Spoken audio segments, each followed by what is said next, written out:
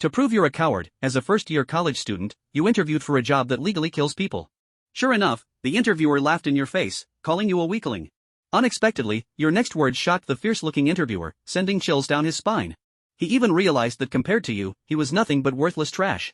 Right now, you stand inside the Blackwater Mercenary base, where a fierce-looking middle-aged man puts down your interview papers and says, "Mr. Shindon, our Blackwater is a big company. We mainly hire retired soldiers and police officers, or people with other special backgrounds. But from your papers, we don't see anything that makes us happy. We'll ask you a few questions, then decide if we'll take you in as a proud member of Blackwater. If after finishing a killing job, you find a little boy hiding in a corner who might expose who you are, what would you do?" Without any hesitation, you answer, "I would tell him to hide better, because next time he might not be so lucky." After saying this, I would turn and walk away. Hearing your answer, all the interviewers in the room show disappointed faces. For a normal person, this response is fine, but for mercenaries like them, they want someone cold-blooded and cruel. Just as the middle-aged man was about to end the interview, you continue, "After walking 5 or 6 steps, I would turn around, look at the little boy with a smile and say, 'Hi, we meet again. Sorry, but you don't have the good luck you had last time.' I could also hold his hand and search the crime scene carefully. If he gets nervous, it means others are hiding in this area. This child is probably trying to protect his younger brothers or sisters, which is why he let me find him on purpose. Also, when killing someone, you need to remember some people's hearts grow on the opposite side, so it's best to stab both sides, then add another stab to the butt. To handle other surprise situations, all their joints should be broken to make sure that even if they turn into zombies, they can't hurt me." Hearing such an answer, the middle-aged man and other interviewers all shook with shock. Damn! They thought you were soft-hearted, but you turned out to be a living devil. After a full 2 or 3 minutes of stunned silence, the middle-aged man finally asked again. "If during the mission, you discover innocent regular people in the enemy camp, what would you do?" You answer, "I would stop the action and focus on helping regular people leave the war area. After all, war shouldn't hurt ordinary people." This answer made the interviewers, who had just shown some interest, lose their excitement again. Too normal, not the person they wanted. The middle-aged man picked up his water cup and said, "And then? What if these regular people ruin the following mission?" You nod, "You've thought very thoroughly, so I would buy bombs in the civilian area ahead of time, then blow them up when the enemy drops their guard. This is called humanitarian bombing coverage." With a splashing sound, the middle-aged man couldn't help but spit out the water in his mouth. The other interviewers opened their eyes wide in shock. This is just too damn brutal. But to be honest, going on missions with such a heartless person is often the safest. The middle-aged man couldn't help coughing twice and said, "Won't killing regular people make you feel guilty?" You shake your head. If they know there's a war and don't run away, they must have prepared themselves to be killed. With enemies like that, I must give everything I've got. Putting facts aside, those killed civilians, don't they share some blame? Everyone was stunned. Why did it seem like what you said made perfect sense? One interviewer with a curious look asked, "If teammates fight because of personal hatred during a mission, how would you handle it?" This question wasn't on the interview list. He asked because he faced such trouble during his last mission. That mission even became a nightmare that haunted him for a long time. You answer, "I would solve the conflict to keep the team strong. After all, working together leads to victory." The interviewer showed a hint of disappointment. That's exactly what he did, but the result was terrible. Before he could ask again, you continued, "If they won't listen to reason, I would tie up the troublemaker in the enemy sniper's view, solving the internal problem while giving the enemy a surprise. Once the sniper fires, it helps our side find the enemy position for bombing." Everyone was shocked again. The interviewer who asked the question reacted first, suddenly kicking over his chair, with veins bulging on his neck. Yes. Why didn't I think of that back then? Whether he's really a traitor or not, when his feelings hurt the mission, he's worse than a traitor and should be killed right away to keep the whole team safe.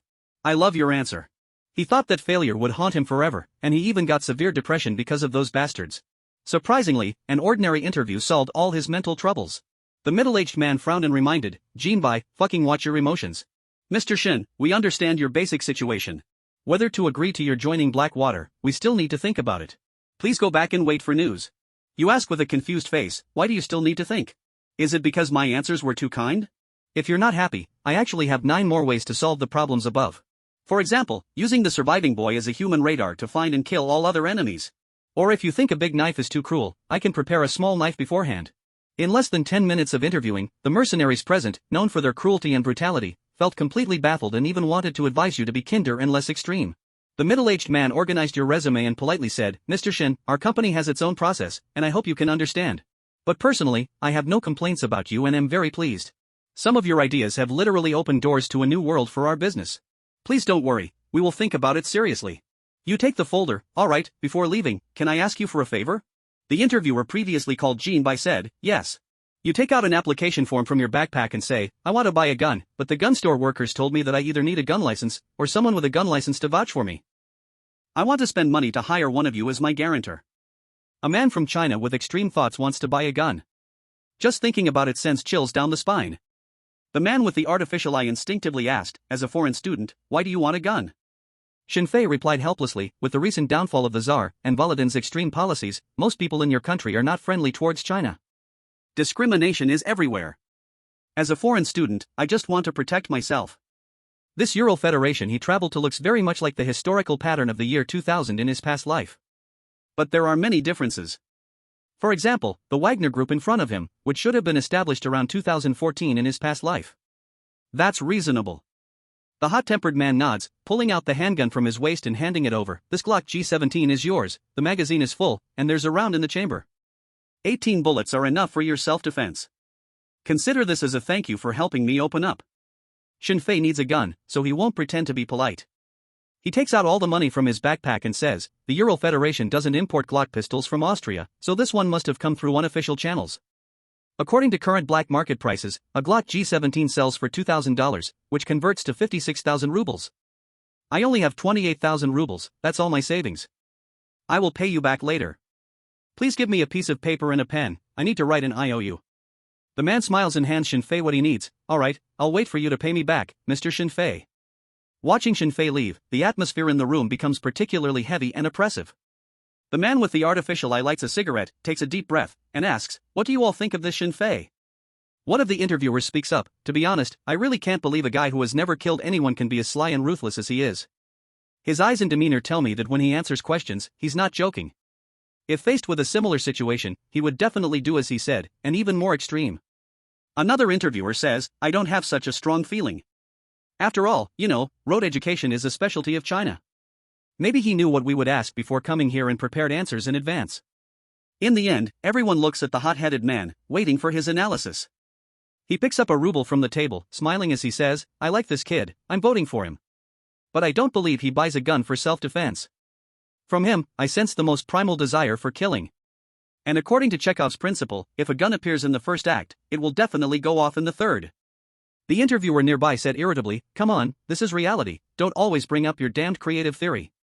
The hot-headed man lights another cigarette, watching the rising smoke, and says, who knows, the world is a giant novel, maybe we are just characters created by someone's pen. If he is writing this part, then he must have lost his mind. I hope his readers can also lose their minds and just enjoy. The artificial eye man glances at the resume and rubs his nose, saying, we need to hurry with the interviews.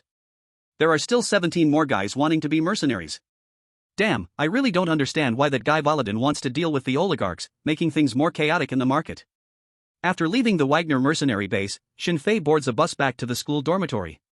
There aren't many people on the bus.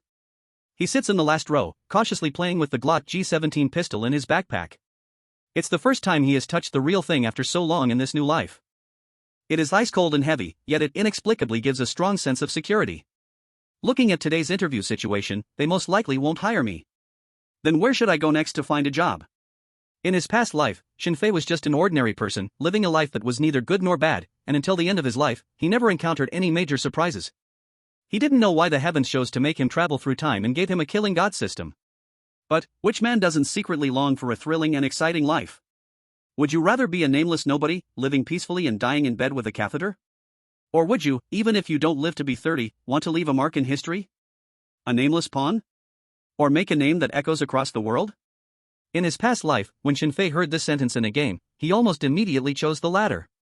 In his past life, there was no opportunity, but now he would use this life to make up for all the regrets. Bang! Just as Shinfei was lost in thought, a huge gunshot rang out, followed by a sharp screech as the bus came to a sudden halt on the road. Ah! What happened? Oh my god! Quick, look, someone is robbing a bank. Amid the chaos, Shinfei looked towards the source of the gunshot and saw a bank about 50 meters away. 7 or 8 masked criminals shot and killed the bank's security guards, and then stormed inside. The bus driver shouted loudly, everyone, don't panic, we are far from them. We can back up and safely leave. Everyone, stay seated, hold on, and stay calm. As soon as the driver finished speaking, the passengers' panic was greatly alleviated. However, before the bus driver could shift into reverse, they heard another loud bang inside the bus. Everyone looked up to see a passenger in the back row shattering the bus's window, leaping out, and running towards the bank. They could vaguely hear him shouting something in the Huaxia language. Damn it, robbing a bank in front of me? How could I tolerate this? I just bought a gun. Master, what do you do for a living? The distance of a few dozen meters was not far, but after the robbers fired, the pedestrians on the road started to panic. Xinfei, running against the flow, still took a bit of time to reach the bank entrance. The robbers had already stormed into the bank's lobby, leaving only one masked guard at the door. Xinfei tightly gripped the pistol in his backpack, panting heavily, and asked, Master, what do you do for a living? The robber glanced down at the AK-47 in his hand, then looked up at Xinfei, who looked delicate and soft, completely stunned. Where did this madman come from? Xinfei waited for that moment of confusion, and without any hesitation, he pulled the trigger through the backpack. Bang! The gunshot rang out, and the robber was hit, slowly falling to the ground. The system prompt that he had been waiting for all these years did not ring. What's going on? The person didn't die? Xinfei quickly fired several more shots at the robber's heart, torso, and head, then turned and dashed into the alley nearby. What he relied on was the time gap, and he was sure that the robbers inside the bank would never give up the money that was almost within reach, and would instead run out to chase him. Ding! Finally, after years of silence, the system's prompt sound rang in Xinfei's mind. Congratulations, host, for completing your first killing task, and you have won a lottery chance. Would you like to draw? What else is there to say? Xinfei excitedly shouted, draw it. Ding! Lottery successful. Congratulations, host, you have won the skilled master-level tactical assault shooting specialization. As the system's voice fell, countless unfamiliar memories flooded into Xinfei's mind. At the same time, a warm current seemed to flow into his body, spreading through his limbs and bones, as if the world's best technician was massaging his body. Stance, grip, aiming posture, recoil management, trigger control, breath control, dynamic response, physical endurance. Those muscle memories that would normally take countless hours to master.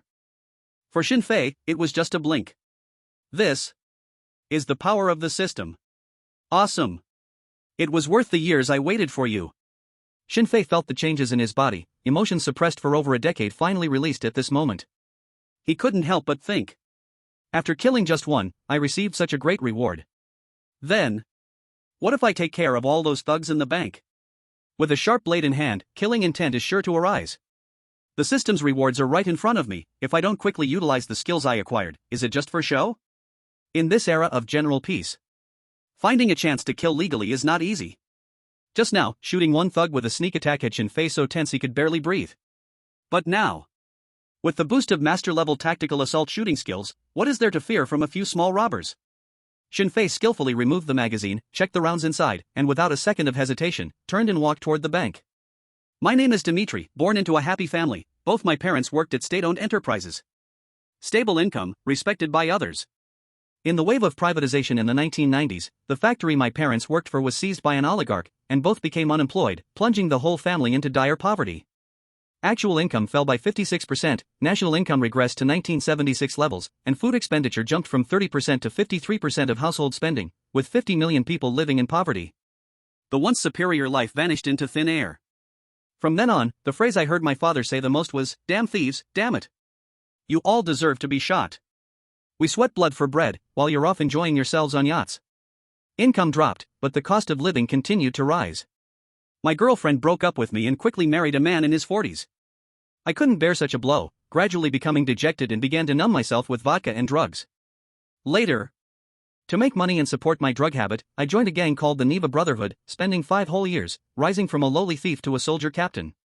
5 years. Do you know how I got through those 5 years? Not long ago, the organization asked me to lead a team to rob a bank in Petersburg. As long as the loot was big enough, I could be promoted from soldier captain to management level. Even the most basic church messenger position would be enough to give me a better life. Everything went very smoothly. Just as I arrived at the bank door, arranged for my thieves to enter the hall and loot the treasures, while I stood guard at the door, I saw a delicate young man. He didn't look like a Ural Federation person, but more like a tourist in Petersburg or a Chinese student studying abroad. I didn't pay him much attention, but as he passed by me, he asked a question I would never forget. He asked me, "What do you do for a living?" I swear to God, I had never heard such a stupid question. Could it be that I didn't dress obviously enough, or did my AK-47 look like just a firewood stick to him? Just when I thought he was just a shocked foreigner, suddenly, gunfire erupted from his backpack. A tremendous force pierced through my body. I knew I had been shot. Before I could comprehend what was happening, he fired several shots at my body, then just ran away? I used my last strength to look down at the blood holes in my clothes. One was mine. The other was also mine. I was probably going to die, but before dying, I still couldn't understand one question. Damn it. There's no grudge, no hatred, you're not a police officer, so why the hell did you want to kill me? The robbers in the bank hall were also stunned. They had just rushed in, taken care of the security personnel, controlled the staff, and were about to use explosives to blow open the vault door. Then came the sound of gunfire from outside the door. The police are here? Impossible, those guys are not that fast. Did the boss's gun misfire? No way, they are too familiar with the sound of an AK-47. Just now, the gunfire was clearly from a handgun. Before they could react, another round of gunfire erupted at the bank entrance. Not good, there must be undercover police, or brave members of the public. They rushed out quickly and saw the boss lying in a pool of blood. Not far away was a thin figure rushing into an alley. Ha! What's going on? What happened? Boss, how did the boss die? Was it the police? Impossible. Even if it's the police, why didn't they negotiate with us and just killed? Exactly, it makes no sense. What do we do? Chase. Avenge the boss. Avenge your mom. We came to rob the bank, to do the gang's work. Hurry back to keep loading the money. The robbers made up their minds. Ignoring the body on the ground, they turned back into the hall to continue robbing. They had already wasted nearly a minute, they had to move faster. Otherwise, the police would come, and the situation would only get worse. 5 minutes later. As per the earlier plan, a black-painted VAZ van suddenly stopped at the bank entrance. The robbers who had finished ransacking the bank rushed out, first tossing the bags of money into the van, then prepared to get in and flee. At that moment, in a nearby alley, a dark handgun was already aimed at them. The Grim Reaper had opened his eyes. In the next second, bang! The beautiful gunshot sound of the Glock rang out in the silent, empty street. The shooting distance was as far as 50 meters. However, the bullet hit the target's forehead with incredible precision, blooming into a spark symbolizing death. The Joker! Damn it, it's the shooter who killed the captain. Hide, hide. Suck a bowl, what does he want? Where did we offend him? Forget about that, fight back. The robbers were truly confused, they couldn't figure out the mysterious shooter's background. If you are a cop, then why not come out and negotiate? Even if you are a special forces soldier, you wouldn't just shoot without saying a word, would you? They all raised their AK-47s, but in the empty street, there were no signs of anyone. Bang, bang bang, bang bang bang. Some frightened mob thieves had started firing wildly in the direction of the gunshots and desperately trying to dive into the van. At that moment, a keen-eyed thief noticed a small makeup mirror sticking out from the alley, dozens of meters away. Then, a dark barrel emerged, followed by a series of quick shots. Pop.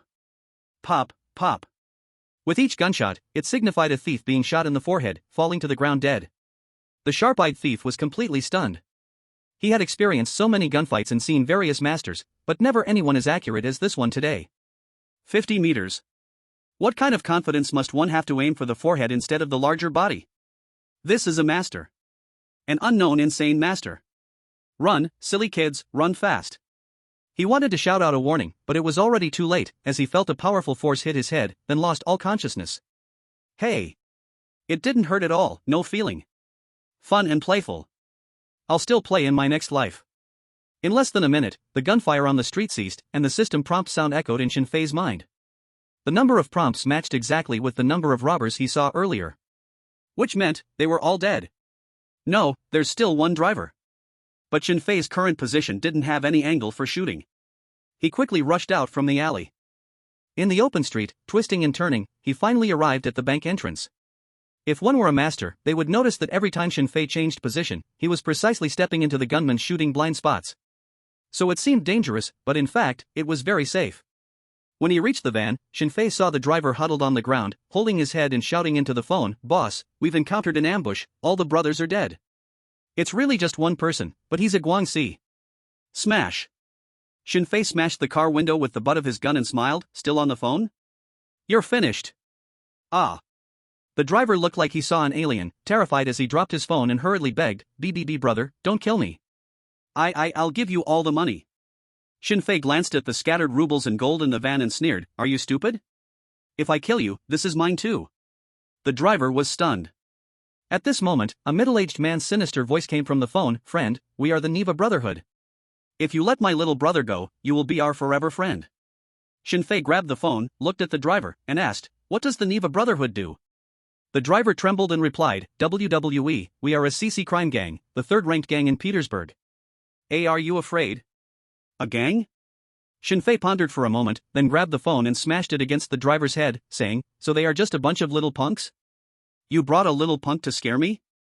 Soon, the driver's face was already gushing with blood. The man on the other end of the phone heard what Shinfei was saying and instantly became angry, roaring, "How dare you call me a little punk? Bastard, do you dare to tell me who you are?" Shinfei picked up the blood-soaked phone and said, "Scare me? You should check with the Monosov scholar community, who doesn't know Uncle Ivanov." Beep, beep beep. Shinfei ruthlessly hung up the phone. The driver, though covered in blood and dizzy, could still vaguely see some light. He looked at the young man before him, like a god of death, and couldn't help but roar in his heart. Is this dude really an uncle? Shinfei noticed the driver's confusion and said, "No one believes it, I don't believe it either, but I had no choice, I developed slowly, okay?" The driver couldn't help but twitch his mouth, not daring to say a word. Shinfei sighed, "Alright, didn't expect you to be so smart. Actually, I'm not Ivanov, he is my landlord after I came to the Ural Federation. He not only deducted my rent and deposit, but when I moved out, he brought a lamp to assess the damages. The police told me it was a civil dispute and made me go to court. Sucka, the judges in your Ural Federation are hibernating on the paperwork long enough to repair the Trans-Siberian Railroad 3 times. I lost 30,000 rubles, which was almost all my savings. Later I heard that old man tricked many college students with this method, and some female students, due to lack of money, could only sleep with him. Damn it. I've never even slept with a college student. I didn't have the ability before, so I had to endure it, but now I have the ability, should I not take revenge? So I would be useless with my abilities? The driver. God, why are you telling me all this? I just want to survive, Where did this madman come from? Shinfei finished speaking to himself, patted his shoulder, and asked, "You're a smart man, tell me, what's your name?" The driver glanced at the dead boss at the bank entrance and replied, "DDD Dmitri." Shinfei didn't ask about the truth, seriously said, "Dmitri, you are a smart man, smarter than anyone I've ever met. And you are very good at listening, you didn't interrupt me. I really like you. Now, I'll let you go, but next time we meet, then we will be enemies, do you understand?" "Huh? Let me go?" The driver had seen countless ruthless people, but when comparing those so-called ruthless people to the man in front of him, he realized that those so-called ruthless people were as kind as elementary school children. In reality, they were nowhere to be found, but in the driver's eyes, the man's figure resembled a character from his fantasy world. The Joker. Yes, the neuroticism and madness he displayed were exactly like the Joker. This was a purposeless purpose, an order within chaos, deriving pleasure from creating fear. His killing was not mere violence, but a performance, a mockery of societal rules. Of course, this was only for the fictional country of the Ural Federation in a made-up world. 5. Still, you old money grubbers are ruthless in making money. The driver struggled to swallow his saliva. You really want to let me go?" Shinfei gently nodded. Thank you. Goodbye." The driver hurriedly opened the car door and scrambled out. Behind him, Shinfei expressionlessly raised his Glock handgun, then pulled the trigger. Click. The sound of an empty chamber echoed. The trigger linkage disengaged from the locking mechanism, and the firing pin safety lock projected a diamond-shaped shadow within the rail groove. The anti-slip texture on the polymer grip's back formed a subtle 0.3 mm gap with the heel of his hand. That's right, there were no bullets in the Glock handgun Shinfei was holding.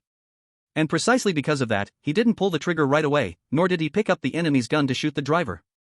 Although even using the enemy's gun, Shinfei was confident he could kill the enemy. But that might lead to an accident, even a 1 in a million chance, which Shinfei could not tolerate. Moreover, what if he encountered someone who worried that the enemy would pick up the gun after his death and directly use it, and then set the trajectory slightly to the left, making it even more troublesome? But now, Shinfei had enough time to correct the gun. He casually picked up an AK-47 with worn rifling, leisurely completing actions like ejecting the magazine, flipping the safety switch, and aiming. At this point, the driver had only run about 20 meters. Shinfei loudly shouted, "Hey, Dmitri!" Hearing the noise behind him, the driver dared not move another step forward. He struggled to turn around, showing a smile that was harder to bear than crying. Uncle Ivanov. What's wrong?" Shinfei smiled charmingly and said, "It's a pleasure to see you again, Dmitri. But why do you look so serious?" "Huh? The driver was completely dumbfounded, unable to follow Shen Fei's train of thought. The next second, the sound of gunfire echoed again in the silent, deserted street. This time, it was fully automatic fire. Tat tat tat. Bullets tilted out at a rate of 600 rounds per minute, the powerful recoil causing Shen Fei's hand to sting in pain. Of course, there were not 600 rounds in the magazine, nor could he shoot for a minute. In just a few seconds, the driver's entire body already had dozens of blood holes. From the front, it didn't look so bad, just small holes the size of beans in his clothes, with blood flowing out from the seams. Those bullets, after creating a cavity effect, spiraled through his body, compressing the muscle tissue to 1/5 of its original volume. The cell membranes ruptured within 0.3 milliseconds. In the end, it showed a popcorn-like rupture. His back was completely shattered, torn tissue hanging from his skin, especially unsettling to see. As for his head, it was no better. The intracranial pressure instantly surpassed 400 millimeters of mercury, and his eyeballs popped out of their sockets. But even in such a tragic state, he didn't feel any pain before he died. As his brain neurons collapsed, transmitting the final electrical signals, his mind was filled with one confusion. If he hadn't turned back just now and had kept running forward, would he have been able to survive? Shen Fei didn't have time to admire his death. But he was thinking about something more serious. What to do with the money and gold in the car? Of course, he couldn't take it all, otherwise, wouldn't he turn from a hero into a robber eating black? But he had come this far. If he didn't take some benefits, wouldn't that be pointless? As for hoping for a government reward? Don't kid around. It's the year 2000, the 7 oligarchs had already grabbed all the resources for the next 200 to 300 years. That's right, damn it, the year 2200. It's not an exaggeration. Just like the resource extraction rights for the next 200 or 300 years, all held by the 7 oligarchs, with debts collateralized by future generations' taxes. It even includes legal loopholes like permanent tax exemption clauses. All of these were the last few syringes of spinal fluid pulled from the Soviet carcass by the 7 oligarchs with shock therapy. Hoping for anything from the current broke government, what kind of reward could they offer for bravery? At most a brass-plated iron medal. Shen Fei stuffed gold into his backpack while thinking about what to do. When his eyes glanced over the corner of the car, he spotted a few F1 defense grenades quietly lying there, and an excited smile spread across his face. Lemon grenades?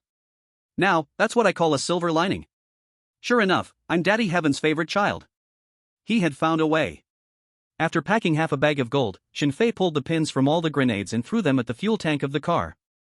Then, he quickly jumped out of the car and rushed into the bank hall. As soon as he entered, a deafening explosion sounded behind him. Real men never look back at explosions. Hearing the violent blast, the survivors in the bank let out another heart-wrenching scream. They had no idea what was happening outside, and no one dared to go out and see. Shen Fei adjusted his backpack and shouted loudly, "Quiet, I am here to save you." The hall immediately fell silent, eyes wide with panic staring at Shen Fei standing at the bank entrance. That feeling was even more terrifying than seeing the real robbers just moments ago. What was going on? Do I look that scary? Shen Fei caught a glimpse of himself in the nearby mirror and couldn't help but shiver. Carrying a backpack, holding a bloodied AK assault rifle, and covered in blood from the car. Could it not be frightening? Shen Fei dropped the AK-47 in his hand, cleared his throat, and said, "Although I may not look like a good person, I really am a good person. The robbers outside have already been killed by me. Where are your managers?" Seeing that he no longer held a gun, everyone finally calmed down a bit. A gentle-looking man, wearing glasses, stood up timidly and asked, "Sir, are you really here to save us?" Shen Fei scoffed, "Doesn't it look like it?" It does, right?" The man instinctively replied and then waved his hands in haste, yes, thank you. "Thank you, hero, on behalf of the entire bank." Shen Fei waved his hand, "All right, no need for thanks. The police will be here soon. Is there any water? Get me a glass of water." He didn't plan on running, nor could he run. Although there weren't many cameras in this era, the bank had surveillance, and his identity could be easily checked. Besides, he was doing a good deed, he was in the right, what was there to be afraid of? Shen Fei was just contemplating a question: where should he hide all this gold? There. The bank manager hurriedly brought a cup of water. As soon as Shen Fei took the cup, suddenly his back relaxed, and immediately the gold and rubles in the backpack clattered to the ground. Damn. So greedy. Packed too much. And he forgot that the backpack had already been shot, it had a hole, and with so much gold, it just fell out. In an instant, the staff in the hall looked at the gold with the bank's mark and the brand new rubles, all with extremely awkward expressions. Cough. The polite bank manager coughed twice and scolded, "What are you standing there for? Quickly pick up what the gentleman dropped. Also, get the gentleman the best quality backpack." Ah? Shinfei was stunned. They could play like this? Two quick-handed staff members swiftly picked up a backpack with "deposit over 100 million rubles for commemoration" written in Russian, and started helping to collect the gold from the floor. Shinfei nodded slightly, appreciating the polite lobby manager. The young man is good and knows how to get things done. But suddenly, a series of urgent police sirens blared, and the police arrived. It's over. It seemed impossible to take the gold away now. What he didn't expect was that the polite bank manager was completely unbothered, smiling as he said, "Sir, our bank has just launched an anonymous deposit service. Would you like to deposit your gold?" Shinfei was taken aback, looking at the polite bank manager with a puzzled expression, not understanding why he was being treated so well. The manager seemed to see the confusion in his heart, took 2 steps forward, and said in a voice only the two could hear, "Sir, please also help me with a favor. If the police ask you how much you saw, just say you don't know." Oh? This is getting interesting. Is he treating me like a saint of neutral accounts? Of course, Shinfei didn't mind, just curiously asked, "Even if all the money is burned, isn't it not too hard to restore the total amount that was burned through technical identification?" The polite bank manager smiled and said, "Technically, it's indeed not hard, but it's still people who use the technology." Damn. Shinfei couldn't help but curse in his heart. With such things, can the Euro Federation be doing well? But, as a vested interest, Shinfei's anger was quickly replaced by surprise, smiling as he said, "You guys really know how to make money." The bank manager didn't understand what it meant, just politely said, "You flatter me, this is just the beginning." The two looked at each other and almost simultaneously burst into kik-kik. Laughter. 6. I knew you were poor, but I didn't expect you to be this poor? The shrill sound of police sirens grew louder. Soon, several old jeeps stopped at the bank entrance. 7 or 8 police officers rushed out, and when they saw the burning van and the bodies on the ground, they all froze. Shinfei glanced at the equipment on the police, and he was stunned too. Goodness! What era are we in, and they are still using Makarov PM pistols from 1951? Among so many police officers, only 2 were holding OC-11s, which are also known as the U-3 assault rifles. And the police leading the charge, as the breakthrough officer, had a bulletproof vest lined with Kevlar fibers that looked at least 10 years old, with many places already frayed and broken. The steel plates were also rust-covered, their protective capability could only be described as nearly zero. As for those bulletproof shields, they seemed to have been welded and modified from tank tread plates. Everything from inside to outside exuded a rustic and simple quality. I knew you were poor. But I didn't expect you to be this poor? This equipment, not even as good as the bank robbers, let alone the mercenary base I went to today. The interviewer there could even casually give away popular items like the Glock G17. The police also noticed Shinfei, standing in the bank lobby covered in blood, and identified him as the most threatening target on the scene. Their tactical movements were quite skilled. 4 were responsible for controlling the lobby, being cautious of everyone while guarding against possible dangers. 2 stood to the sides, one holding the gun normally, and the other in a low position aiming at Shinfei. One of them, looking like the captain, sternly ordered, "Slowly lie down on the ground, let me see your hands." Just as Shinfei was about to cooperate, the bank manager beside him pushed up his glasses and said, "What are you shouting about? Always screaming at us, the people. Always pointing guns at good people, as if good people owe you something? The money we taxpayers pay is just to support you bunch of lazy good-for-nothings?" Shinfei did not expect the bank manager to be so tough. What surprised him even more was that the police were so used to the public's accusations that their faces showed no extra reaction. The bank manager snorted coldly and continued, "If it weren't for this gentleman today, the bank wouldn't know how much it would lose. Don't even think about getting half a ruble for your salary this year, next year, or the year after, until you retire." The police captain finally couldn't hold back, shouting, "We responded to the alarm as soon as it came in, now please cooperate with our law enforcement and tell me what happened here." The bank manager casually replied, "Sophia, take this captain to check the surveillance." After saying that, he turned to Shinfei, wearing his trademark smile, "Sir, could you please follow me over here to process your deposit?" Shinfei looked at the police, "Don't I need to cooperate with them and make a statement first?" The bank manager shook his head with a smile, "Doing it later is the same. Anyway, you can't expect them to solve any case." The police didn't actually refute him. Goodness, Shinfei had heard when he first came to the Euro Federation that after the dissolution of the Union, the status of the police and military had fallen very low. But he didn't expect it to be this low? After arriving at the bank's service area, the manager started getting busy. He first weighed the gold bars in Shinfei's backpack, then began operating the computer to open an account. Since it was an anonymous account, Shinfei didn't need to provide any information. Not far away, the police began to get busy as well. The captain went to check the surveillance while the rest split into two groups. One group took statements, while the other group smartly went to the entrance to start photographing evidence, handling blood at the scene, and dispersing the onlookers. Throughout the whole process, it seemed no one was willing to cooperate with the police. Shinfei couldn't help but ask out of curiosity, "Manager, isn't it a problem treating the police this way?" The bank manager didn't even lift his head. What problem could there be? This bank has been robbed 3 times this year, and this is the 4th. Was any case ever solved? Even if a case was solved, that money would just go to their salaries, it would never be returned to the bank. If it weren't for your bravery this time, the losses would have been even greater. Haven't you heard that saying? The police always arrive late. Shinfei was puzzled. What does that have to do with mercenaries? The bank manager looked at Shinfei, politely asking, "Sir, you haven't been in Petersburg for long, have you?" Shinfei nodded. "No wonder you find it strange." The bank manager continued to process the account while explaining, "This country wasn't always like this, but even if you haven't been here long, you should have heard of shock therapy, right? In simple terms, it means ignoring everything and letting it develop." Shinfei nodded.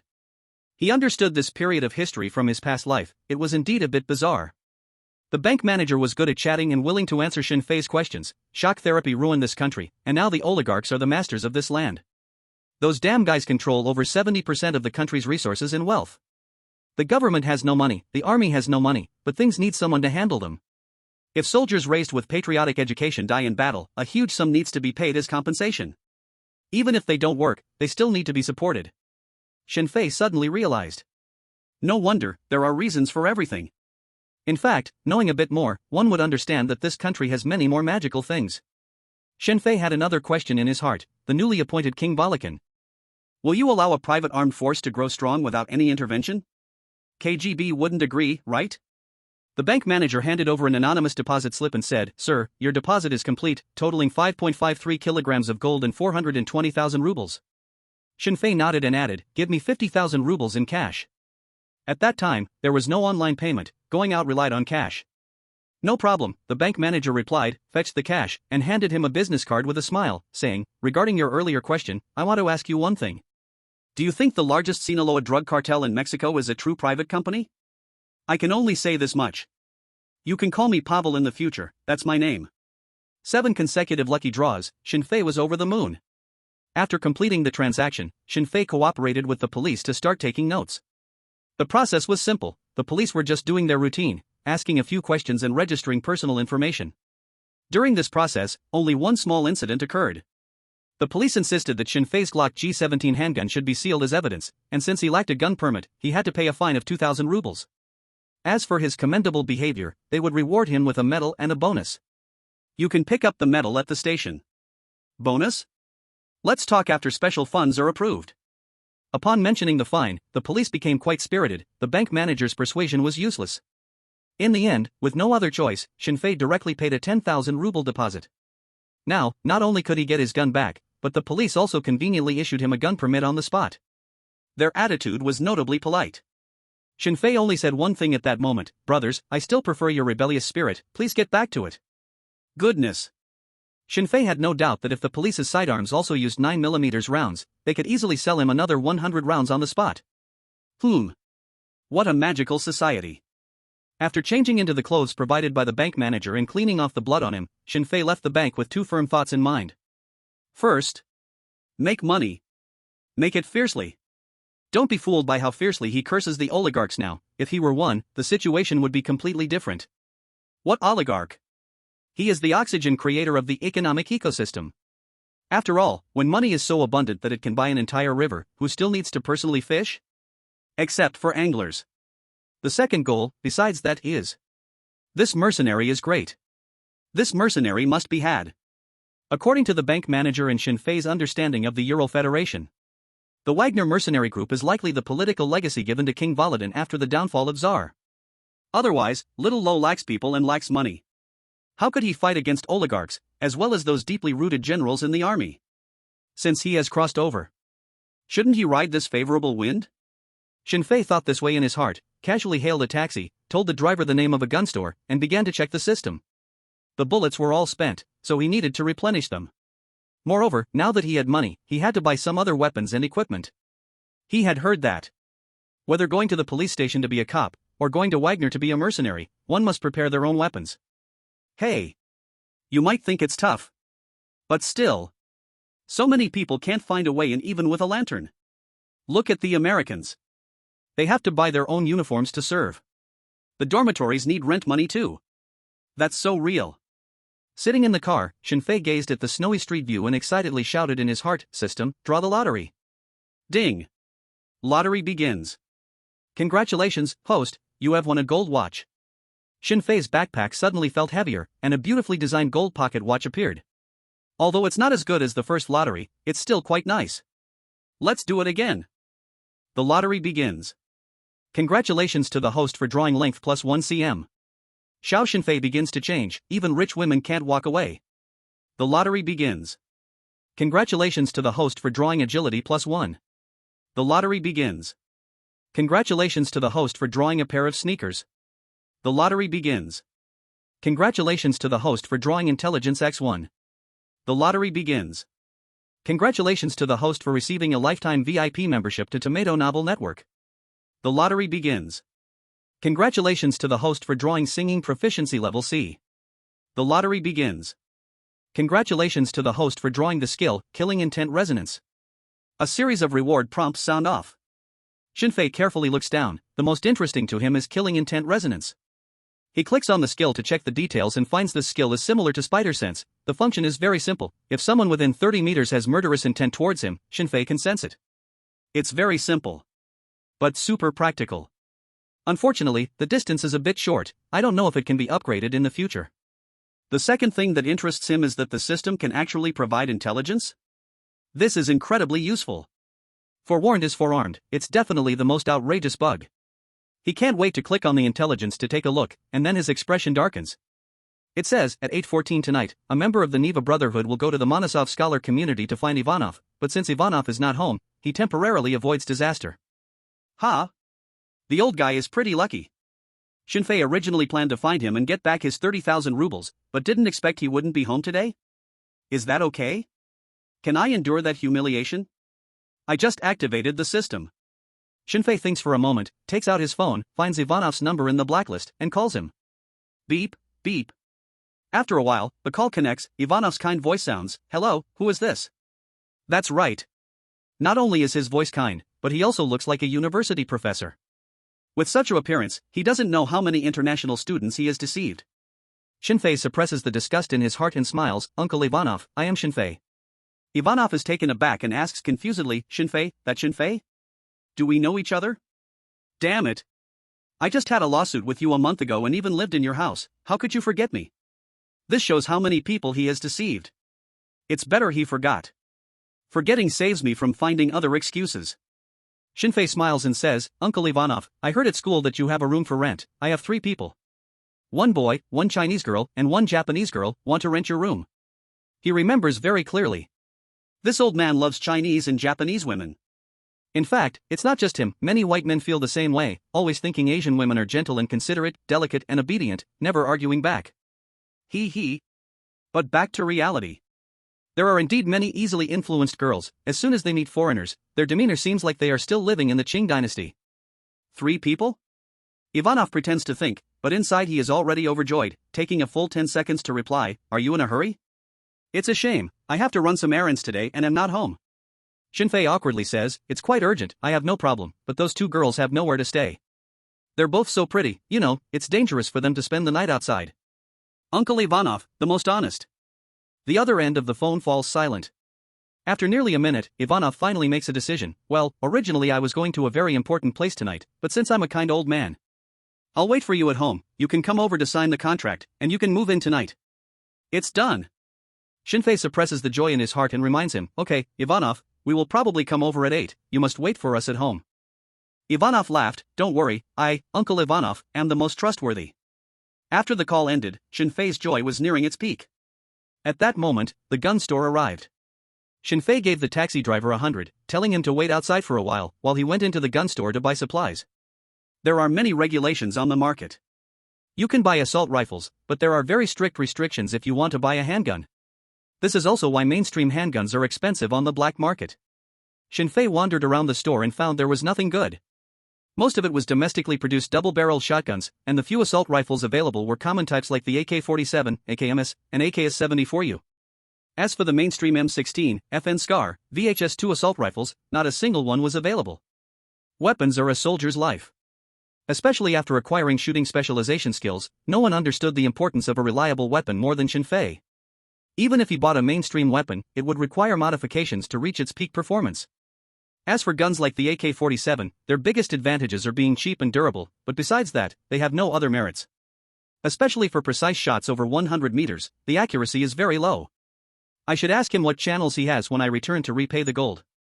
Shin Fei cancelled his plan to buy a gun and only purchased 2 boxes of 9mm handgun ammunition, 2 ordinary military knives, and a telescope. The total cost was 2,140.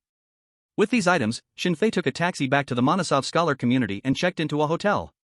He was familiar with this area and knew he could see Ivanov's house through the hotel's window. However, after looking through the telescope for a while, he saw no one in the living room, and the bedroom windows were drawn, so he could not tell if anyone was home.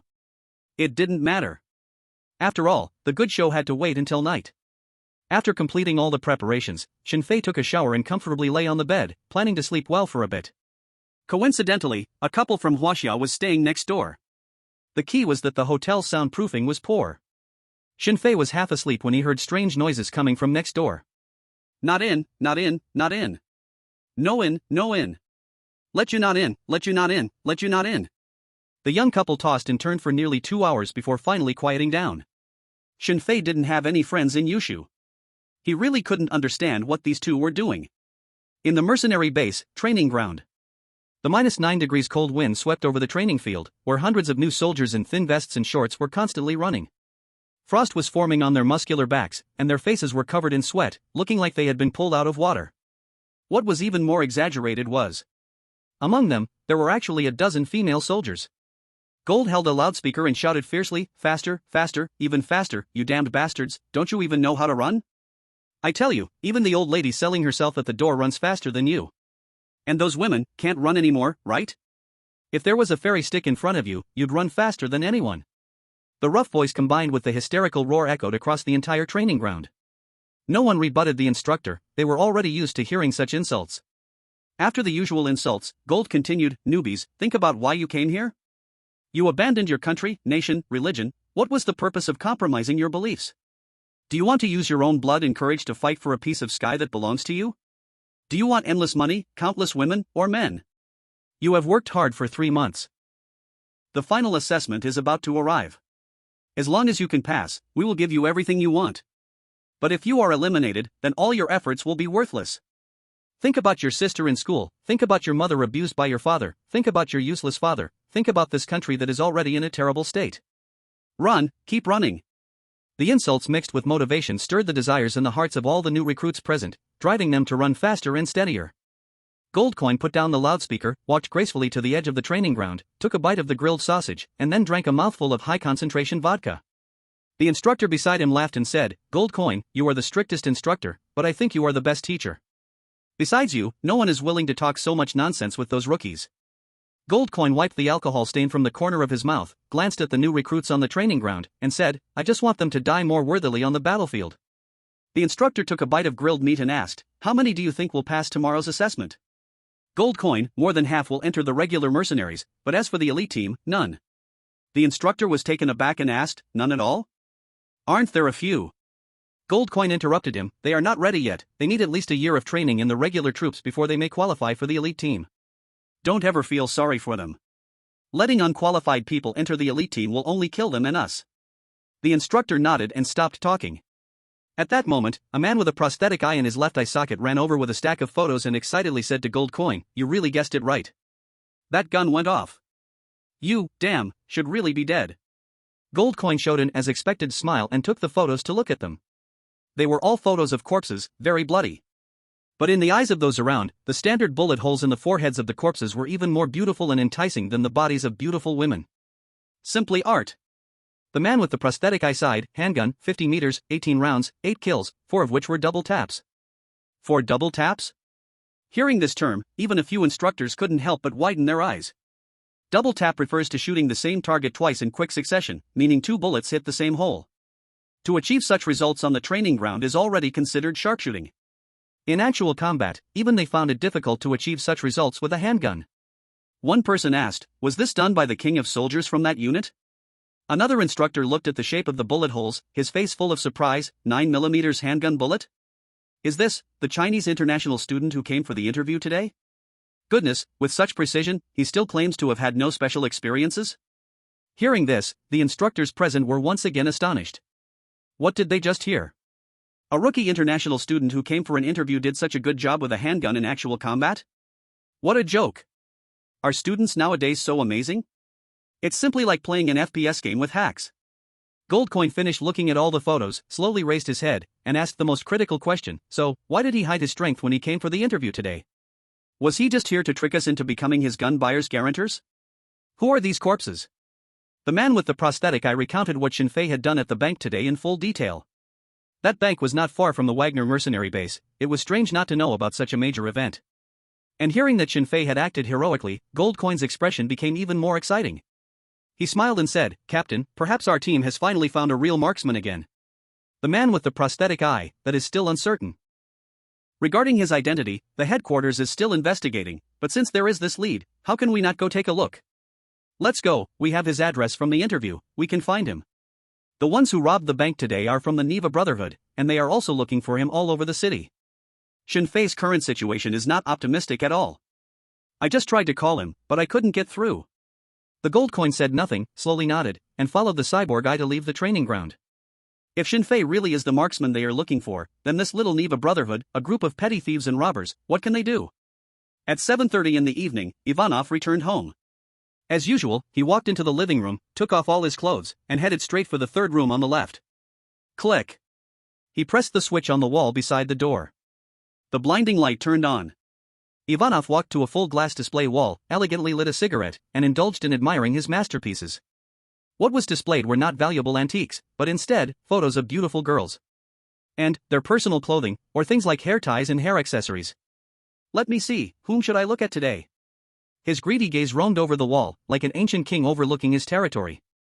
In the end, his furry arm halted at the sixth compartment on the third row.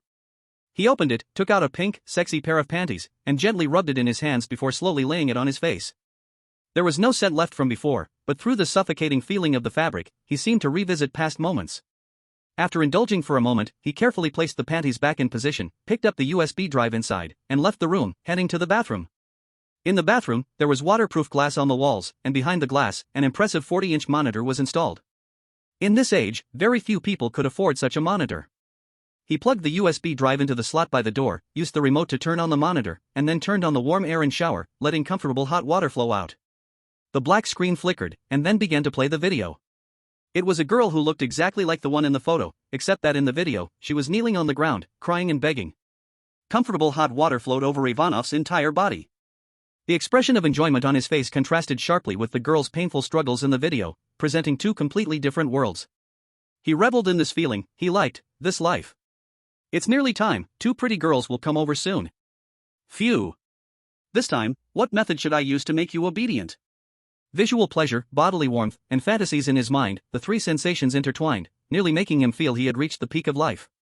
Using various means and psychological games, he drove those female tenants renting his house to willingly spread their legs. This is his life. Each time he succeeded, there would be a new piece added to the collection on the shelf of the next room. Soon, Ivanov finished washing up, put on a clean suit, tidied up his appearance, and quietly sat in a chair, waiting. Every time he met a new tenant, it was the most exciting and torturous moment for him. He was eager to know everything about the girl, her looks, personality, family, experiences, everything. He even imagined the girl's appearance in advance in his mind, then compared it with her real self. If there were similarities, he would become even more excited. 7:55. 8 o'clock. Bang, bang, bang. The knock on the door rang on time. Ivanov cleared his throat and slowly stood up like a gentleman. First impressions are very important. He walked to the door and opened it. With a signature kind smile on his face, he slowly opened his mouth and said, "You finally." Ivanov's voice abruptly stopped. Because he was shocked to find that standing outside the door were not the male and 2 female tenants he spoke to on the phone, but a group dressed in black, covered in various tattoos, clearly not to be trifled with. Ivanov, surprised, asked, "You, who are you looking for?" The leader was a tall and thin man, who coldly asked from above, "Are you Ivanov?" Ivanov quickly shook his head. "No, I am not, Ivanov lives in the building across." What he did not know was that Shinfei was right across the building, quietly observing the scene through a telescope. "You think you can trick me?" "I've inquired for ages." The tall thin man waved his hand. "Beat him up." With a rush, more than a dozen people stormed in and unceremoniously grabbed Ivanov and started to thrash him. "You bastard, weren't you very tough on the phone? Where's your arrogance now? Daring to offend our brotherhood, do you want to live longer? Beat him to death." After a severe beating, Ivanov no longer resembled the gentleman with the kind smile just moments ago. He was not only covered in blood but had also lost more than half of his teeth. However, when he heard that they were from the Brotherhood, besides the physical pain, he was also suffering psychological torment. He went through everyone he believed he had offended, completely clueless about how he had angered the Brotherhood. God help me, he was just a ruthless landlord bullying foreign tenants. Why would he dare provoke the local gangsters? No one listened to his explanations. The beating continued for nearly 20 minutes. The neighboring residents, who initially wanted to see what was happening, hurriedly closed their doors as soon as they opened a crack. In this era, the last thing one should provoke is the gangsters. Once the gang members grew tired from beating him, the tall man grabbed Ivanov, who was slumped on the ground like a dying dog, and coldly said, "Damn it, give him a piece of paper and a pen, let him write down everyone he has wronged." The gangsters were not stupid. They knew very well that the person could be anyone, but it definitely wouldn't be Ivanov. It was very likely that these were the people Ivanov had offended. But since they were already here, they felt that something was missing if they didn't give him a good beating. I will write. Ivanov spoke with a shaky voice, his mind fuzzy, but did not disobey the order, quickly starting to write. In no time, the entire piece of paper was filled with the names of the people he had wronged. Once Ivanov finished writing, the tall man stared blankly at the dozens of names on the paper. Just thinking about having to investigate each one made him unable to stop roaring. "You have offended so many people? Even I, a gangster, haven't offended as many people as you have? You, damn it, should just die. Hit him, hit, make sure to beat the rest of his teeth out. 10. The world is a bitch, only bullying honest people." After enjoying the miserable state of his former landlord, Shinfei packed everything into his backpack, went downstairs, and took a taxi toward the Wagner mercenary base. The righteous eye had already contacted him, informing Shinfei that he had passed the interview and could report tonight. It was clear that Wagner already knew about what happened in the bank today and that it was done by Shinfei. This intelligence capability overshadowed the so-called third gang of Petersburg. What are we waiting for? If he stayed outside, he might really be found by those gang members. Being a mercenary is indeed a very dangerous job. But with the kill enemies and explode skills system backing him up, it's undoubtedly the best choice for Shinfei at the moment. Without a background, he will rely on himself to carve out a piece of the world. "No one will support my ambition, I will tread blood to reach the mountaintop." Looking at the quickly passing scenery outside the window, Shinfei excitedly clenched his fists. He was filled with immense anticipation. What kind of height he could reach in the near future? And what kind of incredibly exciting life he would write. Half an hour later, the taxi arrived at the Wagner base. Two men as strong as mountains were waiting right at the front gate. Seeing Shinfei, they approached him. The man with the prosthetic eye extended his hand with a hearty smile. "Hello, Mr. Shin, let me introduce myself again. My code name is Prosthetic Eye, and I am the captain of Team 7 at the Wagner St. Petersburg branch." Gold Coin followed with his introduction. "You can call me Gold Coin, a member of Team 7. Shinfei smiled. "You already know my information, I don't have a code name. But you have strength." Gold Coin, being straightforward, remarked, "In actual combat, 18 shots, 8 kills, and 4 double kills. I apologize for my wrong judgment of your strength during the interview today." Prosthetic Eye nodded in agreement. "Don't say it's just him, even I, as captain, misjudged. To say something harsh, you don't even have the calluses from practicing shooting, your hands are soft and tender, I really can't connect you with an accurate shooter." Both of them were very frank, saying whatever they thought. Moreover, they were smart enough not to ask Shinfei why he hid his strength during the interview. Mercenaries all have their own secrets. Shinfei liked dealing with such people. "You are too kind, I just happen to be a bit accurate with a gun, I still have many weaknesses. May I ask, did you call me here to notify me of passing the assessment?" Prosthetic Eye nodded emphatically. "Of course, just based on your shooting skills, it is enough as a special skill to enter the Wagner mercenary unit for basic training." Regular troops? Basic training? Then it seems there should be other combat units? In his previous life, Shinfei had never been a soldier and had no knowledge about mercenaries. He didn't hurry to ask. After all, he would eventually understand everything. Gold Coin looked Shinfei up and down, smiling. "Sharpshooter, do you mind showing us your strength?" If it were just ordinary mercenaries, it wouldn't be worth them personally digging deeper. What they valued was Shin Fei's precise shooting, wanting to train him as a member of Team 7. Before that, they needed to conduct a comprehensive evaluation of Shin Fei. Shin Fei nodded readily, why not? The three exchanged smiles and stepped into the Wagner base, crossing the massive training grounds, eventually arriving at the outdoor shooting range. The area was as big as 3 or 4 football fields. Even though it was already night, many people were still practicing shooting. Upon seeing prosthetic eye and gold coin, everyone straightened their bodies and saluted.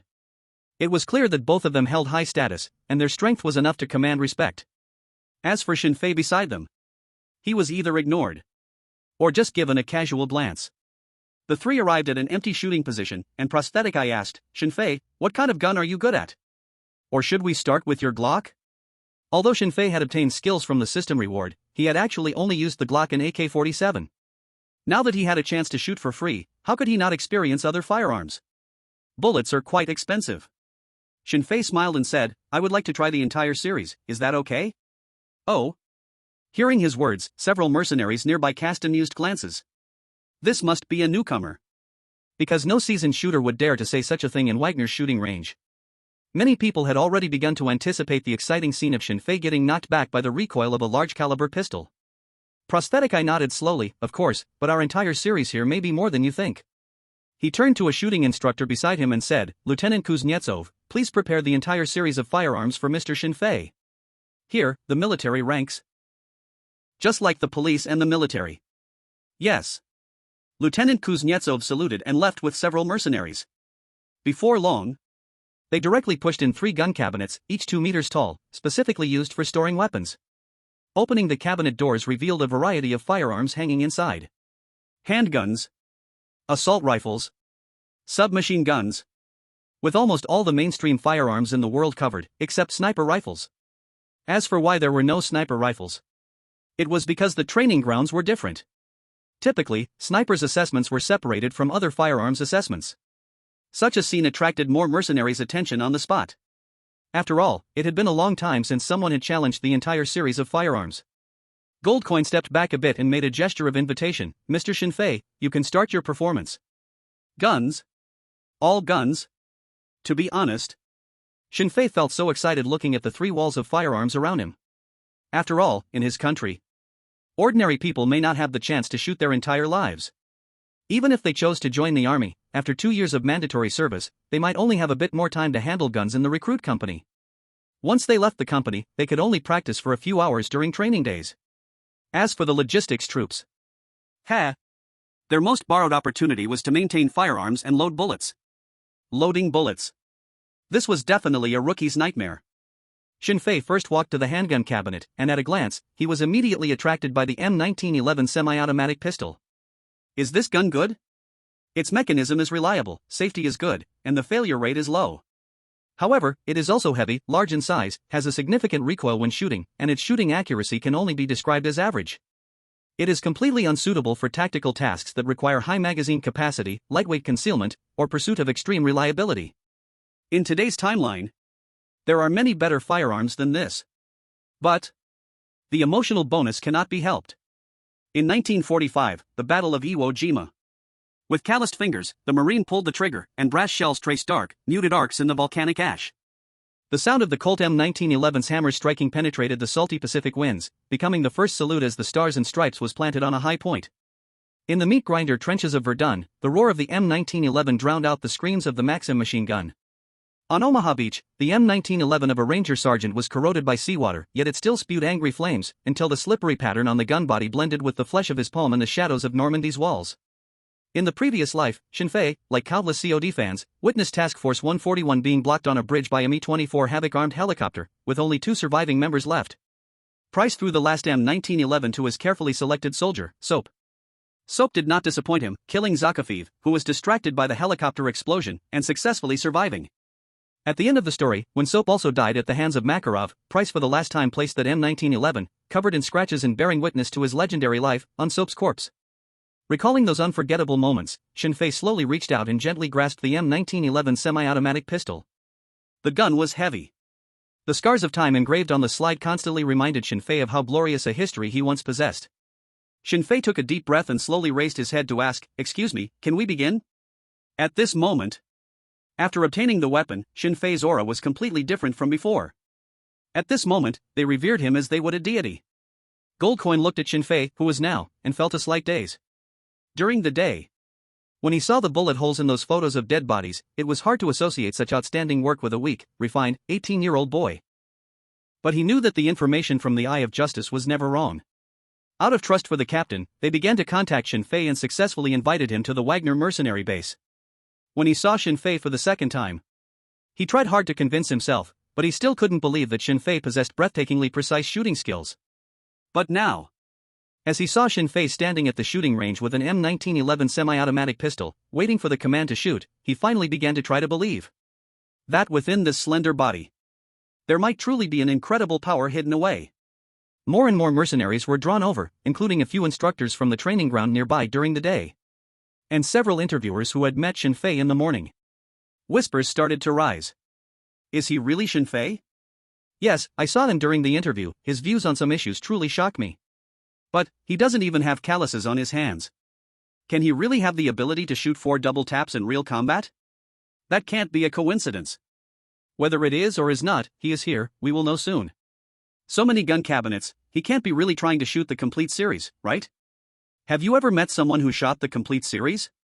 Maybe the first and second teams have that kind of strength, and those ace teams at headquarters could too, but how could we have the privilege to see them practice shooting? The surrounding noise grew louder and more chaotic.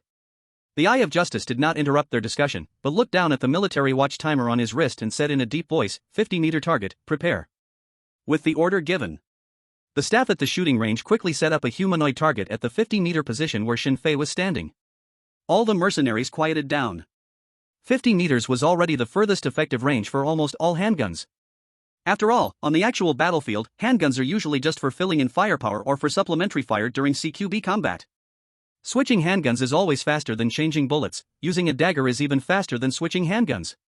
But for the vast majority of people, distances over 50 meters rely solely on faith shooting. Hitting the target is all about luck. The barrel is that long. There's no way around it. From the 50-meter mark, the bullseye's 10-ring position is just a sesame seed-sized red dot. Even those with poor eyesight can't see the 10-ring red dot clearly. Once the staff retreated, the voice of the Eye of Justice sounded again, Shinfei, there are 2 magazines of 11.43mm pistol cartridges in front of you. You can use the first magazine to calibrate your firearm. Shinfei did not act rashly. He skillfully swapped in the first magazine, disengaged the safety, aimed, and fired. Bang, bang, bang. The huge sound of the gun echoed as the M1911 shot out dazzling sparks, with the 7 tracer rounds bursting forth in red, flashing past people's eyes. Tracer rounds are different from other bullet heads, they emit light while flying, showing the trajectory in insufficient light or dark environments, assisting the shooter in making trajectory corrections. Using them on the range is also to allow shooters to see the projectile trajectory clearly and analyze bullet distribution. 7 shots fired in 7 seconds. Just the firing speed alone was enough to make many renowned quick shooters among the mercenaries blush. After all, if it was just emptying the magazine, 2 seconds would suffice. But to hit the target, one must control the kinetic energy after the first shot hits, which is recoil management. Shinfei lowered the muzzle and engaged the safety. This entire process cannot really increase much safety, it has a more polite connotation. After all, the M1911 has several safety mechanisms. Manual safety, grip safety, half-cock safety can effectively prevent accidental discharges. Plus, there were no bullets left in the magazine. Shinfei would never make the rookie mistake of pulling the trigger carelessly. After ensuring the muzzle was not aimed at the target, the eye patch man quietly said, "Get the target paper." The staff quickly brought over the target, while the eyes of the nearby mercenaries were all focused on the bullseye. Shinfei was also looking at the target paper, but he wasn't concerned about the score, he was observing the bullet trajectory distribution. Using an unfamiliar firearm, the first thing to do is to test fire. A person needs to adapt to the gun, and the gun needs to choose its owner. This relationship is very subtle. If Shinfei didn't have system reward skills, he wouldn't have been able to realize this deeper truth. The eye patch man said, "Report the target." The staff responded sharply, 1 shot in the 10 ring, 4 shots in the 9 ring, 1 shot in the 8 ring, 1 shot in the 7 ring. At first glance, this doesn't seem to be an impressive score. But as a test fire with an unfamiliar weapon, it's already enough to amaze people. The corner of the eye patch man's mouth curved into a slight smile as he continued, "Shinfei, can we begin in earnest now?" Shinfei replaced the magazine, turned off the safety, aimed at the target on the firing line, and nodded slowly. The eye patch man stared at the timer on his watch and said solemnly, 10 shots in seconds, empty the magazine. Bang, bang bang, bang bang bang. The moment his voice fell, gunfire erupted again, faster than before. When the shooting stopped, the eye patch man pressed the timer, staring in shock and disbelief at the numbers displayed, exclaiming, 5.432 seconds, Shinfei, you've set a new historical record at this shooting range. Less than 6 seconds to empty an M1911 magazine? The mercenaries around were also filled with shock and disbelief. But speed is one thing, in the end, the shooting results matter. In real combat, it's essential to be absolutely fast and relatively accurate, shooting first is key. But this is the shooting range, and with the previous test results as a foundation, they were even more curious about what kind of miracle Shinfei could create. The staff jogged over to retrieve the target paper. Whispers began to rise again. How many rings do you think he can hit? The speed is too fast, I didn't even see the tracer's trajectory clearly, but the results shouldn't be too bad. What you just said is like saying nothing. Exactly, he already hit qualified scores during the test, now in formal shooting, the results can only be better. I'm really curious, how good can it get? 3 shots in the 10 ring? Maybe that's about it. He's increased his speed, so I estimated most 2 shots in the 10 ring, and the total score should be around 60. Maybe it could be even more impressive? Don't be silly, you've seen the eye patch instructor's shooting skills. I don't think Shinfei can exceed his accuracy while shooting faster. Right, relative accuracy and absolute speed are already the limit, no one can achieve absolute speed and absolute accuracy, that's something only a genius can do. Amid the whispers, the staff rushed to the target paper. When he saw the scores on it, he wore a look of shock, as if he had seen an alien, speechless and stunned. What's happening? Could the results be poor? Many began to doubt. Goldcoin frowned slightly, but only the eye patch man remained absolutely calm. He said sternly, what are you dazing for, report the target. The staff swallowed hard, stammering loudly, 7 shots in the 10 ring. Total score, 70 rings. What? Hearing such results, the mercenaries present all showed expressions of shock, gasping sounds echoed through the shooting range. It truly illustrates the saying, if one doesn't understand shooting, facing such results feels like a frog at the bottom of a well seeing the moon.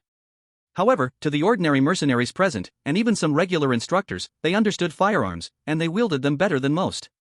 At this moment, seeing such results felt no less than a mayfly seeing the vast sky.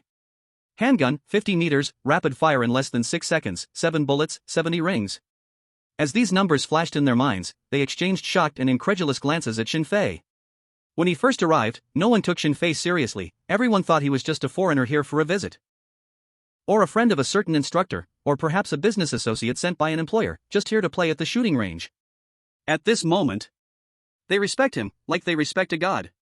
The signing was successful, my friends. 12 Chinese people with guns, it's not the recoil that's hard to control, it's their mouths. 70 rings? Full score? How on earth did he do it? Could this be the legendary monster? Record this, it's a brand new record. Isn't there a gun ban in China?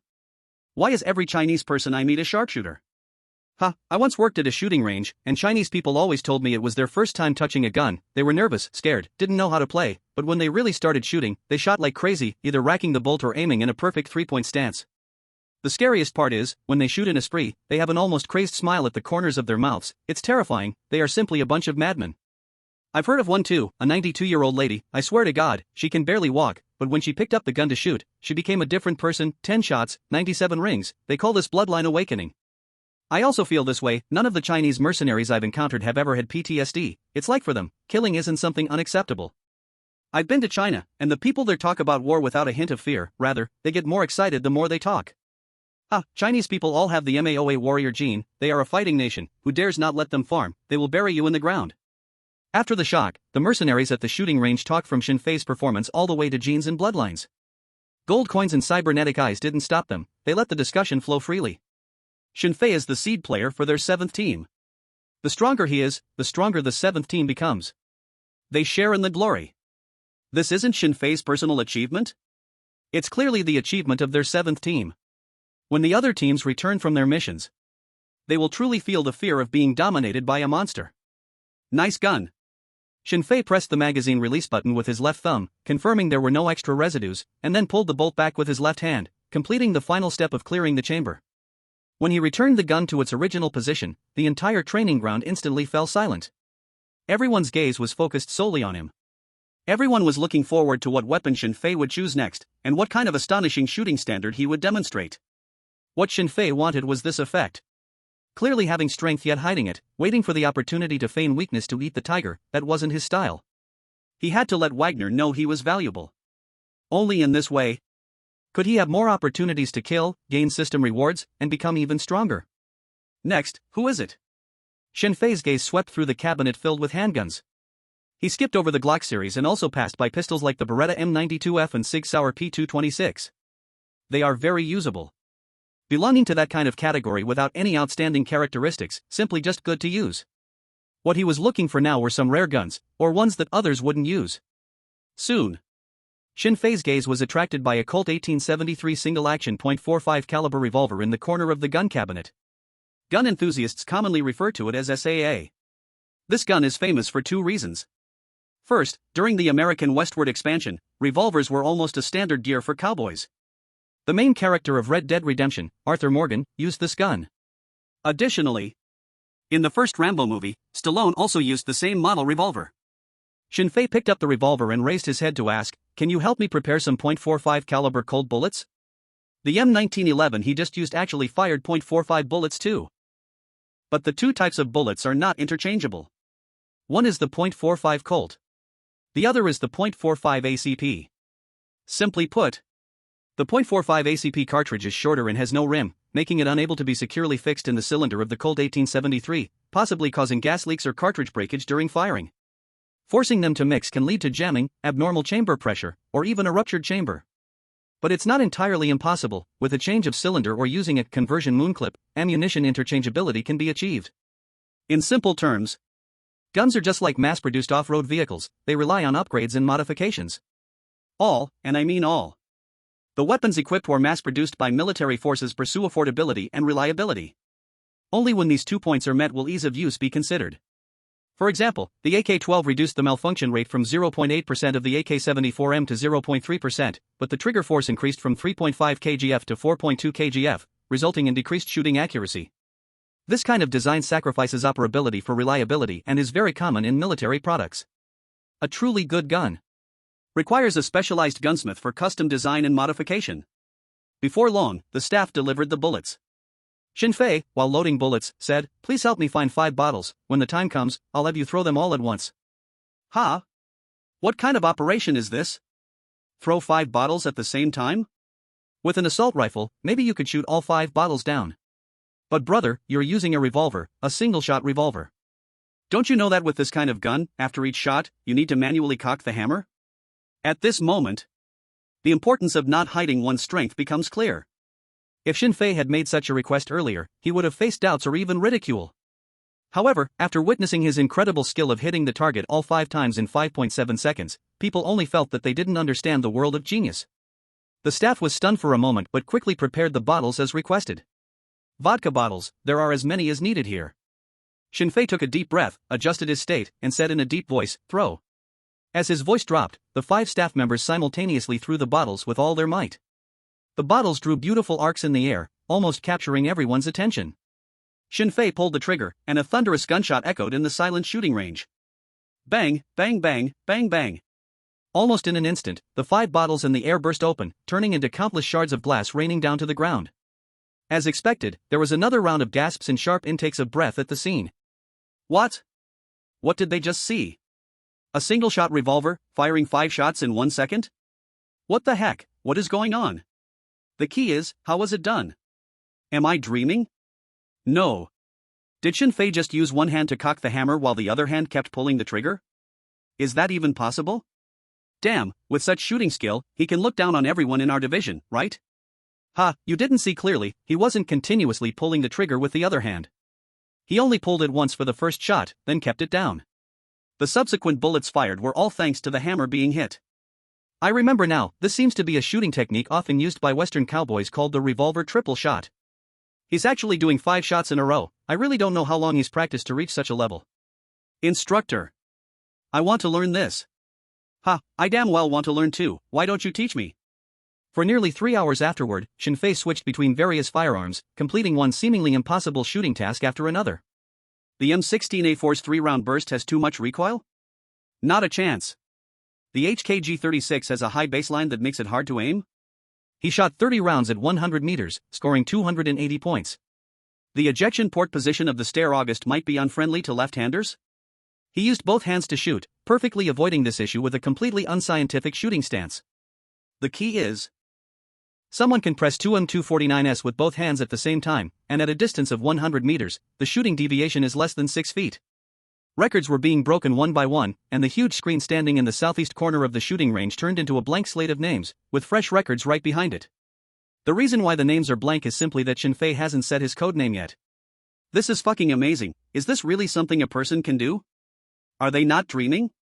The one-eyed walked up to Shinfei, sighed heavily, and said, "Shinfei, you've blown me away. You are like a sharpshooter trained by God himself. I'm afraid if you keep shooting, these guys are going to go crazy. I fear that by tomorrow morning, they will be kneeling at your doorstep, begging you to teach them how to shoot. Let's go, let's change places and talk about your treatment. Just one person could wipe you all out, and you're still standing there?" After shooting for 3 hours, Shinfei really felt a bit overwhelmed. High-precision shooting consumes a lot of physical energy, and this is his weak point. If it weren't for the system's reward skills being too powerful, his subsequent shooting accuracy would definitely drop significantly. However, looking at the gun cabinet filled with unused weapons, Shinfei actually wanted to try again. He hadn't used the QBZ-97 yet. It is said that this weapon, as an export version, inherits the lightweight and compact design of the 95 style 5.8mm assault rifle, while also possessing high accuracy and reliability. But without truly trying it out, Shinfei couldn't make a judgment. Forget it, there will be plenty of chances in the future to play with it. Moreover, what he is really interested in regarding the QBZ family is not the current 95 series, but the QBZ-19X series that should be in the development stage now. That truly represents the pinnacle of Chinese manufacturing. Bullpup layout, mature and reliable gas-operated automatic mechanism, short-stroke piston automatic method, trumpet-style birdcage flash suppressor, dual gas chamber design, upper and lower receiver structure. More importantly, the modular multipurpose and compatibility are enough to outclass any firearm on the market. Just changing the barrel can alter the caliber, and it can be equipped with comprehensive optical sights. Just thinking about it is exciting. Shinfei placed the assault rifle back in the gun cabinet, nodded, and said, "All right, let's go." The three of them walked out towards the shooting range. The mercenaries gazed at them with deep admiration. Wherever they went, the crowd automatically parted to make way. When they reached the door, Jinbi suddenly spoke up, "Shinfei, Captain, wait a moment." The two stopped and looked at him in confusion. Jinbi grabbed the loudspeaker from the nearby table, turned it on, and roared, "What the hell are you guys just standing there for? Are you all just corpses? Every day, you boast about how great your service experience is and how high your tactical skills are, now just let anyone in." At this point, he glanced at Shinfei, his little eyes blinking. Clearly signaling him that he wanted to brag, so not to mind him. Shinfei didn't care about these things anyway, signaling him to go ahead. Jinbi took a deep breath, gaining confidence, and continued to roar, "Just a young guy under 20 can wipe you all out? When I first joined Wagner, no one dared to challenge me, no one was my opponent." The one-eyed. He lightly coughed twice. "You can boast, but can't you tone it down a bit?" Jinbi rolled his eyes and said solemnly, "All right, I'm too lazy to waste time talking to you rookies. Tomorrow is the assessment day, those who fail will have to go home. I'll remind you again, don't forget why you are here." After finishing, Jinbi stylishly threw the loudspeaker onto the table and stepped outside. Shinfei exchanged a glance with the one-eyed and followed him out. It was already late at night. Today was a good night, the weather was clear, and the moonlight was sparse. A few bright stars hung in the sky, and when looking up, one could even see colorful auroras flickering. It was just a bit cold. Shinfei tightened the clothes on his body. Curiously asked, "Gold Coin, as instructors, do you have any assessment criteria? What's the passing rate?" Gold Coin shook his head. "No, why do you suddenly ask this?" The one-eyed man beside him said, "Maybe he thinks you're quite enthusiastic about those rookies." Gold Coin looked up at the sky and said, "I just want them to die with more value on the battlefield." Shinfei said nothing. He could see that Gold Coin definitely had a story. It was actually a useless statement. Who among those coming to be mercenaries, risking their lives for money, doesn't have their own story? Beside them, the one-eyed man didn't need to think. His eyes surely also held a past. However, from what he learned today, it was clear that Gold Coin was someone who valued emotions and was a qualified good instructor. The three of them continued on and eventually arrived at the cafeteria on the first floor of the instructor's dormitory. Although it was evening, there were still staff members waiting in the cafeteria. It wasn't a big pot of food but rather a menu to order from. Gold Coin swiped his card and ordered some food. It didn't take long for the staff to deliver it. Russian borscht. Moscow grilled fish, Olivier salad, Russian pancakes, and a plate of black caviar. Goldcoin pushed the caviar in front of Shinfei and smiled, saying, "A Caspian Sea specialty, give it a try. When I was a child, only those in power could eat this. Those damn bastards made us scrimp and save while secretly packing caviar into herring cans, smuggling it out of the country for their own enjoyment. What a bunch of damned scoundrels." Shinfei had heard about this too, initially causing public outrage, and the higher-ups promised to crack down on it. After much action, there was no follow-up. At that time, the Red Star Alliance was already completely rotten inside and out as it set sun in the west. Even on the day before its dissolution, it still had the world's strongest army, but this couldn't prevent K's collapse. As for the later ascendant, Tsar Yengu. He was merely a hired manager fostered by 7 oligarchs, responsible for providing political assistance during the privatization of state assets. Looking back on his life, the best decision he made was to abdicate early, handing the throne to King Valakin. That man could still give a vital boost to this storm-tossed country. However, based on Shinfei's memories from his past life, the people of the Ural Federation did not appreciate Valakin. Shinfei had never eaten such high-end food. He took a bite.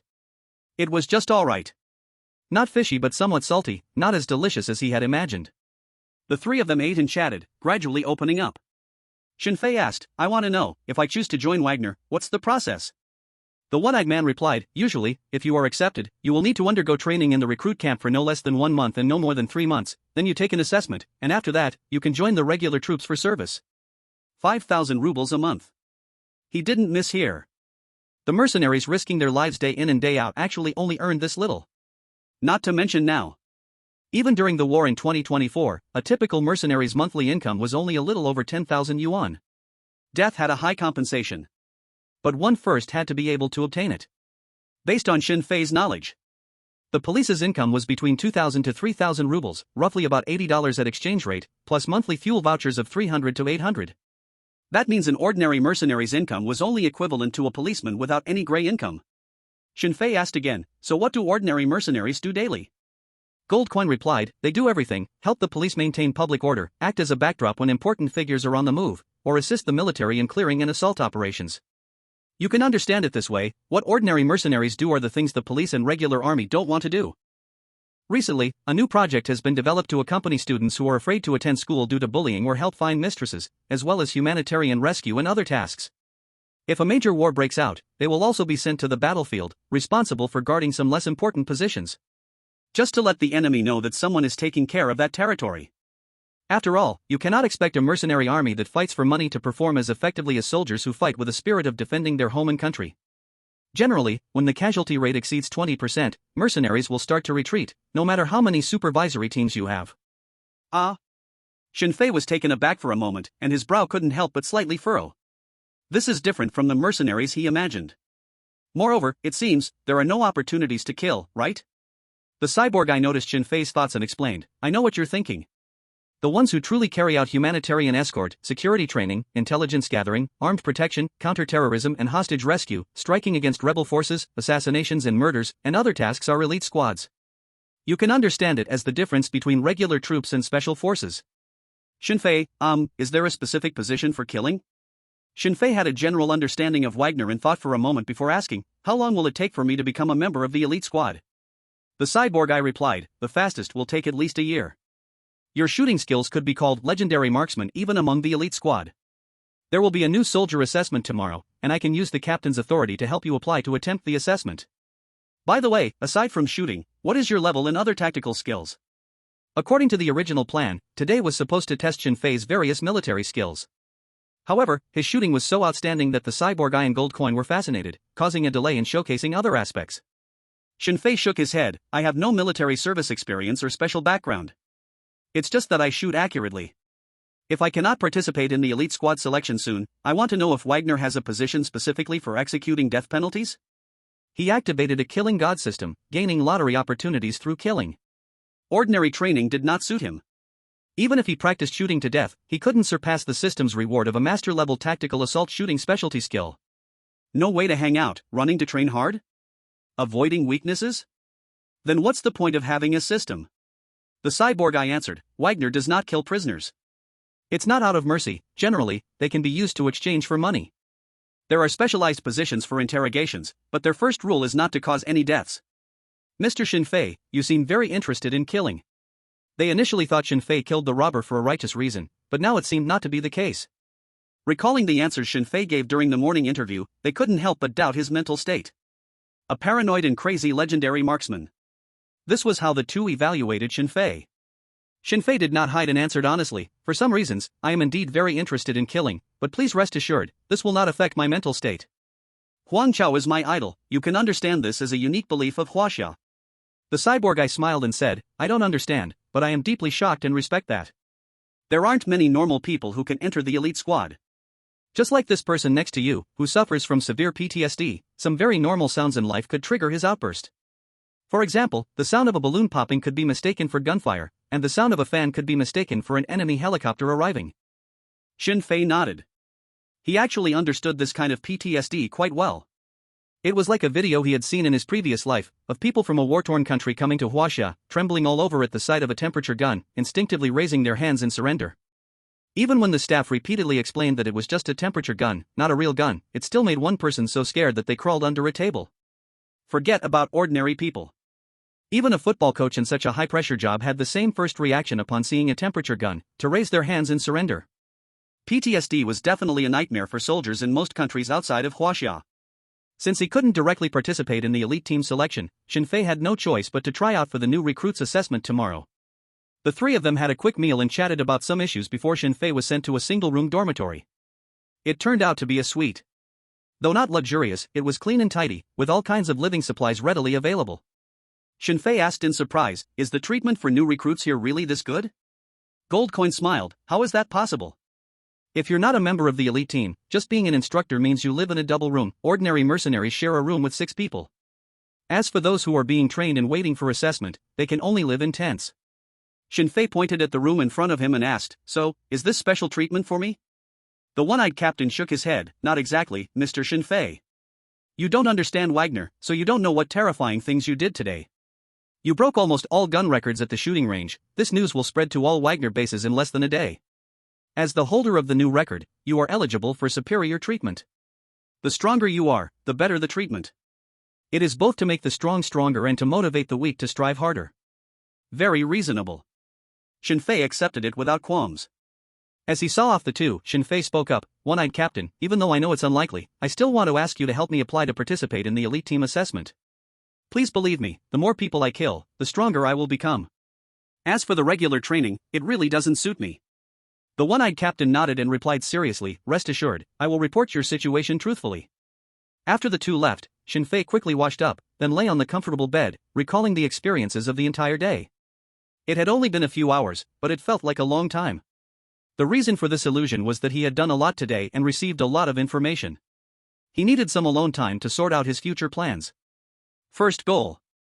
No matter what, get into the elite team as soon as possible to gain the qualification to kill. As for the rest, he would consider it slowly later. Lost in thought, a wave of fatigue hit him, and Shinfei slowly closed his eyes, sinking deeply into sleep. At the Wagner training ground. The one-eyed captain hung up the phone and sighed, I'm afraid it's unfortunate. Although the higher-ups are very satisfied with Shinfei, they do not agree to let him directly enter the elite team. Moreover, neither our division nor the headquarters has direct testing items for elite team members.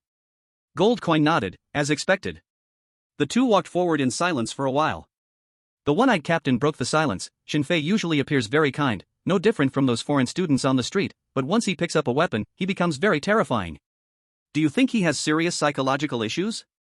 Goldcoin replied, Captain, you can't ask a mentally ill person about another mentally ill person's condition, because that leads to very absurd answers. The one-eyed captain laughed, go on, I'm listening to how absurd it is. Goldcoin turned around and glanced at the dormitory building where Shinfei was, pondering for a moment before saying, I think Shinfei is really telling the truth. He really can become stronger through killing. The Eye of Justice was stunned. He did not expect that the gold coin would give such an answer. Isn't that a joke? Without a doubt, the most important factor in gaining strength is talent. But this world does not only allow the talented to survive. Others can also improve their abilities through hard training and strong willpower. If simply killing could make one stronger, then wouldn't that be like a cheat code in a game? The gold coin knew what the Eye of Justice was thinking, paused, and suddenly said, the writer's rule in American dramas every 15 pages should have a twist, or the audience will switch channels. Alfred Hitchcock once said, the audience can guess the beginning, but must not guess the middle and the end. So, we all think Shin Fei will shine in the new recruit assessment, successfully enter the ordinary mercenary team, and then stand out in subsequent tasks, ultimately being selected into the elite squad. But I believe something will happen tomorrow, and that event will help Shin Fei enter the elite squad as quickly as possible. The Eye of Justice took a sip of the high-concentration vodka he carried and cursed, unless the earth is destroyed tomorrow, or the oligarchs commit collective suicide, otherwise the possibility you mentioned simply does not exist. Those third-rate screenwriters should all be sent to the battlefield, so they can understand what real life is. You are right, I should not ask one insane person about another insane person's condition. No, buddy, I don't eat beef. The next day, early morning. Shin Fei got up early, brewed a cup of Euro Federation black tea, and sat in front of the television, leisurely watching the news. Yesterday at 10 a.m., King Sergei Ivanovich Volokin of the Euro Federation officially submitted an application to join the Northern Land Iron Shield Alliance. The spokesperson for the double-headed Eagle Palace stated that this move aims to end Cold War thinking and build a Euro-Asian security community. Watching the sweet-looking, blonde-haired, blue-eyed host say this, Shin Fei nearly spit out the black tea he had only half drunk. The so-called Northern Land Iron Shield Alliance is very similar to the North Atlantic Treaty Organization from Shin Fei's previous life. The Euro Federation wanting to join the Iron Shield Alliance is like a bear trying to squeeze into a hunter's tent. The result will either be the tent torn apart or the bear's skin made into a carpet. A smile appeared at the corner of Shin Fei's mouth as he murmured, sure enough, even in a different world, little Luo still can't forget this fantasy of his, this white moonlight. Aside from feelings of sentiment, Shin Fei did not have many other emotions.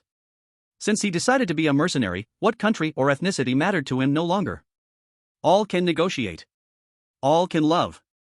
Equality for all. Even if he could kill hundreds of thousands like Bai Qi, gaining hundreds of thousands of lottery chances. Then what does it matter about this country or that country? No, buddy, I don't eat beef. Bang. Bang bang. A knocking sound came. Come in. The door opened, and the gold coin stood at the door and said, Shin, a good news, a bad news, which do you want to hear first? Shin Fei, good news. The gold coin smiled and said, you are allowed to participate in the new recruit assessment early. As long as you pass, you can skip the 3 months of new recruit training and go directly into the ordinary troops. Shin Fei nodded and said, the bad news is that the Eye of Justice still did not get approval for me to take the assessment for elite squad members? The gold coin shrugged and said helplessly, you really are just as smart as the other Huasha people I have met.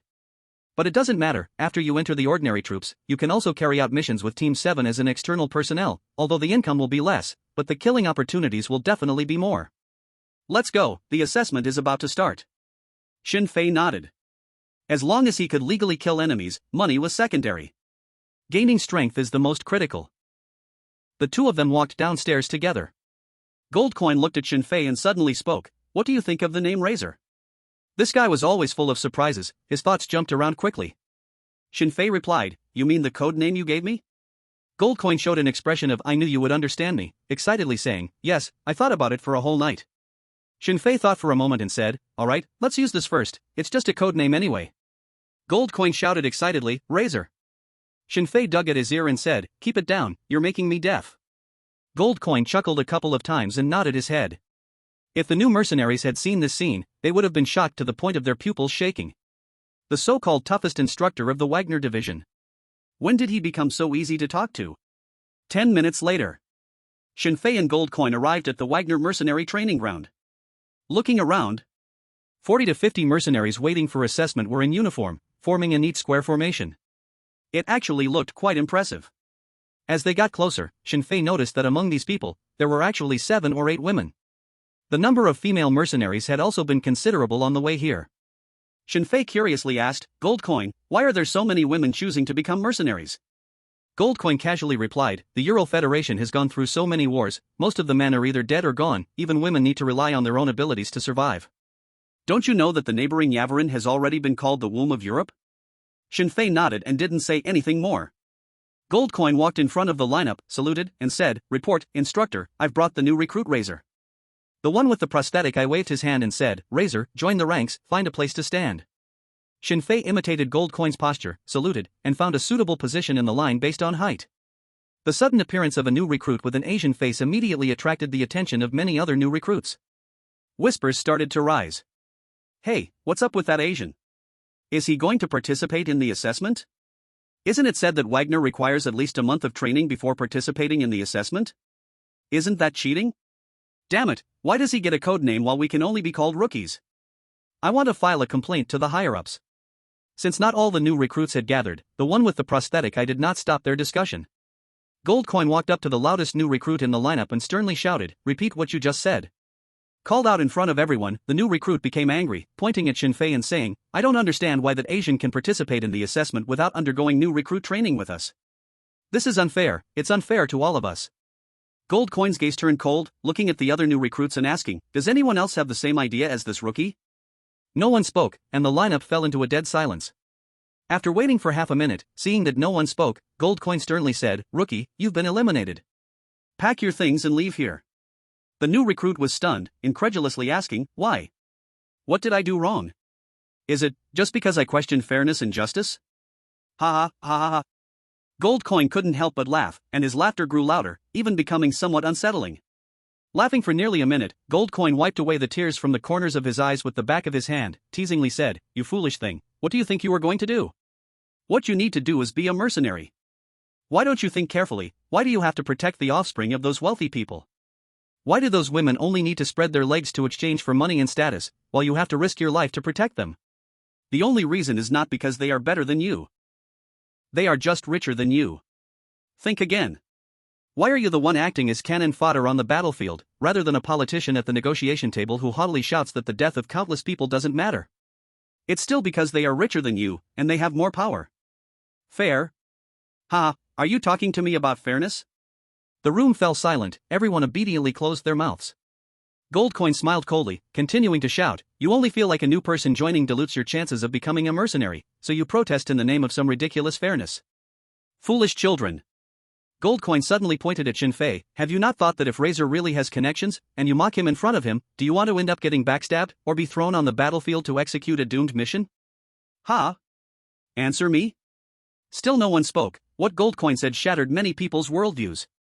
Goldcoin looked at the rookie he named, patted his shoulder and said, "Mercenaries don't need fools, because that will kill you, and it will also cost Wagner a lot in compensation. Let's go, take your training allowance from these months and change to a new job." The rookie gritted his teeth, struggled for a long time but couldn't say anything, only turned around and left the training ground. Goldcoin was very straightforward, and very realistic. He had nothing to say. Many other rookies watching this scene felt secretly pleased. Because the person just eliminated had done very well among their group of recruits. He left, which meant an extra spot became available. One-Eyed glanced at the military watch on his wrist and slowly spoke, "All right, the farce ends here. Now I announce, Wagner Petersburg branch, new recruit." Before he finished speaking, he saw 7 or 8 men in neatly dressed black suits walking over from a distance. The leader was a man about 160 centimeters tall, plump, wearing a dark coat, with a cigar in his mouth. Upon seeing his appearance, the gazes of One-Eyed and Goldcoin both fell on Shinfei. In fact, they didn't need to remind him, when those people were within 30 meters, Shinfei's heart jolted, and the hairs on his body stood up. This was the effect of the skill, killing intent resonance. It meant that they were coming for him, and moreover, they came with a strong killing intent to take him down. Is it humiliating, like losing face to a prostitute? Such strong killing intent, looks like it's the Brotherhood? This is a bit troublesome. Shinfei frowned slightly, discreetly scanning the surrounding environment. There was an open space with no cover. About 100 meters away on the roadside, stood an off-road vehicle. As for the firepower situation, Shinfei carried a Glock G17 pistol with 18 bullets and 2 spare magazines. After gathering all the information, Shinfei's tension eased more than half. There wasn't much of a problem. If worst came to worst, he could take out those gang members, kidnap the short fat man, and steal the car to escape. Goldcoin walked beside him and whispered, "That man in the coat is the military commander of the Neva Brotherhood, codename Anvil. He should be here to trouble you." Shinfei nodded slowly. He had a very good impression of Goldcoin, but it didn't mean he completely trusted him. Just like Goldcoin said, mercenaries are essentially a profession steeped in the swamp of morality. Its dirtiness doesn't come from the smell of gunpowder and blood, but is rooted in the chaotic whirlpool of human nature and interests.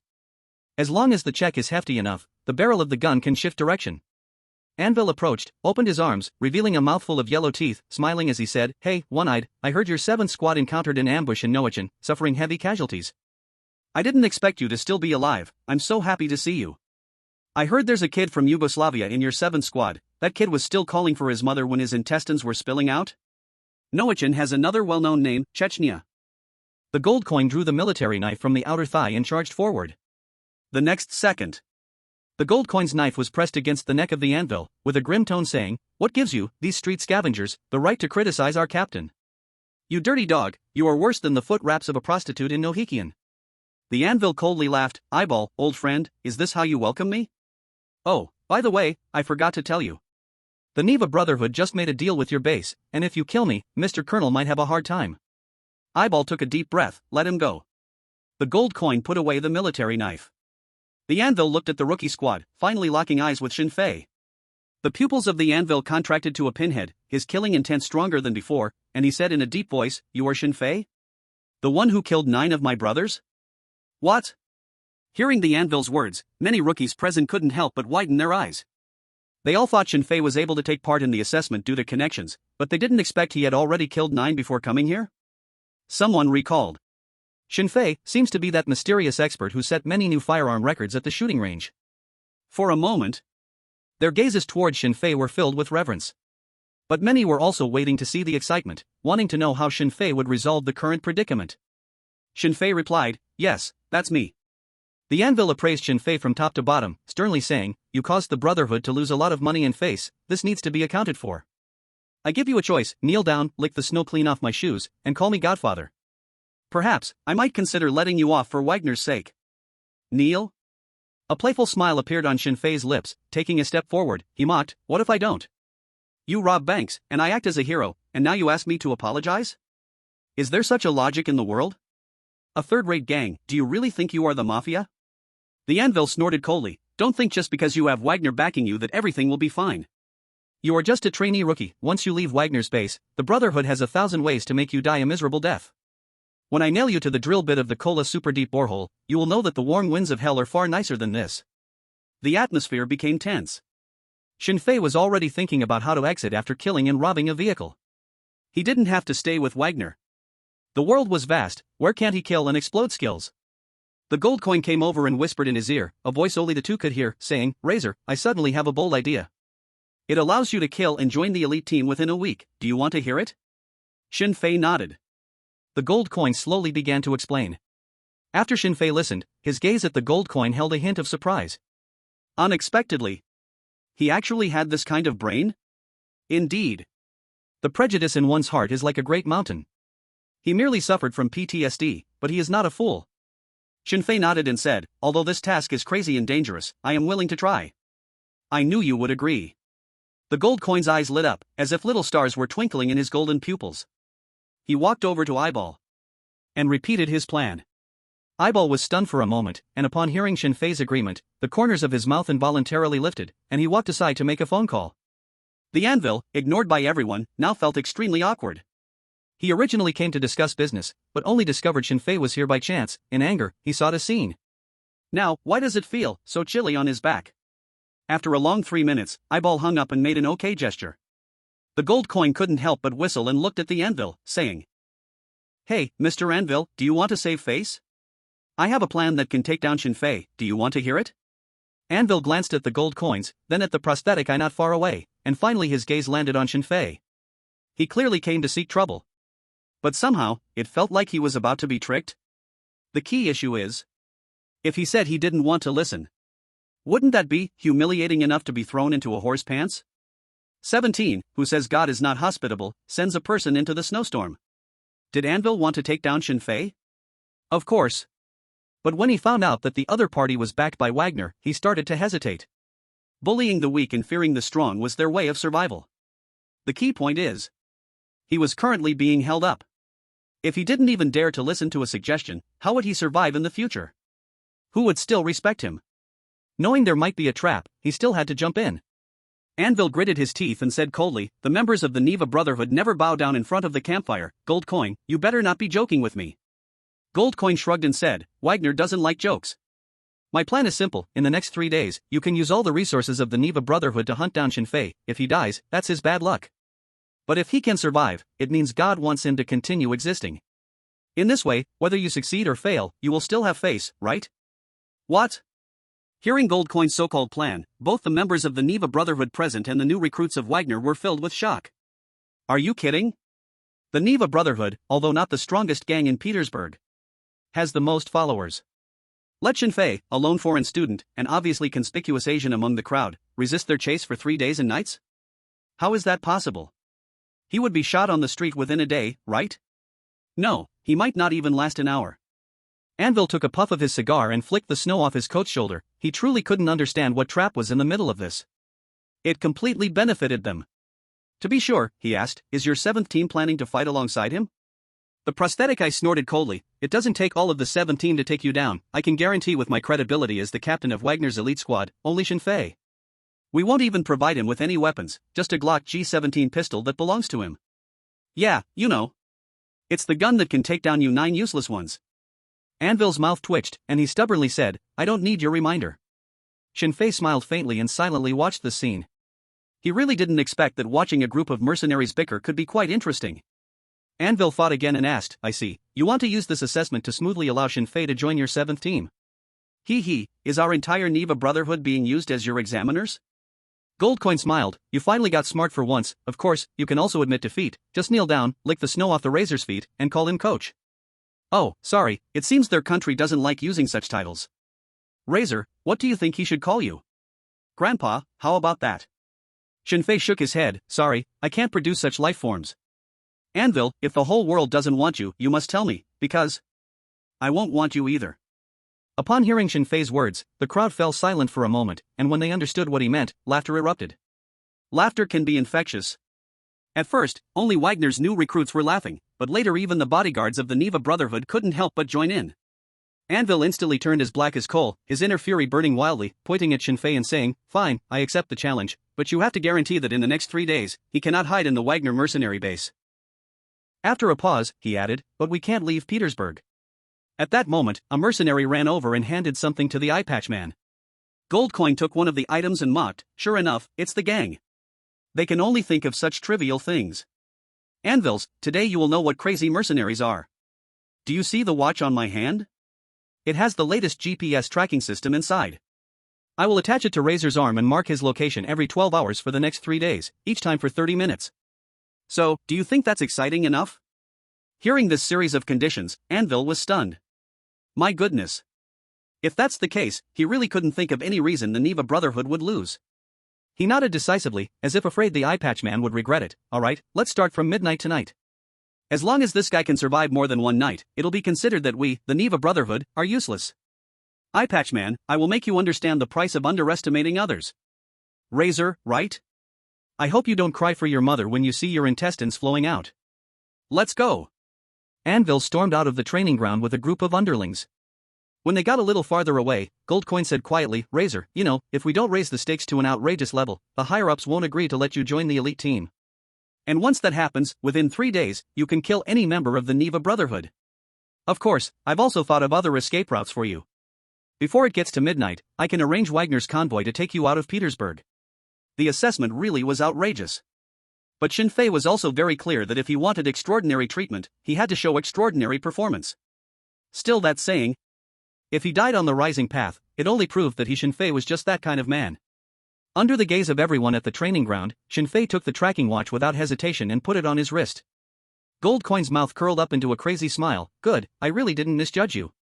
You can go back to the dormitory to rest now, think about how to spend the next 3 days, or you can just leave the Wagner mercenary base.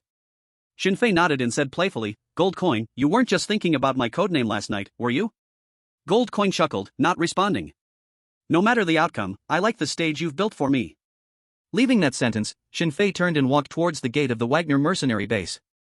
At that moment, the snow fell heavily.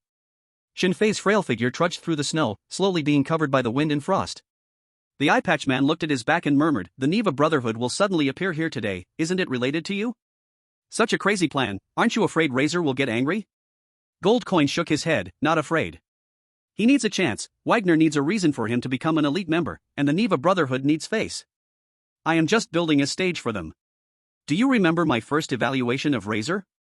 What I sensed in him was humanity's most primitive desire for killing. He won't be angry but will truly recognize me.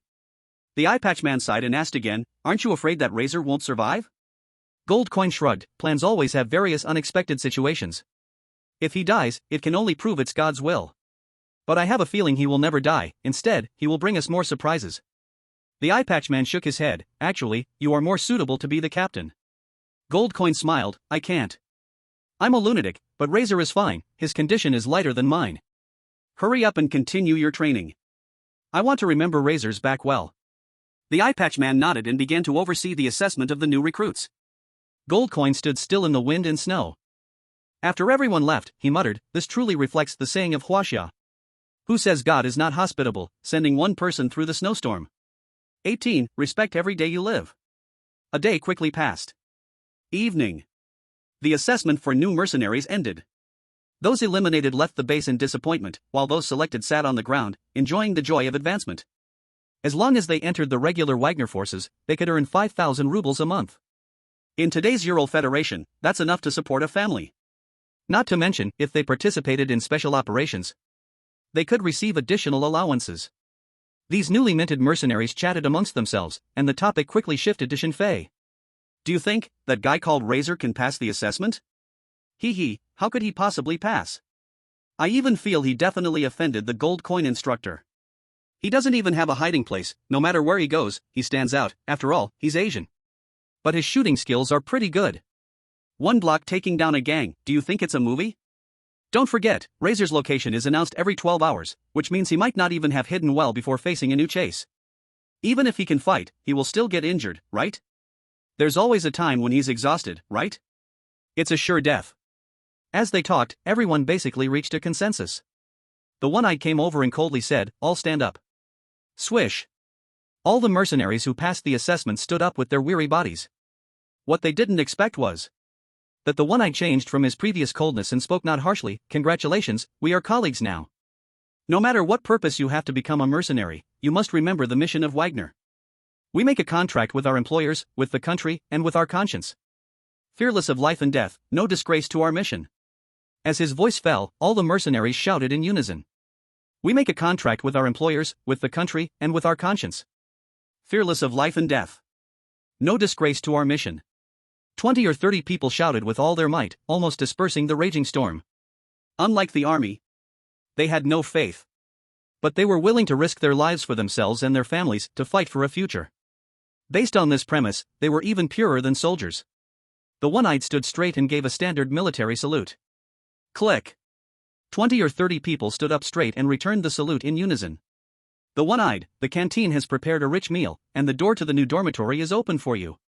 Tonight, Wagner belongs to you. Go, wolf cubs.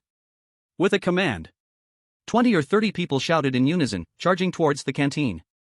A jeep stopped beside him, and the driver, Gold Coin, shouted, let's go, those guys have been in the hospital long enough, it's time to let them breathe.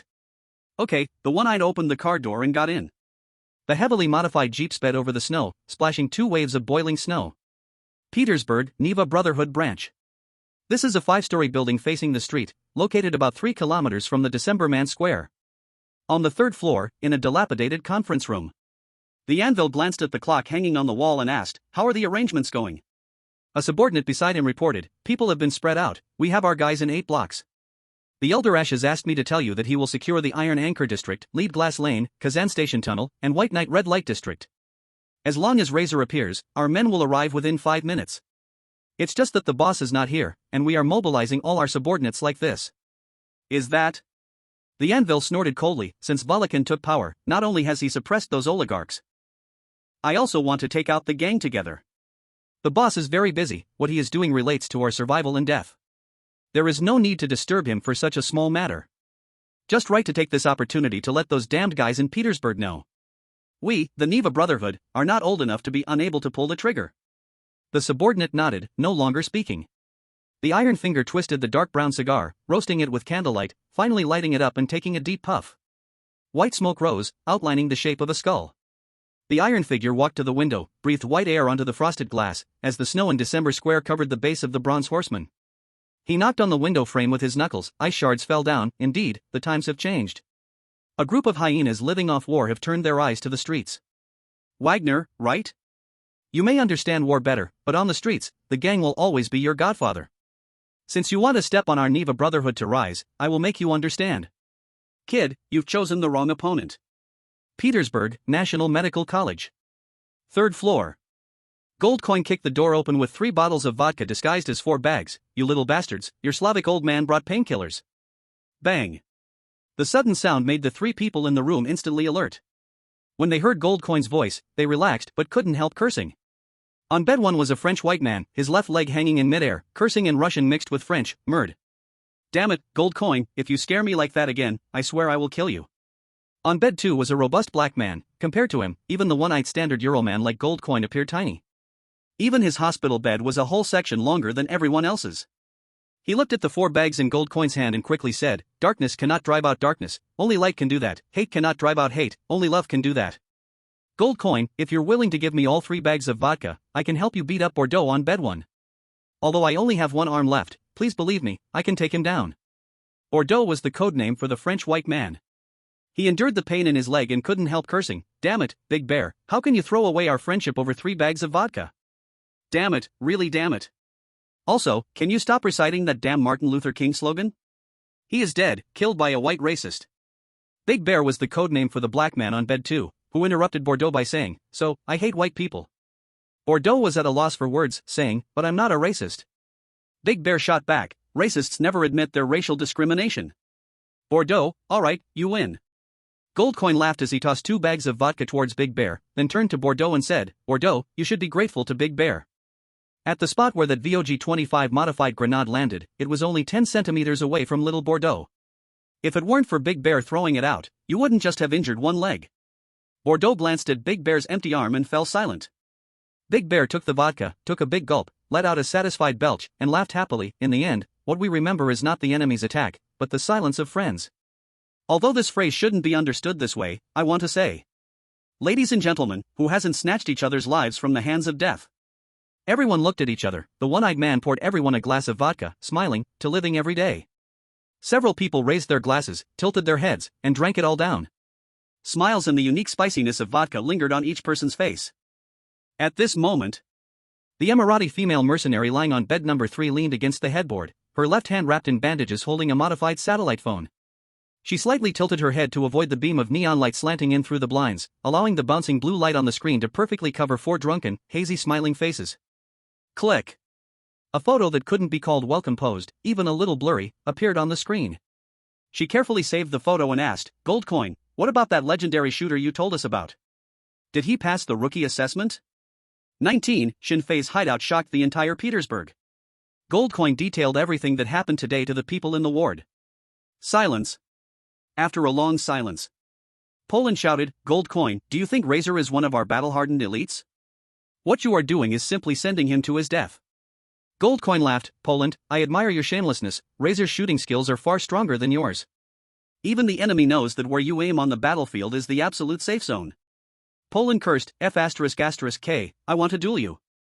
Goldcoin took 2 steps back and spread his arms. "Sure, as long as you can walk over to me, consider yourself the winner." Poland glanced at his leg, which was hanging in the air and in a cast, and fell silent again. Laughter echoed in the room. The one-eyed man looked at the female mercenary in bed number 3 and asked, "Nephthys, what are you thinking?" Nephthys glanced at the clock on the wall and said, "It's almost midnight, I'm wondering where Razor might be hiding. And how he could escape the gang's chase for 3 days and nights." Goldcoin asked, "What's the conclusion of your thoughts?" Nephthys shook her head and said, "I can only think of my own hiding place, which wouldn't suit Razor. I noticed 2 more SUVs downstairs, they've been parked for almost 5 hours. If I'm not mistaken, this place is also a key defensive position for the gang." The one-eyed man walked to the window and looked down. This was the 3rd floor, below was the fork beside the hospital wall, and beyond it was the famous Moika River in Petersburg. He spotted the 2 SUVs Nephthys had mentioned. Goldcoin pulled out a device resembling a tablet but much thicker, and after waking up the screen, a map of the entire Petersburg appeared.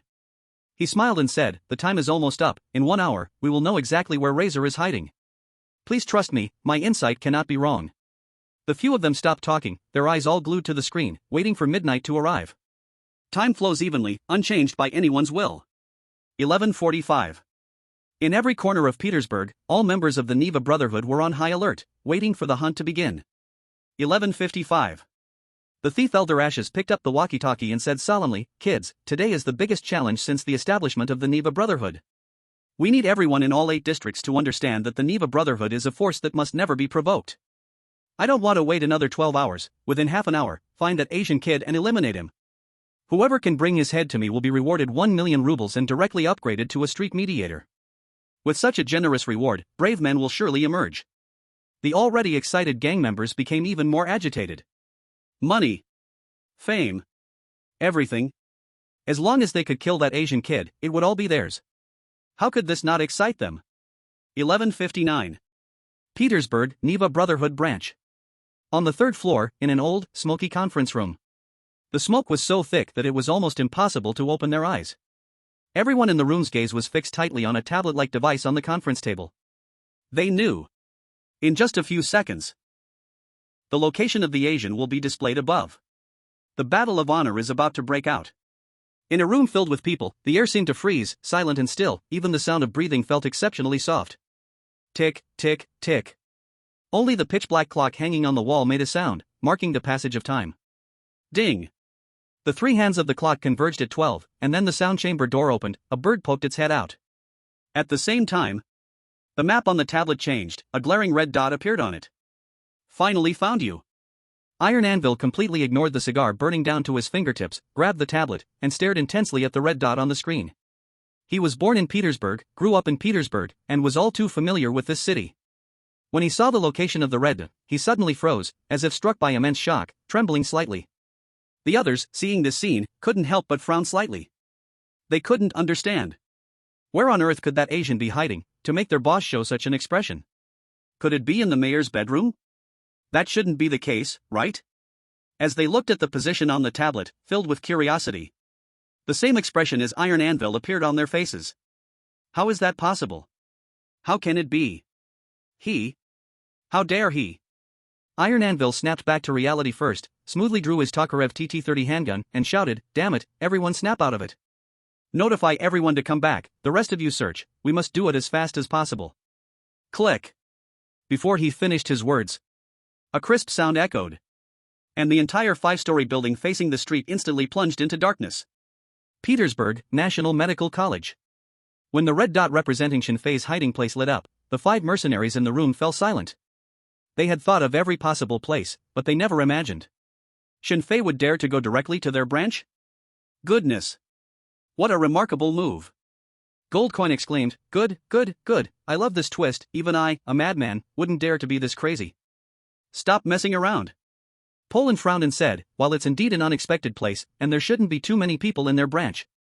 But don't forget, all gang members can reach Decembrist Square within half an hour. So, even if Razor manages to take out everyone in the branch, he won't be able to escape." As if to prove Poland's words, the sound of engines revving urgently came from outside. The 2 gang SUVs that had been guarding downstairs retreated. Big Bear frowned and said, "If it's only about good marksmanship, I think Razor is likely trapped in the Neva Brotherhood branch.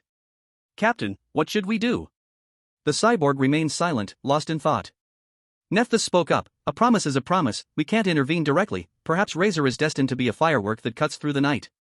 Though brilliant, it is fleeting." Goldcoin drained the vodka from the bottle, excitedly said, "I don't care what he is, I want to witness this magnificent scene. It's less than 10 kilometers from here to the Neva Brotherhood branch, a quick 5-minute drive will get us there. Just give me a straight answer, are you going or not?" Big Bear said, "The colonel ordered the hospital not to let us leave until we're good. Even if we want to go, it will take some time to leave the hospital." Poland pointed to his leg and said, "I want to go, but look at me, how can I?" Goldcoin smiled and said, "I only need to answer whether I go or not." Poland. Poland frowned but ultimately nodded slightly. Goldcoin shook his neck excitedly and shouted, "Captain, help!" The cyborg knew what he wanted to do. Though reluctant, he still walked over. Belando looked at the 2 people approaching him and shouted, "Damn it, what do you want?" "I don't like men, ah." The 2 did not waste words with him. One grabbed his shoulder while the other lifted his legs and quickly rushed to the window, then, at the same time, they threw him out with force. Ah! A figure in a hospital gown, with a plaster cast on its leg, flew through the air along with Belando's desperate screams. A few seconds later. Splash! He landed steadily in the cold Moika River across the fork in the road. Goldcoin turned to Big Bear and asked, "Do you need help?" Big Bear shook his head vigorously, bit off the 4 needle with his mouth, and shouted excitedly, "My leg isn't sick, and I don't believe you can throw me into the river." Following that, he also dived and jumped out of the window. The 2 then looked at Nephthys. Before they could ask, they saw Nephthys pull out a nurse's outfit from the bedside table, quickly and neatly change into it, and put on a mask. In the blink of an eye, She transformed from a patient into a hospital staff member. The prosthetic eye sighed, indeed, our female sniper will never lack disguises, no matter the time. Oh no! Gold Coin suddenly shouted. The two looked at him in confusion. Gold Coin accelerated suddenly, jumping out while shouting, I forgot. Belando can't swim. 20. Regardless of life or death, the name of the razor will pierce through all the shadows on this frozen land like the winter night aurora. Petersburg, Neva Brotherhood Branch. As the 5-story building fell into darkness, Shinfei raised his hands in cooperation, taking an aiming stance, in the standard car holding method, stepping out of the distribution cabinet. That's right. He had been hiding here since daytime, waiting for the killing game to begin. There was never a rule that prey could only flee and not take the initiative to attack. In the darkness, though Shinfei couldn't see the roads outside, he could clearly sense all the positions with killing intent within 30 meters. Moreover, he also had the shooting expertise rewarded by the system. This was equivalent to having the most outrageous hacks activated in an FPS game, with wall hacks and no recoil. It wasn't necessarily without a fighting chance. Just as he arrived in the first-floor hall, Shinfei saw several beams of light appearing at the stairway, along with the sound of noisy footsteps. The pursuers had arrived. He leaned against the sofa, slowly crouching down, not rushing to take action. 1, 2, 3, 4, 5. Ultimately 5 gang members rushed down, their direction heading straight for the distribution room. The flashlight beams swept back and forth in the pitch-black hall, the atmosphere seemed to solidify, making it hard to breathe. Just as they were about to discover him, Shinfei took a deep breath, suddenly stood up, and pulled the trigger at the enemy in front of the left. Bang! Bang bang! 2 9mm bullets instantly pierced through one gang member's chest, followed by a bullet shooting into his forehead, ending his brief life. Ding! Congratulations to the host for completing the killing mission, earning 1 lottery chance, do you want to draw? The system's beautiful voice echoed in Shinfei's mind. The remaining gang members were startled and quickly fled in all directions, trying to find suitable cover. Seeing their first reaction, Shinfei nearly laughed out loud. Indeed. The gang's nature is to bully the weak and fear the strong. In real desperate battles, they were simply not enough to watch. In this situation, even a fresh recruit just out of boot camp would know to conduct fire suppression immediately, establishing an OODA loop instead of fleeing. Draw. While responding to the system in his mind, Shinfei aimed quickly at other gang members, then pulled the trigger. Bang, bang bang, bang bang bang. A series of gunshots rang out. 18 bullets. With each person 3 bullets, 5 gang members were sent away. Everyone was the same, 2 chests, 1 center of brow. It was clearly a gunfight. But throughout, only Shinfei's gunfire echoed. Without a moment's hesitation, Shinfei quickly changed to a new magazine, then, using the light of a flashlight scattered on the ground, took the weapon from one gang member's hand and the bullet pouch from his body. This was a Remington M870 shotgun, commonly used by gangsters. The same as Keanu Reeves. What surprised Shinfei even more was that it wasn't loaded with ordinary buckshot, birdshot, or lead pellets, but with expensive dragon breath shells. Good stuff.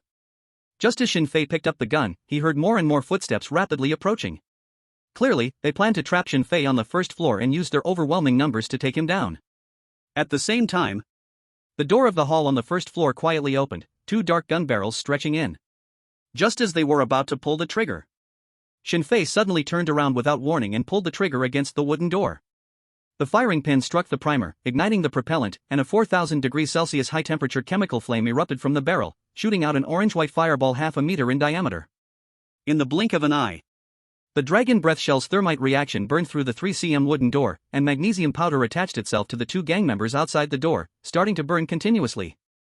They let out despairing screams, trying every way to extinguish the flames on their bodies. But unfortunately, it was useless, and there was no possibility of it working. The 2 could only watch helplessly as their clothes burned, their skin was charred, and even the hardest bone slowly melted away.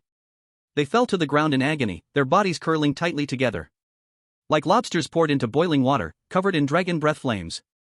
Until death arrived, the 2 could not understand one question. How did Shinfei discover them? Could it be that he has eyes on the back of his head? Ding! Lottery begins.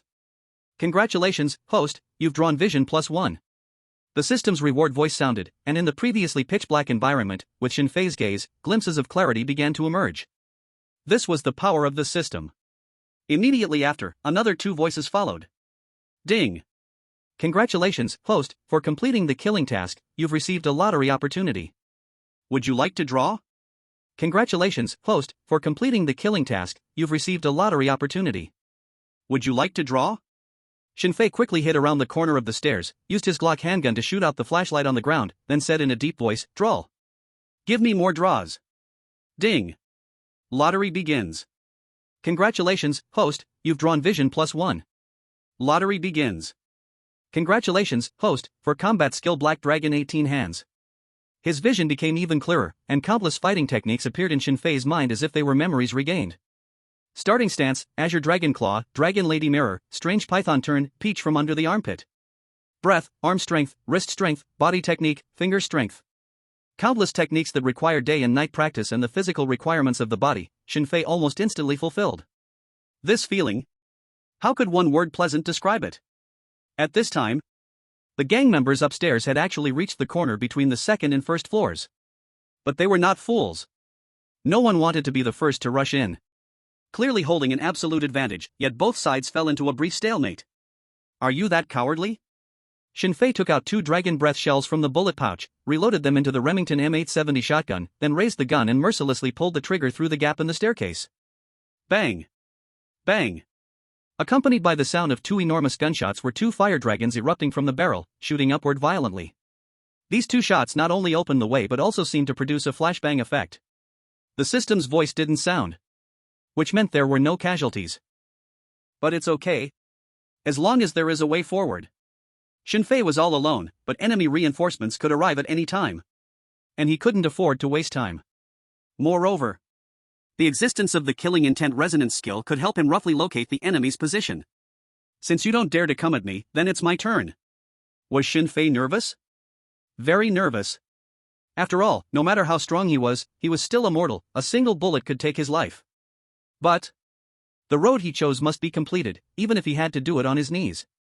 Shinfei darted forward, using the killing intent resonance to detect the enemy in advance, without half a second of hesitation, and directly pulled the trigger. This kind of action would be called a pre-fire in the game. It's usually a method considered cheating, sure to bring curses and insults from the enemies. But this is reality. And anyone hit at close range by a dragon breath bullet had no capacity for thought, they could only futilely try to extinguish the fiery flames on their bodies. Bang, bang, bang. Finally, some of the gang members upstairs became clever and started a reckless fire suppression. The rain of bullets not only targeted Shinfei's position, but also caused secondary rebounds and splashes. There was no choice. Shinfei could only retreat back to the corner. Actually, his tactical issue was pretty big. Who told him he only had the skill of a legendary shooter, but no legendary CQB skill rewards? But well, as long as he killed enough people, everything would come in the future. Snap. In the darkness, a ricochet bullet precisely hit Shinfei's shoulder. Shinfei felt as if a red-hot iron bar had suddenly jabbed into his body, causing him to feel dazed from the pain. Fortunately, it seemed that the gang had not trained in alternating fire. In practice, that meant they either shot together or reloaded together. The shooting gap was suddenly exposed. Opportunities missed would not come again. Gritting his teeth, Shinfei ignored the injury on his shoulder, raised his Remington M870 shotgun with one hand, and continuously pulled the trigger at the enemy's position. Bang, bang, bang. The 7 bullets in the magazine were emptied, but Shinfei had no time to reload. He abruptly threw the shotgun at the gang and then pulled out his Glock G17 for alternating fire. In the blink of an eye, the enemies on the second floor were all cleared out. The house fell silent again. At the same time, the system's voice echoed in his mind once more. Congratulations, host, for completing the kill task and gaining 1 lottery opportunity. Would you like to draw? X8. 8 consecutive voices indicated that Shinfei had just taken down 8 enemies. Adding the 2 at the door and the 5 who rushed downstairs, it meant he used only 35 rounds of pistol ammo and 9 dragon breath shells to take down 15 enemies. If this achievement were to be spread, it would shock any military field in the world. Huff. Shinfei felt through the killing intent resonance that the enemies upstairs did not plan to rush down, they seemed to want to defend. He didn't rush to attack and yelled at the system, "Killing God system, give me a draw. Give me a powerful draw." While leveling up. Although there was a danger of death, the adrenaline rush felt intoxicating to Shinfei. As Shinfei listened to the continuous system reward sounds in his mind, he sprinkled the gunpowder from an open bullet onto the wound on his shoulder, then ignited it with the lighter he carried. Sizzle. A horrible smell of burning flesh and skin surged into his nostrils. Sweat flowed like a stream, and intense pain spread from his shoulder to every corner of his body. Shinfei gritted his teeth, murmuring, "After tonight, there will only be two legends in Petersburg, either my tombstone, or your broken blades. Regardless of life or death, the name of the razor will shine like the northern lights in the winter night, piercing through all shadows on this frozen land. A true man should live like this. Have you not heard? Heaven does not seal off every path for a person. Lottery begins. Congratulations, host, you drew agility +1. The lottery begins. Congratulations to the host for drawing adrenaline injection X1. The lottery begins. Congratulations to the host for drawing system reward storage space. Note, this space can only store system reward items. The lottery begins. Congratulations to the host for obtaining CQB specialization, beginner, skill. The lottery begins. Congratulations to the host for drawing singing proficiency level B. The lottery begins. Congratulations to the host for drawing one roll of toilet paper. The lottery begins. Congratulations to the host for drawing physical strength +1. The lottery begins. Congratulations to the host for drawing M39 grenades X4. Clearing the area, emergency response procedures, all-around vigilance, threshold assessment, failure shooting method, hook-style infiltration, hot zone/cold zone, CQB 0. As the system voice faded, countless knowledge about CQB merged into Shinfei's memories. In the blink of an eye, he had grown from a complete novice to a qualified entry-level CQB player. It's hard to judge how strong he had become, but combined with other skills, he was more than enough to handle the current situation. And after the system reward, Shinfei discovered an extra space in the virtual inventory, similar to a game warehouse, containing some physical rewards. Unlike before, where rewards would go directly into his backpack. Without hesitation, Shinfei took out the adrenaline injection from the warehouse and quickly glanced at the description on it. It was no different from the injection in reality, all of which were powerful emergency medications used for a short time, swiftly increasing heart rate and blood pressure. The only difference was that the adrenaline from the system reward had no side effects at all. So what are we waiting for? Use it. Although he had not yet reached his physical limit, the pain in his shoulder was truly unbearable. Shinfei also found it strange why in his past life, when he was seriously injured, he could not feel pain for a long time. It wasn't until he left the operating room, waiting for the anesthesia to wear off, that he felt the itch and pain. But in this life, his sensitivity to pain had clearly increased significantly. Could it be related to the enhancement of physical fitness? These questions could not be answered at the moment, nor should they be pondered now. The sharp needle pierced into the jugular vein, and the dark red liquid spread through the vessel walls like a living spider web. Huff! As the liquid was injected, Shinfei felt his muscles contract violently in an instant. An indescribable sense of pressure made it hard for him to breathe normally. The sound of blood pumping in his eardrums drowned out all other noises, as if the entire world had been reduced to just him alone. The edges of his retina turned misty, a sign that the systolic pressure had broken through 160 millimeters of mercury. If he were wearing a tactical watch, he would have noticed that his heart rate surged from 142 to 187. Seconds later, the world became clearer than ever before. The blood seeping from his left arm was no longer a viscous red, but layered dark and bright red. This was due to the sudden internal high pressure, which forced both plasma and arterial blood to seep out. If it weren't for the previous burn dressing, it wouldn't be just seepage, it could have been a spray, and within less than a minute, he could faint from excessive blood loss. So this is what it feels like to inject adrenaline. Shinfei took a deep breath, constantly adjusting his state through rapid breathing. The enemies above were stirring, with faint footsteps sounding. Sounds that he could never hear before now became excruciatingly sharp.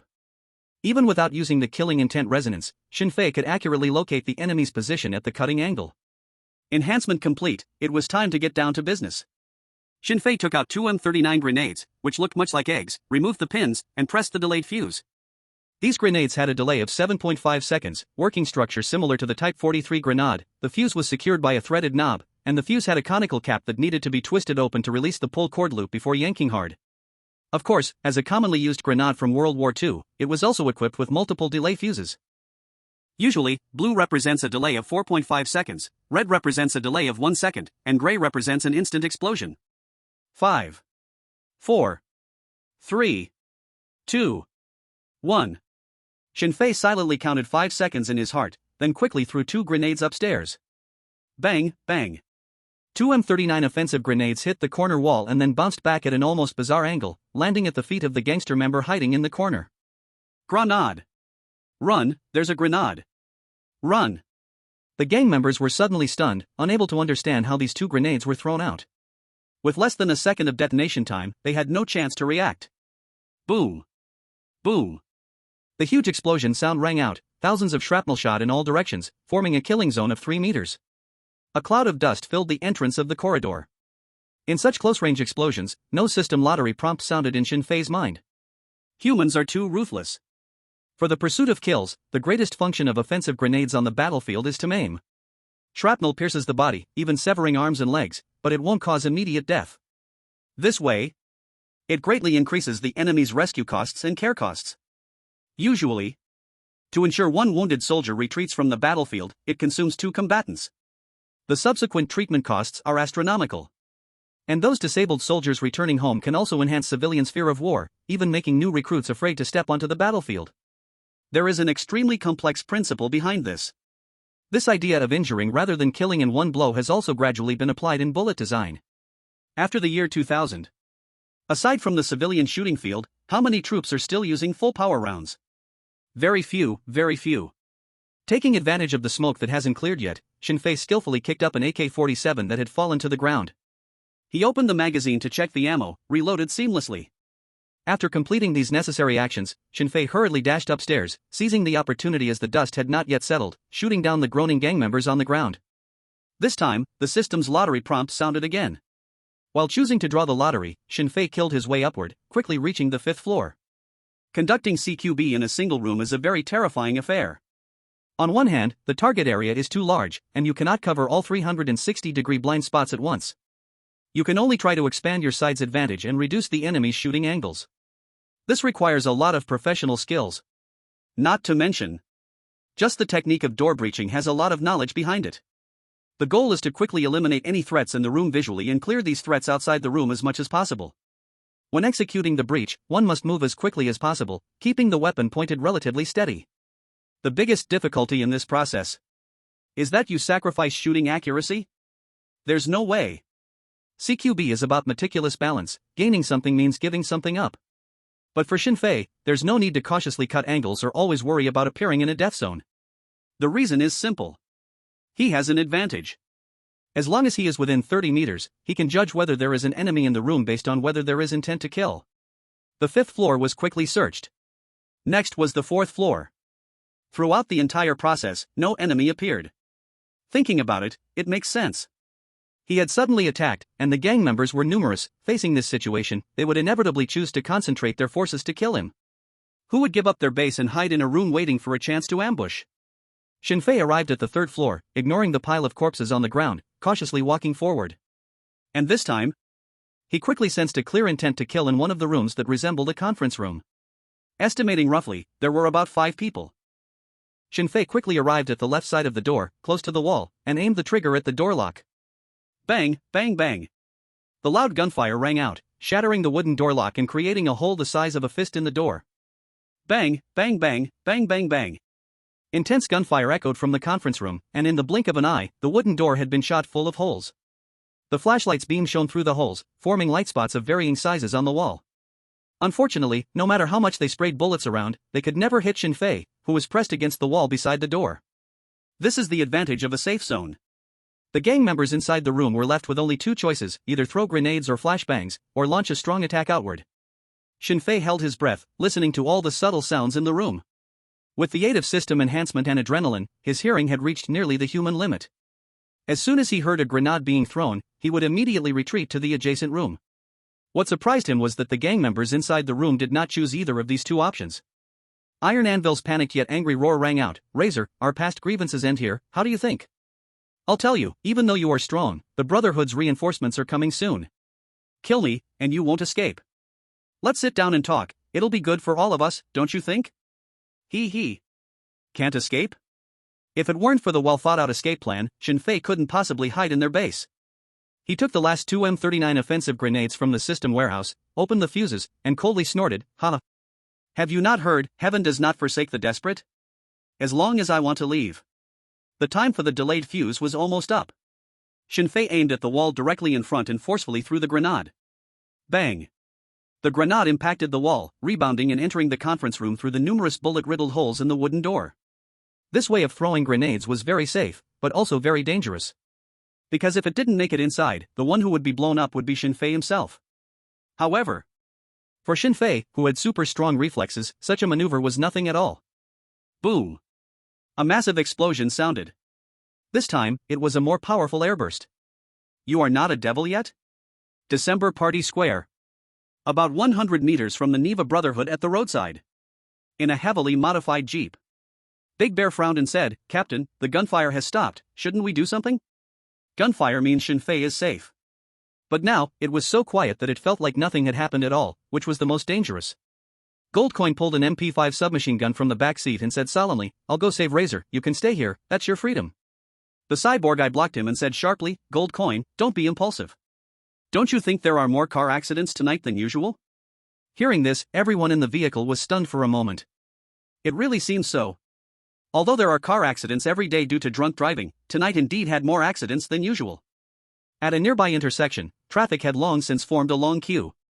Other intersections had similar situations. Dripping wet, Poland burped and said tentatively, "Captain, are you saying the colonel has struck?" The cyborg guy did not answer directly but said, "Everyone likes talent, and everyone wants to know where a genius's limit lies. I don't believe that someone who can practice their shooting to legendary marksman level would be a fool who doesn't think about a way out." He looked at Gold Coin and asked, "What do you think, Gold Coin?" Gold Coin was startled for a moment, didn't speak, but released his grip on the car door. The jeep fell into silence. After a full minute or two, Big Bear broke the silence, "But, no matter what, I can't figure out. In such a desperate situation, what else can one do to escape? This is the difference between mortals and geniuses," the eye patch murmured. "Just like top players like Ronaldo, Maradona, and Ronaldo the Brazilian, they will always deliver the ball into the net in ways you never expect." Neva Brotherhood Branch, 3rd floor. Boom. After two M39 offensive grenades exploded, the conference room instantly turned into a wreck. Shinfei changed the magazine of his AK-47, chambered around, and without waiting for the dust to settle, kicked open the door and began to spray bullets wildly. Tap. Tap tap, tap tap tap. After a burst of bullets, those formerly gasping mid-level members of the Neva Brotherhood all turned into cold corpses. They didn't even have time to scream. Blood flowed from the bullet holes onto the ground, gradually forming a puddle of blood. It was like a hell on earth. Shinfei dropped the assault rifle and switched to his handgun. He used the standard carbine grip posture to search the room for any remaining opportunities to gain a prize. Don't kill me, please, don't kill me." A pitiful and weak voice sounded. The terrified Anvil crawled out from directly in front of the conference table, looking at Shinfei in panic. His position faced the door, serving as a leader's exclusive spot. Because of this angle, he miraculously wasn't too severely injured. Although there were bullet holes, at least his body was still intact. Unlike those corpses, who were blasted and then sprayed, many had been torn into pieces. Shinfei smiled and said, "Sure, I'm not a devil. We have no deep grudges, so it's okay if I don't kill you." Anvil was taken aback and reflexively glanced at the corpses around him. "Goodness, are you really not a devil? Even Satan would have your name tattooed on his back. Besides rubles, I still have a beautiful wife, all of whom are yours." Shinfei squatted down and said playfully, "If I don't kill you, shouldn't you thank me? Tell me, is there any hidden money in your branch? Gold will do, drugs won't work, I have no way to deal with them. If there really isn't, anything else valuable and easy to carry will do." Chasers could arrive at any moment, and Shinfei had no time to loot the spoils. Thinking about the wealth that belonged to him but that he couldn't take, he felt heartbroken. Anvil hurriedly replied, There used to be, but a few days ago, the Godfather took it all, but you can rest assured, as long as you let me go. I can take you to get the money. I'll give you 2 million rubles, no, 5 million. Bang. Shinfei pulled the trigger, hitting Anvil in the left leg. "Don't waste my time. I want it now." Anvil let out a desperate howl, using all his strength to roar, "There isn't, really isn't. And if you kill me, don't you fear being hunted down by the Neva Brotherhood? Razor, you only want to join the 7th squad, we can concede, so you can achieve your goal and still receive a reward of 5 million rubles. Why not?" Shinfei fell into thought. Anvil thought he was considering his words, hurriedly crawling 2 steps forward and saying, "Razor, you're right, we have no grudges, we can be friends. From now on, everything of mine is yours, besides rubles, I also have a beautiful wife, all of whom are yours." "Ha? Married woman?" Shinfei came to his senses and smiled, "I'm sorry, I was just thinking about something else and didn't hear what you said earlier." "Something else?" Anvil instinctively asked. What were you thinking about?" Shinfei extended one finger. "First question, I'm afraid of death, but I'm more afraid of being poor.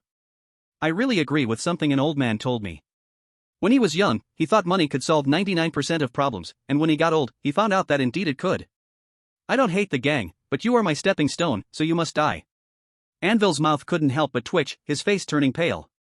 Shinfei extended a second finger and said, "The second question I was just thinking about is that you are the first mini-boss I have encountered since coming to this world. What kind of action should I take to deal with you? Do you know? I have many friends, and they all have beautiful execution moves. Price likes to use a custom serrated dagger, the blade slices across the enemy's throat, and every time he kills, the length of his cigar stays the same. Ghost will first stab the enemy's shoulder blades with the tip of the knife, wait for the enemy to gasp in pain, then lift his right knee to strike the abdomen, forcing silence. And then there's soap, and so on. My favorite character is ZMO, an educated man from Huaxia. Before executing an enemy, he politely pats their shoulder, then strikes low, and finally takes them out with a clean knife." The Iron Anvil had no idea what the man in front of him was mumbling about. The fear of death made him instinctively back away. As if being a few meters away from the gun would make him safer. "Got it." Shinfei's lips curled into a smile as he pulled out the dagger he bought from the weapon shop and tossed it slowly into the air. As the dagger reached its highest point, it drew a crescent arc in the air and fell rapidly. Shinfei suddenly turned, lifted his toes, and shot the falling handle out of the air. The blade became a silver flash, heading straight for the throat. But blood gushed out. The light in the Iron Anvil's eyes dimmed suddenly, his body shook violently, blood seeping from the corner of his mouth, and soon he became a cold corpse. At the same time, the red light on the positioning watch went out, indicating that the GPS time had run out. But the danger was not lifted. Because Shinfei saw through the third-floor window a large number of unidentified gang members rushing toward him from all directions, running. So many people. Don't say he's injured, even in peak condition, he couldn't fight them off. So, how to escape became the most critical issue. 23. A hint of blood, do not watch while eating. On the street, in a jeep. The Samurai looked at the incoming gang members and frowned. The gunshots have stopped for 5 whole minutes, why hasn't Razor come out yet? Is he injured? No one answered his question, the only sound in the car was the clacking of keyboards echoing. Poland asked curiously, "Nephthys, what are you doing?" Nephthys did not lift her head, saying, "The gold coin uses Glas Zvezdoket, eye of the star speaker, the tracking device has voice recognition and life detection templates. As long as it can enter the corresponding Sputnik Vogue tracking system, these two functions can be activated." The gold coin froze for a moment, surprised and asked, "It can work like this? How come I didn't know?" Nephthys glared at him, ruthlessly scolding, "It's because you, the damned fool, didn't know and didn't tell us your plan in advance, which caused me to spend almost half an hour without finding the corresponding eye of the star speaker for Razor. Damn it, how many people are those KGB bastards monitoring with this thing? People's science benefits all humanity, and those bastards in grey fur are tarnishing the once Red Alliance." The gold coin silently shifted his gaze and stopped speaking. The jeep fell into a dead silence again. The Samurai looked at the gang members who were gathering at the branch entrance, ready to attack, and asked, "If you encountered this situation, how would you solve it?" Poland shrugged and said, "Smart people won't let themselves be surrounded, I won't put myself in such a situation. There isn't even a 1 in 1,000 chance." The gold coin's mouth curled into a mad smile, "What's there to run from? Install dynamite all over the entire building, let them all in, and finally take them all to meet God. I think Razor must have this idea too." The three looked at Big Bear. Big Bear scratched his only remaining arm and said, "I'll follow you, if you want to run, I'll run with you. If you want to perish with the enemy, I'll go bury the explosives." The gold coin patted his shoulder and said, "Bear, I like your answer."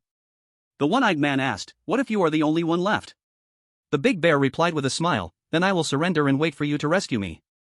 If you all die, I will find a chance to escape, bury your bodies properly, and then seek revenge." Polando sighed, "Although Luther King is dead, in you, I seem to see traces of him still alive." While the three were joking, Nephthys looked up at the nearby division and said gravely, "Detected, he is still alive, all vital signs are very high, he must have been injected with adrenaline. This means he is injured, but it hasn't affected his actions." "Oh, right. If I were you, I would disguise myself as a corpse in a similar situation. But I can't do that like Razor, because I am a woman, and my physiological structure is obvious. He is Asian, that face is completely different from the people around, it can be recognized at a glance. I agree with the captain's idea, since Razor hasn't run away, he must have his own plan." In the Neva Brotherhood division, on the 3rd floor. In the meeting room. When Shinfei saw the gang members pouring in from all directions, the first thing he did was quickly search the bodies on the ground. After all, they were all mid-level gang members, so the rewards were still a bit. 5 thick gold necklaces and 7 or 8 gold rings, as well as blood-soaked rubles he carried with him. This should be enough for medical expenses. The only pity is, there was no time to loot those brawlers outside. I remember there were a few with gold teeth. Never mind, survival is what matters, there will always be more in the future. Shinfei tucked everything close to him, then quickly changed into a blood-soaked shirt of a mid-level gang member. The meeting room was full of corpses. If he did not carefully distinguish, no one would be able to tell if there was one more or one less person. That's right, he wanted to disguise himself as a corpse to blend in. As for the face issue, he had already considered it. Shinfei drew the dagger from the neck of an anvil, searched in the meeting room, and finally squatted next to one of the gang members' bodies. The tip of the knife moved like a silver fish breaking the water's surface, a chill touching his cheekbone and seeping into his pores. The connection between the skin and muscle made a light sound of sticky tearing, as if pulling off the rice paper of a decorated cake. In just a moment, Shinfei obtained a bloody human face. He took a deep breath, forcibly suppressing the disgust and fear in his heart, then slowly pressed the face onto his own. The touch of the subcutaneous fat was greasy and very uncomfortable. Moreover, this face was too big, making it hard to fit perfectly. But it didn't matter, the blood in the ghastly wounds would cover all shortcomings. Shinfei, wearing someone else's face, reloaded the Glock G17 pistol and found a place with the most bodies to lie down. This was a combo move. Even if his disguise was noticed by gang members, Shinfei could still seize the opportunity and take the leader hostage. What he needed was a chance to get close. After all, within 30 meters, he was purely invincible like a technical crush. Outside the door on the first floor, a large number of gang members had gathered, led by the second-in-command of the Neva Brotherhood, Ash. People beside him were constantly making phone calls, but all they could hear was the ringing echoing from the silent division building, with no one answering. This situation was very bad. There was only one explanation. That was, it was very likely that Razor, with his own strength, had killed everyone in the building. Attack, or not attack? Just as Ash hesitated, a street mediator beside him hung up the phone and said, "Elder, the call from the Winter Palace headquarters in Petersburg, they said we are making too much noise. If this farce is not over within 10 minutes, the police from the Neva branch, the Industrial Zone branch, and the Petrograd branch will all come out." Ash's brow furrowed. Remembering the sudden increase of car accidents on the street, he finally realized that the colonel from the Wagner Petersburg branch must have struck. There was no time to hesitate. If they didn't deal with Razor quickly, their gang would face destruction. Ash gritted his teeth and said in a low voice, "Charge with me, find Razor in 5 minutes, and take him down."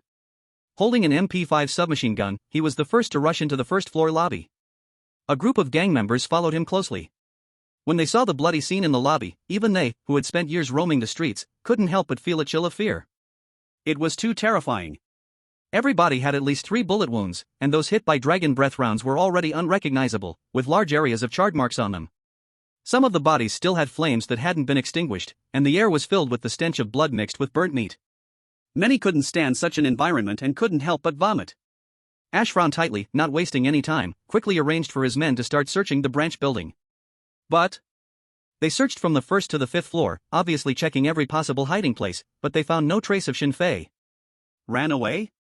Hearing the report from his subordinates, Ash's facial features had already twisted due to his extreme anger. What he didn't know was that Shinfei was right at his feet, but he was wearing a bloodstained face of a gang member. Buzz. Buzz. Just as Ash was pondering what to do next, the phone in his inner jacket pocket vibrated. It was a direct line phone. Only one person could call this phone. Ash quickly took out his mobile phone and respectfully said, "Godfather, I'm sorry, we messed up." Before he could mourn for Shinfei, what came next was. The Godfather's sinister voice echoed in the phone, "Foolish thing, why didn't you tell me your plan in advance? Where is Anvil? Why can't I reach his phone?" Ash glanced up at Anvil, whose eyes were wide open in death, and said in a low voice, "He is dead, including him, everyone in the branch is dead." There was silence on the other end of the phone. After a full 10 seconds, the Godfather almost roared, "So you are telling me that an Asian person broke into our branch and killed everyone, including Anvil? You useless dogs, did you all grow up drinking whore's urine?" Ash's face turned pale, remaining silent and obediently accepting the scolding. After scolding for a while, the Godfather of the Brotherhood became tired of it and said in a low voice, "Now listen carefully, clean up all the bodies, and take the remaining middle management to Kattlebayan within 2 days. Kattlebayan? Hearing this name, Ash paused for a moment. Ural is a federal state. Kattlebayan is the capital of the Alatanhat Republic. Located in the Caucasus region, downstream of the Volga River. This country is famous for producing black tea and was once the largest planting base of the former Red Alliance. Besides that, it doesn't have much renown. But next to it is the notorious, globally known for its ferocity, the Nachurchan Republic. Ash wrinkled his brow and said, "Godfather.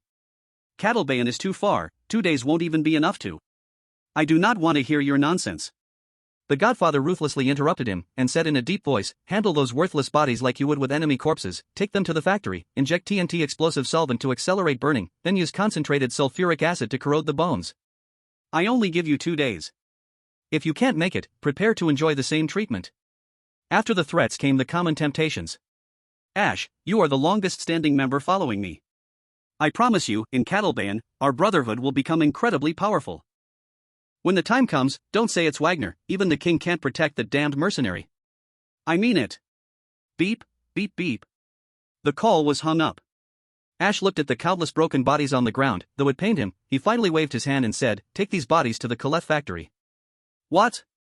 Hearing his words, the gang members all widened their eyes. "That's the place for disposing of enemy bodies. Where are we sending our own people?" Ash glared fiercely at everyone and said in a low voice, "Did you not hear what I said? Each person involved in the operation gets 50,000 rubles. With the material reward, the expressions of the group improved slightly, and despite their physical discomfort, they began to move the bodies. Ash took out his phone again and called another elder, speaking gravely, "Notify all members above the street mediator position, tell them to gather at the Petersburg train station in half an hour. Remember, this is the Godfather's order." Disguised as a corpse, Shinfei was lifted by 2 gang members and taken step by step away from the branch building. He was pondering a question in his mind. Why was the Neva Brotherhood in such a hurry to go to the Caucasus? From what he heard from their godfather, it seemed like they had found something amazing to rely on. The only place that could be called a backing to threaten the king's position seemed to be the Norchenkian. And another was the Crescent Extremist Organization. According to the timeline, it shouldn't be long before the Norchenkian discovered large-scale oil fields. And then the Ural Federation and Norchenkian would break out into a second war. Geopolitical situations were too complicated, answers wouldn't come easily. But Shinfei was sure of one thing. He didn't have to continue fleeing for the next 2 days, but could go through directly. The middle management had all run away. Who still had the energy to deal with him? It was a good thing. As the effects of adrenaline gradually faded, intense pain and fatigue rushed in, and Shinfei slowly closed his eyes. He needed to rest for a while. After being thrown onto the corpse truck, he still had to fight for his escape. Only escaping counted as a real victory. On the street, inside the jeep, Gold Coin could not sit still, impatiently asking, "Everyone's already rushed in, why is there no movement at all? Is Razor dead?" Nephthys shook her head and said, "No, his vital signs are completely intact, and he is right inside the building." Hearing this, everyone showed expressions of disbelief. Not dead. Alive and well. But there's still no fight? What is going on? No one believed that it had come to this point, and Razor and the Brotherhood still had any possibility of negotiation. Poland frowned and said, "Do you think there's a possibility that they didn't find Razor? But the gang has so many people, and it's in their most familiar branch. Even if Razor is good at hiding, he couldn't possibly not be discovered, right?" His doubt was everyone's doubt. At this moment, Nephthys spoke up, "Shut up, Razor's coordinates are starting to move." Upon hearing this, everyone's eyes focused tightly on the computer screen. The red dot was moving little by little, finally appearing on the street. The crowd instinctively looked up. And then saw 2 trucks parked at the front gate of the branch, with bodies being thrown onto them. Goldcoin was shocked and said, "So? Razor really escaped by disguising as a corpse, but what about his face?" The eye patch thought of a certain possibility, took a deep breath, and said, "Maybe I figured out what happened. Razor likely shaved off the enemy's face and covered his own with it. This way, he could reduce his chances of being discovered." Shaved face? Shaving human faces? Although they had all killed people, and the number was high, and they had seen many absolutely restricted scenes. But regarding this kind of operation, they still felt incredibly shocked. Though it was difficult to accept. However, when they thought of Shinfei's words during the interview, they gradually felt relieved. Their judgment was not wrong. Ordinary mercenaries were indeed not as ruthless as Shinfei. Poland sighed, "Gold Coin, you really gave Shinfei a great code name." Gold Coin looked incredibly proud. Buzz, buzz. The cybernetic eye's phone rang. It was a text message. He glanced at the content, and his expression turned strange. He said aloud, "The colonel has brought us 2 pieces of news. First, he is very angry about Poland and the others casually leaving the hospital. Additionally, Shinfei has passed the assessment. He, now, officially belongs to our Team 7. What? Hearing this, Gold Coin felt like he had been injected with steroids. He quickly shifted gears, released the handbrake, and maneuvered the jeep at high speed to chase after the gang's corpse transport truck, excitedly shouting, "There's no time to mourn Shinfei. Next to appear is 18 guns with 4 double taps, the legendary marksman of Wagner, the Terminator of the Neva Brotherhood, the fastest ever to become part of the Wagner elite squad, the future legendary mercenary second only to me in Team 7 Razor. The cybernetic eye was startled by the sudden action, stumbled, and the artificial eye almost fell out, unable to help but curse, damn it, cursed gold coin. Your immediate task is to quickly uninstall that rotten tomato-like software from your phone. 25. The damned old, weak, sick, and disabled team. Although Goldcoin was crazy, he wasn't impulsive enough to act directly in the city streets. They were mercenaries, half-professional soldiers. They would help the official handle troubles, and naturally could enjoy many benefits and resources from the officials. The restrictions in the city were greater than those of the gang. He drove the jeep, following the corpse transport truck, heading out of the city. When they reached an unpaved road, Goldcoin suddenly slammed on the brakes, and the jeep drifted into the middle of the road. The driver of the corpse transport truck instantly became furious upon seeing this. Damn it! Can you even drive? I can't bully the Wagner mercenaries, but can't I bully you? The driver cursed as he grabbed the Uzi submachine gun beside him and charged out. To express his anger, he couldn't wait to pull the trigger at the sky as soon as he got out of the car. Bang bang bang bang! The sound of the Uzi gunfire echoed, flames bursting from the barrel. The driver rushed to the front of the jeep and violently tugged at the car door, only to find it was locked. He raised his gun and cursed, "A bunch of damned bitches, didn't your mothers teach you?" The tinted windows slowly rolled down. The driver was shocked to discover that sitting in the front row of the car were 2 mercenaries dressed in Wagner uniforms. An MP5 submachine gun and a P99 pistol were already aimed at his head. Ha! The driver was dumbfounded. He never expected that just casually bumping into another vehicle would end up being someone he absolutely couldn't provoke. Poland, sitting by the window, disdainfully glanced at the Uzi in his hand and said expressionlessly, "Nice little toy, let me play with it." The driver was already so scared that he couldn't move at all. Poland casually reached out and snatched the gun from his hand, suddenly growling, "Bang!" Ah!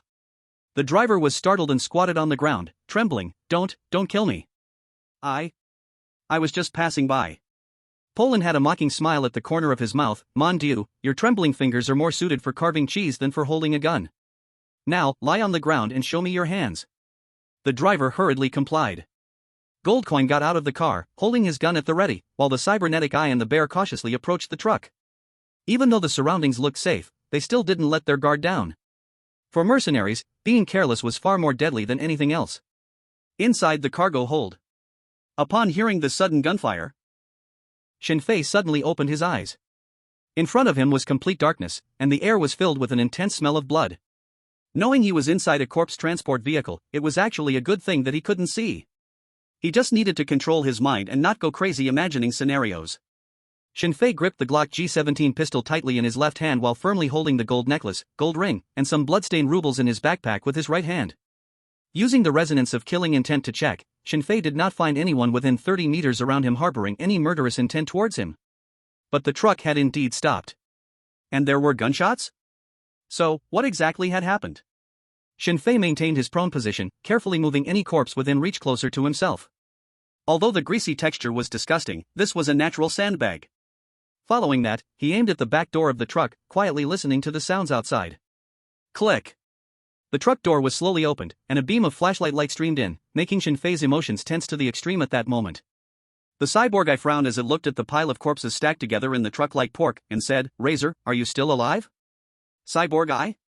Shinfei let out a sigh of relief and slowly sat up. Click, click. The sound of bullets being chambered filled the air. Shinfei tore off the human face stuck to his skin and wiped the bits of flesh at the corner of his mouth with the back of his hand, smiling as he said, "What's wrong? Have you been turned by the Brotherhood?" Although Team 7 had previously thought that Shinfei's escape was most likely due to him wearing an enemy's face, still. When this scene appeared right before their eyes, especially combined with the corpses scattered around the truck, it still gave the two a chilling feeling. The cyborg eye sighed and said, "Diwali, you are definitely the most unique new mercenary I have ever seen." Big Bear also followed suit with a sigh, saying, "I can prove what the captain says is true. Gold in front of you, seems like elementary school kids." Razor, can you still move? I really want to help you, but my clothes are quite expensive." Shinfei nodded, struggling to rise and crawl out of the truck. His body was covered in layers of blood, making him look like a ghost crawling out of hell. The cyborg eye rubbed its nose, hesitated to say something, and finally said, "Let's go. First, I'll get you some cleaner clothes." Shinfei nodded. Connecting the dots about the Brotherhood's higher-ups urgently heading to the Caucasus region, it was not hard to guess why Team 7 had appeared. Most likely, he had already passed the assessment in advance. Shinfei followed behind the two and walked up to the jeep. Upon seeing Shinfei's appearance, Gold's smile became even brighter. Polando could not help but speak, "Hey, Razor, I really like your look, but I refuse to ride back in the same car as you." Nephthys got out of the car, took a bucket of water out of the trunk, and placed it in front of Shinfei. "Thank you." Shinfei began to wash off the bloodstains on his body. This place could be considered a desolate wilderness. As far as the eye could see, it was an endless expanse of frozen earth, with hardly anyone passing by. Polando ordered the driver on the ground, "Take off your clothes." The driver dared not refuse, and in a matter of moments, he stripped down completely, revealing his pale skin, and tentatively said, It's cold outside, can I stay in the car?" Polando. "Sure enough, this country has too many male strippers." Gold waved his hand and said, "Get lost, take the corpses on your truck, and get out of my sight in 5 seconds." The driver felt relieved, hurriedly hopped onto the truck, and quickly backed away into the darkness of the night. Big Bear teased, "Polando, you should pursue men." When I saw the driver's panicked expression as he left, it seemed mixed with some disappointment. After all, you French love to stir the pot. Polando got out of the car, one hand on the door, angrily shouted, "Get lost, I like women, pure women." At this point, Shinfei had casually finished washing up and changed into the driver's clothes. The prosthetic eye smiled and said, This looks much better. Razor, let me introduce you, here are all the current members of Team 7. Welcome to Wagner, and welcome to Team 7. Shinfei instinctively scanned the members of Team 7. And then he was shocked to discover this little team was a bit eccentric. One with a single eye. One with a mental disorder. One armed. One woman. And one limping and plastered up. Shinfei swallowed hard, his fingers pointed at each member, finally resting on the captain's face. "Captain, can I ask? Is our team's name really called the Old, Weak, Sick, and Disabled?" The prosthetic eye. Gold coin. Poland duo. Big Bear. What the hell, the Old, Weak, Sick, and Disabled team? The few people instantly turned to stone. Combined with Shinfei's surprised and somewhat silly expression, it looked incredibly comical.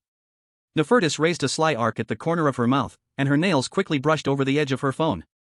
While everyone was still immersed in Shinfei's outburst, she suddenly stood on tiptoe, using her left hand to tug Shinfei's collar and pulling him into the crowd, while her right hand skillfully flipped her phone. Click. At the moment the flash went off, everyone's reflexive fierce expressions were forever sealed in an album named Team 7. 26. Can that cadre withstand such a test? An hour later, Team 7 returned to the hospital. As the only injured member, Shinfei, accompanied by everyone except Poland duo, underwent a medical evaluation. The injuries were not serious. Although the bullet had fragments of clothing, X-rays and CT scans confirmed there was no nerve damage. As he was pushed into the operating room, Shinfei handed his blood-soaked backpack to the prosthetic eye. "Captain, this contains my most precious things, please take good care of it." The prosthetic eye nodded seriously and replied, "I will." Goldcoin had a mischievous smile, teasingly said, "Razor, it's just a mosquito bite, there's no need to be nervous. To make your next few hours enjoyable, we've arranged some surprises in the operating room." Heart. Big Bear also smiled and said, "Yeah, it's quite a surprise, 2 of them, actually." In the operating room. What kind of surprises could there be? Looking at their expressions, Shinfei felt a chill down his back, as if being stared at by a pervert. Before he could ask, the nurse had already pushed the stretcher, sending him into the operating room. When the door closed, Goldcoin examined the backpack, stroking his chin and said, "What do you think is in there that makes Razor so nervous?" Big Bear guessed, it should be a family photo, people from Huaxia, like us, value family. The prosthetic eye shook his head and said, "I think what's important isn't the stuff inside, maybe the backpack was a gift from his first girlfriend." The 3 turned to Nefertis, waiting for her guess. Nefertis said nothing, simply extending her hand to pull open the backpack's zipper, which had no protective lock. "Oh dear, isn't it bad to peek at someone's stuff?" "Yeah, it's not very good. Can you guys show a bit of professionalism?" The 3 said this, but their eyes had already darted to the backpack. When they saw what was inside, even Nefertis was stunned.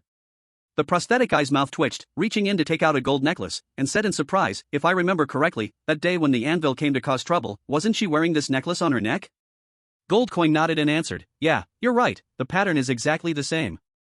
Big Bear sighed, "This kid is destined to be a mercenary. Captain, I think our second surprise might not even be needed." The prosthetic eye shook his head, "The process still has to be followed. This kid just called us the Old, Weak, Sick, and Disabled team, can you stand for it?" Everyone shook their heads. Must not tolerate it.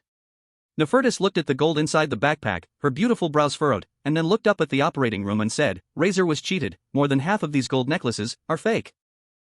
Fake? Everyone paused, then looked more closely, discovering that many were indeed gold on the outside and silver on the inside, commonly known as gold-plated silver. Just thinking about how Shinfei fought hard to retrieve these items, only to find they were a pile of fakes. The three could not help but show smug smiles. Nephthys looked up at the three, and finally her gaze fell on the cyborg's eye, saying, "Captain? You are finished." The cyborg was stunned and asked in confusion, "What's wrong with me?" Nephthys pointed at the operating room door, saying, "Think about his answers during the interview, then think about how he dealt with the gang. What if when he told you, the gold was real? He is a man who values wealth more than life. Even if he suffers a loss, he will make it back from somewhere else. You promised to keep these things safe for him, so to avoid bigger trouble, I suggest you go buy some gold now." Cyborg. Damn it. Is there a senior captain who bribes his team members right away? A bag of gold. How much would that cost? But thinking of Shinfei's extreme personality, the cyborg worried about what irrational thing this kid might do. Moreover, for these elite squad members, money was never in short supply. For the cohesion of the team, to avoid creating a rift, this gold must be bought. The cyborg gritted his teeth, his expression forlorn, and turned to walk out of the hospital. Goldcoin laughed, Razor really knows how to pick people. Our captain values promises the most. Unless you kill me, I wouldn't sell." Nephthys watched the cyborg's back and added, "Have you ever thought about another possibility? Like Razor knew from the start that the gold was fake? Don't forget, when conducting the checks earlier, he had countless opportunities to put the backpack in a safe place. So why did he specifically hand the backpack to the captain right before entering the operating room?" Goldcoin pondered for a moment and cursed softly, "Damn, this guy is too terrifying, right? Thankfully, he is our teammate. If we encountered such an enemy on the battlefield, it would be a nightmare." Big Bear scratched his remaining arm and said in frustration, "Stop talking, my head itches, feels like I'm about to grow a brain."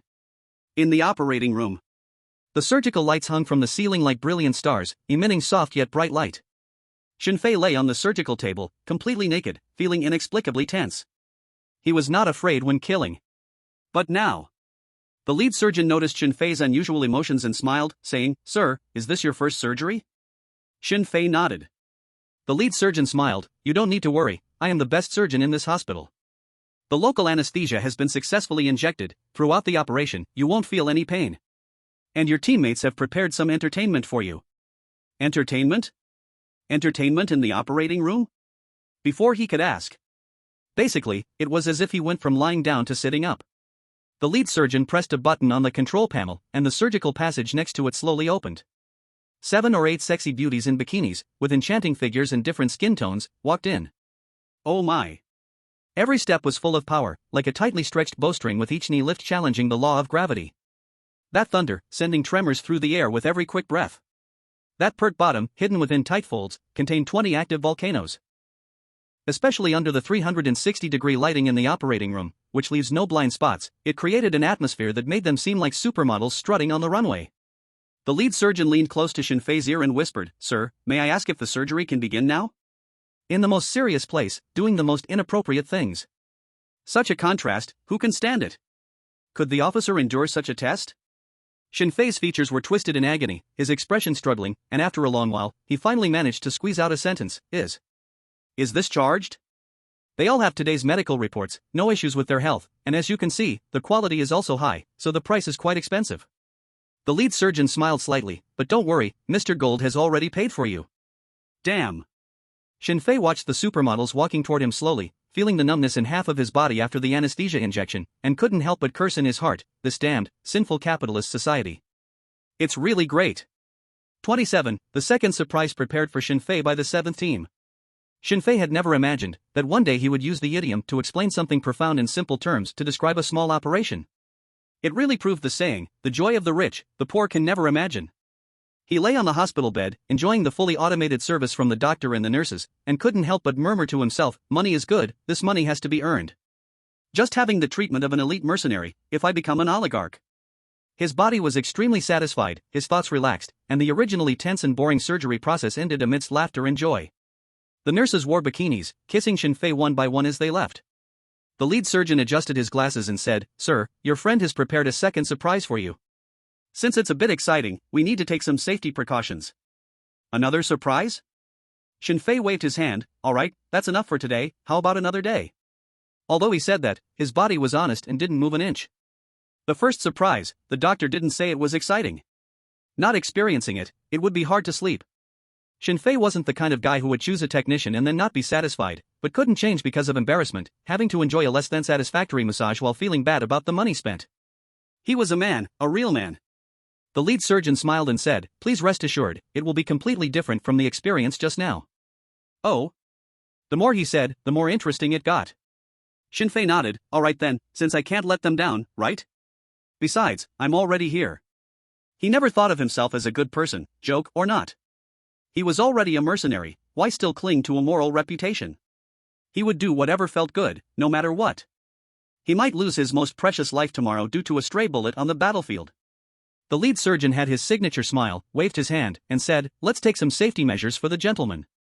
Two proper nurses stepped forward, first lowering the operating bed, then taking out 4 handcuffs. Oh, they were pink. Shinfei paused, saying, "Well, I don't like this style." The lead surgeon replied, "Sir, please rest assured, it's not the kind of low taste you're imagining." Shinfei didn't say anything more. After the nurses completed their procedure, the lead surgeon smiled and said, "Sir, I hope you have a good experience next. Goodbye." He left with the nurses, and the operating room was left with just Shinfei. The environment became unusually quiet, with the shadowless light shining on him, creating a very strange feeling. Both expectant and new, and with a hint of fear. It perfectly replicated Shinfei's psychological process the first time he went alone to the third-floor massage room. After waiting for a while, when he was getting a bit anxious, the door to the operating room opened, and 5 people in surgical attire and masks walked in. One of them had a cast on his foot and was hopping on crutches. What the hell? Big Bear, Poland, Gold. Artificial eye, Nephthys? Shinfei had not yet spoken when he saw 5 people take off their masks, revealing malicious smiles on their faces. He hurriedly shouted, "What do you want? Don't come over." Goldcoin picked up the tweezers from the surgical rack beside him and smiled, "Razor, don't be nervous, it's just a necessary assessment. I think you must have heard of counterinterrogation training, right?" Shinfei. Of course, he had heard of counterinterrogation training and had seen it in many movies and TV dramas. In simple terms, it's simulating being captured by enemies while enduring various tortures, yet still maintaining psychological stability and personal safety, while ensuring that high-value information doesn't get into enemy hands. Is this a shocking surprise? This is a terrifying shock. Shinfei swallowed and said excitedly, "I just had surgery, is this okay? Can't we at least wait for me to recover a bit?" Goldcoin reminded him, "Razor, usually, after being captured by the enemy, one is in a wounded state. Your current state is just the best training opportunity. Since you're going to suffer anyway, why not get it over with all at once?" Shinfei. Why do I feel like what he said seems quite reasonable? Fine, long pain is worse than short pain. Shinfei gritted his teeth and said, "Come on, whatever moves you've got, bring them out." Nephthys found a pair of pliers, approached the surgical table, and said, "Razor, remember, no matter the circumstances, if you're captured by the enemy, the only thing that can save your life is the information in your mind. The quicker you confess, the quicker you die. Guard the information, and you guard yourself. I will bring you pain, but please rest assured, it will leave no marks or side effects." Shinfei nodded heavily. Nephthys began her operation. Shinfei's temple was pressed by the metal clamp, making a bone-crawling sound, and the intense pain made every muscle in his body tremble wildly. Ah! Shinfei roared like a beast, struggling madly, trying to break free from the chains that bound him. Every second felt like a century of unbearable agony. All struggles were in vain. After enduring nearly 3.5 minutes of torment from the pressure about to explode his temple, Shinfei finally lost consciousness and fainted. This performance made several experienced mercenaries present nod slightly. They could see that Nephthys did not go easy. On the contrary, she was even stricter than with others. This is treatment that only the strong deserve. It's my turn. Goldcoin walked to the surgical table, opened one of the machines, skillfully adjusted the parameters, and pulled out a tungsten alloy probe with a sharp tip that releases 20 milliamperes of alternating current upon contact with the nerve root. He found the position of Shinfei's third lumbar vertebra and slowly pierced the current probe into him. The pain of piercing his skin was no longer enough to awaken Shinfei. When the tail end sank into Shinfei's body, Goldcoin turned on the switch for the current. Buzz. An almost imperceptible sound echoed in the silent operating room, followed by Shinfei's motor cortex erupting with gamma oscillations, causing his body to begin shaking uncontrollably. The next second, he was awakened by this pain, screaming hoarsely, "Kill me! Damn it, kill me! Goldcoin, kill me, otherwise, when I regain my freedom, I'll be the first to kill you.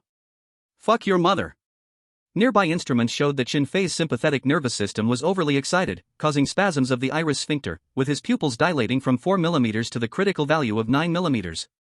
This meant he could be killed at any moment. Listening to his curses, the others in the room showed no expression. Neither angry nor sympathetic. They had all undergone similar training. Or rather, anyone who wanted to become a member of an elite team could not escape counterinterrogation training. The current continued to increase. Under the influence of the tonic muscle spasms caused by autonomic nerve disorders, Shin Fei's fists were clenched tightly, and due to the excessive force, blood had started to seep out. The pain reached a critical point. Shin Fei could barely feel his body anymore. He fell silent. No longer cursing. Motionless. Like a cold corpse. Seeing this scene, the 5 men all had shocked and surprised expressions on their faces. Poland couldn't help but say, "No way, has his body already started releasing enough endogenous morphine so quickly? Oh my god, he's simply a little genius who enjoys being tortured." Not just him, the others also felt it was strange. You see, they had to endure over 2 hours of pain to reach the critical point and thus activate their body's pain threshold dynamic regulation. This meant that pain training had no effect on Shin Fei anymore.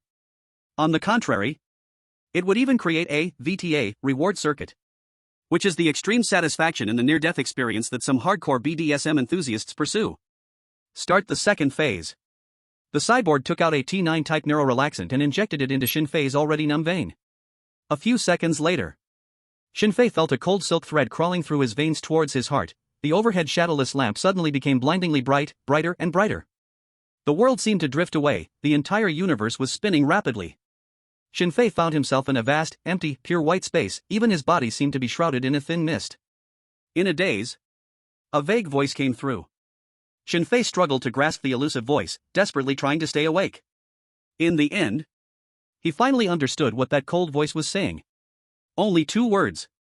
Name. 28. Killing a comrade is not worth this price, it needs more money. When Shin Fei regained consciousness, he found himself lying on a hospital bed. The pungent smell of disinfectant, along with the pain carved deep within his soul, rushed at him frantically. Shin Fei suddenly sat up, gasping for the murky air in the ward, and almost instinctively shouted, "Gold coins. I'll screw your mother." Still in shock, he then heard a calm voice coming from not far away. "I have no comments, I even think you are much more reliable than my mom's boyfriends. Unfortunately, she has been dead for many years." Shin Fei was stunned. He subconsciously looked in the direction of the voice and then realized 5 people were sitting not far away, smiling at him. Goldcoin held a small notebook in his hand and sighed, "Razor, after reading your experiences, I think you are the real tough guy. A warrior who came out of an orphanage." Shin Fei. Damn it. How much have I blankly confessed? Poland grinned maliciously, "Razor, you only have one flaw, do you know what it is?" Shin Fei shook his head. Poland laughed out loud, "You are still a virgin, huh, an 18-year-old virgin. Do you know? In our country, this is such an unbelievable thing." The others also started laughing. After all, in their view, this was something that should have happened before middle school, yet there was someone who hadn't experienced it for 18 years. So pathetic. Only Nefertis did not laugh and did not speak. Partly because she was a woman. And partly because she was from the UAE. "If I had a Glock right now, I would definitely kill you all." Shin Fei cursed and asked, "How long was I unconscious? Damn it, you were supposed to undergo interrogation training, why didn't you notify me in advance?" The cyborg glanced at his watch and said, 62 hours, just under 3 days. So long? Shin Fei was stunned. The cyborg explained, "What I injected you with was T9-type neurorelaxant, plus you were already very exhausted, so sleeping this long is not surprising at all. Don't blame us for not notifying you in advance because the more sudden, the more you train, the better the results will be. In these 3 days, we have conducted many tests on your body. The threshold of your pain nerve system has increased a lot, and the speed of endorphin secretion is 6 times faster than average. To give an example, if a dagger cuts through our wrist, we would feel a chill first and then feel pain after 5 seconds. But you can feel pain at least 9 seconds later. A full 4 seconds of difference, you should understand what that means." Shin Fei nodded expressionlessly. He actually wanted to say that with the skills rewarded by the system, he could become stronger. But such words definitely couldn't be spoken out loud. Goldcoin added, "Your body's changes don't stop here. According to the tests in these 3 days, even when you are having nightmares, your heart rate can still remain below 90 BPM. Do you know what that means? It means your heart rate can stay below 90 BPM. Shin Fei. Isn't this just nonsense? But he roughly understood the meaning. which is that he could secrete more stress hormones than others to avoid chaotic thinking caused by panic. And Goldcoin wanted to continue talking. Shinfei waved his hand. All right, I don't want to hear those damn benefits as if you did some great good deed. If this damn training is so good, do you mind if I do it again for you? This time, no one spoke. Shinfei got up from the hospital bed and barely managed to keep his balance as soon as his feet touched the ground. His body felt as soft as noodles. But fortunately, after a few seconds of adaptation, Shinfei regained control over his strength. After all, he had only been in a coma for less than 3 days, not 3 months. It hadn't reached the point where he needed rehabilitation training. Shinfei grabbed the water from the bedside table, took a big gulp, wiped the corner of his mouth with the back of his hand, and asked, "When can I be discharged from the hospital? And who will pay for the medical bills?" The eye patch smiled. "You can be discharged now. Your wounds do not need to heal in the hospital, and others are also due for discharge. As for the medical bills, you will have to pay for them yourself." Shinfei instantly got angry and shook his head. "I don't have money, not even a dime." Everyone's gaze turned to the backpack placed beside his bed. Goodness! They had seen with their own eyes that Shinfei even held tightly to his backpack while sleeping. The only question that hadn't come out during the interrogation training was how much money Shinfei actually had in his savings. He hadn't said a word. Cough, cough, cough. Shinfei coughed a couple of times and said, "I still need those gold necklaces. They can't be used to pay for medical expenses, and as a member of the Wagner elite team, I have to pay for staying in the hospital? Aren't I supposed to get to eat in town for free?" The eye patch said helplessly, "We are professional mercenaries, not street thugs, and certainly not traitors." Goldcoin suddenly seemed to think of something, walked to the window, and picked a wild rose. He handed the wild rose to Shinfei and said, "I, Goldcoin, will cover the medical expenses, but you have to promise me one thing." Shinfei did not accept the rose and asked directly, "What do you want me to do?" Goldcoin said, "Team 5 will be at the Wagner base this afternoon, training 2 new recruits in CQB. Can you help me take care of those 2 new recruits?" Shinfei was taken aback and shook his head. "Killing comrades is not worth this price. I need more money." Gold coin. Eye patch. Poland. Big Bear. Big Brother. If you had even a little professional ethics, it wouldn't have reached the point where you have none at all. Cough, cough, cough. Goldcoin coughed a couple of times and said, "You are overthinking it. As long as you win against them in the training, that should be very easy for you." Shinfei nodded and said, "Oh. I see. So it's just for show, right?" The eye patch frowned and said, "It's a competition among new recruits. You're at least a foreign student. Can you be a bit more refined?" Shinfei ignored him and pointed at the rose in Goldcoin's hand and asked, pretending to be impressive, "What do you want from me?" The Goldcoin smiled. Broadway playwright Aaron Wu once said in 23 letters to young playwrights, "If the gun must go off in the second act, then let the protagonist learn to place a wild rose in the gun barrel in the first act. And you, my friend, are the next protagonist." 29. Razor, welcome to the Red Star Alliance. That afternoon, the jeep stopped at the entrance of an abandoned town. From a distance, Shinfei could hear the sounds of various weapons firing. Paired with the desolate town in front of him, resembling Silent Hill, it created a surreal illusion of being on a real battlefield. Everyone got out of the car. The eye patch introduced, "This used to be a model worker town of the Red Star Alliance, abandoned in '86 due to an underground water pollution incident. General Golovko of the Petersburg garrison transformed it into a CQB training ground for various troops to use. Here, the buildings from the Red Star Alliance era remain intact, including the underground nuclear shelter system. Razor, welcome to the Red Star Alliance." Shinfei looked up, seeing weathered slogans everywhere on the walls. "The alliance of workers and peasants is invincible. Labor is glorious." He sighed. "The Red Star Alliance is indeed remarkable. The industrial legacy and energy reserves it has left are still supporting the economies of multiple countries." The Goldcoin teased, "But the troubles left behind by K are many. Like the king said, those who don't miss K are heartless, but those who want to return to K's era are brainless." They exchanged smiles. The entrance was heavily guarded, and before entering, they had to show identification and pay a management fee. When the guard soldiers heard that Shinfei had no identity, their expressions turned serious, and the nearby sentries immediately locked their eyes on the entrance. Any slight disturbance would have the soldiers' weapons aimed at them. The atmosphere grew tense and stern. Shinfei thought he would run into some trouble. But unexpectedly, the guard soldier spoke in a thick Euro-Federal Northwest accent. No, that doesn't follow the rules. You need to pay more. 50,000 rubles. Do not bargain, I hate haggling." "All right. More Red Star Alliance style." The Goldcoin regretfully had to fork out 50,000 rubles, and the group boarded a bulletproof vehicle dedicated to the town, heading to the assault training area. At every location, the eye patch would provide detailed explanations to Shinfei. As they neared the designated area, Shinfei already had a general understanding of this abandoned town. Multi-story apartment buildings, factory warehouses, abandoned supermarkets, schools, hospitals, churches. Every possible scene that could be encountered in urban warfare was present here. Barricades, scrapped vehicles, oil barrels, sandbags, concrete blocks, all the cover settings were very reasonable. It was almost equivalent to a real battlefield. High-altitude and underground combat zones, hostage rescue areas, interactive training systems, realistic obstacles and challenges, demolition and IED simulations. All the training subjects Shinfei could think of were present here. To turn an abandoned town into its current shape. That General Golovko must be a CQB expert himself. Of course, this also had to do with the solid infrastructure of the town, able to withstand endless shooting training. It can only be said. The Red Star Alliance is still too comprehensive. The destination was a 7-story reinforced concrete high-rise. Its weathered exterior and dense bullet holes silently telling of its glorious past. At the entrance stood 3 fully armed mercenaries, attentively staring at the large screen in front of them. The gold coin pointed to one tall individual and said, "That's the captain of Team 5, Gambler, you don't need to know the other 2. The ones currently training inside should be 2 newcomers from Team 5. Shinfei nodded, saying nothing. The eye patch led the way, arms wide open, saying, "Hi, Gambler, I heard you used GPS navigation to go to Rosny, only to end up charging into a kindergarten?" The Gambler turned around, his gaze sweeping over each person's face, ultimately landing on Shinfei. He chuckled, "So I have brought you a reliable teammate from kindergarten. Have you guys in Team 7 fallen so low as to fight alongside little children?" The other 2 laughed along.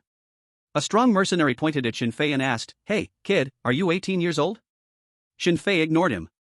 He was simply here to win money, there was no point in trading insults. Strength speaks. Gold Coin growled, "Grey Wolf, even though the Razor is young, his tactical skills are stronger than your ancestors.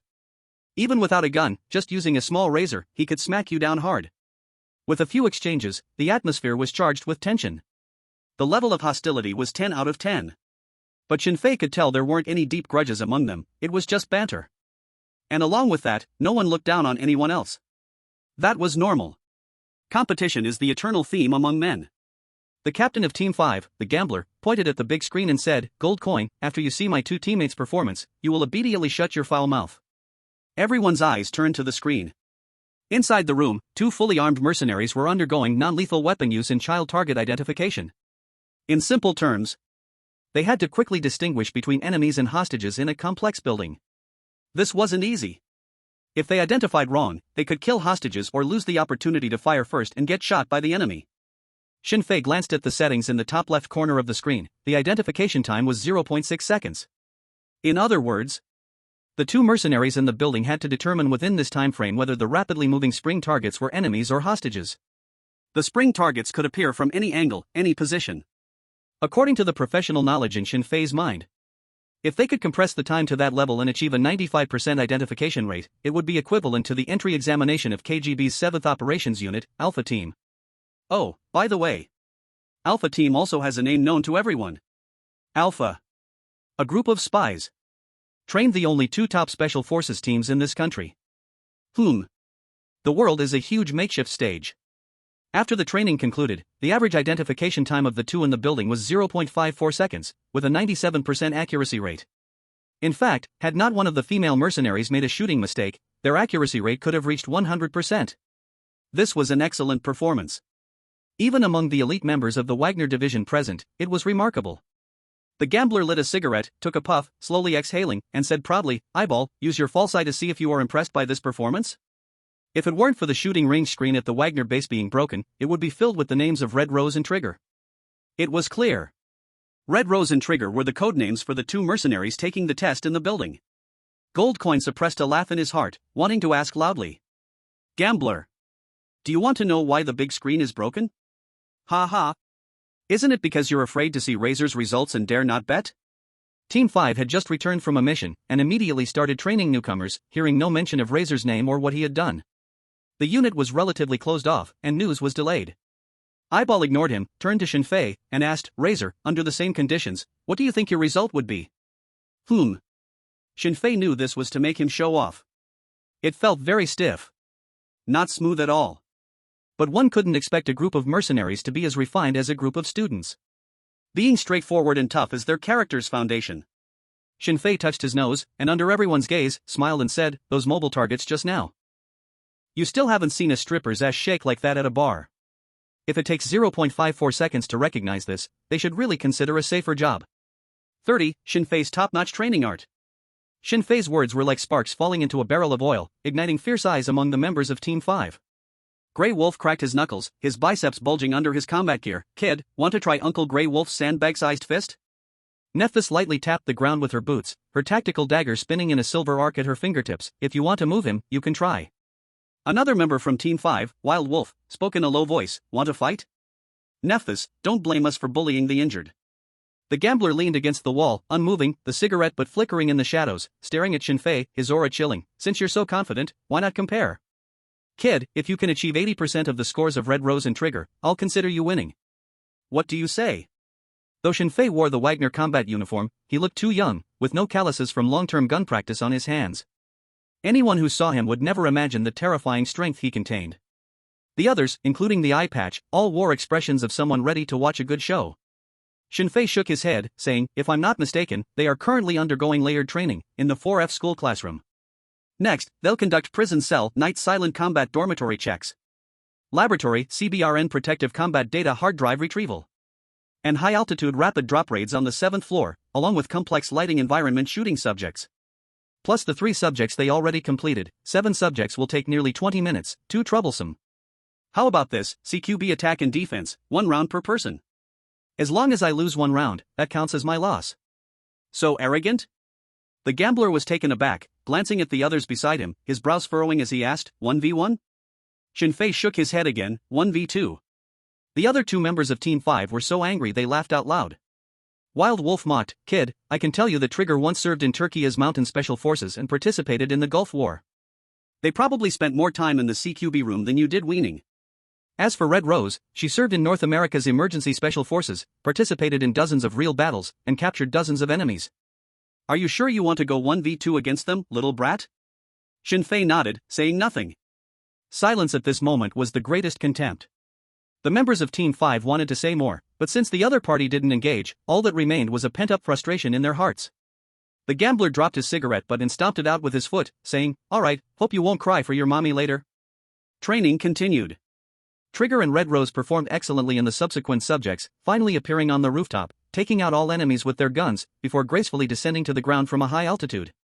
The 2 rolled to dissipate the force and jogged straight to the gambler, standing tall and saluting. The whole process was smooth and flowing, living up to the title of Red Beret and JTF2. The gambler returned the salute, not wasting words, and pointed at Shinfei, saying, this guy wants to have a CQB attack and defense match with you, he will take you both on alone. 1 offense, 1 defense, as long as he wins 1 round, will count it as his loss. The 2 looked at Shinfei, their eyes filled with surprise. Still the same question, Shinfei was too young, combined with his distinctive Asian appearance, he looked no different from students in school. In fact, he was a student. Trigger inquired, Captain, is he a CQB expert from Wagner? The gambler snorted, like you, he's a rookie from Team 7, an arrogant little punk. I only have 1 order, later, beat the crap out of him and make him eat it. The 2 stood straight, responding loudly, yes. The gambler turned to Shinfei, asking, Kid, can we start? What kind of weapon do you want? Here it has everything. Shinfei sensed with murderous intent and found no hostility from the Red Rose or the Trigger towards him at all. Actually, he didn't need to sense to know that they looked down on him. This won't do. Without the skill of sensing murderous intent, he couldn't determine their positions. When the fight breaks out, unexpected things might happen. I need to adjust this. Make those 2 feel murderous intent towards me. Thinking of this, Shinfei shook his head and said, no, it's not enough yet. The Grey Wolf laughed, as expected, you're a cocky guy, trying to find an excuse to back out? Need Uncle to help you come up with a reason? The gambler smirked slightly, also sketching a hint of a mocking smile. The Red Rose and the Trigger remained silent. Shinfei walked in front of the Grey Wolf and said, let me borrow your gun. The Grey Wolf laughed, little brat, mine has live ammo, you wouldn't be ignorant enough to not know that training uses specialized lasers. Before he could finish his sentence, Shinfei suddenly raised his right knee and struck towards him. You seek death. The Grey Wolf furrowed his brows, and not only did he not choose to dodge Shinfei's attack, he instead threw a solid punch back.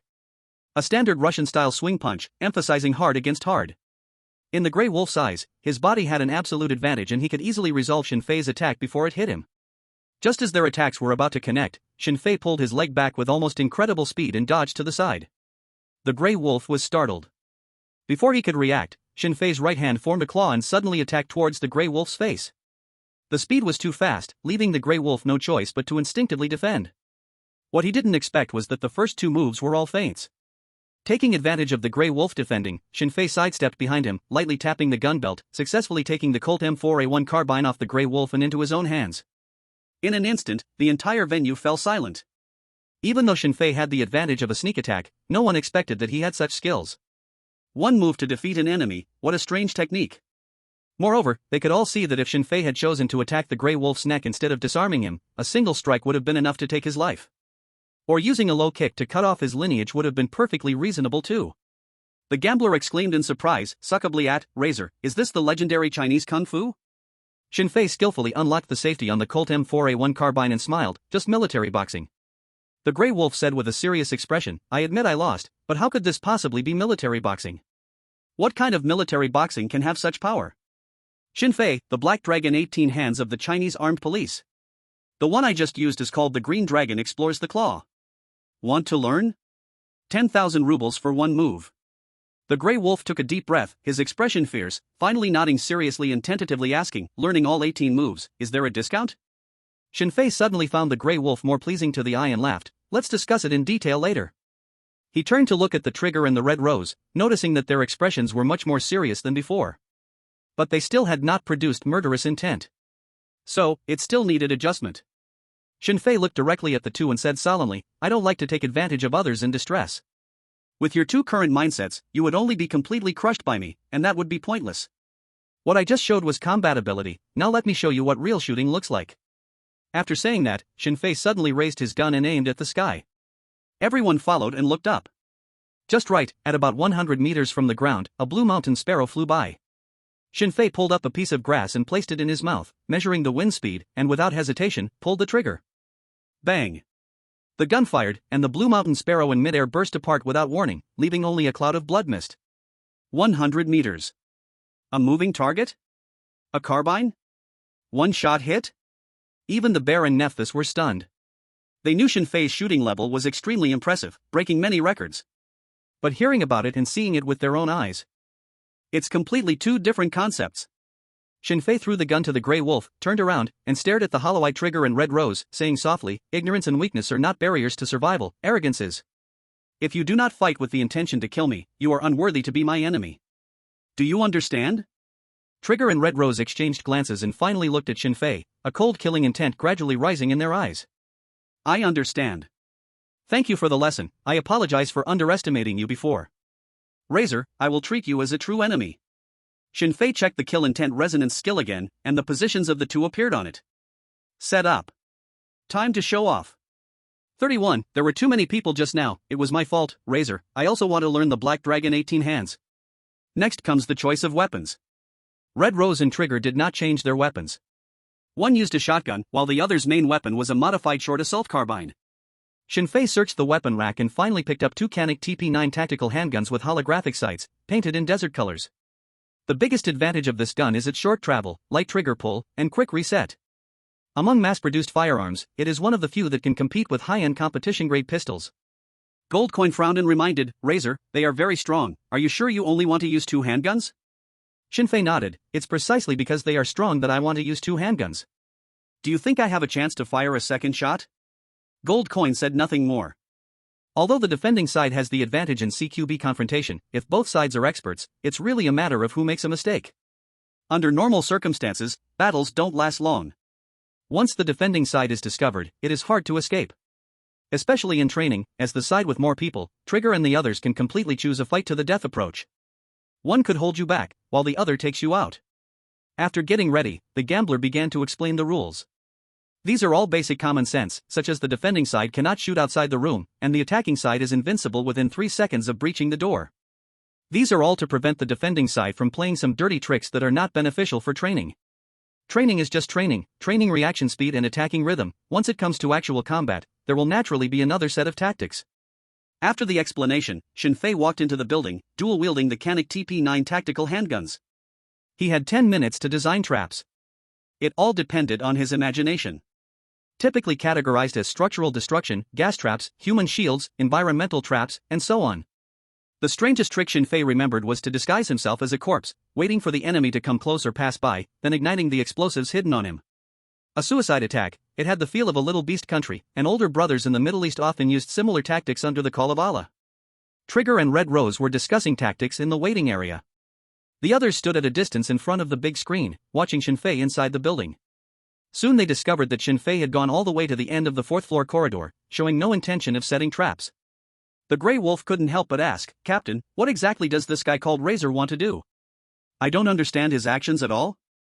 The gambler shook his head and said, "I also don't understand. Perhaps, apart from shooting and fighting well, he hasn't undergone similar CQB training. After all, he is so young. Being able to reach legendary level in the first two areas is already quite rare." Although the relationship with Team 7 wasn't good, the gambler didn't demean Shin Fei everywhere because of it. Besides, a newcomer is just a newcomer. Why should they necessarily join Team 7? Even if they joined, wouldn't that stop them from switching teams? The Wild Wolf whispered, "Captain, can you lend me some rubles?" The gambler responded, "What do you want it for?" The Wild Wolf glanced at the members of Team 7 not far away and lowered his voice. "Just now there were too many people. Actually, I also wanted to find Razor. Learn his so-called Black Dragon 18 hands." Gambler. He couldn't help but twitch his mouth and muttered, maybe he was just joking, wanting to learn the unique skill for 180,000 rubles? If there were such good things, I would also want to learn. After a pause, he added, "Well, you can also ask, for the money matter, I will solve it." The Wild Wolf happily nodded. Close combat is actually not used often on the battlefield. Anyone who has a handgun would not choose to fight the enemy up close. But who would dislike having more life-saving cards? Especially on the street, a single move to defeat the enemy is incredibly useful. Not far away, Nephthys frowned and asked, "What is the Razor planning to do? Planning to ambush in that room? But that place doesn't seem to be the best defensive position." The prosthetic eye shook its head and sighed, "Only God knows what he wants to do. This guy always manages to come up with some new tricks." Big Bear remained silent, seemingly lost in thought. The gold coin poked him with an arm and asked, "What are you thinking?" Big Bear looked at Shin Fei on the screen and said, "I was wondering, can one arm learn Razor's Black Dragon 18 hands?"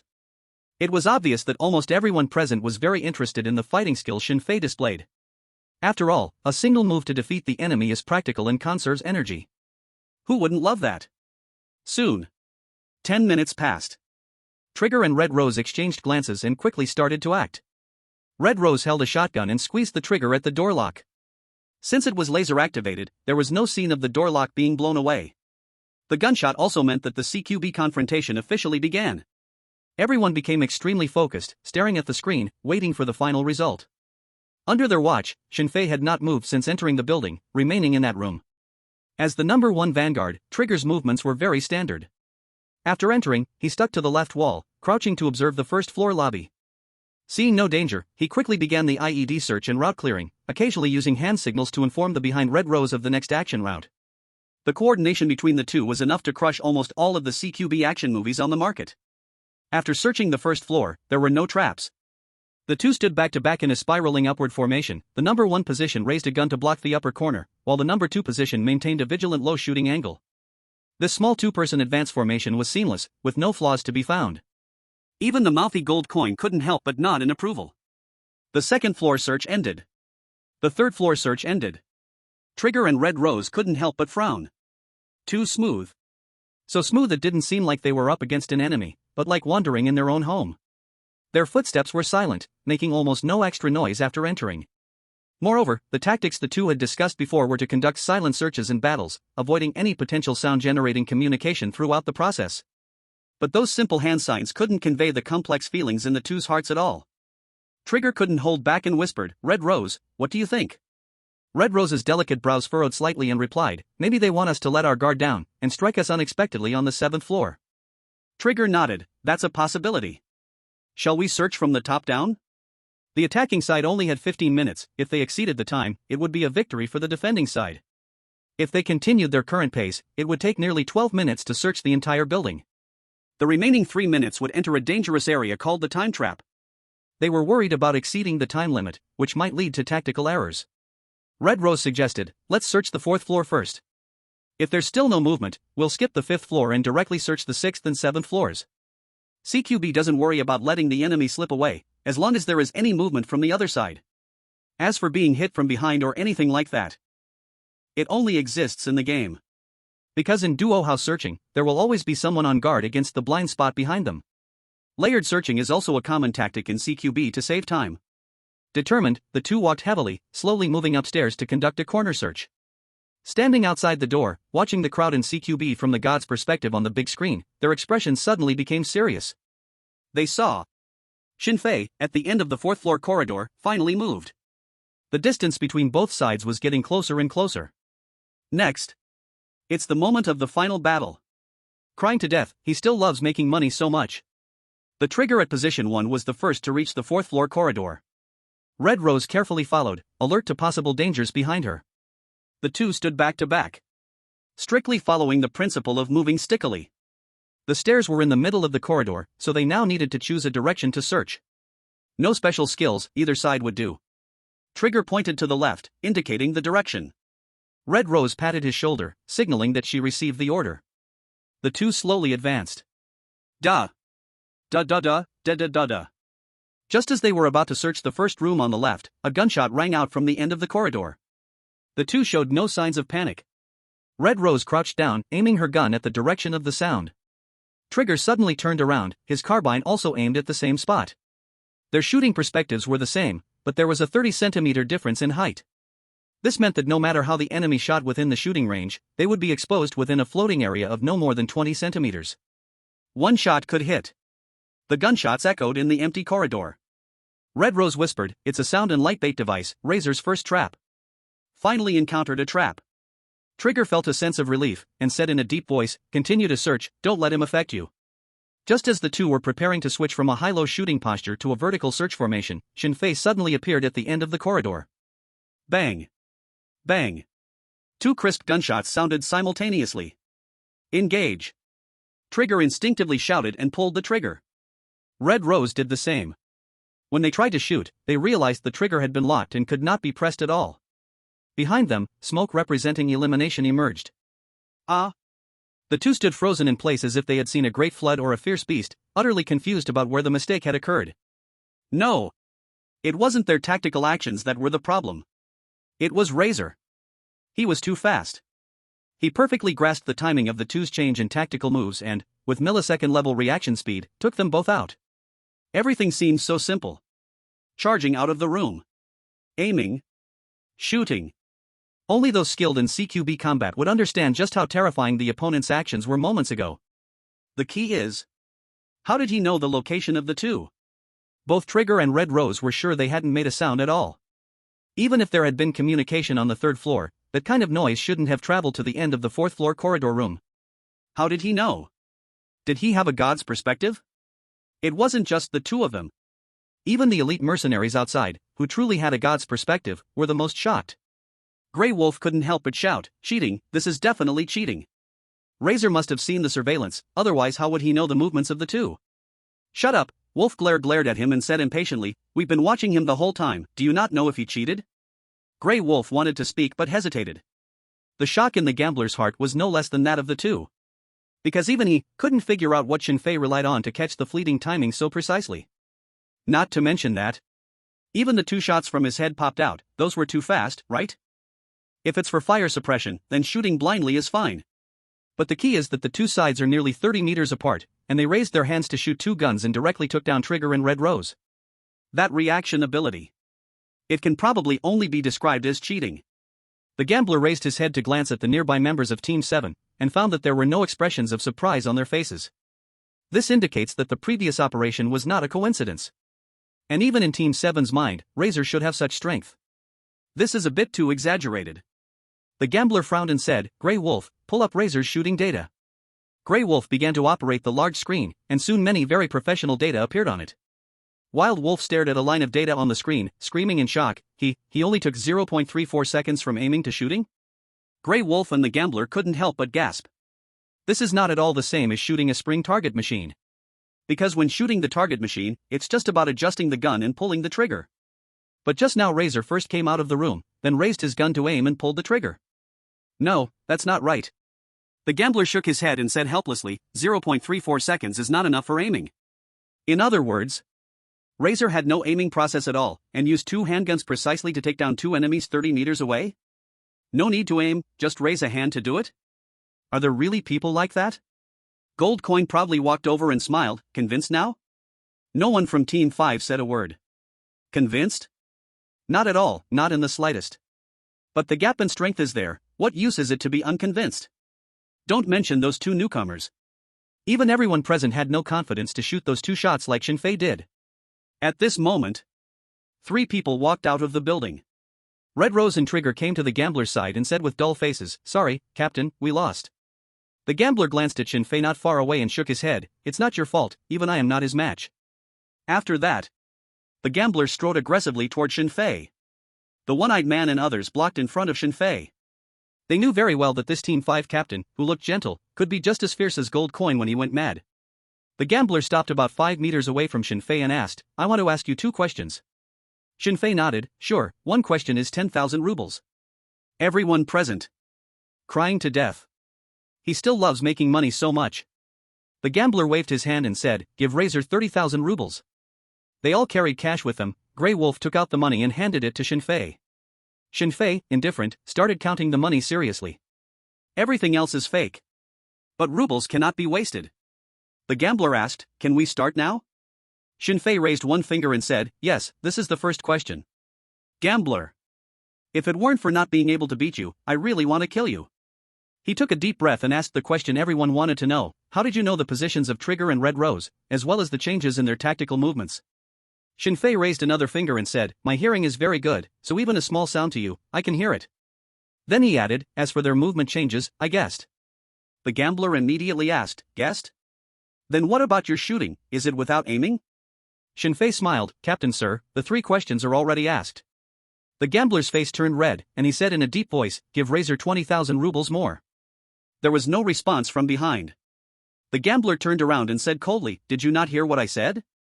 Grey Wolf shrugged and said, "Captain, there's no money left." Gambler. The members of Team 7 couldn't help but laugh out loud. Team 5 had never experienced such an embarrassing moment since its establishment. The gambler looked down as if making a decision, drew out his personal pistol, and said, "This is my modified pistol, I call it Tactical Ghost. Its prototype is the Glock 17 Gen 3, a customized titanium alloy lightweight slide, with a mill-top Picatinny rail, and a Cerakote matte graphite gray finish, along with a lower rail. It can integrate MLOK interfaces, equipped with a Surefire X300 Ultra tactical flashlight and a small laser pointer." Shinfei nodded, It really is a good gun. If you're planning to use it to ask questions, I could chat with you all day." The Tactical Ghost may not be that expensive, but Shinfei genuinely liked it. Tactical Ghost. This name is also quite imposing. The gambler shook his head and said, "I'm not planning to do that. I want to use this gun to trade for your joining the 5th team. Rest assured, what the 7th team can offer you, the 5th team can provide as well. After all, you should know, the higher the squad ranking, the more resources can be obtained from Wagner." Sokka didn't say anything? When the gambler finished the sentence, the faces of the cyborg, Gold Coin, Big Bear, and Nephthys all turned dark. The plot developed differently than they imagined. Shinfei was the hope for the rise of the 7th team. How many years had it taken to wait for such a good seed? If he were poached away. All they could think of was one thought. It's over. Showing off. It seems like I have shown off too much. P.S. Today's 10,000 word update, please give a few free little gifts, please give a 5-star review. 33, if I don't kill, how can I improve? Shinfei thought about it in his heart. The black market price for the Glock 17 Gen 3 is about $1,500 to $1,800. Titanium processing technology is expensive, with the single slide costing about $800 to $1,000. Cerakote coating and rail modification costs $2,000. Other accessories also add up to about $2,000. With smuggling, intermediary cuts, and risk costs, the final price of this gun should be around $8,000 to $10,000. Converted, that's 280,000 rubles. Which is the income of an ordinary person in the Euro Federation for 10 to 15 years. Compared to the cyborg who wouldn't even reimburse medical expenses, the 5th team is indeed generous. Seeing Shinfei remain silent, the Gold Coin hurriedly said, "Razor, team rankings are not fixed, they will be adjusted every year based on the number of tasks and the year-end competition." The cyborg rarely interrupted the Gold Coin's words, no need to say more. The Gold Coin frowned. The others also looked at the cyborg with confused expressions. The cyborg sighed and said to Shinfei, "Razor, you are a true legendary mercenary. Whether it's CQB tactics or shooting, in the face of these crushing statistics, everyone in the 7th team seems like a bunch of new recruits. That gambler guy surprisingly said something sensible. The 5th team's configuration may suit you better. In fact, the place you might go in the future could be an existence the whole Wagner division can't even dream of reaching. Follow the sharpness in your bones, no one is qualified to stop you, nor should they. The 7th team fell into silence. The gambler didn't expect that the cyborg, who had been fighting with him for more than 10 years, would say such things. A dark cloud floated in the sky, and the atmosphere became sad. Shinfei extended his hand and took the gambler's custom tactical ghost pistol. The Grey Wolf excitedly shouted, "Razor, congratulations on making the right choice." Before he could finish his sentence, Shinfei sighed, "The gunsmith who made this thing is probably someone like me. The better the shooter, the more picky they are about weapons. The reason is simple and easy to understand." Shinfei carefully rubbed the gun body, and after a moment, casually tossed the gun back to the gambler. The gambler was taken aback and instinctively caught the gun. Shinfei smiled and said, "The conditions are indeed tempting, but unfortunately, it's still lacking some seasoning. I'm a nostalgic person, I love to gather with these old, weak, sick, and disabled. As for the ranking, wherever I am, that team's flag should fly at the top." This statement was imposing. But no one present dared to refute it. Because Shinfei had the qualification to say this. At least in the Petersburg branch of Wagner. His strength is enough to crush any senior mercenary. The last time he mentioned old, weak, sick, and disabled, the 7th team was immediately petrified. But now, hearing Shinfei mention the same 4 words again, everyone felt a blockage in their hearts. Big Bear wiped his dark face with the back of his hand and said, "Today's wind is so strong that my eyes are almost unable to open." The gold coin and the artificial eye stared at each other, a hint of relief passing between them. Nephitus's flowing hair was lifted half an inch by the wind, carrying a bit more gentle charm than usual. Shinfei didn't wait for the others to speak, asking, "So, are we still competing in the second round of CQB?" The trigger shook his head, "No more competition.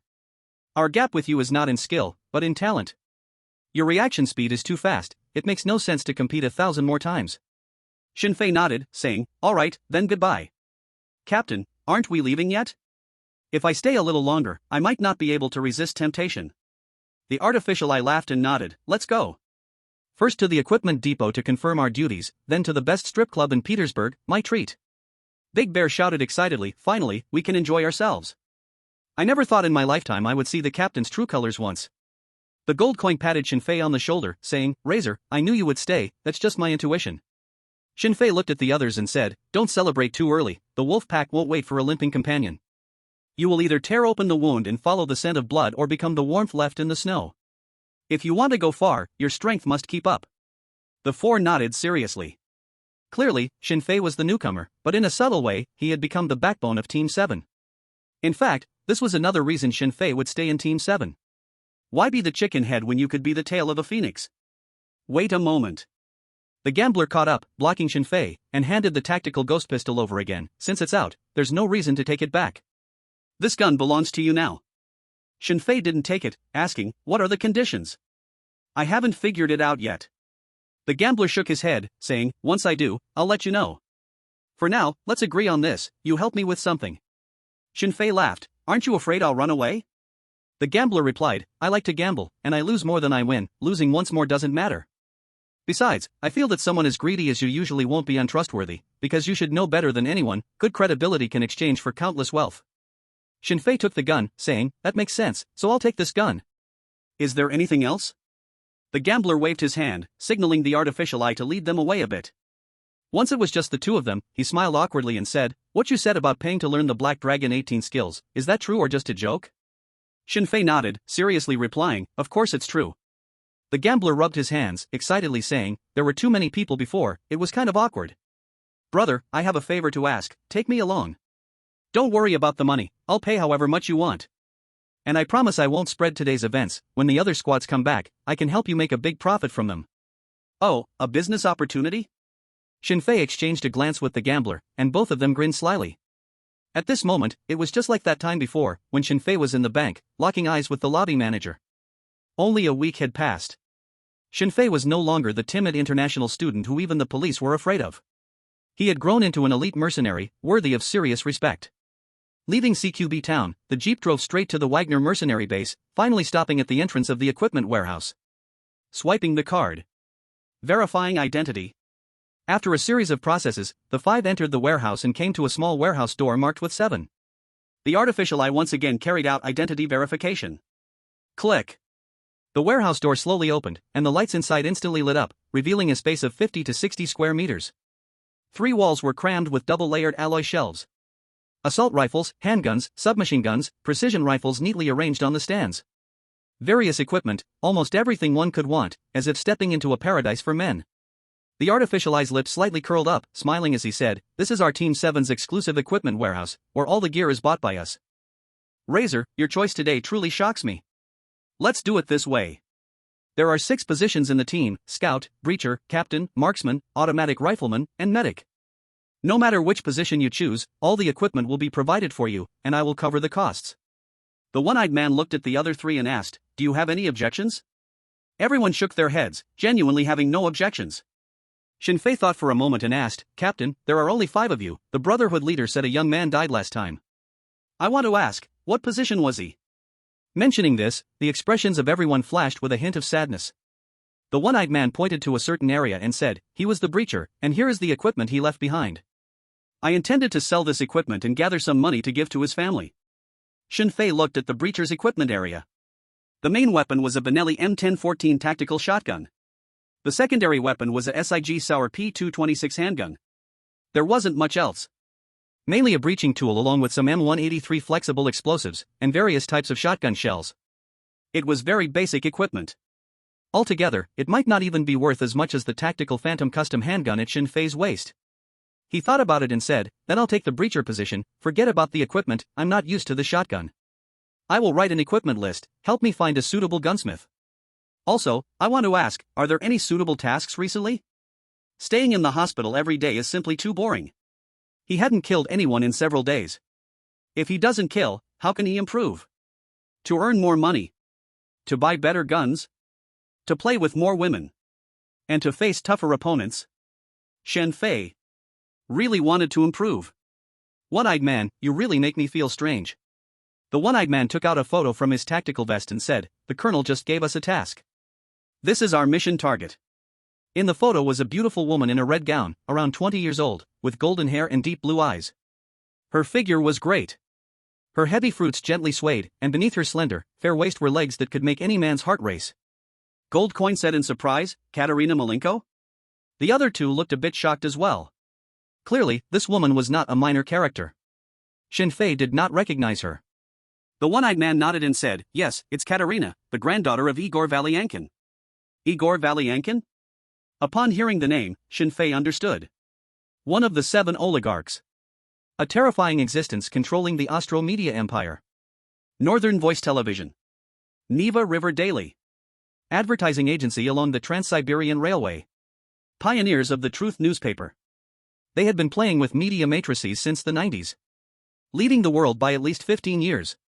When King Valakin hadn't taken the throne yet, they had used media power to discredit him from various angles, causing a lot of trouble for Valakin. The later result was tragic. The first one to be taken down among the 7 oligarchs was him. Shinfei recalled his past life's memories. If nothing major deviated, the reckoning time should be approaching. He certainly did not believe that King Valakin would send a ragtag group like them to assassinate Katerina. Not with this strength, you know. There's probably something else going on.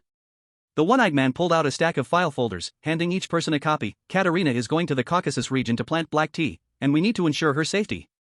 This is the mission information." Shinfei opened the file folder and pulled out the photo inside. The first picture showed an abandoned tea mountain. Bathed in the afterglow of the setting sun, towering peaks shrouded in clouds gave a sense of majesty and grandeur. One could imagine. If the mountain were fully planted with Georgian tea trees, it would be even more beautiful. On the back of the photo, Krasnodar 7 Collective Farm. Geographic coordinates, 42 degrees 57 minutes north, 46 degrees 58 minutes east, western Dagestan. Average altitude, 2,100 meters. Area, 28 hectares. A hectare is a big concept. Slightly converting the units, it equals 280,000 square meters, which is about 386 standard football fields in size. The second part is an introduction to the local village. Morazkaya village. Population, 2,142 people. 43% of our ethnic. 29% Aros ethnic, descendants of exiles. 28% mixed race and unidentified. Next is information about the accompanying team. Catherine Malenko's team has a total of 210 people, of whom 50 are technical staff and 170 are security personnel. In addition to this basic information, there is an introduction about the power distribution in the Caucasus region. In this regard, Shinfei had some knowledge from his past life. The biggest danger is definitely the Nakhichevan country. A country made up of a nest of terrorists. There is also the Ansar extremist organization that has risen in recent years, as well as local violent groups in the Caucasus, which belong to that kind of lawless territory, where a few people can claim the mountains as kings, fighting guerrilla wars against regular troops. It's very unsettled. Of course, if you are going for tourism, as long as you have enough money, it is still worth visiting. What organization? What country? As long as you are willing to spend money, you are the king. Protecting animals? Eat whatever you want. Girl? For 500 rubles, you can take a girl out for Western food. For 1200 rubles, you can experience double yolk eggs. All of them come with health check reports from the same day, and support all kinds of test papers for on-site verification. Gun? Pay more and they can even send a tank to you. Unlike northern Myanmar, where you spend money and still get beaten, there is no courtesy at all. After reading all the information, Shinfei asked curiously, why does Ekaterina run to the Caucasus to plant black tea when she has such a good and wealthy life? Georgian tea trees take at least 3 years from planting to harvest. Whether they can grow successfully is unknown. But Catherine's media tycoon grandfather is certainly drinking no more of it. Her loving grandson has taken it upon himself. The one-eyed explained, the surface reason is to restore the glory of Caucasian black tea. I did some background research, and recently she sponsored scholars to publish Silk Road in the Tsar's Teapot.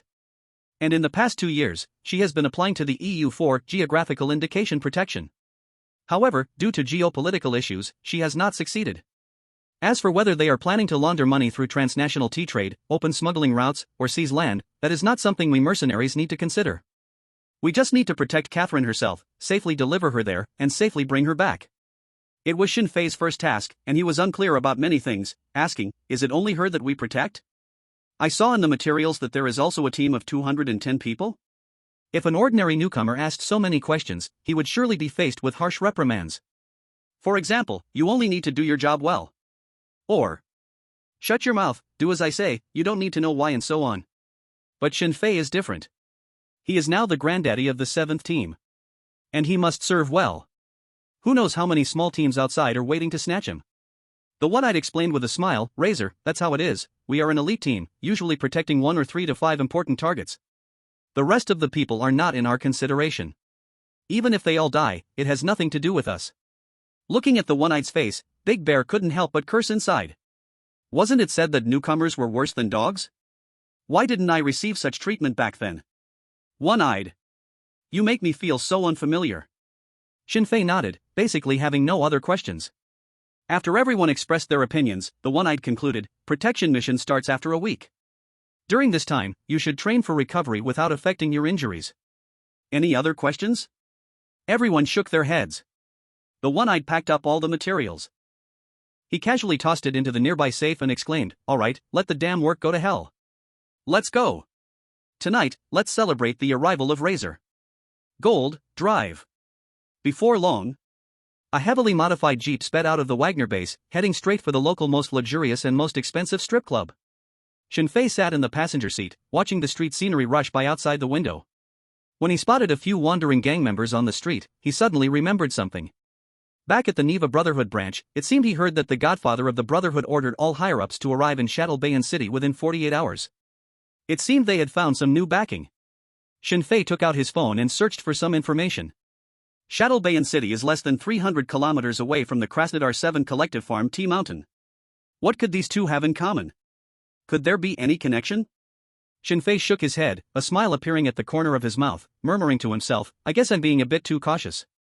Many couples, after breaking up, can't run into each other in the same city. The destination of me and those street punks is 300 kilometers apart, if we were to run into each other. I can only say it would be fate. 35, the gambling father, the sick mother, the schooling younger brother, broken Shinfei. Shinfei naively thought. How high-end could a club really be? It's just that they wear less while dancing. But that night, he truly opened his eyes. The city folks really know how to have fun. According to Gold's introduction, many top rich people have grown disdainful of such things, turning to seek higher spiritual pursuits. It truly echoed the saying. Where is the upper class? It's all just low class. The consumption was also very high. The six of them spent nearly 100,000 rubles altogether. This was the newly revised ruble. An average person would need to save for many years to have 100,000 in savings.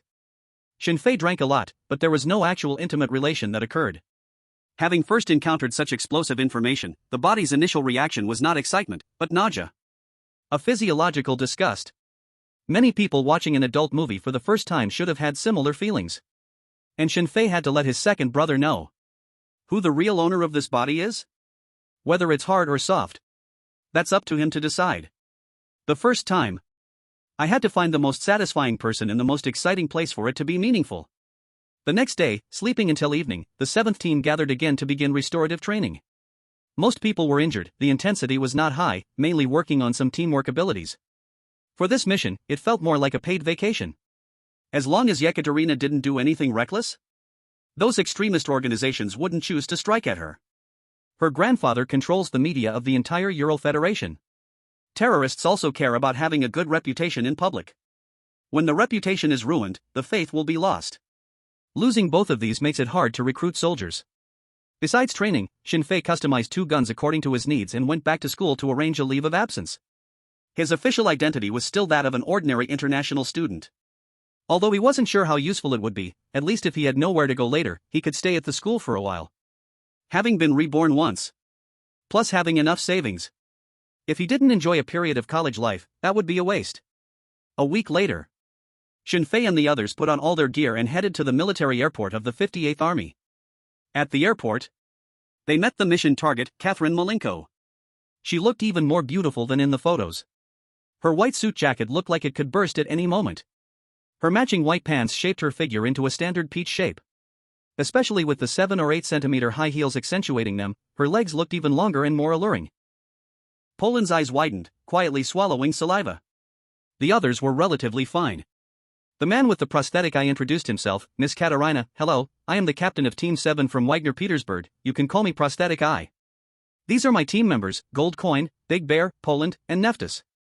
To ensure your absolute safety, Neftis will be protecting you closely, and I hope you understand. A wise smile appeared on Katerina's charming face. Each time she introduced someone, she would glance at the person and nod slightly. When she saw Shinfei, she paused for a moment, but almost instantly, her expression returned to normal. It's not surprising. It's not that Shinfei was showing off his power, making women unable to move. Simply put, he was too young, and his build couldn't compare to Poland and Gold Coin beside him, not to mention Big Bear, who was as solid as a small mountain. He was like a sheep among a pack of wolves. Katerina tucked a strand of hair behind her ear and said, I will trouble you all during this time. Poland excitedly said, it's no trouble at all. Protecting a wise beauty like you is the greatest honor of my military career. The others remained silent. After a while, a man in a captain's uniform walked over, leading everyone to check in and check their weapons. Although it was a military airport, they were taking a Tu-134 civilian passenger plane. There were only 7 people in total, so there was plenty of space. Katerina and Neftis sat side by side at the front. Shinfei and the others sat in the back, about 7 or 8 meters away. They were the advance team, while the rear team and equipment would be transported by the security team overland to the T-mountain. The plane took off smoothly. Poland lowered his voice and said, did you notice? Katerina only looked at you for a second, but she looked at me for 3 seconds. What does this mean? It means she likes me. The others fell silent. The prosthetic eye pulled out a magazine to read, while Gold Coin toyed with a military knife. Poland, eager to share his feelings, nudged Shinfei and said, Razor, I think she definitely likes me. Should I go say hello? The granddaughter of an oligarch. If I get along well with her, do I still need to be a mercenary? Shinfei helplessly said, isn't that a challenge? If I lose. Before Poland could respond, he caught sight of Katerina walking over and excitedly said, I told you. Look, she couldn't help but come over herself. Brothers, my happiness depends on you. After saying that, he casually adjusted his tactical uniform, thinking he looked handsome, posed, and turned to gaze out at the sky through the window. Shinfei and the others were stunned. No way, is this real? Although they had to admit, Poland, coming from France, did indeed have a bit of a charming look. As they were puzzled, Katerina smiled and said, Mr. Razor, can I call you that? Ha? What? Poland froze for a moment, slowly turning his head with a face full of despair. He seemed completely unable to comprehend that she actually came to talk to Shinfei. Prosthetic eye and gold coin were also very confused. Shinfei nodded, sure, what's the matter? Katarina elegantly sat in the chair at the left front, turned to look at Shinfei, and asked, are you Asian? You seem to be about my age, right? Shinfei, 18 years old. Katarina asked curiously, so young? How did you become a mercenary? Or are you part of a dedicated team of mercenaries? In your industry, it should be called an elite team member, right? Oh, she came to hear a story. Shinfei casually glanced at the sparkling diamond ring on Katarina's fair finger and the obviously valuable necklace around her neck, then sighed and said, well, it's a long story. Miss Katarina. Are you interested in listening? Katarina gently nodded, of course. There was no signal on the plane, and it was actually quite boring. Shinfei's expression flashed with sadness as he said, the story starts with my gambling father, my sick mother, and my brother who was in school. Ha! Hearing Shinfei's words, everyone around was stunned. Not bro, are you not an orphan? 36, playing tactics, the heart is dirty. I have to say, solving problems in a formulaic way is fast. Shinfei slightly artistically processed the story he had heard while washing feet in his past life and told it. Anyway, it was all about how miserable it was, how to come by it. Katarina fell silent, her eyes slightly red, tears welling up in her eyes as if they would overflow at any moment. The members of Team 7 also fell silent. The cyborg even began to doubt whether the T9-type nerve relaxant injected into Shinfei earlier was expired. This tone, this expression, this impassioned storytelling. It doesn't seem fake. Just when everyone was quiet, Shinfei punched the back of the seat in front of him, and with a firm gaze, said, I will never forget that day when, while eating, I cried and said, I will make something of myself. I came to the Ural Federation, passed various tests, and finally became a mercenary. The captain looked down on me. Cyborg. Where the hell is that? Shinfei, the teammates also thought I was simply unworthy of being a mercenary. Big Bear, Poland duo, Neftis. No, bro. Are you talking about that Dimensions story? Shinfei's emotions became even more elevated as he excitedly said, no matter what, I finally held on and gained the recognition of my teammates, becoming a glorious member of an elite team. I believe that in the near future, I will surely fulfill my mother's greatest wish. Katarina wiped away the tears from the corners of her eyes and softly said, what an inspiring story, Mr. Razor. May I ask what your mother's wish is? Is there anything I can help with? Shinfei glanced at the diamond ring on Katarina's hand and shook his head, saying, no, I can't trouble you with my own matters. Miss Katarina, I am a strong person and do not like to accept charity from others. Katarina nodded, sighed, and said, all right then, I was originally intending to help you. I have insulted your pride, and I apologize. Shinfei. No, big sister, don't respect me, just take your money and your big diamond ring and humiliate me fiercely. The cyborg and the others probably understood what Shinfei was about to do, and seeing this scene, they all struggled to hold back their laughter. They had received professional training, but they could hardly contain themselves. Ha! Shinfei took a deep breath, adjusted his strategy, and said, Miss Katarina, can I take a look at your diamond ring? What for? To snatch it? The members of Team 7 looked at Shinfei with confusion. Katarina nodded and handed over the diamond ring. Shinfei held it in his hand, tears already welling up at the corners of his eyes, and said excitedly, which woman doesn't want a diamond ring? Miss Katarina, how much is this diamond ring? Katarina replied, about 700,000 in new rubles. Shinfei never expected it to be so expensive. Damn capitalist. He looked at the cyborg, Captain, how much is my monthly salary? Cyborg, 20,000 rubles, additional for missions, but weapon wear and medical expenses need to be borne by yourself. That's great. Shinfei said, if I save 100,000 rubles a year, I can buy this diamond ring in less than 8 years. I hope my mom can live that long. Miss Katarina, I will return this diamond ring to you. Katarina looked at the diamond ring, then at Shinfei, and after a moment of thought, said, Mr. Razor, would you mind if I write your story in my memoir? Shinfei shook his head, of course, I don't mind. Katarina's smile bloomed like a rose, vibrant and beautiful, then, this diamond ring will be a token of gratitude for you. Shinfei quickly refused, that won't do. It's too valuable. How it was said. But he held the diamond ring tightly, not loosening his grip at all. Katarina, it's not too valuable, your story is worth this price. Shinfei didn't push back, reluctantly nodding, thank you, Miss Katarina. Is it really this easy? The people from Team 7 were all stunned. Katarina stood up, smiling, no, Mr. Ripper, it should be I who thank you for your story. Ha? Still thanking? The 5 stared wide-eyed, watching Katarina's figure walk away. Poland's Adam swallowed hard, and finally couldn't help but say, Miss Katerina. I actually also have a tragic childhood. Katerina turned back, smiled, and politely said, maybe next time, Mercenary, I'm a bit tired. Poland then realized belatedly that she hadn't even remembered his name. Shinfei carefully put away the diamond ring, and when he looked up, he found everyone was looking at him. He smiled and said, what's wrong? Do you think I'm shameless? Poland shook his head, not at all, those oligarchs came into this world, every pore dripping with dirty blood. The gold coins and the prosthetic eye also nodded, no one found it shameless. The money of those oligarchs combined could buy an entire country. Is their money really clean? Big Bear sighed, Ripper, choosing to be a mercenary is truly a blessing for the world, because I can't imagine how many people you'd swindle if you became a conman. Shinfei thought it wasn't that exaggerated. This little trick could be done by anyone from Huaxia. It's just that not everyone has the chance to chat alone with the granddaughter of a top oligarch. After 7 hours of flight, the Tu-134 passenger plane landed at Chaisk Military Airport. There were many people at the airport. More than dozens at a glance. Leading them was Mayor Alexei Petrov, along with local police chief Sergei Sidorov. Besides them, there were also many media personnel. With Shinfei's protection, Katerina accepted an interview from her own media. The questions were all about the tea mountain. Katerina confidently told the media about her future plans and how to restore the glory of Caucasus black tea. Grandiloquent and all formal talk. After the interview, they took a special car to the largest hotel in the area. Since they were here to invest, the local officials were very warm, almost kneeling in flattery. Shinfei felt for the first time that officials can actually speak nicely. It was just that they hadn't spoken nicely to him before. The whole process wasn't long. About 2 hours later, the banquet concluded. As they were leaving, the police chief said, Miss Katerina, it is truly our honor for you to come invest in Chaisk for Tea Mountains. However, there are some matters I need to communicate with you in advance. 37, the fabric slid down half an inch from her shoulder, exposing her straight, tender collarbone. Katerina nodded slightly, you speak, I am listening. The police chief glanced at Shinfei and the others standing nearby. Katerina, they are all my hired people, reliable, just speak directly if there's anything. The police chief then said, Miss Katerina, the Krasnodar 7 collective farm is definitely a good place to plant black tea. But you may not know, the villagers living nearby are very troublesome, to be blunt, it's a group of difficult villagers.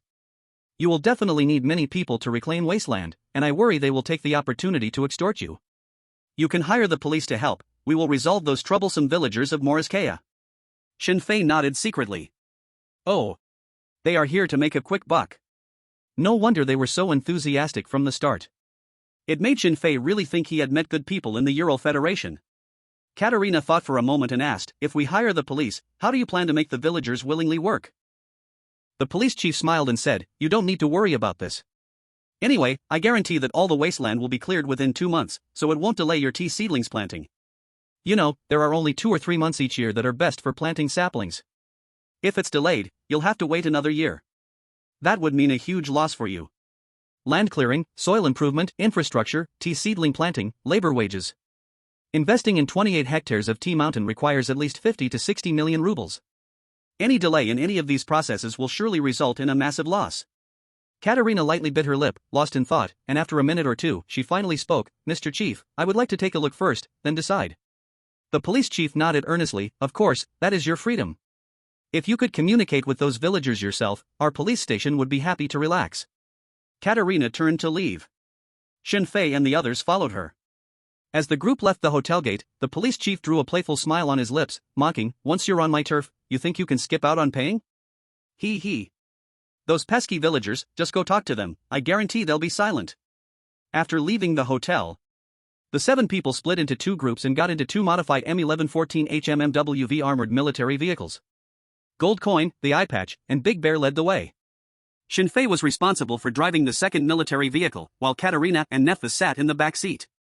Once everyone was settled, Shinfei asked, Miss Katerina, where are we heading next?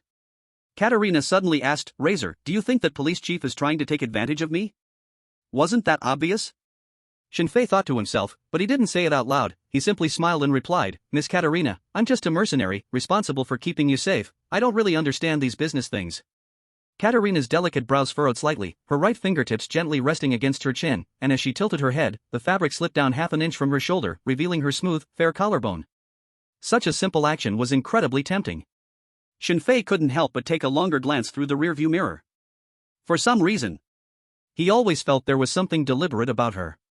The same feeling he had on the plane earlier.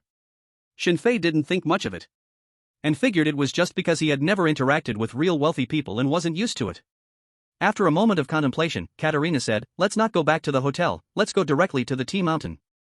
"All right." Shinfei pressed the intercom and said, "Destination number 1. Before they set off, they had coded and numbered places they might frequently visit. It might not be useful, but it's better to be prepared. At least it makes the employer feel they are more professional, and the payment is smoother. Simply put, mercenaries are just a service industry. No different from serving dishes or screwing screws." Received. The intercom transmitted Goldcoin's voice. Vehicle number 1 started, and Shinfei followed closely behind it about 10 meters apart.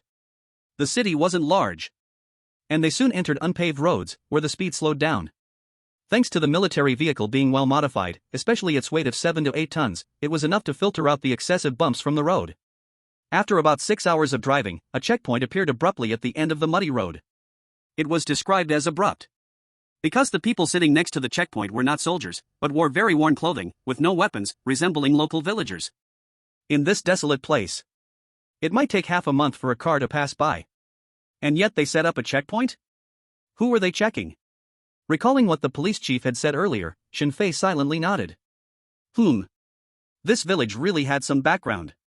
Or perhaps it was the information revealed by the police chief, meant to make Katerina willingly pay to hire the police. No matter where you are, if you want to make money, you first need to learn how to handle relationships. Once again, the voice of Goldcoin came through the intercom, "Stop, stand by in the safety zone." Shinfei parked the car and replied, "Received." His car was about 100 meters away from the checkpoint, in an open area. No matter what danger appeared, he could quickly turn around and leave. The golden coin drove up to negotiate, and their conversation could be heard over the intercom. Shinfei guessed correctly. They wanted money. 2,000 rubles for one vehicle. They called it a road maintenance fee. Damn it. For an unpaved road, what maintenance nonsense? Shinfei didn't speak, looking at Katia. Such things require her to make a decision.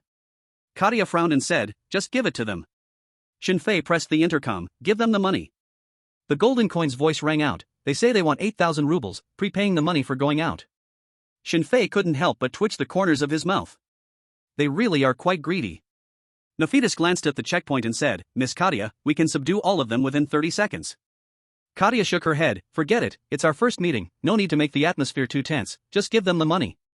Shinfei relayed the decision to the golden coin. After paying the money, the convoy was allowed to pass.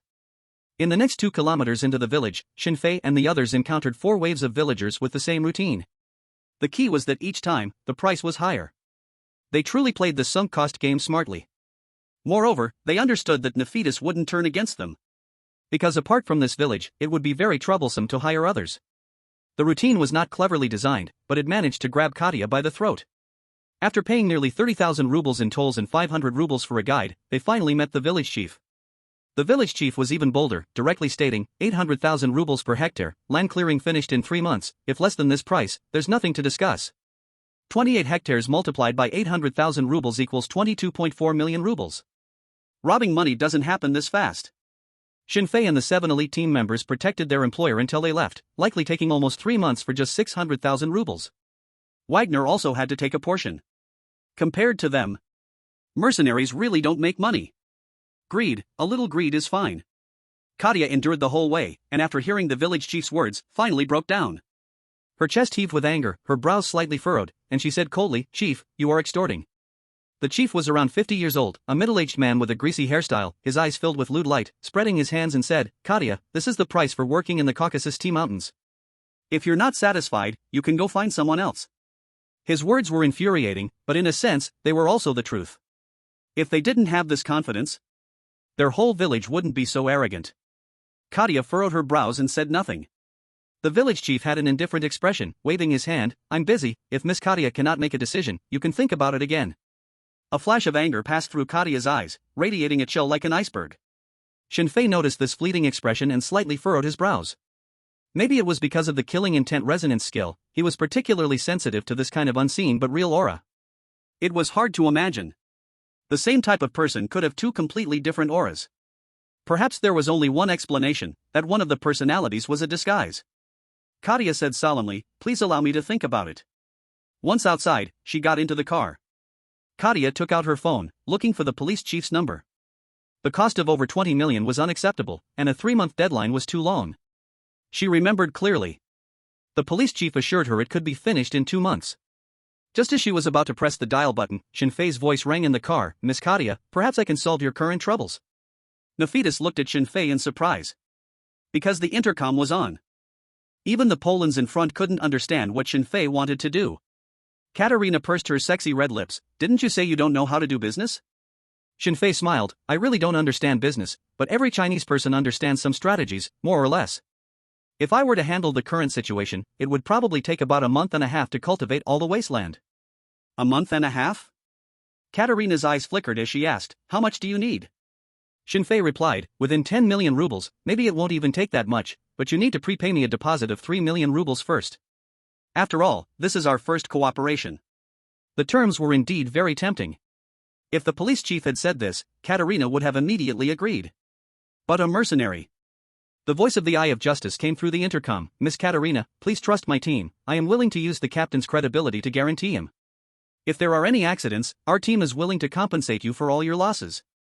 This time it was Shinfei who was taken aback. He didn't expect that, without knowing anything, the Eye of Justice would choose to trust him directly. This friendship, for someone like Shinfei, felt somewhat heavy. Katerina knew the value of a top-notch Wagner team. That was a credibility earned through countless victories and results.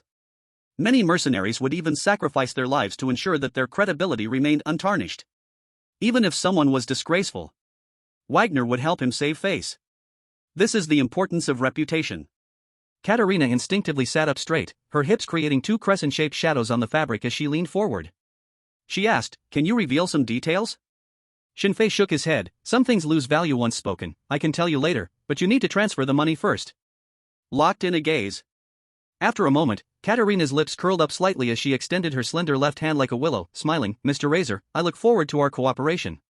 Shinfei gently shook her hand and replied, trust me, it will be even more enjoyable than you think. Next was the process of the transfer. If this was before, Shinfei would have definitely chosen cash, or equivalent bartering. Because he didn't trust anyone. But just now, the Eye of Justice earned Shinfei's trust. Choosing to trust someone without knowing their intentions may never happen again in a lifetime. Shinfei knew the Eye of Justice was taking a gamble, trying to please him. So what? Who is truly pure as a white lotus flower? Everyone has their own goals. It's about actions, not intentions. 3 million rubles were transferred to the 7th team's overseas public account. It was very safe and could bypass monitoring. About 10 minutes later, the voice of the Eye of Justice rang out, Razor, the money has arrived. By this time, Shinfei had already taken off his heavy combat gear and changed into a suit that wasn't particularly expensive. Katerina looked him over and said, Razor, you actually suit this outfit more than combat gear. Shinfei laughed, I still prefer to tear off the tie, it feels more like a rogue. After saying that, he opened the car door and got out. Katerina asked, looking at his back through the car window, can you now tell me what he plans to do? Nephthys shook her head, I don't know, the captain and the others probably don't know either. Katerina froze for a moment, then quickly smiled brightly, marveling, such a brotherhood is really enviable. It seems hiring you is truly the right choice. The village head saw Shinfei returning and recognized him as the mercenary from before, his hand holding the teacup frozen in midair. It was clear he was still afraid. But thinking of the huge benefits in front of him, he wasn't so scared anymore. The village head furrowed his brows and boldly said, Are you the mercenary from before? Don't think that just because you changed your clothes, I won't recognize you. Why are you back? Do you want to kill me? Let me tell you. Swish. Before he could finish his words, he suddenly felt a chill around his neck. Lowering his head slightly, he saw a gleaming military dagger pressed against his throat. A trickle of blood flowed from the small wound on his neck, running toward his chest. Shinfei looked at him expressionlessly and said coldly, No need for nonsense, killing you is not that complicated. Our boss doesn't have time to gather more people elsewhere. So, your price remains the same, but the deadline must be shortened by a month. Don? The village chief didn't expect it to go so smoothly. His bottom price was 17 million rubles, to complete all the reclamation work in 2 months. Hearing such good news, how could he not be excited? Shinfei had a cold smile at the corner of his mouth and continued, but we want to try for 3 days, with the price paid at double the original for you. If you are satisfied after 3 days, we will officially sign the contract. Is that okay? Trying work was a perfectly normal thing, 3 days was not too much. The village chief swallowed hard and slowly nodded. All right, I will gather people today, and we can start work tomorrow. Shinfei retracted the dagger, no longer paying attention to the surprised and delighted village chief, and turned to walk outside. When he saw the greedy villagers glancing at him from time to time, he murmured in his heart, greed, it's good to be a little greedy. Next, let you experience what it means to be the first poison scheme of Huaxia Indecent Dream Show. 39. Is this the poison scheme that a person could think of? Were you collecting this when you were interviewing? Shinfei returned to the modified military vehicle and sat in the driver's seat. Katerina frowned and said, so fast? Shinfei was taken aback, feeling something was a bit off about her words. He started the military vehicle, turned around, and smiled. Miss Katerina, some things are not better when they are slower. Thinking of Shinfei's performance at the strip club, Nephthys' mouth curved into a knowing smile. The two military vehicles drove toward the outskirts of the village. Katerina looked at the villagers outside and asked, now, can you tell me what you plan to do? She was genuinely curious about what method he could use to complete the task ahead of schedule while saving half the cost. Not just her, but the people in the front vehicle, including the one-eyed comrades, were also puzzled about what he would do. They had all bet their lives and fortunes on Shinfei. Shinfei, of course. Just now, I reached an agreement with the village chief to let them work for 3 days, and the price will be twice the market price. Katerina's expression became even more puzzled, and then? Shinfei smiled and said, driven by heavy profits, they will work very hard. Miss Katerina, what do you think they will do if they discover gold or while working? Katerina didn't quite understand Shinfei's meaning. The others also looked confused. Shinfei explained while driving, if I remember correctly, a Turkish company discovered gold ore worth over $80 billion in the Azar Valley 2 years ago, and even to this day, the Georgian government and the North Caucasus Free Army are still fighting over ownership. The Azar Valley is less than 100 kilometers from here, so discovering gold ore in this area is not strange at all. Let me tell you what will happen next. Those who find gold ore will not only not return it to you but will even frantically compete with each other, or they might secretly hide it. But no matter which way, the news about gold ore on the Tea Mountain will spread like wildfire. At that point, you just need to fire everyone and deliberately find some police to watch over the Tea Mountain. 28 hectares, how could that few police possibly keep an eye on it? The villagers will definitely find ways to sneak in to look for gold ore that you wouldn't even think of. That way, you won't even need to spend money and can obtain a piece of reclaimed land. Silence. Everyone fell silent. They only thought about using violence to force the villagers to lower prices, but they never dreamed it could be played this way? Driven by greed, triggering targets to act spontaneously through false benefits, no need for coercion, lowering layout costs. It's simply a genius plan. Katerina's red lips moved, and she was about to speak when she was interrupted by Shinfei. Miss Katerina, my plan isn't finished yet. In fact, the most exciting part of this game only starts here. What? Katerina looked at Shinfei in surprise, her eyes wandering as if she were thinking about something. The military vehicle drove out of the village, and the road became bumpy. But through the car window, one could see the majestic mountains of the Caucasus region stretching endlessly. Shinfei glanced at the beautiful scenery, then looked through the rearview mirror at Katerina's surprised little face and said, when the reclamation is finished, you can go to the police chief or the mayor and have them bring people to demand the return of your lost gold ore. They will definitely refuse you. But you can tell all the villagers that anyone who reports someone who finds gold ore will receive a generous reward. I've seen the village's data, 43% of ours, 29% descendants of exiles, 28% mixed blood and unidentified individuals. With such complex components, do you think they will stand as one? Katerina shook her head. The others were also listening very intently. Shinfei, yes, those who haven't found gold ore will inevitably feel imbalanced and are likely to report those benefiting villagers. In the beginning, it doesn't matter if nobody reports, with enough money promised, there will always be someone who can't resist. Then the next steps become simple, you can take back the gold ore, gain the reclaimed wasteland, and there's a third option. Katerina stared at Shinfei, unsure of what expression to use to respond to the current situation. This scheme was indeed ruthless. And toxic. Most importantly, he perfectly exploited the weaknesses of human nature, making failure almost impossible. But she couldn't understand what was this third option? The others were equally curious, only Big Bear leaned back in his seat, drowsy. He couldn't quite understand what Shinfei was saying and found it too brain-consuming. Not suitable for him. He just liked clear and precise commands, then he'd start working. Shinfei said, let's return to the original plan, the villagers find gold ore in the wasteland. What if what they find is just a copper block coated with a thin layer of gold? What would happen then? Miss Katerina, what you lost is genuine gold ore. At that time, you will have absolute say, able to show great kindness and spare those villagers, or you could use the police to pressure them into signing low-wage labor contracts to repay the value of the gold. As for those officials, you can buy them off. But I suggest, let your media tycoon grandfather step in, making those officials choose whether they want a good reputation or to be remembered with disdain. The power of media bombardment is what those officials fear the most. Katerina's thoughts completely halted at that moment, as if frozen by a huge ice block. Using the weaknesses of human nature, creating legal loopholes, cyclic exploitation. Toxic scheme, this was definitely the most toxic plot she had ever heard in her life. It can be described as heartless killing. As for the others, they had already silently sworn in their hearts. They must never offend Shenfei in the future, he's too ruthless. Honestly, was he holding back during the interview? 2 full minutes passed before Katerina slowly spoke, so the 3 million rubles you want isn't the cost at all, it's all your profit? Shenfei smiled, don't worry about those details. Katerina suddenly leaned forward, her fox-like eyes squinting as she closely examined Shenfei. Razor, you are very special, more exceptional than any mercenary I've ever seen. Are you interested in working with me? Shenfei felt the sudden fragrance and pressure, stunned for a moment, almost pressing the gas pedal as if it were the brake. After thinking for a while, he finally realized that Katrin's earlier words should be translated as, to do this for me.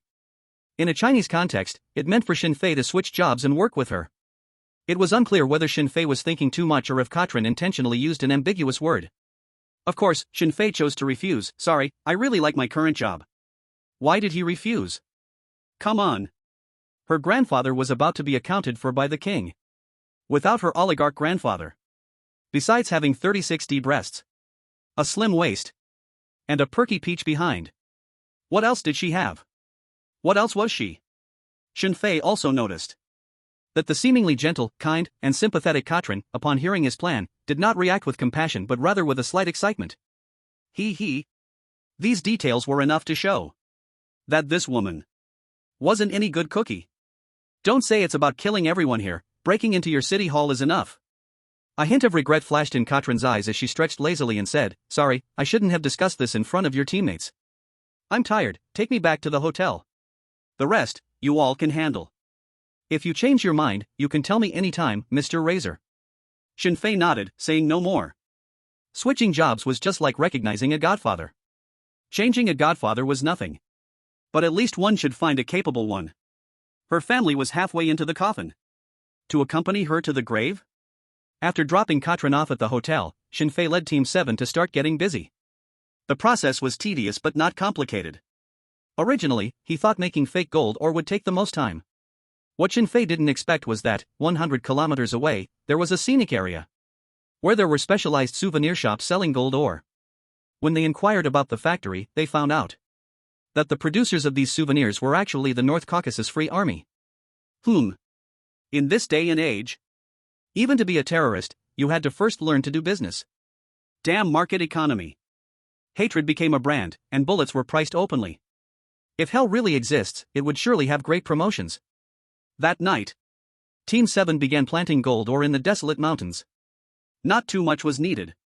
But it had to be sufficiently concealed, creating a sense of unexpected delight. In the dead of night. In the hotel suite. Katrin rested her chin on one hand, sitting at the desk, flipping through documents. Moonlight fell on her body wrapped in a black silk robe. The belt of the robe slumped loosely at her hips, revealing a glimpse of her breathtaking curves. Buzz, buzz. The phone rang. Katrin raised her delicate hand, her fingertip sliding across the screen, answering the call and holding the phone to her ear. Hello, Grandpa. An aged but strong voice came from the other end. How's everything going? I heard the villagers over there are tough to deal with. Should I have Grandpa intervene? Katrin recounted what happened today, focusing on Shenfei's genius plan. Silence came from the other end. It took a while before a sigh was heard. Alas, truly, heroes emerge in youth. I didn't expect a Wagner branch to hide such a master at manipulating hearts. Looks like Grandpa really is going to be buried on the beach. Have you invited him? Katrin recalled Shenfei's ruthless refusal during the day. A look of frustration crossed her face. He refused. Oh? Igor was surprised and asked, doesn't he know you are Igor's granddaughter? Katrin, he knows, but he still refused, not as a pretense but a heartfelt rejection. Igor sighed, what a pity. Katerina gazed at the moonlight outside the window, murmuring, yeah, what a pity. The next day. The village chief brought a group of 200 or 300 people, arriving at the tea mountain as per the plan. Shinfei paid the wages in advance, and the villagers began to work. Although they were greedy, it must be said that once they started working, each one put their all into it. Shinfei didn't know the progress at other tea mountains, but at least from his perspective, no one was slacking off. Well, perhaps the villagers thought that opportunities to squeeze profits from the rich weren't many, which was why they were asking for sky-high prices. Suddenly, Shinfei felt. In essence, he was the same as the villagers. Neither of them were good folks. Just that he was a bit smarter, with a system backing him up. The first day went by without any unexpected events. Perhaps someone found gold ore but didn't announce it. Or perhaps no one had found it yet.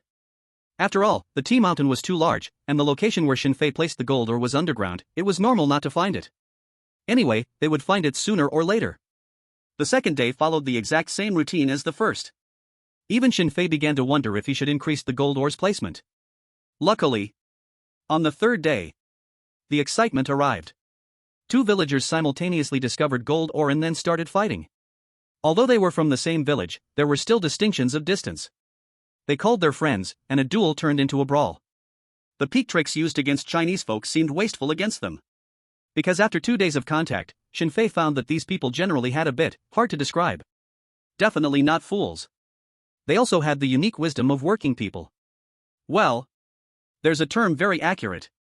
Super tough. To put it nicely, it's called a fierce local custom. Bang! Shinfei pulled the trigger at the sky, the huge gunshot echoed across the tea mountain. The people with him aimed at the sky too and pulled the trigger simultaneously. A series of gunshots finally brought some sense back to the villagers. Shinfei tilted his head, looking at the 2 men who initially fought, and coldly asked, "What are you doing? What are you hiding in your arms? Take it out." The villagers looked around, and finally, gritting their teeth, they turned and ran. "Can I let you off? This is a clever trick I came up with." Shinfei aimed at the man's calf and pulled the trigger. Bang! The gun fired, the villager was hit in the calf, and his body stumbled and fell to the ground. The villagers on the tea mountain immediately went into disarray. Bang! Shinfei pulled the trigger again, shouting, "Shut the hell up, whoever speaks again, I'll send him to meet Allah." A defiant villager roared, "Who are you trying to scare? We have so many people here, how many bullets do you have? How many people can you kill?" Others started shouting too. The situation was clearly getting out of control. Shinfei's lips curled slightly, aiming at that person's head, and then pulling the trigger. Bang! The gun fired, brain matter splattered everywhere. The villagers did not expect Shinfei would actually dare to shoot, and suddenly they were all stunned. Shinfei walked to the corpse and looked down at him from above, saying, "You asked me how many bullets I have? I have 7 magazines, 2 base loads of 5.56 ammo reserves, plus pistol rounds and C4 explosives. I also have 5 teammates, each one with more ammo than the last. Don't say I could kill everyone here, I could storm into your city government with what I have. In your next life, before showing off, check what kind of person you're dealing with." The entire place fell silent, even the wildest villagers lost their courage to resist upon hearing such words. Actually, it was also Shinfei's fault for being too gentle in the first 2 days. Which made these guys forget that the gun in his hand could kill. Shinfei glared at the 200 or 300 villagers present, pointing to the high ground in the northeast and said, "All of you better see clearly, that person is carrying an FN Minimi MK3 light machine gun. He's wrapped up in a 100-round soft bullet belt with an external quick-release design. There are 7 more of those bullet belts in the car. Let me ask you, can you withstand a round of suppression fire? Damn! Did you really think I was just a servant? I am a mercenary not protected by the Geneva Convention." Now, truly no one dared to speak. All the villagers lowered their heads, not even daring to look at Shinfei, who was like a god of death. As for revenge? They didn't even have that thought. The gap in strength was too large. Shinfei ignored everyone present and walked over to the villager who had just been hit in the calf, saying in a deep voice, "I only give you 3 seconds to bring out what you've hidden." The villager's face twisted in pain and reluctance, but he dared not disobey. In the end, he could only reluctantly take out a gemstone-sized ore that shimmered with a golden glow. Shinfei's eyes widened, his mouth slightly open, greedily staring at the gold ore. 300 meters away. Katerina, through her binoculars, saw Shinfei's expression, her red lips curling up slightly, forming an enticing smile as she murmured, "Mr. Razor. Oscar, I owe you a little golden man. Next time, don't come to me alone, I'm afraid my teammates will misunderstand." Shinfei snatched the gold ore as if afraid someone might see, stuffing it into his combat suit. He turned around, found the village chief among the crowd, and said in a low voice, "Take your people and get lost, no need to come back tomorrow, As for the one who died just now, I will give his family a compensation. The village chief hesitated. In fact, someone had found gold ore on the first day, but it had not been announced. They thought it was an opportunity to get rich, but unexpectedly, just on the third day, it was destroyed by two bastards. Gold ore. Picking up one would mean 10 years without worry, picking up 10 would last a lifetime. But, facing the ruthless mercenaries, what else could he say? Caucasus has laws. However, the interpretation of the law is in the hands of the wealthy. Unfortunately, they were the poor. The real power behind these mercenaries held the ultimate judicial interpretation rights. Next to the village chief, a man acclaimed as the embodiment of the village's talents whispered, "Chief, let's leave, we can't confront them. Even if they kill us all, they can push the blame onto nearby extremist groups." The village chief gritted his teeth, saying slowly, "But..." The man frowned and said, "No more buts, we can't dig openly, but can't we still dig secretly? In such a large area, how many people do they need to watch?" That makes sense. The village chief felt a rush of relief as he looked at Shinfei and said, "Mr. Mercenary, we apologize for the trouble. We will leave right now." Shinfei didn't even acknowledge him. The village chief led 200 to 300 villagers, carrying the injured and a dead man, fleeing from the Tea Mountain like they were escaping a disaster. That afternoon, a few sparse police arrived to seal off the Tea Mountain. Human greed is forever beyond imagination. Shinfei had thought that under the fear of death, the villagers could at least endure for 2 days. Unexpectedly, that very night, dozens of people quietly crossed the police's blockade, secretly panning for gold in the Tea Mountain. Hey, they worked even harder than during the day. Through the night vision goggles, Jinbi saw this scene inside. "Razor, you called it right. You really are a devil." Shinfei laughed. 3 hours later, chased them away, creating a sense of strict vigilance. Jinbi nodded and began to prepare with the others. The villagers of the first night were driven out, but they were amazed to find that as long as they ran fast enough, they could keep the gold ore they found. What are we waiting for? More and more villagers began to flood into the Tea Mountain. At first, it was the men. Then the women. Finally, even 7 or 8-year-old children formed groups to try their luck in the Tea Mountain. Originally, the hired number was 200 to 300 people. But now, looking around. Hey, at least 1,000 people every night. In less than a month, the once neglected Tea Mountain was completely dug out, not a single weed remained. Even the cattle and horses would sigh, "You guys are the real cattle and horses." During this period, a team with large equipment and technical personnel arrived. One by one, they arrived. Large machinery started operating, reducing the need for manpower. The follow-up plans for the Dream Monkey games were all carried out by Katarina, and Shinfei was too lazy to ask more. No extra money added. Their 7th team had no special tasks, they just trained every day and sent 2 people to guard at night. Only Nephthys, who was also female, stayed by Katarina's side 24 hours a day, providing all-around protection. Late at night. Fully armed, Shinfei sat on a hidden high ground in the Tea Mountains, admiring the night view of the Caucasus Mountains. Stars exploded like shattered silver in the dark blue sky. The snow-capped peaks outlined like wet ink. So beautiful. It reminded Shinfei of the sunset at General Mountain. The sound of footsteps crunching on the snow approached. Shinfei looked up. It was Katarina. The snow beneath her feet crunched crisply. Her tall figure was wrapped in a silver gray down jacket, the belt accentuating her lithe waist and hips. Even dressed so warmly, it couldn't conceal her enchanting figure like a fairy. His heartbeat synced with her footsteps. With every step she took, it felt as if she were precisely stepping on a man's heart, quickening his breath. Katarina walked up beside Shinfei, disregarding her clean and tidy clothes, casually sitting down next to him, smiling. "You're still awake?"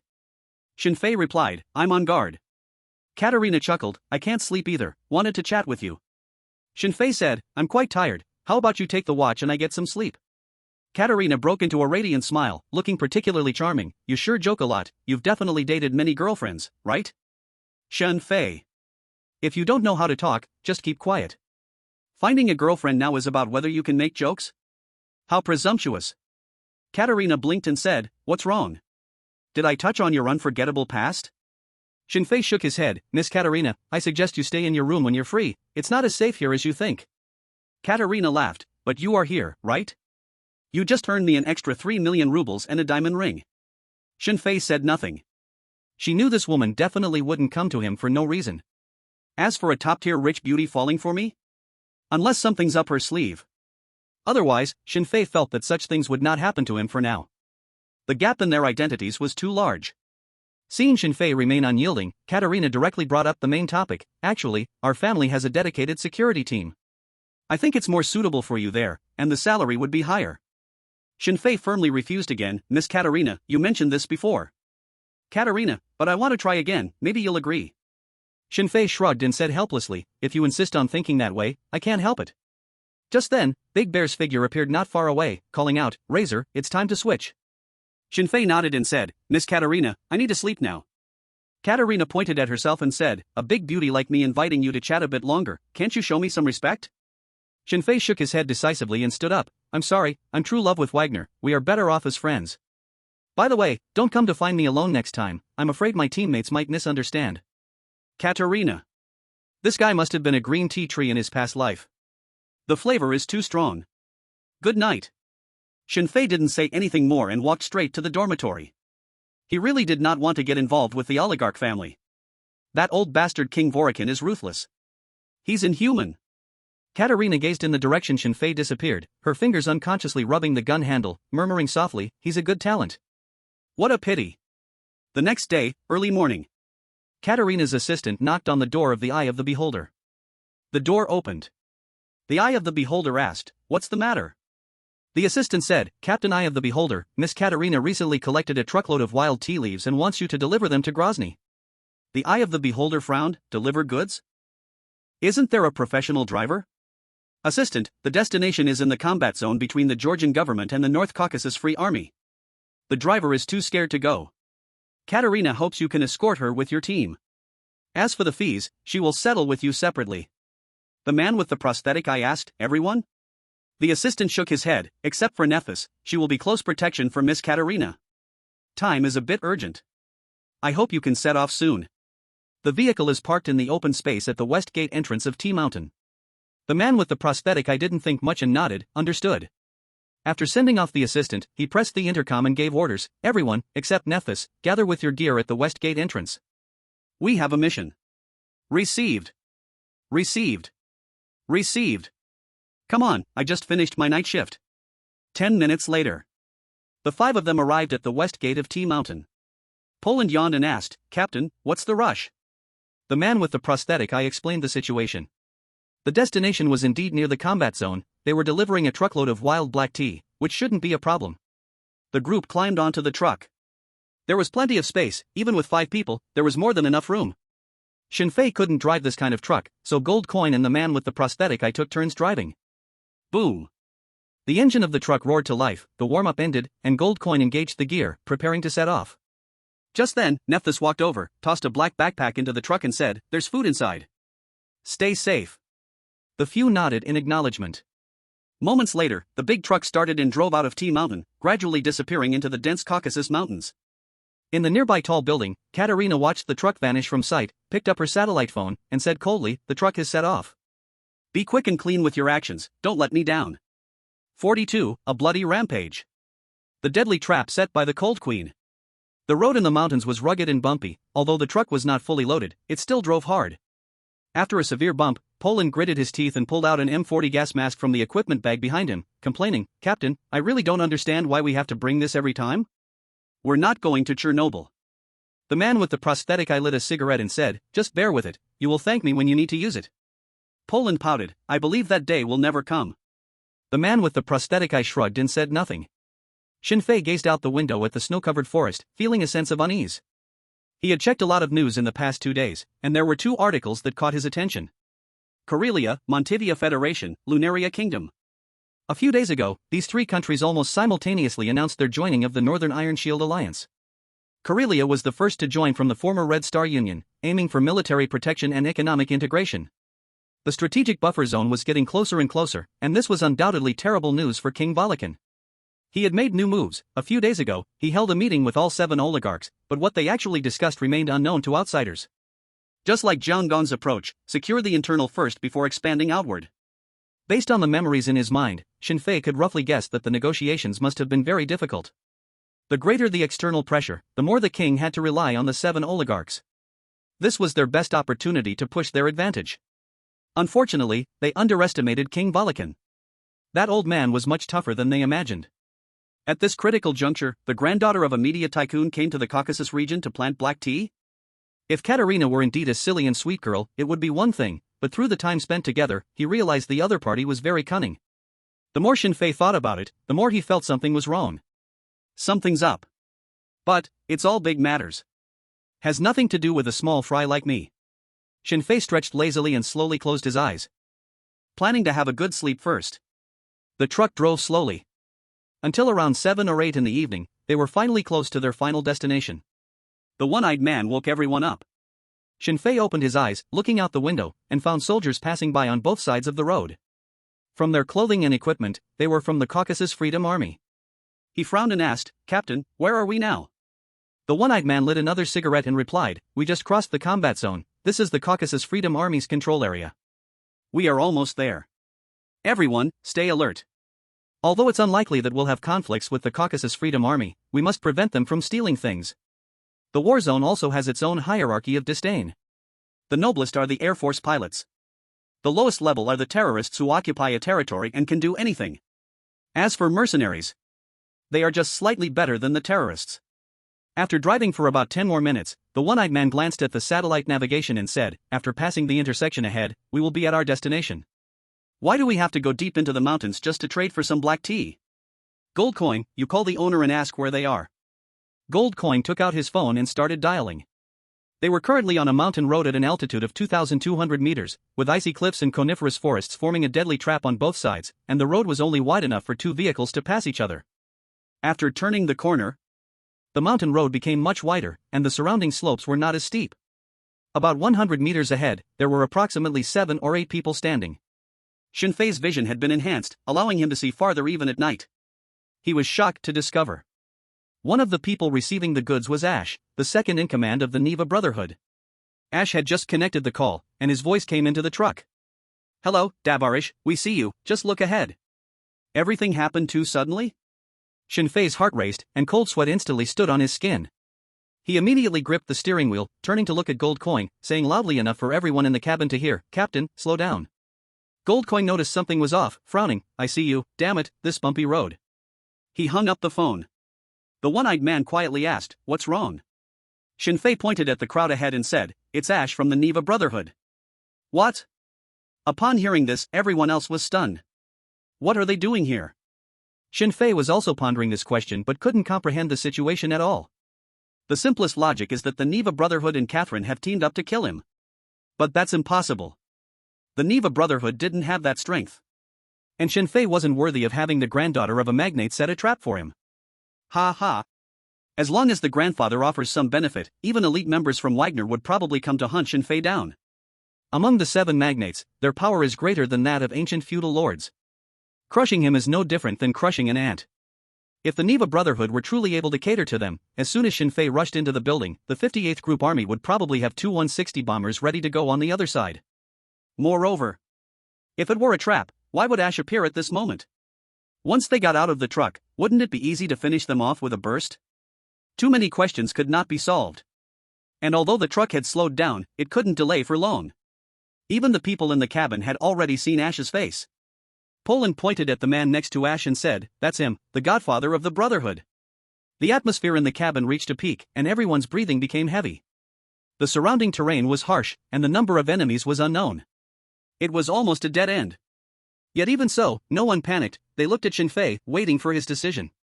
Shinfei took a deep breath, gripping his M4A1 assault rifle tightly, and whispered, "Even if they aren't coming for us, this shipment is no simple matter. Captain, accelerate, crash into them. The rest, prepare to engage." With a command, everyone seemed to find their backbone. Click. Click click. The sound of guns being loaded echoed in the silent cabin. Boom. The mechanical eye shifted to a lower gear, flooring the gas pedal, and the truck's speed grew faster and faster. Shinfei could clearly see the expressions on Ash and the Godfather's faces change from confusion to surprise, and then, upon seeing him, transform into pure shock. One thing he had not guessed wrong was that Ash and the others didn't know that the delivery was from them. Boom. The truck accelerated, and by the time the Godfather and his men reacted, they immediately sought places to hide. More than half managed to dodge the front of the truck. But the other 3 or 4 people didn't find the right direction and could only watch in despair as the rapidly approaching truck bore down on them. Suckabaria. Bastard, how do you drive? Fake. Even through the windows and the roar of the engine, their desperate shouts could be heard. Click. A violent impact sounded, the windshield shattered, and the cabin shook violently. Then, the vibrations of the tires crushing something reached them, and in a daze, he thought he could still hear screams coming from behind. Shin Fei glanced in the rearview mirror. On the ground lay a body, already crushed and motionless. Blood flowed from every hollow of their bodies, quickly pooling into a puddle in the muddy ground. Sakaberia. Shin Fei. It's him. Damn it, why is he the one delivering the weapons? Take him out. The few who survived instinctively hid behind cover, raising their guns to pull the triggers. Bang, bang, bang, bang, bang, bang. A series of bullets struck the cabin, making a piercing sound. The truck sped up even more. In the blink of an eye, it had left those few people far behind. The mechanical eye exclaimed excitedly, "Huh? Sakaberia, how are your captain's driving skills? Let me tell you, back in the day." At that moment, a threat of death suddenly enveloped Shin Fei. He quickly looked towards the direction indicated by the killing intent resonance skill prompt and yelled, 3 o'clock direction. RPG. As soon as Shin Fei shouted, he saw a rocket with a deadly tail flame flying toward the windshield from the dense forest beside them. Everyone knew that if it exploded, they would all be shredded into bits, scattered all over the cabin. In a critical moment, the mechanical eye suddenly yanked the steering wheel hard to the right, and the truck drifted at a 90-degree angle on the gravel road, blocking itself on the mountain road. The spiral tail of flames ripped through the sky, and the metal projectile traced a charred parabola. Boom! The rocket hit the junction between the truck's front and cabin, and a massive explosion sound with a shockwave instantly shattered all the glass. Thick smoke, mixed with the smell of tar, rose up together. Engage. 3 o'clock direction, quantity unknown. Fire suppression. Establish a fan-shaped defense. Almost at the same time, Shin Fei and Gold Coin kicked the car door open and jumped down. The people behind them jumped down together.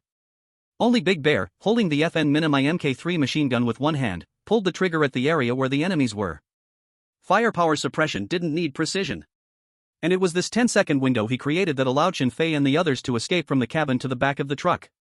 After finding adequate cover, they simultaneously began the firepower suppression. This also provided Big Bear with a chance to escape. Although they were a ragtag team among the elite, they still completed the OODA loop after engaging the enemy in under 10 seconds. Soon, Gold Coin and Big Bear utilized their respective weapons to form a crossfire net within an 80-meter range. To put it simply, Big Bear used the machine gun for suppression while Gold Coin took careful shots. Shin Fei took on the role of captain, filling in gaps while looking for an escape route. Tap, tap, tap, tap, tap, tap. There were many enemies, and the bullets fired into their shooting lanes, which were too numerous to handle, struck the cover around them like they cost nothing. Run. Must run.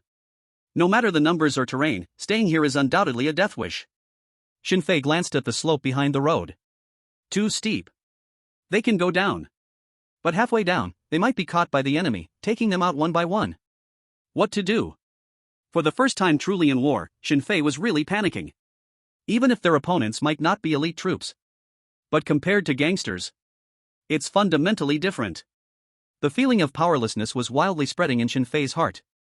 At that moment, Palando's voice rang out, "Gold Coin, Razor, Big Bear, the captain's eye, the captain's eye." Shin Fei was startled, completely stunned. The time just now was too brief. He only realized now that the prosthetic eye hadn't made a sound for almost 30 seconds. Fire suppression. Gold Coin shouted. Big Bear roared, "Don't worry, leave it to me." He switched in a new belt of bullets from his backpack, ignoring the hot barrel, and crazily shot at the enemy's position. No one knew how hot his gun was now. But they could all smell the burnt scent coming from the one arm Big Bear had left. Shin Fei emptied a magazine with a round of fire, and turned to glance at the situation of the prosthetic eye. At this moment, the prosthetic eye lay on the ground, blood spilling from its head had already covered its whole face. On its only eye, a piece of irregular glass about 5 centimeters long was stuck in. Blood was crawling along the spiral pattern of the glass, condensing into tiny beads at the edge. Just now, the prosthetic eye saved everyone. And it was precisely because it didn't hide that its eye was injured by the glass shattered by the shockwave. Shin Fei's body started to tremble slightly. Anger gradually eroded his dwindling sanity. The prosthetic eye, the first man he trusted after crossing over, is blind now. Shin Fei's breathing became rapid, almost instinctively reloading a fresh magazine into his carbine. Gold Coin grabbed his hand tightly, growling, "I know what you're thinking, but you can't do this. Impulsiveness will not only kill you but will also doom us all. Razor, this is war." At this moment, After finishing another belt of bullets, Big Bear's gun barrel erupted with flames and could no longer be used. Originally a doctor, Polando took over his firepower and continued suppressing the enemy. But the suppressive capability of an assault rifle is not at the same level as that of a light machine gun. Those enemies hiding in the jungle approached them slowly like ghosts, waiting to devour them piece by piece. While Shinfei countered the attack, his eyes involuntarily scanned over his comrades beside him. Big Bear. Gold coin. Polando. The prosthetic eye. No matter who it was, their tactical skills couldn't compare to his. But when truly stepping onto the battlefield, Shinfei believed that in these 2 minutes, he wasn't even worthy to carry their shoes. This was the huge gap brought by experience and mentality. Goldcoin felt Shinfei's change in mentality. In fact, it is exceptionally rare for a rookie to be like Shinfei on the battlefield for the first time. New soldiers usually wet themselves in fear. While firing back, Goldcoin roared hoarsely, "Razor, don't be in a rush to deny yourself. Those skills of yours, we could never reach in a lifetime. But our little homegrown abilities, you could grasp in just 2 missions. The captain says you're like those top stars on the soccer field, always able to break the goal from unimaginable angles. Think with your instinct to turn the tide in desperation, and then lead us to survive. Listen carefully, I now need someone to die." Shinfei gasped violently, the crimson in his eyes gradually faded as he roared in his heart, "System, give me a hit. Hit hard. Stay quiet, don't let me hear your voice." Even though it was chaotic just now. But Shinfei relied on the shooting instinct engraved deep in his soul. After taking down several enemies, he gained a few chances to draw lots. The system cooperated without making a sound, only popping up a few words on the interface. Lottery begins. Congratulations, host, you have drawn agility +1. Lottery begins. Congratulations, host, you have drawn stamina +1. Lottery begins. Congratulations, host, you have drawn master level climbing skills. Lottery begins. Congratulations, host, you have received Adrenaline Potion X4. Lottery begins. Congratulations, host, you have drawn Intelligence X1. Lottery begins. Congratulations, host, you have drawn Skill Annihilation Level Demolition Technique. Instantly, countless techniques related to climbing and explosions surged into Shinfei's mind, transforming his body at the same time. The feeling of gaining an all-around enhancement in power was as thrilling as ever. Shinfei expertly pressed the magazine release button. With a click, the empty magazine dropped, and he quickly pulled out a new magazine filled with bullets from his tactical vest, his gaze focused, his movements fluid. He checked the killing intent resonance skill and found 7 positions within 30 meters glowing red. This squad had pretty good strength. They didn't rush to shoot but used the sounds of their teammates' gunfire to inch forward in an arrowhead formation, trying to find a suitable shooting angle to take down the 7 teams one by one. The enemy outnumbered them greatly. Even with gold coins, they only knew someone was approaching but were powerless. No shooting angle. Furthermore, if they gave up their fire suppression, the enemy would rush at them like mad dogs, tearing them apart mercilessly. Without a sniper's mid-range precision strike. Under these circumstances, the breacher became extremely important. Sorry about that, everyone, I made you worry just now. Cover me with fire. Shinfei dropped his gun, taking out 2 F1 attack grenades from his combat pack, pulling the pins on both sides without even looking, and threw them out directly. Boom. Boom.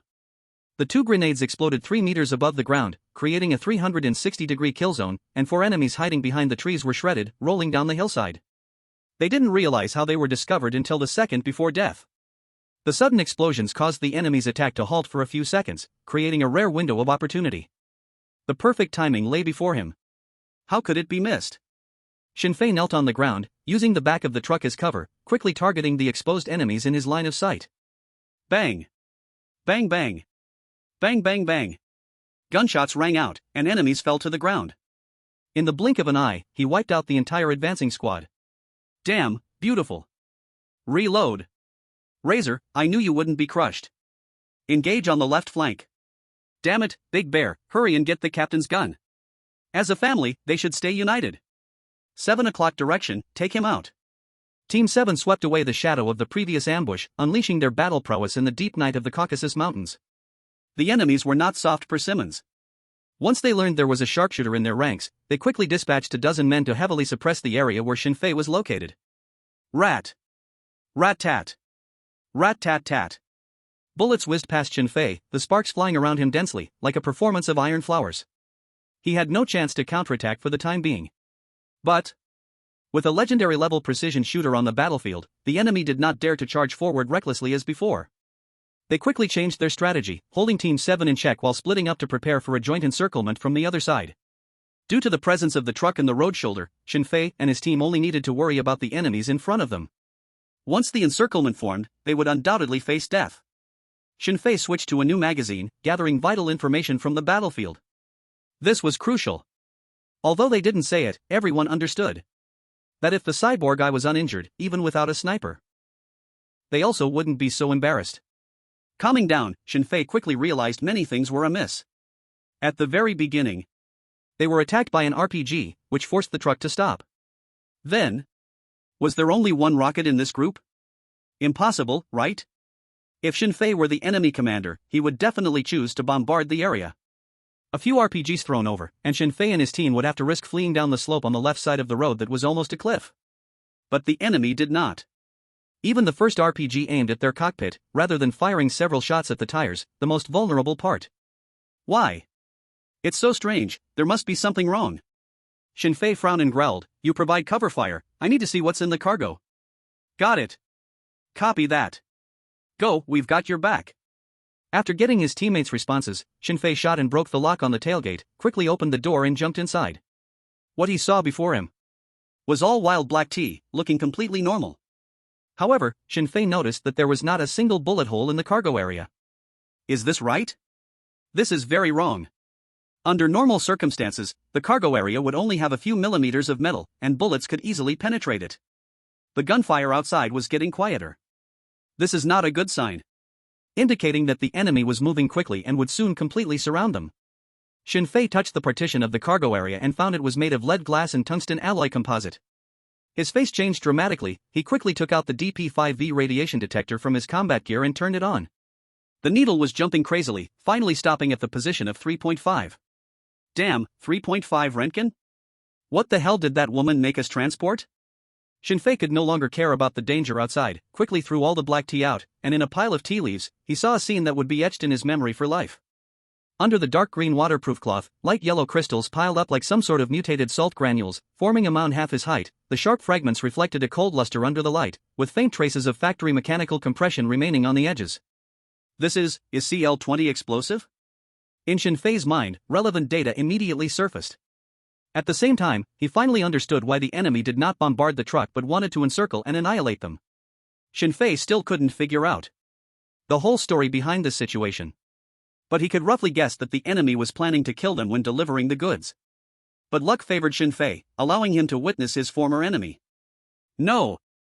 Shinfei realized he had overlooked a point. CL-20 explosive does not emit radiation. So, what could make the DP-5V radiation detector jump to 3.5? Shinfei continued to lift the dark green waterproof cloth and soon found 3 lead gray cylindrical cans lying beside the pile of crystals, with crude Russian writing on them. CS-137 oxide, total weight 542 grams. Seeing this, Shinfei did not think twice, even disregarding the stray bullets outside, swiftly covered the waterproof cloth and jumped out from the cargo compartment, slamming the door shut behind him. This is so damn thrilling. Who would have thought that on the first mission it would be this big? Shinfei turned pale as he looked at a few teammates lying on the roadside and shouted, "I don't have time for any nonsense. Poland, go to the cockpit and get the gas masks. Gold, check the damage to the truck. Big Bear, I need you to hold off the enemy's attack alone. I need at least 2 minutes. And I now need someone to die. Otherwise, we all die. I still want to live on, to live for those who have died." No one knew what Shinfei had seen. Nor did they need to know. Even though everyone felt uneasy when they heard one person had to die. The expression showed a moment of shock, but he immediately executed Shinfei's command. The importance of the captain was fully demonstrated at this moment. The enemy was extending the battle line, and the shooting frequency was not high. Big Bear loaded the M433 armor-piercing shell into the grenade launcher of the assault rifle beside him, and then used another gun to take shots at the enemy approaching the absolutely dangerous zone 50 meters away. This was almost a style of trench warfare. Very dangerous. But there was no choice. To extend the time of ambush, he had to selectively let go of distant enemies and focus on the battle in front of him. Swish! A sound of breaking air came to Big Bear's ear, and a hot tungsten core suddenly rushed into his left ear. The piercing friction of metal on bone was like a drill piercing through his skull. He even heard the sound of blood bursting, similar to the muffled sound of tearing wet cotton cloth. There was no pain. Only half-coagulated blood plasma flowing down along his spinal cord. Big Bear knew his ear had been hit. He was glad it was only his ear that was hit. Because he still had a mission to complete. He did not check his wound. Did not bandage it. Not even a change of expression appeared. Big Bear dropped the assault rifle in his hand and switched to the M4 carbine beside him, which was equipped with a grenade launcher. He aimed. Pulled the trigger. Swish. The grenade launcher's muzzle burst forth an orange petal-like fireball, and the 40mm shrapnel shell swiftly flew towards the position where the shot had just been fired. The explosion rang out. The shockwave lifted the human body into a bloody sieve before the sound reached. Big Bear was like a precise war machine, expressionless as he switched weapons again to suppress the enemy with firepower. There was no pain. No feeling. Not creating even the slightest ripple in any scene. It resembled his idol Martin Luther King standing at the podium, with that elegance and confidence. The others were not idle either. Poland brought over the gas mask he thought he would never use in his life. Goldcoin checked the truck. The RPG shrapnel cut off the truck's front axle pressure line, but if you can gear shift, it can still be driven. What do you want me to do? I'll go. Shinfei was busy connecting the detonator to the cockpit, just about to speak, when he heard a weak voice speak up. Razor, let me go. Shinfei looked up and saw that the one speaking was the eye patch. No one knew whether this tough guy fell unconscious after losing his eye or remained awake. Because he had not made any sound from start to finish. Not dragging down teammates after losing combat capability was the last professional spirit shown by this captain. Shinfei looked at this man. The first man he had trusted after crossing over, his expression flickering with a touch of compassion, but quickly returned to normal. The situation was right here. If they couldn't resolve it within 2 minutes, they would all be dead. Shinfei said in a deep voice, the truck is loaded with at least 3 tons of CL-20 explosives, and several hundred grams of CS-137 oxide. The current radiation level is 3.5 Röntgen. I need someone to drive the truck, to go take down the enemy up front and buy time for the teammates to retreat. The eye patch, who had just gone blind, was not yet accustomed to the dark environment. He struggled to try to get up, but the pain in his body nearly caused him to fall. But in the end, this tough captain still stood up. Although he was bending over. The eye patch spoke in a low voice, Gold Coin, take me to the cockpit. His tone was weak, old, and resolute. Gold Coin hesitated. They had spent more time together, and their bond was deeper. Shinfei growled, go. Gold Coin's expression became even crazier than Shinfei's before, his mouth twitched madly, his fingers slightly trembled, a symptom of PTSD flaring up. Shinfei's voice was cold as if it came from hell, Gold Coin, if you dare to break down here, I will shoot you without hesitation. I still want to live on, to live for those who have died. Gold Coin's breathing became heavy as he silently supported the eye patch, slowly moving towards the cockpit.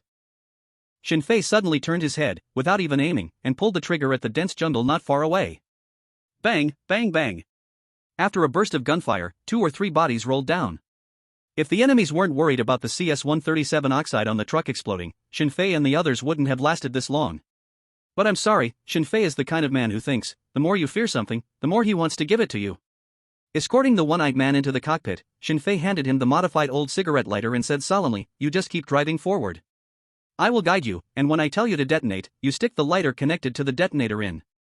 According to my calculations, the explosion range of the 137 powder in the truck with CL-20 explosives is 150 meters, and the radioactive dust will spread up to 1 kilometer. If it detonates prematurely, we won't be able to escape. Your death will mean nothing. The one-eyed man in the driver's seat took the lighter, and a bitter smile appeared on his lips. I thought not being scared silly was already your limit. You know? We were actually talking privately, looking forward to seeing you scared on the battlefield. Shinfei's eyes gradually turned red, and he said in a deep voice, don't say those things anymore. Do you have any last words? Poland, Gold Coin, and Big Bear. The 3 were responsible for different shooting angles, firing at the enemy. They had already forgotten about ammo management, only wanting to give the one-eyed man more time. The one-eyed man shook his head gently, his bloodied face appearing somewhat sinister. Nothing to say, just give me a cigarette. Shinfei took out 2 crumpled cigarettes from the one-eyed man's blood-stained pants. He lit them, 1 for each of them. The one-eyed man took a deep drag, the corners of his mouth slightly curling up, drawing a faint, sad smile. This is probably the best cigarette I've ever smoked in my life. Razor, remember. We are mercenaries, not seeking revenge. I will go to hell, and there, I will also be the best mercenary. Shinfei said nothing, his eyes stinging from the smoke. Boom. The truck roared to life. Shinfei hid behind a tree, pressing the Motorola Sabre 3 walkie-talkie, directing the blind one-eyed man to adjust the angle of the truck. In this era, there were no throat mics, but bone conduction headphones were already quite advanced. As soon as the enemies heard the sound of the truck starting, they quickly understood what Shinfei and his team wanted to do. Dozens of people appeared from the jungle, starting to fire at the front of the truck. They dared not shoot at the cargo area, because they all knew how terrifying the contents were. "You little bastards, your grandfather's coming." The one-eyed man slammed the gas pedal to the floor, letting out a furious roar, his expression becoming incredibly savage and terrifying at that moment. "Yura!" he shouted, charging towards an invisible direction without fear of death. Taking this opportunity, Shinfei and the others quickly put on gas masks. When everything was ready, Shinfei shouted, "Humans exposed to 5 Runkin without protection have a mortality rate of 99%. Within 200 meters is the instant kill zone, and within 1 kilometer is the absolute danger zone. 3 meters of deep snow can attenuate 76% of gamma radiation, and gas masks can absorb residual radiation. We can only run downhill, using the height drop of the air and the favorable wind conditions to run as much as we can. The farther, the better." Everyone retreated to the steep slope outside the road, putting on gas masks, and no one spoke. At this moment, the truck had already traveled nearly 100 meters and was ablaze, with thick black smoke rising. Shinfei's expression turned grim, and he whispered, "Now, brake, detonate." One-eyed man, safe travels. No sound came back. They could only see the truck suddenly stop in the middle of the road. The raging flames reflected in the jungle, showing the panicked expressions of the fleeing enemies. No one was unafraid, everyone wanted to live. A few seconds later, the earth-shattering sound of the explosion rang out. The mountain within a diameter of 150 meters was torn to dust. The pine forest carbonized into vertical black spikes in a split second, and the glass rain formed by vaporized rocks shot back into the sky, like an upside-down meteor belt. Dozens of kilometers away, the firelight from the explosion could still be seen, along with the sound of the blast. Countless frightened animals rushed wildly through the jungle. Across the entire Caucasus region, it seemed. The apocalypse had arrived. In the second before death arrived, the one-eyed man calmly took a final puff of his cigarette. He had imagined his own death countless times, but he never expected it would come so suddenly. What surprised him even more was that, as his consciousness was about to fade, what appeared in his mind were not his family, not his comrades, not Wagner. And certainly not any moment in his life that he could brag about. What he recalled was a sunny afternoon, when he had just retired from the military, sitting by the street, holding a half bottle of light beer, contemplating his uncertain future. He had been to Chernobyl, he had made countless contributions to this country, but after retiring, not only did all the honors vanish into thin air, but even the country to which he once swore allegiance had been swept into the dust of history. The one-eyed man felt hopeless, he did not know what use someone like him, so worthless, could have in the future. He tilted his head back and finished the beer in his hand. Just as he was about to get up and try his luck at the labor market, a little girl in a plaid skirt paired with a white shirt approached him. She was very cute, her 2 little braids bouncing playfully like a little sprite.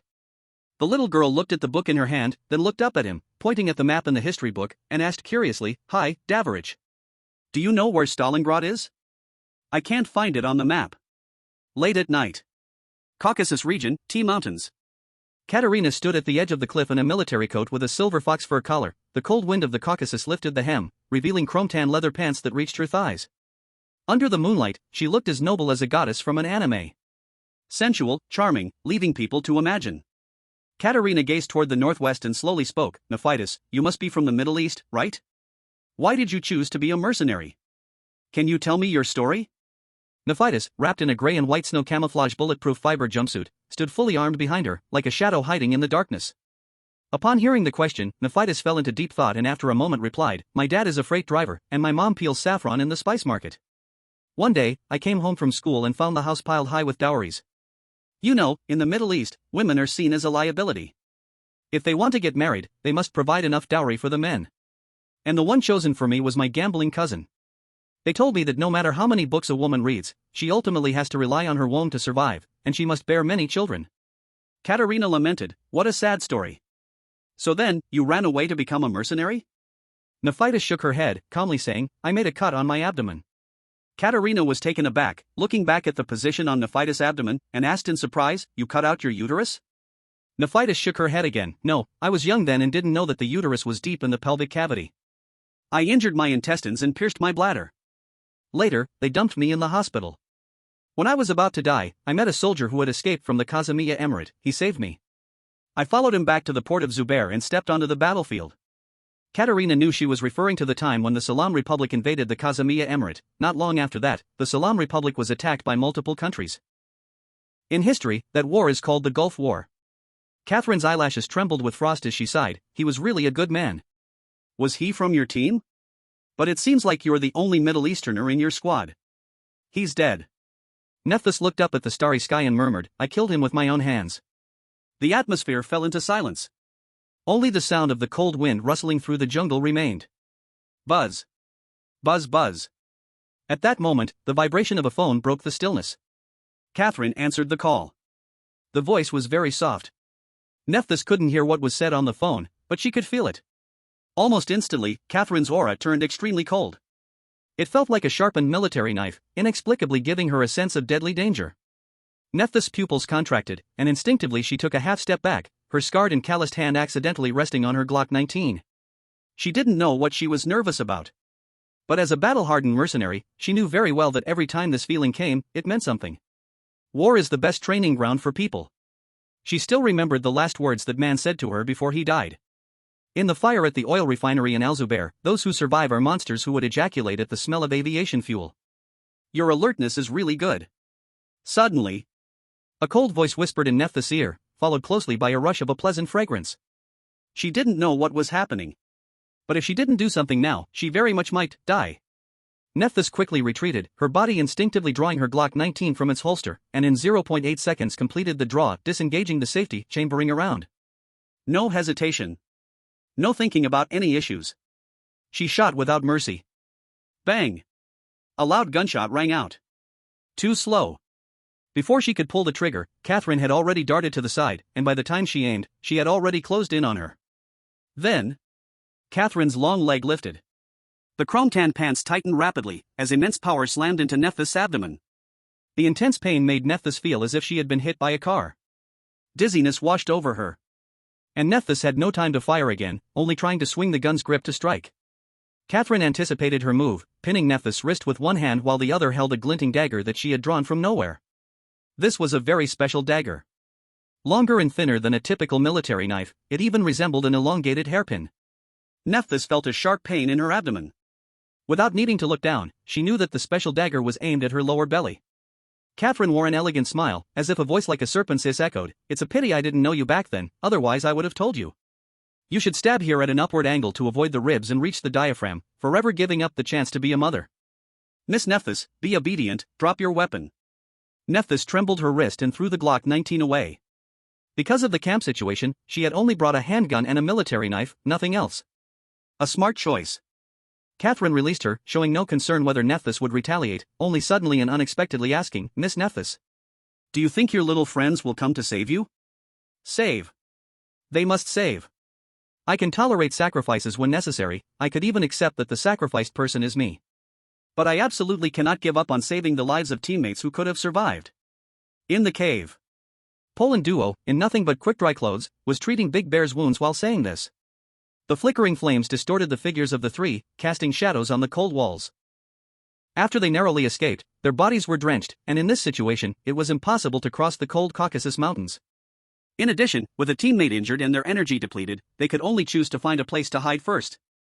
Big Bear took out a pack of compressed biscuits from the backpack given to them by Nephthys and threw it to Shinfei, saying, Polando, don't rush, the Razor didn't say he wouldn't help. Shinfei caught the biscuits and pressed the intercom to ask, Gold Coin, how's the situation? Safe. Gold Coin's voice came through, that bunch of Dog Day Caucasus Freedom Army has been scared stiff by your dirty bomb, they haven't noticed anyone chasing. Also, I agree with Polando, but I will follow the orders given by the captain. Oh, provided that I don't fall ill. Received. Shinfei turned off the intercom and raised his head to find that both Polando and Big Bear were looking at him. Their eyes were a bit strange. Shinfei shrugged and helplessly said, No, brothers. Am I in your minds, that kind of bastard who only cares about money, even wanting to greedily take the funeral benefits, disregarding the lives of teammates? The two didn't respond. And the atmosphere in the cave became extremely awkward. Silence was tonight's memory bridge. So, how much is the captain's funeral benefit? Seeing the two strange expressions, and not speaking, Shinfei curiously asked, So, how much is the funeral benefit for the one-eyed? Big Bear. Polando. Gold Coin on guard 100 meters away. Are you starting to think about the funeral benefits? You still say you're not greedy? Ahem. Shinfei coughed twice to ease the awkward atmosphere, then said seriously, whether to save someone is not a decision made in heat. We need to first understand what's really going on. What are your thoughts? Palando didn't say a word. Big Bear also didn't say anything. Even the noise from the intercom seemed to have quieted down. Everyone wasn't good at thinking. This was also the biggest problem of Team 7. The only one responsible for decision-making among them was probably rummaging through the metal wholesalers in the underworld, enough to open several hardware stores. You smoke my vinegar. Meritorious. Bowl broken. All right. Shinfei shrugged helplessly and said, you two rest for a while. When it's time, go switch shifts with Gold Coin. Give me some space to think alone. The two nodded, lying down next to the fire with their rifles, and soon fell asleep. Shinfei couldn't help but sigh. Indeed, those carefree people had high sleep quality. Of course, this was also a result of training. In a perilous battlefield, cherishing every second of rest was a soldier's essential lesson. The sound of snoring began. Shinfei was disturbed, unable to think in peace, so he put on a combat uniform and stepped out of the warm cave. The cold wind hit his face. Not far away were a group of Caucasian black grouse. They weren't afraid of Shinfei, observing him from a distance. Shinfei took out a crumpled cigarette from his pocket, placed it in his mouth, but did not light it. In his hand, he also held a military green-painted Zippo. A memento left by the one-eyed. He fiddled with the lighter, trying to access the system interface in his mind, wanting to see if there was anything useful. Previously, during the ambush, he had been drawing from the lottery but hadn't paid attention to what he had drawn. The warehouse was filled with many useless items for the current situation. Only one item labeled Intelligence USB drive caught Shinfei's attention. He vaguely remembered. It seemed he had drawn intelligence from the lottery. The system had previously provided hints, but only a sentence, with no physical item. What could it be? Shinfei manipulated the system interface, finding an option to play. This meant he could check the contents of the USB drive without the need for any devices. Limited to system items. Play. With Shinfei's choice, the system interface flickered, and then began playing a video. In a luxuriously decorated and splendid study, two people are engaged in conversation. What a coincidence, both of them are known to Shinfei. One is Igor Valenkinovich, one of the 7 oligarchs. The other is Katerina. Katerina, Grandpa, if we do this, it means we are completely at war with the king. Igor, a 48-year-old kid, he doesn't leave us any way out. Are we afraid to go to war with him? Granddaughter, there's nothing to be afraid of. What kind of storms hasn't your grandpa seen over the years? There are many people in the military who support us, the only thing that kid can rely on is that bunch of useless Wagner. As long as we ruin their reputation, our family can get through this. As for the public, they are just a bunch of foolish pigs chasing trends. Whatever I feed them, they will believe. Katerina gently nodded, I know what to do, Grandpa. The video was very short, just over a dozen seconds long. Combining this with the information he had received earlier, Shinfei finally understood what this mission was all about. In simple terms, the king wants to take action against the oligarchs. The oligarchs have sensed a crisis and decided to use underhanded means to smear the king's guards. For instance, the guards secretly provided extremist organizations with absolute illegal biochemical weapons. Then, they would use their media empire to create hype and force the king to make a choice. To give up his biggest trump card, or to make peace with their family. So that's how it is. As for our little team, we're just the dust brushed off when the big shots lay their strategies. I really have to thank the Neva Brotherhood, otherwise, this journey would have come to an end. Click. Shinfei flicked open his Zippo lighter, lit a bloodstained wrinkled cigarette, and murmured, you big shots seem to forget that in the soldier's boot prints lie the cracks of a collapsing empire. Even a small figure can change fate. Huff. Taking a deep puff of the cigarette, the strong smell made Shinfei feel nauseous and want to vomit. Damn. Caught up in showing off, I forgot that I can't even smoke. Shinfei pressed the intercom button and said in a deep voice, Gold Coin, catch me a live Caucasian black grouse. I want one that's unhurt.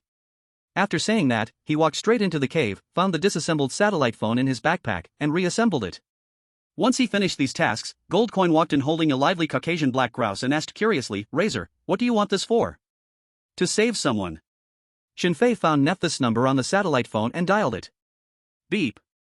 Beep. After a brief waiting tone, the call connected.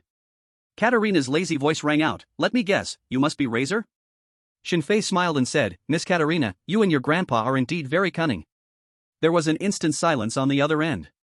Even without any sound, Shinfei could guess how shocked Katerina must be right now. After all, the implication of Shinfei's words was that he knew their family's plan. But how is that possible? Katerina's tone became serious, coldly saying, Mr. Razor, I don't know what you're talking about, and the initiative is in my hands now. Shinfei laughed, very happily. After a good dozen seconds, he suddenly spoke, yes, of course, it's in your hands.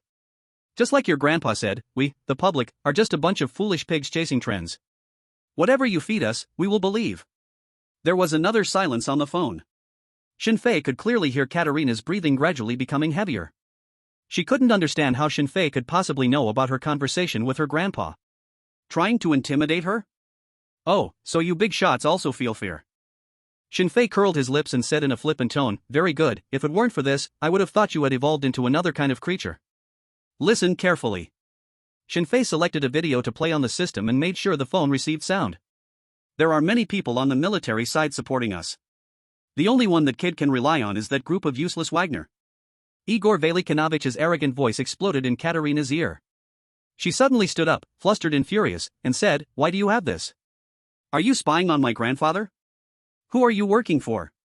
What, exactly do you want?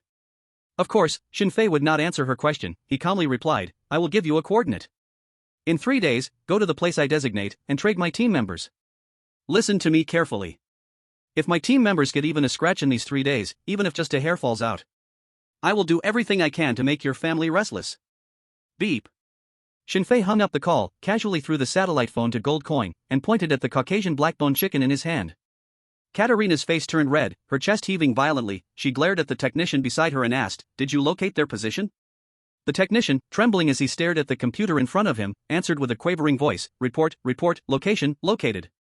They are flying in the sky. 47, do you call this the weakest team? You are fired. Boss, I'm not lying to you, just look for yourself, they are indeed in the sky. Get out. 2 security personnel dragged the technician out of the room. Katerina pondered Shinfei's identity. There are not many people in the world who have the power to monitor my grandfather. Is it KGB? If the Razor is someone from the King, holding incriminating videos to smear Wagner, they would have already targeted our family. It can't be KGB. Is it Huaxia Special Forces? Our country has occupied 1.5 million square kilometers of territory in territorial sea since 1945. Kunashir Island, Kazakhstan, Bambarat, Sakhalin, Tuna Uriankai. They didn't have the power before, the Red Alliance was too strong. Now the balance has shifted. They are getting stronger and the Euro Federation is also hard to explain. They may not be uninterested. After thinking for a moment, Katerina felt something was off again.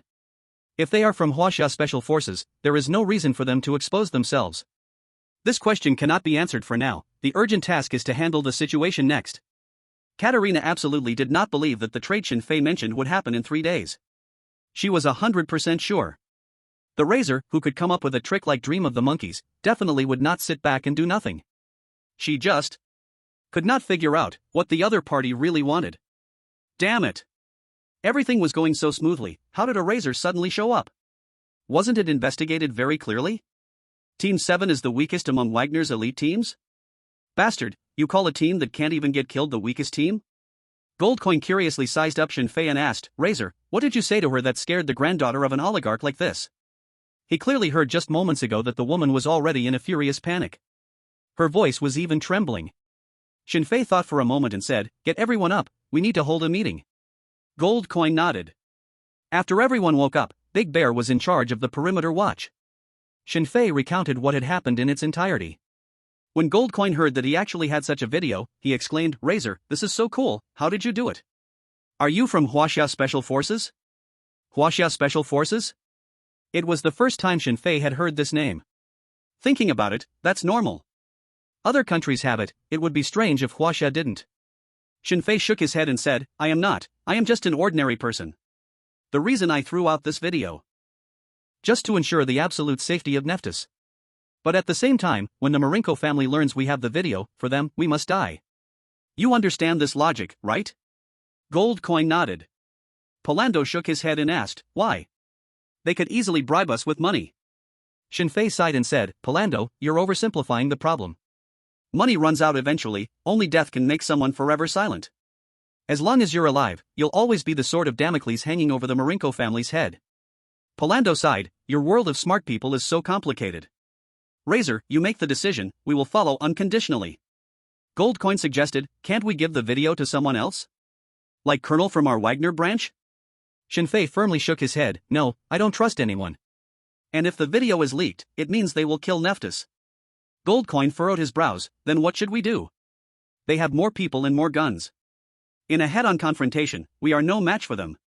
If they issue a bounty, the entire terrorist organizations in the Caucasus might come after us. Shinfei, find friends. Palando, you have friends in the Caucasus?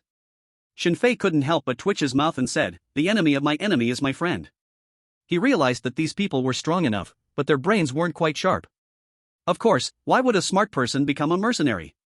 This profession is generally full of people who are good at fighting, willing to kill, and have excellent skills, but they lack brains. Goldcoin took out a map of the Caucasus region from his backpack and pointed to an area. If we talk about the enemies of the Caucasus Free Army, it's the Mountain Eagle Jihad Alliance. When I first joined, I heard a saying, every feather of the Mountain Eagle is stained with the blood of the Free Army. They're the perfect ones to find. But, why would they help us? Shinfei smiled, in our China, the best way to get someone to do something is by giving gifts. And as long as we save Nephthys, we can spread the video. By then, the Marinko family will be as good as dead. The Caucasus Free Army, allied with them, will definitely receive special attention from the king. The Mountain Eagles should be eager to see such a situation. Goldcoin glanced at the equipment on the ground and asked, we don't have any valuable gifts to give them, do we? Shinfei slowly stood up, stretched lazily, and with a cold expression said, when you see a cockroach, it means the dark place is already crowded. I don't believe this is the first time the Marinko family has traded CS-137 oxide with the Caucasus Free Army.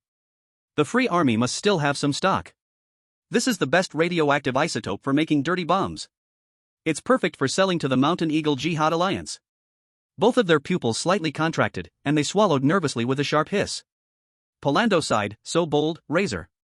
I really want to peel open your head and see how it works inside. Goldcoin followed up, damn, I love madness.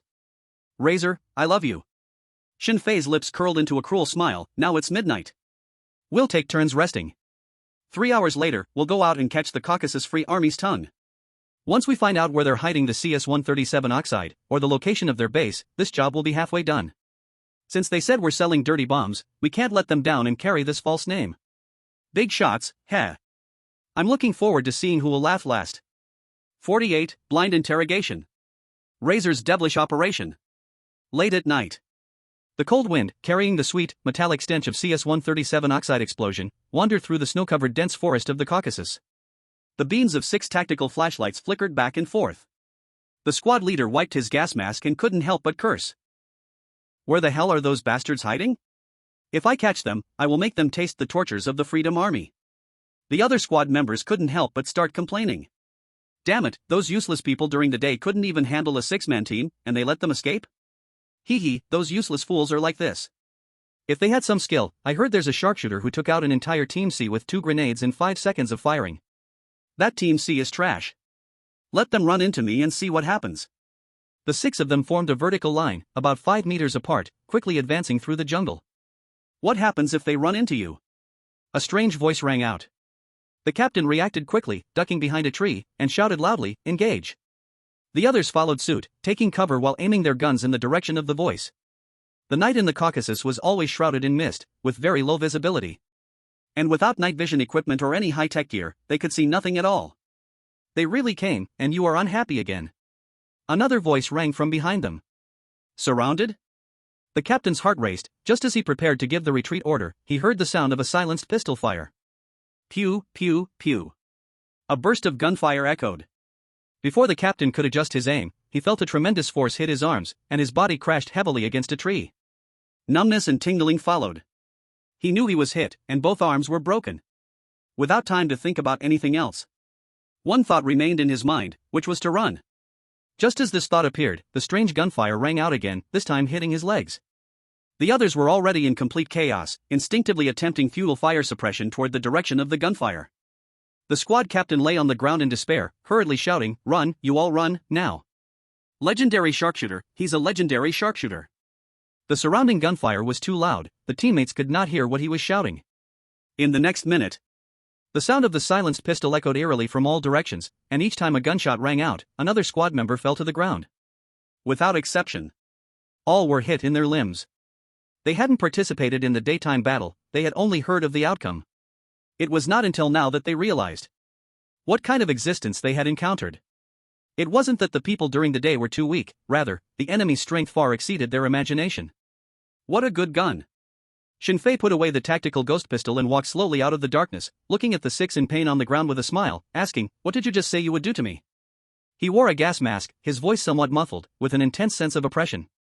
The squad captain was a tough guy too, cursing, "Kill me, mercenary, if you dare, just kill me. I won't say anything." Phew! A gunshot rang out. The squad captain was shot in the groin, and under the light, a mist of blood exploded. Ah! The piercing scream rang out through the jungle, startling the birds to fly away in panic.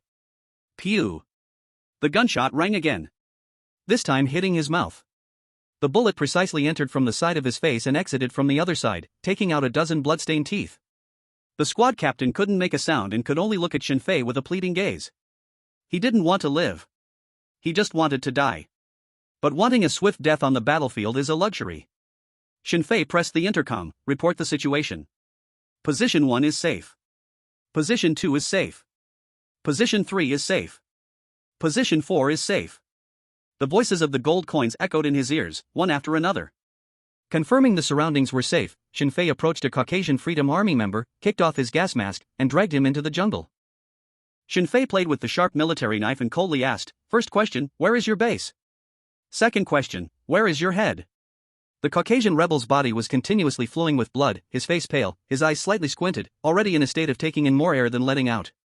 He gritted his teeth and remained silent. Clearly, he was also someone trained to resist interrogation. "Tough guy, huh? I like tough guys. Let me see just how tough you are." A cold glint flashed in Shinfei's eyes as he raised his foot and stepped on the man's mouth, bending down while stabbing the knife through the gap in his bulletproof vest. Ugh, ugh. The Caucasian rebel's limbs had already been broken, and he could only shake his head wildly, but no sound came out. Slit. The sharp military knife tore through the innermost layer of the quick-dry clothing, blood flowed out from the enlarging wound, quickly merging with other blood to form a pool on the snow. Ugh, ugh, ugh. The rebel's eyes bulged, blood vessels bursting, his expression twisted into a grotesque mask of pain. Shinfei pressed down harder, nearly flattening his face into the ground. The next second, the knife tip slid across one of the rebel's eyes and then twisted forcefully. The pupil shattered like broken glass, dark red liquid slowly seeping out along the metal's surface, forming intermittent droplets in the creases of the eyelid. The entire process was accompanied by the faint sound of something hard piercing a water membrane. Very similar to the initial injury of a prosthetic eye. Shinfei slightly relaxed his heel and coldly asked, "One last time, where is your base?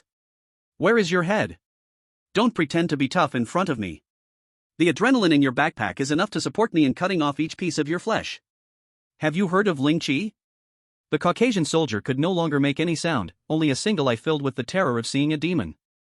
His breathing became rapid, stuttering as he spoke, "I, base, at." Before he could finish, the light in his eyes quickly faded, his body trembled violently a couple of times, then fell silent. This was Shinfei's first time torturing someone, indeed, he had no experience. But it didn't matter, he was just getting the hang of it, and there were plenty of test subjects available. "May Allah be with you."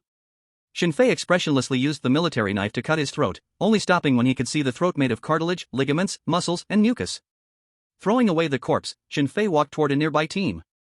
They had no idea what had just happened, nor could they even hear any sound. The unknown fear pressed down on everyone. Shinfei casually picked someone and dragged them into another part of the woods, still stepping hard on their mouth, then playing with the military knife stained red with blood as he said, "First question, where is your base? Second question, where is your head? A friendly reminder, your teammate has already told me the answer, I'm just here to confirm with you.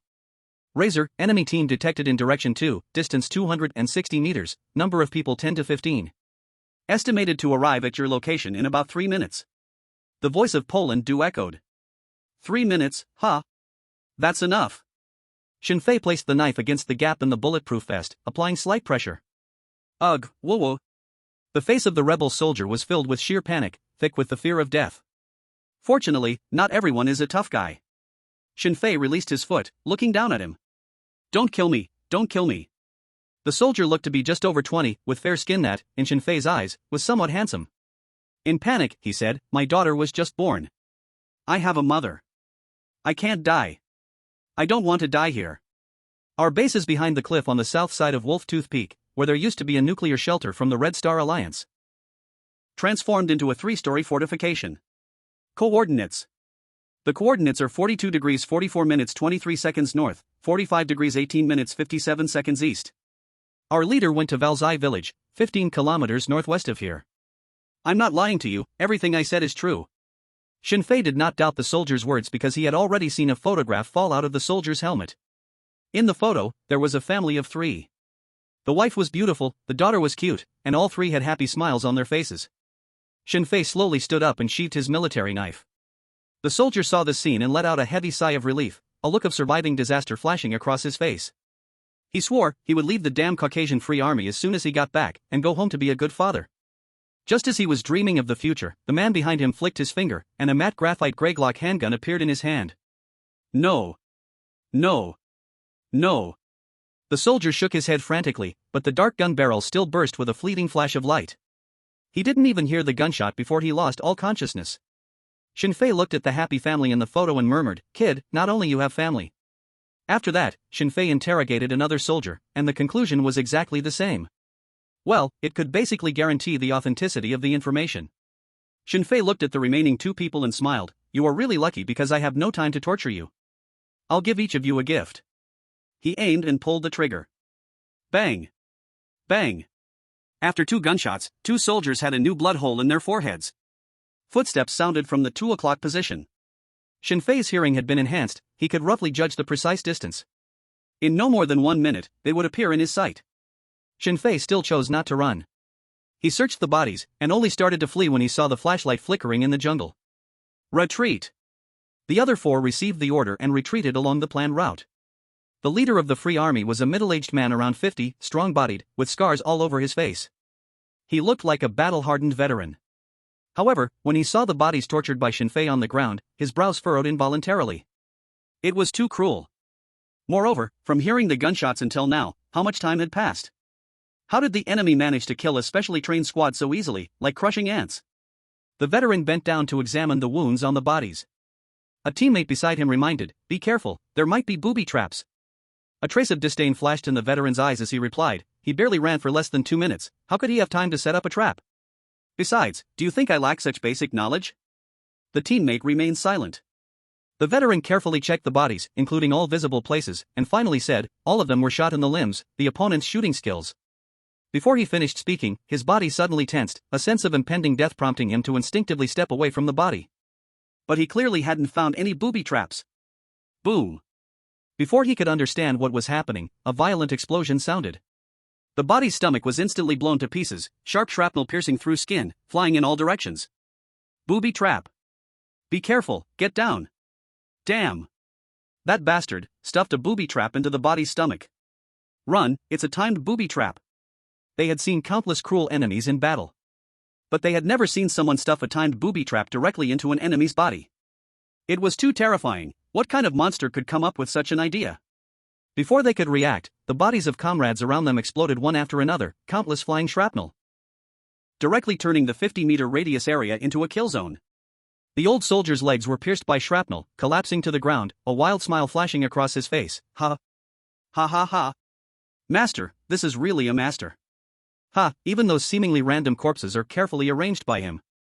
To lose to a person like this, my life, is worth it. He acted as if he had gone mad, completely ignoring his bleeding legs, and didn't even glance at his struggling teammates. Instead, he fished out a silver-gray bottle from his body and drank it all in one gulp. Immediately after, he shouted excitedly, "Ha, he is still overlooked, perhaps because there was not enough time. If I were him, I would definitely place one in the northwest direction." Before he could finish his words, the corner of his eye suddenly caught sight of something in the nearby jungle that looked like a wine jug, a green device with English written on it. Front toward enemy. Great, it's a claymore mine, we have no hope. The old soldier closed his eyes in despair, a drop of unwilling tear flowing from his murky eyes. Everyone's way of facing death is different. But death is a process that every soldier might experience. Bang! The sound of the explosion wasn't loud. 700 steel balls shot out from the fan, bursting forth in a fan shape at an angle of 60 degrees, at a speed of 1,200 meters per second, as if a god had swung an invisible sickle. The air let out a sharp scream like tearing silk. The old soldier's head instantly caved in, pieces of shattered skull mixed with brain matter splattering outward in a radial pattern, evenly sprayed onto the pure white snow. In the blink of an eye, There was no movement within a radius of several meters, only those broken corpse fragments and blood on the ground silently recording this one-sided massacre that lasted only a few seconds, with precise calculations. This is Sinn Féin's revenge on the Caucasus Freedom Army. And it has just begun. 50. Gods devouring the world, obliterating everything before it even exists. As the battlefield fell into dead silence, Sinn Féin and his team were fully armed, emerging from different positions. According to normal procedure, at this time, they should be finishing off the enemies. The team had long replaced their weapons with handguns. But when they saw the state of the scene, the muscles at the corners of their mouths trembled slightly. It was so damn tragic. Pieces of flesh scattered everywhere, even the trees had butts hanging from them. Not a single complete corpse could be found. Hell is probably no worse than this. Goldcoin suddenly thought of what Sinn Féin had said during the interview, lamenting, indeed, even if they turned into zombies, they still wouldn't be able to stand up. Sinn Féin's face showed no emotion, advancing faster than he had imagined. Perhaps the death of his eye had sparked the anger within him. Or perhaps he was just this kind of person. Sinn Féin said coldly, quickly replenish the ammunition, the enemy might surround us at any time. The four nodded heavily and began to get busy. The previously 6 people plus the later 10 or so, all kinds of equipment scattered all over the ground, but not much of it was usable.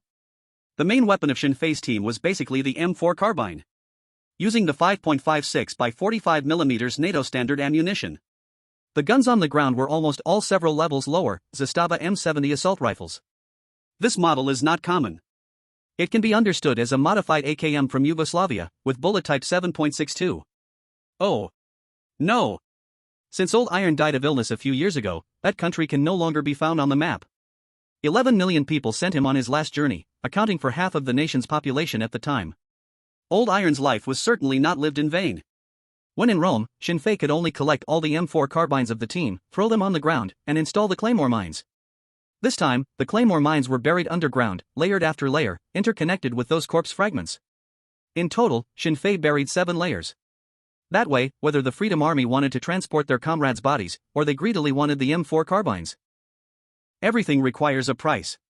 And there's no need to worry about the traps being discovered. Hee. With annihilation-level explosion technology, there surely aren't many who can escape unharmed in this world. The pistol bullets have been replenished. Because many people present are using the Bulgarian Arcus 94 pistol, fully compatible with the 9x19mm Glock magazine. Just enough to use.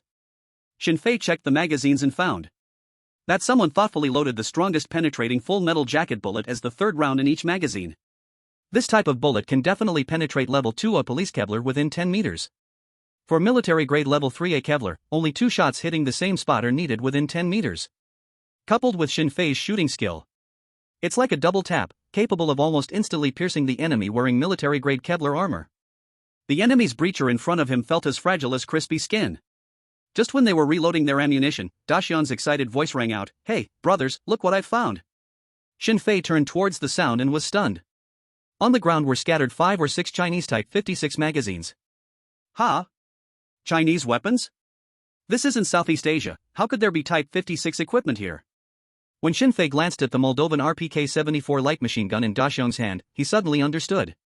It seems the Caucasian Freedom Army modified the 5.45 by 39mm light machine gun to fire 7.62 by 39mm ammunition to save money.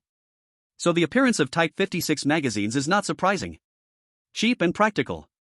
With a little welding, you can increase its capacity from 75 to 120 rounds, which is a must-have for every home. Daxiang inspected the machine gun with one hand and excitedly said after changing to a new magazine, "To hell with assault rifles, light machine guns are the real thrill for men." Poland retorted, "I hope you use up all the magazines. This barrel can't take your firing." Daxiang sighed, "If only there could be a barrel that wouldn't burn out with continuous fire, that firepower would become the soul of our team." Sinn Féin suddenly recalled hearing in later years that experts were working on plasma coating with tungsten graphene composite layers. If the system could reward me with a blueprint like that, I'd really strike it rich. Sinn Féin shrugged, realizing he was a bit fanciful. Better to focus on surviving and leaving the Caucasus region first.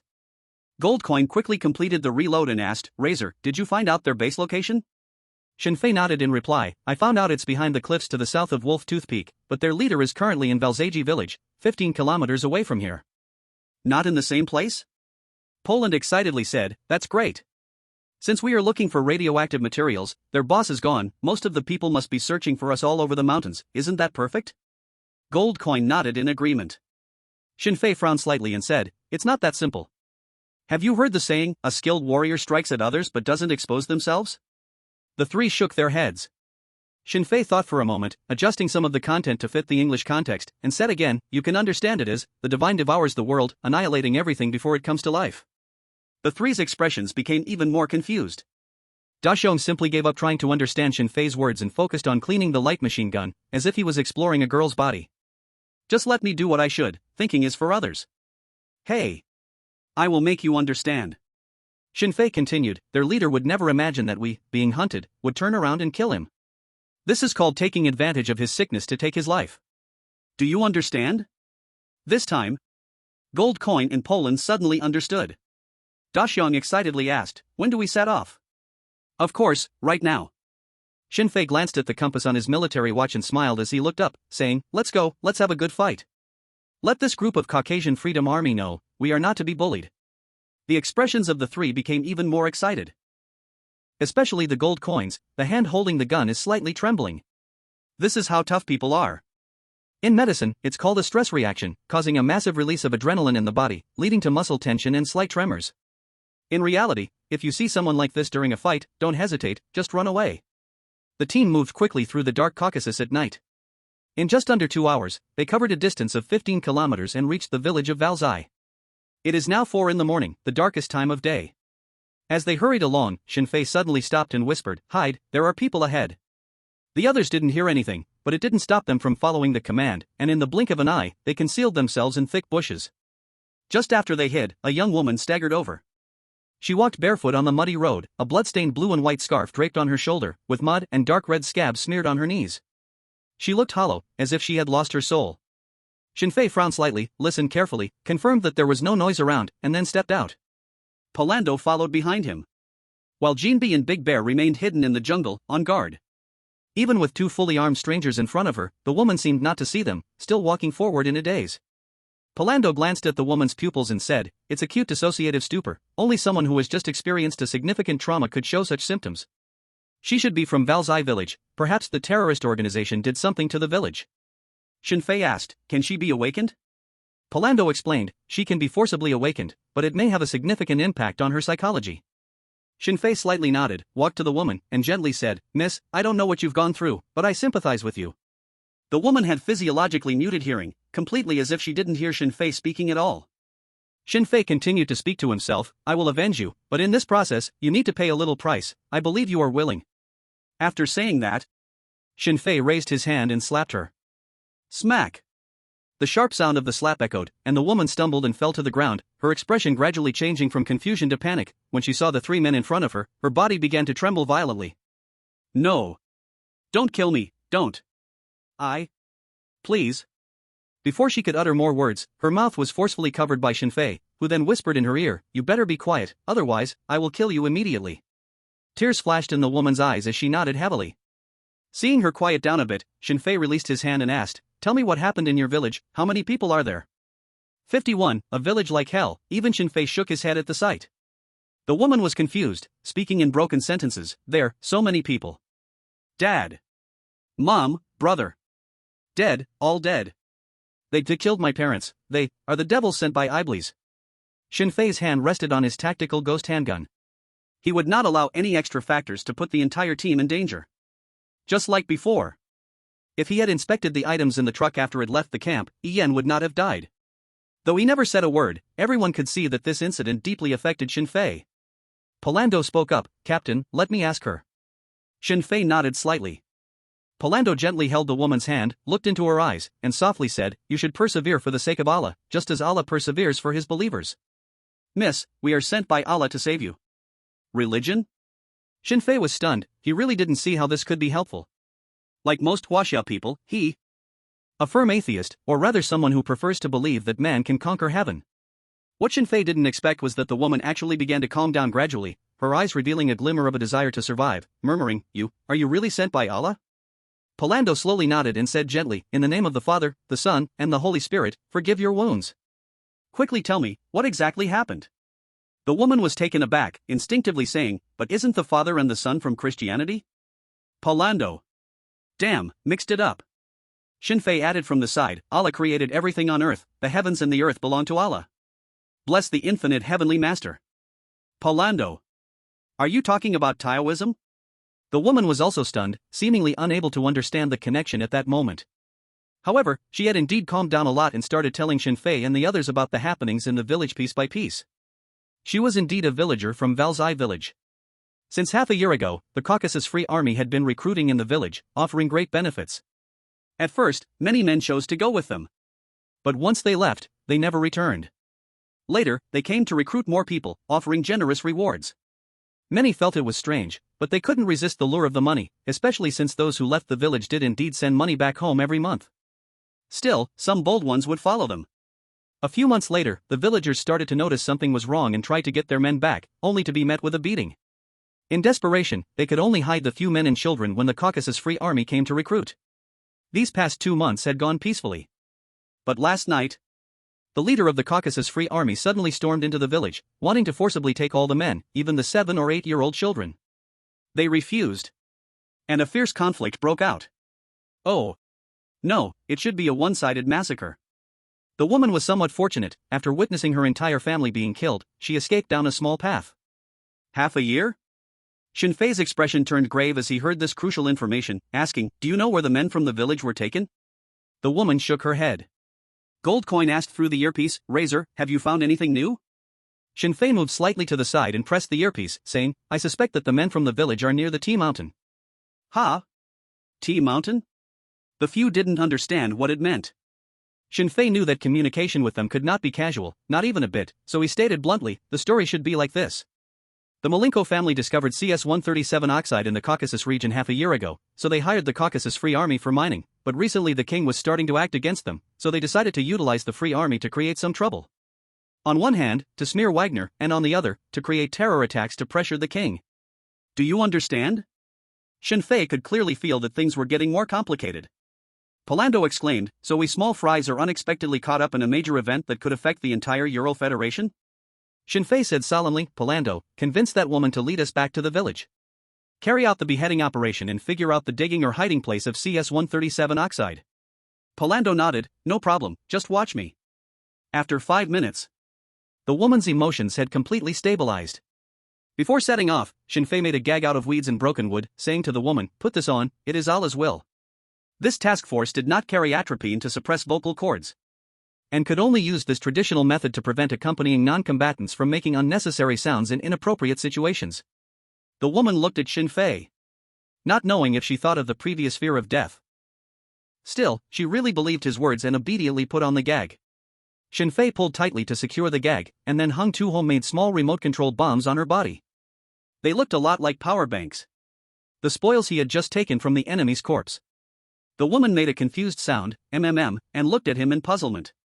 Shinfei smiled and said, "This is a call to Allah, to protect you from pain." The team set out. With the woman guiding the way, the next process went very smoothly. In less than 20 minutes, they passed through the blockade of the Caucasus Free Army and arrived near a residential house in the central square of the village. Poland did not enter the village but stayed on a high ground to the north to provide battlefield information. He was doing the work of a sniper, but could not offer precise long-range strike capabilities. As they walked, even Shinfei couldn't help but sigh. The village was indeed tragic. Along the way, there were corpses lying everywhere, and many heads hung from the trees, their eyes still wide open. Some had already become food for animals. Their lips cut off, rows of milk teeth glaring white in the blood-stained ground. Others stared with despairing eyes, their entrails spilled on the ground, and stepping on them felt greasy and left a sticky feeling, making one extremely uncomfortable. Even more horrifying were the crazed free soldiers, alternately violating the women in the village. The woman's expression had become completely numb, looking no different from a corpse. It was the kind of look that made one not want to save her, only wishing for her to die quickly to escape such inhumane torment. War is always this cruel. In a room, Goldcoin carefully observed the surroundings and spoke, "Razor, there are probably over 80 Caucasus Free Army soldiers on the outskirts, with dozens patrolling in the village, totaling more than 100. This is hard to deal with." Shinfei took off all his equipment, leaving only a black quick-dry shirt to ensure he could blend completely with the darkness, then picked up the modified tactical ghost pistol and a sharp military dagger, saying, "We can't deal with so many people. So, we capture the king first." Goldcoin frowned and said, "But, we don't know where the king is." Shinfei pointed to the Caucasus soldiers busy raiding the houses outside, searching for spoils, and said, "They know. Same old rule, silent infiltration, capture the informant, and extract information." Shinfei said it lightly, but Goldcoin's brow had already begun to furrow involuntarily. This was no misty jungle of the Caucasus. In the village, any sound would attract the enemy's attention, and they would be left with no way out. The risk was a bit high. Shinfei patted Goldcoin's shoulder and smiled, "Little Davarish, do not fear difficulties. The more extreme our actions, the less the enemy can imagine. To use a fishmonger's saying from our China, it goes, the bigger the waves, the more valuable the fish." 52, right in front of someone's husband, and let them watch? Shinfei pressed the earpiece and said in a deep voice, "Poland, report your position." The killing intent resonance skill activates only when the enemy feels killing intent towards him. Fortunately, before entering the village, Shinfei had already had Poland occupy a high ground to provide a general idea of the village. Received, observation point altitude plus 62, angle of depression 15 degrees. The interiors of the houses on both sides are unreconnoiterable areas. The streets within 30 meters are safe, recommended to maintain a low profile. At the gap in the defenses on the east side of the square, 2 armed personnel with RPG-7 are moving towards the main building, angle 30 degrees. Shinfei exchanged a glance with Goldcoin and quietly slipped out of the room.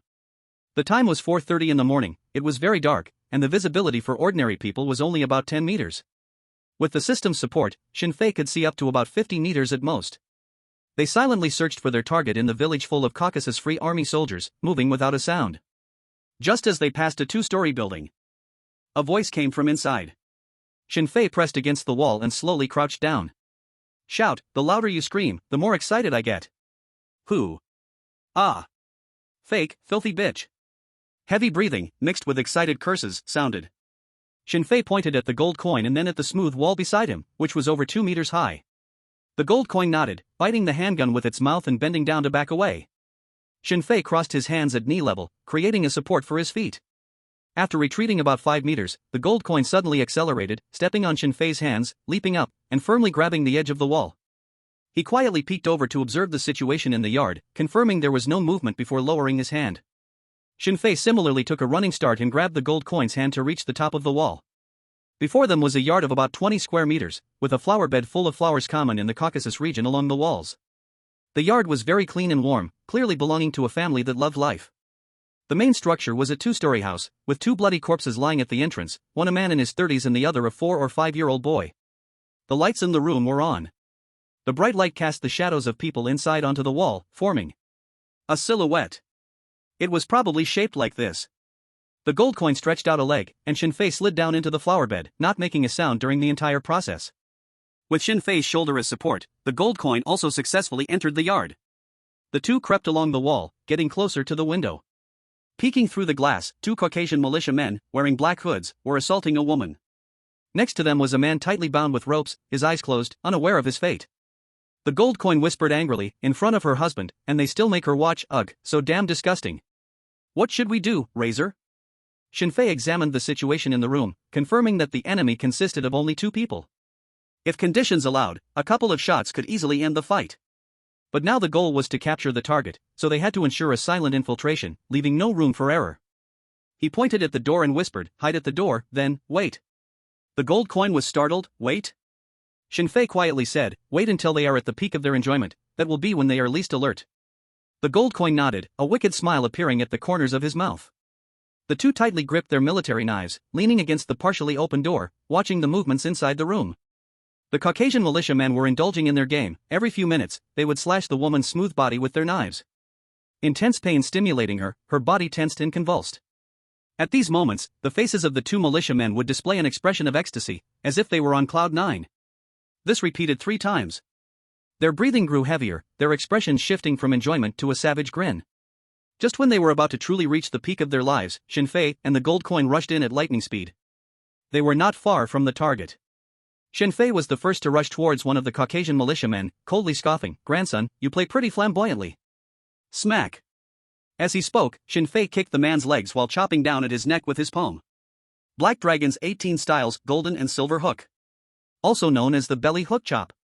The Caucasian militiaman instantly felt a sharp pain, but before he could make a sound, his body went limp and collapsed. The gold coin had also successfully ambushed.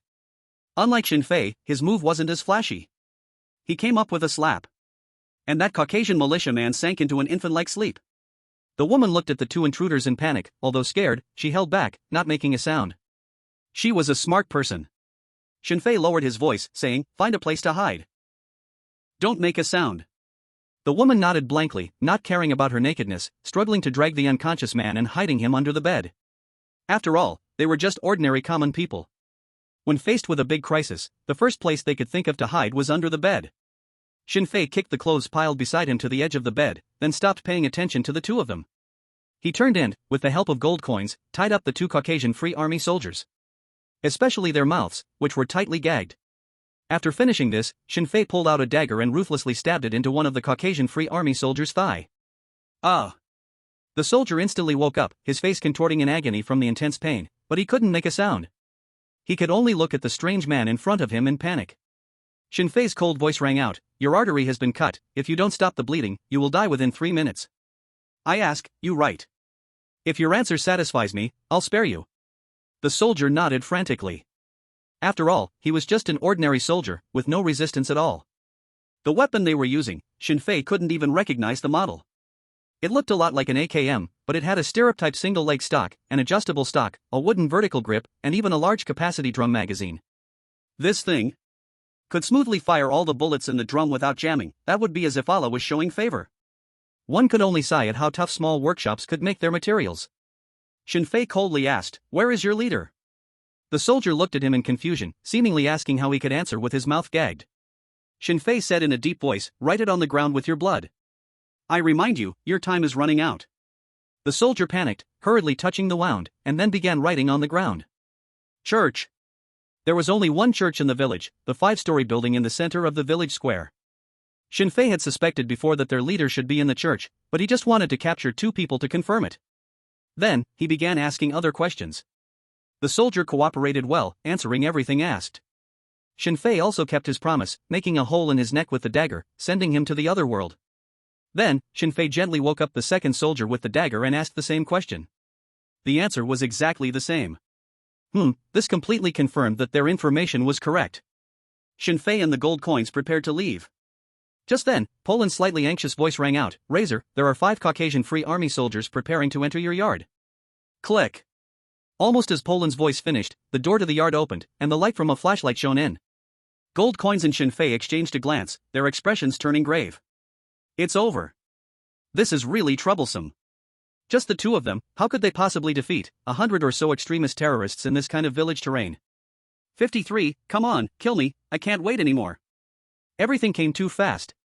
But this is the battlefield. Changing quickly, the situation shifting like the wind.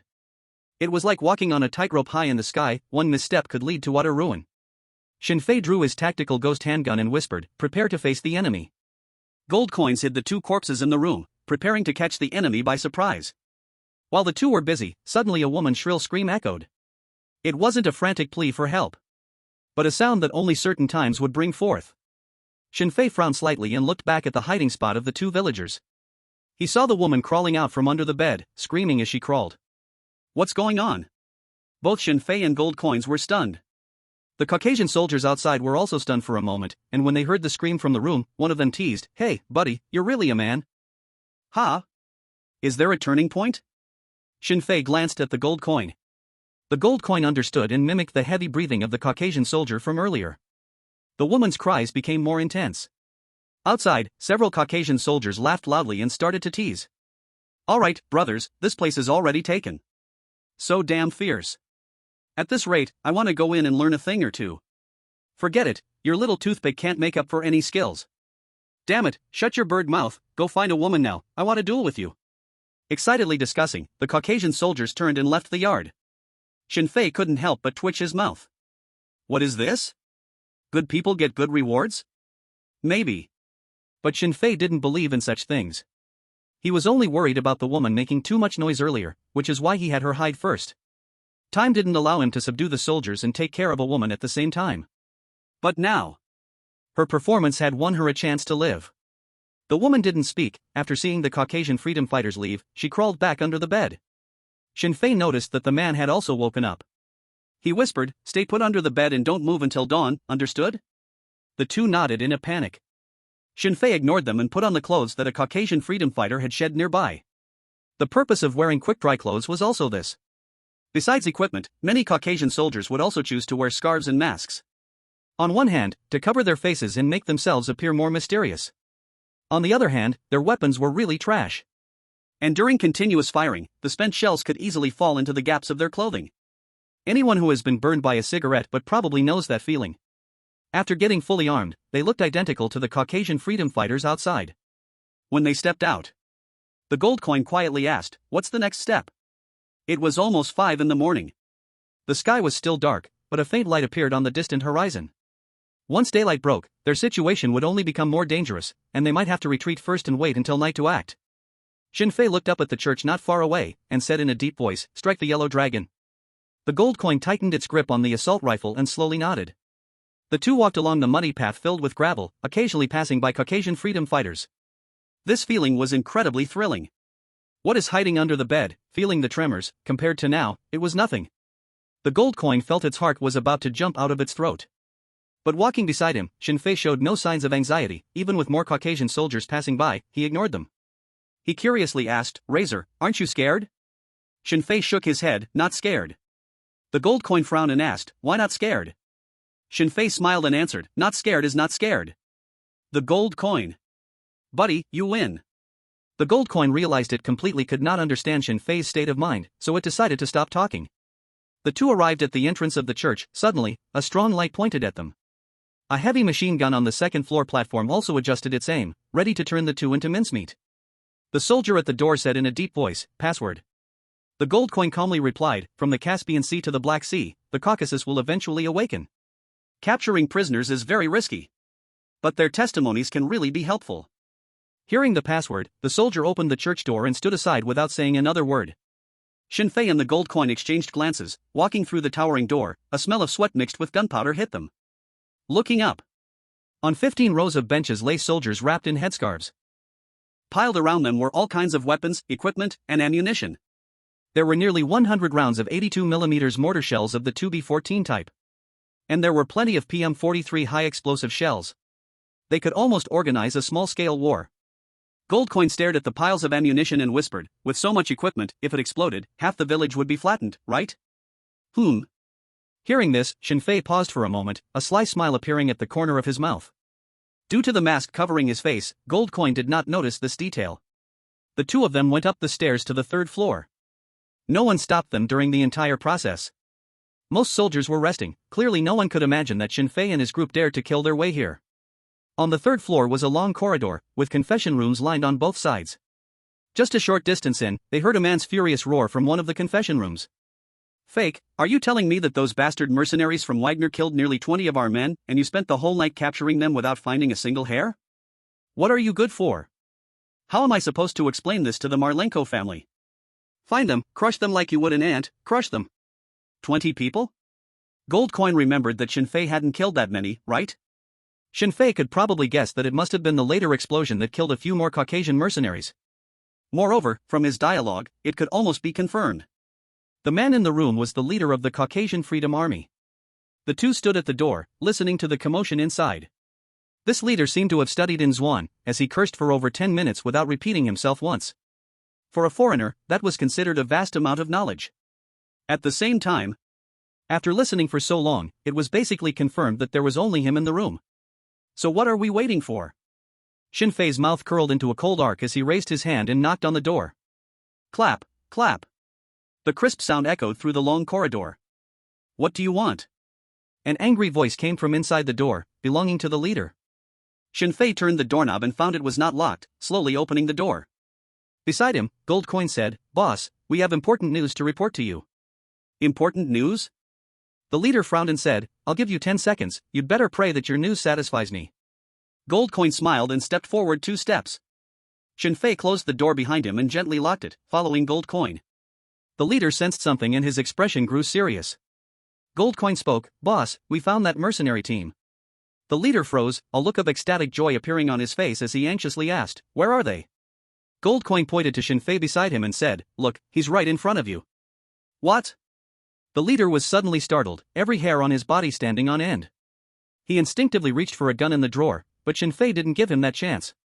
He swiftly pulled out a dagger he had already prepared, plunging it towards the leader's neck. The blade formed a 12-degree angle with the windpipe, and air mixed with blood foamed out from a 4.5 mm wound. Such a wound was not immediately fatal. The leader wanted to cry for help, but his throat was filled with blood, and he could only make muffled sounds.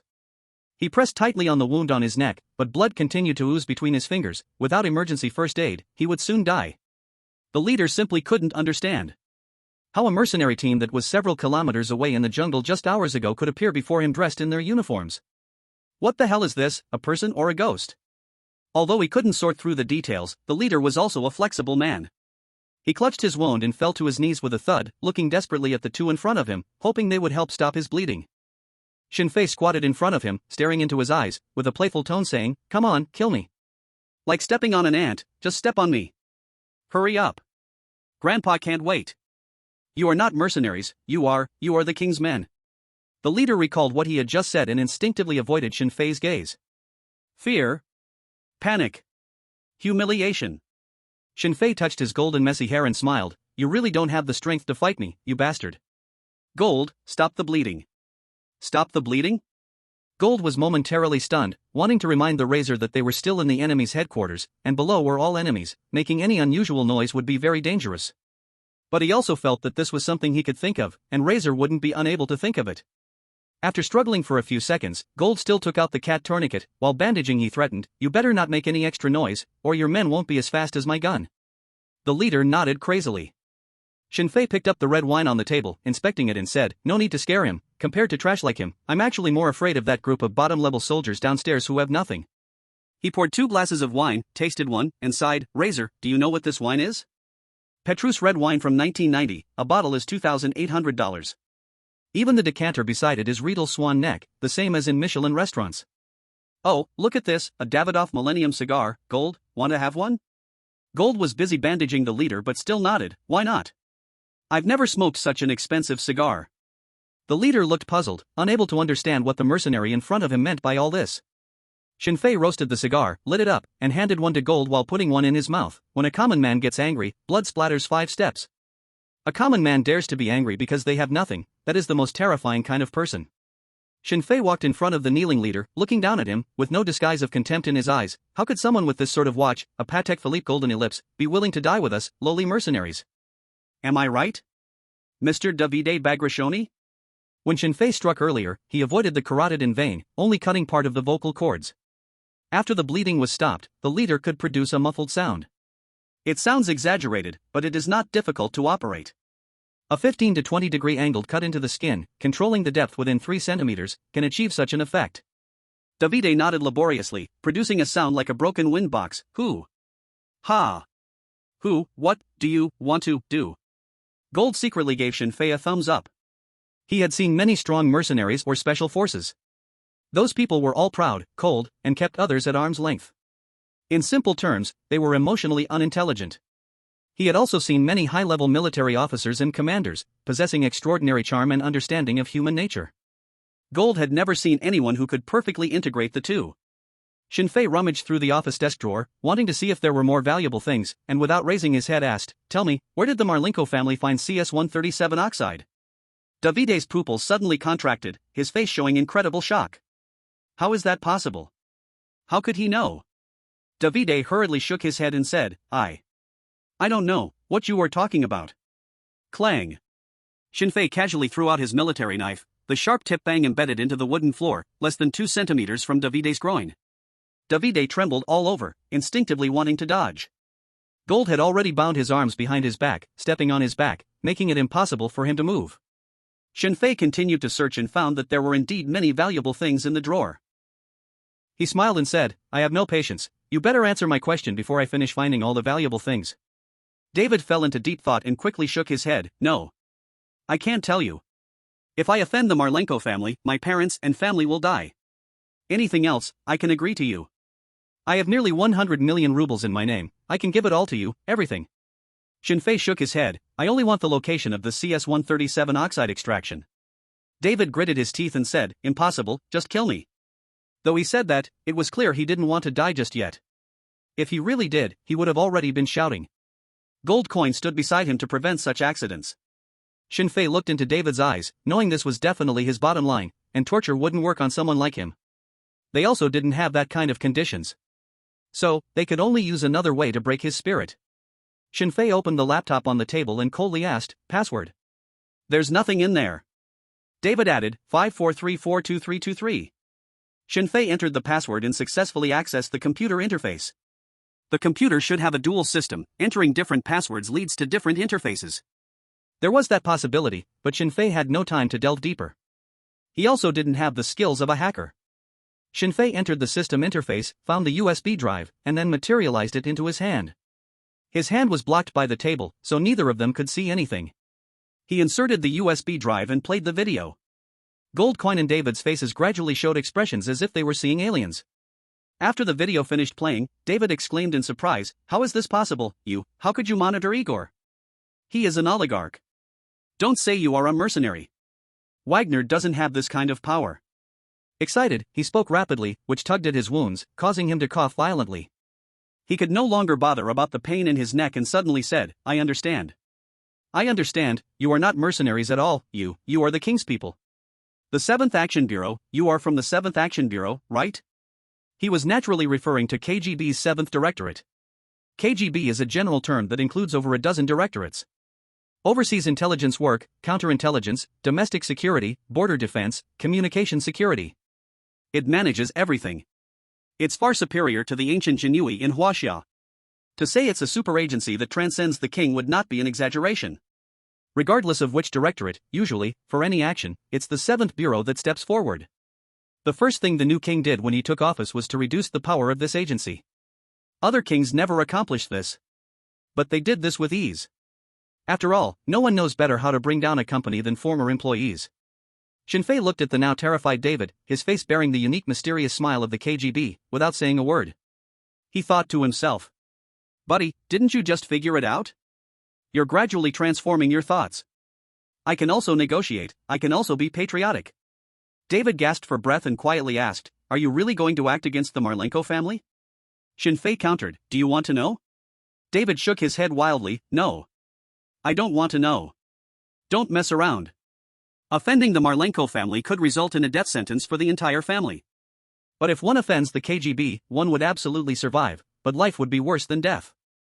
Just thinking about such a life is enough to make anyone shudder." David gritted his teeth and said, "Sir, please believe, the Caucasian Freedom Army is patriotic.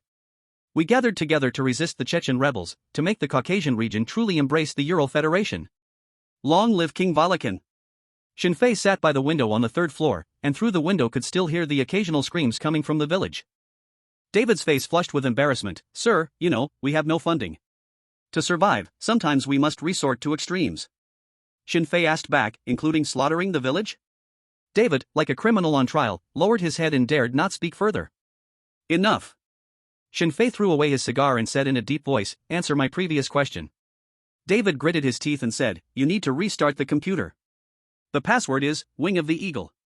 He spoke in the Ural Federation language. Shinfei entered the corresponding letters and successfully accessed the new computer interface. It was indeed a dual system. There was a folder on the desktop, and upon clicking it, there were many images of underground facilities in CS-137 oxide. Shinfei quickly browsed and learned about the source of CS-137 oxide. The legacy of the Red Alliance. Not surprising. If it weren't revealed by future generations, who could have imagined that China had dug over 5,000 kilometers of underground tunnels? Digging underground and burying nuclear weapons? Great powers are very keen on doing this. In that abandoned nuclear base, it is estimated that there are nearly 300 kilograms of CS-137 oxide. The Malenko family had only excavated less than 100 kilograms. The photos had detailed coordinates, and based on some external images, Shinfei had already recognized the location. About 10 kilometers from the barren mountain where they planted black tea, there was an inconspicuous small hill. Shinfei transferred the data to a USB drive and stood up, saying, "David, congratulations on making the right choice." David wanted to get up but was pressed down by the gold coins. He could only excitedly say, "Sir, patriotism is our duty. In this regard, we should be the Deveri." Shinfei extended his hand, smiling, "Of course, the Deveri.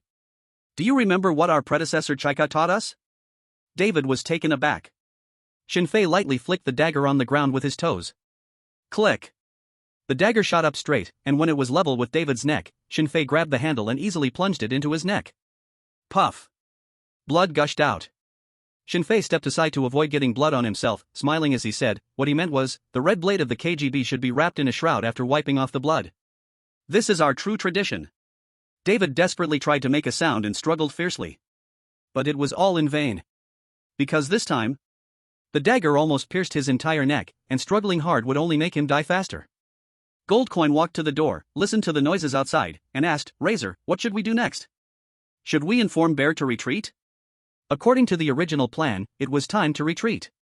But after entering the church and seeing the weapons and ammunition scattered all over, Shinfei had already changed his mind. He glanced at the gradually brightening sky outside and said, I remember there is a lot of kerosene piled on the second floor. Bring it up and sprinkle a little in each room. Set fire? The thought crossed Goldcoin's mind, but he wondered what good it would do. The Caucasian Freedom Army was sleeping in the hall on the first floor, it was impossible for a fire on the third floor to reach them. And it was even less likely to burn the weapons and ammunition. After all, they had so many people, transporting the ammunition out or extinguishing the fire was not difficult at all. What was he planning to do? Goldcoin had experienced Razor's wild ideas countless times, so although he couldn't understand, he didn't even think to ask and just started working. The two coordinated with each other, and soon every confessional room on the third floor was soaked in kerosene. Then the two prepared to leave, and when they reached the first floor, they saw more and more Caucasian Freedom Army members returning to rest. They walked out. Just as they reached the doorway, a voice called out, Wait a moment. The two stopped in their tracks, exchanging a glance but not turning around. The voice excitedly said, You young people should tone it down a bit, and leave a way out for this poor village. Oh. He's a good person. Shinfei and Jinbi both let out a sigh of relief, ignoring him, and walked straight out of the church, returning to the dwelling where they had been hiding before. The woman curled up in the corner, trembling. Shinfei walked up to her, removed the gag, and quietly asked, What is your name? The woman stammered, A.I., Ermi, La. Shinfei nodded and asked again, Ermra, what are your plans for the future? The woman shook her head, her face full of confusion. Her whole family was dead, she didn't even have time to think about those questions. Shinfei changed his approach, Do you want to take revenge for them? Ermra stared blankly at Shinfei, seemingly not understanding why he suddenly said this. She also couldn't imagine how a weak woman like herself could possibly fight against those inhuman terrorists outside. But in the end, she still nodded vigorously, Yes, I dream of it. Shinfei knew she would answer this way, and continued, I give you this opportunity, I cannot say that we will kill them all, but taking down 70 or 80 is not a problem. Listen to me. Shinfei explained his plan to Ermra. Her expression gradually changed from surprise to shock, then from shock to wild joy and excitement. It's done. Shinfei turned to Jinbi and said, Leave your clothes for her, and give her a communicator, we should go. Jinbi changed into his original gear and left the Caucasus Freedom Army uniform and mask for Ermra. The three of them took advantage of the last shadows of the night to leave the village and met with Poland. They lay in a thicket on a high point, looking down on the village like a hellish scene. At that moment, the dark blue sky faded from east to west, and the sunlight shone again on the earth. Shinfei raised his hand, looking through the gaps between his fingers at the faint morning light, murmuring to himself, Jinbi, why do I feel that today's sunlight is particularly glaring? Jinbi looked up at the warm sun beside the sky and replied, Razor, the sun hasn't changed, it's you who has darkened. Is that so? Shinfei did not speak any further, his expression calm as he pressed the remote control in his hand. Flames and thick smoke erupted from the third floor of the church, quickly engulfing the entire roof. All the Caucasus Freedom Army members in the village saw this scene and rushed toward the church's location. They were too far away to hear what they were shouting. Just as Jinbi had predicted, there were many of them, they organized the fire extinguishing while moving equipment, and although they were flustered, they showed no disorder at all. Shinfei pressed the communicator and said in a gentle tone, Ermra, do as I taught you. May your fasting and prayers be accepted by the Almighty, and in the afterlife, may you receive endless blessings and grace. Allah be with you. Shinfei did not believe in God. But at this moment, he was more devout than any believer. 56. A single spark can start a prairie fire. Ermra tidied her clothes, put on the mask, and walked out of the room. The street was filled with frantic members of the Caucasus Freedom Army. They were carrying various water containers, filling them from all directions, and returning to the church to extinguish the fire. Looking at the expressions on their faces, Ermra felt a bit dazed. Oh. So they can panic, and they can be afraid too. They were not the demons sent by Iblis but people just like her. Living people. Clearly everyone is human, why can they be so evil? Ermra couldn't understand. And she didn't want to think about these questions anymore. All she knew was that among the corpses lying on the ground were her neighbors, her friends, her relatives. I am not afraid of you, because I now have the power to punish you. The one who gave me this power is not a deity but that mysterious man from the east. Ermira walked resolutely down the path of inevitable death, brushing past one Caucasus Freedom Army member after another, finally arriving at the open space outside the church. Here was filled with weapons and ammunition moved out from the church. There was a continuous flow of ammunition being transported out. Hey, you idiot, what are you doing? Hurry up and put out the fire. A voice of bitter cursing echoed. Elmira did not respond to him, standing amidst the shells, pressing the remote control in her hand as instructed by that Eastern man. Beep, beep, beep. A clear and subtle sound rang out. It was clearly a sign of impending destruction, but upon hearing such a sound, Elmira felt an unprecedented sense of peace. She couldn't help but think. If there is a soul after death, then she could reunite with her family. If the world after death is an emptiness, then she could escape from nightmares. Father, you always said that those who are not afraid of death, why should they fear living? But today, the daughter finally understands that death is actually very simple. It takes immense courage to live on. I'm sorry, Father. I do not have such courage. There were no curses. No shouting. This woman remained absolutely silent until the very last second before her death. In fact, if one were to observe her eyes up close, they would find that even the hatred had vanished without a trace. Boom. The explosion sounded, and Elmira's body instantly turned into a mist of blood, bursting apart. Flames surged into the sky, reflecting the panicked and shocked expressions on the faces of the Caucasian Freedom Army. Such expressions, such states, were very much like those villagers last night, showing similar feelings in front of them. Only the identities had changed. They had gone from predators to prey. And Shen Fei would not give them a chance to repent. The first round of explosions took away 3 or 4 members of the Caucasian Freedom Army who were close by. Their bodies were instantly swept away by the shockwave, and in midair, they were shredded by countless metal fragments, broken body parts mixed with thick goo rapidly descending under the pull of gravity. Fake. Run. It's going to explode, run. A feeling of despair quickly spread among the Caucasian Freedom Army. Many were paralyzed in shock at this sudden scene. Of course, whether running away or being dazed, none could escape the arrival of death. Because the second explosion was coming. 7.62mm bullets detonated in high temperature, and the bullet heads pierced the chambers, forming a metal storm. Many didn't have time to react and were blown to bits. Immediately after, the pressure from those shells reached a critical point, exploding one after another, directly pushing this death carnival to its climax. The outer walls of the church were stained red with blood, and a rain mixed with human flesh poured from the sky. Everything reflected in the eyes of those remaining Caucasian Freedom Army soldiers who had not yet died, only half of their bodies left. Despair. Deep, deep despair. By the time the third round of explosions ended, there were less than 30 members of the Caucasian Freedom Army still alive in the village. Gold Coin looked at the hellish scene and asked, Razor, should we go deal with the remaining ones? The survivors were already scared to death. Killing them now would be effortless. After all, it had already become a situation of to the death with the Caucasian Freedom Army. Taking advantage of their plight to take their lives is a proud tradition of mercenaries. Shen Fei slowly shook his head. No need, someone will replace us to deal with them. Who? Bo Lang Duo showed a puzzled expression. Gold Coin couldn't figure out who Shen Fei was talking about. Big Bear was leisurely eating an energy bar, showing no interest in the exchange among the three. Shen Fei smiled and said, haven't you heard a saying? A single spark can start a prairie fire. The two's expressions became more puzzled. But Shen Fei pointed to a house in the village and said, look, they are coming. The three looked at where Shen Fei was pointing. It was the house they had been in before, the one where the hostess had been violated. At this moment, the two survivors inside were holding bloody weapons. Cautiously, they sneaked out of the yard. They didn't know what had happened, but the violent explosion made them afraid to hide in their homes anymore. Many villagers made the same choice as they did. Only now did they notice the gold coins. Even after a whole night of bloodshed, there were still many survivors in the village. Soon, some survivors understood what had happened and made their choice. They picked up weapons and attacked the remaining Caucasian Freedom Army. Bang! The gun fired but missed. There was no way. Even if she wanted to kill, learning to use a weapon wasn't something one could master in an instant. The Caucasian soldier who was attacked instinctively looked for a place to hide, then turned back and shot the villager who was about to fire at him again. He thought he was safe. But before he could gather his thoughts, he saw many villagers appearing at the street corner. Since one gun cannot kill you, then 10 guns, 50 guns, 100 guns. The villagers had no courage to resist last night, nor did they have the strength and weapons. But at this moment, the ground was covered with weapons and equipment scattered after the explosion. And they had the overwhelming advantage in numbers. Even though most of them were women, their guns could still kill. An interesting scene played out in this little village that had turned into a hell on earth. The three of them stared at the scene, finally understanding what Shin Fei had just said. A spark can really set the prairie on fire. Shin Fei patted a few shoulders and said solemnly, "It's time to go, find a place to plan how to rescue Nephthys. Next, it's our showdown with that woman." "No way.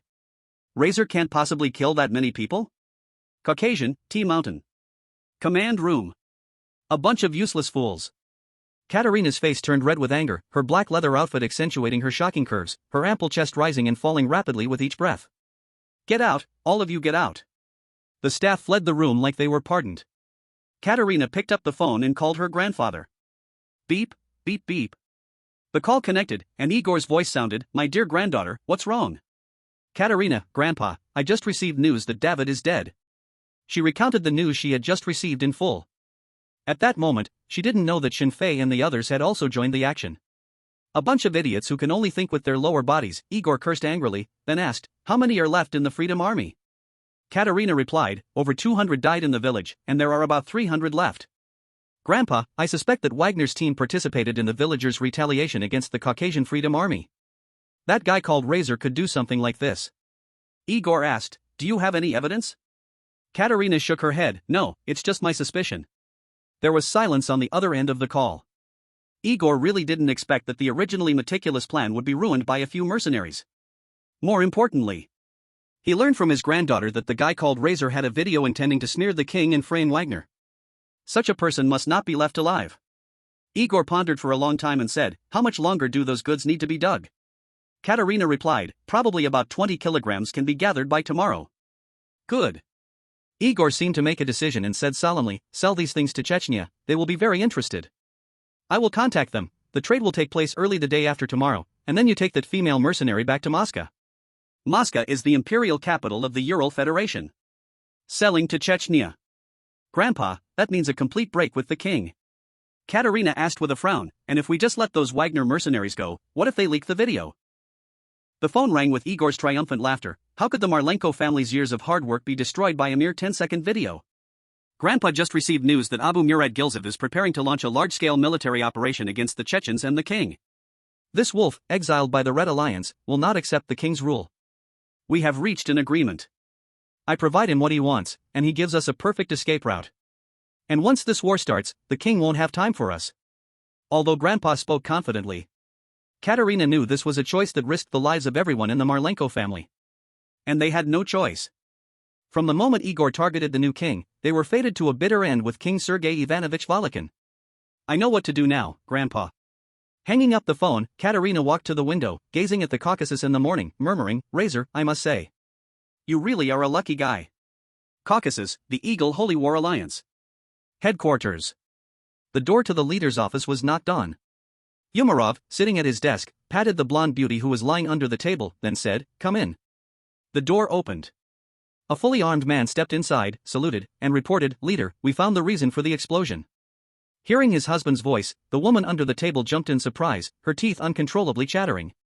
Umarov felt a slight pain and frowned. "What happened?" The man excitedly said, "Last night, that bunch of bastards from the Free Army attacked the village of Varzai. According to the news I just received, their armory exploded, causing heavy casualties. The surviving villagers killed the remaining Free Army members. It can be confirmed that David is also dead." "What?" Umarov did not react at first to the earlier news. But when he heard that David was dead, his face could not hide his excitement as he suddenly stood up and asked, "Are you sure?" The atmosphere in the office became extremely awkward. Umarov looked down and realized he was not wearing pants, and there was red lipstick on his thigh. "Man. Umarov. Woman." Cough, cough, cough. The man cleared his throat, stifling laughter as he said, "Yes, leader, it can be confirmed that David is dead." Umarov sat down again, his joy undiminished by the earlier awkwardness, waving his hand and saying, "Send the quartermaster to find some women. Tell the brothers at the base that tonight is the most celebratory day for the Eagle Holy War Alliance." Yes, the man straightened his body and saluted, turning to leave. As he left, he couldn't shake the feeling that something was off. The lipstick on the leader, how could it match exactly the shade of his wife's? That night, the headquarters of the Eagle Holy War Alliance was as lively as a festival. Countless women were brought into the base, and the most primal human activities were everywhere to be seen. As the leader, Umarov was even happier, celebrating with the soldiers until dawn, then returning to his room with 3 or 4 satisfied beauties. Excitement, joy, unexpected delight. After nearly 10 years of fighting the Caucasus Free Army, Umarov never imagined he would win in such an unbelievable way. From today on, his Eagle Holy War Alliance would be the largest private armed force in northern Caucasus. Umarov fell asleep with sweet dreams. Time passed unknowingly. And just between half asleep and half awake, he suddenly heard the sound of eating coming from the living room. Though he had drunk a lot, Umarov's vigilance remained. Who is it? Umarov slowly opened his eyes and looked at the woman on the bed. Lebedev's sister. Akhmet's wife. Lebedev's sister. Lebedev's wife. Not a single one missing. Who could it be, sneaking into his room at midnight to steal food? A thief? No, absolutely impossible. There are soldiers guarding outside his room, and there are specialized sentries and patrols outside the building. Ordinary people could never get in. Who could it be? The sentry on duty? Umarov thought of this possibility, slowly got up, and decided to teach his subordinates a lesson. He could give. But you absolutely cannot steal. Because that is a provocation to those in power. Umarov tiptoed to the bedroom door, listened carefully, and heard the sound of someone still eating outside. He slowly extended his hand, turned on the living room light, and kicked the door open, shouting, "Sakabliat, let me see who is stealing my food." The blinding light turned on, and Umarov squinted slightly. As his vision gradually adjusted, he was shocked to find 3 strangers sitting by the table in the living room. One of them, an Asian-looking man, held a chicken leg and looked at him expressionlessly. In an instant, a sense of impending doom washed over Umarov, causing him to break into a cold sweat. To appear silently in his room? This group did not come with good intentions. 58. Those who love married women are indeed not simple characters. Umarov did not try to fight back or shout for help. Since they dared to come, they must have the confidence to not fear him. If they really wanted to kill him, they would have done it while he was sleeping. Umarov tentatively asked, "My 3 friends, do you need something from me?" Shinfei silently nodded, encountering another smart person, and said, "We would like to make a little business deal with you, sit down and talk." Gold and Bear lowered their heads, eating the food on the table. In the observation mirror, Poland couldn't help but drool, cursing in the communicator, "Eat a little less, haven't you seen food before? Leave some for me. Damn it, being a sniper is really not a job for humans." Umarov frowned, moved a chair, and sat down across from Shinfei. He did not expect that the seeming ordinary Asian kid was actually the leader among the 3? Shinfei took a tissue, wiped the grease off his hands, and said, "The matter in Valzai village was done by us. We came to ask you one question: do you want to eliminate the remaining Caucasian Freedom Army?" Umarov's eyes widened in disbelief as he looked at Shinfei. Since he heard the news, he felt something was off. When did the people in the village become so bold? Dabite wouldn't be so useless as to not be able to deal with some old, weak women and children. But if someone was helping behind the scenes, that wouldn't be surprising. Although he didn't know the identity of the 3 in front of him, the fact that they could appear silently in his room proved their strength. However, benefits and risks always coexist. Things that seem to have benefits often hide tremendous risks behind them. Carelessly, one might lose their life. Umarov pondered for a moment but still decided to refuse. "We are indeed enemies with the Caucasian Freedom Army, but since their leader..." Shinfei raised his glass and drank it all in one go, standing up and saying, "Let's go, they don't intend to negotiate." Gold followed suit and stood up. Bear used his remaining hand to pack food into a backpack. "Huh? Are they leaving just like this?" Umarov's expression became even more puzzled. Shinfei suddenly seemed to remember something, stopped and said, "By the way, what is your name?" Umarov instinctively replied, "Umarov, codename Caucasus Eagle." "Oh, I remember you now, Umarov. Can you guess when we arrived?" Shinfei pointed in the direction of the bedroom, then added, "Lebedev's sister, wife, and mother, are you trying to keep the whole family together?" "Big Bear, take him down. Let's go talk to Lebedev." Big Bear pulled a pistol from his waist, ready to pull the trigger. Don't please." Umarov didn't expect them to be so decisive, his mind froze in fear, and he waved his hands quickly, Sir, we can talk about anything." Shinfei looked up at the nearly 2-meter tall Umarov, waved his hand, and said, "You're too tall, I can't see you. Kneel and speak." A strong sense of pride ignited a flame of anger in Umarov's heart. But thinking of how the Caucasian Freedom Army was not afraid of him, killing him would mean nothing. Gritting his teeth, Umarov's knees buckled, and he knelt to the ground. Shinfei looked down, gazing into his eyes, and asked, "Not satisfied?" Umarov shook his head vigorously. This was actually a process of rebuilding pride. It was also the fastest way to tame someone. Villains often use this. After the pressure, of course, comes the benefit. Shinfei waved his hand. Goldcoin understood and took out a computer from the backpack, displaying information about radioactive materials from abandoned bases. Umarov's expression gradually changed from confusion to shock, and then to realization. No wonder. No wonder in this past year and more, the Caucasian Freedom Army developed so quickly. It turned out they found a powerful backer. He was even more curious about what identities these people held. Even a powerful oligarch dares to provoke? Shinfei asked, "Do you know how much CS-137 is worth on the black market now?" Umarov answered, "Industrial grade, $10,000 per gram, weapon grade, $50,000 per gram. If it was left by the Red Alliance, the price would be a little cheaper, over $7,000 per gram." Hearing this price, no one on the scene was surprised. Regular channels are not cheap, let alone the black market. If there's no profit, who would dare risk offending the 5 great benefactors to provide you with a supply? Shinfei added, "This place has nearly 300 kilograms of supply, although part has already been taken away, there are at least 20 or 30 kilograms available now. So, is it worth it for you to take a risk? 20 or 30 kilograms? An astronomical figure, this is definitely a number that an ordinary person could hardly imagine in their lifetime." Greed and struggle appeared in Umarov's eyes, but in the end, reason prevailed. "Sir, you should know the strength of the Mountain Eagle. There are at least hundreds of armed personnel in the abandoned base, we can't take it down. Moreover, once the war begins, both Chechnya and surrounding countries will get the news. Even if I could take it away, I wouldn't survive." Shinfei actually began to look at Umarov with new eyes. Indeed, no one who likes to sleep with another's wife is simple. Shinfei offered him a third option. "What if you don't think about taking away those radioactive materials? For example, consider it as a letter of credit, handing it over to Moscow, or to Chechnya. Can it still be played this way?" Umarov's face showed a hint of surprise, quickly followed by intense excitement. "Great idea, this idea is brilliant. No matter who I hand it over to, I can gain their protection. And I can also use this opportunity to completely exterminate the Caucasian Freedom Army. Sir, your method is truly ingenious." Shinfei did not speak. After Umarov's excitement faded, a troubled look reappeared on his face, and he added, "But sir, we can't fight against the guards in the base. If only we could directly inform Chechnya or Moscow. Of course, if that were possible, you wouldn't have come to find me. No wonder you struggle against the Caucasian Freedom Army. Puttering around, being smart enough but lacking in decisiveness." Shinfei said emotionlessly, "Those villagers couldn't defeat the Caucasian Freedom Army either, but the final result is that they won." Umarov understood the implication, gritted his teeth, and asked, "What should I call you, sir?" "Shinfei, Razor. What a nice code name." Umarov flattered him and continued, "The Eagles are willing to provide you with all the help you need. Next, what should we do?"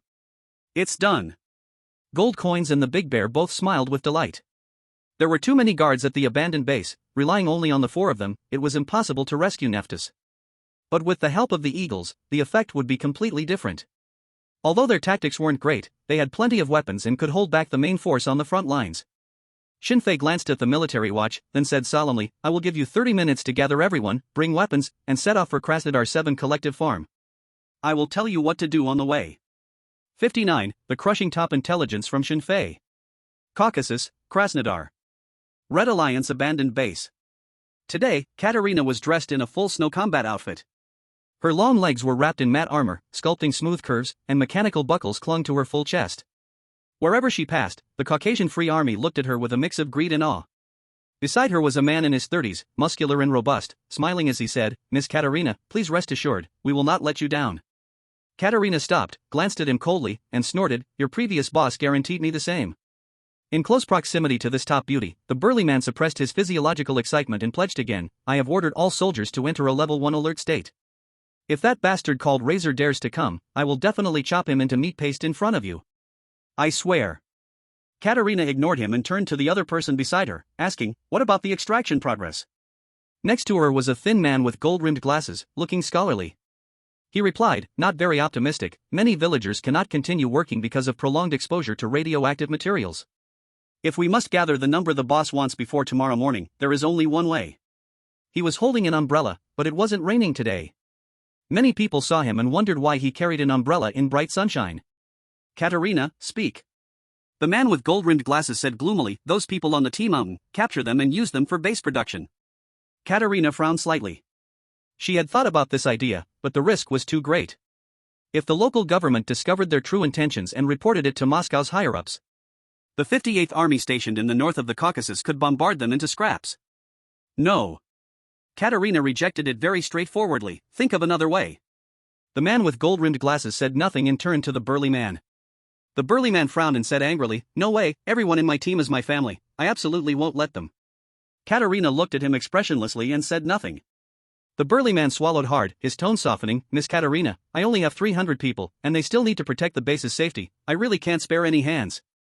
Katerina said solemnly, allocate 100 people. The burly man wanted to propose some conditions. Katerina simply drew her pistol and pulled the trigger. Bang! The huge sound echoed in the mine, startling everyone. The burly man's brain exploded, blood splattering everywhere. The man with gold-rimmed glasses conveniently opened his umbrella to shield Katerina from the splattered blood. Katerina beckoned to a young Caucasian Free Army soldier not far away. That young soldier walked over trembling. Katerina said coldly, from now on, you are the leader of this squad. Do as I say. Do you understand? The young soldier was taken aback, then a wave of uncontrollable joy washed over his face, and with a sharp salute, he said, please rest assured, I promise to complete the mission. The headquarters of the Mountain Eagle was not far from the T-Mountain, but the troops moved very slowly. There was no other way. It was hard to expect a private armed force that was almost like bandits to have the same marching speed as regular troops. In fact, it was already beyond Shinfei's expectations that they could assemble in half an hour. Shinfei and his team were driving military vehicles at the front of the convoy. Poland asked, Razor, a team like this can't possibly beat the guards in the base, right? And we can't engage in a protracted battle, otherwise Chechnya and the 58th Army might launch long-range strikes against us. Neither of these two were reasonable characters. Making moves on their turf would be fine for minor skirmishes. But a war with hundreds of people? That would be pure suicide. The military vehicles had been checked in advance and had no listening devices.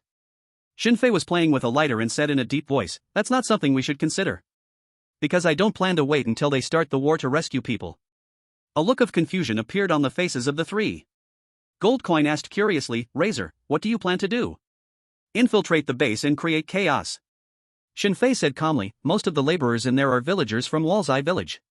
We only need to let them know what is happening in their village, and they will naturally start a riot. Then we can take advantage of the chaos to kidnap Katerina and exchange her for Nephthys. After doing all this, I will give the Mountain Eagle Alliance the order to attack. After hearing Shinfei's plan, even the three who were already used to his style of doing things felt a strong shock. This plan was not only clever but also ruthless. First, the villagers inciting the riot would undoubtedly face violent suppression. The probability of casualties would be high. If the Mountain Eagle went to war with the Caucasus Liberation Army without Shinfei's help, they were very likely to be completely wiped out. So ruthless. Whether it was the Mountain Eagle, the Caucasus Liberation Army, or Katerina, everyone was a pawn for Shinfei. And he would not consider the lives or deaths of those pawns at all. But it must be said that this series of arrangements had the highest safety factor for their small team. Basically bearing no risk at all. The team spent the whole day in the car. When they reached the designated location, it was already past 11 o'clock at night. Tonight was a good night. With a full moon hanging in the sky and stars twinkling.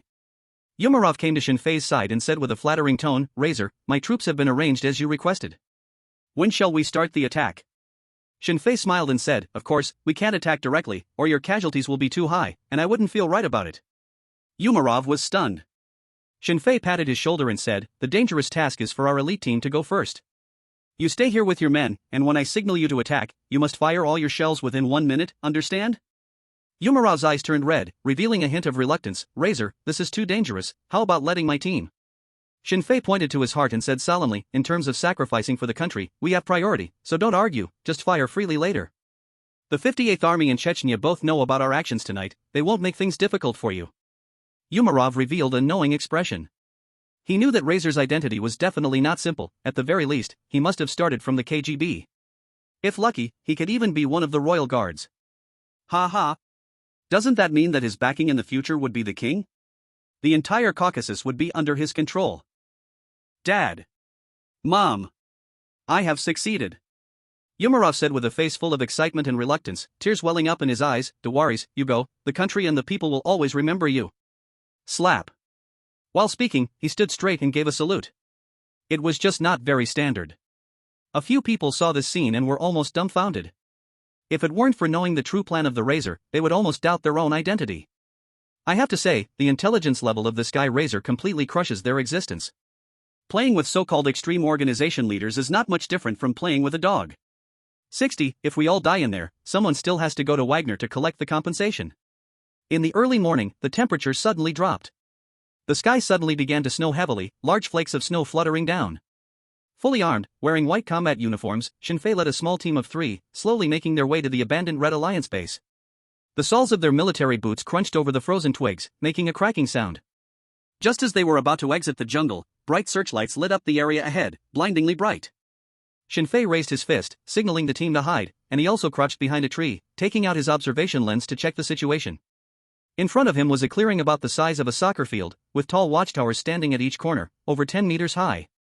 On top of each tower stood 2 or 3 soldiers, all equipped with heavy machine guns and searchlights. No matter from which direction there is danger, they could provide fire support in the first instance. .50 BMG caliber bullets could explode a person like a watermelon at a distance of 300 meters with just one shot. In addition, in the corners of the clearing were parked 3 K-50 Black Shark armed helicopters. Although its navigation and targeting fire control systems are very outdated and heavily rely on ground scouts for guidance, it remains a nightmare for all army troops. Gold couldn't help but curse, damn it, that woman's equipment is even more exaggerated than we thought. How do we fight? The appearance of the armed helicopter indeed caught Shinfei by surprise. But there was only one chance, he could not wait until tomorrow for the agreed deal with Nephthys over the phone. That would be too risky. Shinfei continued to observe the terrain, trying to find exploitable loopholes in the target area that had no dead spots. However, he failed. This time, the enemy was no longer those stupid gangs, nor the unprepared extremists, but elite troops that were fully prepared for defense. Just from the way their team was patrolling, one could see the huge gap. War is like this, opportunities are fleeting. There can never be 100% assurance, and no detail can be predicted perfectly. Elite teams known as war artists have all gone through one unexpected battle after another, accomplishing one task after another, which others called impossible, to become famous in the world. Adapting to changes is the greatest charm of war. Shinfei put down the observation lens and said in a deep voice, "There's only one front door, we can't enter silently, so we can only grab the tongues. Palando, use thermal imaging to check if there are any hidden enemy sentries nearby. They are so well prepared, it's impossible." Just as he was halfway through his words, they suddenly heard the rumble of a truck on the road not far away. Under the gaze of the 4 or 5 trucks appeared on the nearby dirt road. Because it was an unpaved road and very slippery, their speed was extremely slow. What a coincidence, a truck got its tires stuck in the mud, and the driver stepped on the gas hard, but still couldn't get free. More than a dozen people jumped down from the truck. They were wearing outfits of the Caucasian Freedom Army, but they had no weapons, just a gas mask for each person. They started to push the truck. Looking at their appearance and equipment, Shinfei quickly understood their purpose. This is due to insufficient mining personnel. Are even our own people going to be sent in? What a great opportunity. Shinfei lowered his voice and said, "Deshion, you stay outside. Jinbai, Bolan Duo, let's sneak into the convoy and follow them in." Good idea. Got it. Deshion instinctively wanted to ask why he wasn't included, but when he looked at his empty arm, he instantly understood everything. His features were too obvious. Deshion watched the 3 who had taken off their combat suits and whispered, "I'm sorry." Shinfei patted him and showed a kind smile, "There's nothing to be sorry for. If we all die inside, someone still needs to go to Wagner to collect the compensation." You're right. Deshiong's expression darkened, and he said nothing. They were all men, there was no need for hesitation. The convoy wouldn't wait for them. Shinfei led Jinbai and Bolan Duo quickly toward the truck. Deshiong watched their figures gradually disappear and felt his resolve waning again. Perhaps this time is my last mission. He liked this job. Because only as a mercenary could he live with dignity in the Ural Federation, a country that severely discriminated against black people. However, even with strong personal will, the limitations from his physical defect greatly restricted his strength. He knew that he could no longer keep up with the pace of T-Dao, forcing himself to continue would only be a burden. A bitter smile appeared on Deshiong's face as he murmured, "Jinbai, T-Dao, Bolan Duo, you must come back alive." The truck was stuck deeply, and more people were getting out. Some stood by the roadside smoking, while others ran off to a farther spot to urinate. Shinfei easily cut a soldier's throat with a dagger, covered his mouth, and slowly laid his body down on the ground. The sound of the system's lottery prompt echoed in his mind.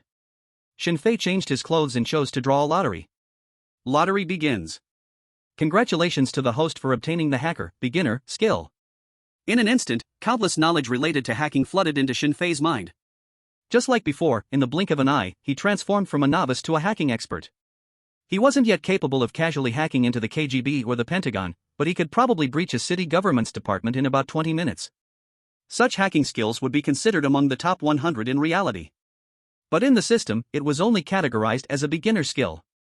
Shinfei cautiously observed his surroundings and found that Jinbai and Bolan Duo had also completed their changes. The three exchanged nods, put on gas masks, and pretended to walk back into the crowd, helping to push the truck together.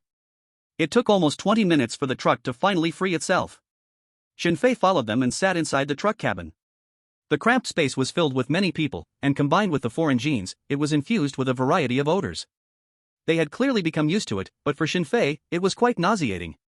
From this, it could also be judged that the gas masks provided by Katerina were completely a sham, unable to block even body odor, let alone radioactive matter.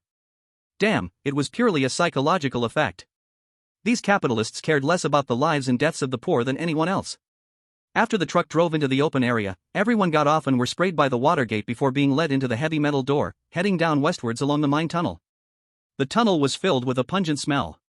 Shinfei looked down at the DP5V radiation meter, which showed 2.1 Roentgens. Just at the entrance, it was so exaggerated, he couldn't imagine how high the radiation levels would be inside. After passing through the deep mine tunnel, they came face to face with a huge operation platform, where 200 or 300 men were working hard. Without exception, they all had no hair. Not just lacking hair, to be precise, all visible places. Not a hair in sight. They hunched their bodies, their irises like melted glass beads, murky and dull.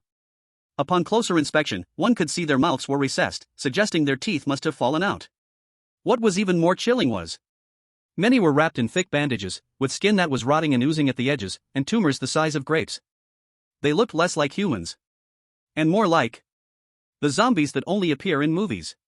Long time no see, Miss Katerina. Seeing such a scene, many of the Caucasian Freedom Army members sent and couldn't help but gag. Soon someone shouted, "Fake, we refuse to work in this environment."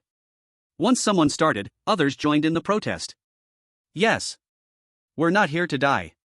We don't want to become such monsters. Are these people even human?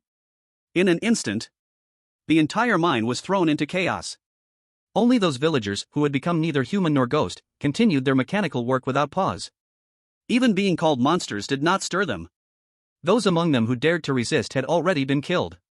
The rest simply hoped to leave this place one day and reunite with their families in the village.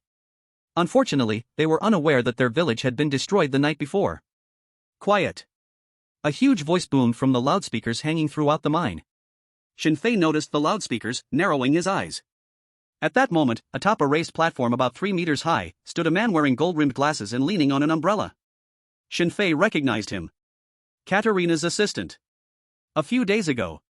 It was he who had them drive the truck to deliver tea leaves. As Shinfei moved toward the nearby command room, he whispered, "Keep an eye on the man on the platform, he must know where Katerina is hiding." In the crowd, Goldcoin and Poland tapped their gas masks with their fingers. The sound of thumping echoed in their earpieces, indicating they had received the message.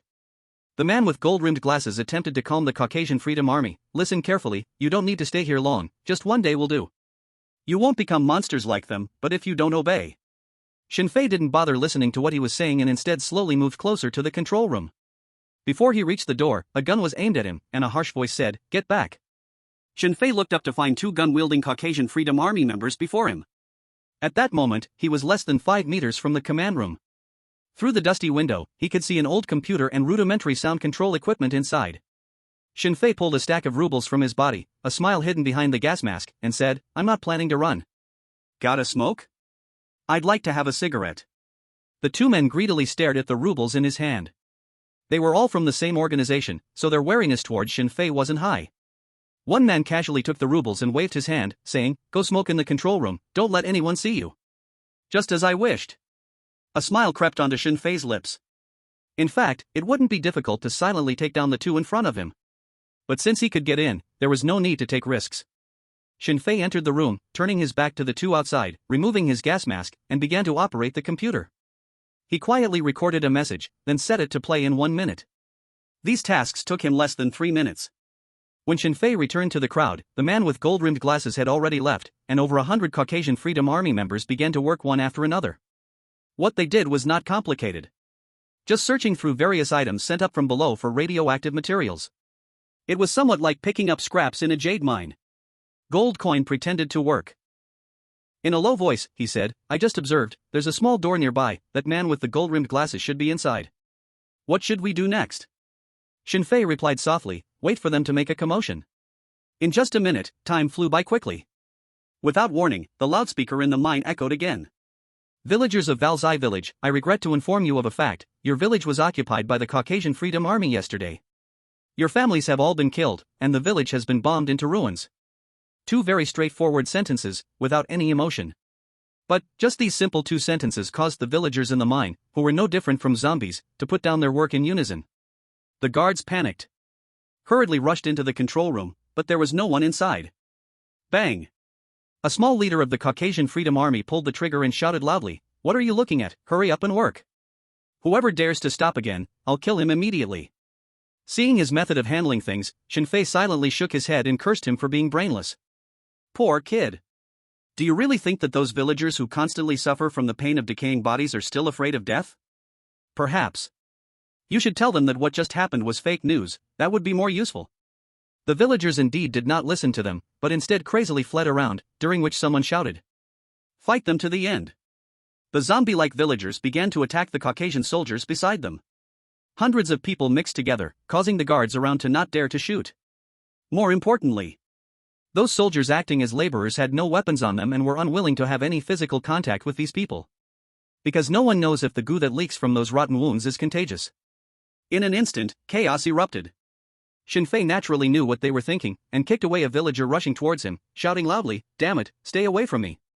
I don't want to catch your radiation and become a monster like you. This is a rumor." A rumor filled with fear. And in this environment, nothing spreads faster than the speed of rumors. Hundreds of people became even more chaotic, and there were already villagers attacking the armed Caucasian soldiers with stones from the ground. And those soldiers only cared about saving their own lives. Click. At this moment, the door above everyone's heads opened again, and a heavy machine gun was pushed out, immediately firing at the crowd. Bang, bang, bang, bang. Bullets flew out, and in an instant, more than a dozen bodies exploded, blood and goo flying into the air and then falling back down. The crowd suddenly quieted down. The man with the gold-rimmed glasses appeared, sternly saying, "Don't believe those damn rumors, your families are all alive and well."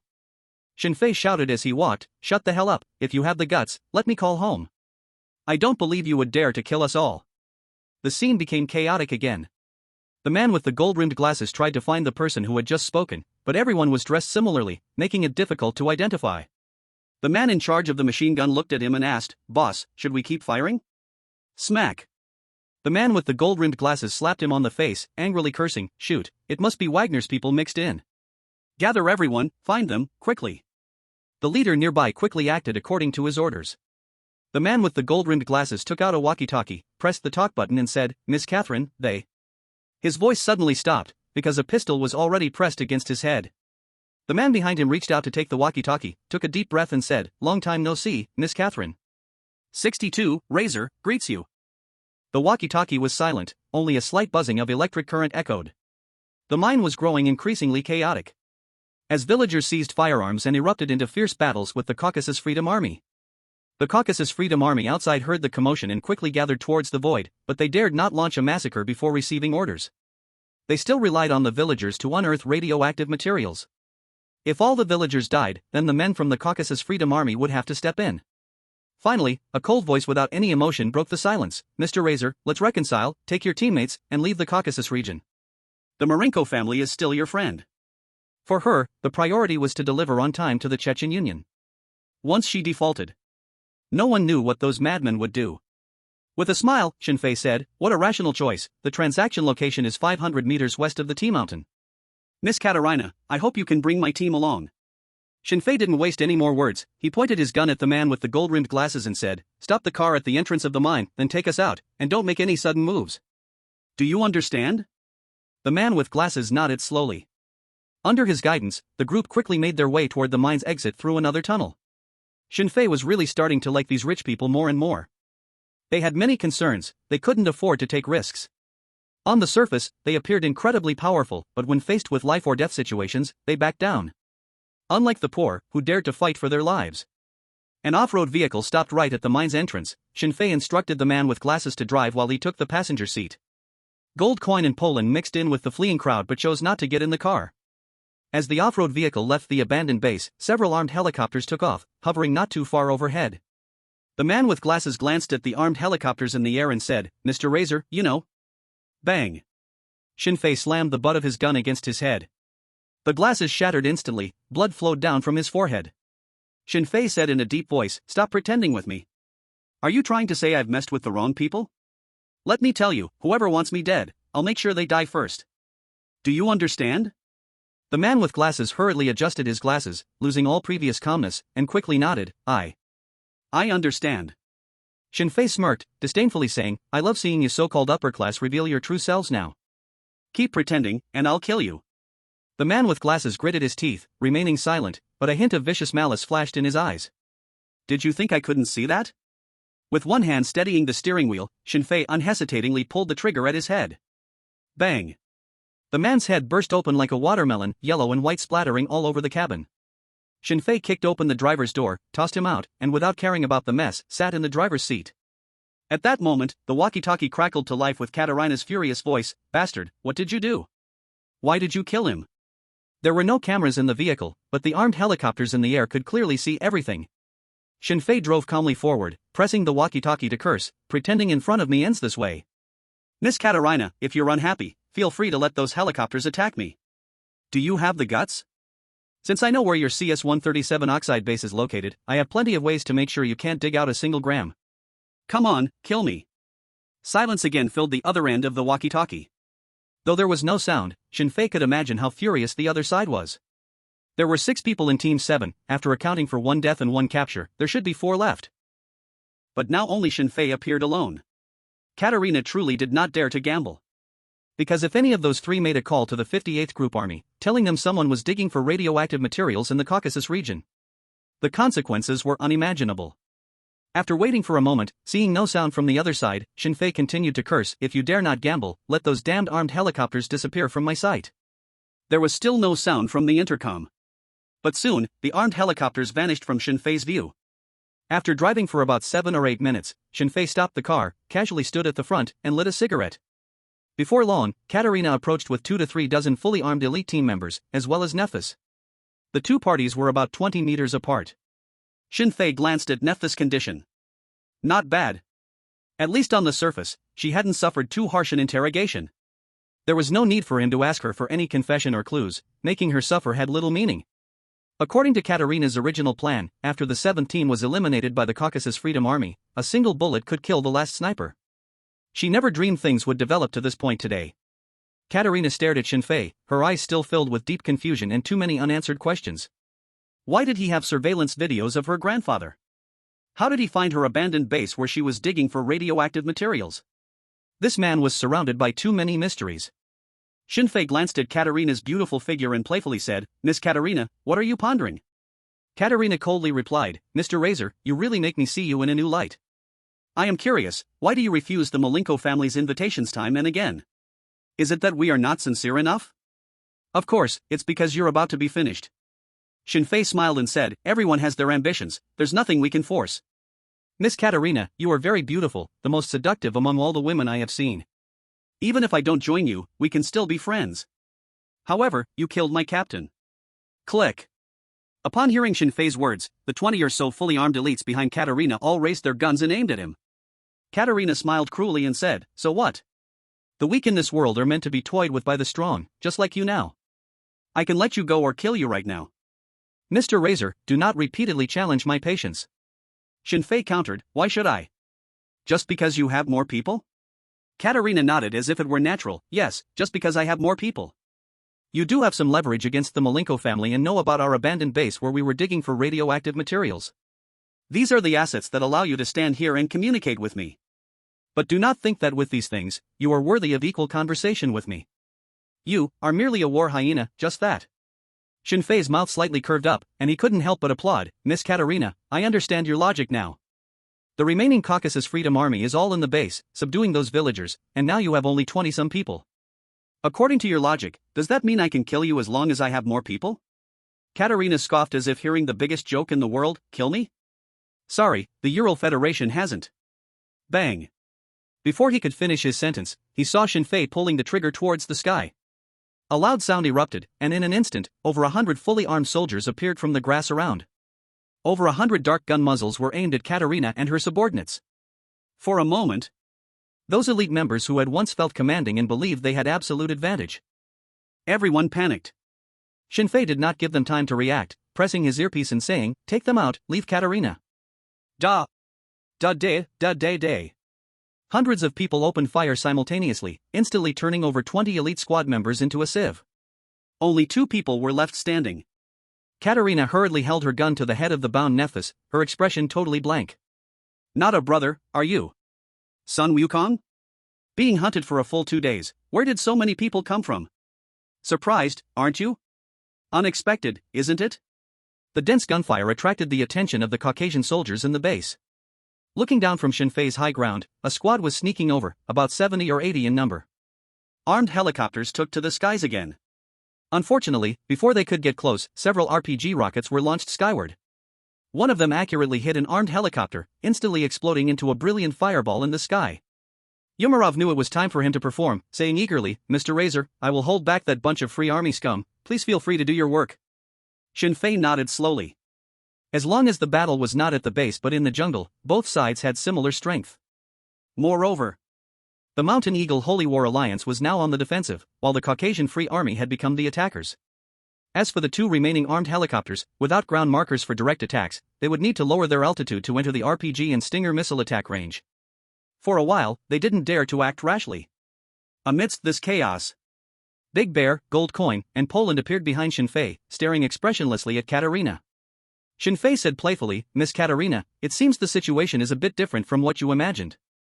Now, what do you plan to do?" Katarina bit her lip, her face turning red, muttering, "Damn hyena, what do you really want?"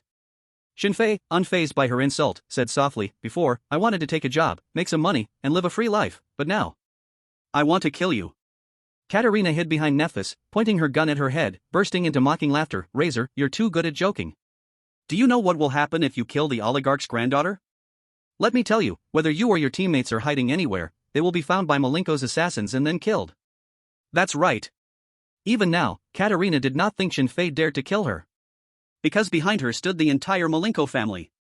No one in the entire Ural Federation would dare to touch a finger on her. Even if the king wanted to deal with their family, he had to carefully consider whether he could bear the cost before taking action. This is the confidence of the oligarchs. Bang! Shinfei pulled the trigger into the sky. The loud gunshot startled Katarina, causing her body to tense up and shiver twice. Her figure was indeed perfect, especially under the moonlight. It looked like a piece of art, so pure. Shinfei playfully pointed his gun at Nephthys, who was blocking her, and suddenly said, "Nephthys, I'm going to shoot through your lung, and you may die in the process. Can you accept this outcome?" Nephthys was startled and nodded vigorously. Katarina sneered, "Stop trying to scare me with this, Razor, you are just an ordinary mercenary, a hyena raised by a king, how dare you?" Bang! Shinfei pulled the trigger again, this time firing the most penetrating full metal jacket bullet in the magazine. The bullet easily pierced Nephthys' lung and then shot into Katarina, who was pressed up against her back. As the gun went off, Big Bear and Poland quickly rushed forward, catching the swaying Nephthys. Quickly began to stop her bleeding. Katarina fell to the ground, never dreaming that Shinfei would dare to shoot, and so decisively. Is he not afraid of revenge? Does he not know he is the eldest princess of the Marenko family? Why is he so bold? Bastard! Katarina gritted her teeth in pain, raising her hand to prepare to pull the trigger. Unfortunately, standing in front of her was a mercenary with legendary shooting skills. Shinfei shot first, the bullet accurately hitting Katarina's wrist. Bang! The bullet pierced through her delicate, fair wrist, and the entire hand holding the gun fell into the snow. Katarina's shrill scream echoed. Shinfei walked up to her, curiously examining the diamond ring on her severed hand, and then his expression slightly changed. He took out the diamond ring he had received earlier from his tactical uniform, and upon comparison, found that it was exactly the same. Ha! Shinfei clearly remembered that Katerina had told him before that this diamond ring was very expensive, a unique existence in the world, and it cost 700,000 rubles to buy. He was truly furious. Even more angry than when he sacrificed his own eye. Shinfei took the diamond ring off the severed hand, placed both rings in front of Katerina, and questioned coldly, "Explain, I damn want you to explain how this happened." Katerina bit her lip tightly and said nothing. "That's right." Shinfei furiously threw the diamond ring into the snow, raised his gun and said, "You rich people, even if you wear cheap things, others will think it's real. Miss Katerina, you deceived me. You deceived a pure boy who was willing to believe in the pure nature of others." Katerina held her severed hand, enduring the intense pain, and said, "Heh. Razor, you will soon understand what kind of madness you have committed. I will wait for you in hell. I believe you will come to find me soon." After saying this, Katerina suddenly bit her teeth, and soon blood seeped from the corner of her mouth. Shinfei frowned slightly, pried her mouth open to take a look, and discovered that one of her teeth was loose, likely hiding poison inside. "Damn woman." Shinfei stood up, fired 2 more shots at her head to ensure she wouldn't die completely, and then found a satellite phone on her body. After finishing these, Shinfei looked towards the distance and asked, "How is Nephthys?" Poland shook his head and said, "Not good, we need to rush her to the nearest hospital for treatment." Shinfei glanced at the nearby Free Army and Mountain Eagle Alliance that were already engaged in fire and said, "Let's go, retreat." The group got into a 4-wheel drive, quickly navigating through the jungle. The sound of gunfire grew farther away, but the expressions on several faces remained tense. Katerina was right. Offending the Marinko family meant their lives had already begun to count down. As for running? Can they run? Can their wives and families run away too? The driver, feeling anxious, lit a cigarette and said to Shinfei in the passenger seat, "Razor, thank you for avenging the eye. I'll send you to the border later, you can run away, there's no need to die with us." The others said nothing. Shinfei took out the satellite phone, smiled and said, "To act cool and then run, to abandon your wives and families to die, isn't my style." "And who said we killed Katerina? We are here to protect her." As Shinfei made the call, the others looked at him in confusion, and he dialed 102, the emergency number. Beep. Beep. Soon, the call connected, and a professional woman's voice sounded, "This is the police station, may I ask you?"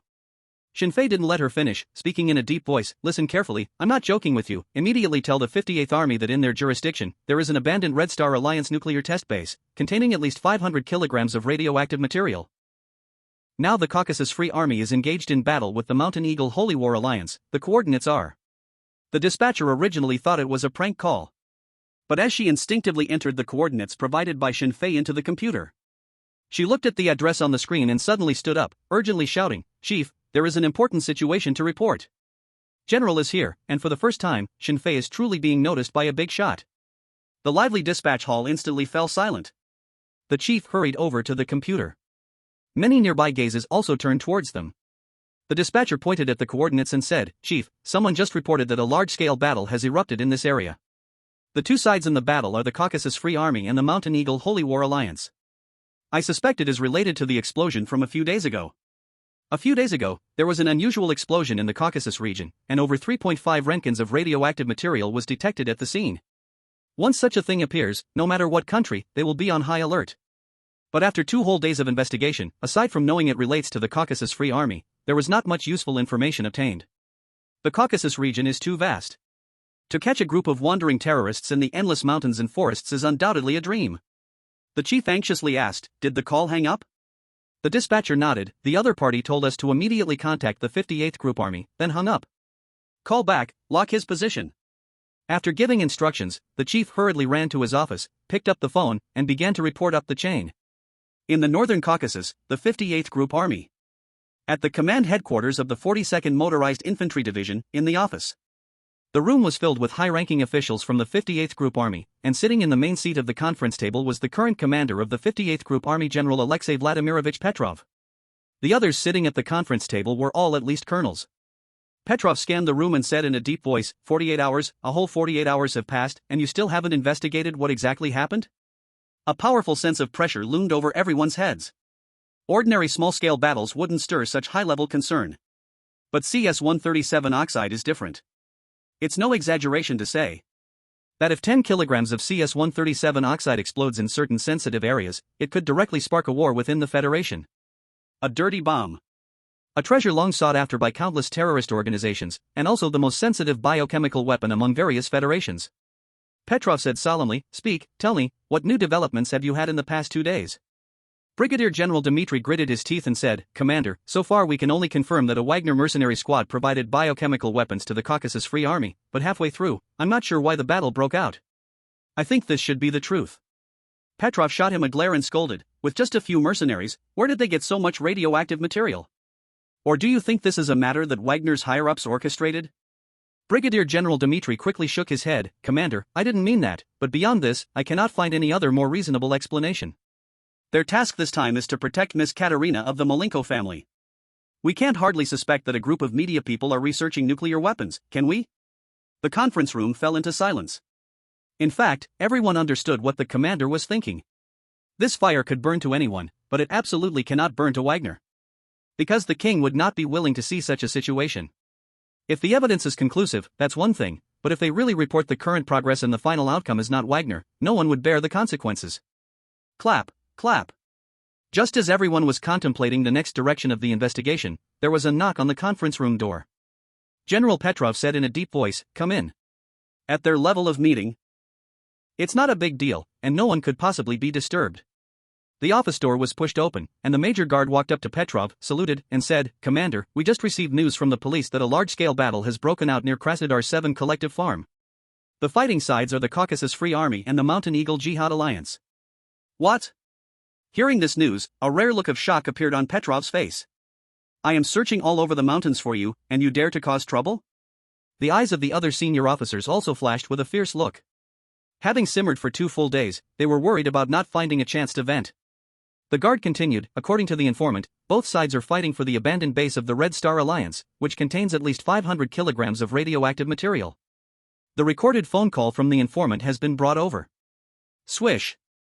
At the moment he heard about the 500 kilograms of radioactive material, Petrov abruptly stood up from his chair, without a hint of unnecessary talk, and decisively said, "The 42nd Motorized Infantry Division and the 20th Motorized Infantry Division, mobilize all and depart immediately. The 943rd Multiple Rocket Launcher Regiment, prepare for regional targeting right now. In 2 hours, I want to see them kneeling in front of me." Good heavens! For just 2 extremist organizations, deploying 2 divisions and 1 rocket launcher regiment?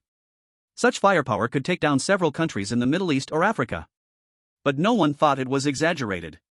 Because once it involves radioactive material, let alone several hundred kilograms, even a few dozen pounds could lead to big trouble. "Yes. We guarantee to complete the task." "Yes." The senior generals present stood up, saluted, and hurriedly left the conference room. There are only that few enemies in total. If they don't seize the opportunity now, they'll really miss it. Soon. Only a few chief of staff and some civilian personnel remained in the conference room. General Petrov said in a deep voice, "Play the recording of the emergency call." Yes, the guard complied, plugged the USB into the computer, and began to select the playback. Xin Fei's voice echoed. It was very brief, with no unnecessary words. After it finished playing, General Petrov looked at the chief of staff beside him and said, "This voice doesn't sound like the Ural Federation, it sounds more like a foreigner speaking Russian. What do you think?" The chief of staff picked up a stack of documents from the table, flipped through it, and placed one on the desk. "It should be him." General Petrov looked at the document, which featured a young Asian face in his 20s named Xin Fei, who had just joined Wagner not long ago, with the codename Razor. In addition, there was detailed personal information about Xin Fei. There was no way around it. Before acquiring the system, Xin Fei was an ordinary young man. He had no ability to disguise himself. Nor did he need to, after all, being a loner, having grown up in an orphanage, he had nothing to fear from investigation. General Petrov had only glanced at Xin Fei's information before. Now, seeing the chief of staff mentioning it again, he curiously asked, "Is there anything strange about him?" "Just a new recruit in Wagner." The chief of staff pointed at the recent report on the document and said, "But don't forget, this young man eliminated an entire gang with a Glock pistol, killing nearly 50 people. Moreover, he became a member of the elite squad in less than a week after joining Wagner. Now, he's the one who made the call. I don't know what he wants or what has happened in the Caucasus these past few days. But I can guarantee that finding him will reveal everything. And the fastest way to find him is for you to contact Mr. Volkov, the founder of Wagner."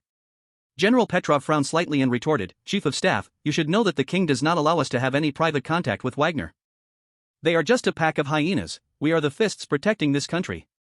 The chief of staff nodded and said, "Then we can only contact the king and admit that you can't figure out what happened in the Caucasus region within his timetable." Petrov fell silent for a moment and looked at the guard, saying, "Contact Volkov and tell him the 58th Army wants to talk." 65, I am a mercenary of Wagner, codename Razor.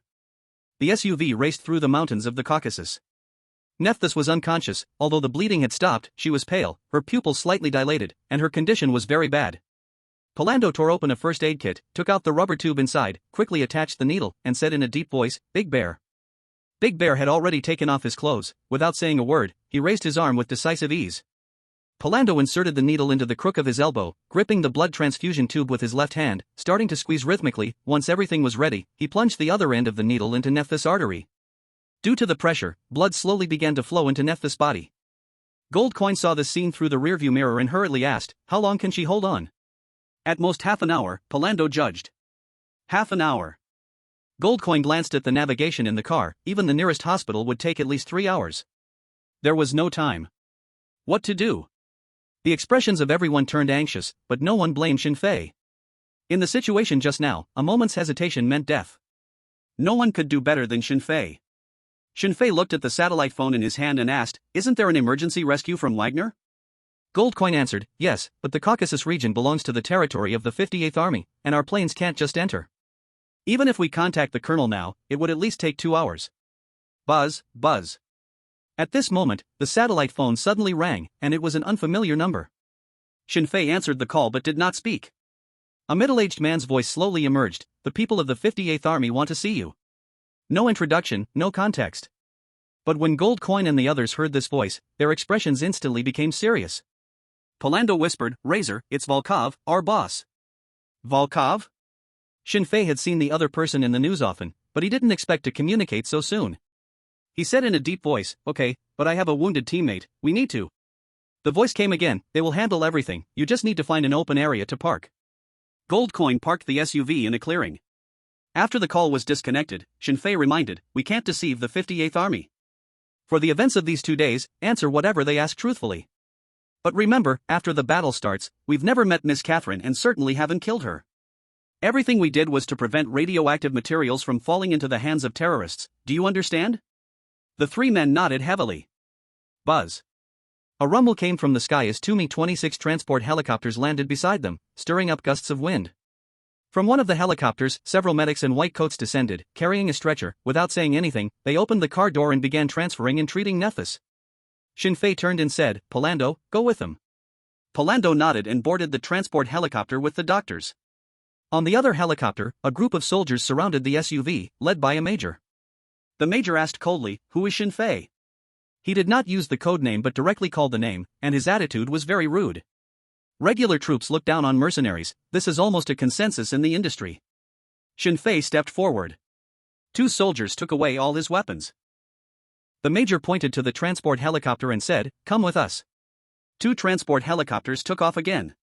When they flew to about 500 meters high, Shinfei saw dozens of armed helicopters circling above the abandoned Red Alliance base. Under the illumination of hundreds of strong lights, the area was almost turned into daylight. The 2 extreme organizations had lost their desire to fight, trying to break out in all directions to leave this battlefield. Unfortunately, they lacked a bird's-eye view and didn't know that outside, several encirclement lines had formed. Even if they could fly, it was impossible for them to escape. Shinfei shifted his gaze, slowly closed his eyes, and thought about how to deal with the 58th Group Army later. What he was doing was also very dangerous, basically like hopping back and forth on a tightrope. They could handle him or not, it all depended on the other side's intentions. After more than 10 minutes of flight, the transport helicopter landed in the military camp. Under the lead of the major, Shinfei was separated from Gold and the others and taken to a spacious room on the 7th floor. "Wait here," the major left the sentence and turned to leave. Shinfei walked to the window and looked at the military camp under the night sky. One could only say that it was worthy of being an ace unit, with all kinds of new equipment available, several levels higher than Wagner's branch in Petersburg. Creak. A sound of the door opening came from behind. Shinfei turned around and found a middle-aged man of about 50 years old, with white hair and a thin frame, standing at the door. And the military rank on his shoulder was a major general. For Shinfei at the moment, even a battalion commander was already a big shot. And such a big shot had a bunch of subordinates. But Shinfei couldn't understand, why was such a big person here right away? It seemed that the influence of radioactive materials was much greater than he had imagined. The Major General adjusted his glasses, wearing a friendly smile. "Let me introduce myself, I am the Chief of Staff of the 58th Group Army, you can call me Snow Eagle." It was obvious this was a code name. And this big shot seemed to be doing political work, very friendly, without any sense of superiority.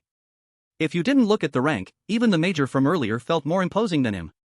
Shinfei saluted and said, "Hello, sir, I am a mercenary from Wagner, codename Razor." Snow Eagle pointed to the chair and said, "Sit down and talk."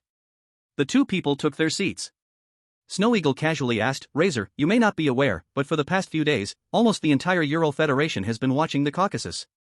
I need to know what happened. You are a smart person, don't lie, it has no meaning." Yes, Shinfei sat down and began to narrate everything that had happened since arriving in the Caucasus. He barely hid anything, except for the true cause of Katerina's death. The Malinka family held immense power, even within the trusted 58th Group Army of the king. They may have their people. It could even be possible that the Snow Eagle before him had some connections with them. The storytelling process was long, but because the events of these days had been too dramatic, Snow Eagle listened with great interest, nodding from time to time. When Shinfei finished speaking, Snow Eagle sighed, "What a dangerous journey indeed." Shinfei remained silent. Snow Eagle looked into his eyes and slowly asked, "What you said earlier is very helpful to us, and thank you for the coordinates you provided. One last question. Mr. Razor, did you kill Katerina?" Shinfei shook his head and said, "Of course not, how could a mercenary kill his own employer? Even if she wanted to kill me, I would choose to forgive her." The two looked at each other. After a full 10 seconds, Snow Eagle slowly nodded and said, "You can go see your teammate now. I think you should be very eager to know about her situation." "Thank you." Shinfei stood up, opened the door, and left with two soldiers. In the room, Snow Eagle pressed the headset. In a deep voice, he said, "Commander, it can be basically confirmed that the Malenko family is digging for radioactive materials, but sadly, he killed Katerina, making it difficult to directly identify the Malenko family. To carve a path out of despair, this little fellow called Razor is quite remarkable. Razor, are you willing to be an honest mercenary?" After hanging up the phone, Major General Shuiying took off his glasses and wearily rubbed the sides of his nose.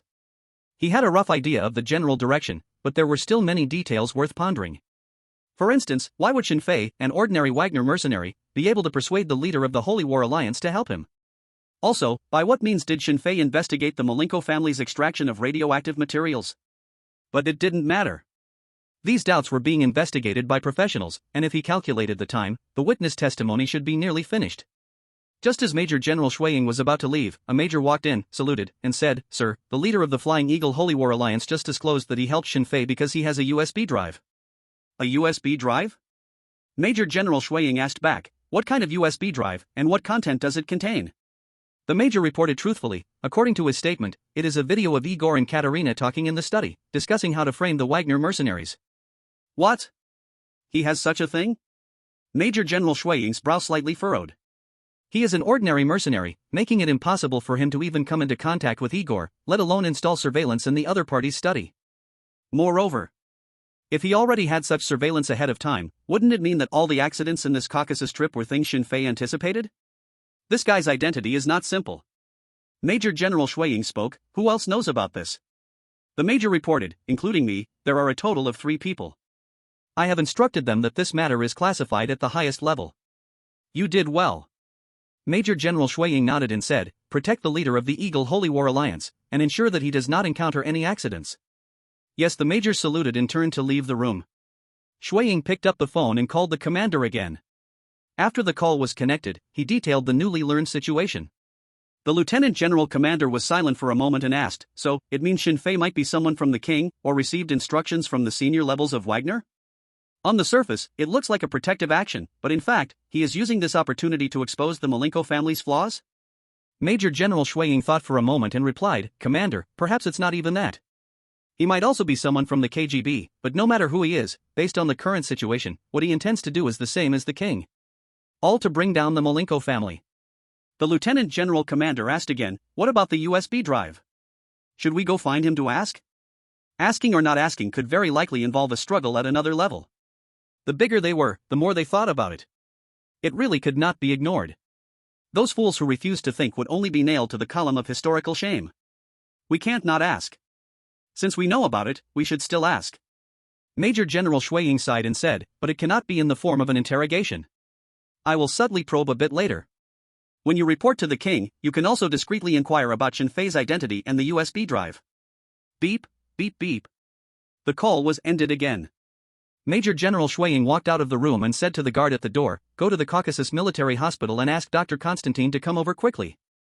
Tell him to hurry. Shinfei left the office building and, under the guidance of the soldiers, headed straight to the field hospital. Nephthys had already been sent into the operating room, while the others hadn't even changed their clothes and were sitting on both sides of the corridor waiting for the results. Seeing Shinfei, they all stood up. Although there were no explicit orders given after this Caucasus mission, Shinfei was undoubtedly the spiritual pillar of this small team. Shinfei asked, "How is the situation?" Polando replied, "Two nurses just came out. I asked a bit, the situation is not very optimistic. Nephthys is bleeding heavily. Her life can be saved, but it will be difficult for her to be in the mercenary business again."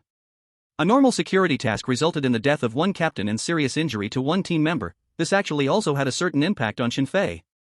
On the way to the hospital, he replayed the whole thing in his mind more than once, striving to do better next time. Goldcoin wiped the bloodstains from the corner of his mouth with the back of his hand and smiled. "Razor, you have done really great. If it weren't for you in this action, we would definitely be dead. You saved us, without a doubt." Polando nodded and said, "Yeah, Razor, even as a seasoned mercenary, I have to admit I am not as good as you. Besides, not being a mercenary isn't so scary. Big Bear was just chatting with us, and after we go back, he plans to quit Wagner and open a tavern on the street." Shinfei looked at Big Bear. Big Bear's ear had been redressed, his face wrapped in thick bandages, plus one empty sleeve, paired with his strong body, gave a strong sense of cyberpunk. He smiled and said, "Razor, these days have been really exciting, and I want to keep being excited, but I can't be a burden to you. I thought one arm would be fine, but as you can see, sometimes I can't even pull the drum up. Everyone who becomes a mercenary ultimately wants to leave this industry." Shinfei forgot who said this, but at this moment, he found it extremely reasonable. He slowly nodded and said, I will visit your tavern often after it opens." "Of course." Big Bear's mouth revealed a relieved smile, excitedly saying, "I will brew a beer with the names of each of you, this is proof of our friendship." Goldcoin, standing by the window, took out a wine jug and poured each person a cup, raising it and saying, "Cheers to friendship. Cheers to every day we are alive." The few of them raised their cups together, in unison saying, "Cheers to friendship. Cheers, to every day we are alive." About an hour later, there was a sound of neat footsteps coming from the end of the corridor. Everyone looked up, and walking in the front was Major General Shuang, followed by a doctor in a white coat and a dozen fully armed guards. Every guard exuded a strong sense of pressure, making it hard for people to look directly at them.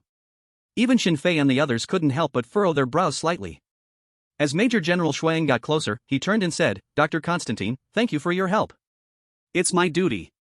The military doctor saluted and pushed open the operating room door, walking in. Major General Shuang turned to Shinfei and explained, "The one just now is the best military doctor in the Caucasus region." Shinfei nodded and said, "Thank you. I don't like verbal thanks." Major General Shuang waved his hand and said in a deep voice, "I like honest friends. Razor, do you want to be an honest mercenary?" Shinfei slightly furrowed his brow and said nothing. He could roughly guess why the other party had come and brought so many guards. What a pity. At that time, Umarov had too many subordinates around him, making it impossible to find an opportunity to assassinate him. "It seems the matter of the USB drive is about to be exposed?" Major General Shuang waited for a while without getting Shinfei's response, and without talking nonsense, he directly asked, "Mr. Razor, I need the USB drive in your hand. Considering Allah and your teammates, you should hand it over to me." Threat. A naked threat. But the words were spoken from the mouth of a person of such status, making it impossible to refute. The king was stunned. Huh? What mercenaries? What is he talking about? The atmosphere in the corridor gradually became oppressive and heavy. The Goldcoin sensed danger but could do nothing. This is the territory of the 58th Group Army, and as a Major General Staff Officer, it would be easy for him to take their lives. In front of such important figures, Wagner's identity provided no help. From the moment he took out the USB drive, Shinfei knew that today's situation would arise.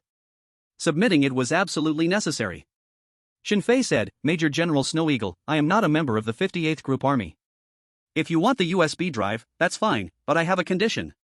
Snow Eagle nodded and said elegantly and confidently, "No matter who stands behind you, please believe that in the Caucasus region, the 58th Group Army is your best choice. Go ahead, what do you want?" Shinfei pointed to the several team members behind him and said, "I hope you can send someone to protect their family's safety, including our fallen captain." The Goldcoins all showed expressions of surprise, followed closely by deep gratitude. No matter what, they had indeed offended the Malenko family.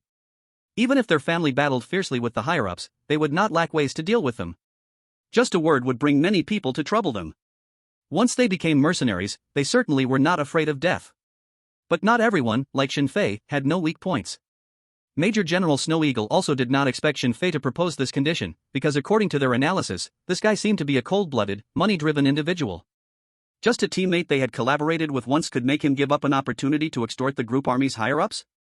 Or perhaps, the force behind him also wanted the group army to obtain this USB drive? Regardless of which, Major General Snow Eagle had no reason to refuse, nodding and saying, okay, the 58th Group Army is happy to make this commitment. Within 10 years, no matter what incidents happen to their families, the 58th Group Army will make the other party pay a heavy price. This is a soldier's promise to you. Hearing this, the gold coins all secretly breathed a sigh of relief. If their family's safety could be guaranteed, then other things were no longer important. What family is this, or that family?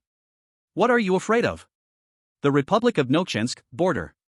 In the jungle less than 2 kilometers from the country of Jizitan, thousands of Chechen soldiers from a separatist organization were hidden. In one of the command rooms, a man in his 50s, with a thick beard and wearing a black military hat, was listening to his subordinate's report. He is Gilzayev, once the vice-king of Nokchensk, now the boss of a separatist organization. After listening to his subordinate's account, he said with a sullen face, "Damn Malenko family, they made us happy for nothing. Damn Wagner, I will eventually tie their heads to RPG rockets and launch them at the king's palace in Moscow." He had been waiting for the deal tomorrow to get the dirty bombs, and then he could directly attack Jizitan, starting the second battle between the Ural Federation and Nokchensk. In fact, as early as half a month ago, he had already moved all his troops over. Unexpectedly, at this critical moment, such a mess happened.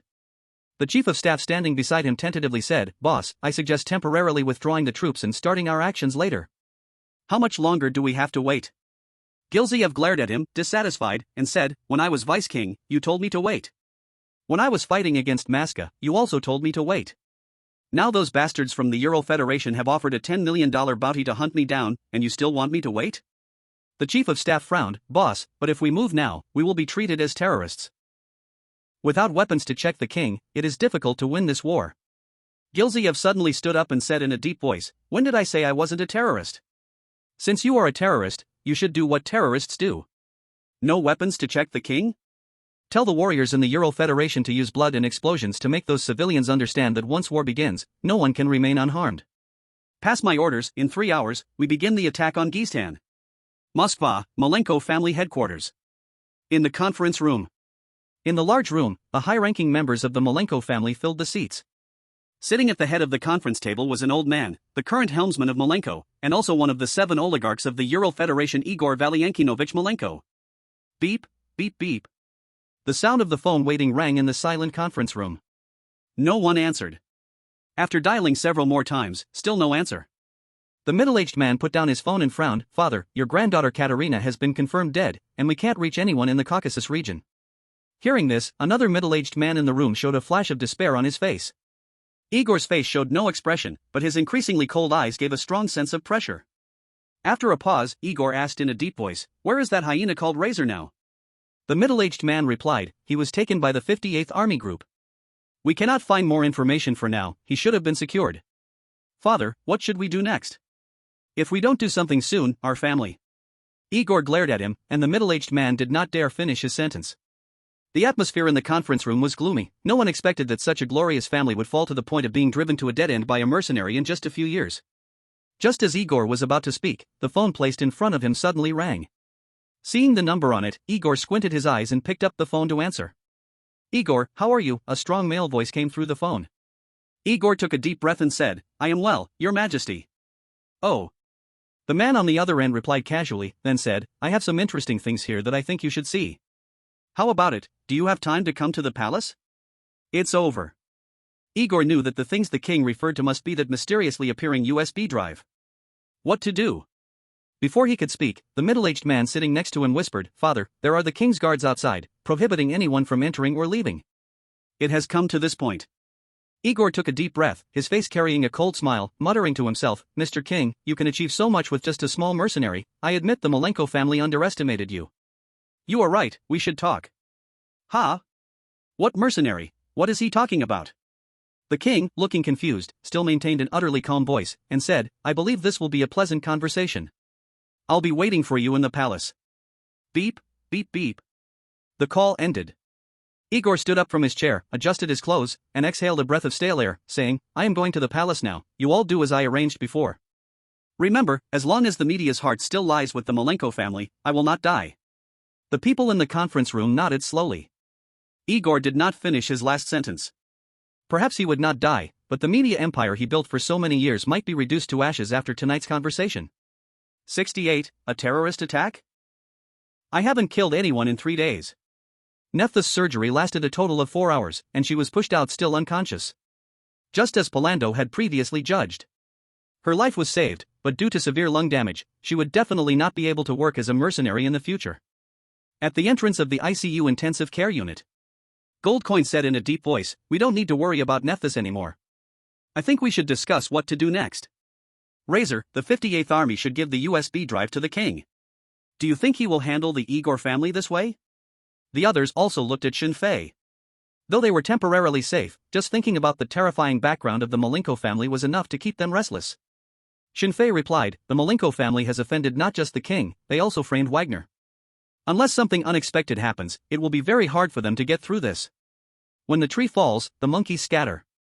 Even if they still have power to deal with us, their level shouldn't be too high." Everyone nodded silently. Just as Goldcoin wanted to say something, suddenly a loud explosion resonated. The ground began to shake as if it were an earthquake. The four exchanged worried glances and quickly ran to the safety passage, looking through the glass towards the direction of the explosion. Under the pitch-black night, violent and continuous explosions occurred dozens of kilometers away, with flames soaring into the sky, indicating that intense warfare had erupted. What was happening? Polando frowned and said, "Northwest direction, where is Geestan? Someone is attacking Geestan?" Not just him, everyone else was equally shocked. Looking at the intensity and scale of the explosions, the opposing force had at least a full division of troops. The Caucasus region. A fully assembled division? Attacking Geestan? These three conditions together made almost everyone think of the same two words. Chechnya. Only they had the audacity, and only they had the strength. Goldcoin couldn't help but curse, "These Chechens really are incorrigible, ready to start a war again. The Russian Empire is still too weak." Shinfei calculated the time and indeed thought it was about time for a second war, sighing, "Don't worry about others, the unexpected has come, and God is standing with the Malenko family." That night, the 58th Army was brightly lit and entered a state of first-level combat readiness, with all soldiers prepared for battle. As dawn broke, the commander received orders and led the troops to begin advancing towards Geestan. They did not launch an immediate attack. Ural is a federal country, somewhat like the Warring States period of Huaxia. Ural refers to itself as the Son of Heaven, with a bunch of small vassal states beneath it.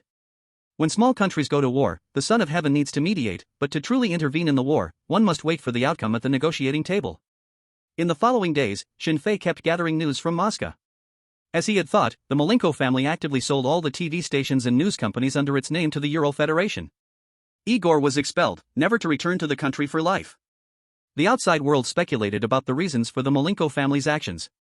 But even the most outrageous guesses could not fathom that this matter was actually related to a newcomer in the mercenary industry from Huaxia. Besides that, after the war began, the number of terrorist attacks in cities like Moscow and Petersburg increased exponentially. The public was in panic, with many wealthy people choosing to seek refuge abroad. Real chaos had arrived. The war had nothing to do with Shinfei and the others. After resting in the hospital for 5 days, they took a military plane back to Petersburg. Big Bear and Nephthys were sent to the hospital, while the other three drove towards Wagner's base. There were many police officers on the streets, with a patrol team visible at almost every intersection, but there were very few pedestrians on the road. It is clear that the entire city has entered a state of first-level combat readiness. Goldcoin, driving the car, glanced at the nearby destroyed shopping mall and couldn't help but curse, "These guys really deserve to be sewn into pigskin and sent to the processing plant to become food." When they can't fight on the front line, they love to resort to childish acts of terror, Polando teased with a smile. "Thanks to them, otherwise I wouldn't even know there are so many police in Petersburg." Shinfei sat in the passenger seat, checking the systems page. He has gained many skills so far. If it comes to individual combat ability, he should already be able to counter an elite squad from Wagner Petersburg. But how strong exactly he is still needed further testing. For the Malenko family, this war has come at just the right time. Although the clan leader has been driven out of the country and the industry they relied on for survival has been sold to the king, it doesn't mean they will sit idle. "I must become stronger, even stronger." Shinfei looked at the rapidly passing scenery outside the car window, contemplating his next plan. For others to become stronger, it is nothing more than talent plus hard training. But he is different, as long as he can kill, it's enough. So these past few days, Shinfei has been applying to join the war teams. That's right, Wagner is participating in this war, and almost all of them are involved. The colonel rejected his application to join the battle, citing that the 7th Squad only has 3 combat units left, without a captain, which does not meet the requirements. If he has to go to the battlefield, he can only go as a regular soldier. That would be meaningless. In reality, except for very few cases, the vast majority of combat units don't differ much from going to work. At the appointed time, they fire at the enemy's positions, completely indifferent to whether they hit anything. After work, both sides' soldiers change into regular clothes and might even chat in bars in some neutral cities. Joining such a battle has no meaning. Shin Fei sighed inwardly, the only ones with killing intent towards me are the Malenko family. I hope they send more people to take revenge on me. Or, should I try to find them first? As he thought of this possibility, Shin Fei shook his head. The Malenko family's biggest assets are gone, and their members are concentrated in Moscow, making it quite difficult to make contact with them.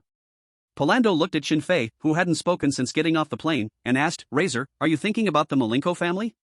Shin Fei nodded, yeah, more or less. It wasn't that he was worried about revenge, he was mainly afraid they wouldn't come at all. Goldcoin smiled and said, I reckon they're too busy with their own things for now, and even if they do strike, it's likely not in Petersburg. This is the territory of General Golovko, the garrison commander of Petersburg, and our colonel has a good relationship with him. Shin Fei knew that the colonel he mentioned wasn't referring to a rank but to the person in charge of Wagner's Petersburg division. The colonel was just a code name. Just as Shin Fei was about to speak, he suddenly noticed 3 or 4 off-road vehicles appearing at the street corner, coming to a rapid stop at the entrance of a supermarket. Immediately after, a dozen fully armed, black-masked strongmen rushed into the supermarket. Boom! A huge explosion echoed, lighting up the night sky over Petersburg. Goldcoin and Polando were both stunned. Before they could react, Shin Fei opened the car door and rushed out, quickly loading a magazine into his tactical ghost pistol, an excited smile on his face, and shouted without looking back, You guys head back to the base. I have some personal business to take care of. Who can explain to me how he got turned around? By the time Polando and Goldcoin came back to their senses, Shin Fei had already dashed across the street. The atmosphere in the car, which had been quite gloomy, was now charged with excitement. But no one expected that seeing the terror attack, Shin Fei was like someone who had been injected with adrenaline. Poland couldn't help but sigh, a born mercenary. Hurry up and chase.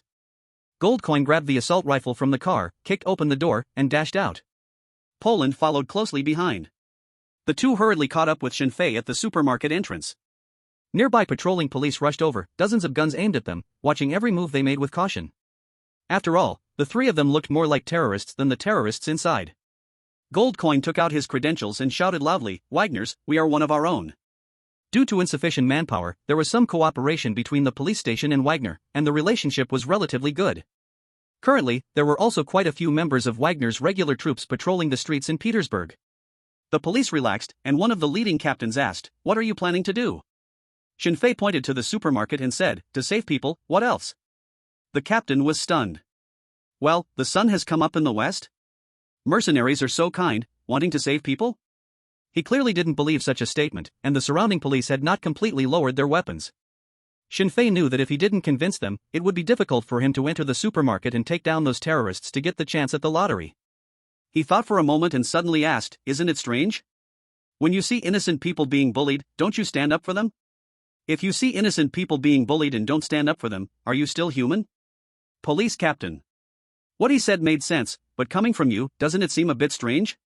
At this moment, the gunfire in the supermarket became even denser, and more customers rushed out in panic, leading to an increasingly chaotic scene. Unfortunately, the police were poorly equipped, and not many people were willing to take the risk, merely standing at the supermarket entrance holding their guns in a state of alert.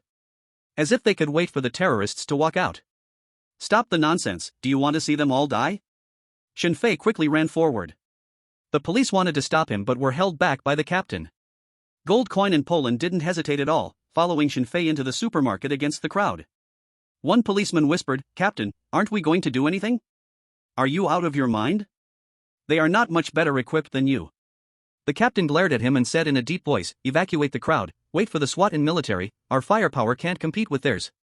Hearing such an order, everyone breathed a sigh of relief. Fortunately, they didn't have to go in and fight to the death. Before even entering the supermarket, Shin Fei saw 2 terrorists standing on the nearby stairs, continuously shooting at the crowd. In the blink of an eye, at least a dozen people fell before them. These bastards didn't pursue killing efficiency, almost all aimed and shot at the groin and thighs. The scene was filled with cries of despair, the sound of wailing all around. Without hesitation, Shinfei raised his tactical ghost handgun and decisively pulled the trigger. Bang! Bang!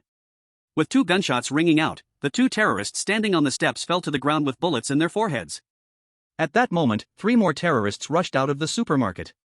Poland, who arrived afterward, raised his carbine, ready to pull the trigger.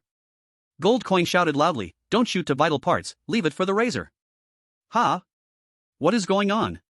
Poland didn't know why Gold Coin said that, but the intense time spent together over the past half-month had indeed greatly increased their tacit understanding. He quickly lowered his gun barrel, shifting the shooting area that was originally aimed at the chest down about 20 centimeters, then pulled the trigger. Piu, piu. The sound of the gun with a silencer was very pleasant, and the 3 terrorists fell to the ground in response. Shinfei almost simultaneously found his shooting view, saw the positions of the terrorists getting hit, and realized this must be Gold Coin's arrangement. He is a clever guy. Shinfei did not hesitate and shot to kill. The system's beautiful prompt sound echoed in Shinfei's mind. The 3 rushed into the supermarket shopping area. There were no customers left, only scattered bodies on the floor. The terrorists seemed to understand that a sharpshooter had appeared in the supermarket, so they changed their strategy. They hardly showed themselves and tried to make as little noise as possible. The large supermarket shopping area suddenly became silent. Want to play a long game? Unfortunately, I don't have so much time to play with you. Shinfei observed the environment, pressed the earpiece, and said, "Poland, go to the 5th floor, cover him with gold." Yes. Got it. The voices of the 2 sounded almost simultaneously, then they started climbing the stairs through the security passage. Suddenly, Shinfei felt a huge danger coming from above. The killing intent resonance skill was activated. He quickly raised his head, aimed directly at the position prompted by the system, and then pulled the trigger. Bang! Bang bang! 3 shots fired, and the terrorist behind the pillar on the 2nd floor fell from above. However, the killing intent resonance skill did not stop. It still indicated danger in the area where the terrorist fell. Ha! What's going on? Shinfei couldn't figure out what happened, but he wouldn't question the system. Without any hesitation, he quickly ran in the opposite direction. Boom! Just 5 seconds after he left, a violent explosion occurred in the area indicated by the killing intent resonance. A huge shockwave blew debris into the air, scattering items from above. Shinfei hid behind a load-bearing wall, sitting on the ground, his face showing a hint of relief after surviving. Damn it! These guys are all death warriors. They are carrying explosives. Wait, the killing intent resonance, doesn't it only work on living beings? Shinfei changed to a new magazine, puzzled, and subconsciously checked the system. Then he discovered that his skill had actually leveled up. According to the description above, it added landmine perception and a more comprehensive killing intent perception. This means that as long as someone within 30 meters generates killing intent, even if it is not directed at him, Shinfei can clearly feel it. The one targeted at him is red, while those not targeted at him are other colors. For example, if someone within 30 meters has killing intent towards gold, that person will emit the same color as the gold. This is awesome, not only applicable on the battlefield but also useful in other situations. Especially for catching spies or undercover agents. Just when Shinfei was studying the newly upgraded skill, Poland's voice came through his earpiece. Razor, there are 4 people on the 2nd floor running towards your position, preparing to surround you. At the same time, 4 positions of people also appeared on Shinfei's killing intent resonance interface. Without hesitation. Without doubt. As soon as the 4 were about to get close to the load-bearing wall where Shinfei was hiding and showed their shooting view, Shinfei decisively peeked out and pulled the trigger continuously. Since the enemies were in different positions, Shinfei looked like a swift and precise pointer as he shot rapidly. Gunfire sounded, and people fell. The police captain who rushed in couldn't help but curse, "Suck a blay, who can explain to me how he turned around?" 70, have mercenaries become so righteous now? In less than 15 minutes, all the terrorists in the supermarket were cleared. The army and special police who arrived afterward were all dumbfounded. What is happening? Weren't there a lot of terrorists with good weapons? Even ordinary patrol officers are so strong? When they realized it was the elite team of Wagner that took action, their expressions turned even stranger. Are mercenaries so righteous these days? They are willing to do work without pay? After a short hesitation, they began to enter the supermarket to clean up the battlefield. Save the crowd. The police captain walked up to Shinfei and the 2 others and ceremoniously saluted, "Thank you. If it weren't for your efforts today, the casualties would have been much worse. Rest assured, I will apply for a reward from above." Shinfei shrugged and said helplessly, "Lieutenant, you still haven't given me the reward from the last bank robbery." The lieutenant and the nearby officers were momentarily stunned, then realized. Ha! It's him? The Chinese man who took out all the robbers with a Glock more than half a month ago? To foreigners, all Chinese look quite similar, it's normal not to recognize him at once. The lieutenant excitedly said, "It's you. This society really lacks men like you who are so full of justice. On behalf of the police station, I express my gratitude once again." Bang! This time, all the police officers saluted together. 2 instances of bravery in a row, such spirit is indeed too rare in today's Ural Federation.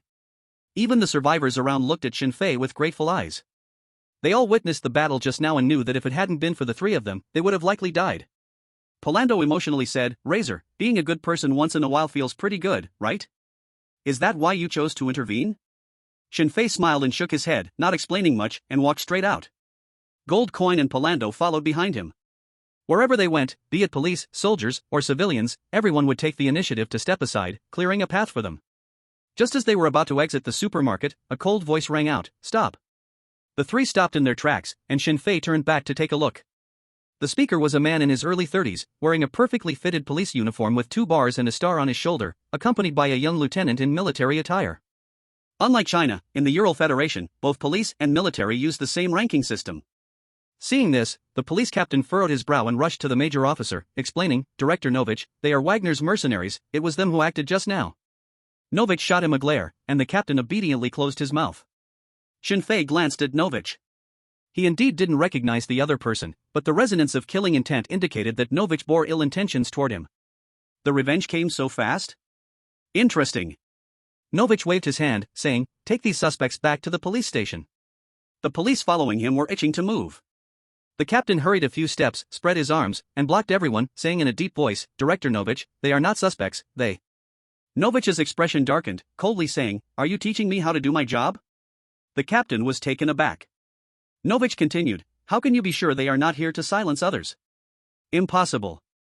The captain firmly replied, "The bank robbery case from half a month ago was also handled by that Chinese gentleman." Before Novich could respond, a sharply dressed officer behind him coldly interjected, "Ivanov, we in the criminal department handle our business, when do we need to explain ourselves to you? I give you 3 seconds to move aside." The captain's face flashed with hesitation, but in the end, he remained firmly in place. The other police officers also surrounded. One young officer looked at Shin Fei and softly urged, "Let's go." Everyone could see that Novich was purely targeting Shin Fei. Though they didn't know the reason, they didn't want their hero to bleed and cry without receiving any reward. Novich's expression turned completely cold. Nearby detectives all gathered, and someone had already drawn their pistol, waiting for orders. The patrolman dares to challenge the criminal police department, which is a great provocation to them. The colonel officer next to them looks on coldly, seemingly having no intention to get involved. Gold Coin whispered, "Razor, what should we do?" "Don't panic." Shin Fei looked at Novich and playfully asked, "What if I don't go with you?" Novich snorted coldly, "Don't think that just because you are Wagner's mercenary, you have any privilege.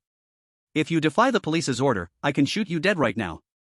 Shin Fei weighed the tactical ghost pistol in his hand and said, "You can try." Click. Gold Coin and Poland also instantly raised their guns. As long as there was any slight movement, they would pull the trigger.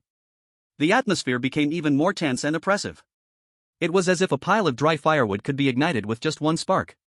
Novich knew that Shin Fei's marksmanship was excellent. The corpses of the terrorists with headshots on the ground were the best proof. If they were pushed too hard, they might dare to shoot at him. Novich didn't want to take that risk, but Shin Fei and the others had to be brought back to the station. That was the order from above. Novich was silent for a moment and said, "Razor, right? I know you are a legendary shooter. Even if we all attack together, we might not be able to take you down. But don't forget, your families are still living in Petersburg. Can you bear the consequences of shooting?" Gold Coin in Poland frowned slightly. What they feared most was this possibility, and as official forces, it would be too easy for the police to cause trouble for their families. Shin Fei couldn't help but laugh because he was waiting for this sentence. He retorted, "Novich, you want to threaten us with our families?" Novich said seriously, "I know that you're being told the consequences of offending the police. I advise you to cooperate, otherwise I can't guarantee anyone's safety." It was settled. Shin Fei ignored him and turned to the colonel officer beside him and asked, "Are you from the 58th Group Army?" The colonel officer ignored him, with a gaze full of the disdain that only regular troops have. As if silently saying, "What right does a mercenary have to talk to me?" Shin Fei didn't care about his expression and walked up to the colonel officer, saying, "Your Group Army Snow Eagle just assured me that they will protect the safety of our families. I think at this moment, you should do something, right?" "Snow Eagle?" Hearing this code name, the colonel officer's face changed drastically, but he also felt it was impossible. What a joke! He could only meet that major general during the military district conference. What's the guarantee for Razor, an ordinary mercenary? Ridiculous, right? The police beside them looked on with confusion and disbelief. They didn't know what Shinfei said that would cause a senior colonel officer to show such an expression. You say, why provoke him? He is addicted to killing. The colonel officer looked coldly at Shinfei and questioned, do you know the cost of fabricating this lie? Shinfei replied calmly, whether it's true or not, you can verify it with the military district. If there is no phone, I can provide it for you. When handing over the USB stick, Shinfei had already obtained Major General Snow Eagle's phone number. What a joke! Such a high-profile person's mere residual authority could help Shinfei solve many troubles. Just look at Gao Qiqiang's rise to wealth to understand. The colonel officer originally didn't believe Shinfei at all, but watching his confident demeanor, he was momentarily unsure. What if it was true? If he didn't handle it in time, the consequences would definitely not be good. After hesitating for a few seconds, the colonel officer looked at Novich and said, Novich, don't take this person away for now. Everyone was surprised to hear this. What's going on? A mercenary and regular army don't usually have a good relationship, do they? Razor didn't seem to know the colonel officer either. He only said 2 sentences, and it had such a big effect. Norwich's face flashed with hesitation, but he ultimately spoke, Colonel Alexei, this is our criminal department's matter, it seems it shouldn't involve your military. I told you to wait. Colonel Alexei glared at him, and the latter immediately quieted down obediently. Even though there was only 1 rank difference, police officers naturally felt inferior when facing military personnel, and their speaking strength was not as strong as the other parties. Colonel Alexei walked to the side and took out his phone to make a call. Goldcoin smiled and said, Razor, you have a good memory, I almost forgot, a major general promised us to protect our families. Now we can show the criminal department director a little color. Color? Shinfei shook his head and said, if we want to ensure our family's safety for the long term, just showing a little color is not enough. We need to use his life to establish our authority. Kill? Kill a director of the criminal department? Palando thought this idea was too exaggerated, thought for a moment, and said, Razor, you may not understand the Ural Federation too well, even Major General Snow Eagle wouldn't easily kill a criminal department director with a background. Just teach him a lesson. Goldcoin did not speak, but actually shared the same thought. Shinfei glanced at the worried Norwich not far away and said in a deep voice, I really don't know much about the Ural Federation, but I know too well what those in power want. While they were chatting, a major in the criminal department and a colonel officer were both making calls. Getting in touch with the major general was not an easy task. After more than 10 minutes, Colonel Alexei finally reported step by step and successfully contacted Major General Snow Eagle, informing him of the situation. Give him the phone. Major General Snow Eagle's voice came through. Is it real? Did the Major General really promise to protect the safety of a few ordinary mercenaries' families? What is happening? Could it be that these guys have saved the Major General's life? Impossible. Absolutely impossible. The Major General is protected by guards 24 hours a day, how could a few mercenaries act? Then why? Colonel Alexei suddenly thought that Major General Snow Eagle seemed to have a young daughter, about the same age as the Chinese mercenary in front of him. Could it be? No matter what the possibility is, following the Major General's words now would definitely be correct. Colonel Alexei walked to Shinfei's side, his attitude and tone completely different from before, politely saying, Chief of Staff, please take the call. Shinfei was too lazy to argue with him, picked up the phone and said, Hello, Major General Snow Eagle. A slightly tired voice of Snow Eagle came through, straightforwardly saying, I know the situation, I will teach that police officer a lesson. Simple, straightforward, direct. Not far away, Director Norwich and a group of criminal police were dumbfounded. What is going on? What kind of background does he have? Shinfei shook his head, speaking firmly, Major General Snow Eagle, our initial agreement did not say that. I want him dead. There was silence on the other end of the phone, and after more than 10 seconds, he spoke again, That's impossible, he only made a verbal threat, and there were no actual actions, I can't. Impossible? Is there really such a thing as impossible in this world? Shinfei said once again in a voice only the two could hear, Major General Snow Eagle, are you that sure that I only have one USB drive in my hand? Another silence. But this time, Shinfei could clearly hear that Snow Eagle's breathing was gradually becoming heavier. This time, the king was able to bring down the Malenko family, and the Caucasus events played a decisive factor. Especially the final USB drive, which delivered a fatal blow to them. Although the king is currently busy with the second war and has not given specific rewards, Snow Eagle knows that there will definitely be great benefits for them in the near future. The credit for toppling an oligarch is indeed monumental. Even if it's just a slight connection, it surely counts as a significant achievement for the dragon. Let's not forget. There are 7 similar oligarchs in the Ural Federation. If one can exert influence in the ongoing struggle, it would ensure their family's stability for 100 years. The allure of such power is simply overwhelming. Almost half a minute passed, and Major Snow Eagle's voice rang out again, "Give the phone to that colonel." Shin Fei handed the phone to the colonel. Colonel Alexei took the phone, his expression gradually changing from confusion to shock, and finally to a state of daze. He truly could not understand. Even if the mercenary in front of him was Major Snow Eagle's own grandson, it was impossible for the other party to be this biased toward him, right? Just because of a threat, he was going to kill a criminal investigation department head? But no matter what, a soldier's duty is to obey orders. Colonel Alexei waved his hand and said, "Novich, come here." Novich seemed to realize something, his body trembling slightly, but he did not move. The group of criminal police behind him was so scared they didn't even dare to breathe. In this line of work, background and strength matter. Although they didn't know who Shin Fei had called, but to make a colonel obey so readily, one can imagine how terrifying the other party's background must be. But how could such a big shot possibly become a mercenary? What on earth were they thinking? Colonel Alexei walked up to Novich under everyone's gaze and waved his hand, saying, "Hand me your pistol." Novich instinctively glanced at his MP443 Raven semi-automatic pistol in hand, frowning and questioning, "Why? Are you going to confiscate my weapon? I warn you, our deputy director will arrive soon. No matter what background that guy has." Colonel Alexei simply drew his sidearm, aimed at Novich's head, and then pulled the trigger. Bang! The gun fired, and the brain exploded. Novich fell straight to the ground with an expression of disbelief. Everyone present was instantly stunned. Colonel Alexei looked at the criminal police who were at a loss, coldly saying, "Your director conspired with terrorists, intending to attack active duty officers, and has been shot dead by me. Do you have anything to say?"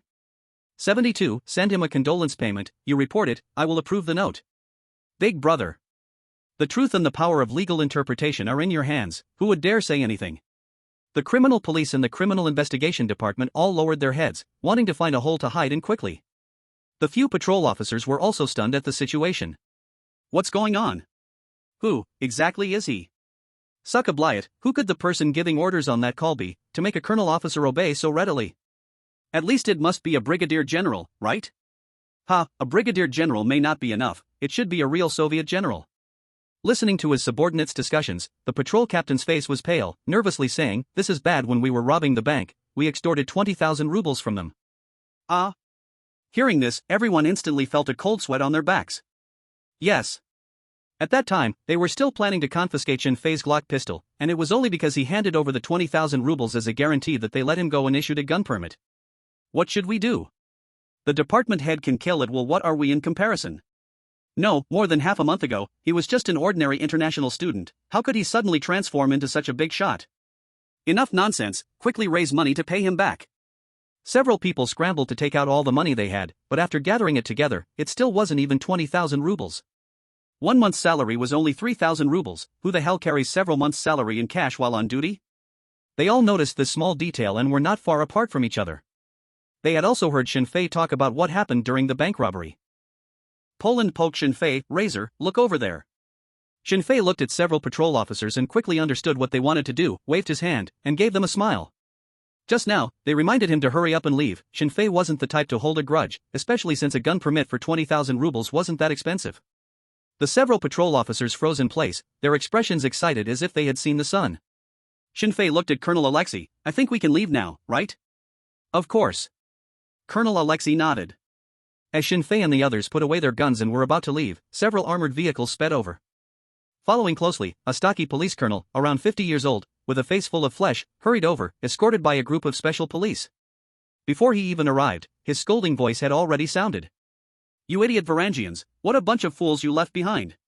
What is it that cannot be dealt with, that you had to make me run all the way here? Where's Director Novich? I better see him within a minute." A detective pointed at the corpse on the ground and said, Director Novich is lying here." He originally wanted to say dead, but he worried that the director would ask who killed Novich. If he answered incorrectly, wouldn't he be in trouble? If he offended Shin Fei, his fate wouldn't be any better than his director's. The police department director halted his steps, puzzled as he glanced at the corpse on the ground, cursing, "Damn it, this isn't my Director Novich, there isn't such a big hole in his." Everyone present was stunned. A female officer rushed forward, respectfully handing the director his glasses. "Director, you left your glasses in the car." The director put on the glasses, and the world became clear again. He frowned and angrily shouted, "Tell me, how did Director Novich die?" This time, no one dared to speak. Alexei was bold and did not back down. "Director Half, I killed him because through my investigation, I have evidence of Director Novich colluding with terrorists." Director Half glanced at him and coldly snorted, "What kind of joke is this? When did the 58th Army even handle cases? Someone, take him down." The special police behind surged forward, aiming dozens of guns at Colonel Alexei. In the Euro Federation, the position of the police is generally lower than that of soldiers. But the two sides do not belong to each other, and when things happen, usually the one with the bigger fist decides. Director Half didn't know why Alexei shot his criminal investigation director, but if he didn't handle this matter, how would he make his subordinates obey him in the future? Moreover, as far as he knew, Alexei had risen through the ranks based on experience with no relationships or background. Unluckily, he had just found a new backer, who was a senior officer in the 58th Army. Alexei was not flustered at all. He pointed at his phone and said, "Director Half, I suggest you first understand the evidence I have. Save your evidence for when your mother visits you in prison." Director Half scanned his surroundings, finally locking his gaze on Shinfei, questioning, "Are you Razor?" Shinfei ignored him. Director Half just loves hard-headed bastards." Director Half said sternly, "And those three, take them all away." The situation became tense. Alexei took 2 steps forward, holding up his phone and said, "Director Half, you have one last chance to answer the phone. If you don't want to be a ceremonial police officer and open doors for foreign ladies every day." He stood behind Major General Shuang, who was the chief of staff of the 58th Army, part of the think tank of the general, capable of directly communicating with the Moscow palace. To be honest, Alexei just wanted to scream loudly. Besides Razor, all the officials in St. Petersburg are garbage. That's how domineering it was. "Director Hafu, I haven't heard of any director by that name in Petersburg." Major General Shui Ying's magnetic voice came through the phone. This voice? Director Hafu's face instantly turned pale, and he hurriedly took 2 steps to the phone, saying politely, Are you General Shinov?" Shuang asked, "You recognize me just by my voice, have you met me?" "General." Director Hafu suddenly stood up straight, with a face full of respect, and said, "Reporting to the general, I was once the commander of the 58th Group Army. After my transfer, I returned to the Petersburg police station, and I was just promoted to deputy director a few days ago." "Yes, I understand. I know what to do now." "All right." A few seconds later, Director Hafu hung up the phone, returned the cell phone to Colonel Alec, straightened his clothes, spat on the corpse of Novich on the ground, and cursed, "Damn thing. I knew all along that you were colluding with terrorists. I just wanted to use you to get some intelligence, but it turns out you are useless." After saying that, he turned to a criminal investigator beside him and said, "Give him a death benefit, you write the report, and I will approve it. Do you understand?" The criminal investigator nodded blankly, daring not to say another word. Goldcoin stretched and said, "Finally over, we should go back to the base, take a shower, and then go to the club to find those girls and enjoy life." Shinfei sneered and said, "You think too highly of them, now is when the real trouble begins." Goldcoin and Poland both were taken aback. Director Hafu turned to the 3 of them and said sternly, "Take them away, and remember never to threaten their families, we are just investigating a case." "Succo won't? What's going on? Even the Major General of the 58th Army doesn't have any authority?" Goldcoin and Poland had no idea what had happened in the last few seconds that they were unaware of. The special police surrounded them. Colonel Alec also walked over at this time and handed the phone to Shinfei. Major General Shui Ying's voice sounded, "Razor, I only agreed to protect your families, but apparently, you are encountering a much bigger trouble now. Interested in making a deal? You provide something new, and I will help you deal with the current trouble." He. Shinfei knew very well from his past life that there is no such thing as the upper class in this world, it's all just a lower class. Deals and interests are eternal themes. These big shots, one brain is quicker than the other. Shinfei smiled and said, "I think I should be able to solve these troubles myself. If I need your help, I will contact you. Goodbye, Major General Shuang." Beep, beep, beep. Shinfei hung up the phone without hesitation and threw the phone to Colonel Alec. "Not a buddy, are you the director?" Colonel Alec took a step back, indicating that what happened afterward had nothing to do with him. Director Hafu waved his hand and said, "Take them away." The special police closed in. Poland instinctively tightened his grip on the carbine, his eyes filled with murderous intent. Goldcoin was also waiting for Shinfei's order. "Go with them, resisting is meaningless." Shinfei manually removed the magazine from his tactical ghost. The special police did not dare to make things difficult for Shinfei and politely accepted the gun, saying sincerely, "What a beautiful handgun, rest assured, I will take good care of it for you." As a joke, the only fool present, Director Novich, was still warm in his grave, and no one would risk offending this Asian mercenary. Big shots fight against each other, little people just do their job well. Shinfei nodded and said, thank you. The situation with Gold Coin in Poland was similar.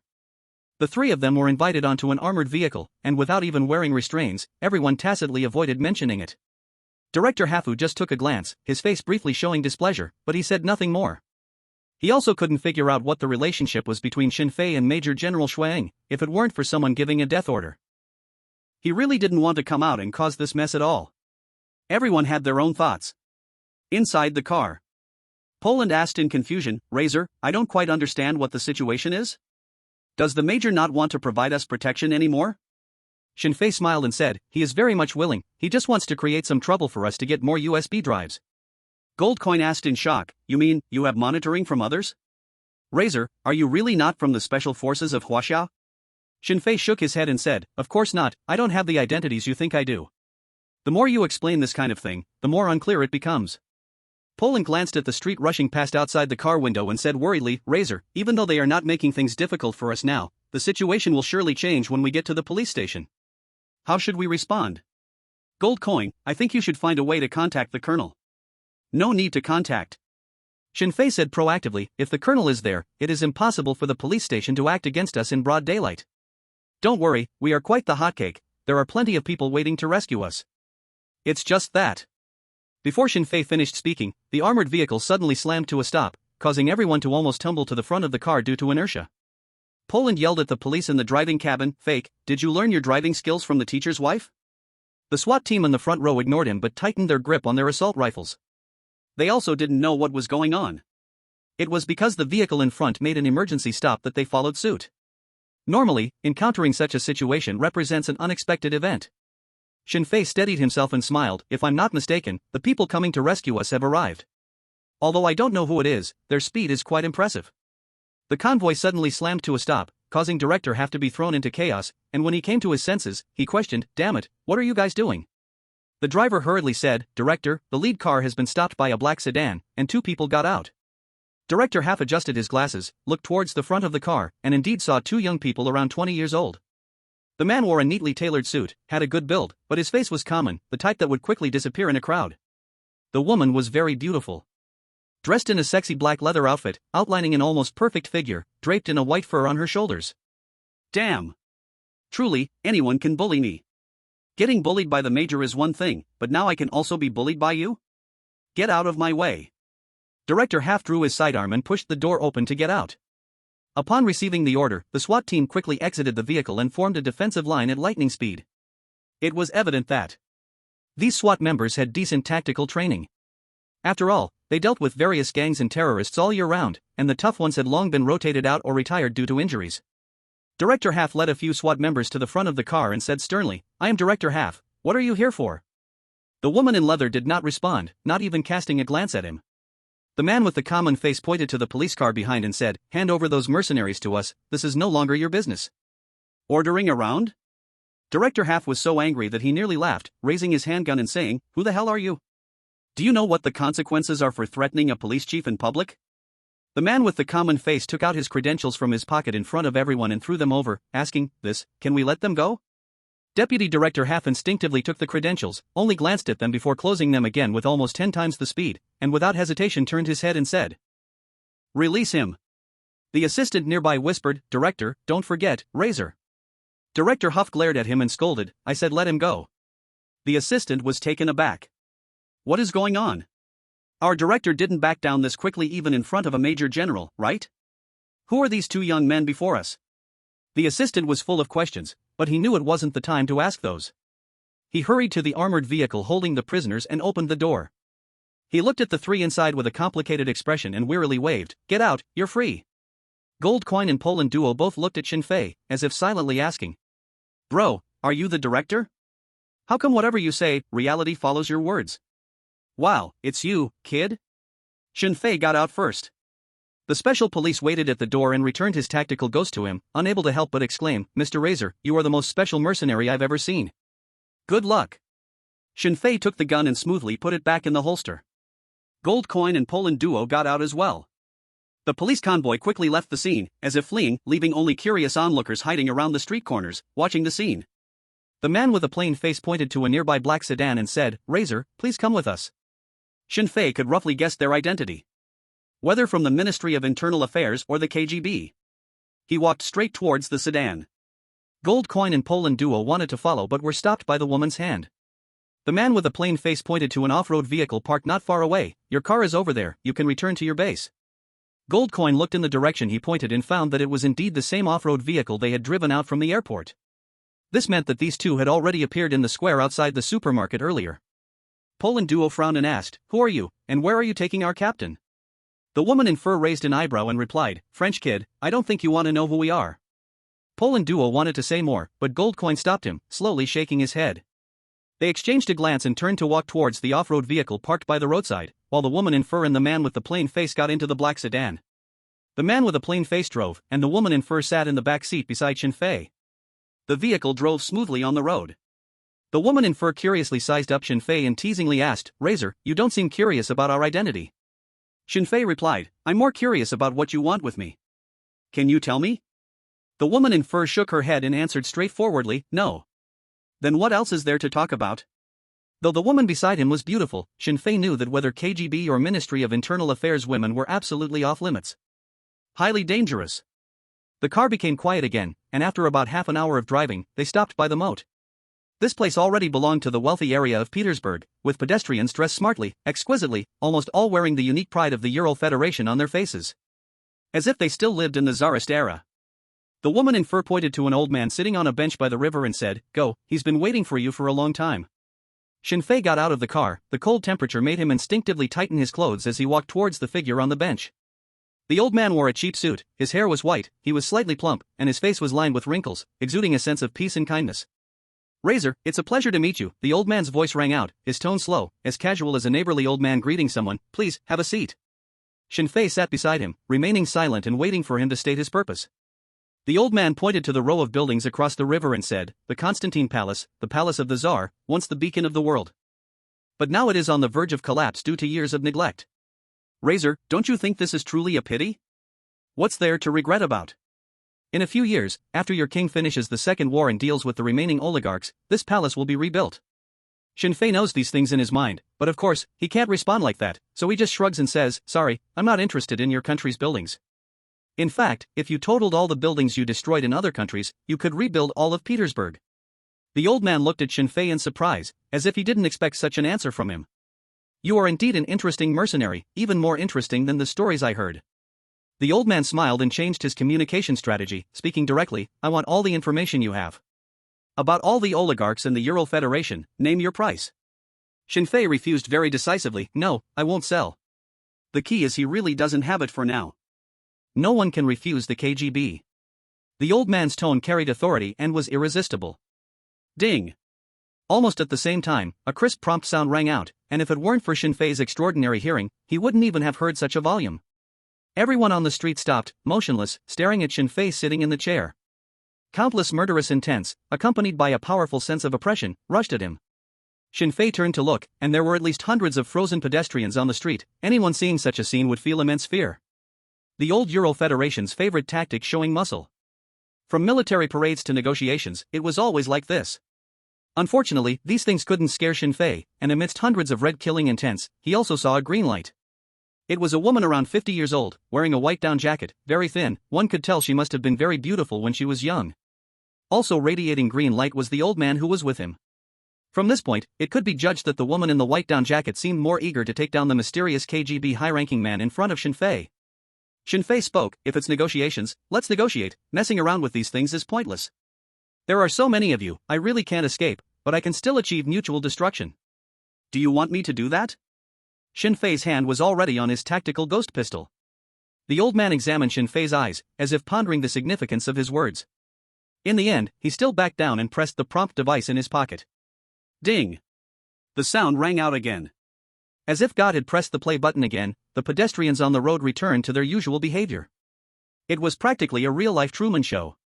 The old man extended his hand, the first time introducing himself. "Let me reintroduce myself. My name is Viktor Ivanovich Volkov. You can call me Grey Wolf." Shinfei's expression froze, revealing a look of shock and surprise. Goodness. It's you, kid? This is a prominent figure in the KGB, someone the king would address as senior. Just from what Shin Fei remembered, the other side at least participated in and led the Baltic Mist operation, causing NATO to misjudge the movements of Soviet submarines by spreading false information. And after the 1986 Chernobyl disaster, he entered West Germany as a nuclear energy expert to steal Western nuclear pollution treatment technology. Even after the dissolution of the Red Alliance, the Amber File project involved his presence. Moreover, he was one of the few KGB high-ranking officials who publicly expressed his lack of loyalty after the rise of the Russian emperor. There are rumors that when the king entered the KGB building, he identified and kept this man, the old man before him. Grey Wolf looked at Shin Fei's expression with satisfaction.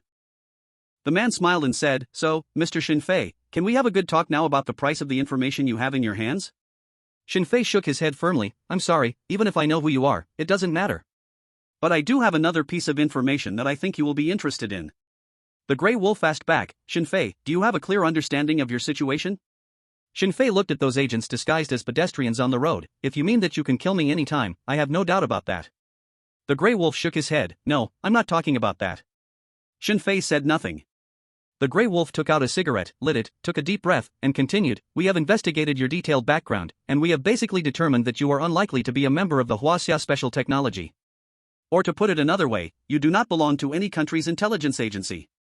Of course, you have nothing to do with our KGB either. But you hold surveillance videos of oligarchs, which confuses us greatly. And you have achieved many goals by using our confusion. But, Mr. Shin Fei, this behavior is actually playing with fire. You do not have the ability to extinguish the fire. Unless you can continuously provide us with what we want, your outcome will be very tragic. If you want to survive, the urgent thing is to find a force or department willing to help you. What do you think?" Shin Fei felt emotional. The old folks who experienced the Cold War are indeed very meticulous in their thoughts. Without the possibility of guessing such an existence as a system, the Grey Wolf had analyzed his situation quite accurately. There was only one point that Shin Fei disagreed with. "Mr. Grey Wolf, since I dare to start a fire, I have the confidence to stay warm while ensuring I do not hurt myself. Maybe this thought seems childish, or even foolish, in front of you, but this is my truest thought." The Grey Wolf threw away the cigarette butt and looked into Shin Fei's eyes. He tried to analyze the man's true thoughts from every tiny action and look on his face. The Grey Wolf failed. He saw nothing, but he did feel a powerful, inexplicable confidence from Shin Fei. Eliminating all impossibilities, there were only two possibilities left. Shin Fei was a downright madman. Or he held a trump card that even the KGB had to be wary of. "Alright, Mr. Shin Fei, let's talk about your information." The Grey Wolf gave up on further probing. Shin Fei pointed to the woman in a white down jacket on the street. "I don't know the reason, but that woman wants to kill you." The Grey Wolf followed Shin Fei's gaze and showed a hint of sarcasm in his eyes, muttering, "Shin Fei, are you saying my only daughter wants to kill me?" His daughter? Shin Fei did not expect that they had this layer of relationship. But he trusted the system's judgment. "You can choose not to believe what I say, that is your freedom. I will verify it." The Grey Wolf displayed the unique calmness of a top agent, standing up from his chair, looking at the palace across the street and said, "I can also give you a piece of information. There is a high-ranking official in Petersburg who wants to kill you, and you should know the reason. If your information is true, I will tell you who it is, but the KGB won't help you until you show more value. You can't expect Wagner to help you, understand? Wagner is considered the king's private armed group. They probably want to know the oligarch's secrets more than anyone else. They certainly won't help themselves." Shin Fei knew this very well. He smiled and extended his hand, saying, "Nice to meet you, goodbye. I'm not that happy because you give me the feeling that you should have retired a long time ago." The Grey Wolf extended his hand and shook it with him. Under the shining morning sun, by the river, an old man and a young man stood together, one fat and one thin, creating a very obvious contrast. Many nearby agents all turned their gaze at this moment. The gold coin and Palando returned to Wagner's base. Different from the usual bustling scene, the large base was nearly empty of combat units, except for some logistical staff. The two first went to the warehouse to return their sidearms to their original place.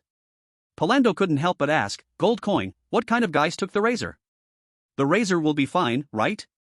Goldcoin took less than 15 seconds to disassemble the carbine, wiping the barrel as he spoke. "It should be KGB people, the razor will be fine." "KGB?" Palando frowned and asked, "We seem to have no connection with them, right?" "It used to be that way."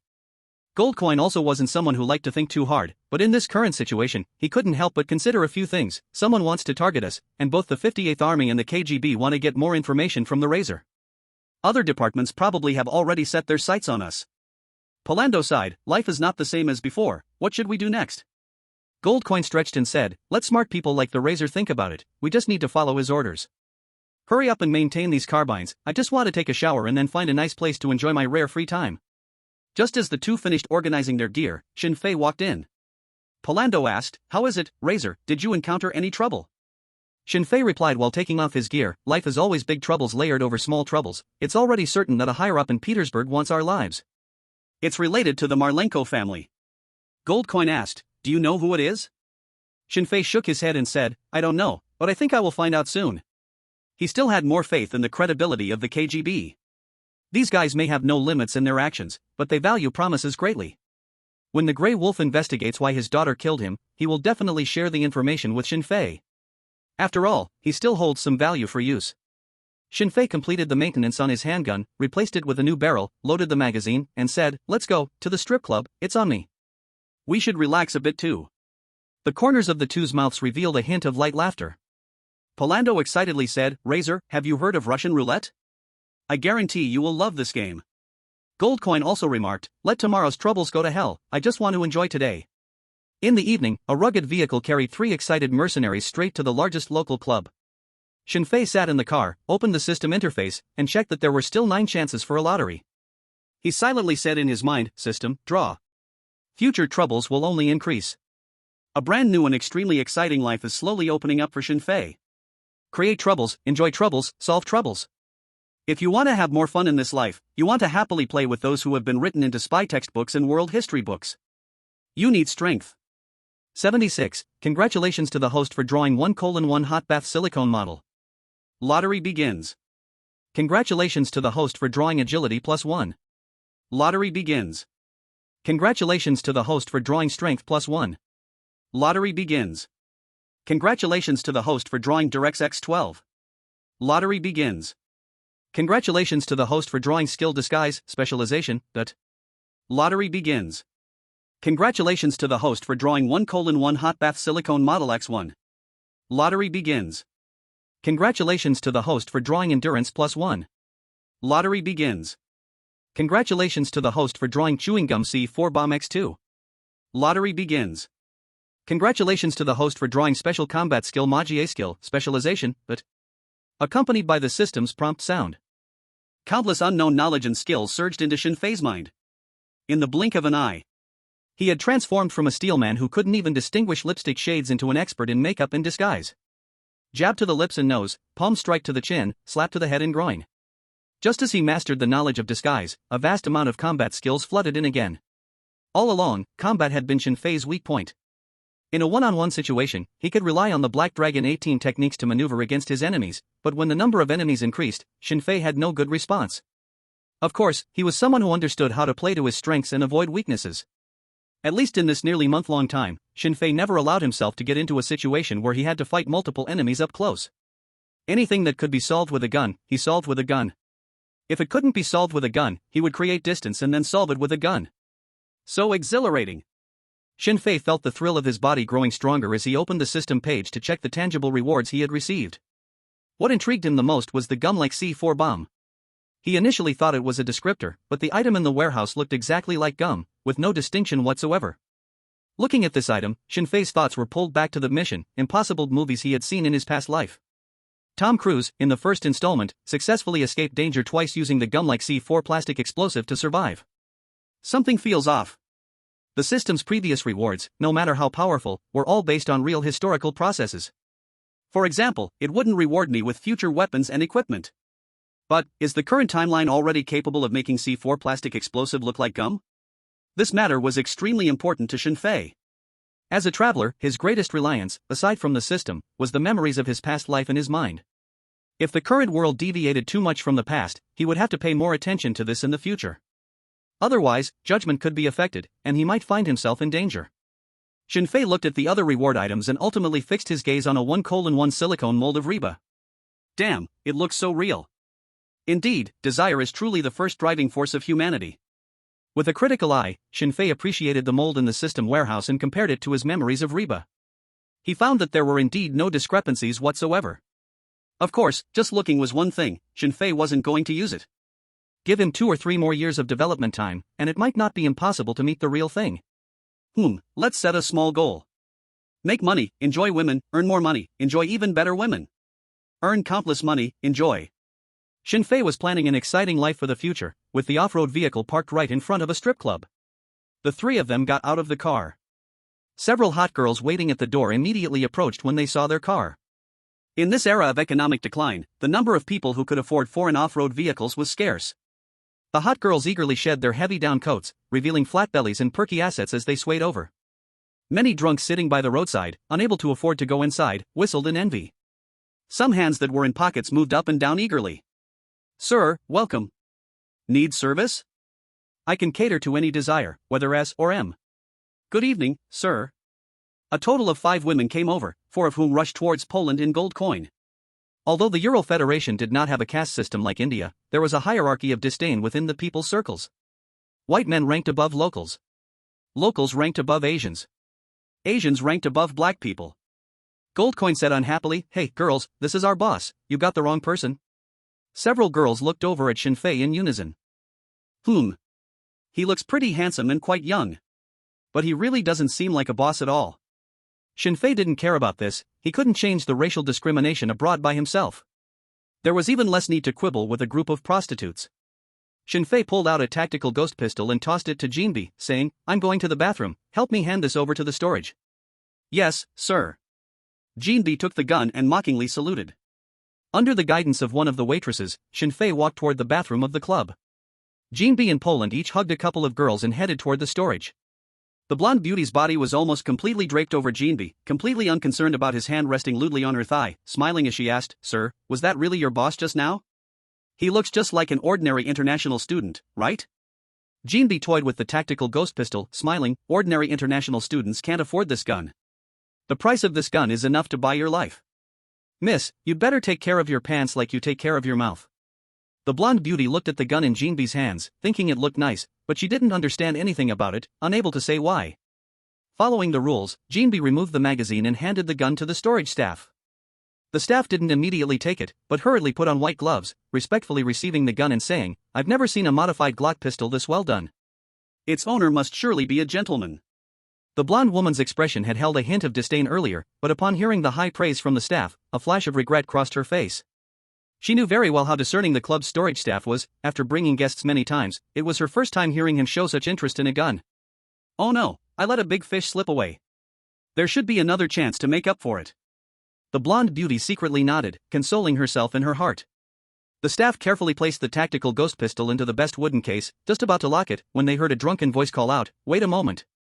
Under everyone's gaze, a man around 30 years old, dressed in a shiny suit with an exaggerated hairstyle, walked over. He looked at the tactical ghost pistol greedily, as if appraising a woman's naked body, and couldn't help but reach out to play with this piece of art. The tools used by mercenaries for modifying guns may not be the best, but they know guns best. Moreover, this was a Glock pistol honed over a long time by a teen leader. The man reached out to take it.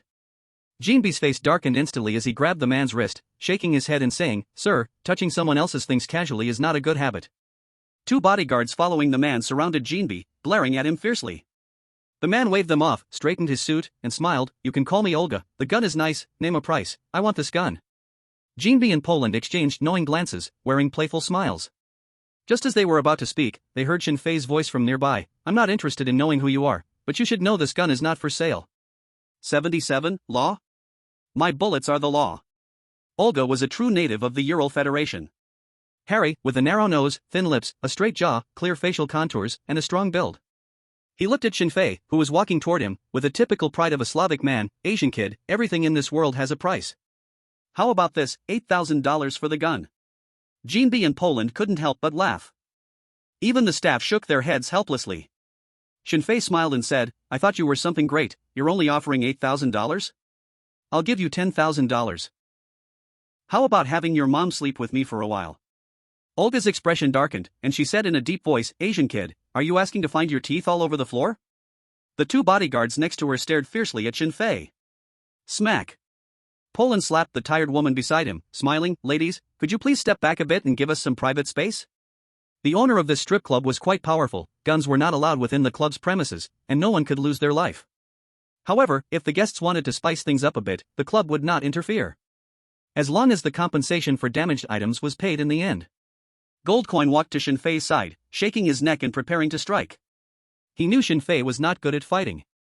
I can handle this alone, Shinfei's voice rang out. Ha? Goldcoin paused for a moment. Shinfei smiled and said, I just learned some combat skills, just right to practice on them. Poland asked with concern, are you confident? These two bodyguards look like they have some strength. The two bodyguards were not very muscular, but the calluses on their hands showed they had undergone long-term training. In contrast, Shinfei had fair skin, and his hands were smooth and tender, showing no signs of practicing any martial arts. Let's give it a try. Shinfei took a deep breath and charged directly at the two bodyguards. If we're going to fight, let's just get on with it, no need to say more.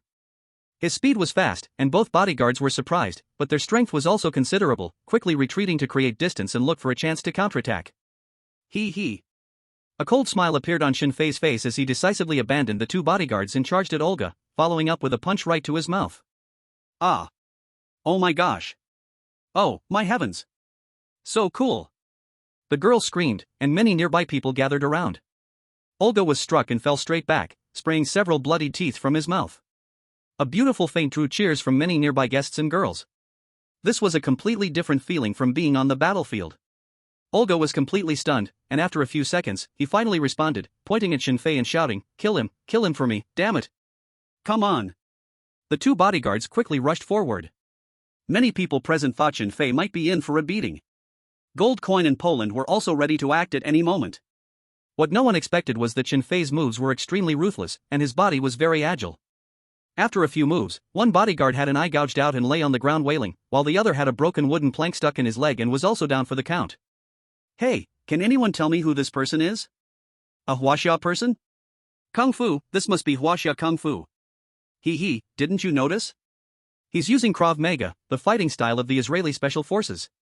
So, a Huaxia person using Israeli Kung Fu to take down two foreigners in a strip club in the Ural Federation. Ha, I love your metaphor. The crowd began cheering madly and applauding, as if they were frenzied spectators watching a boxing match. Shinfei expressionlessly took back his tactical ghost from the guard, smoothly chambered around, and aimed at Olga.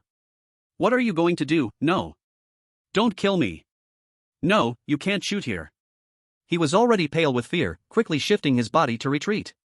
At that moment, an old man around 50 stepped forward and blocked Shinfei's path, saying, Sir, killing is not allowed here.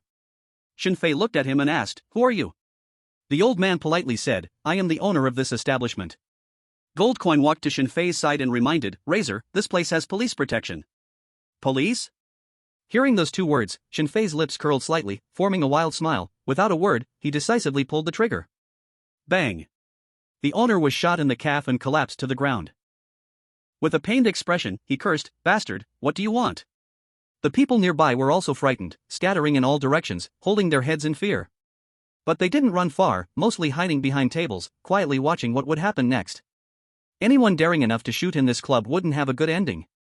What they couldn't understand even more was, who on earth was this young Huaxia man, to not even follow the club's rules? Did he not know this was a place protected by the police? Shinfei raised his gun again and pulled the trigger. Bang! The bodyguard leaped up, blocking in front of Olga, ignoring the pain of being shot, and shouted loudly, Young Master Olga, run! Olga never expected things to develop to this point, but the strong instinct for survival still made him turn around and pull open the glass door to run outside. The last bodyguard stood in front of Shinfei, and he was already too late to fire a second shot. Shinfei looked at the bodyguard in confusion and asked, How much do you guys earn in a month? Risking your lives like this? Goodness! The first bodyguard had just risked his life to protect Olga. This spirit made Shinfei, as a mercenary, feel embarrassed. The bodyguard gritted his teeth and said, This has nothing to do with money. If you want to kill, then kill me. He really looked like he had no fear of death at all. Shinfei asked again, What about that guy named Olga, what's his background? The bodyguard didn't speak. Shinfei guessed that he probably didn't have much background, otherwise, he wouldn't have offered $8,000 to buy his tactical ghost pistol. Get lost. Shinfei waved his hand. The bodyguard felt as if he had received a pardon, dragging the already dead bodyguard away quickly from the strip club. Shinfei turned and said, Polando, go follow them, investigate who this Olga is. Polando nodded slowly and quickly left the club. Shinfei looked down at the owner who was howling in pain, expressionless, and said, I am called Razor, I have offended the Neva Brotherhood, offended the Caucasian terrorist organization, and just killed the head of the criminal department at the police station. I've offended so many people that I can't even count them. They all want to kill me, and yet I'm still alive. Do you understand? I don't care if you add another enemy, nor what the hell your police station behind you is. Don't even talk to me about the law, my bullets are the law. Razor? Hearing this name, the owner's face turned pale and filled with despair, as if he had heard of this newly emerged killer in Petersburg. He gritted his teeth, enduring the intense pain, and nodded heavily. Understood. That's good. Shinfei put away the tactical ghost pistol, took out a gold bar weighing about 200 grams, and threw it on the ground. This is compensation for your club, and for my consumption tonight. Give me the best room, and call for the best girls. I want to play that. Shinfei turned his head, looking at the gold coins and asked, what did you call it last time? The gold coin smiled and said, Russian roulette. Shinfei nodded and added, I want to play Russian roulette. The owner nodded again and instructed his subordinates to arrange it. Soon, Shinfei and they were taken to the best box in the club. As soon as they entered, the large space and luxurious decoration made Shinfei feel like he had stepped into a different world. What surprised him even more was dozens of girls were kneeling on the ground, forming a circle, blindfolded, heads bowed in, pushing their backs out. The staff smiled and said, Sir, the project you requested is ready. I wish you and your friends a great time. Oh? Shinfei then realized. So this is the legendary Russian roulette. Honestly, it's somewhat interesting. 3 rounds, huh, you played 3 whole rounds. Explosive music began to play. The ice blue glimmer reflecting off the obsidian table made the entire box dreamlike. The girls lined up like bullets in a revolver, twisting their waists, waiting for an unknown cowboy to fill them with ammunition of different calibers. After fighting for such a long time, we can finally enjoy ourselves. The gold coins charged ahead first, roaring, Come on, Razor, let's see who is the true strongman. Director Huff, on his way back to the police station, received an urgent call and rushed to the Petersburg police headquarters. The police system in the Ural Federation is similar to that of Huaxia. Taking Petersburg as an example, a highest-level police chief is usually a major general, managing the entire Petersburg and Greer State's Public Security Bureau. Below that are deputy positions at the bureau level, such as the one held by Chi Tongwei, who is considered a significant figure in their respective jurisdiction. After that, it is about assigning heads to subordinate departments, the Criminal Investigation Bureau, the Public Security Bureau, the Counter-Terrorism and Extremism Prevention Bureau, and so on. Director Huff is the deputy director of a sub-district, a big shot within his jurisdiction, but inside the headquarters, his rank isn't high. He waited in the hall for nearly half an hour before finally entering the office of the Criminal Investigation Bureau Chief, Vanya. Director Huff saluted respectfully, Colonel Vanya, Huff reports to you. Vanya had a thick beard, a face full of flesh, but had a pair of narrow, elongated eyes. This eye shape is relatively narrow and long, with little tilt at the inner and outer corners, usually giving a mysterious feeling. Maggie Chung falls into this category of eye shape. But on a face full of flesh, it gives an awkward impression, looking somewhat unintelligent. Vanya closed his pen and looked up to ask, Is Shinfei detained? Why didn't Director Novich come with you? If he could come, you would be scared to death first. Director Huff wiped the non-existent cold sweat from his forehead and respectfully replied, Director, we are very sorry, we failed? Vanya's eyes lit up, and a smile appeared on his face. What do you mean? Shinfei resisted arrest and escaped? Tell me, how many people did he kill? If Shinfei really ran away, he wouldn't need to bother plotting charges, he could directly issue a wanted order, find him, and shoot him down. Director Huff answered, Director Novich died in the line of duty, but it wasn't Shinfei who killed him, it was Colonel Alexei who killed him. Vanya's expression froze.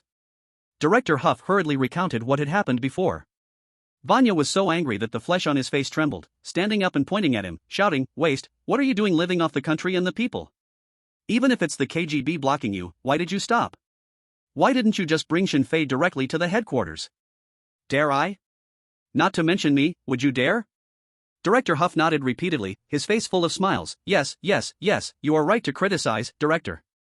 I truly did not know that Shinfei had not only the 58th Group Army behind him but also the KGB. Director, isn't he just a new mercenary from Wagner? Why are both the army and the KGB, two fierce rivals, trying to pull him in? Vanya glared at him, his tone unfriendly. Don't ask what you shouldn't ask. Tell me, where is Shinfei now? Just as Director Huff was about to speak, a phone rang from the drawer. Hearing the special tone, Vanya waved his hand. You wait by the door. Yes, Director Huff hurriedly saluted and turned to leave the room. Once the door was closed, Vanya answered the phone. A middle-aged man's anxious voice came through. Hello, Colonel Vanya, there is trouble at your club. Vanya was really enraged. What is going on? It's one thing if the official subordinates are incompetent. Why would even the underworld's right-hand man choose this time to add to his troubles? Vanya scolded, Can't you even handle this little problem? Did they shoot? If they did, hire a hitman to take him out. Is there a need for me to teach you the club's rules? They shot. The club owner trembled as he replied, he shot a bodyguard inside the club, and is still consuming in the private room. He is a mercenary from Wagner, and we don't know what to do. Wagner's mercenary? Those troublemaking bastards, haven't they already been sent to the battlefield in the Caucasus? No. Vanya seemed to suddenly remember something and quickly asked, isn't there an Asian kid, codename Razor? The boss hurriedly replied, yes, that's the Razor who wiped out the Neva Brotherhood. He even said he killed the director of the Criminal Investigation Department. 3 hours later, Jinbi and Shinfei left the private room. Jinbi was smoking, looking at Shinfei with an unbelievable expression, and finally couldn't help but ask, Razor, what kind of drug did you use? Shinfei asked back in confusion, drug, what drug? Jinbi's expression grew even more shocked, saying in disbelief, don't tell me, you didn't use any drugs? Shinfei shrugged, of course not, did you use any? Jinbi quickly shook his head, of course not, I'm not foolish enough to use that stuff, I'm just really curious, are all you Asians this strong? 3 rounds, you fought for 3 whole rounds. There were many pedestrians in the corridor, and hearing Jinbi's words, many of them looked at Shinfei in surprise. Especially some obese women dressed in luxurious clothing, they stared at him with an invasive gaze, sizing him up from head to toe. It was as if they were appraising a product that could bring them happiness. Jinbi, this is just the standard level for us Chinese, everyone can do it. Shinfei glanced at those rich women and whispered, also, we Chinese don't discuss these things in public. Jinbi silently smoked his cigarette, took out his phone, and tried to contact Palando. The two of them left the club. It was already late at night, and the street was covered in a thick layer of snow. Apart from a few drunkards lying on the sides of the street, there were no pedestrians in sight. Palando walked out from a nearby dark alley and met up with them. Jinbi asked, any findings? Palando shook his head and said, not yet, the body of the bodyguard has been sent to the morgue, and the guy named Olga is receiving treatment at the St. Petersburg State Hospital. He's staying in a regular single room. Jinbi threw away the cigarette but then stomped it out, if he's staying in a regular room, he probably doesn't have any special background. Shinfei agreed with this view. Hospitals are the best place to show the gap between the rich and the poor. That kid has an arrogant personality, if he really had some deep background, at least he would have entered the hospital's VIP ward. After all, even when Palando and Big Bear stayed in the hospital, it was Wagner's exclusive hospital building. Shinfei stretched lazily, alright, the fun's over for today, we have to go back to the base, there's still a whole lot of trouble waiting for us. The two nodded. Palando went to open the car. Just then, Shinfei suddenly noticed that about 100 meters away, a homeless man pulled out a carbine from a pile of junk on the side of the street. If it weren't for his vision being enhanced a few times, Shinfei wouldn't have been able to notice this detail. Bad. Shinfei furrowed his brows, grabbed Palando with his left hand, and Jinbi with his right, quickly hiding in the indentation of the nearby building. Bang, bang, bang. Before he could even shout watch out, the loud gunshots had already echoed across the empty street. 79, women who play too much, really become stupid. KGB office building, top floor. In an old office full of Red Alliance elements. Grey Wolf sat behind the desk, looking at the woman standing in front of him, confusedly asking, Lenina, my daughter. What made you betray the KGB, betray your father? Lenina was very beautiful, with a round face rarely seen in the Ural Federation, paired with peach-shaped hips wrapped in small hot pants, and a tank top that highlighted her tall figure, giving off a fiery hot girl vibe. This outfit completely clashed with the traditional image of a spy. Yet it was this appearance that allowed Lenica to succeed in many missions. Even without her father's title, she can be considered an elite agent of the Petersburg branch. Lenina did not refute her father's words, her face showing no expression. She understood her father very well, if he was not absolutely certain, he would not confront her directly. The words he just spoke already proved that he knew everything. Lenina, do you have anything to say to me? The Grey Wolf seemed to age 10 years in an instant, the sharpness unique to top agents in his eyes replaced by deep fatigue. He never expected that his once proud daughter was truly a traitor of the KGB. After waiting for what felt like 3 or 4 minutes, Lenina still remained silent. The Grey Wolf's trembling hand pressed the red button on the table, tiredly saying, you may come in. The door opened, and several men in suits walked into the room with a murderous aura. The leader said in a deep voice, Miss Lenina, you are under arrest for treason. Please come with us. Lenina did not resist, allowing the staff to take her equipment and put handcuffs on her. As she was about to leave, Lenina turned her back to the desk and asked, how did I get exposed? The Grey Wolf's eyes were red, his body like a statue in the Morin Palace, struggling to hold back tears. Razor, the mercenary from today, he told me. Thank you. Lenina walked out of the office without hesitation, as if bidding farewell to a stranger. Before long, the director and deputy director of the KGB entered. They said nothing, simply standing quietly in front of the desk, waiting for the elder who had protected the Red Alliance for decades and still guarded the new dynasty to awaken from his grief and anger. They knew the Grey Wolf would not be defeated, just as he had carried out countless operations before. When the Grey Wolf put on his glasses again and lifted his head, he was completely different from before. If you have questions, ask. He no longer had any real power in the KGB, nor held any position. He played a role similar to an advisor. The director asked, "What do you think razor means?" He found out that Miss Kanina is an undercover? This question not only troubled him, but troubled everyone in the KGB. Even they had never suspected that such a small mercenary as Kanina could know so much? No, he shouldn't know. The Grey Wolf carefully recalled every detail of his conversation with Shinfei and added, "We always thought razor was associated with Huasha's KOT or India's Raw. His submission of the USB may have been to flatter our country. But through today's communication, I lean more towards the idea that razor likely has his unique way of judging people." Unique way of judging people? Both the director and deputy director did not quite understand what this meant. In fact, the Grey Wolf could not fully understand what he was saying, as it was just a vague guess. "I need more information about him." The Grey Wolf had no intention of continuing the conversation, rubbing his nose, and said, "You go inform Razor who wants to harm him. Also try to invite him out for a meal. I need to have more communication with him." At the entrance of the club, Shinfei dodged the gun line on the street and had no time to catch his breath when a sudden loud noise came from the stone wall beside him. A large caliber bullet created a dent in the wall, and the flying debris scratched Shinfei's face. "Sniper, at 9 o'clock. Run. Belando, go get the car." In a situation where the enemy and friend were unclear, direct confrontation was the most taboo. Running away at this moment was the wisest choice. Belando nodded heavily and quickly moved toward the off-road vehicle not far away.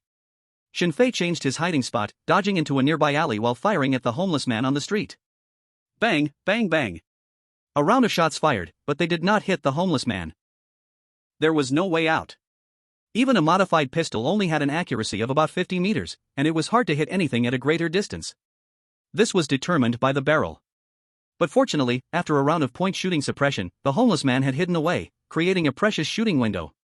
Shinfei and Jinbai rushed into the dark alley, avoiding the sniper's line of sight while waiting for Belando to bring the car. V-room. The sound of the engine roared, and after the SUV started, it suddenly cut the tail, stopping with the front facing the alley. Bang! Bang! The sniper rifle kept firing, dense bullets hitting the car's body and tires. Belando shouted loudly, "Quick, get in the car can't take it anymore." Jinbai and Shinfei ran toward the SUV. Just as they were 30 meters away from the SUV, a sudden red danger alert appeared in Shinfei's mind. He instinctively stopped, shock written all over his face as he looked at Belando. What's going on? There was only Belando within a 30-meter radius. Is he trying to kill me? Impossible. Suddenly, Shinfei remembered that his killing intent resonance skill had just been upgraded. Besides sensing people, it could also sense explosives. Damn it. Playing with women too much really makes you dumb. Shinfei cursed silently and shouted, "Belando, get out of the car, hurry." Belando didn't understand what was happening, but his time spent with Shinfei had made him trust him completely. Without hesitation, he opened the driver's door and rushed out. "There's a bomb in the car, run." Shinfei turned around and ran in the opposite direction. The other two followed closely behind him. They hadn't run more than 100 meters when a violent explosion sounded behind them, the shockwave sweeping in, causing all three to instinctively halt. Looking back, the SUV had exploded, blazing flames lighting up the night sky and igniting the buildings on both sides of the alley. All three were drenched in cold sweat. Good grief. If they had delayed for a few more seconds or chosen to escape in the car, tonight would truly have been their last game with the pretty lady. Bathed in the firelight, Shinfei's bloodied cheek bore a bloodthirsty killing intent. Jinbai and Belando exchanged glances, quickly checking their spare ammo, then reporting their status. They all knew Shinfei's temperament. This guy was someone who never let revenge wait until the next day. Jinbai, 1 block, 3 magazines, 51 rounds. Belando, 2 blocks, 6 magazines, 102 rounds. 80, this guy talks while gasping for air. Shinfei held the gun in his right hand, suddenly exerting force in his wrist, then with a strong flick. The slide moved back with inertia, the ejection port opening a chilling gap, the brass shell flying into the air. Before the shell hit the ground, Shinfei had completed the entire inspection process. Can a gun be checked this way? Jinbai and Belando were both taken aback. Belando couldn't help but say, "Razor, I want to learn this, I must learn this, tell me, what is this called?" So cool. He couldn't even imagine how many beautiful women would be attracted if he used such a gun-checking move at the shooting range. Press check, Shinfei answered with the professional term, adding, learned it from a guy named John Wick, it's really simple, I'll teach you later. Now give me 3 magazines, you two keep running forward, I'll deal with the sniper. Palando handed over 3 magazines to Shinfei without hesitation. Jinbai warned, the sound of that sniper rifle was far away, at least 1200 meters, by the time you get there, he might have long escaped. We have to give it a try. Shinfei replaced the magazine and said seriously, we need to find out who wants to kill us, and while you run away, try to capture someone alive. Since they were out for fun and the SUV had already been blown up, they had no communication tools. They needed to clarify the arrangements behind them all at once. After they finished communicating, 4 or 5 fully armed men appeared at the mouth of the alley. The pursuers in black combat suits. The 3 of them exchanged glances and nodded to each other. Palando and Goldcoin quickly began to flee, while Shinfei entered a nearby dark residential building. Because of the recent explosion, many homes had their lights on. Fortunately, this was the Ural Federation, the people had experienced countless shootings and explosions, and no one chose to watch the excitement. At most, they would hide on their balconies, sneaking a look at the situation outside. Shinfei made his way to the 9th floor hallway, pushed open the window, and looked outside. No pursuers had entered his floor, and if he wanted to reach the top floor, he could only climb up the outside sewage pipe. The old pipe was covered in rust and didn't look sturdy. Ha! Shinfei put the tactical ghost back in its holster, took a deep breath, and climbed out the window. The gale mixed with the salty taste of the Baltic Sea blew against him, making it hard to open his eyes, and his clothes whistled in the wind. Shinfei carefully climbed up the rusty, wobbling sewage pipe. He needed to find a high point to possibly determine the sniper's hiding location based on the bullet trajectory. Just 2 meters from the top, the weight proved too much, and the pipe's connecting fittings fell off, causing the entire sewage pipe to drop straight down. A feeling of weightlessness washed over him. And Shinfei's body plunged down wildly. The strange sound quickly attracted the attention of the pursuing troops. Where is he? Someone shouted, and instantly all the pursuers looked up, pulling the trigger in Shinfei's direction. Bang, bang, bang. A series of bullets flew rapidly, the chilling sound of air being pierced ringing in his ears. He couldn't wait any longer. Otherwise, even if the sewage pipe didn't completely collapse, he could still be hit by a stray bullet. He gritted his teeth, pulled himself up on the pipe, and like a nimble cat in the night, leaped up suddenly, tracing a new crescent arc in the moonlight. Thud! Shinfei's body crashed into the old wall, the impact making his head spin. Fortunately, his right hand grasped the eaves of the top floor, using all his strength, he finally pulled himself up. Shinfei lay on the rooftop, breathing the cold air like he had survived a calamity. You must know. He was a man who had just fought 3 rounds and was not at the peak of his physical condition. Bang! Suddenly, another gunshot rang out, a bullet hole forming less than 2 centimeters from Shinfei's head. He hasn't left. That sniper, he hasn't left. Ignoring the pain in his body, Shinfei quickly got up and hid behind some cover, pulling out his sunglasses to observe the sniper's firing position. Within 30 meters. With his skill of killing intent resonance, Shinfei was an absolute king. But in farther distances, especially in confrontations over 100 meters, it was the sniper's stage to show off their skills. Bang! As soon as Shinfei's sunglasses came out, the sniper fired again, instantly shattering the lenses, the immense force causing him to instinctively release his grip. Although he hadn't observed the sniper's specific location, from the previous 2 shots, he could roughly estimate the opponent's shooting field of vision. The other's position was significantly higher than his. From a straight angle of 10 degrees to 90 degrees, all within the opponent's control. Other angles were temporarily safe. Thud, thud, thud, thud, thud, thud. Before Shinfei could catch his breath, he keenly heard the sounds of approaching footsteps in the hallway. As they got within 30 meters of him, details of the enemy's positions appeared in his mind. There were about 7 or 8 of them, moving quickly. These people did not try to take Shinfei's path but instead, after reaching the top floor, began to forcefully break down the security doors on both sides. Usually, such neighborhoods would have maintenance openings. Through the stairs inside the rooms, they could reach the location where Shinfei was hiding. In the distance, there was the sniper. There are pursuers behind. The situation is very dangerous, a small mistake could lead to injury or even death. Buzz, buzz. The phone rang. Shinfei originally did not plan to answer, but unexpectedly, the call automatically connected, and a stranger's voice came through. Razor, it seems that your situation is a bit precarious now. If someone can control their phone, they cannot be an insignificant person. Shinfei considered an escape route while coldly asking, who are you? You can call me Siberian Wolf, the man's voice echoed again. The KGB is more than willing to help you, but you need to pay a certain price. Buzz. As his voice fell, Shinfei heard the roar of engines in the air. Looking up, he saw 2 Mi-28N attack helicopters with a single rotor and tail rotor gliding in the pitch-dark sky. Is there anything else? Shinfei was prepared to throw away his phone and start fighting. It seems Mr. Razor is very confident in his own strength. Siberian Wolf's tone was calm, as if describing a trivial matter. Well then, I am here to convey a message from the Grey Wolf. He wants to tell you two things. First, the one who wants to kill you is Deputy Director Vanya of the Criminal Investigation Bureau. He is a lackey of the Malenko family. Second, Grey Wolf hopes you can have dinner with him when you have the time. The maintenance window on the roof made a sound. Shinfei saw from his killing intent resonance skill that the pursuers were already less than 5 meters away. As long as they opened the maintenance window, both sides would be exposed in each other's line of fire. Shinfei prepared to risk moving to another place. Just as he was about to move, Siberian Wolf smiled and said, Mr. Razor, I have a personal gift of information, would you like to hear it? Damn. Shinfei couldn't help but curse inwardly. This guy talks like he's out of breath. Like those chapter-splitting authors from the online novels I read in my past life. 81, Close Combat Prince vs. Ranged Queen. Both maintenance windows opened simultaneously, and 3 enemies poked their heads out. Guns raced to aim at the corner where Shinfei was hiding, pulling the triggers. Bang, bang, bang. Deadly bullets whistled through the air. They had sniper support. In a sense, they were almost on par with Shinfei, who possessed the killing intent resonance skill. Shinfei suddenly stood up, dodging the gunfire to the right while aiming to counterattack the enemies. He fired 2 shots. One enemy at the left maintenance window was shot in the head, and the previously opened window was slammed shut again. During this process, the sniper fired twice.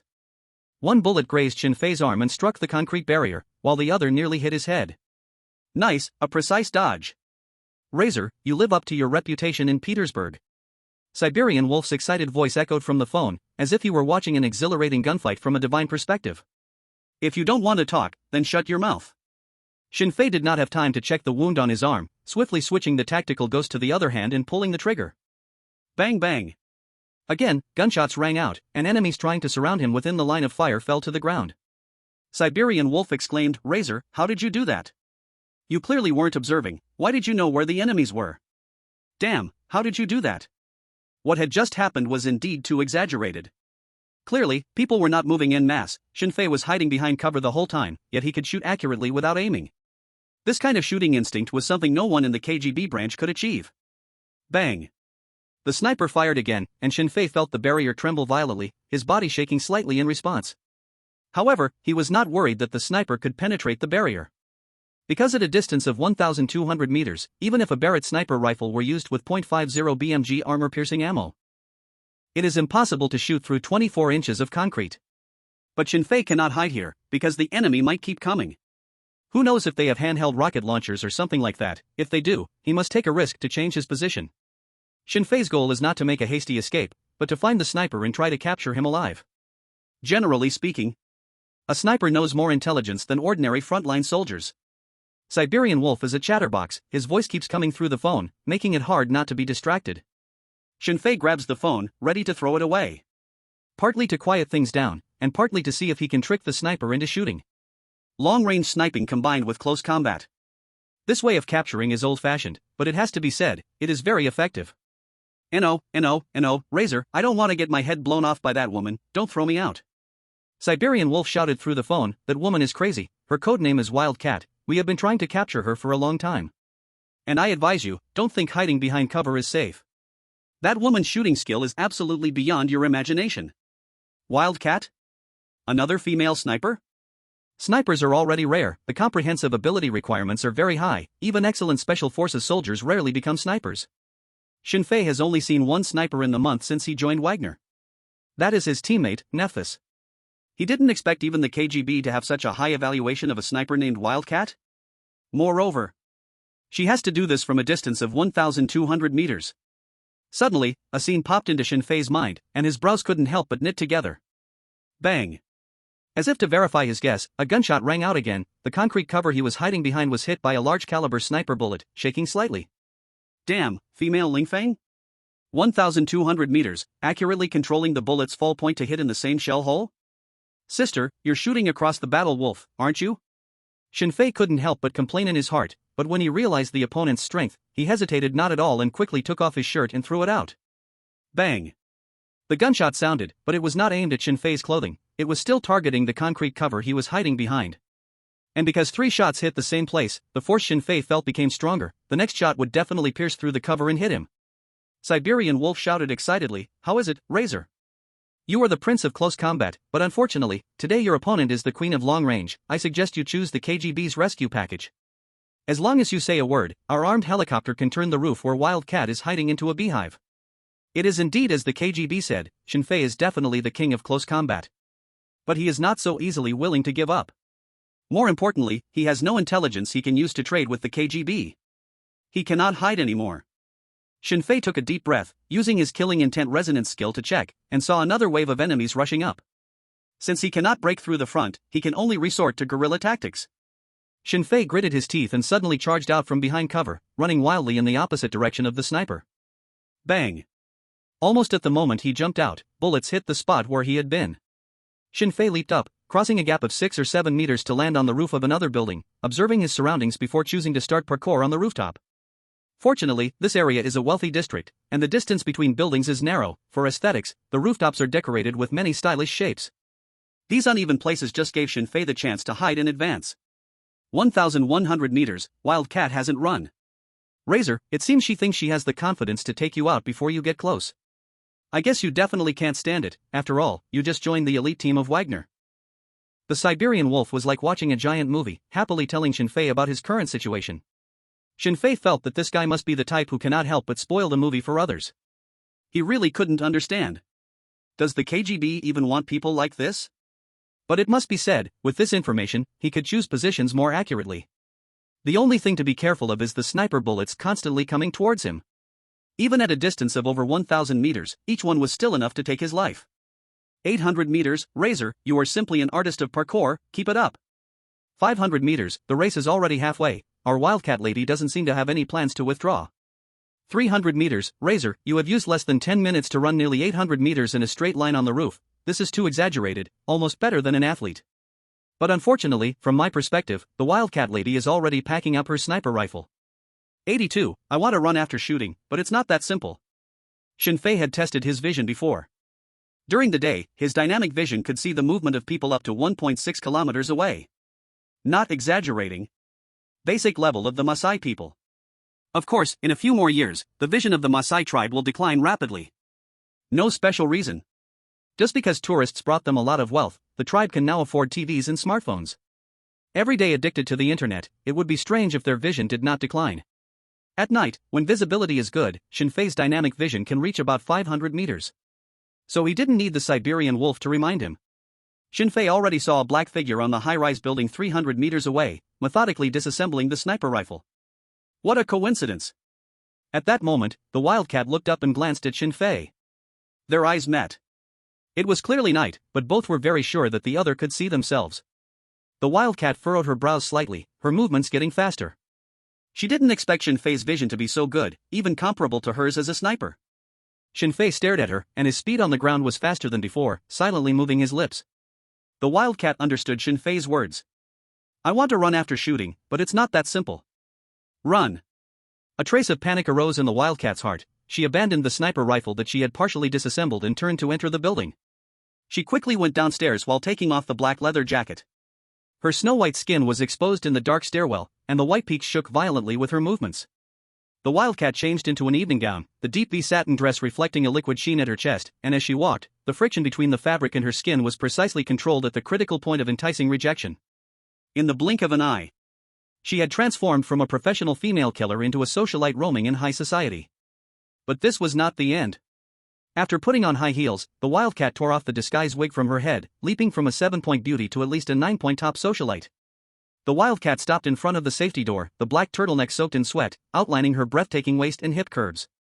She casually wiped the beads of sweat from her neck and pushed open the iron door in front of her.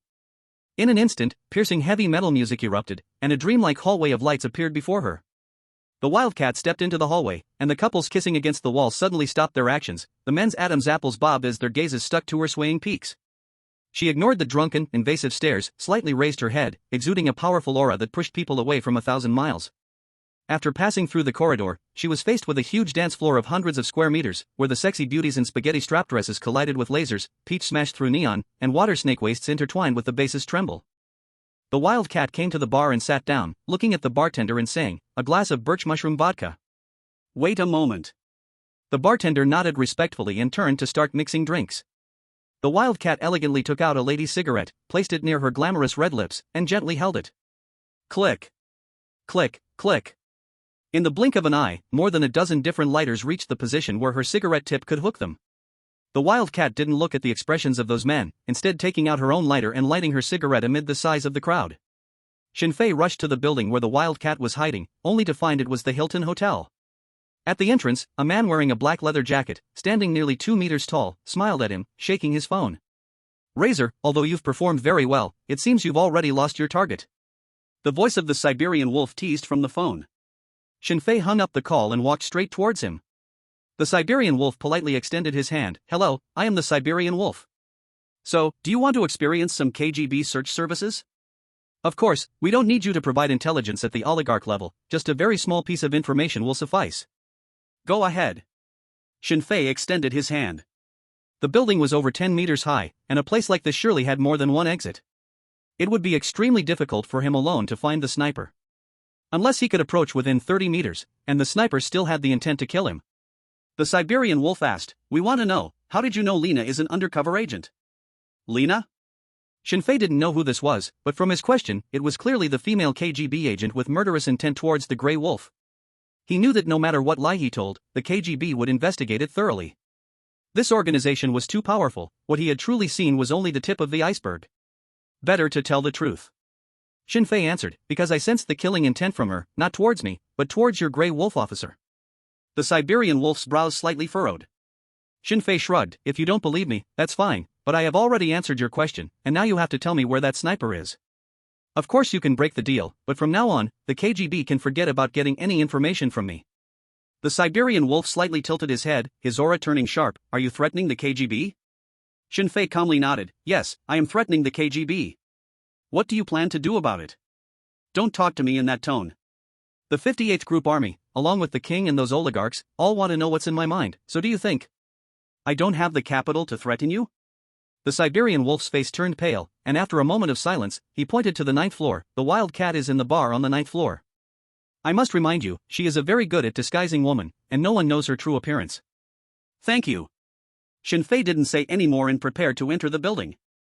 After taking 2 steps, Shinfei stopped, turning his back to the Siberian wolf and saying, although I don't know if it's a test, I can tell you for sure, the killing intent you just projected was not aimed at me, but at the security personnel at the door. The Siberian wolf instantly froze in place, his face full of surprise and disbelief. Sorry, sir, you're not appropriately dressed, we cannot serve you. Shinfei was stopped by the security personnel at the door. He glanced through the glass door and realized he indeed looked a bit disheveled. With bruises on his cheeks and his left arm bandaged but with his sleeve already torn, he resembled a homeless person on the street. Shinfei pulled out several rubles from his pocket and said in a deep voice, can this get me in? The security personnel shook his head expressionlessly, sorry, you can't. Oh my, Shinfei's expression darkened. He was just about to force his way in. Suddenly, the voice of the Siberian wolf rang out, then how about this? Shinfei turned around to see this guy holding a document with a cover printed with a sickle and hammer, the words written in gold below it. The 2 security guards turned pale with fear in an instant. The Siberian wolf pointed to a security guard who was about Shinfei's height and said, your clothes have been requisitioned, take them off. The security guards didn't dare to resist and immediately began to obediently strip off their clothes. After he took off his jacket, he looked at Shinfei with a pitiful expression and said, sir, do I need to take off my underwear too? Shinfei ignored him and picked up the suit on the ground. The Siberian wolf stood at the door, gesturing for him to go ahead. With a smile he said, Razor, this is a private gift, no need for you to exchange value. Wishing you a pleasant hunt. 83, answer my question, or say your final words.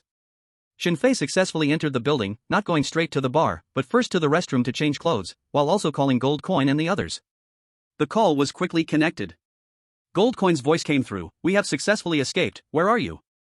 Shinfei changed into his clothes and washed his face. Hilton Hotel, the sniper is in the bar of the building, I am preparing to go find him. You and Poland should hurry over, wait at the back door of the building. Got it. Gold Coin hung up the phone. Having cleaned himself up, Shinfei took the elevator straight to the bar floor. As soon as he stepped out of the elevator, loud heavy metal music blared, and the dreamlike corridor was filled with drunken men in pairs. St. Petersburg is a tourist city, and at night it displays its unique charm. Shinfei walked through the crowd, entering the bar while carefully observing the intent to kill resonance skill.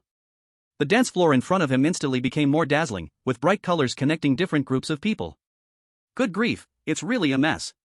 For a moment, Shinfei couldn't tell how many people wanted to kill their companions on the dance floor.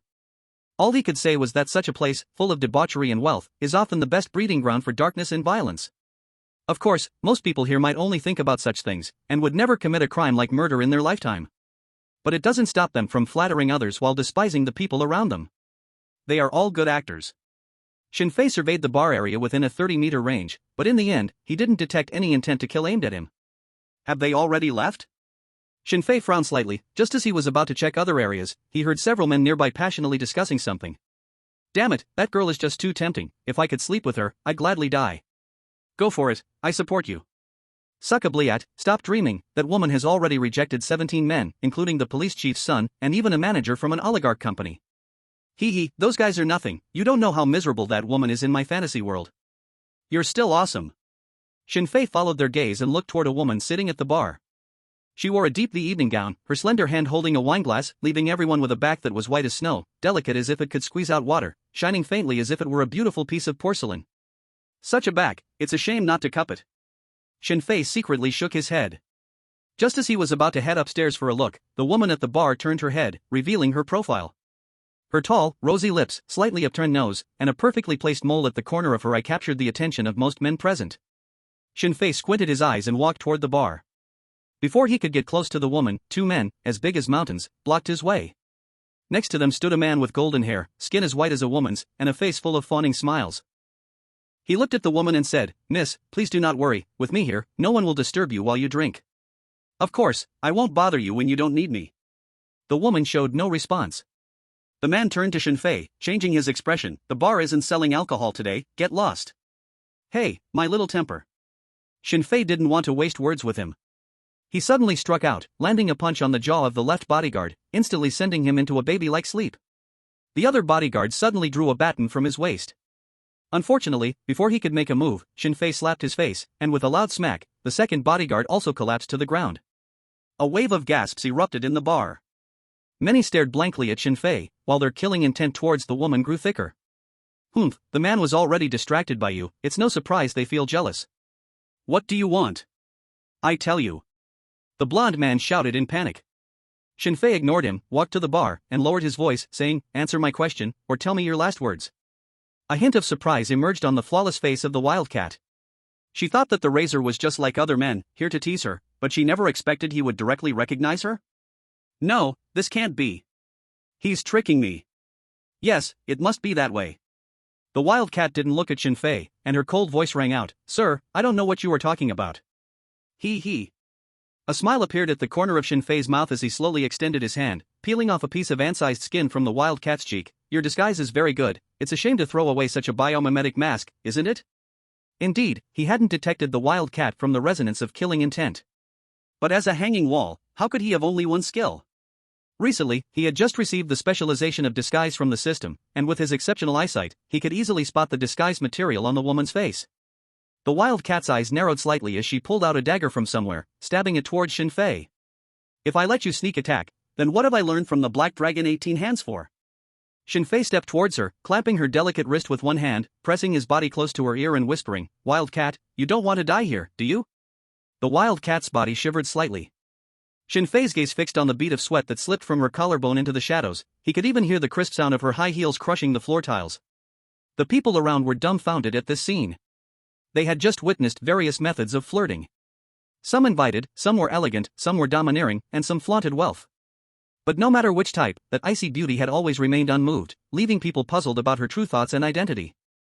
Now seeing that Asian kid take action directly, and the gorgeous woman showed no resistance? I understand. So she likes it rough. Should have said earlier. What a pity. I love to hit people. Do you think I still have a chance if I go up now? First you have to be able to beat him. Got it, I'll find a beautiful lady to try later. The crowd buzzed with discussions, saying all kinds of things. The wildcat's red lips hovered 2 centimeters from the earlobe, releasing a scent of citrus wine as she whispered, "Let's change places, and I'll cooperate." Shinfei felt the softness by his ear and the fragrance wafting into his nostrils, stepping back half a step and making a gesture of invitation. "That would be best, beautiful miss." "What?" Shinfei is from the 749 Bureau? The two were very close, walking out of the bar under the envious gazes of many men. Once in the elevator, Shinfei stared at her and asked, "Who sent you to kill me?" "I don't know," the wildcat answered bluntly. Shinfei raised his right hand, aiming the gun hidden in his suit at her head. "Do you think I won't dare to kill you?" The wildcat slightly raised her hands to signal Shinfei to calm down, responding, "I really don't know. We contacted each other through the dark web. I don't even know who you are. If you don't believe me, you can check my phone." Shinfei scanned the deep evening dress of the wildcat but didn't find anywhere to hide a phone. The wildcat signaled with her eyes that the phone was on the outer thigh, covered by the dress. She was clever and didn't act irrationally. "Don't move." Shinfei moved his right hand away from her attack range and reached out with his left hand to grab the phone. This action was very safe but also quite awkward. The wildcat frowned and complained, "Hey, you're looking in the wrong place." Shinfei adjusted his angle and finally found something similar to a phone on the smooth, fair thigh, and pulled it out. In that instant, the wildcat's eyes became fierce, and she suddenly kicked her long leg toward Shinfei's head. If caught off guard, this move was nearly foolproof. But unfortunately, even as a sniper, the wildcat understood hidden killing intent, yet at the moment she attacked, Shinfei's killing intent resonance skill still captured her. Before her brain could react, Shinfei let go of the phone, blocking the wildcat's long leg with his left palm. His right hand released the pistol, accurately grabbing the wildcat's long hair, pulling it down sharply. "No, no, no." The wildcat realized something and hurriedly pleaded for mercy. Shinfei didn't give her a chance to explain. As he pulled her hair down, Shinfei had already raised his knee, crashing it heavily into the wildcat's face. The wildcat only felt a tremendous force hitting her head and completely fainted. Shinfei let go, picked up the pistol and the wildcat's phone, glanced at the wildcat whose nose was bleeding, and murmured, "It hasn't even deformed, it seems to be the original." Not that original is so beautiful, is it worth being a killer?" Ding! The elevator door opened. Gold Coin and Poland Duo were surprised to see the beautiful woman lying unconscious on the floor, then looked up at Shinfei. "What's going on? Wasn't he supposed to catch the sniper? Why did he bring out a beauty?" Shinfei's arm wound burst open, and blood seeped out. He pointed at the woman on the ground and said, "She is the sniper who wanted to kill us. Take her with us back to the Wagner base. Notify Big Bear and Nephis in the hospital to be careful. KGB, top floor office." A knock sounded. The Grey Wolf casually closed the documents on the table and said, "Come in." The door was pushed open, and the Siberian Wolf walked to the desk, giving a salute. The Grey Wolf nodded slightly, leaning back and asking, "Tell me, what interesting things happened in Petersburg tonight?" The Siberian Wolf recounted what had just happened in detail. When he got to Shinfei being able to accurately judge the target of his killing intent, a trace of surprise flashed across the Grey Wolf's wrinkled face. "What do you think?" the Grey Wolf asked. The Siberian Wolf shook his head. "If someone told me such a thing, I would definitely think they're joking. But having personally experienced it, I have to suspect that the razor indeed possesses some extraordinary abilities. For instance, the perception of the magnetic field. As KGB agents, they had encountered far more than ordinary people, and they were familiar with various bizarre tales. Such as the Maasai tribe generally having vision above 6.0, or the Himalayan Sherpas working at an altitude of 5,000 meters, and the Nenets maintaining normal body temperature and having strong metabolic heat production abilities in -50 degrees Celsius environments. Human understanding of itself has always had strong limitations. Not to mention in today's age, where countries specialize in researching special abilities or aliens. The Grey Wolf pondered for a moment, asking, "Have you heard of Huasha's 749 Bureau? 749 Bureau?" The Siberian Wolf shook his head. "Sorry, as you know, I don't know much about Huasha, their characters are too difficult to understand." The Grey Wolf didn't continue to dwell on this issue and said, "Tomorrow at noon, I will treat Shinfei to a meal. You find a suitable Chinese restaurant. Also notify the 7th Field Bureau, let them clean up those bodies before the police do, and keep them safe. Maybe we should treat Shinfei differently." The Siberian Wolf showed a puzzled expression. The Grey Wolf smiled and said, "His team only has 3 people left, so why can't we let them change from Wagner team to KGB team? The treatment here must be much better than that of mercenaries, right?" The Siberian Wolf thought of Shinfei's performance with his teammates tonight, and his eyes could not help but light up. He was originally part of Team C of the Trut Special Forces, but all the team members died in Vladivostok last year. And on him, he bore the hope of rebuilding Team C. Petersburg, suburban villa. A bunch of useless trash. Deputy Director Vanya of the Criminal Investigation Bureau angrily threw his phone on the ground after listening to his subordinate's report. What the hell? Dozens of killers acted at the same time, and even the top assassin Wildcat still let Shinfei escape? Damn it. He is just a mercenary from Team 7, right? Ha, Vanya's breathing became heavy, irritably took out a satellite phone from the drawer, and pressed the dial key. Beep, beep, beep. The call was quickly connected. Vanya questioned, Wildcat, how are you doing your job? Why did my people see that damn Razor safely back at the Wagner base? What he didn't expect was that a man's voice came from the other end of the phone. Vanya? Vanya was startled, and asked back, who are you? Your assassin is in my hands, guess who I am? The man's teasing voice rang out again. Shen Fei? Vanya cursed, damn Asian, I will make you understand sooner or later the price of offending Malenko.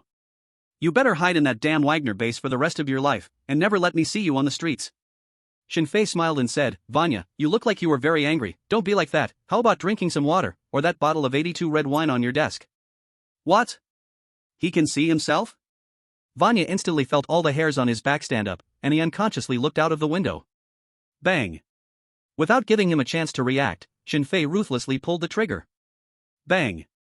The gun fired, Vanya was shot in the forehead, and fell onto his own desk in a pool of blood. That's right.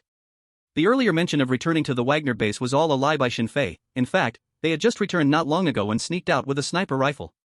Target hit. Palando put down the observation scope and said worriedly, Razor, we just killed the deputy director of the Criminal Investigation Bureau, this is serious. Maybe tomorrow morning, no, at most 1 hour later, we will be wanted throughout the city. KGB, Wagner, police, gangsters, everyone will hunt us down, the 58th Group Army will no longer provide us protection. Shen Fei's corner of his mouth slightly raised, patting the still unconscious Wildcat next to him, smiled and said, who said we killed the director? It was clearly this female sniper who did it. Is it really possible? Gold Coin and Palando's eyes widened in surprise, looking at Shen Fei in shock. What a trick to divert blame and frame someone else. Shen Fei removed Wildcat's beautiful deep-V evening gown, admired her stunning body, and then helped her change into a black form-fitting leather outfit, before leading Gold Coin and Palando away from the dark rooftop. 85, who am I, where am I, what have I done? The three quickly disappeared into the night. Palando wiped the cold sweat from his forehead and said, Razor, I thought you were going to make that female sniper a member of our team. A precise shooter who can hit the same spot 3 times at a distance of 1,200 meters is rare. And she is prettier than Nephthys. Gold Coin complained, that last sentence is the truth in your heart, right? Shen Fei watched the police cars speeding by on the street, then glanced at the tall building where the Wildcat was hiding, and said with a smirk, if she can escape from this environment, she might very well become one of us. Escape? Palando shrugged and said, stop joking, this is the most secure place in Petersburg, inhabited only by high-ranking officials and wealthy people. In 5 minutes, the news of Vanya's murder will spread through the upper echelons of the police, and 10 minutes later, this area will be surrounded by a large number of police and armed helicopters. Look at those police cars on the street, they would not respond this quickly in other neighborhoods. Shen Fei agreed with this point. The gunfire hadn't even stopped for 3 minutes before a large number of police had already arrived. When he was beaten up in the gang branch back then, not a single police officer had shown up. One can only say that Petersburg during this period. No. Not just Petersburg. But the entire Euro Federation during this period is a magical and chaotic place. The afterglow of the Red Star Alliance is gradually fading, and a new order will begin to take shape in this chaotic land. To put it more poetically, this is the darkness before dawn. Shen Fei loved this period too much, he could do a lot of things boldly without worrying about backlash. Let me see how high I can rise during this special historical phase. The three of them got into the off-road vehicle and headed for the Wagner base. Palando lit a cigarette and asked curiously, Gold Coin, what are you thinking? You've been silent. You're not scared, are you? The actions they took tonight, if discovered by anyone, would face the wrath of a superpower. You can fight, you can compete, you can use all kinds of means. But that doesn't mean you can kill a T0 level figure in Petersburg, because it would make other big shots uneasy and challenge the authority of the king. Even if the one killed was a dog of the oligarchs. Of course I'm afraid, Gold Coin said as he drove, keeping his eyes straight ahead. But I'm even more curious, Razor, how do you plan to wrap this up? And what did you leave beside that female sniper? Shen Fei did not respond, in fact, he was also pondering the direction ahead.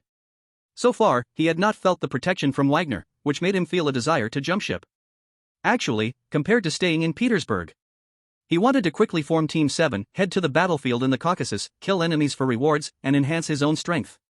As for what he left for the Wildcat, it could be seen as an act of dishonest revenge, or a test coming from the captain of Team 7. Shen Fei whispered to himself, System, draw. Ding.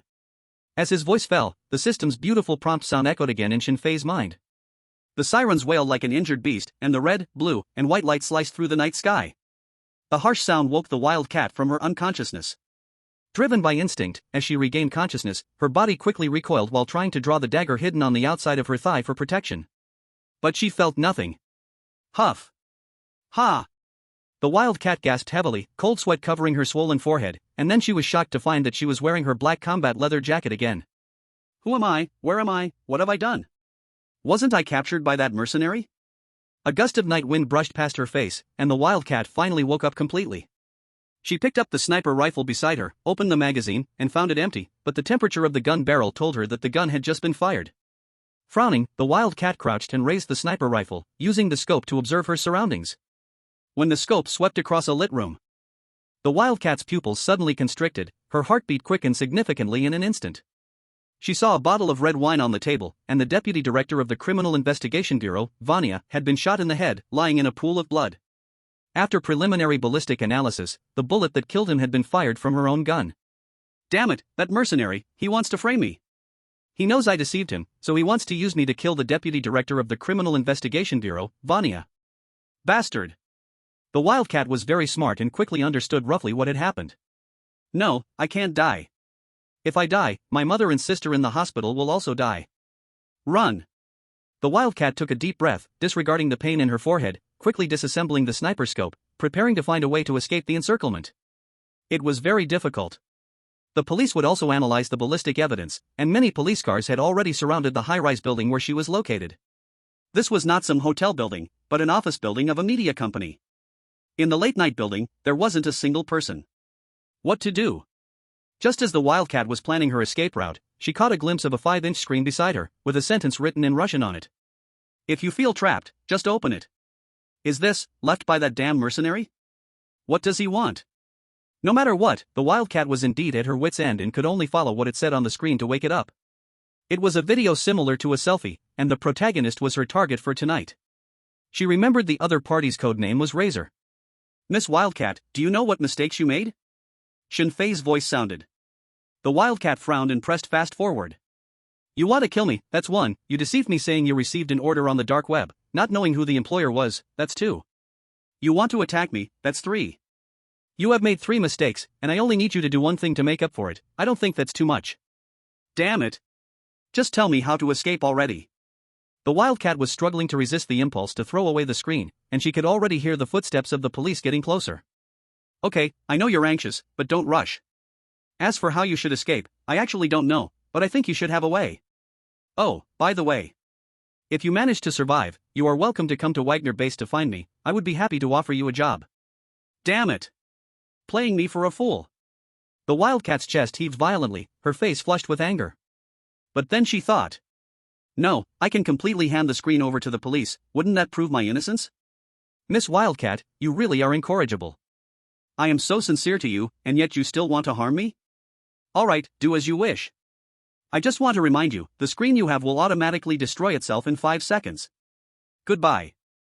Automatically destroy itself in 5 seconds? My God? Do you think you are in a spy movie? The wildcat complained in her heart but did not dare not to believe it, and could only quickly throw the screen away.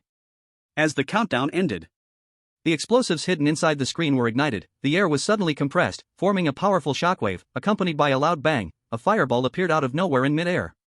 And such a noise instantly attracted more police. Bastard, scum, damn thing. If I can survive, I will be the first to kill you. The wildcat's anger completely ignited her, all elegance and beauty were instantly consumed by rage, her beautiful eyes widened, like a shrew cursing in the street. 86. The 13 Needles of Ghostgate. In the late night, at Wagner Base, Shenfei lay in bed, sorting through the gains of the day. First, there were system rewards. In addition to the usual agility and body enhancements, there were also 2 special rewards. One was the 13 Needles of Ghostgate. This is a special treatment method in acupuncture, specifically used to treat madness with a magical effect in special situations. Not only can I treat others, but if I ever face a special environment of interrogation again, I can also stimulate points like Ghost Seal, Ghost Palace, Ghost Cave, Ghost Rampart, and Ghost Road to make truth serums and similar psychedelic methods ineffective. That's right. To become stronger, it still depends on the system. In addition, Shenfei also received intelligence about a wildcat. That woman is named Victoria, born into a nomadic gypsy family. In the history of the Ural Federation, this name has a significant meaning of victory. The wildcat suffered domestic violence since childhood, leading a very tough life, and after becoming an assassin, most of her money was spent on treating her sister and mother. The intelligence also provided the hospital where the wildcat's sister and mother were located. Goodness, this is really a gambler father, a sick mother, a school-going sister, and a broken her? If he had heard such a story in another situation, Shin Fei would have only doubted whether the other party had been to a foot massage shop at Dongda for training. However, Shin Fei still believes in the accuracy of the system's intelligence. He could only lament that art, damn it, truly comes from life yet transcends life. A precise shooter with a weakness. She is worth training, provided she can survive tonight. Shin Fei stretched and stopped thinking about those messy things, falling into a deep sleep. Being able to fall asleep quickly in any environment is a necessary skill for soldiers. When Shin Fei opened his eyes again, it was already past 9 in the morning. He made himself a cup of black tea, comfortably sat on the sofa, then turned on the TV to check the latest news. The biggest news, without a doubt, is still the war between Chechnya and the Ural Federation. The king held a televised speech, accusing the Chechen rebels of being all terrorists, especially furious about the recent surge in terrorist attacks. He directly pointed out in the speech that any citizen is qualified to take action against those terrorists. If caught at the airport, shoot them dead on the spot; if caught in the bathroom, drown them in the toilet. Forgiving them is God's business. What the people of Ural should do is send them to meet God. Well, if Shin Fei remembered correctly, this should be the first time since the king took power that he prominently displayed his iron-fisted governance methods. The oligarchs are quite honest. Recently, they haven't made any significant moves, and many have even stopped participating in TV shows. You see, most countries are based on a voting system, and to get the common people to recognize you and support you, the first thing you must do is make them see your existence. Simply put, it's about showmanship.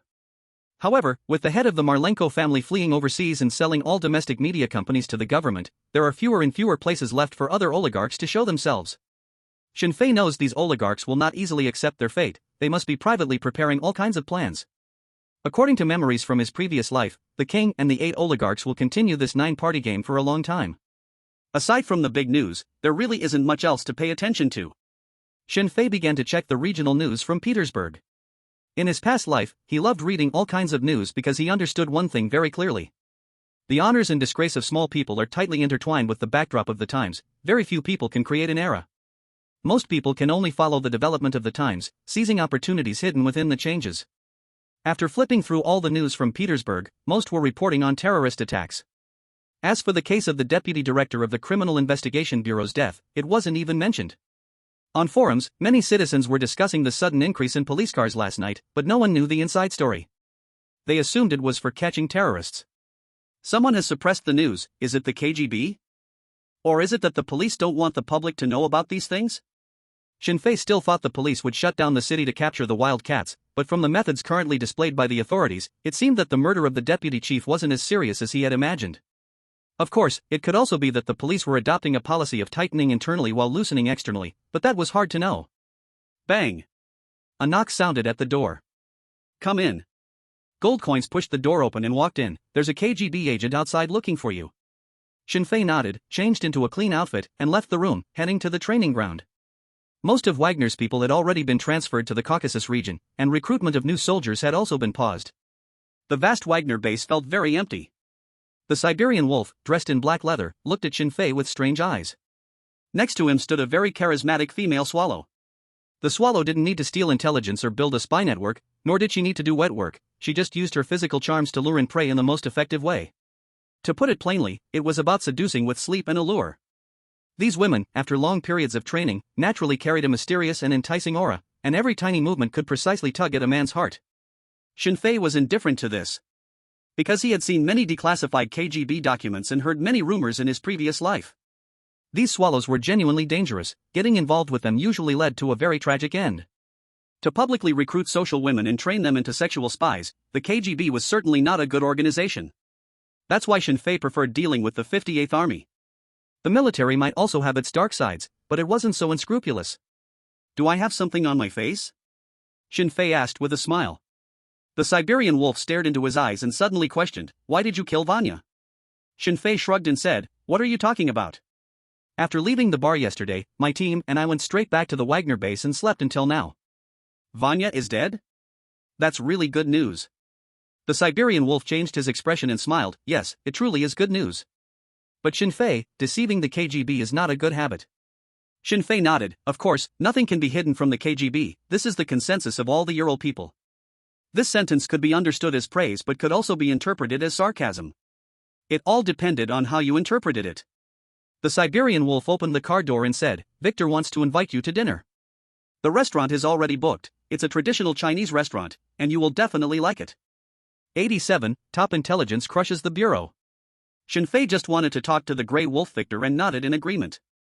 As he was about to get in the car, the KGB swallow blocked him, wearing an alluring smile. Mr. Razor, would you like me to help tidy up your clothes?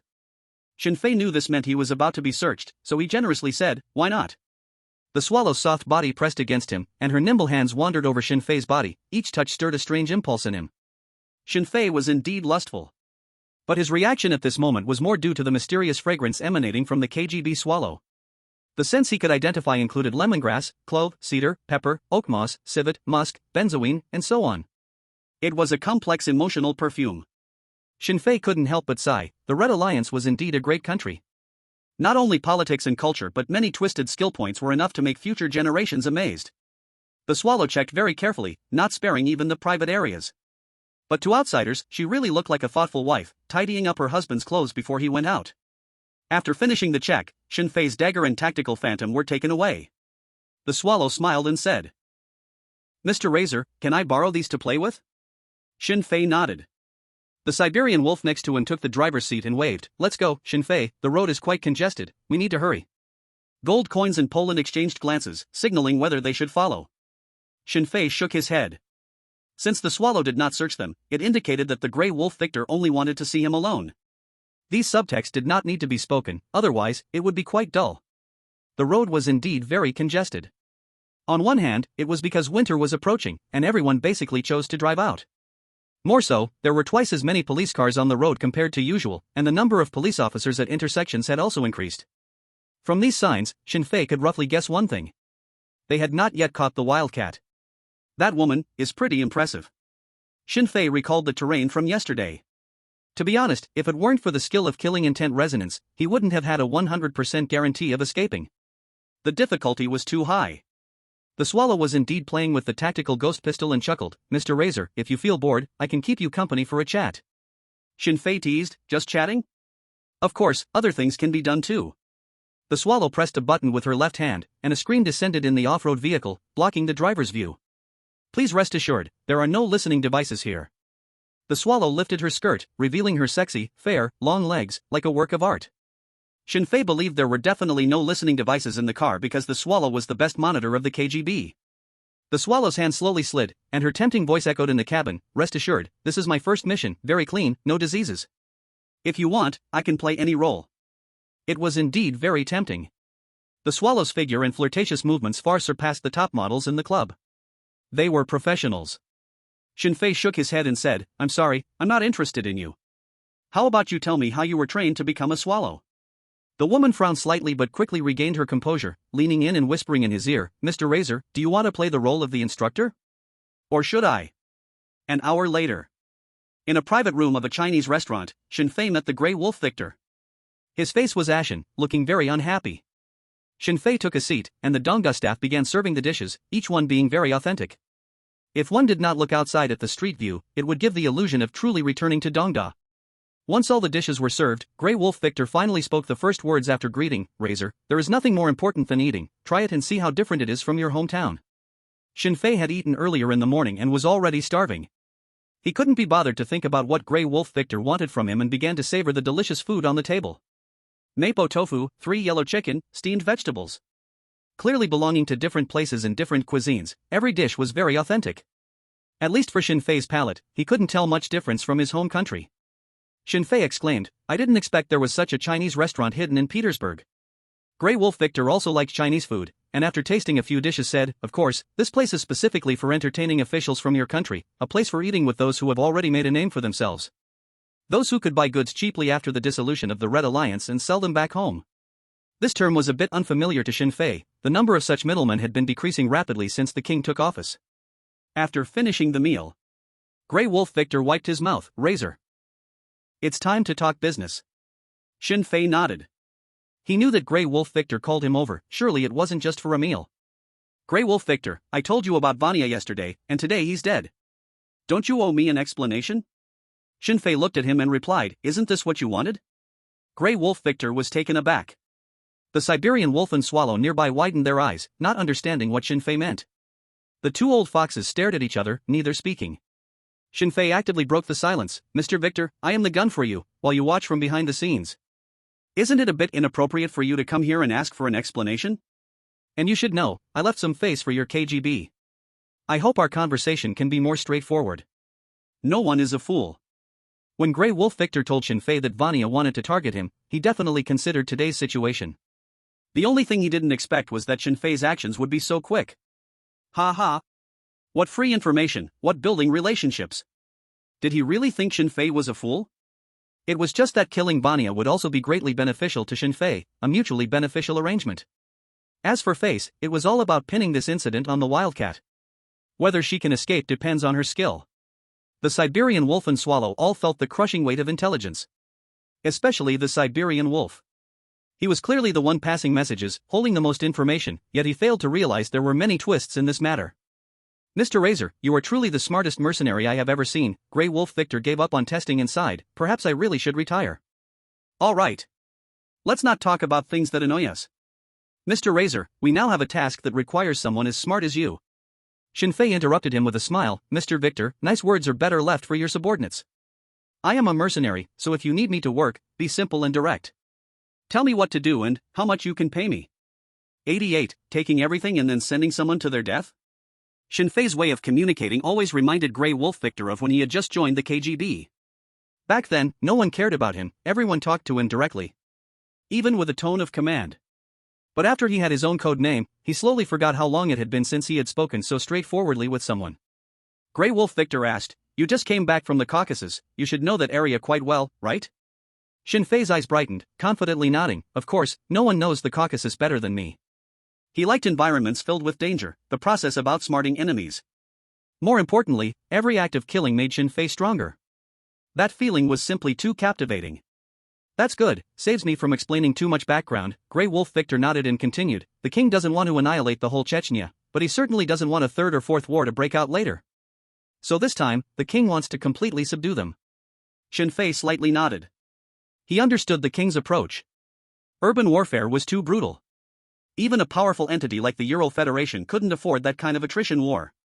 In fact, it was because during the First War, Chechnya held absolute initiative in urban combat, that they developed an illusory sense of invincibility. After not being calm for a few years, they stirred up trouble again. Grey Wolf Victor, some people do not want to see a humiliating defeat for Chechnya, but they can't enter the scene personally, and in this process, those white gloves play an important role. Callahanston, have you heard of this country? Shinfei thought for a moment and replied, they preserve the arsenal of the Red Alliance. Through the loose border control and the underground arms network, they deliver AK-series rifles and RPG rocket launchers to Chechnya through secret passages in the Caucasus Mountains. This is well known. The Grey Wolf Victor squinted, releasing a powerful aura, and said in a deep voice, that is old news. According to the latest information I have, they have started to deliver night vision devices and communication equipment, as well as TNT explosives and surface-to-air missiles to Chechnya. Ah! Shinfei was indeed surprised. Even with memories from the future, he had never heard of such news. Actually, it's quite normal, this kind of news can't be broadcasted. And after this war, the relationship between the two countries will become very good. There are no eternal enemies, only eternal interests. The Grey Wolf Victor continued, the frontman of Karahankistan will meet with the chief of staff of Gilizav in 3 days' time to finalize the delivery time and route for the next batch of arms. This time, in addition to conventional weapons and ammunition, a large batch of Lewis agents will also be delivered. Once this batch of biological weapons is delivered into Chechnya, it will deal a devastating blow to the Ural soldiers on the front line. Countless people will suffer and die. The Lewis agent is a type of arsenic-containing chemical warfare agent, categorized as a blister agent. Its toxicity and mechanism of action are similar to mustard gas, but it takes effect faster and poses a risk of systemic poisoning. Hearing this name, Shinfei curiously asked, how does Karahankistan have this? If I'm not mistaken, this should be a gas bomb developed by the Japanese. This has to do with your country. The Grey Wolf Victor's gaze became profound. Shinfei said nothing, waiting for his explanation. The Grey Wolf Victor didn't keep him in suspense. After World War II ended, many scientists who conducted human experiments in your country faced the fate of being judged. But in reality, not many were sent to prison. Instead, they changed their names and lived lives of privilege.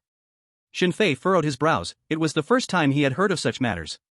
He had been an ordinary person in his past life and didn't watch the news much. But after careful thought, he found it very reasonable. Those scoundrels conducting human experiments possessed a wealth of information that felt extremely advanced at the time. The human body is 78% water. This is a common knowledge that almost everyone in the future knows. But few know that this data was obtained after the 731-unit dried out living people from Dongda. Considering the results of those scoundrels' research, many countries were willing to offer them protection. Karahankistan was clearly one of them, and they obtained the formula for the Lewis agent, now preparing to sell it to Chechnya for the war against the Ural Federation. Good deeds are rewarded is a fairy tale for ordinary people. History repeatedly proves that this world is truly a makeshift stage. Shinfei sighed inwardly. The Grey Wolf Victor said firmly, I hope you can help us investigate the transport route of this batch of Lewis agents. As for the reward, $1 million, how does that sound? At the current timeline, $1 million is an absolute fortune. The casualty standard for Ural Federation soldiers is 100,000 to 200,000 rubles. According to the current exchange rate of 1 to 28, the value of a life is less than $10,000. But to achieve what the Grey Wolf Victor said is certainly not easy. Shinfei did not agree immediately, replying, the price is very reasonable, but this is a life-threatening job. I need to discuss it with my team members. Of course. The Grey Wolf Victor nodded generously, adding, but you need to give me an accurate time. Before dawn. Shinfei provided an answer, and as if remembering something, he added, did the police catch the sniper named Wildcat? The Siberian wolf shook his head, not yet, she is very cunning. Shinfei glanced at the time, the other party had already endured the entire Petersburg police chase for nearly 10 hours. Very impressive results. And the Wildcat has weaknesses, her sick sister and her mother. Coincidentally, Shinfei had just received the system's reward of 13 ghost needles, which could provide some help in this regard, making it not hard to take down the Wildcat. Having a good sniper is extremely important for executing similar tasks. Shinfei stood up from his chair and adjusted his clothes. Mr. Victor, I need your help to get an identity with no criminal record, which shouldn't be difficult for you, right? The Grey Wolf Victor frowned and asked back, the Wildcat? Do you think she can be trusted? Not yet, but perhaps this situation will change soon. Shinfei answered confidently. The three people in the room fell into contemplation, not understanding the meaning of his words. However, given Shinfei's previous series of unbelievable operations, undoubtedly, having him execute this task was the best choice. The Grey Wolf Victor nodded, no problem, I will take care of this matter. He turned to look at Yenji standing beside him and said seriously, the country needs your contribution. Yenji straightened her body and saluted earnestly, yes, sir, I understand what to do. She returned the dagger and tactical ghost pistol to Shinfei, left the box expressionlessly. Shinfei puzzledly asked, where is she going? To confess. The Siberian wolf replied calmly as if answering a trivial matter, she will take on all the charges and end the assassination incident from last night. Shinfei couldn't help but twitch the corner of his mouth. Goodness, cleaning up after and then sending someone off to die? He admired such patriots, because they shocked him greatly, even rendering him completely unable to understand. The Grey Wolf Victor stood up, extended his hand and said, everyone has their own way of being patriotic, just like the cash you love dearly, also just paper used to make people fight and find something to do. What do you think, Razor? Razor smiled and extended his hand to shake with him, murmuring, I really agree with your point of view, and I am very willing to clean up for the KGB while collecting the waste paper you consider garbage.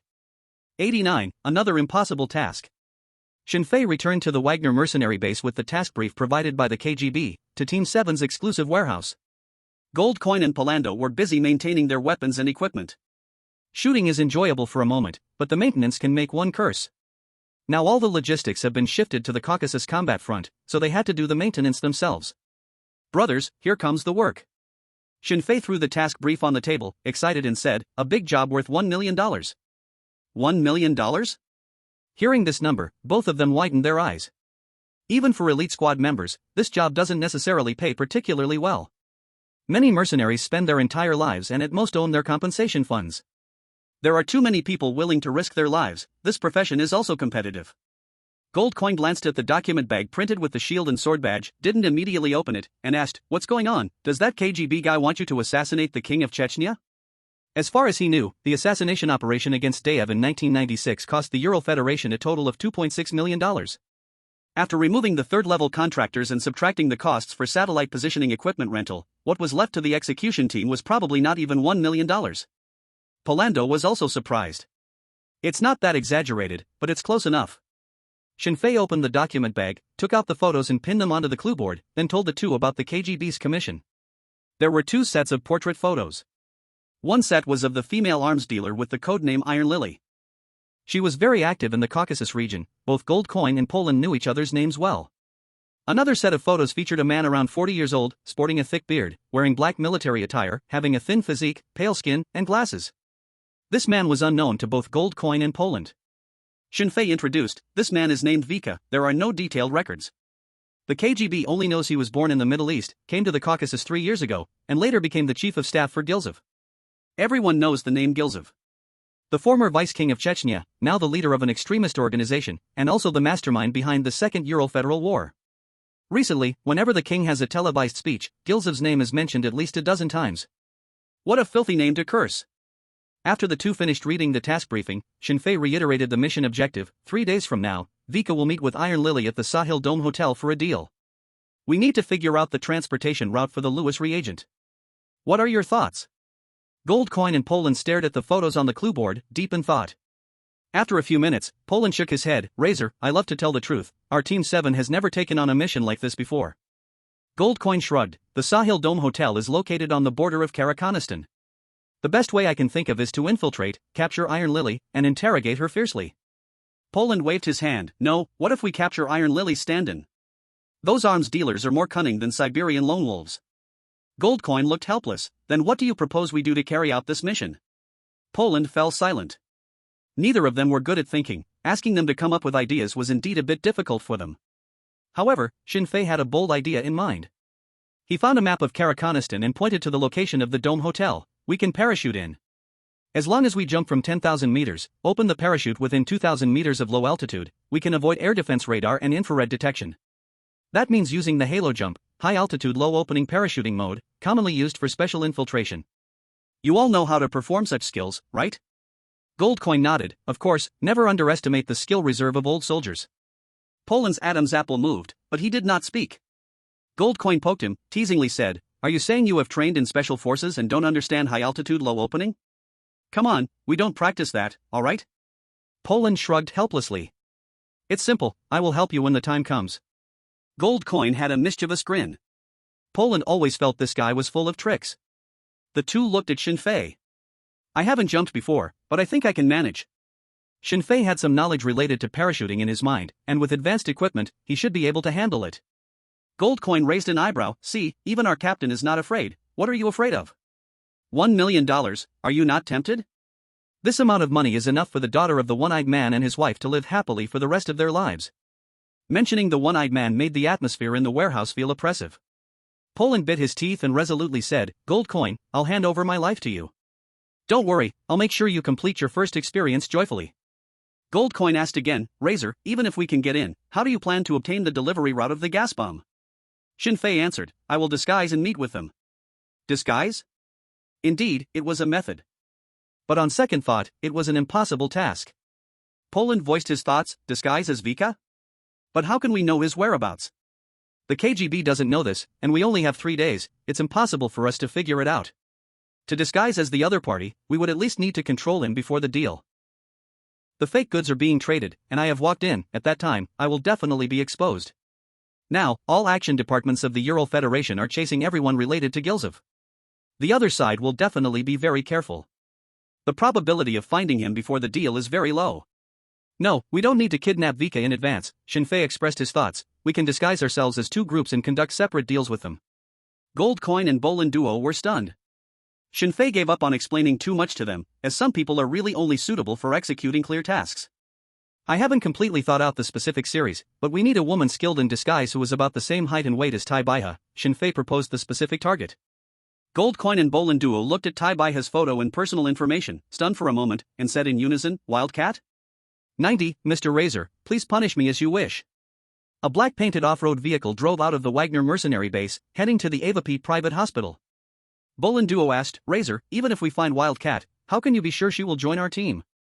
She has always worked alone, and as far as I know, her reputation in this industry is not great." Gold Coin had the same doubt and said, "She wanted to kill you last night, and she has cheated us more than once. A woman's words are the least trustworthy thing. I don't have the idea of letting her join Team 7, Shinfei answered decisively, "but at this stage, we need her. As for how to get her cooperation, I have already thought of a way. Gold Coin and Bolin Duo breathed a sigh of relief. They were really worried that Shinfei would be attracted by Wildcat's appearance and do something irrational. Although that woman is not only beautiful and sexy, but also stimulates a man's competitive spirit, she is a mountain that countless men dream of conquering. But choosing mercenary team members is not something that adds points. Perhaps due to the fact that the KGB Swallow had surrendered, the number of police cars on the way decreased by nearly half. In the afternoon of Petersburg, there were not many pedestrians on the streets. After 2 hours of driving, they arrived at Avapet Private Hospital. This is the most luxurious private hospital in Petersburg. The hospital's main building stands deep in the birch forest, with 12 Corinthian columns supporting a gilded dome, and the onion-shaped dome is engraved with golden vine patterns in Eastern Orthodox style. At first glance, it looks very expensive. Walking into the outpatient department, there was no smell of disinfectant, and no queues of people, giving an illusion of walking into a 5-star hotel lobby. A female nurse wearing a super short white coat, with a charming figure and a sash, swayed her slender waist and approached with a peachy smile, saying, "Gentlemen, do you have an appointment?" Shinfei and the others were not wearing military uniforms, just ordinary clothes, obviously not the clientele of this hospital. But the female nurse remained very polite, showing no sign of judging by appearance or being arrogant. "No," Shinfei shook his head and replied, "we are here to see patients, they are in Ward V1809 of the inpatient department. Please take us there. This hospital has its own rules, without internal personnel leading the way, one cannot enter the ward. They could only go to the outpatient department first. Please wait, I'll check." The female nurse slightly bent and walked to the nearby guiding station. Bolin Duo was staring with wide eyes. Gold Coin poked Shinfei and whispered, "I heard this hospital also offers many services, do you want to try? It must be way more exciting than when you had surgery at the National Hospital." Shinfei. These words reminded him of a not-so-good memory from not long ago. Bolin Duo asked excitedly, "Really? How much?"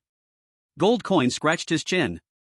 "I was staring unabashedly at the nurse's peach. With this level, I estimate at least 10,000 rubles, if it's a scene, it might double." Palando's eyes lost their luster. 10,000 rubles. That's enough for him to play Russian roulette at the strip club. Finding just one nurse seemed like a huge loss. The female nurse approached with an apologetic look and said, "Sir, I'm terribly sorry, the V1809 ward is a no-visit room, you need to contact the handler." "If I could find the Wildcat, why would I be talking to you?" Shinfei smiled and asked, "Can't we just ask the patient directly? You can tell them I'm a friend of their daughter." The nurse frowned slightly, looking at Shinfei with confusion. "What does this mean? Something feels off." The nurse's attitude changed drastically. "I'm sorry, sir, this is our hospital's regulation. If you cannot reach the handler, please leave." The three of them exchanged glances, knowing they must have said something wrong. Shinfei didn't insist any further, bidding farewell as they left the hospital and returned to the off-road vehicle by the roadside. Gold Coin frowned and said, "The nurse was friendly at first, why did her attitude change so much?"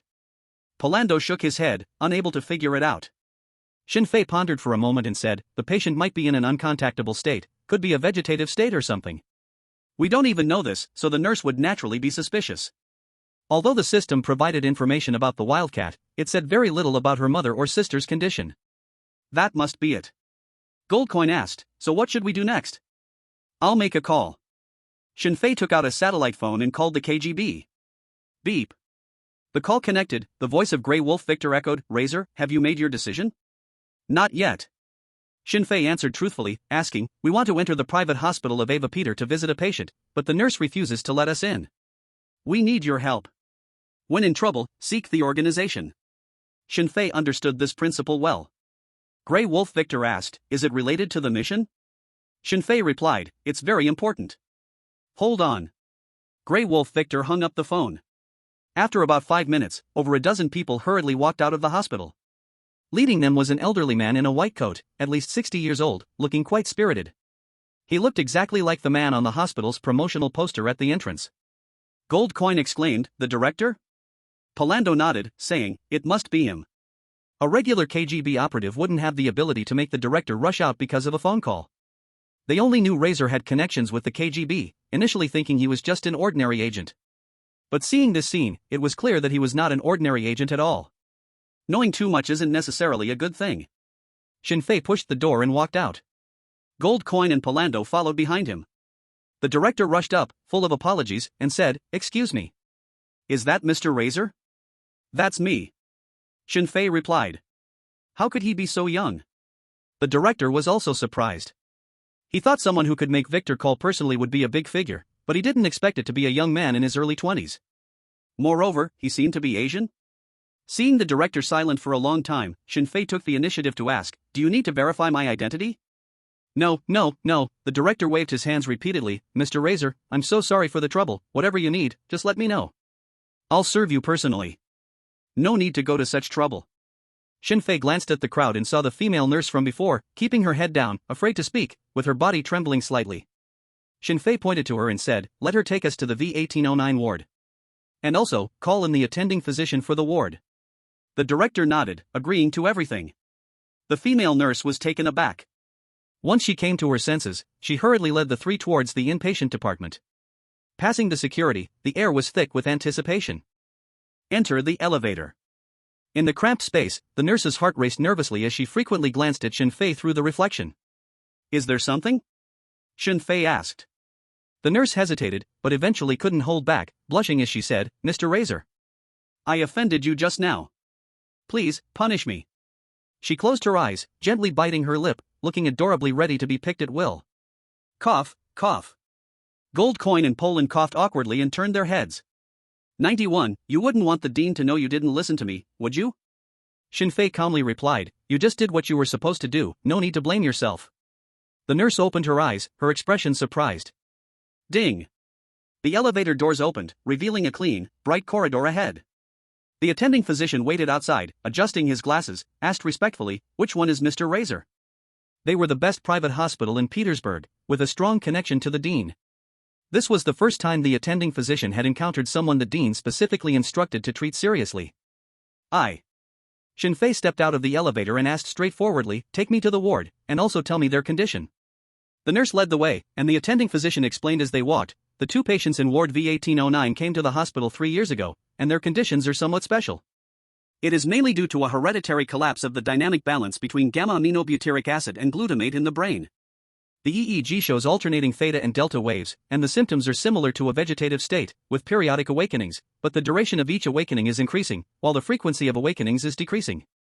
Awake periods have fragmented memories, with reports of seeing golden meridians intertwining in the void. The three of them listened, completely puzzled. This illness was really too strange. Shinfei asked, "Can't it be cured?" The attending physician noticed they seemed to not understand medicine and explained, "Mr. Razor, in fact, there are fewer than 10 diseases that Western medicine can completely cure, such as smallpox, polio, and measles, but humans have identified nearly 60,000 diseases. Many strange diseases, not to mention the drugs for treatment, even the pathogenic mechanisms haven't been clarified. As for the two patients in ward V1809, we can only say they have been diagnosed with intermittent consciousness dissociation syndrome. The hospital can ensure their vital signs, but there is almost no possibility of a cure. And based on my observations, one of the older patients may not last more than 3 months." The nurse stopped in the corridor, facing away from everyone. Shinfei frowned slightly. The attending physician pointed to the nearby transparent glass and said, "Mr. Razor, this is ward V1809.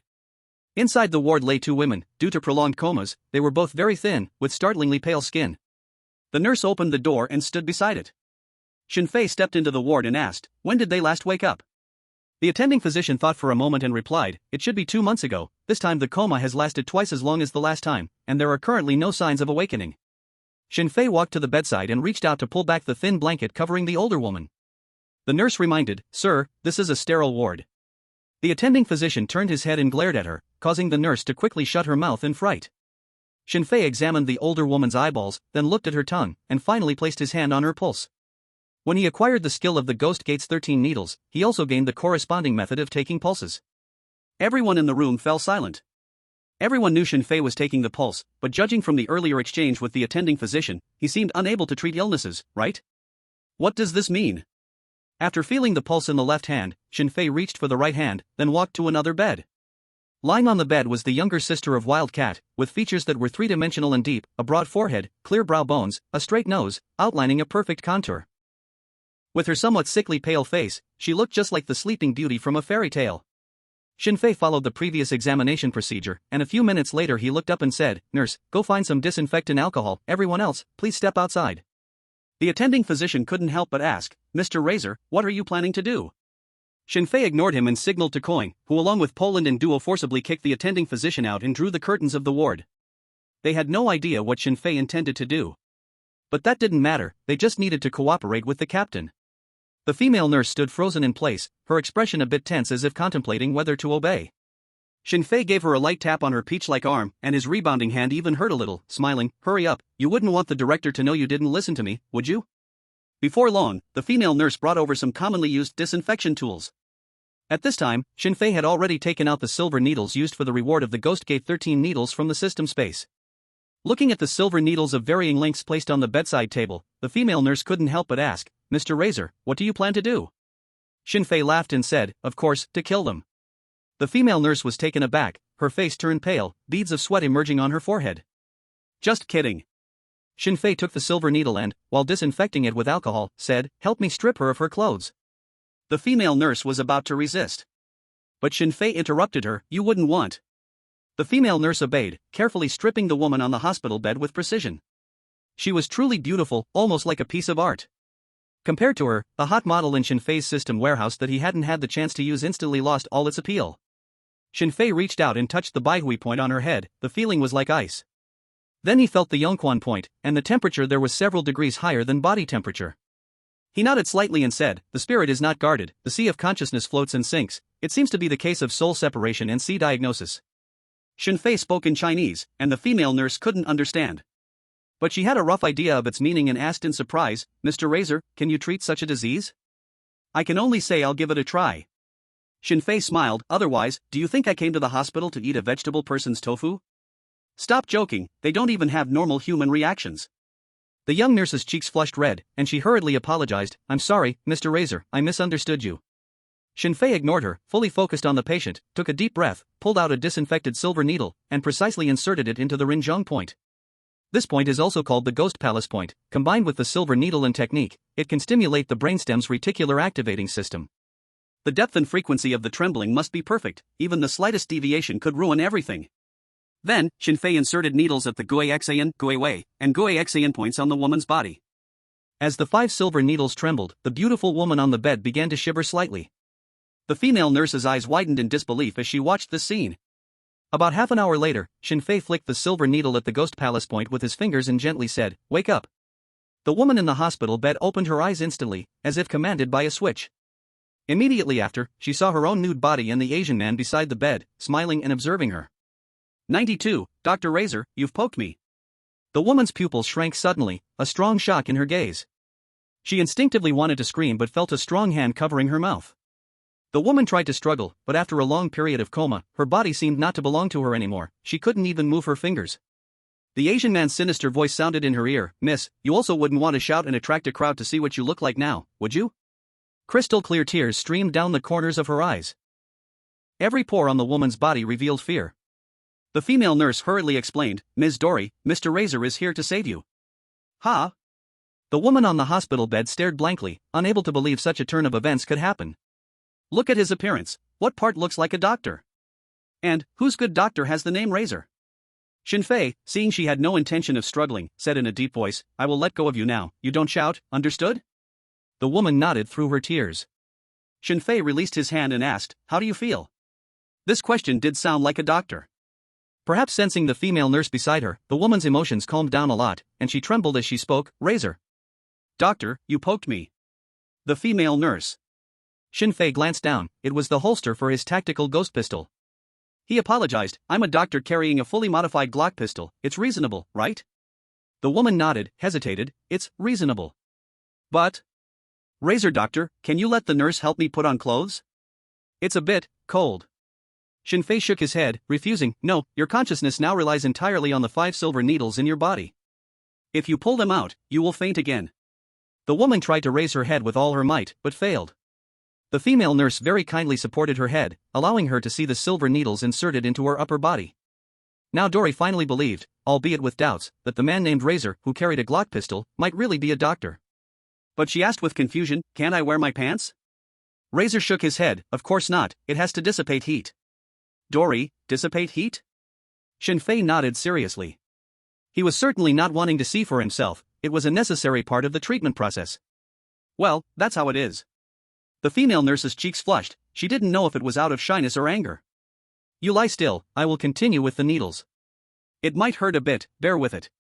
Shinfei said. Dory nodded. Shinfei took out the remaining silver needles, accurately inserting them into other acupoints using the technique of the Ghost Gate 13 needles, then slightly shaking the needles to stimulate the acupoints. His movements were very professional. Even those who couldn't understand would give the female nurse and Dory a feeling of it being very impressive. Unclear but feeling the power. Half an hour later, Shinfei removed all the silver needles and put them back in the bag. The female nurse attentively helped him wipe the sweat from his forehead. Dory nervously asked, "Razor. Doctor. Is my illness cured?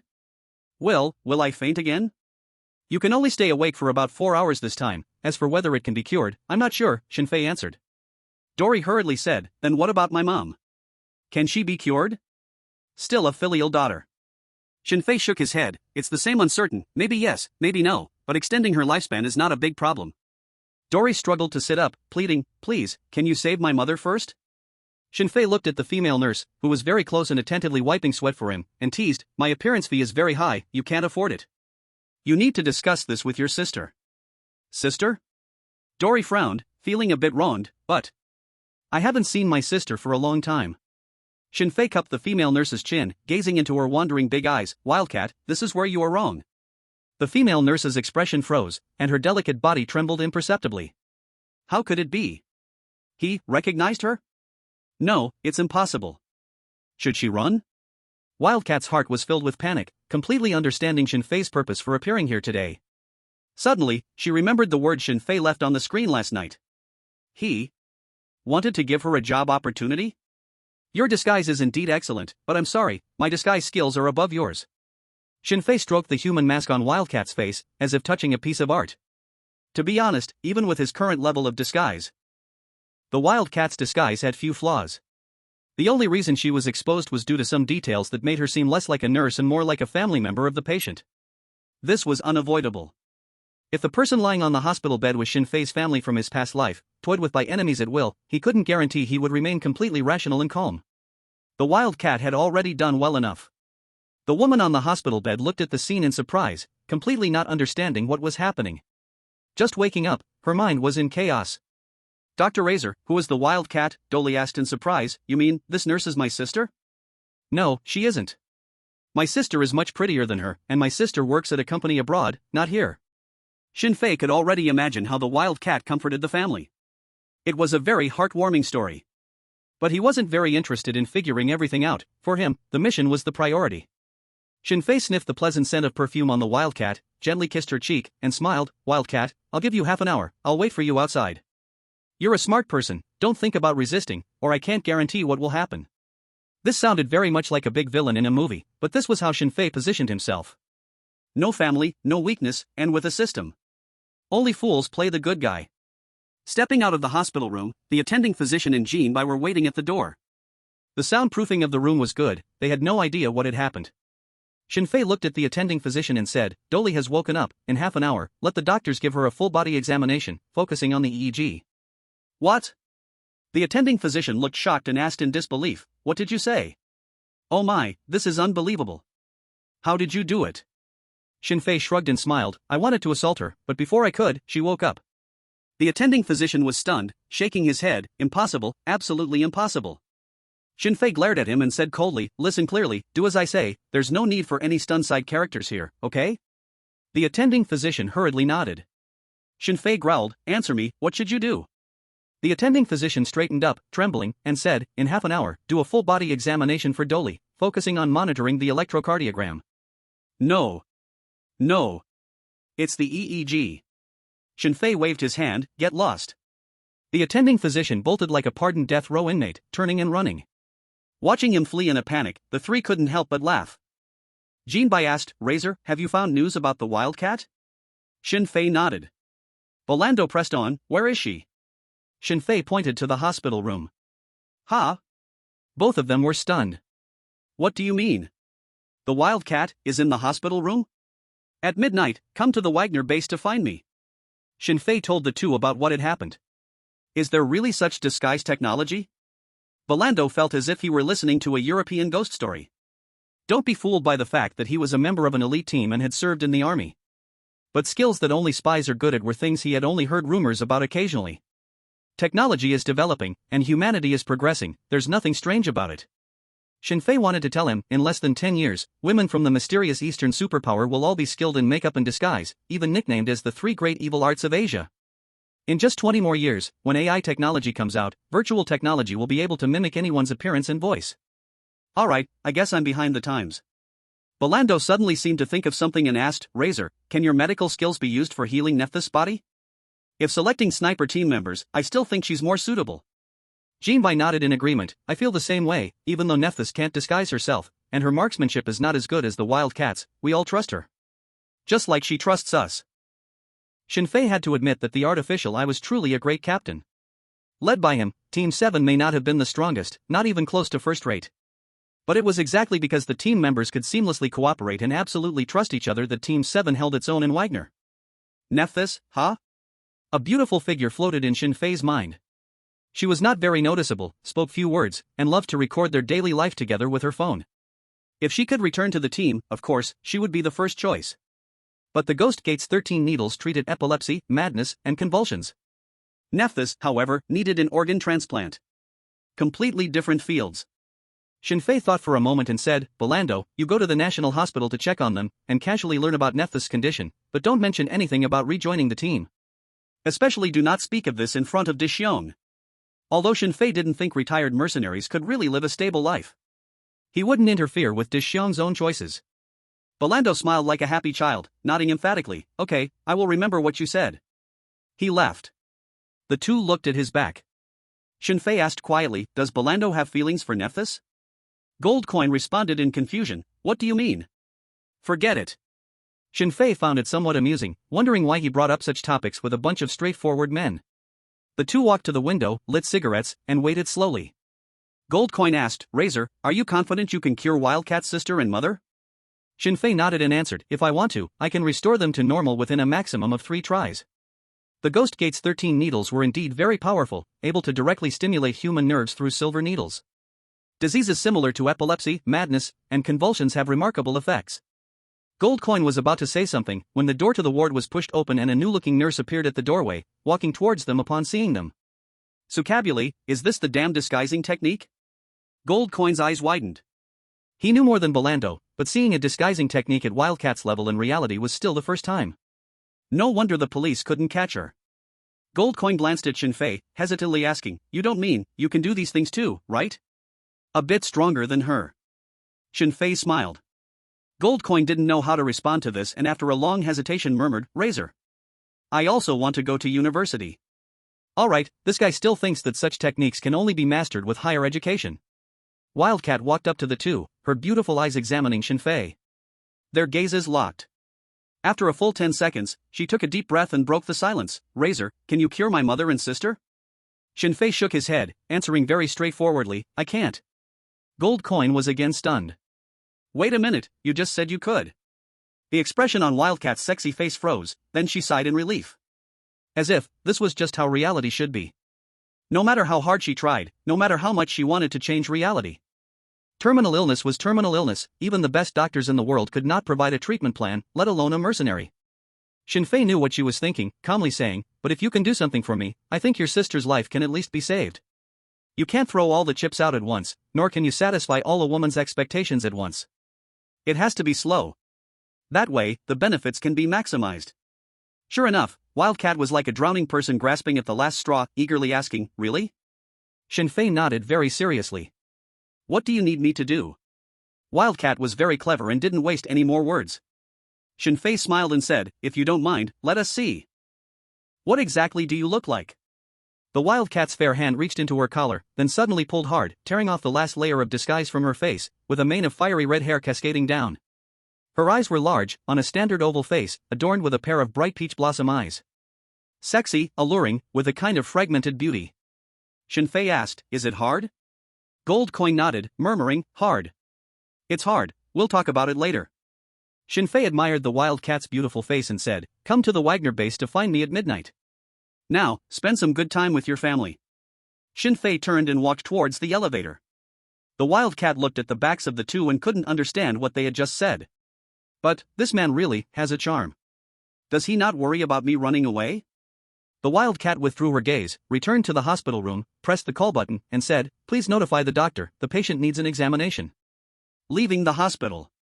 Gold Coin was responsible for driving, asking, "Razor, should we contact the KGB?" No rush. Shinfei shook his head and said, "Right now they need us, not the other way around, let them worry. The more anxious they are, the better we can negotiate the price. The commission for the mission will not change much, but that doesn't mean we can't compromise in other areas. For example, the use of weapons and equipment, as well as satellite communication permissions. These are all negotiable." Gold Coin sighed, "Razor, if you were to do business, you would definitely be the biggest swindler in the Euro Federation." "Stop joking." Shinfei shook his head and said, "I don't like sitting at a desk, wasting words with those beautiful PR women. I prefer using a gun." Gold Coin glanced at the rearview mirror, teasingly asking, "Which gun?" "I think if it were another one, it might be more convincing to those PR ladies. These old lechers." Shinfei complained in his heart, then said, "There's nothing much to do this afternoon, it's rare to be free, where to go?" "Got it."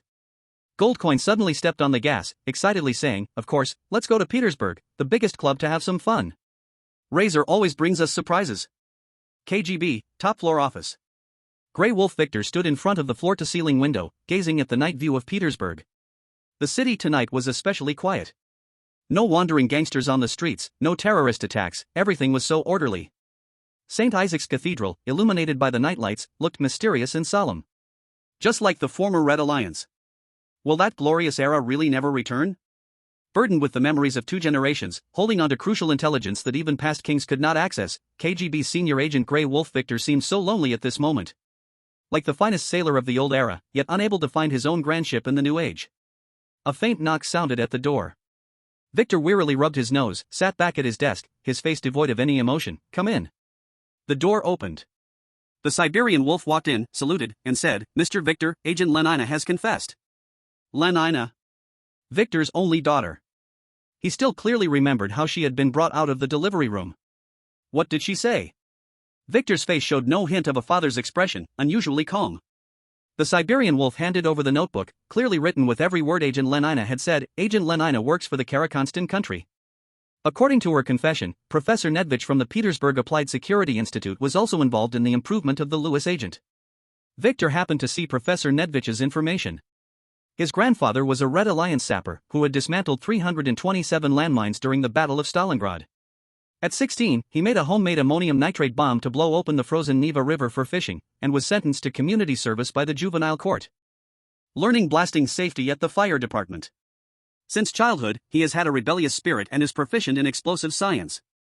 At school, the students affectionately called him a walking time bomb. He might hold the specific details of the transaction of Lewis agents between Iron Lily and the Chechen extremist organization's chief of staff, Vika. Victor frowned and asked, "What is their reason for betraying the country?" The Siberian Wolf hesitated to speak. Victor frowned, his voice cold. "Speak."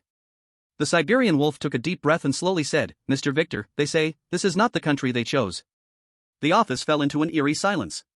Victor's body trembled slightly, exuding a chilling and terrifying aura. Bang! Victor slammed his desk, stood up, and cursed, "Damn it, a bunch of damn scumbags, don't they ever think about what they are doing?" His voice abruptly stopped. Because while mentioning this, Victor couldn't help but think of that spirited young man from his past. At that time, wasn't he just like today's Lenina? Who? Victor took a deep breath and said solemnly, "Has Razor responded?" "Not yet," the Siberian Wolf replied. "Today he went to the private hospital in Abapit, using Tokyo's silver needle technique to revive a patient with intermittent consciousness disorder. According to our investigation, this patient named Dory is the sister of Wildcat. Moreover, Wildcat's mother is also receiving treatment at that hospital for the same condition." Victor was taken aback and curiously asked, "He can do that too? Why wasn't this in your files?" The Siberian Wolf replied, "According to our investigation, he hasn't received any similar training or relevant skills, he shouldn't be able to do this. But you know, many of the skilled traditional Chinese medicine practitioners from Tokyo are not trained in academies. Many don't even have a medical license. He must have received guidance from some kind of master. This guy is becoming more mysterious, always bringing some surprises." Victor thought for a moment and said, "I remember Razor is a foreign student from the Safety Engineering Institute, right? Share this intelligence with him and see what he will do." Shinfei and Coin exited the strip club, feeling exhausted. Coin cursed, "I swear, I will never come to a place like this again. At my age, how can I think about playing with women every day? That's not good." Shinfei was picking his teeth, smiling, and said nothing. Those who understand know. It's the saint's time. Coin sat in the driver's seat and looked at Shinfei, who seemed unsatisfied, and asked, Razor, don't you feel guilty? Shinfei shook his head and asked back, why would I feel guilty? I'm not like you. Coin puzzledly asked, what's different? Shinfei glanced at the dazzling strip club and smiled, you are an animal driven by your lower half, but I am different. I look at it critically, playing it as a research. Think about it, in this materialistic era, there are a group of girls who don't want your car, don't want your house, and don't restrict your personal freedom, they just want to talk to you about a few 100 million small goals.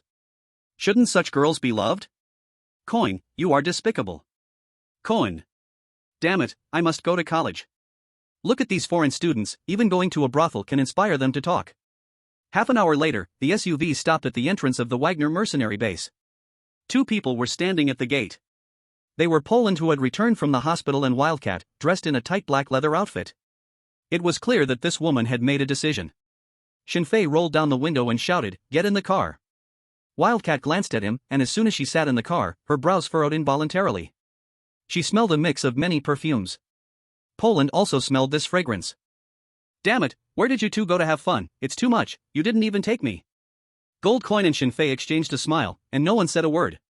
After parking the car, the four entered Team 7's exclusive warehouse. Wildcat was visiting the Wagner base for the first time, and she was very curious about everything around her. She chose to go solo to earn more money. Which meant that each time she went on a mission, there would be no backup, and she could only rely on her own skills to complete one task after another. For wolves like her, nothing was more reassuring than a well-organized logistics. Wildcat looked at the gun cabinet with sniper rifles and asked, is the sniper in Team 7 a woman? Although the equipment was similar, subtle details could still reveal the differences between men and women. Poland nodded and said, that's right, she is the best sniper I have ever seen. Wildcat did not comment on this. Buzz, buzz. Just as Shinfei was about to speak, the phone rang. He took it out and glanced at it, the caller was the KGB. Shinfei said, Gold Coin, Poland, you tell Wildcat the situation, I'll step outside to take a call. The two nodded. Wildcat redirected her gaze, waiting for Gold Coin and Poland's explanation. Concerning her sister and mother's lives, she wanted to know more than anyone else what Razor wanted her to do. Shinfei walked out of the warehouse and answered the call, hello. The voice of Siberian Wolf came through the phone, good evening, Razor, Mr. Victor has important intelligence for me to convey to you. It's about a professor at the Applied Security Institute, known as a walking time bomb. A walking time bomb? Shinfei frowned, feeling quite puzzled inside. Naidevik? That racist professor who looks down on Asian students? How did he get targeted by the KGB? 95, Shinfei can actually feel nervous sometimes? Siberian Wolf recounted the situation. Shinfei had not expected that a casually chosen spy would have such an effect. What is this? Good deeds come back to haunt evil? Shinfei asked, so, I need to use some methods to extract the specific timing of the deal from Naidevik? That's right. Siberian Wolf confirmed, adding, do it quickly, because there may be less than 48 hours until their deal. What a hassle. Don't you KGB agents interrogate by yourselves? However, Shinfei thought that this task might be a test from the KGB for him. If he succeeded, everything else would be much easier to negotiate later. Failing would lead to serious consequences. The swallows in the police station could easily pour dirty water on him, and the KGB wouldn't need evidence to deal with him. What Shinfei would face would be ruthless pressure from several powerful forces. Shinfei hung up the satellite phone, did not return to the warehouse, but instead went straight back to his dormitory to find the old Nokia 3310 phone. He had been poor before and couldn't afford a good phone. But he had to say, the 3310 was incredibly durable, so durable that it still had 2 bars of battery left after lying in a drawer for nearly half a month. He opened the contacts and searched around, but he couldn't find Professor Naidevik's number. Shinfei's purpose of studying in Ural was never pure. And in this special era, many international students didn't even go to school, just to legally stay in the Ural Federation. The school did not manage this strictly. There was no number for Naidevik in his contacts, and Shinfei did not have any close classmates at school. After thinking for a while, he decided to call a senior he had met when he first entered school. There was nothing special about their relationship. It was just that she guided new students for extra credits, and to ask some questions, Shinfei had kept her number. The call connected smoothly. The girl's somewhat confused and pleasant voice came through, hello. Listening to the not-so-familiar voice, Shinfei's mind conjured up an image of the other person. She was about 1.65 meters tall, with fair skin, and her looks weren't exactly pretty. She belonged to that category of being very easy on the eyes. Shinfei cleared his throat and politely said, "Hello, senior, I am a new student this year, my name is Shinfei, we met before." There was silence on the other end for a few seconds, as if she was pondering who Shinfei was, then she hesitantly asked, "Oh, hello Shinfei, what's the matter?" Clearly, she had no impression of him at all. Nothing strange about that, Shinfei wasn't good-looking, and before activating the system, he was just an ordinary person. Among a crowd of glamorous international students, he didn't stand out at all. "It's like this, senior, I would like to find Professor Nidweichi's phone number," Shinfei stated his purpose. "What dormitory do you live in?" the woman asked. Was she trying to confirm whether he was a student at their school? Shinfei replied, "I don't live on campus, I previously stayed at Uncle Ivanov's place and got scammed out of a lot of rubles." Ivanov was well known in the area where their school was located. Everyone knew about the scams he pulled. Upon hearing Shinfei mention such details, the woman stopped asking further questions. "Okay, I'll send it to you after I hang up." "Thank you," Shinfei replied, feeling uneasy as he touched his neck. Though he hadn't been a mercenary for long, he felt as if he had completely immersed himself in another world. Even when communicating with KGB Victor, Shinfei wouldn't feel nervous. Even if he were facing an entire gang alone, Shinfei could still handle it with ease. But he suddenly discovered that simply talking to an ordinary female college student made him inexplicably a bit tense. It felt like he was dealing with an alien instead. Not long after, the phone number was sent. It was a landline. Shinfei replied with a thank you, then dialed the number as instructed. The call connected, and a woman's elegant voice came through. "Hello, how can I help you?" Shinfei recognized this voice. It belonged to the assistant who often accompanied Professor Nidweichi. He asked, "Is Professor Nidweichi available?" "My name is Shinfei, a new student this year. I need to speak with him about something." "Please hold," said the voice from the other end, and then silence fell for a moment before the woman's voice returned. "I'm sorry, Professor Nidweichi is currently attending an academic exchange at the Arshan Hotel and cannot take your call. If you have something to discuss, you can make an appointment in advance." Shinfei hung up directly, left the dormitory, and headed to the exclusive warehouse of Team 7. 3 people sat around the conference table, and no one spoke. They were not familiar with each other and did not trust one another, so communication was minimal. Shinfei asked, "Have you told her everything?" Gold Coin nodded. Shinfei sat at the main seat of the conference table and recounted what had happened earlier. "I received a call from the KGB, Professor Nidweichi possesses the specific details of their transaction. And this professor is currently at the Arshan Hotel for an academic exchange. We need to find a way to pry the specific transaction details out of him. Do you have any ideas?" Gold Coin and Poland duo stayed silent in mutual understanding. The simplest and most direct way they could think of was to find Professor Nidweichi and interrogate him. They knew very well that if Shinfei intended to use this method, there was no need for discussion. Shinfei certainly didn't expect much from the two of them. Instead, he looked at Wildcat. Wildcat thought for a moment and offered her idea. "I can disguise myself as one of Professor Nidweichi's associates and try to get useful information out of him." "That might not be good," Shinfei shook his head. "We have less than 48 hours left. And the skydiving practice starts tomorrow morning. We won't have enough time to investigate Professor Nidweichi's associates. Besides, anyone who dares to engage in such head-chopping activities, vigilance won't be low. We need to come up with a plan that can quickly deal with him, one that is safe enough and won't expose us." The Wildcat also fell into deep thought. She had never carried out a task like this before. As a sniper, after receiving a mission, she would generally track the target, grasp their movements, and then, from over a kilometer away, use her sniper rifle to kill them, and afterward, escape to prepare for the next mission. A task that required so much from her was hard to come up with a foolproof plan. Shinfei was also thinking. In his past life, he wasn't a professional agent, so he could only draw from his memories, seeking inspiration from historical events. Suddenly, a series of images flashed through Shinfei's mind. They were CIA interrogation techniques he once saw, later honored in major spy films on screen. Perfectly suited for the current situation. "I have a way." Shinfei stood up and said, "Gold Coin, Poland duo, you go drive. Wildcat, you find a way to blend into the academic exchange internally and keep an eye on Professor Nedvich. I will prepare a car, and when Nedvich walks out of the hotel door, I'll knock him out with it. This way, our plan will succeed." "Ha?" They could understand every word Shinfei said, but put together, they were all confused. What's going on? How could knocking someone out lead to the plan's success? Cultural matters, how can we say it's copying? You guys go prepare, we start the action in 10 minutes. Shinfei didn't explain too much. The more detailed the plan, the more flaws there would be. For personalities like Gold Coin and Poland Duo, directly telling them what to do works best. The Wildcat was a bit smarter than them, but just a bit. Okay. No problem. The 3 left the warehouse and began to prepare. Shinfei took out his phone and called Victor from the KGB, sharing the detailed plan with him. This was the boss, he needed to be served well. After listening, Victor exclaimed, "What a genius idea, Razor, how did you come up with this?" Come up with? Why would a time traveler need to think hard? Of course, he copied the CIA. No, he was an international student, a cultured person. For cultured individuals, we can't say it's copying, we can only say it's referencing. He still had a lot of clever moves to reference, all of which were his trump cards in dealings with the KGB. Shinfei smiled silently, appearing wise. Victor asked, "After we succeed, do you mind if I write this into classic spy cases?" Of course, he would mind. Shinfei smiled and said, "I don't mind, serving the KGB is my honor, but in my hometown, using someone else's creativity requires some payment." Victor asked in confusion, "Is there such a rule?" Of course.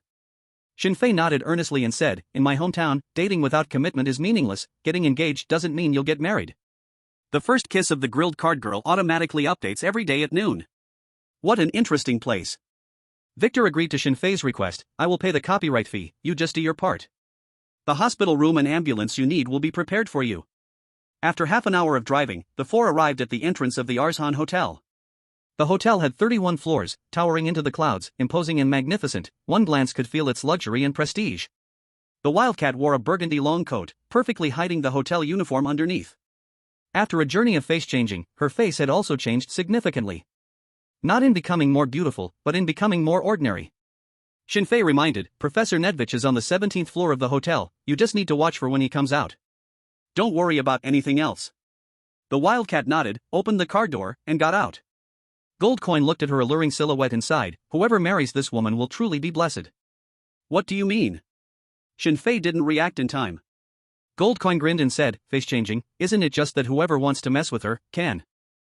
In Poland, a flash of excitement flickered in his eyes as he looked at Shinfei and asked, "Razor, can't you also change your appearance? Next time, can you help me make the girls in the club look like Marina?" Marina Alexandrovna just finished starring in the movie Aurora, portraying the lovelorn Annie. With her charming looks, exquisite features, and tall figure, she leaped into becoming a top female star in the Ural Federation. Shinfei did not answer their questions but was instead pondering a very serious issue. He seemed to have never played as a female star before?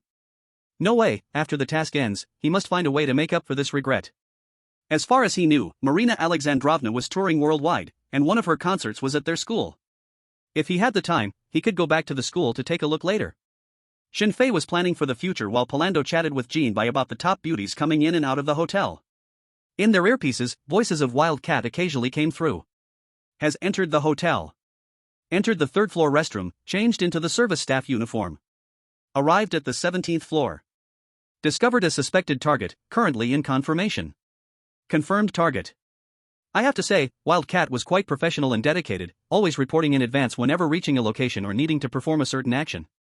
Unfortunately, she did not know how unprofessional her three teammates were. If Wildcat knew what Shinfei and the others were thinking, she might get infuriated. The meeting was long, and after waiting at the hotel entrance for almost 2 hours, Wildcat's voice rang out again. The target person is starting to come downstairs. The three in the off-road vehicle sat up straight, their eyes coincidentally looking towards the hotel entrance. At the same time, from a nearby car, KGB agents were transmitting the real-time scene back to headquarters. Victor and many KGB executives were also eagerly awaiting the final result. 9th floor. 7th floor. 1st floor. The target person enters the lobby. Wildcat's voice kept sounding, and a group of scholars dressed in suits, chatting as they walked, appeared at the hotel exit. Shinfei recognized at a glance Professor Neidvik, enjoying the limelight among the crowd. He smiled and said goodbye to everyone, getting into a business car. Prepare to act. Shinfei issued the command. Jean Bai drove the off-road vehicle, following closely behind the business car, waiting for the right moment to hit it hard.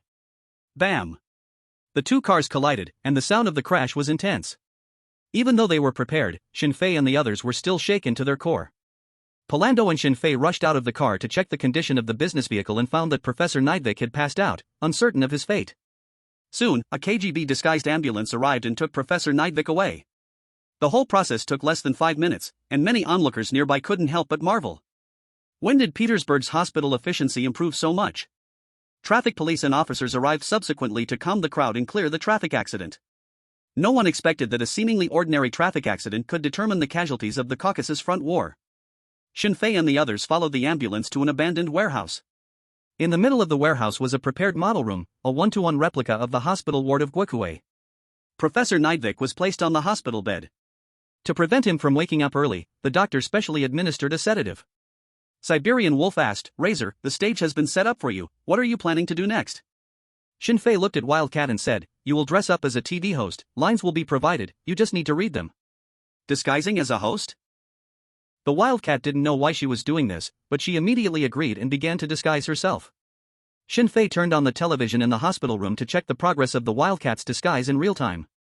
Up to this point, besides Victor, who knew the inside story, few could guess what Shinfei was really planning. He was like a top director, skillfully directing everyone with ease. They didn't need to know the whole plan, they just needed to know what they had to do. 2 hours later, everything was ready. Shinfei changed into a uniform commonly worn by the KGB, and said in a deep voice, "The show is about to start. Siberian Wolf, when we go in later, remember, no matter what I say, you only need to follow my words. Do you understand?" The Siberian Wolf nodded slowly and followed him into the disguised hospital room, arriving next to Professor Nedvich. Shinfei took a deep breath, swung his hand, and slapped Nedvich hard across the face. Smack! The loud sound echoed in the hospital room, and Nedvich opened his eyes in confusion. You are Shinfei? Where is this place? My face. Why does it hurt so much?" Professor Nedvich looked around in astonishment at his surroundings. The pungent smell of disinfectant, the clean white ceiling, nurses in white coats. Is this a hospital? Nedvich suddenly remembered that he seemed to have been in a car accident and then lost consciousness. According to the latest news we have received, Chechnya violated the law of war by using gas bombs in the Caucasus region against the Ural Federation and the occupied area of Kyrgyzstan, causing massive casualties among soldiers. Now let's look at the footage sent back from the front lines. What?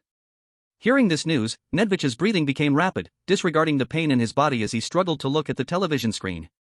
The screen flickered, and the scenes from the Caucasus front appeared before him.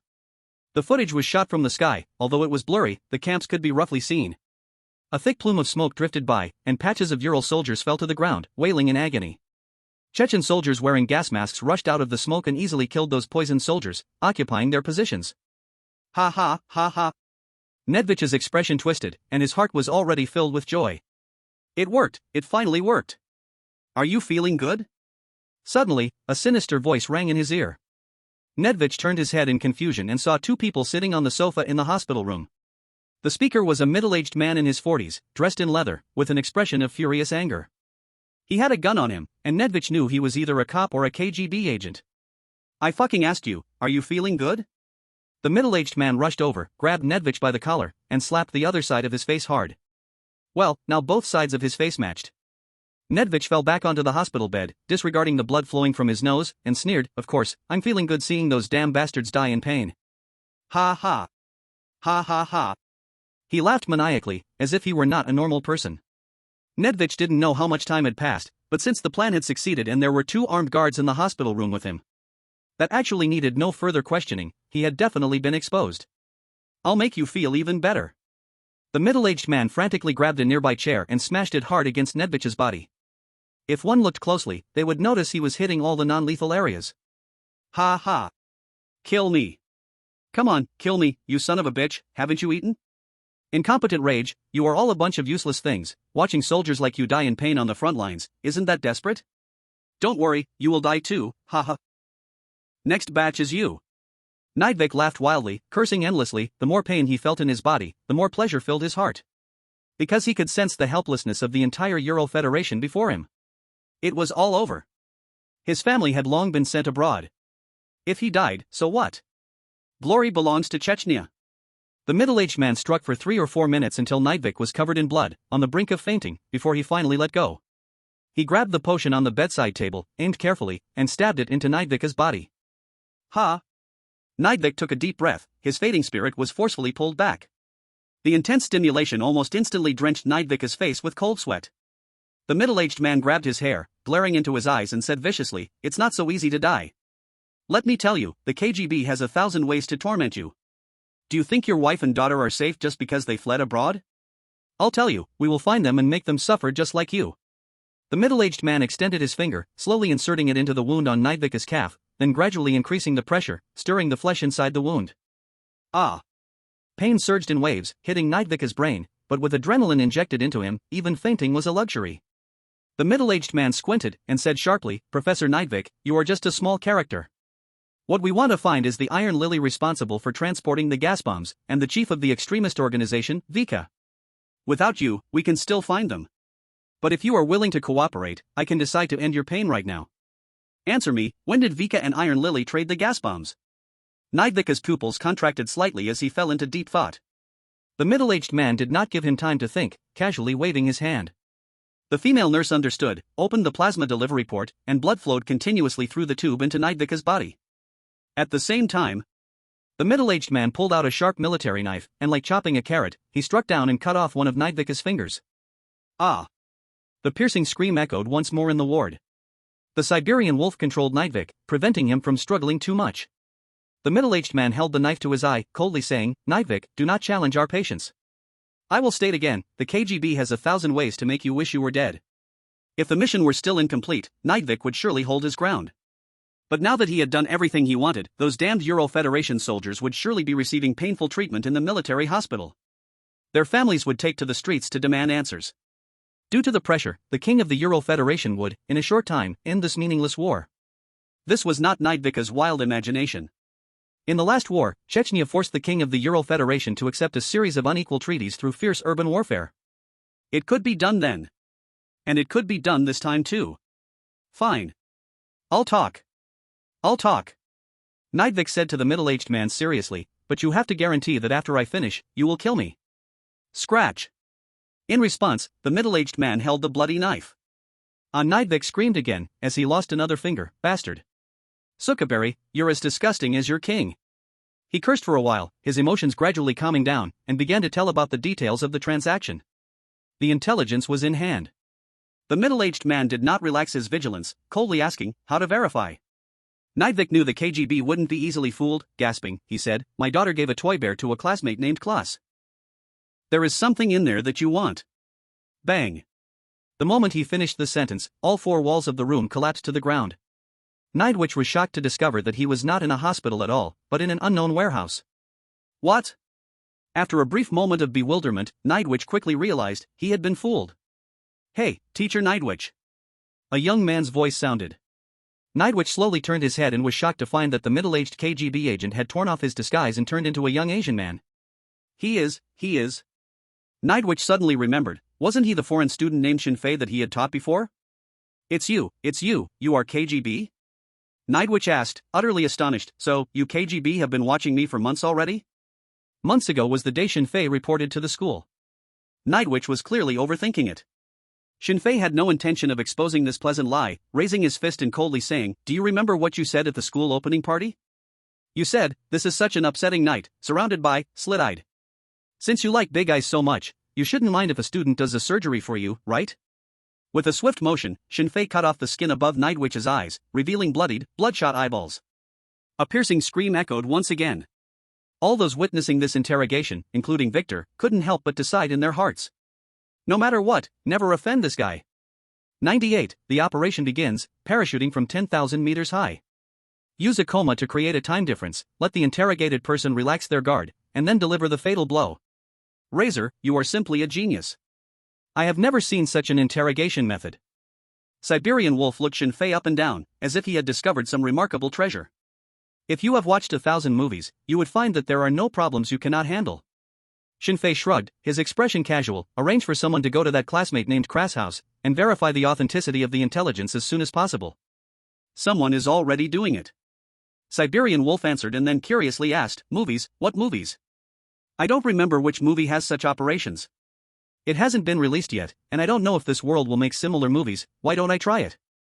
Shinfei pointed to his head and said, it's a movie stored in here.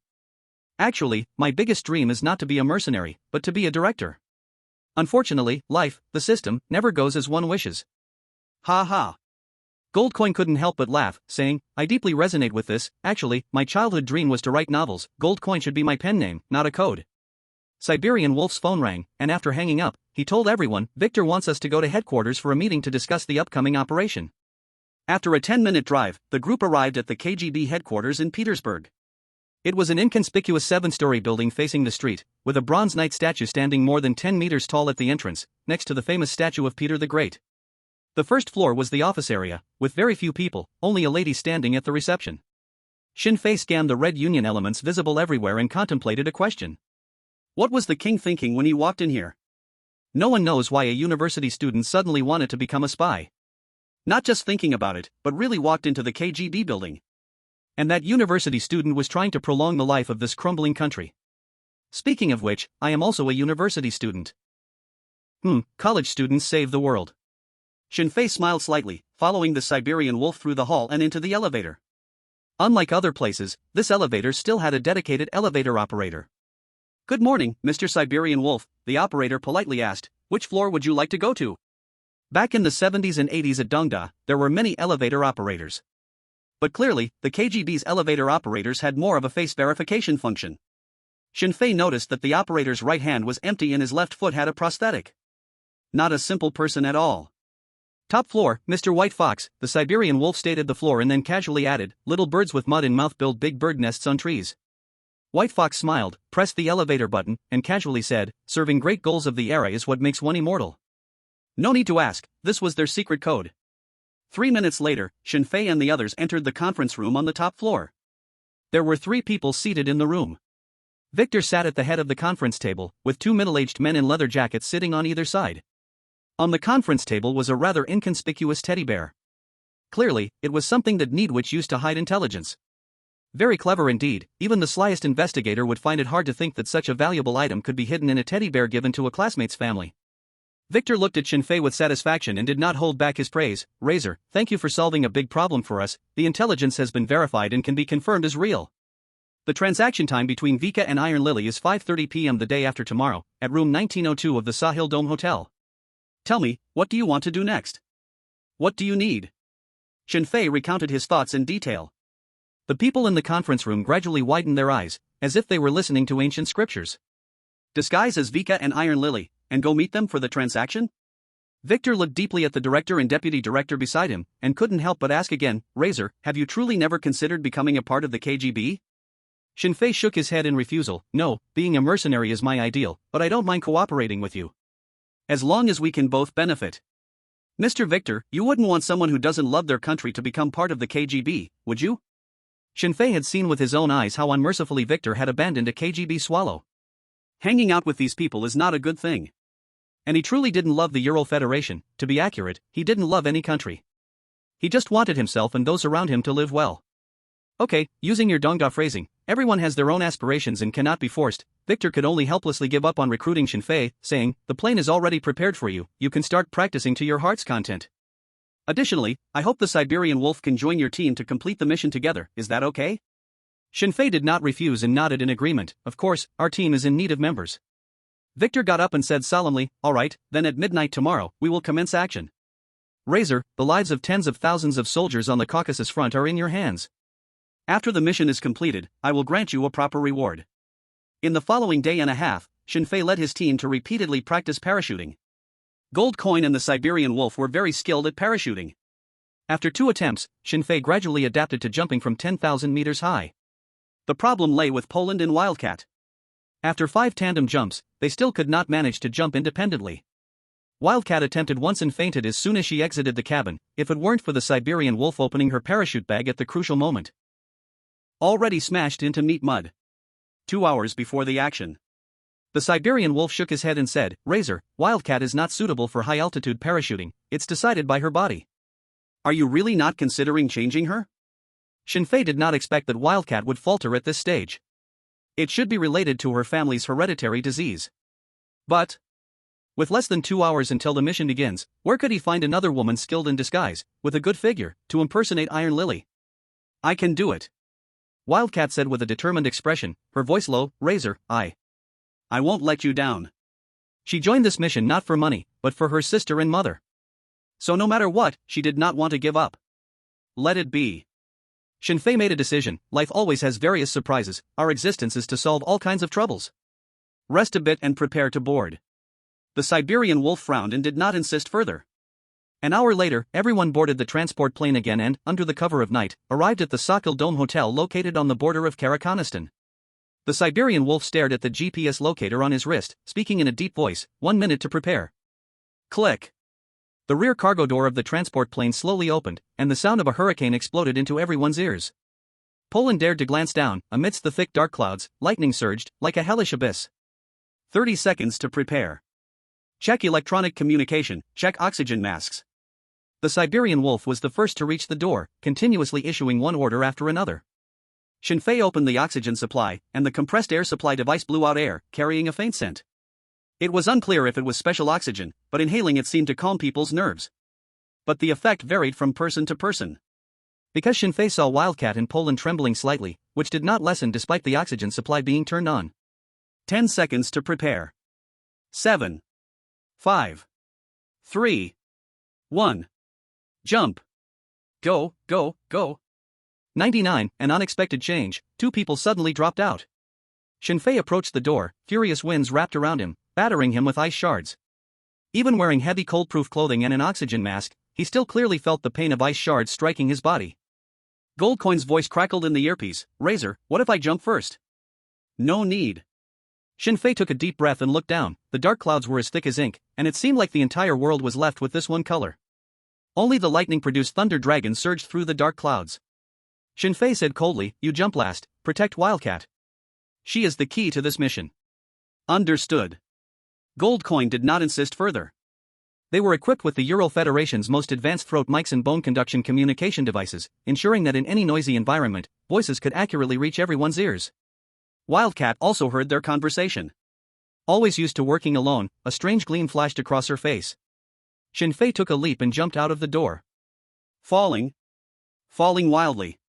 Shinfei instinctively wanted to grab something to stabilize his body. The Siberian wolf roared, Razor, make your moves, move, pay attention to your movements. The feeling of weightlessness tortured Shinfei, but fortunately his willpower was strong enough. He quickly adjusted his body using the techniques he had learned in the past few days.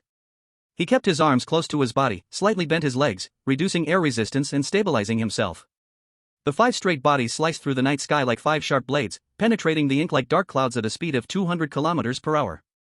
Around them turned into a colorful black, only the thunder dragon occasionally flashed by, bringing fleeting silver light. The earpiece was filled with the sound of electricity, making it impossible to hear anyone else's voice. Shinfei's heart beat quick and uncontrollably, his body, wrapped in insulation layers. Sweat is constantly dripping coldly. So thrilling. This feeling of possibly dying at any moment, helplessness, crazily stimulates the brain to secrete dopamine. A few seconds later. Shinfei was the first to break through the dark clouds, the ground rushing towards him like an open meat grinder. 5,000 meters. 4,500 meters. The numbers on the altitude meter were rapidly descending. The hoarse voice of the Siberian wolf echoed in everyone's earpiece again. Although it sounded harsh, it also made people feel a sense of security. Report your status. Shinfei gasped and said, Number 1 is normal. Number 2 is normal. Number 3 is normal. Number 5 is normal. Everyone's similarly hoarse voices followed in the earpiece, but they quickly realized they did not hear number 4's voice. Where is Wildcat? Shinfei instinctively wanted to look up for Wildcat, but in such high pressure, looking up meant changing position. For a novice like him, that was akin to seeking death. The Siberian wolf was also worried they might make some irrational sounds and growled, Maintain your positions, I will handle the rest. 3,000 meters. 2,500 meters. Shinfei did not know what was happening above him and did not hear Wildcat's voice. But he could already see the city with its shining lights and the golden dragon made up of countless vehicles and street lamps. 2,000 meters. 1,500 meters. Getting closer to the ground, Shinfei's consciousness was about to reach its limit, and a voice kept reminding him in his mind. Open the parachute. Open the parachute. Open the parachute. But he couldn't do that, because if he opened the parachute at this height, he would be immediately locked on by anti-aircraft radar. And then the environment they would face would only become more dangerous. Once they landed, they would be captured by the local military and police. The Siberian wolf's voice came again in the earpiece, Razor, Wildcat has deviated from the plan angle and has lost consciousness, I must take her away from the border. Neither I nor she can participate in the next mission. Damn. This news was like a bolt from the blue for Shinfei. But he had no time to think about that, hurriedly asking, Gold coin, Poland, report your status. Number 2 is normal. 3, number 3 is normal. Fortunately, Poland held up under the pressure, not only did not lose consciousness, but performed exceptionally well. 1,000 meters. 800 meters. Already reached the height for parachuting, Shinfei could clearly see the flashing red lights above the hotel dome. Those were height indicators for the plane. Open the parachute. Shinfei shouted in a low voice, hurriedly following the training order to pull open the parachute. Swish. Shinfei could not see the parachute, he could only feel his body being yanked by a tremendous force, and then, due to inertia, he shot up for a moment before beginning to descend again. He looked up, in the dark night sky, there were 2 black parachutes. The hardest step was completed. Gold Coin and Poland both opened their parachutes. Descending. Continuously descending, just before touching the glass dome, Shinfei rolled over, drew out his dagger, and cut the connecting parachute bag. He quickly bundled the parachute bag into a ball and stuffed it into the nearby ventilation duct. He instinctively glanced down. Below the glass dome was the hotel's top floor, seemingly hosting a cocktail party, with a large crowd. Shinfei hurried to the edge of the dome, using the building to shield his body. Almost at the same time, someone at the ball looked up curiously at the glass above. Shinfei leaned against the building, gasping for the murky air as if he had survived a disaster. Ah! Suddenly, a frenzied scream burst out. Shinfei instinctively looked up and saw Poland descending at an extremely fast speed, obviously exceeding the required parachuting speed. If he continued to plunge down, he would miss the hotel dome and fall into the traffic below. That would surely cause a stir and lead to mission failure. So many problems. Shinfei frowned. Without time to think more or care whether he would be noticed by the people in the banquet hall on the top floor, he quickly ran forward. When he reached the edge of the floor, Polando had already fallen down. Fortunately, the parachute's area was very large. Shinfei grabbed the parachute and wrapped it around the protrusion of the next building. Bang! Polando's descent was suddenly stopped, and his body uncontrollably crashed against the hard wall. At this moment, the gold coins had fallen beside Shinfei, and he neatly tidied up the parachute bag. You can always trust gold coins. Shinfei called on the communication device, Polando, Polando. Polando. There was no response. It was obvious he had fallen into a coma. If someone looked up at that moment, they would be shocked to find a man from France hanging at the edge of a dozens of meters high building. 2 men stood on the rooftop, anxiously thinking of a way.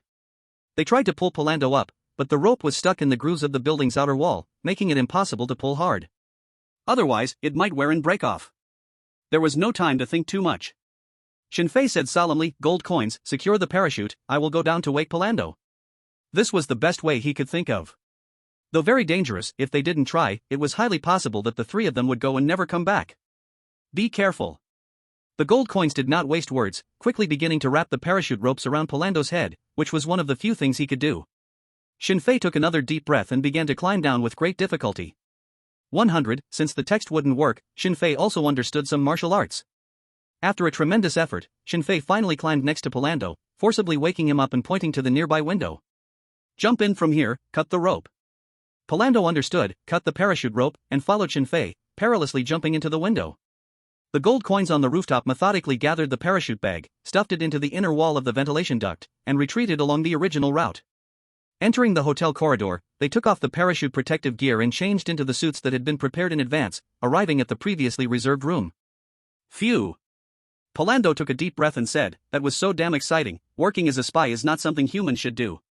Can we contact the Wildcat team?" Without the Wildcat and the Siberian Wolf, their original plan could not be implemented at all. The radio communication can't reach them, I'll try another way. Shinfei found a satellite phone and made a call. Fortunately, the call connected. Shinfei asked, "What is your current situation?" "Not too bad." The voice of the Siberian Wolf came through. "We are not injured, but we have fallen within the borders of Kalikostan, and the border troops have discovered us. Running away is not a big problem, but it's very difficult to infiltrate the hotel. Razor, the task relies on you now." Damn. Completely unreliable now. Life always has various accidents. Shinfei had gotten used to this kind of life. After hanging up the phone, he informed the 2 of the situation. "So, what you're saying is, we can't use our original plan." Gold coins glanced at the time and said, "There are still 15 hours until their transaction. Only half a day. Where can we find another woman? Could we make Polando disguise as Iron Lily?" "Ha? Dressing as a woman? It's not impossible." But Shinfei quickly shook his head. "No, appearance disguise is easy, but height cannot be changed. Polando is just too tall." Polando breathed a sigh of relief. Shinfei found Victor's number on the satellite phone and called. "Let's be flexible, forget the original plan, we must now come up with a new method. And the first step is to gather enough intelligence." The 2 nodded. Unknowingly, Shinfei had become the absolute backbone of their team. As long as he was there, Palando and Jinbi both felt there was no problem that couldn't be solved, even though the current situation was very bad. The phone connected. Red Sparrow. Chica. After the secret code was exchanged, Victor said with a hint of regret, "Razor, I know the situation. If you want to end the mission early, I have no objections." This mission was already high risk, and now there was such a big mess during the parachuting phase. Failure was understandable. "We have a saying at East University, since we're here, we might as well do something." Shinfei looked out at the night scene and brought up the backup plan. "Victor, I need intelligence on Siriat." Siriat stands for Desert Watchers Special Intelligence Agency. It is like the KGB of Karakhanistan, with its office less than 20 kilometers from the Dome Hotel. "What do you mean?" Victor asked, puzzled. Shinfei said in a deep voice, "It's simple. The agent's methods have failed, so it's time to use the mercenary approach." "The mercenary approach?" Victor was confused. Shinfei said casually, "Iron Lily is the proxy of the intelligence agency, so her plan must have come from them. Break into the intelligence agency, obtain the intelligence, and retreat. It's that simple. If it was too difficult, then just don't do it. Recon, disguise, decipher codes. These are methods that agents often use. Murder, kidnapping the target's family, and unscrupulous means, that's the essence of the mercenary industry. If the intellectual approach doesn't work, Shinfei has some knowledge of fighting as well. Using the cover of night to enter the intelligence agency, catch two big fish, and naturally, he could obtain everything. Then, blow up the building to cause chaos, and take the opportunity to escape. Simple and brutal. Okay, I understand." Victor hung up the phone. Before long, the information Shinfei needed was transmitted to his portable computer. The first photo was of a 50-year-old middle-aged man, with a build similar to Shinfei, wearing tortoiseshell glasses, with a shrapnel scar on his left brow bone. His name was Artyom Sergeyevich. Currently the director of the intelligence agency. Shinfei looked at his photo, paused for a moment, and asked, "Jinbi, Palando, have we met him somewhere before?" The two looked at the screen. Palando shook his head, "No, I haven't seen him." Jinbi thought carefully and said in surprise, "I just saw him, he was in the banquet hall on the top floor of the hotel." "The banquet hall?" Shinfei then remembered that when he parachuted onto the dome earlier, there was a man who looked exactly like Artyom lifting his head in the top floor. What a coincidence. Now there was no need to go to their intelligence agency to catch the big fish. Shinfei's lips unconsciously curled up. "You two go to the top floor and check what event is being held there. See if you can blend in while I make a disguise mask. Be careful, if it doesn't work out, just forget it." The two nodded and left the room.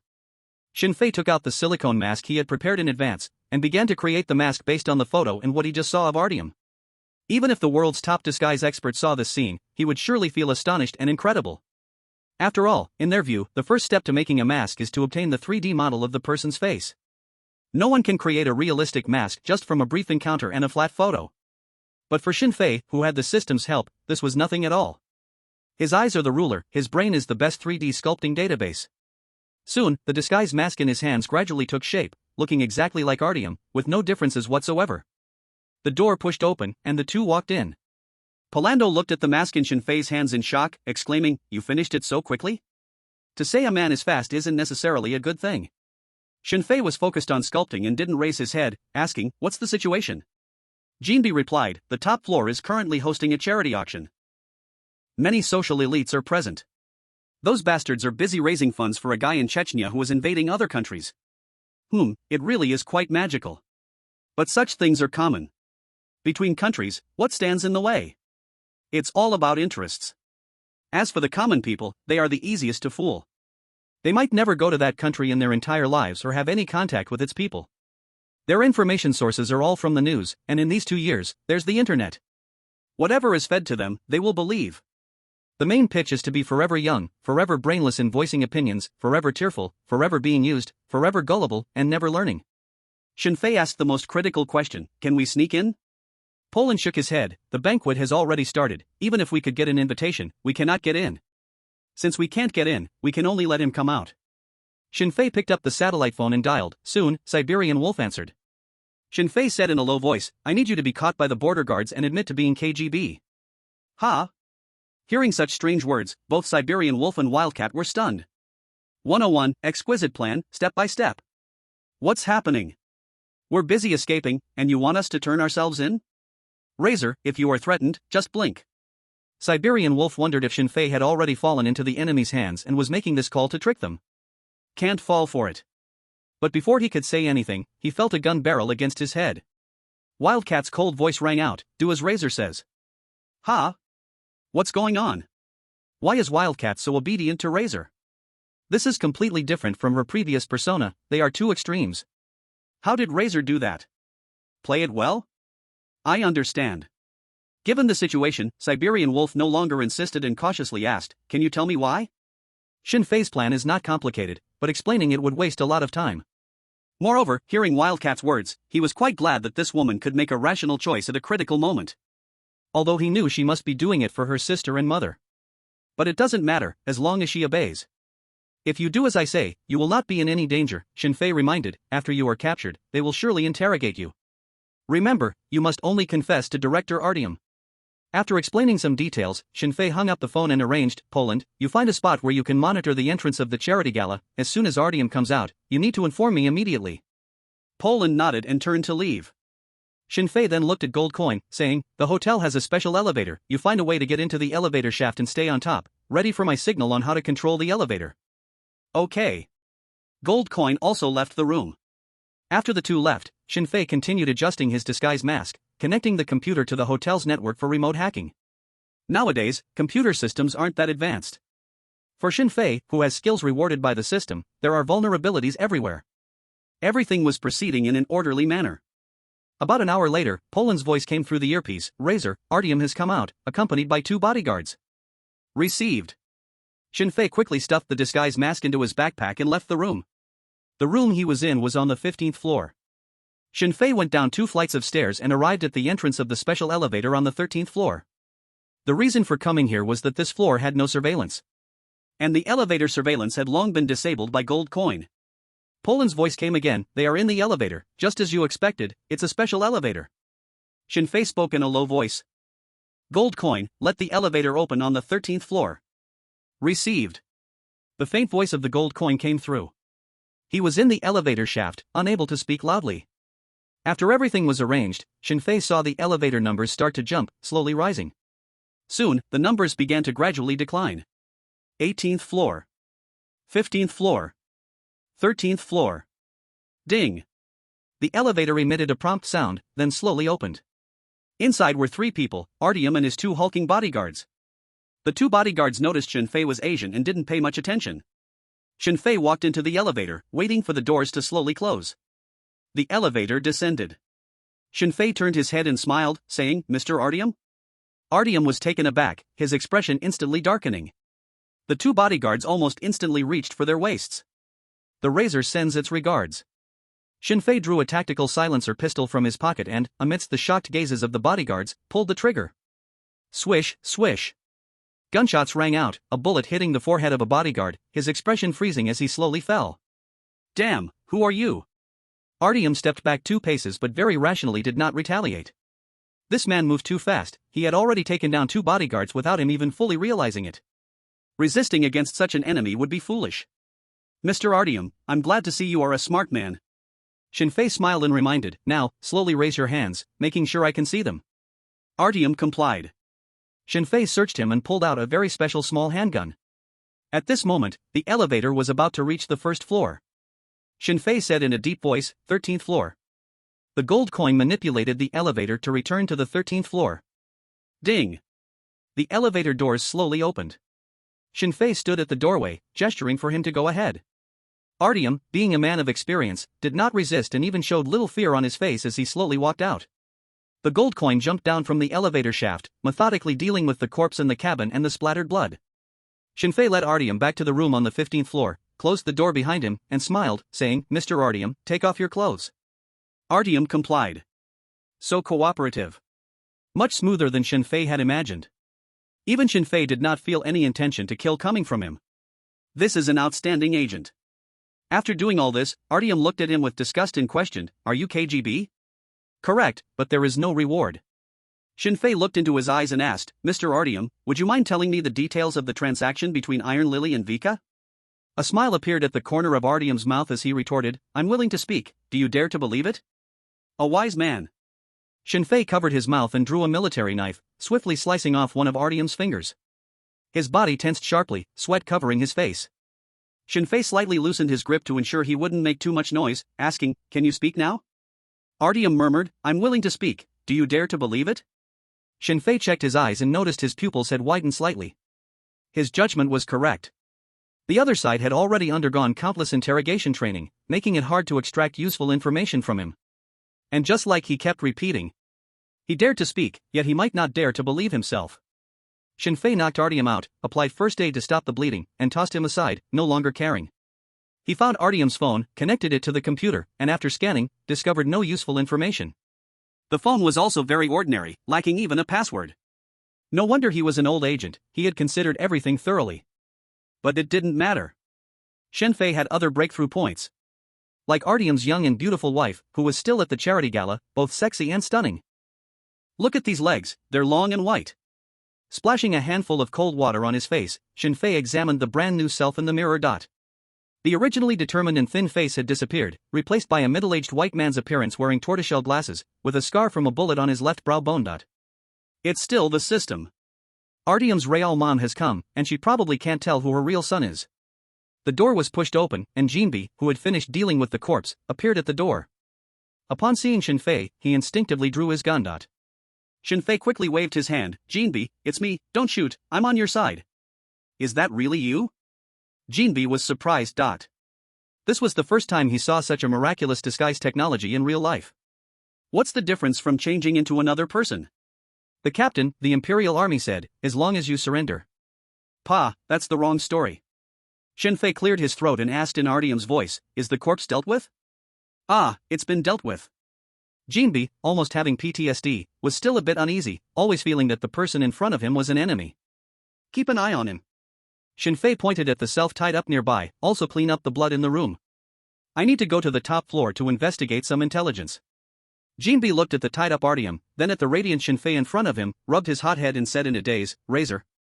I can't tell. I really can't tell. What the bizarre twist of fate." Shinfei pointed at Artyom's missing finger and said, "The one missing a finger is him, got it?" Jinbi nodded. Buzz, buzz. The phone on the table rang. Shinfei picked it up and glanced at it. It was a garbled short number. Previously, he had checked Artyom's phone and found no call records. This should be a method from their intelligence agency. However, Shinfei could guess who was calling. After answering the phone, Shinfei directly asked, "Where are the KGB people?" There's a benefit to being straightforward, it saves talking in code. "They've entered the city and will be at our station soon." A middle-aged man's voice sounded. "Guessed right, it's the ones transporting the Wildcat and Siberian wolf agents." All countries have an ambiguous attitude towards spies. They never simply kill them, hoping to get some useful intelligence from their mouths. Even the least useful spies can be gathered together, and at special times, sent to hostile countries in exchange for their own agents. In fact, many countries' spies even have open collaboration, both countries know the other is sending in undercover agents. These special types are called white agents, while those who truly disguise their identities, unknown to others, are black agents. Shinfei issued a new command according to the previous plan: send them to the Dome Hotel, room 1509, I'll interrogate them there. Not giving the other side a chance to waste words, Shinfei directly hung up the phone. Jinbi looked at Shinfei in surprise and said, "So your plan is not just to draw out Artyom, but also to use their people to bring back our own? Suckabliat, how does your brain even work?" "I am using a foreign identity to better work for the KGB." Shinfei tidied his suit, his expression calm. "Stay here in the room, I'll go to the top floor first. When the intelligence agency people arrive, notify me first, and remember not to act rashly." Jinbi nodded. Shinfei left the room and went straight to the top floor. As soon as he exited the elevator, he saw Belando sitting not far away. He was also looking at Shinfei, his face full of surprise. It seemed he couldn't understand why Artyom, who had just left, returned again. However, Belando, being a doctor, was much more observant than Jinbi the brute. He quickly noticed the earbud Shinfei was wearing. He pressed the communication key and tentatively asked, "Razor.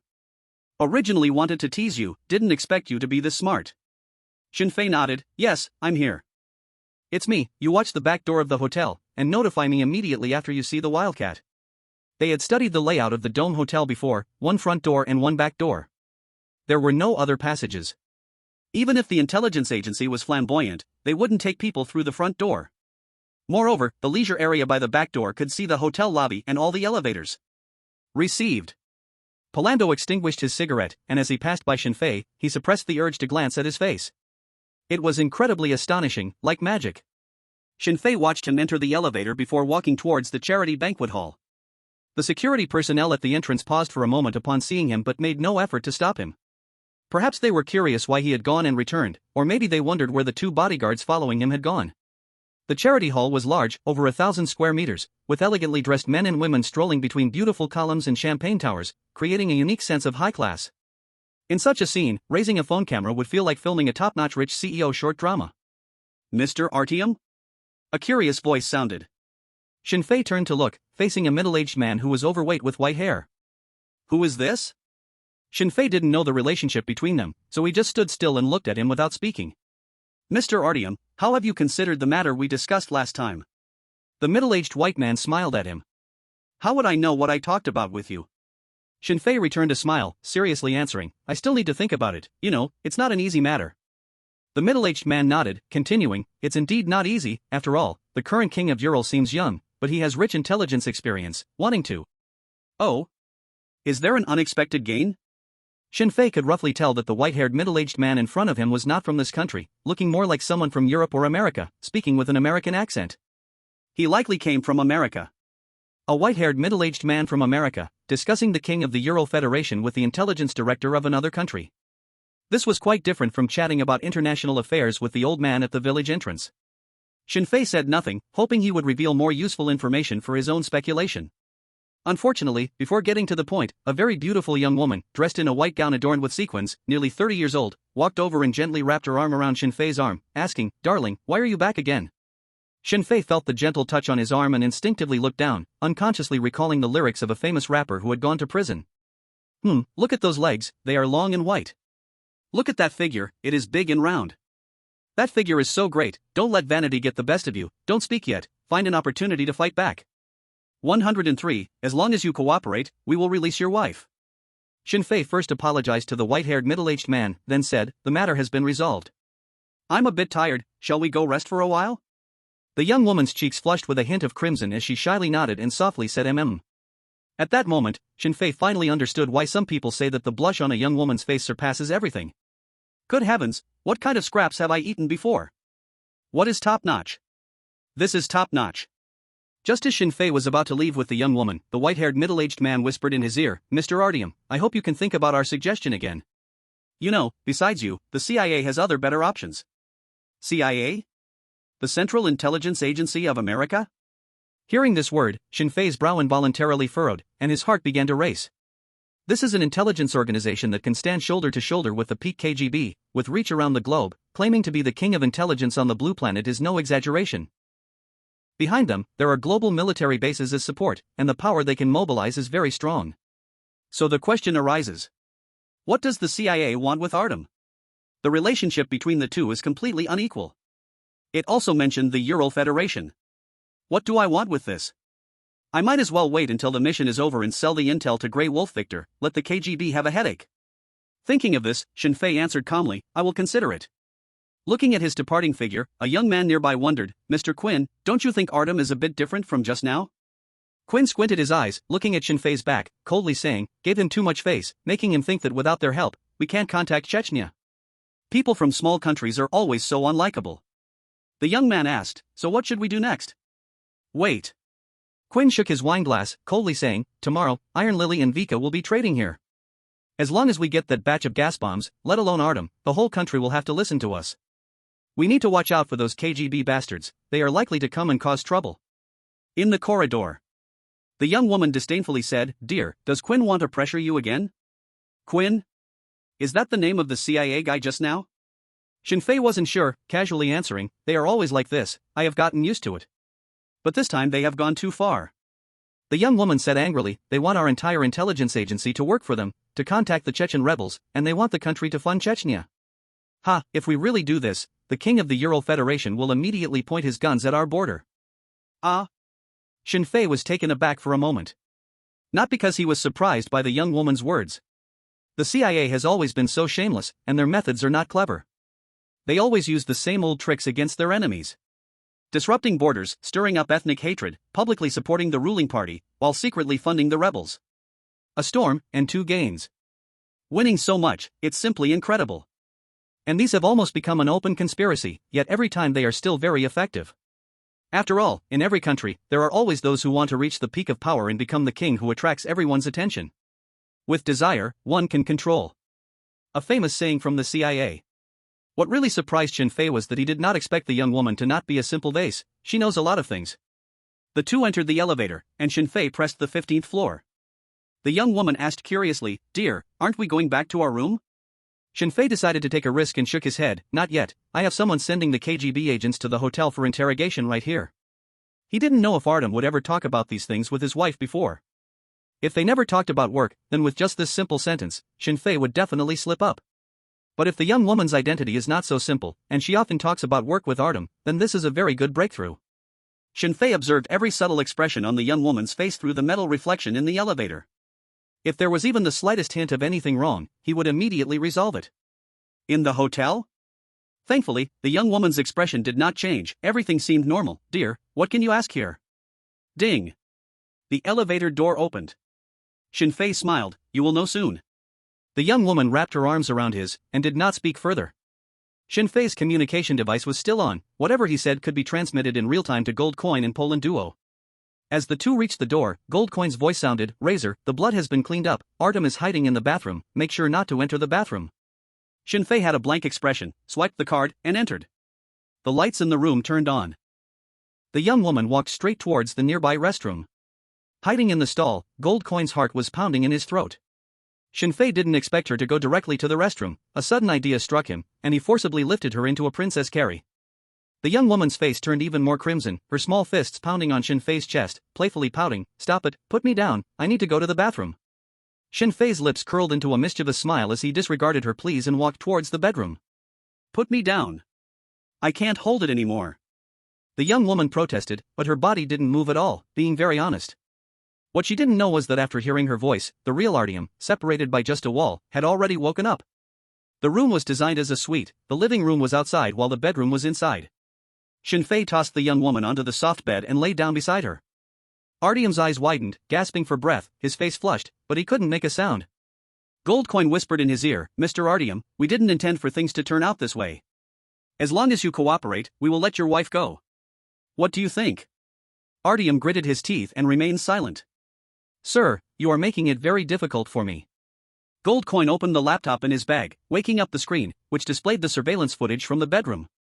He coldly said, "Since you won't cooperate, we can't guarantee what will happen next. Just a reminder, we are not those KGB agents, we have even fewer constraints than them." Artyom glared at Gold Coin. If looks could kill, Gold Coin had no doubt he would have died 1,000 times over. But even faced with this situation, Artyom showed no intention of cooperating. To be the head of intelligence, this man was really someone who could hold his ground, far more patient than a millennial turtle. 104. The young woman had 3 strengths: gentle, kind, and insatiable. In the bedroom, the atmosphere became sultry, as if the air was filled with the scent of hormones. The young woman lay on the bed, swaying her flawless fair legs hidden beneath her skirt, playfully cuddling. "Darling, shall we take a shower? Once you get to the restroom, you'll find, wow, my husband can use shadow clones." Lin Emo leaned back against the headboard, finally understanding why a formidable figure like Chow Chow would also be keen on using public resources for private gain. This thing was indeed enticing. Shin Fei didn't mind taking a bit of personal benefit while on a mission, experiencing someone else's private vehicle. But the key was, he could imitate someone else's face but couldn't imitate someone else's car keys. These were all unique, with completely different feels.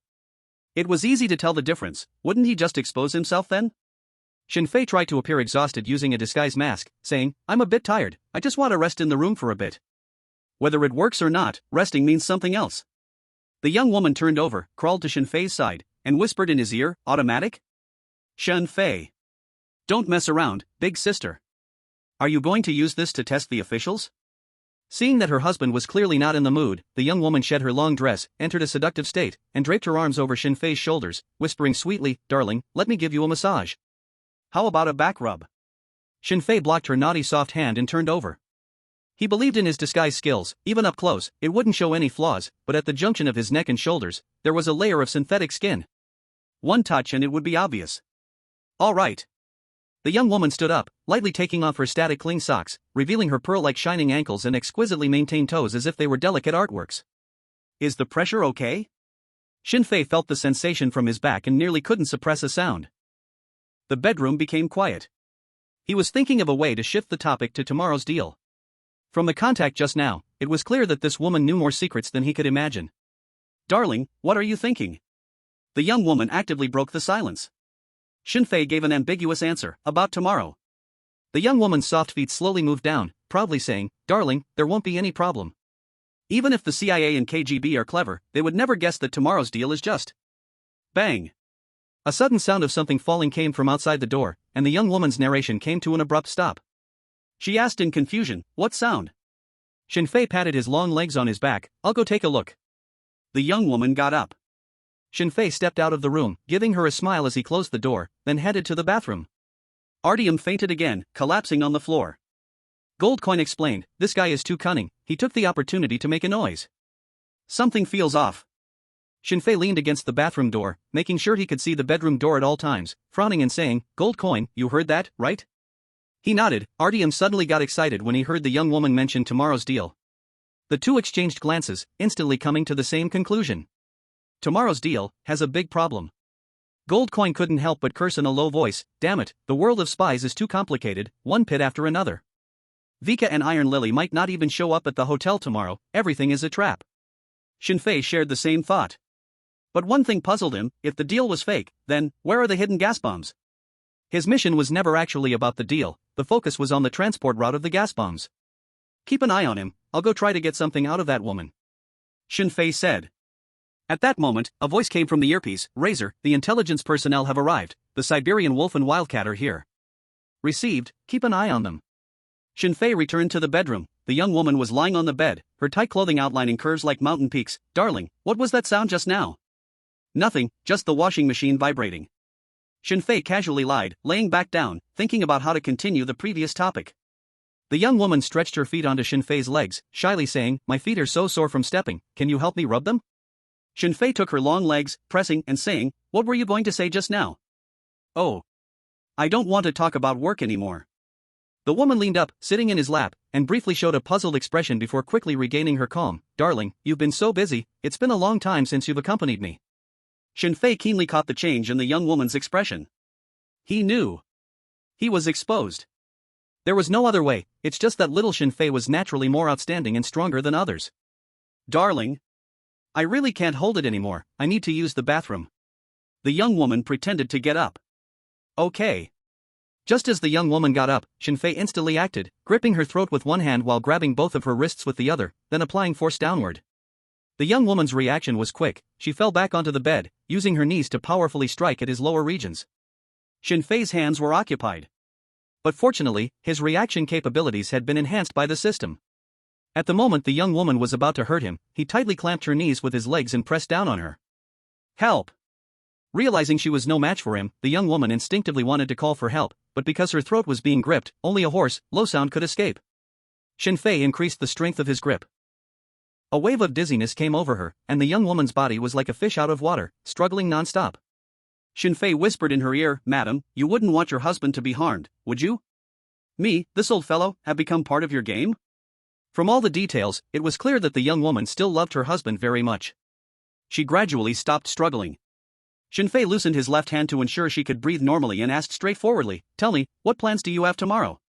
The young woman glared at him fiercely, biting her silver teeth. Impossible, you wish for. Shinfei increased the pressure on her. The feeling of suffocation struck again, her face turned a deep red, and her body thrashed violently. After about a minute, her face went from red to white, even showing purplish spots, and finally, she kicked her legs and fainted. Shinfei showed no mercy, dragging her body all the way to the bathroom. Goldcoin was startled, You killed her? Not yet, standing on her. Shinfei stepped on the young woman, laying a disposable sanitary pad used for makeup over her face, spraying water from the shower head onto it. Huff. The young woman suddenly woke up, her body thrashing violently, but both her hands and feet were pinned down, and no matter how hard she tried, it was in vain. Shinfei remained expressionless, adding more paper on her face one by one. This young woman was indeed Shinfei's type, but he showed no hesitation or pity. After nearly 10 minutes of torment, she fainted several more times. Every time she was close to death, Shinfei would give her a chance to breathe, then continue the torment. The clothes on her body were already completely soaked, revealing a half-hidden perfect figure, making Goldcoin slightly stiffen. That's enough. Shinfei removed all the makeup pads from her face and coldly asked, for the last time, tell me, what exactly is your plan for tomorrow? Her hair was a mess, her face pale, her gaze vacant, and her pupils slightly dilated. Goldcoin frowned and said, useless, she's undergone counter-capture interrogation, she should be an agent too. What a pity. Shinfei lifted his foot and placed it on the young woman's long neck, asking, do you want to play? This is the wife of the intelligence agency director. Goldcoin looked at the young woman's face, a moment of hesitation flashed through his mind, but in the end, he shook his head. Women can be played with any time, but it cannot affect the mission. Although, perhaps, this life might only have this one chance to meet the wife of the intelligence agency director. What was more exciting was that her husband was also there. Shinfei pressed down hard on her throat, and this time, he did not let go. The young woman was already powerless to struggle, her eyes filled with despair and hatred, glaring fiercely at Shinfei. Just this glance was enough to prove that she absolutely would not easily confess. Crack! Shinfei increased his strength, effortlessly breaking her throat, her head turning to the side, eyes wide open, completely lifeless. Goldcoin pointed to the unconscious Artyom next to them and asked, what about him? He will wait. An intelligence agency director as a hostage may be useful. Shinfei took off his wet clothes, changed into a fine robe, and walked out of the bathroom. A knock sounded at the door. Shinfei checked his disguise in the mirror to ensure there were no issues and said coldly, enter. The door opened, revealing 4 or 5 fully armed agents standing in the doorway. Wildcat and Siberian Wolf were handcuffed and surrounded in the middle. The leading man stood up straight and saluted, Director, the people are here. Shinfei said in a deep voice, leave the people, you wait outside. The leading man worriedly said, Director, they are KGB agents, you really don't need. Shinfei glared at him. The leading man quickly shut up, gestured for his subordinates to push both of them into the room, and respectfully closed the door. Shinfei sized up Wildcat and Siberian Wolf. Both of them were also sizing him up. They didn't know about Shinfei disguising himself as the director or why they were suddenly brought to the hotel. Shinfei smiled, welcome back to the team. Huh? What? The two were stunned for a moment, not understanding the situation. Shinfei made a silencing gesture, walked up to them, found the unlocking tool from the system warehouse, and easily unlocked their handcuffs. You are. The Siberian Wolf asked in shock, you are the Razor. Correct answer, but no reward. Shinfei told them everything that had just happened. The Siberian Wolf's eyes widened in disbelief. The Wildcat slightly opened her mouth, also unable to believe that Shinfei had done so much in such a short time. What shocked her more was that even at such a close distance, she still couldn't see any flaws in Shinfei's disguise. This meant that Shinfei's disguise skills far surpassed hers. But, he is still so young, not only accomplished in marksmanship and medicine, but also so proficient in such a difficult skill like disguise. How did he do it? The three arrived at the restroom door. Shinfei pressed the communication device to ensure Belando could hear their conversation, then said, Belando, report the situation at the door. There are a total of 5 agents, all armed, and they seem to have noticed me. Belando's voice came through. Be careful. Shinfei reminded, then looked at the others in the room and asked, do you have any thoughts? Don't be afraid of being outrageous, just say what comes to mind. The situation was a bit chaotic, Shinfei vaguely felt he could catch some key points, but it was hard to connect all the clues. Goldcoin glanced at the intelligence agency director and said, he has undergone complete counter-interrogation training, we can't get any clues from him. But based on the current information, the intel is fake, this is a trap. We can only retreat, otherwise, we will be very passive. Shinfei looked at the remaining 2. The Wildcat showed a thoughtful expression and after a moment said, do you think it's possible that the gas bombs have already arrived in Chechnya? Mentioning this possibility, everyone frowned slightly. This was the worst outcome. The Siberian Wolf shook his head, not likely, Chechnya is currently very passive, completely being pressured by the 58th Army. If they had such a powerful weapon like gas bombs, it would make no sense not to use them. Shinfei didn't know much about the real battlefield and asked, is it possible that Chechnya wants to wait until urban warfare to use gas bombs? Impossible, the Siberian Wolf replied decisively. Chechnya's borders are mostly in the mountain hollows of the Caucasus. Using gas bombs in such an environment would purely be a warning. Razor, I'm sorry we may not be able to give you any good advice, you might ask Grey Wolf Victor. He always has a way. Ha? How could I forget that old guy? The task is for them, KGB, of course if there's anything they can't solve, they would look for the organization. Shinfei picked up the satellite phone and dialed out, while quietly reminding, you all need to make some noise, at least don't let the people outside suspect anything. The Siberian Wolf understood and let out a desperate scream. Don't say it, he really learned it well. The Wildcat bit her lip, trying to scream too, but tried and failed. She blushed, tensed her body, and shyly murmured, I can't scream. I'll help you. Shinfei reached under the wildcat's armpit, found the softest flesh, and pinched it hard. The wildcat's face instantly flushed red, her features twisted in pain, and she screamed uncontrollably, ah. Just then, the call connected. Grey Wolf Victor heard this sound, paused for a moment, then laughed and said, today's young people really have a lot of energy. Mr. Razor, this old guy, have also become a part of your play? 106, the king, am I not as good as Shinfei? The little old man, you are still quite fashionable.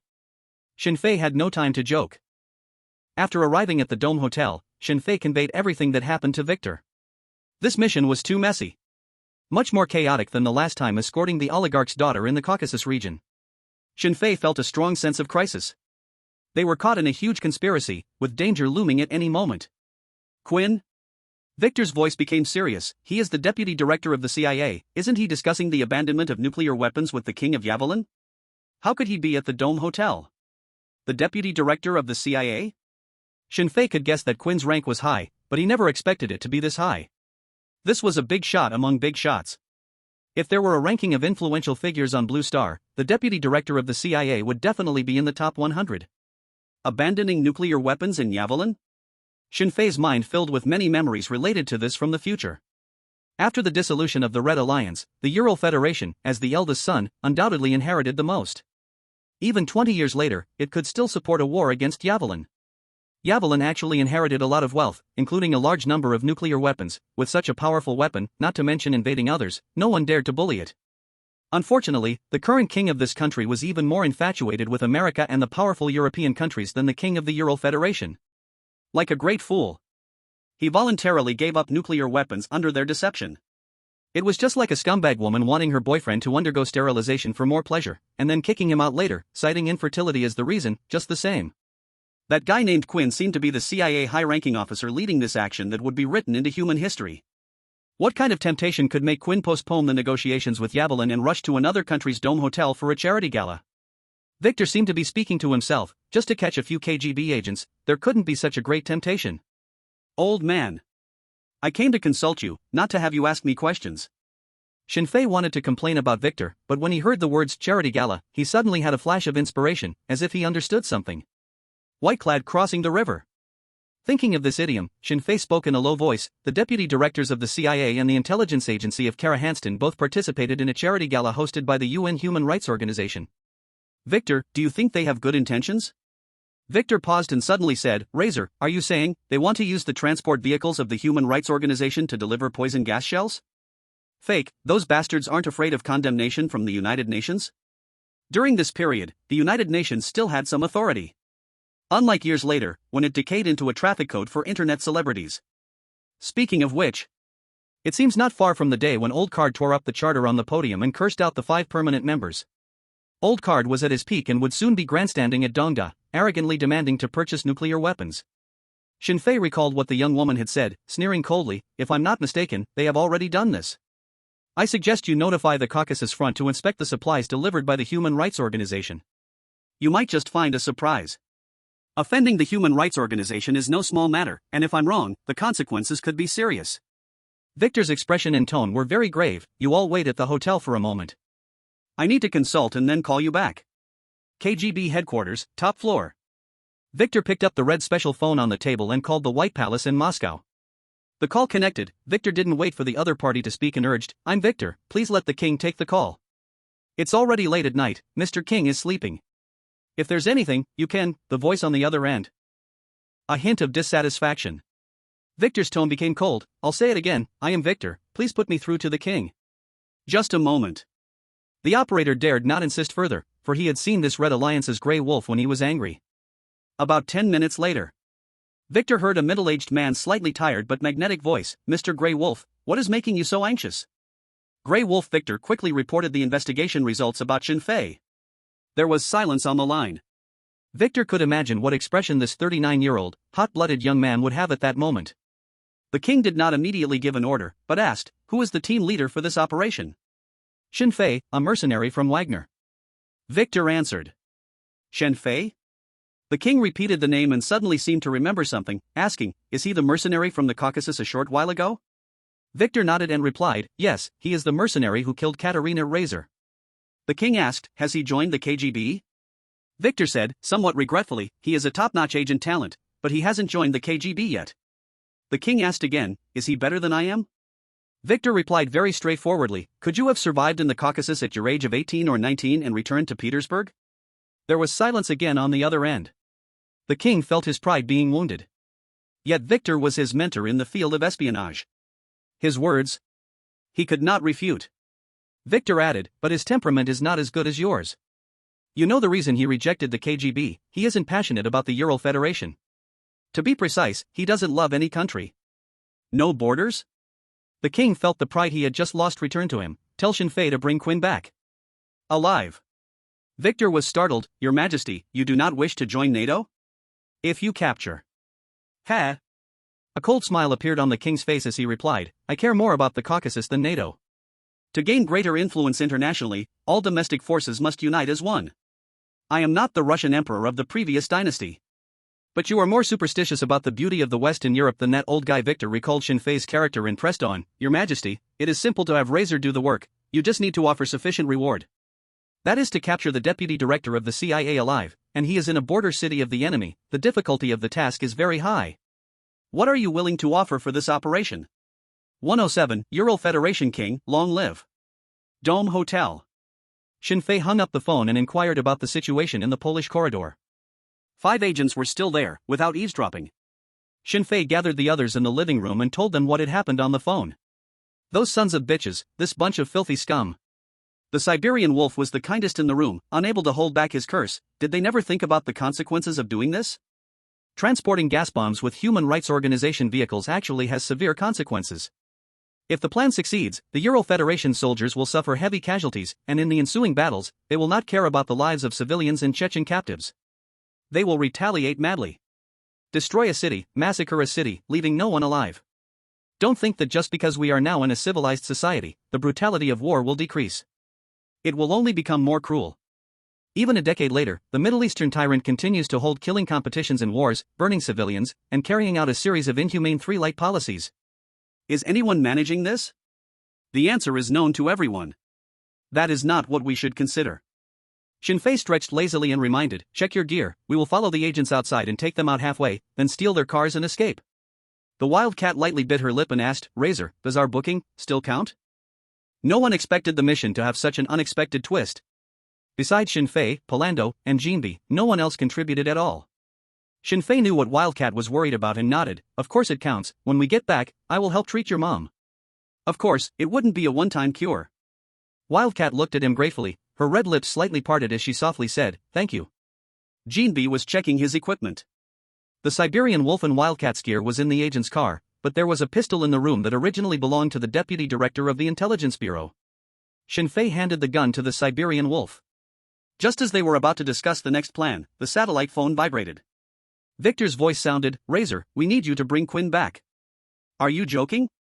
Shinfei's face was full of disbelief. He's the deputy director of the CIA, a big shot in the power center of America. Just stepping into a small country is like being a supreme emperor. Even the kings of Japan and Korea would have to call him dad if they saw him. You want me to catch him? Victor rubbed his nose. I know it's difficult, but this is the best opportunity. Are you saying you refuse this mission? I can understand your position. Shinfei's mouth curved up, a hint of madness appearing in his eyes as he smiled and said, no, what I mean is, it needs to pay more.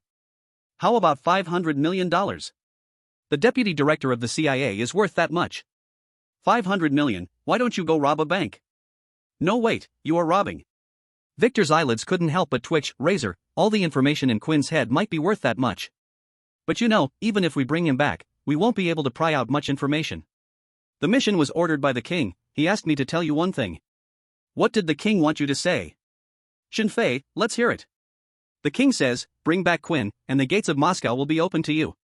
Victor's voice carried the pride unique to a great nation. Even if the king's but opens to me, it doesn't matter. Shinfei shook his head quickly, say something substantial. A Wagner base, fully under your management, with a regiment formation. Victor offered the tangible benefits. A regiment? I'm going to be a regiment leader? And it's a Wagner base? Damn.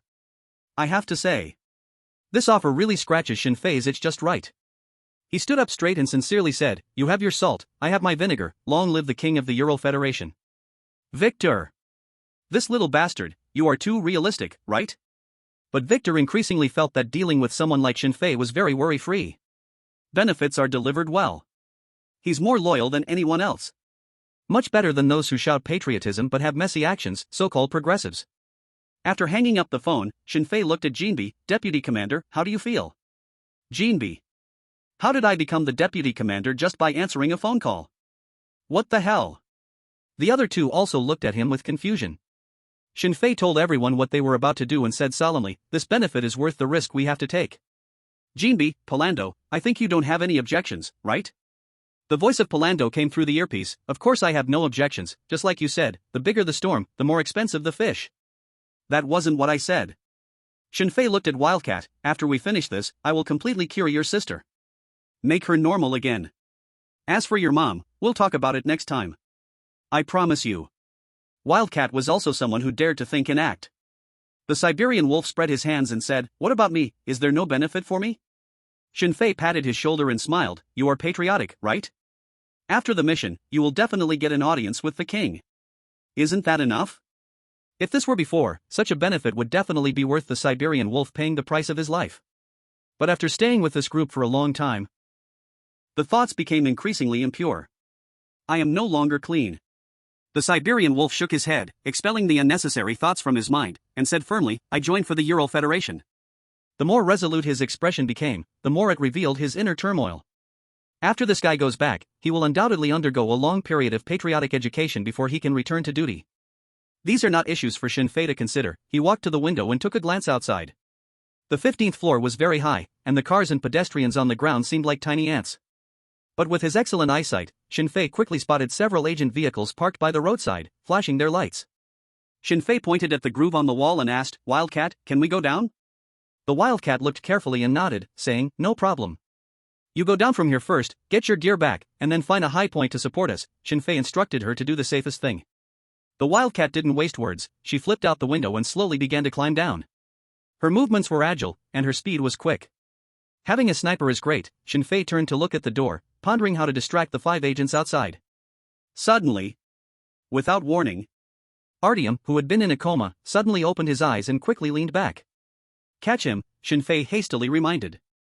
Unfortunately, they were still a step too late. Artyom's head smashed violently against the hard marble wall.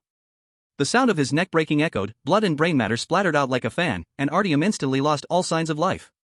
Yet on his blood-covered face, there was a terrifying, exaggerated smile.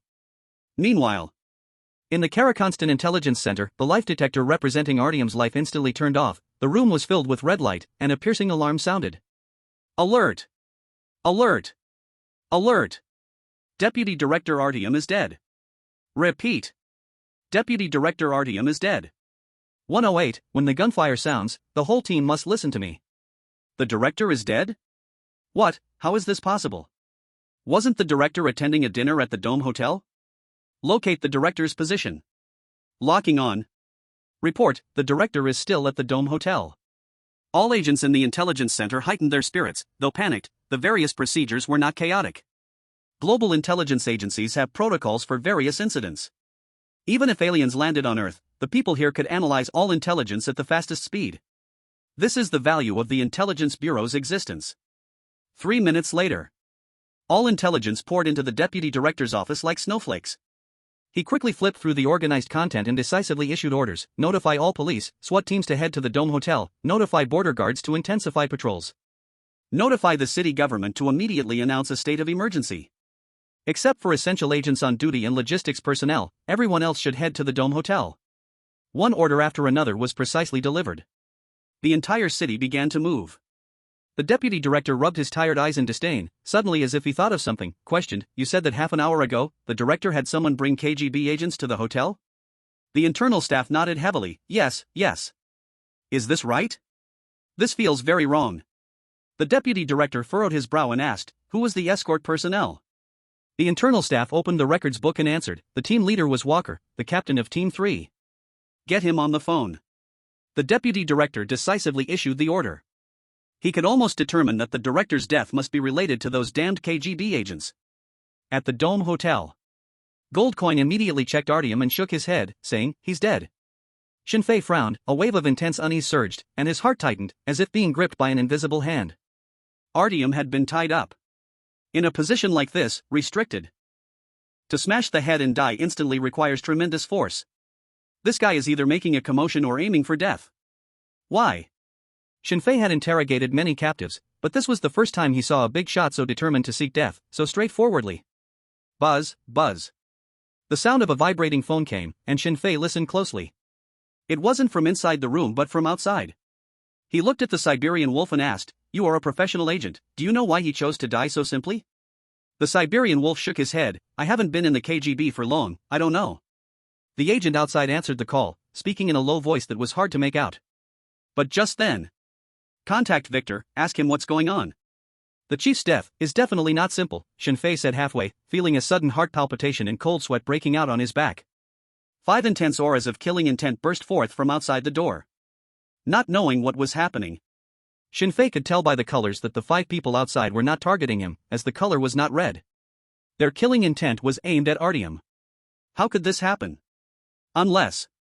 Shinfei thought of a possibility. Not having time to explain, he drew his tactical ghost pistol and pulled the trigger at the door. Tap, tap, tap, tap.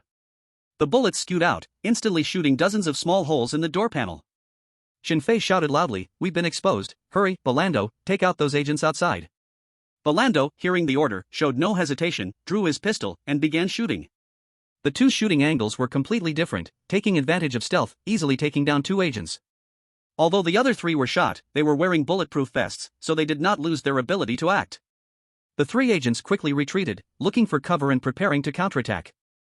Goldcoin also reacted quickly. Using the furniture in the room as cover, he moved to the corner by the door, swiftly and decisively shooting at the 2 agents' bodies.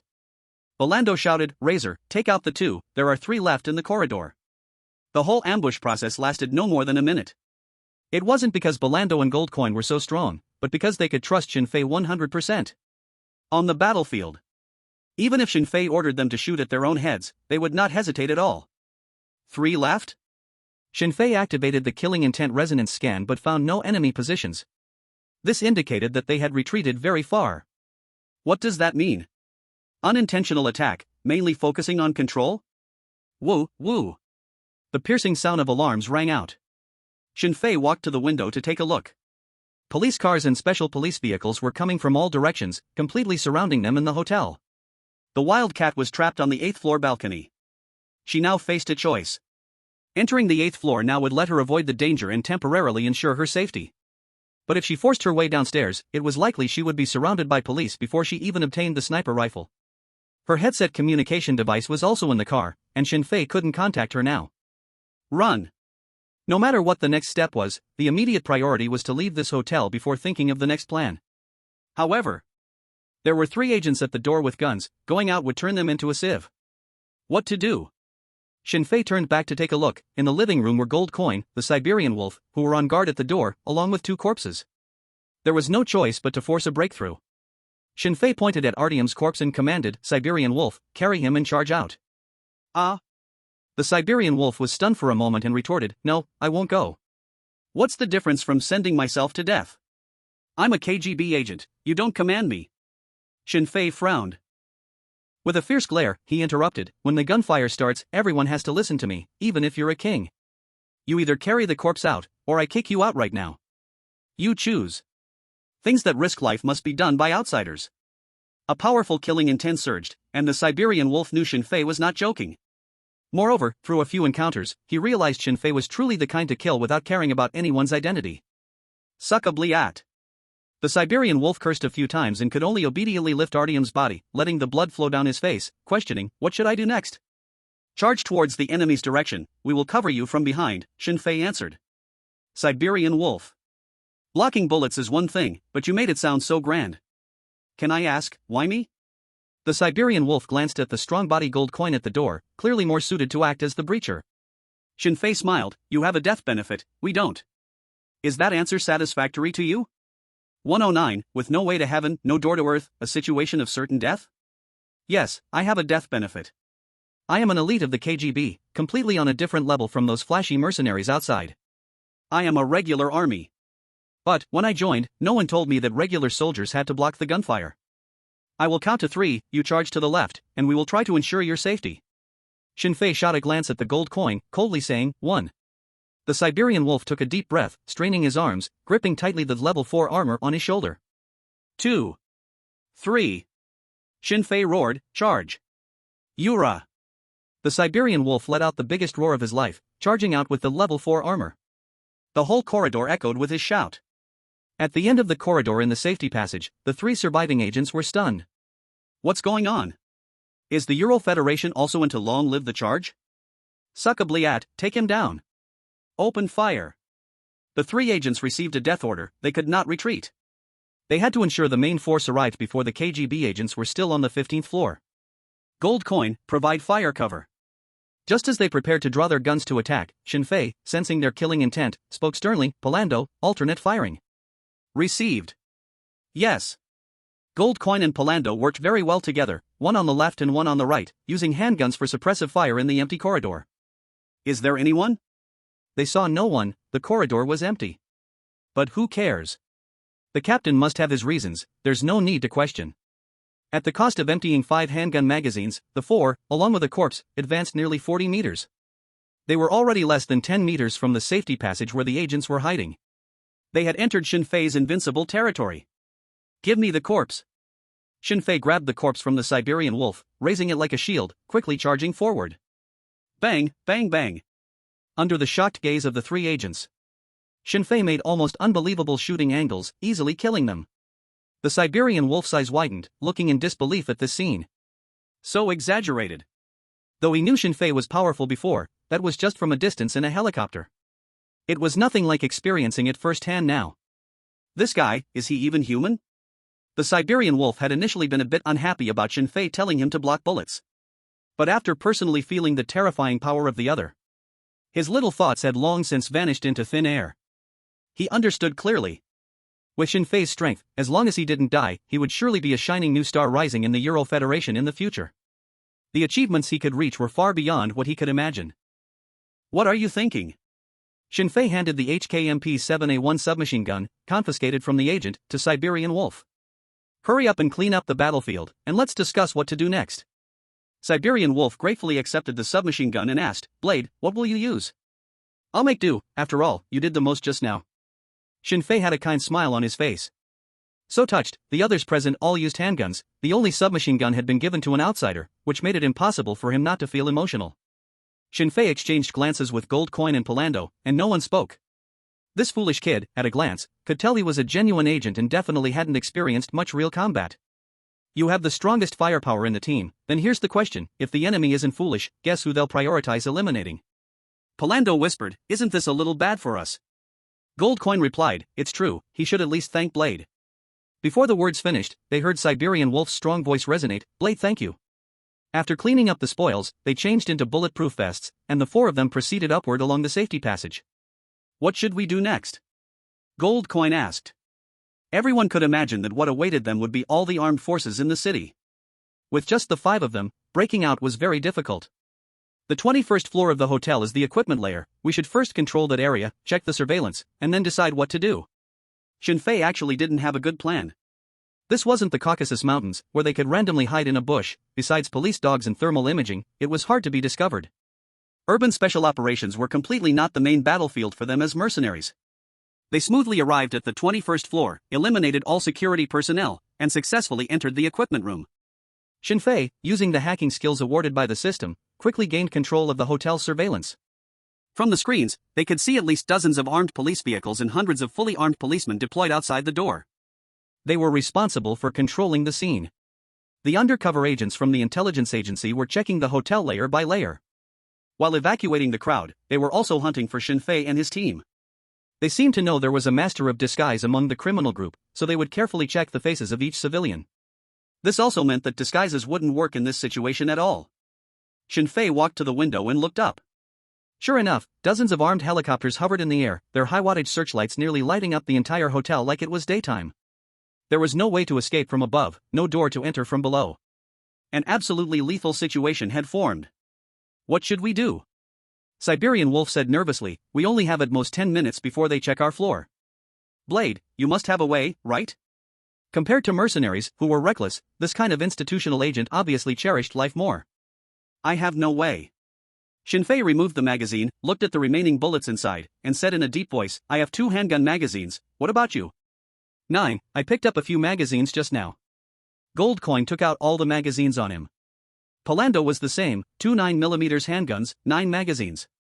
The 3 of them were calm as if they were on an outing, greatly shocking Siberian Wolf, who looked at his own magazine and said, I only have this one magazine, with 41 rounds. This was the second reason Shinfei had given him the submachine gun. Just when the 4 were preparing for a desperate fight, a woman's urgent voice came through Shinfei's earpiece. Blade, please respond if you hear this. 110, Wildcat, can you fly a plane? Wildcat? The sudden voice startled Shinfei. What's going on? How did she do that? Could it be that she really is a genius? After the task changed, Shinfei instinctively overlooked Wildcat's role. Surprised at the crucial moment, did I give myself a surprise? Received, I am Razor. Shinfei said. Huff, huff. The urgent breathing sound in the earpiece was like someone running fast. Just now, on the 8th floor, I saw CIA Deputy Director Quinn, he was running upstairs. In 5 minutes, I will reach the sniper position to provide cover for you. Quinn is running upstairs? Is he preparing to escape on an armed helicopter? No, he cannot run so easily. Shinfei did not see Quinn's figure in the surveillance, but he could see the police and SWAT had already arrived on the 5th floor. They were advancing steadily, carefully making their way up, obviously wanting to capture someone alive. What to do? Shinfei subconsciously opened the system interface, searching among the warehouse props in his gained skills for something to use. A golden entry caught his eye. Annihilation-level demolition technology. So nervous, I almost forgot I'm still a dead era. Shinfei said in a low voice, Gold Coin, Poland, Siberian Wolf, you 3 go to the safe passage, be sure to stop Quinn from going upstairs, understood? The 3 nodded heavily and left the equipment room. Shinfei asked through the earpiece, Wildcat, can you shoot down a helicopter? Wildcat was stunned for a moment, puzzled, and asked, what? Shoot down an armed helicopter. Shinfei emphasized the 2 words. Everyone used English during the mission, which easily led to inaccurate command transmission. Shinfei secretly vowed to improve his foreign language skills later. Good foreign language skills, must study. I don't have a large caliber anti-material sniper rifle. Wildcat said while running, I can't hit the armed helicopter, even if I could, I wouldn't penetrate its armor. Sister, can you stop gasping? It's making me embarrassed. Shinfei asked again, what about a hovering or landing armed helicopter? I see you have armor-piercing incendiary shells on your task list, right? That's no problem. Wildcat gave an affirmative answer. Good. Shinfei gritted his teeth and said in a low voice, find a high point, aim at the top floor of the Dome Hotel, under no circumstances must you let Quinn leave. As long as he is still in the hotel, the enemy will be cautious, understand? Killing the CIA deputy director, no matter who it is, everyone must weigh their options. Even small countries are no exception. After giving all the orders, Shinfei was alone in the equipment room, thinking about how to create the explosion. The 3 elements of an explosion, combustible material plus oxygen plus an ignition source. Countless knowledge and theories about explosions floated in Shinfei's mind. Gas boilers, ventilation systems, electrical control boxes, cleaning chemicals, alcohol/solvents, metal pipe tools. These are the most common things in the hotel, they can be used to create an explosion. But, the explosive range of these is too small. Is there anything that can produce an explosion at the fastest speed, ideally able to cause an explosion wherever needed? How is that possible? Shinfei found this idea too far-fetched. This is a hotel, not a military factory. Shinfei paced back and forth in the equipment room, staring at the machines running normally, thinking about what to do. Suddenly, he caught a glimpse of 2 words pure oxygen. Pure oxygen equipment? How could a hotel have pure oxygen equipment? Shinfei paused for a moment, carefully checking the equipment details, his face revealing an excited expression. The Caucasus region is high, with beautiful scenery, attracting tourists from various countries for sightseeing and skiing all year round. To help them better adapt to high-altitude climates, each room is equipped with oxygen-generating equipment. As for the pure oxygen pipeline, it connects to the casino in the hotel. Well, as long as the casino's oxygen is kept at a high concentration, it can make gamblers more alert, excited, and forget sleep. A common trick used by casinos worldwide. According to Shinfei, some Southeast Asian casinos even directly add stimulating substances into the ventilation system. It's not marijuana. That stuff would make anyone who doesn't smoke unable to stay for even a second. I've got a plan. Shinfei connected the computer with the control devices, linking the pure oxygen equipment to all the room pipes, and then turned it to the maximum. Sizzle. All the room pipes opened up, and the concentration of pure oxygen in the sealed space kept rising. In no more than 5 minutes, these rooms would turn into pure oxygen bombs. Razor, Quinn is coming. He has a dozen bodyguards with him, they're in the safe corridor on the 15th floor. The sound of gold coins echoed in Shin Fei's mind. Force them out of the safe corridor. Shin Fei aimed the camera at the hallway on the 15th floor. He couldn't see the situation in the safe corridor. Only the Siberian wolf and gold coin standing at the door on the left and right. As for Poland, he was on standby in the corridor upstairs. Received. Goldcoin pulled out an offensive grenade from his body, pulled the pin, and listened carefully to the footsteps below. Although he didn't have Shin Fei's abnormal hearing, the surroundings were quiet enough. The sound of the bodyguards' escaping footsteps was loud enough. When they were about to reach the corner of the safe corridor on the 15th floor, Goldcoin threw the grenade in a smooth motion. Tap, tap, tap. The metal grenade collided with the stairs, rolling rapidly down. What sound is that? Stop, everyone stop. Fake grenade. Bodyguards chosen to protect the CIA deputy director all had long service experience. Hearing the strange noise in the hallway, their brains hadn't reacted yet, but their bodies instinctively began to seek cover. Unfortunately, they were still a step too slow. Boom. A huge explosion sounded, smoke and dust filled the corridor, as if the entire ground was trembling. Yura! The Siberian wolf shouted and was ready to rush down with his submachine gun. Goldcoin grabbed him, shaking his dizzy head, and shouted loudly, "Are you crazy? There are at least a dozen of them, one grenade won't solve the problem."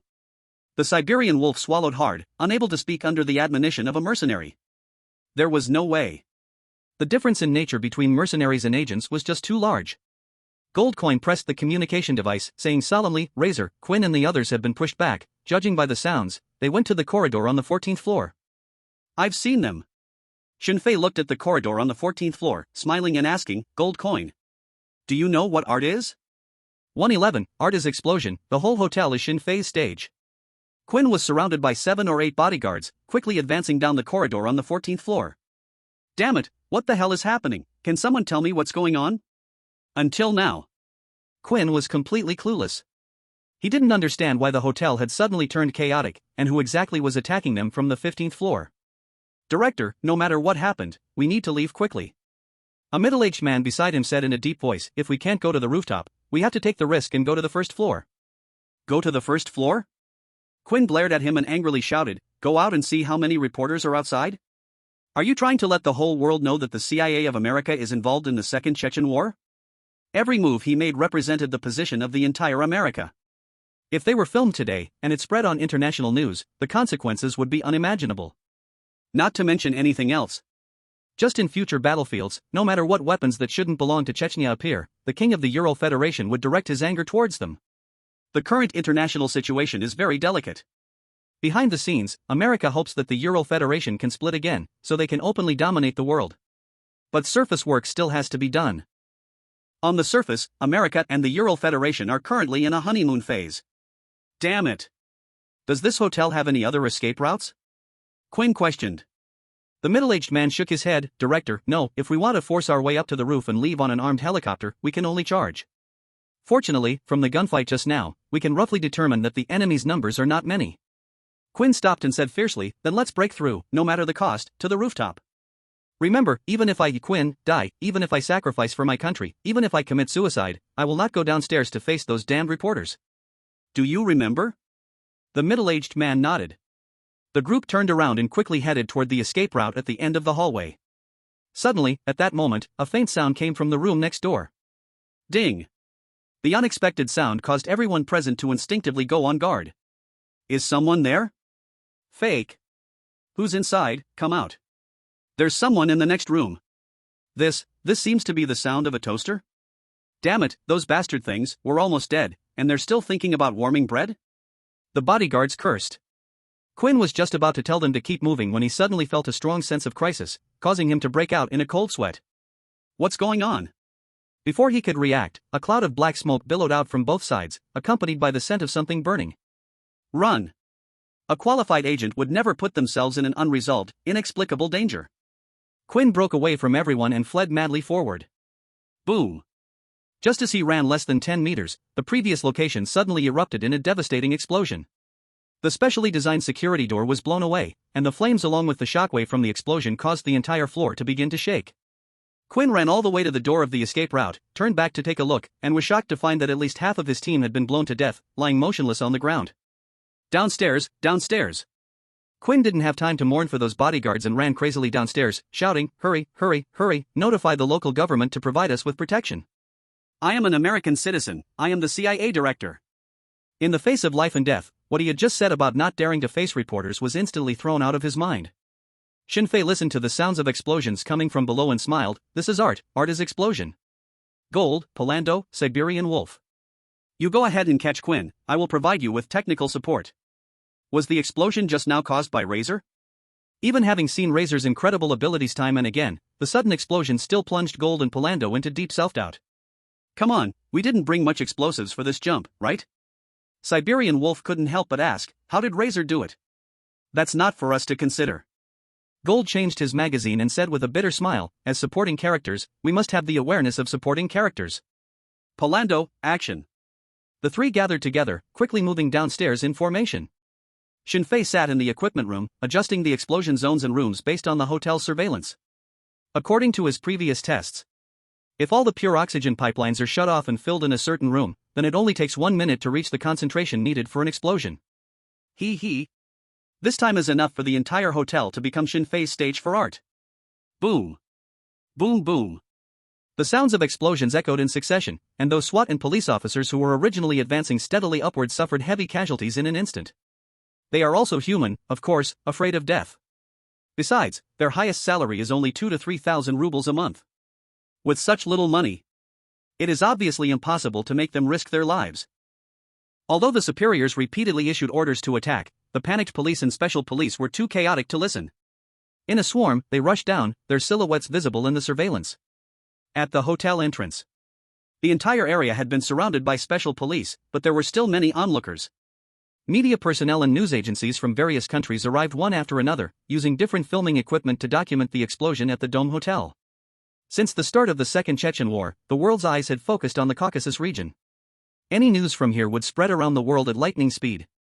In a command vehicle, the Special Police Battalion Colonel coldly questioned, "What is your intelligence agency doing? Why was there so much explosives in the hotel?" He had the most personnel and faced the heaviest casualties, so he was, of course, even angrier now. What a joke!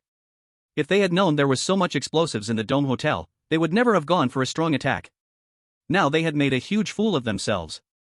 I'll say it again, there are no explosives, no explosives. The vice director of the intelligence agency, who also didn't expect things to turn out this way, said sternly, "Tell your people to rush in and end the chaos quickly." "Why don't your agents rush in?" The colonel of the armed police pointed at the special police that were carried out from the hotel and questioned, "No explosives, can you explain? What the hell is going on?" "You ask me, who do I ask?" The vice director of the intelligence agency was equally bewildered, truly unable to understand where the explosives in the Dome Hotel came from. 112, the police will never compromise with any terrorists. The special police colonel shouted angrily, "Listen, none of my people will go in until those damn bombs are dealt with. Make it clear, not a single one will go in." The atmosphere on the scene became tense. Under normal circumstances, the special police colonel, of course, would not have the qualification to say such things in front of the vice director of the intelligence agency. Kalahastan is a very small country, with a population of over 30 million and an area of 0.6 of Tomlio. In such a type of country, the king is just a front, and various departments of the whole society have long been divided by several families. A miniature Euro federation. This is also the status quo of various member countries after the dissolution of the Red Alliance. Then tell me what to do. The vice director of intelligence, knowing the other party had a background, conceded. Negotiation. The special police colonel proposed his idea, no matter what those damn terrorists inside want to do, first trick them out, then think of a way. Impossible. Touching the bottom line, the vice director of intelligence was very firm, Kalahastan will never compromise with any criminals. If you insist on refusing to attack, then I will contact the border troops. The two fell into silence as if they had agreed on it. The atmosphere instantly froze, with only the occasional gunfire coming from the Dome Hotel not far away. At this moment, a special agent rushed over, gasping for breath, and said, Director, this is bad. Mr. Quinn hasn't escaped, he's still in the hotel, and the situation is extremely dangerous." The vice director of intelligence scolded angrily, "Didn't the armed helicopter already wait on the top floor? Why hasn't it brought him out?" The agent lowered his head, afraid to speak. Ha! The vice director of intelligence took a deep breath, resigned, and said, let's negotiate. The corner of the special police colonel's mouth curled into a sarcastic smirk, filled with disdain. These damn agents. Being two-faced is just their character. Quinn had been forced into a guest room on the 14th floor. There were no surveillance cameras there. And Shin Fei could not truly kill this fat sheep that allowed him to become the captain. Leaving the equipment room, he rushed along the safety passage to the 14th floor. Gold Coin, Poland Duo, and Siberian Wolf stood on either side of the door, ready to receive the order to storm in. The smaller the scale of CQB, the greater the danger. If they wanted to force their way into the room, there will definitely be casualties. Shin Fei approached the three and asked, is anyone injured? The Siberian Wolf and Polando shook their heads.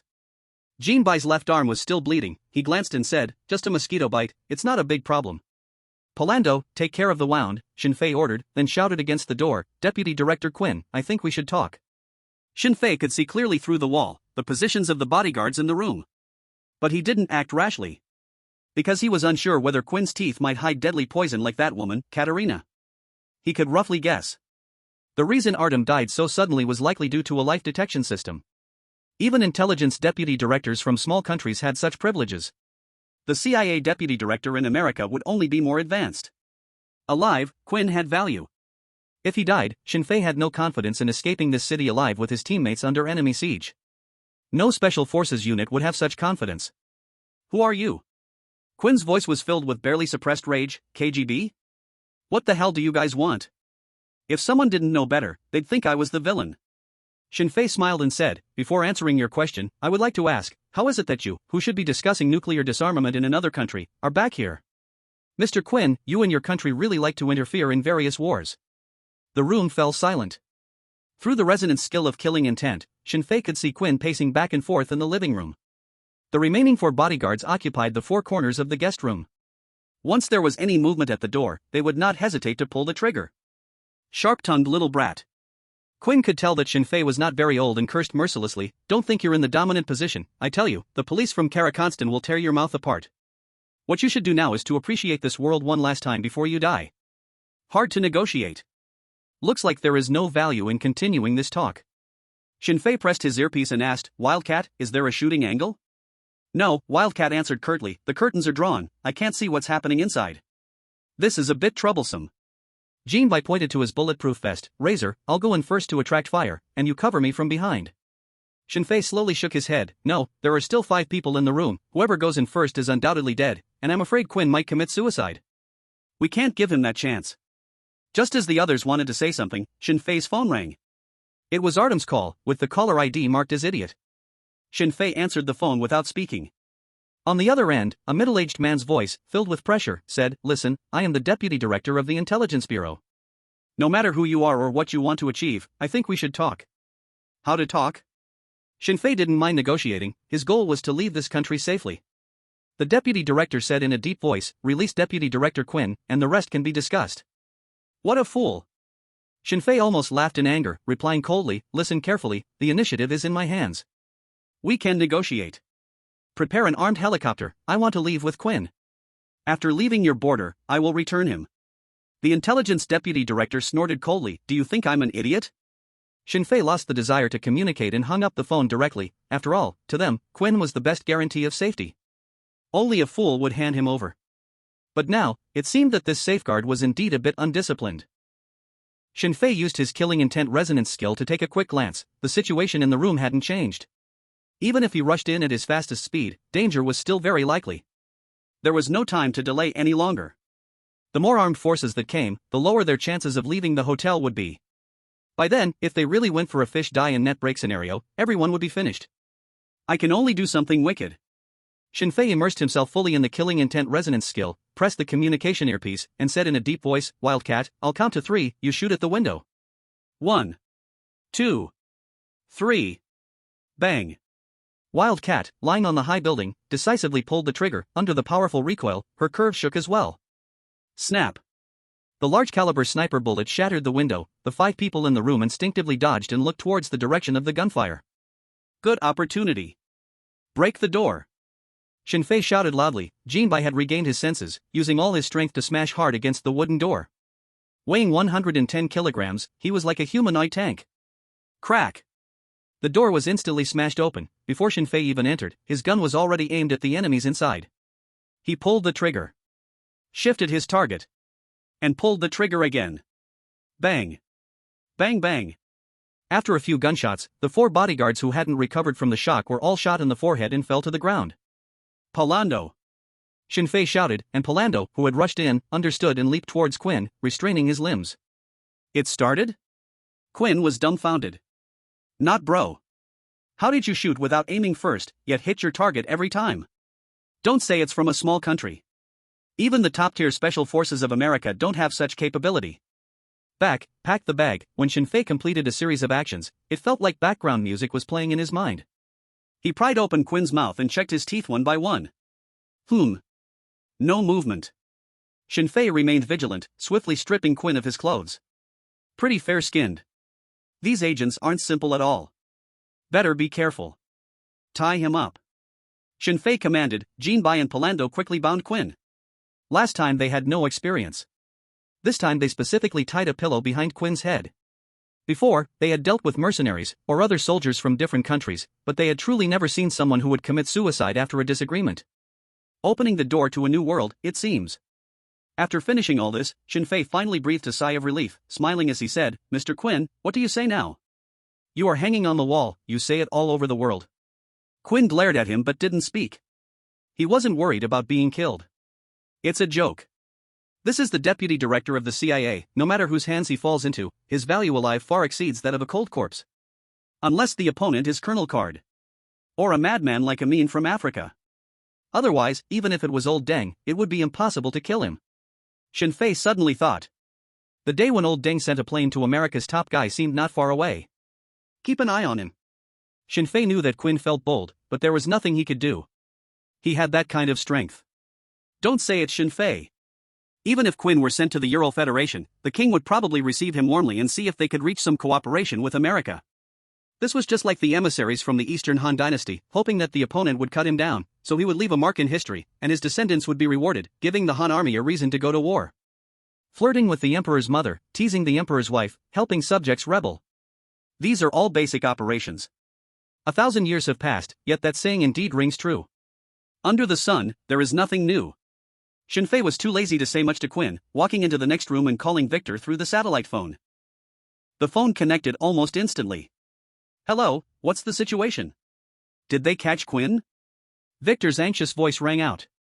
You folks in the office only care about KPIs. Shinfei rubbed his contempt, ready to speak, when he heard the voice of Wildcat through the headset. Razor, they've locked onto my position, I need to leave sniper position 1.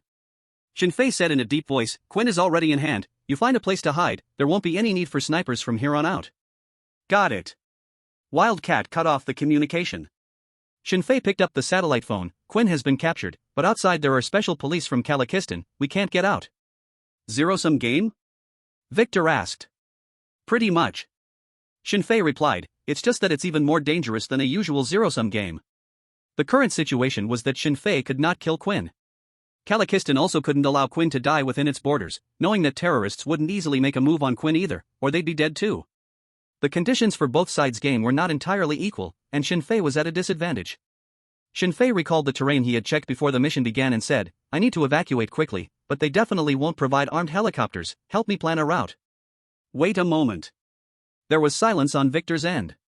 Communicating with smart people is very simple, no need for complicated explanations. About 2 or 3 minutes later, Victor's voice sounded again, you are nearly 70 kilometers from the border in a straight line, forcing a crossing is very dangerous. My suggestion is to go through the combat zone. Combat zone? Shinfei frowned and cursed, old fox, are you planning to have us force our way across the Chechen border with the CIA deputy director from America? Indeed, that way would be closer, only needing 30 kilometers to leave the border. The key is that this area is currently under Chechen actual control. Are we looking for death? Let me explain. Victor ignored the insults, explaining, our 58th Group Army's 211th Division is deployed over there, they can assist you. And by taking this route, you won't have to worry about Kazakhstan people attacking you halfway. Shinfei found a military map from his gear. Maps like this are absolutely classified, the accuracy of the mountains and terrains is incomparable to civilian maps. Leave the hotel and head north. After 15 kilometers you'll enter the Caucasus Mountains. If I were the commander of Kazakhstan, I wouldn't choose to ambush on the road but would conduct encirclement in the jungles. That way, even if Quinn died, they could pin it on Chechnya. After studying the map in detail, Shinfei had to admit that the route Victor provided was most fitting for their current situation. I know what to do now. Shinfei prepared to hang up the phone. Wait. What else is there? Come back alive. This old fox is getting sentimental too. Just after hanging up the satellite phone, Artyom's call rang again. It was still that deputy director with the note, idiot. Shinfei answered the phone. The idiot deputy director's voice, listen, we can't provide armed helicopters, but we also don't want things to escalate, we can give you an armored car to help you. Shinfei replied briskly, deal. This condition isn't excessive because you and I both know you wouldn't dare. The idiot deputy director's voice abruptly stopped, incredulously asking, you, agreed? Suck a bled. He agreed so readily, and all the effort he put into his words was wasted? 114, surprised, unexpected? Surprised, unexpected. Shinfei could hear the astonishment in the other's tone and smiled, yes, that's right, agreed. You have 10 minutes to remove all helicopters and prepare an armored vehicle. Remember, don't try anything funny. A silence fell in the command vehicle. No one expected that the originally difficult negotiation would end so smoothly. The deputy director of the intelligence bureau couldn't help but ask, what does he really want? It doesn't matter, that's not our concern, the deputy mayor said in a deep voice from the command vehicle. No matter what he wants, we need to quickly get that damned Quinn and those terrorists out of the city. Otherwise, tomorrow the angry citizens will storm our office building. As an administrative official, his biggest concern was the public's opinion. Letting them leave just like that, our SWAT team and the intelligence bureau will be nailed to the nation's disgraceful pillar, said the SWAT lieutenant colonel with a gloomy face, arguing back.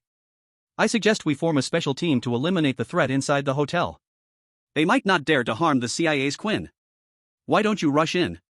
No, you did rush in, and suffered heavy casualties. The deputy director of intelligence gave him a cold glare and said, we don't know how much explosives are buried in the entire Dome Hotel, rushing in will only cause more casualties. I suggest we do as he says, provide them with an armored vehicle, but... After hanging up the phone, Shinfei returned to the room next door. On the floor lay the body of a CIA bodyguard. Quinn was tightly bound, and a sock appeared in his mouth at some point. Polando was helping Jinbi treat his wounds. Siberian Wolf was using his spare time to scavenge and maintain weapons and equipment. The weapons of this era were not particularly reliable. Especially the submachine guns. Because of their high firing rate, they could easily jam or overheat. Yet, the agents loved to use this type of weapon. Originally, Shinfei and the others were on a camouflage reconnaissance mission. Besides the Wildcat carrying a sniper rifle, the rest only carried paratrooper knives and 9mm pistols. Seeing Shinfei enter, Siberian Wolf handed Shinfei an HKMP-7A1 submachine gun, Razor, just confiscated, with a total of 7 magazines. To be honest, it was quite moving to have mutual exchanges. The next task was to run away. At this time, any firearm was definitely more reliable than a pistol. Shinfei took the HKMP-7A1 submachine gun, weighed it in his hands, then smashed the stock onto Quinn's head. Fake. Quinn barely finished cursing before his eyes rolled back, and he slumped down, unconscious. Shinfei checked his pupils, confirmed he was out cold, and said, the force is just right, it stunned him without hurting his brain. Everyone, stay alert. He spread out a military map and pointed at the combat zone, saying, I asked the police for an armored vehicle, we will retreat along this route. But before we leave, we need to do something. Jinbi, Polando, you go into the hotel and grab 3 survivors, I have use for them. Both sides were discussing their plans, and 10 minutes quickly passed. The armed helicopter that floated in the sky disappeared without a trace. The completely black armored vehicle slowly drove into the lobby of the Dome Hotel under the gaze of numerous reporters and onlookers. Ding! In the gaze of the police, SWAT, and intelligence bureau, the elevator on the first floor of the hotel lobby slowly opened. Everyone was on high alert. Until now, they still had no idea what the terrorists, who were battling wits with them, actually looked like. Then, under their watchful eyes, CIA Deputy Director Quinn was escorted out of the elevator by 2 masked terrorists, walking slowly. Report, it's Director Quinn. It's only Quinn, only him, I didn't see the terrorists. Distance 50 meters, ready to act at any time. Sniper is on target. As the terrorists and Director Quinn appeared, reports from various departments poured into the command vehicle like rain. Good opportunity. The SWAT lieutenant colonel's expression was excited as he spoke. They've already been targeted by the sniper. As soon as we shoot, we can definitely eliminate them at the first moment. Let's move. The deputy mayor frowned. A subconscious feeling sensed that something was not quite right. From previous negotiations, these terrorists didn't seem to be fools, did they? How could they so easily expose themselves under the police's guns? Action! The deputy director of the intelligence bureau decisively gave the order. The sniper, receiving the command, swiftly pulled the trigger, and 2 terrorists' heads exploded in a spray of blood, falling stiffly to the ground. The other team members also progressed swiftly. Dozens of special police protected Quinn in the center, while others spread out in a fan shape, on alert for all firing angles. Soon, they exited the hotel in an orderly manner, countless flashes capturing their towering figures. Well done. Justice will triumph over evil. Hooray! The nation is proud of you. Phew, finally it's over, it was so scary. The crowd erupted in waves of applause, and several high-ranking leaders in the command vehicle breathed a heavy sigh of relief. Unexpectedly, it was all resolved so easily. The special police colonel smiled slightly. I've said it before, take them out while they are retreating, it's foolproof. This is not the Ural Federation, this is Kalakonstan. The special police here do not compromise with any criminals. Mr. Mayor, I think you should have your staff prepare your upcoming speech. Everyone in the car turned to look at the deputy mayor. The deputy mayor said nothing, just stared at the rescued CIA director Quinn, feeling that something was off. Too smooth. It was completely different from the previous battle of wits with the terrorists. What's going on? Did they suddenly lower their intelligence? Before he could say anything, a tense voice from the intercom broke through. Report, explosives found on Director Quinn. No. That's not right. He is not Director Quinn. He has a disguise on his face.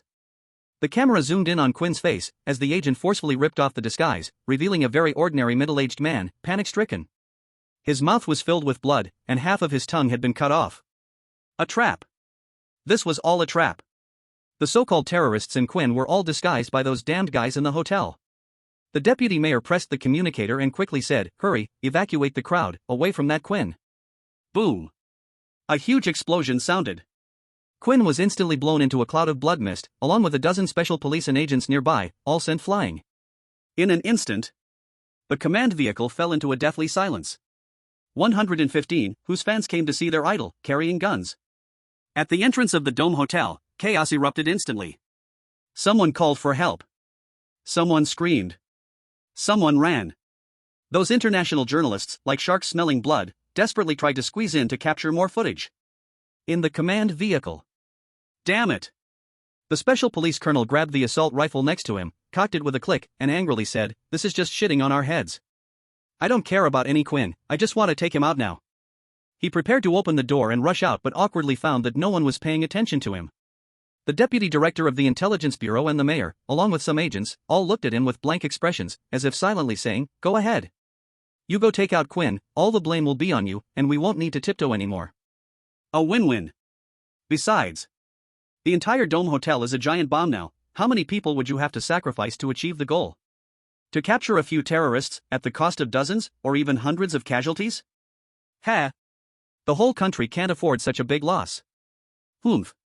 The special police colonel snapped back to reality from his rage, snorted coldly, and sat back in a nearby chair.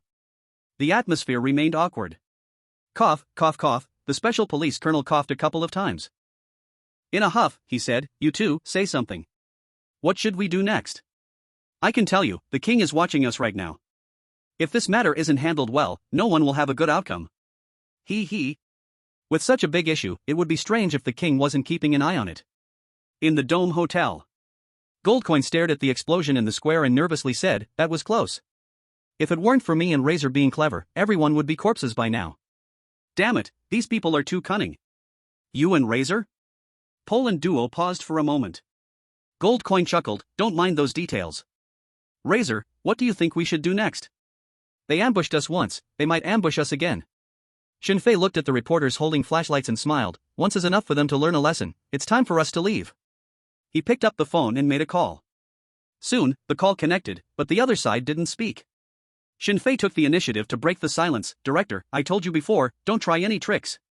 I can see through it. Unfortunately, you are too naughty and disobedient. A sound of teeth grinding came from the phone. Even though he couldn't see the other party, Shinfei could feel how angry they were right now. Being toyed with again and again by a group of mercenaries that popped out of nowhere, it's no wonder they were furious.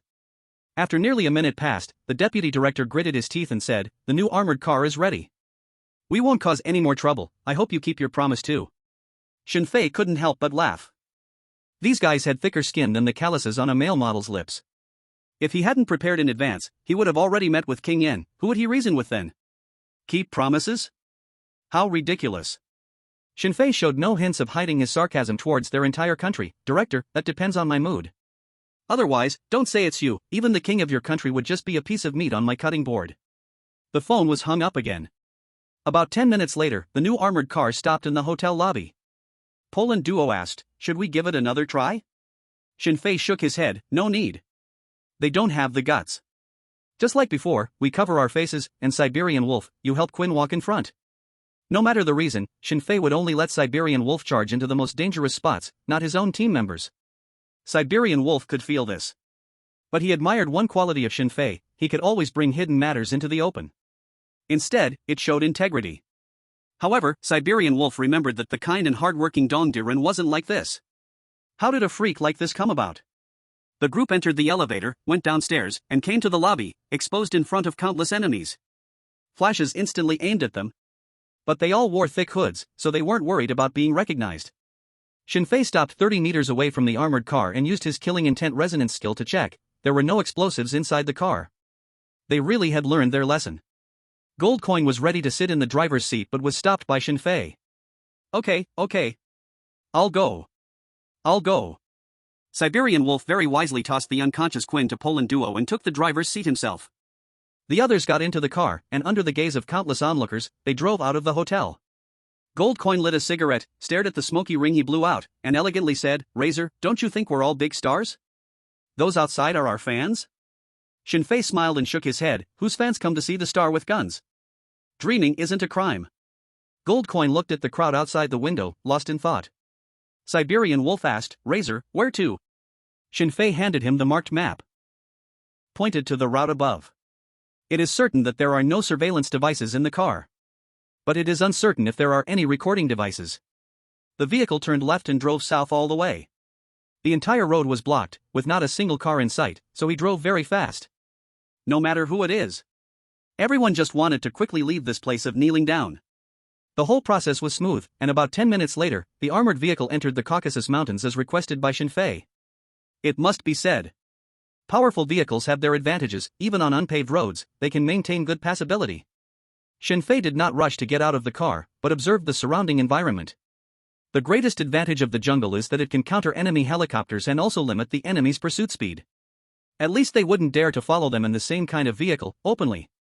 After driving about 5 kilometers, a swamp appeared ahead, full of decaying trees and weeds, as well as the corpses of some unknown animals. It was already past 5 in the morning. Outside, it was getting light, but in the jungle, the visibility was still very low due to the cover of the trees. Shinfei lowered his voice and said, What we need to do now is jump into the mud pit and take a bath. Then we will have to face the real danger next. 116. The king's strength lies in breaking the bones of enemy countries in one blow. The 4 of them endured the foul smell of the swamp and covered their bodies with mud mixed with animal corpses. There are many benefits to doing this.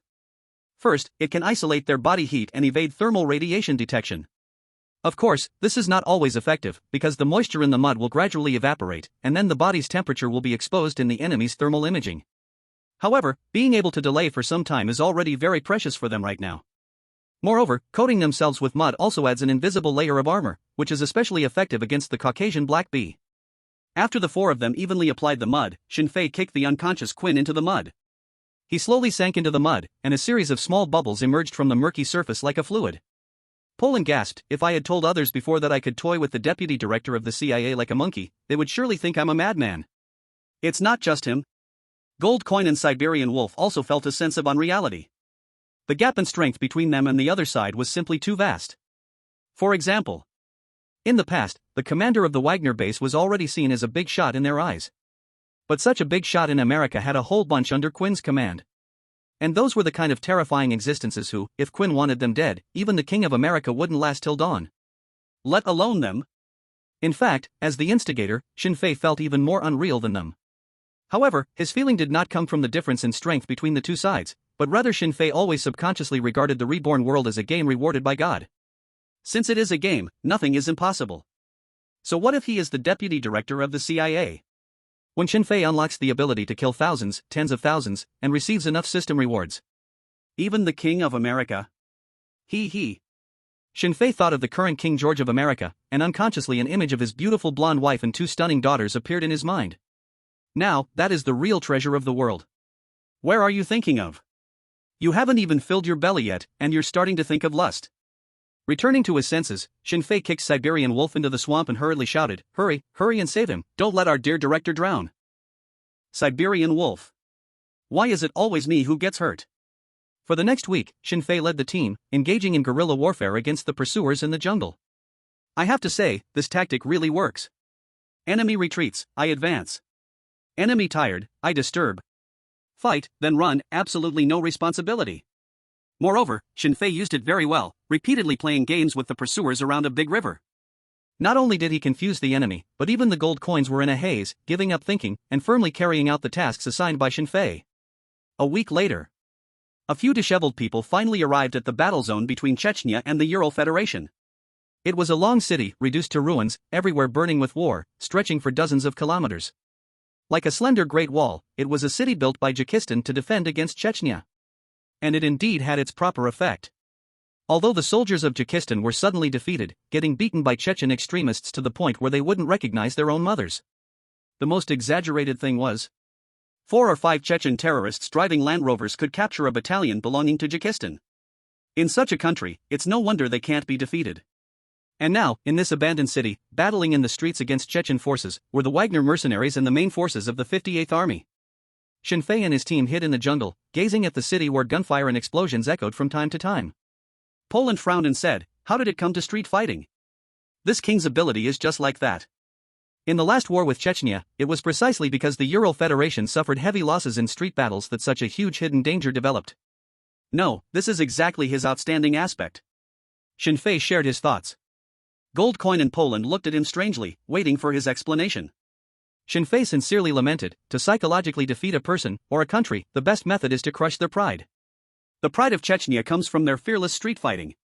If the king uses bombs to wipe the land clean, not to mention what kind of backlash he will face from the international community.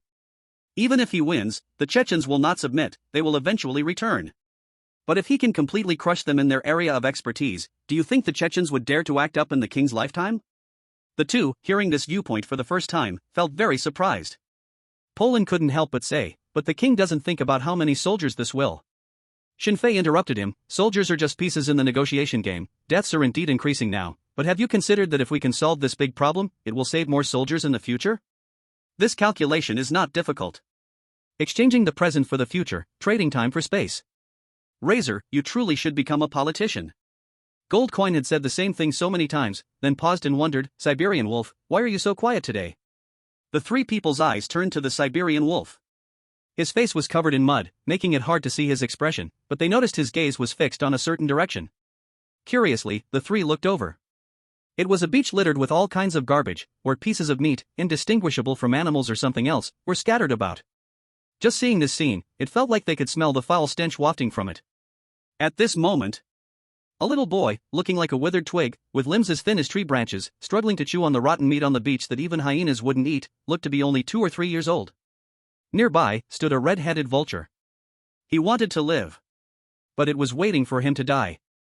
And not far from them, a photographer, dressed in pockets all over, was holding an obviously expensive camera, capturing this scene.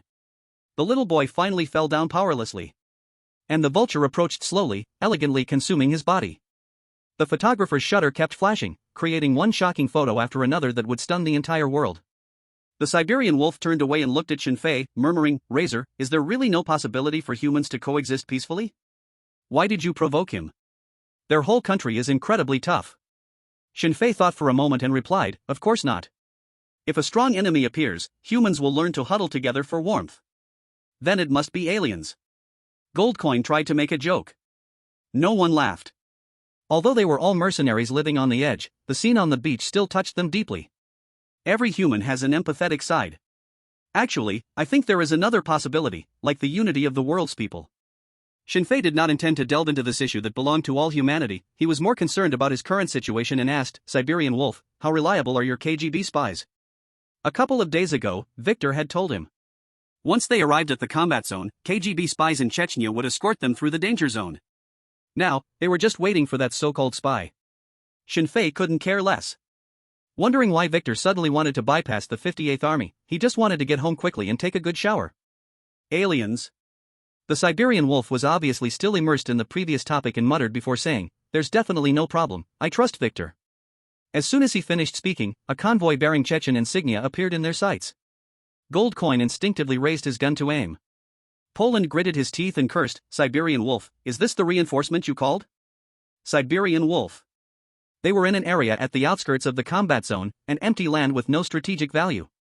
No soldiers from Chechnya or the Ural Federation should be appearing here. But now they did. Which could only mean one thing, they were coming for them. Prepare for battle. Shinfei drew the assault rifle he had confiscated in the last 2 days but did not rush to fire, he just instructed everyone to get ready. The two sides were getting closer, but because Shinfei and the others were well hidden, they hadn't been discovered. When the enemy reached 30 meters, Shinfei let out a sigh of relief. "Don't worry, there's no danger." The Siberian wolf asked quietly, "How do you judge that?" Shinfei smiled and said, "I can sense their killing intent. If they truly came to capture us, they wouldn't have no killing intent at all." Killing intent? Why don't you just say you have a special ability? The Siberian wolf said sourly, "If you don't want to say it, just forget it." Shinfei helplessly shrugged his shoulders. The fact is, many times it's not that he doesn't tell the truth, it's just that even if he says it, others won't believe him. Buzz, buzz. Shinfei's satellite phone vibrated slightly, it was an unknown number. It was very likely the contact call from a member of the Chechen team in front of them. Caution is the mother of safety. Shinfei did not answer but said softly, "I need someone to go out and test the waters, you guys." Before he finished speaking, the Siberian wolf had already crawled out a distance and then stood up, walking towards the nearby Chechen team. Goldcoin looked at his back and said, "Razor, I'm starting to really like this guy." Poland followed up and said, "Have you thought about bringing him into our team?" Shinfei shook his head, "Impossible, forget that idea." The two were puzzled but didn't ask. If Shinfei wanted to explain, he did not need them to speak up. There has long been such mutual understanding among the three. In fact, the reason is not complicated.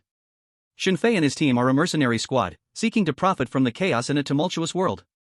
He refused to join the KGB because he is not patriotic. But through this period of contact, Shinfei understood that the Siberian wolf might seem a bit dull, but deep down his greatest belief is actually the liberation of all humanity. Different paths? It's better not to mix together, as it can easily lead to trouble. The Siberian wolf exchanged some words with those Chechen soldiers, then pressed the earpiece and said, "Razor, you were right. They came to pick us up." Shinfei whispered, "Don't engage the safety, stay alert, always pay attention to my movements." The two nodded seriously. The three walked out of the jungle and met those Chechen soldiers, and then the Siberian wolf told him that the undercover agent did not come. So impressive? It seems he is a high-ranking Chechen, or at least has his own trusted people. Both sides are acting according to orders and, on the surface, remain enemies, so there was not much exchange. Shinfei and his team openly changed into Chechen soldiers' clothes and got into the vehicle. The convoy restarted and entered the combat zone. If the scene on the beach had already challenged the limits of humanity, then the city that had turned into ruins was the real hell on earth.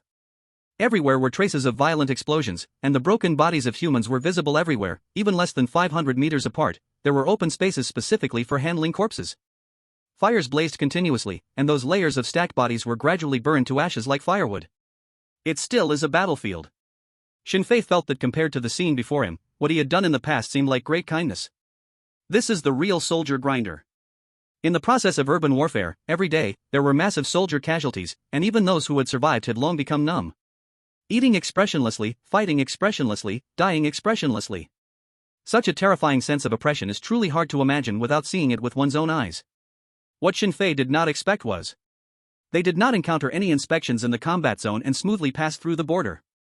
The convoy stopped in front of a barbed wire fence, and the soldier driving said, "In front is a minefield, we can only take you this far." After saying this, they left. Not asking Shinfei and the others what their identities were, nor caring about what they were going to do. These soldiers are really different from the Chechen soldiers I've seen before, Jinbai muttered, watching their departing figures. Shinfei asked, "What is different?" "The temperament." Jinbai revealed a reminiscing expression, "I have dealt with them many times. Chechens generally seem a bit crazy. How should I describe it?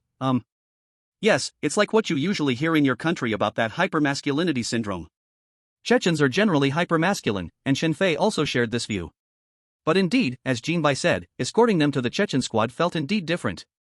They seemed more composed. After thinking for a while, Shinfei spoke up, "There is only one possibility for this situation. Someone has armed them with knowledge and faith. Shinfei felt he had roughly guessed who that so-called Chechen undercover agent was. 118, encountering an old friend in a foreign land, but the old friend stepped on 2 landmines. An image of a 2-meter-tall, round-faced Chechen man with a big beard flashed in Shinfei's mind. The one who can change the Chechen soldiers is probably that Adam. I originally thought that Adam would only come to his senses after this war, but I didn't expect he would already have connections with the KGB at this time? Recalling this person, what stuck deepest in Shinfei's mind was his son's former oath. Only loyal to the king, not loyal to the Ural Federation. Even for the king, they could abandon the entire Chechen interest. Well, this can be considered the king's biggest fan. A group of 4, carrying the unconscious Quinn, started to cross several kilometers of the minefield. For Shinfei, who possessed an upgraded killing intent resonance, the minefield that others viewed with fear was nothing at all. Just as they reached the edge of the minefield, Shinfei made a gesture to stop and whispered, "There's someone." The 3 quickly found cover to hide. Confirming everyone was concealed, Shinfei slowly moved forward and soon spotted 4 or 5 fully armed soldiers crouched not far away. From their gear and insignia, it was clear they were from Wagner. However, due to the thick camouflage paint on their faces, their exact appearances were hard to discern. Shinfei lowered his voice and said, "Gold coin, come to my position." Received. Gold coin quickly made his way to Shinfei's hiding spot along the path he had taken and discovered the few men, exclaiming in surprise, "It's the gamblers." Gamblers? Shinfei recalled that they had interacted with Team 5 at the training ground before. Curiously, he asked, "With all that camouflage, how did you recognize them?" "Look at his left thumb and the tattoo on the back of his hand," Gold coin pointed out. Following his gaze, Shinfei noticed that the gambler was missing a little finger on his left hand and had part of a raven design on his hand. I see. Although they were allies, Shinfei did not completely lower his guard. After all, they had just been sent back by Chechen soldiers, the other side was an absolute enemy to them. The battlefield changes in an instant, so one cannot be careless. Shinfei lowered his voice again, saying, "You go and contact them, see why they're here in the minefield." Goldcoin nodded seriously and then stood up, slowly walking towards Team 5. "Who goes there? Raise your hands. Stop, don't move. Or we'll shoot you immediately." As soon as Goldcoin appeared, the members of Team 5 immediately aimed their guns at him. Though Shinfei and the others lacked the camouflage paint, they certainly had dried mud all over, giving them the appearance of wild men from the mountains. Goldcoin truly worried that he wouldn't die at the hands of the enemy but would instead be shot by his own people. He raised both hands, wearing a teasing smile and said, "Gamblers, what are you doing? Taking a dump? Goldcoin?" Hearing the familiar voice, the few soldiers froze. Goldcoin cursed, "Damn it, are your guns meant for shooting your own people?" At his reminder, they lowered their guns and turned back to continue their work, not even asking why Goldcoin was there. Goldcoin, feeling embarrassed, asked, "What are you doing? You aren't really taking a dump, are you?" The gambler, looking down and fiddling with the dirt under the deputy captain's feet, replied rudely, "Don't mess around, things are already chaotic enough here." Goldcoin walked closer and realized that the deputy captain of Team 5 was standing on a landmine, and it was actually 2 of them. His feet were awkwardly positioned, one in front of the other. "Ha ha." Goldcoin couldn't help but laugh, taunting, "Grey Wolf, your posture is quite unique." Ever since meeting Victor, Goldcoin thought the codename Grey Wolf for the deputy captain of Team 5 was quite awkward, always unable to help but wonder, what kind of thing are you to dare call yourself Grey Wolf? But it was also quite normal, codenames like Grey Wolf or Siberian Wolf didn't have 500 people, but certainly over 1,000. The codename itself implied something. If nothing's wrong, then get lost. Grey Wolf scolded angrily, "Otherwise, if I blow up, you're the first one I'm taking with me."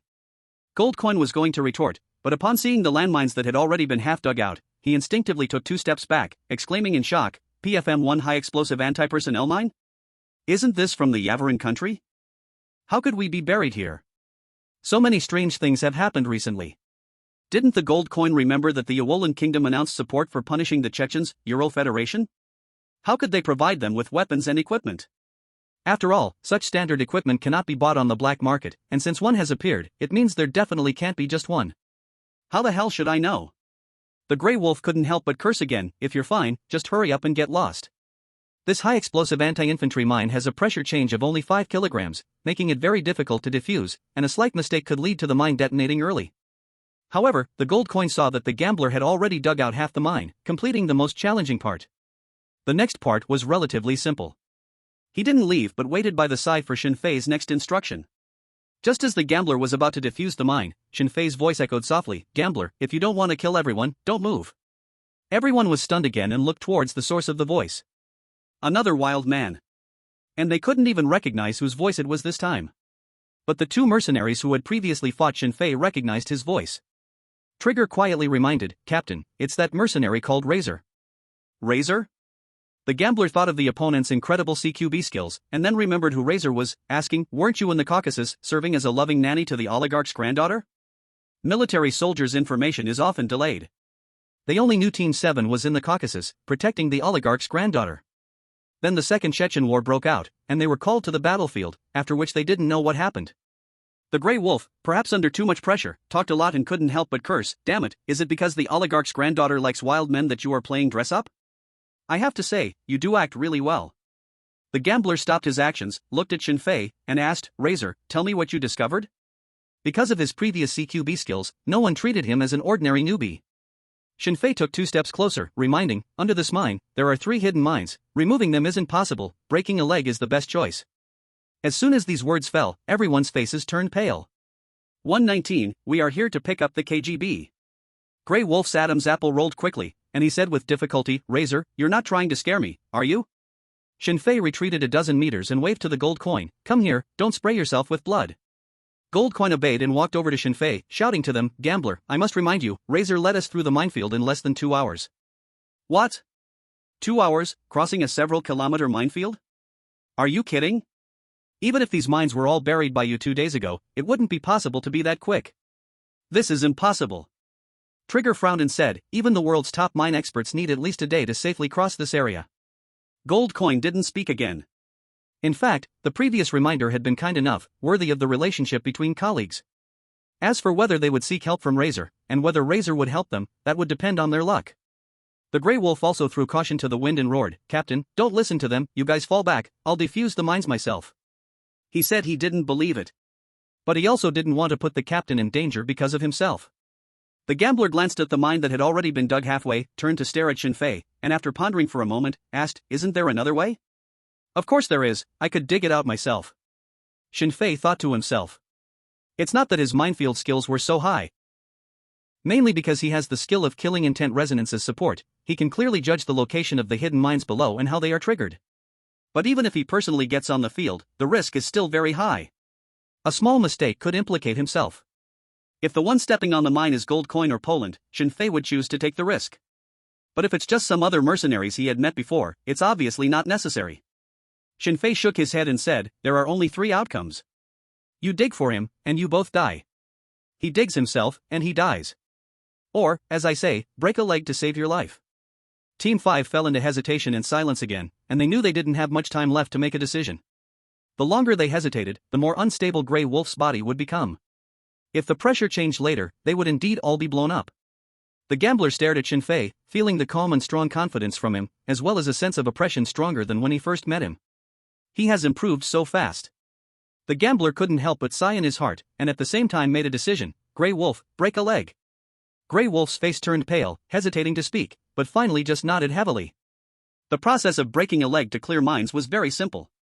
Find a big tree to tie a rope, prepare bulletproof sheets above the legs, and then dig a deep enough pit under the feet. Under the gambler's operation, these were quickly completed. 3, 2, 1. Pull. The gambler decisively gave the command, and the other few cooperated very harmoniously. Grey Wolf was pulled up, and at the moment the mine lost pressure, it exploded. After the first explosion, 2 more consecutive detonations followed. Countless shrapnel shot out, breaking surrounding trees and weeds. The huge noise scared the animals in the jungle, making them flee in all directions. Everything was just as Shinfei had predicted. Everyone in Team 5 clearly knew that if they had continued the previous method of mine clearance and did not choose to trust Shinfei's words, they would now just be a pile of scattered corpses. With one leg broken, Grey Wolf lay on the ground, howling in pain. The few people's faces turned ashen, methodically helping him stop the bleeding and bandage the wounds. Gold Coin called Poland over to help with the treatment. Once the situation stabilized, the Trigger asked, "Captain, what should we do next? Should we continue with the mission, or send the vice captain back for treatment?" The gambler frowned, also pondering this issue. For ordinary adventure teams, casualties in the team might be a huge problem. But for mercenaries who trade their lives for money, casualties are just part of daily life. As long as the casualty rate does not exceed half, it is a big taboo for mercenaries to abandon the mission without permission from higher-ups. The key is that their communication equipment has malfunctioned, and they currently have no way to contact the higher-ups. Seeing the gambler silent, the trigger whispered, "Captain, we could actually seek help from Gold Coin and them, they are all from the same base, they will definitely help. If they escort the vice captain back, can we continue with the mission?" The gambler is not one to seek help, but at this point, he could only bow his head. The gambler walked up to Gold Coin, rubbed his nose and said, "Gold Coin, take Grey Wolf to the hospital outside the minefield." Gold Coin placed his left hand by his ear and shouted, "What did you say?" "I said you are a lowlife." The gambler took a deep breath and spoke again, "Gold Coin, I need you to do me a favor, take Grey Wolf. Call me Gold Coin Lord." Gold Coin crossed his legs. "You." The gambler's face darkened. Gold Coin lit a cigarette, looking at the sky, silently and proudly. The gambler's face turned red with anger, but when he thought of Grey Wolf's current condition, he couldn't say anything harsh. He gritted his teeth and said loudly, "Gold Coin Lord. Forget it, I can't afford it." Gold Coin interrupted him, saying, "Gambler. We are all part of the same base, there's no talk of helping or not helping. But now in Team 7, my word doesn't count." The gambler finally realized, as if he hadn't noticed the artificial eye, and asked, "Where is your team leader?" Gold Coin shook his head, "What he says doesn't count either, now Team 7 listens to Razor." "What?" The gambler couldn't help but widen his eyes. "Are you kidding me? Even if Team 7 is not the strongest squad in the division, they shouldn't be listening to a newbie, right? No matter how good his CQB skills are, it shouldn't matter." Gold Coin knew what he was about to say and took the initiative to say, "I'm not joking, I'm serious." Though everyone's relationship was average, they had known each other for a long time and understood each other's personalities. Gold Coin usually didn't act properly, but if he said he wasn't joking, he definitely meant it. This left the gambler even more confused. He simply could not understand how Razor managed all this. The gambler approached Shinfei and asked, "Razor, can I ask you and Team 7 to help me, to send Grey Wolf back to the hospital in the rear?" Shinfei nodded readily, "No problem." "Ah? Not even mentioning conditions?" Both Belando and Gold Coin widened their eyes, none of them believing Shinfei could be so agreeable. "The looks in your eyes." Shinfei was completely speechless and thought, "I'm going to be the team leader at least, if I don't build up a persona, who will want to follow me?" Ignoring the two, Shinfei looked at the gambler and asked, "What mission are you going to execute?" "To pick someone up." Since it was not a secret mission, the gambler did not hide it and said, "Help KGB pick up an important team. I suspect it's related to what happened at the Dome Hotel a few days ago. Do you know, Razor, that team captured the CIA's deputy director." 120, "No bro, are you serious?" Hearing the gambler's words, the expressions on Shinfei and the others changed strangely. Gold Coin couldn't help but laugh out loud, teasing, "You guys are really impressive, picking someone up almost cost your own team." The gambler's mouth could not help but twitch. He knew that when they went back, Gold Coin's big mouth would definitely tell everyone he knew. This matter would haunt him for life. What a disgrace, all the members of Team 5 made him lose face. Shinfei smiled and said, "Then there's no need to trouble ourselves, we will go back together." "What?" The gambler frowned and asked, "Razor, what do you mean by this?" Belando injected adrenaline into Grey Wolf, then found 2 pieces of wood to make a stretcher, wiping the sweat off his face. "It means the team you're going to pick up is us." "Ah? How could that be possible?" The gambler's face grew serious, and he said in a deep voice, "Belando, this is not the time for jokes." He really did not believe that with Team 7's strength, they could go in and out 7 times in a place like the Dome Hotel. Let alone capture the CIA deputy director alive. This was like a very ordinary-looking friend, who comes from an average background, suddenly saying that a celebrity is one of his girlfriends. It sounded absurd. Shinfei was too lazy to explain much and pressed down on his earpiece. "Siberian Wolf, bring the person over." "Who is Siberian Wolf? A new member of Team 7? The gambler looked at the calm members of Team 7 and couldn't help but furrow his brow. Could it be, they really are? Everyone fell into silence, no one spoke. After waiting for about 5 or 6 minutes, 2 people walked out of the jungle. The one in front was a middle-aged man with a bulky figure, wearing clothes that were hard to distinguish the color of. Shinfei waved his hand and smiled, "Gambler, do you want to touch him? Just give me 3,000 rubles. This is the CIA deputy director, rarer than our national giant panda." Gambler. Members of Team 7. "No bro, are you serious?" The gambler walked suspiciously to the middle-aged man, took out his water pouch, poured water over his head, and wiped his face. The middle-aged man's appearance came into view for everyone. Red Rose exclaimed, "Really, it really is the deputy director of the CIA, I saw him on the news. His name is Quinn." "Ah? No. How did you get the gold coins? Did you really go on the mission? Weren't you planting black tea in the Caucasus?" The members of Team 5 widened their eyes and all gathered around. Even the gray wolf, who had fallen into a coma, couldn't be bothered. Enough reminiscing, let's hurry back, said Shinfei, stretching lazily, muttering, there's nothing to talk about, just a bit of hardship. This relaxed demeanor, if you ignore the mud on his body, did have a touch of an expert's style. Now is indeed not the time to discuss such issues. The gambler, coming back to his senses, nodded and said, all right, let's go back. We're about a kilometer from the end of the minefield. We've already walked through once and marked it. It should take about 5 hours to cross. We'll scout ahead. The KGB people and our colonel are waiting over there. 5 hours? Jinbi scoffed, we crossed a few kilometers of minefield ahead in just over 2 hours. That's because we had to take turns carrying Quinn. You're saying it will take you 5 hours for 1 kilometer? If you take 5 hours, you have no right to scout ahead, just follow behind obediently. Gambler. Any way to silently take out a mercenary, I'm waiting online, pretty urgent. The trigger reminded, Captain, it should be that guy called Siberian Wolf who is strong, let's listen to them. Yeah. The gambler has the same thought. He couldn't accept the fact that the weakest team on the base had suddenly risen. The mercenary version of fearing that the brothers would suffer and worrying that the brothers would drive a Land Rover here. In the end, it was Shinfei leading the way, and the others followed behind him. The entire process was unusually smooth, almost like a march rather than crossing a minefield. The gambler couldn't help but find Shinfei and whispered, Razor, there's a saying in the East University that goes well. Those who recognize the times are the true heroes. Shinfei didn't understand at first, thinking he was speaking in Chinese. After listening carefully twice, he finally understood. Those who recognize the times are the true talents. Shinfei responded, what do you mean? The gambler glanced at Jinbi, who was eyeing them, and quickened his pace, saying, last time I told you, Team 7 has no future. Are you interested in coming to Team 5? I'll make you the vice captain. Belando poked him with his elbow, teasing, trying to poach someone? The gambler pouted, don't say it so harshly, I'm competing fairly with your one-eyed captain. Belando smirked, it's fine, feel free to poach, use any means you can. Good luck. He. Do you think someone would run to be your vice captain instead of being the team leader? How could you be so thick-skinned? The gambler had lost count of how many times he felt speechless. Team 7 was too strange. Everything felt off. And always made him look like a fool. Something big has definitely happened in Team 7 that I don't know about. And it must be related to Razor. The gambler gritted his teeth, taking out his utmost sincerity. Razor, what do you think? As long as you come, I'll make you the captain of Team 5, and we will all listen to you. You don't have to worry about the colonel, I will persuade him. The talkative gambler had made even Siberian Wolf lose patience. He said quietly, save your strength, the conditions offered by our KGB are beyond your imagination. To go and be your small team leader, the imagination of your mercenaries is really. He originally wanted to mock the mercenaries, but suddenly thought of Shinfei being a mercenary too and quickly shut his mouth. No way. Under normal circumstances, mercenaries were the lowest tier in the military, looked down upon by everyone. Let alone being a KGB agent at the top of the disdain chain? They didn't even look down on signal flags.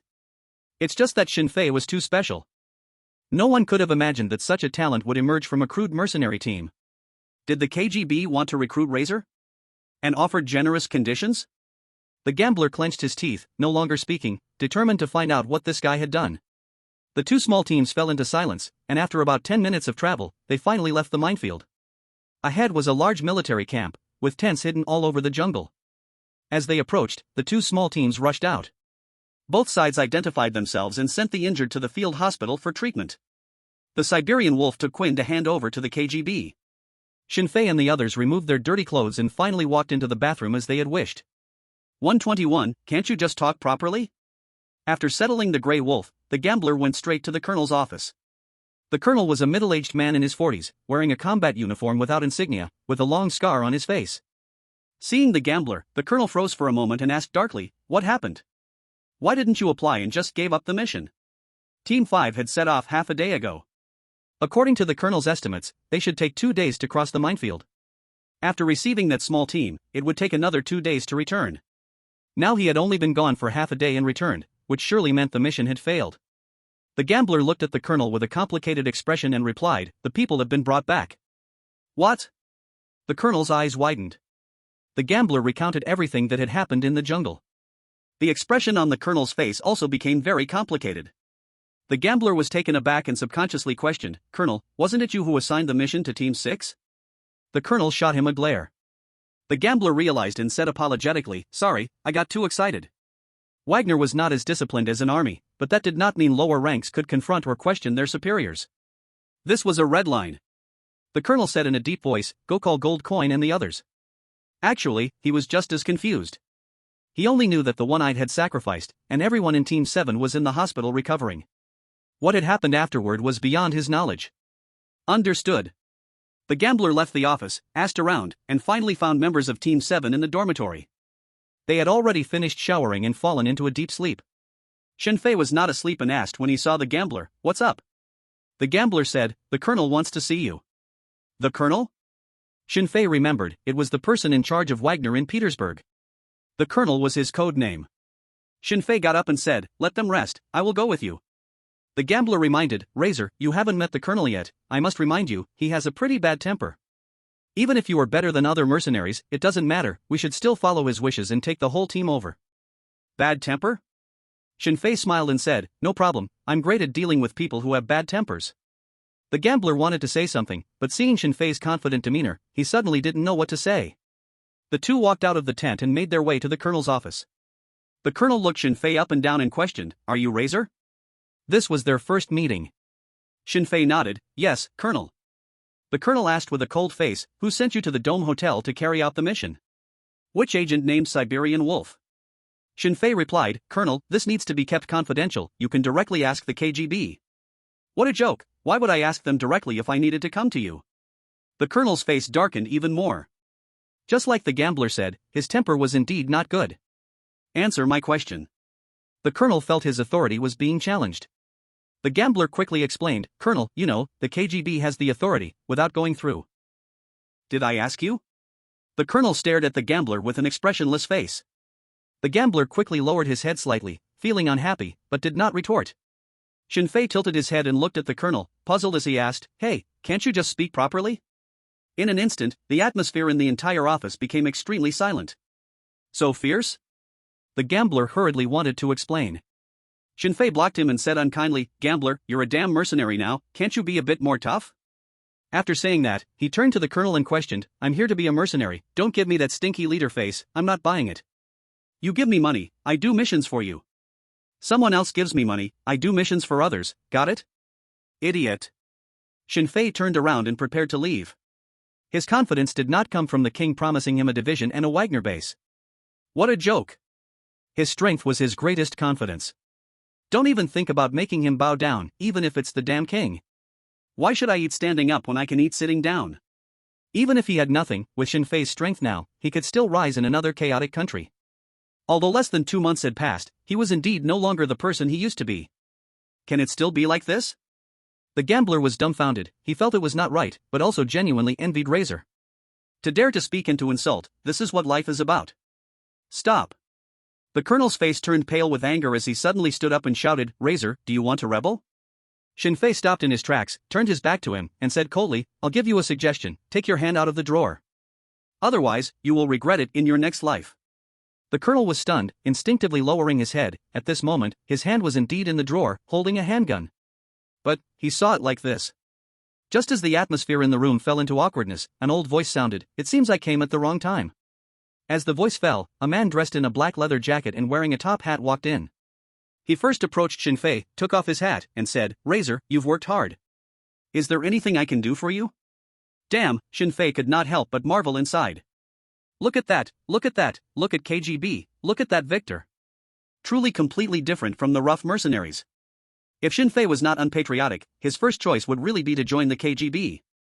The colonel, originally pale, stood up instantly with a flattering smile when he saw the old man's face. "Mr. Grey Wolf, why are you here?" Victor did not pay him any attention. Shenfei pointed at his face, which was more hideous than a chrysanthemum, and said to the gambler, "Is this guy in a bad mood? Isn't he supposed to speak properly?" Gambler. "Not bro, you don't need to worry about that, just explain to me. Why is Grey Wolf being so polite to you?" This is the king's former special agent teacher, a legend of the Ural shoulder." Victor smiled and asked, "Razor, what happened?" "Nothing much, the colonel asked me who I was executing the mission for, and I told him to ask the KGB, he got angry." Shenfei shrugged, answering honestly. Victor's smile gradually disappeared from his face as he turned to the colonel and asked expressionlessly, "Colonel, is it like this?" 120, as long as you don't play with East University, I won't increase your tariffs. The colonel's face looked awful, like pork that had rotted for half a month in high temperatures, and quickly shook his head. Mr. Victor, please let me explain. Victor ignored him and turned to Shinfei. Razor, how do you want to handle this? This old fox was very clever and didn't want to know what exactly had happened. Just stand on the platform and be done with it. The colonel also sensed Victor's attitude and eagerly turned to Shinfei saying, Razor, I guarantee you, this is truly a beautiful misunderstanding. From today on, you are the captain of Team 7. Oh, right, the compensation for the eye patch should definitely be issued at the highest standard. The eye patch is dead? The gambler was stunned, the image of the one-eyed figure floated in his mind. Although dealing with death is common in their line of work, it still feels terrible each time hearing about the loss of a familiar comrade. Shinfei glanced at the pale-faced colonel, lacking any interest in talking nonsense with him. This guy looks fierce, but it really affected Shinfei's view of the person in charge of the Wagner base. He thought at least he should be a tough guy. Let's go, there's nothing more to say. Shinfei turned and slowly left the office under the gazes of several people. Victor followed behind him. The two walked side by side in the makeshift military camp. Shinfei curiously asked, aren't you going to interrogate Quinn? After all, he is the deputy director of the CIA, a bit of useful information could at least be a whole year's KPI for the KGB. Victor shook his head and replied, I'm just an old retired man, this kind of thing is no longer my worry. In fact, Quinn is currently sitting on a private plane heading to Moscow. Shinfei thought about it and agreed, such a high-level person cannot be hard interrogated, keeping him is indeed of no use. Better to leave the headache to the think tank in Moscow. But one thing is without a doubt, the Ural Federation will certainly take this opportunity to boast about its national strength and exchange enough benefits from America. Relations between countries are actually very delicate. Sometimes it's like arguing with a child, you raise my tariffs, I raise yours in return. Or simply, if you don't play with the East University, I won't raise your tariffs. Shinfei was not concerned with these international situations for now, he curiously asked, Victor, what do you think about the structure of my regiment? Victor looked at Shinfei with a complicated expression. This guy is just too exaggerated, bringing a few ordinary mercenaries back, he captured the deputy director of the CIA. If he really led a regiment's personnel, this kid, maybe he wouldn't even pay Washington any mind. Seeing that he wasn't speaking, Shinfei's face suddenly turned cold, he questioned, you're not going to play the game of double-crossing me, right? How could that be? The KGB values credibility the most. Victor smiled and said, but for this matter, my word doesn't count. The king wants to see you, you should discuss this matter face to face. What? Shinfei couldn't help but widen his eyes. That is the king of the Ural Federation, a super figure only seen on news channels and television. He actually wants to see me? In that moment, the sense of unreality in Shinfei's mind peaked. Victor finally sensed the nervous emotion in Shinfei, which made him very happy. Don't be so nervous, the king is also human. Of course I know he is human, the key is that he is not an ordinary person. Shinfei licked his chin and curiously asked, when are we going? Victor, I really want to make progress. Not recently. Victor shook his head and said, the king is too busy, you know, Chechnya is not so easy to deal with. Fortunately, with your help, the king successfully dealt with an oligarch and gained control of the domestic media. Otherwise, who knows what the domestic public opinion would turn into? This was indeed his achievement. Although at the beginning of the event, Shinfei just wanted to earn more money through the mission, he indeed participated in a significant historical event in the process. There was a true sense of pride in it.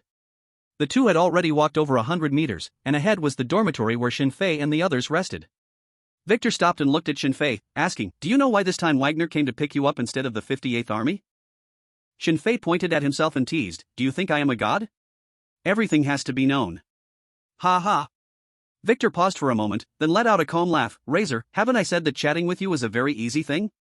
That was because your identity is too special, no one dares to be reckless in front of you. Shinfei shrugged and asked, so, what happened with the 58th Group Army? There are traitors among them. Victor's expression became serious. According to the intelligence we received, some of them have quietly supplied weapons and ammunition to Chechnya. Shinfei barely held back a laugh. He really wanted to say, isn't this your country's old tradition? After the Red Alliance dissolved, is there anything you fear selling? If it weren't for America watching, you might have already sold nuclear weapons to those third world countries. Shinfei pressed on, and then? I sent a senior KGB agent to investigate this matter. Victor said with sadness in his expression, sighing, he sent back information saying that Petrov may be involved in weapon trading, but there is no concrete evidence. That agent also died. Petrov? Shinfei recalled the name and remembered that he was the commander of the 58th Group Army. What a joke. He was involved in this matter too? That's unlikely. Shinfei furrowed his brows and asked, "Isn't Petrov the commander appointed by the king? That old fellow has people, money, and status. He's well-fed and still funds Chechnya. Only heaven knows." Victor looked up at the overcast sky and continued, "It's wartime, and investigating a commander of a main force under such circumstances is a very unwise choice. But if this matter isn't cleared up, who knows how many soldiers will die for nothing? So who goes to investigate becomes crucial." Shinfei nodded in deep agreement.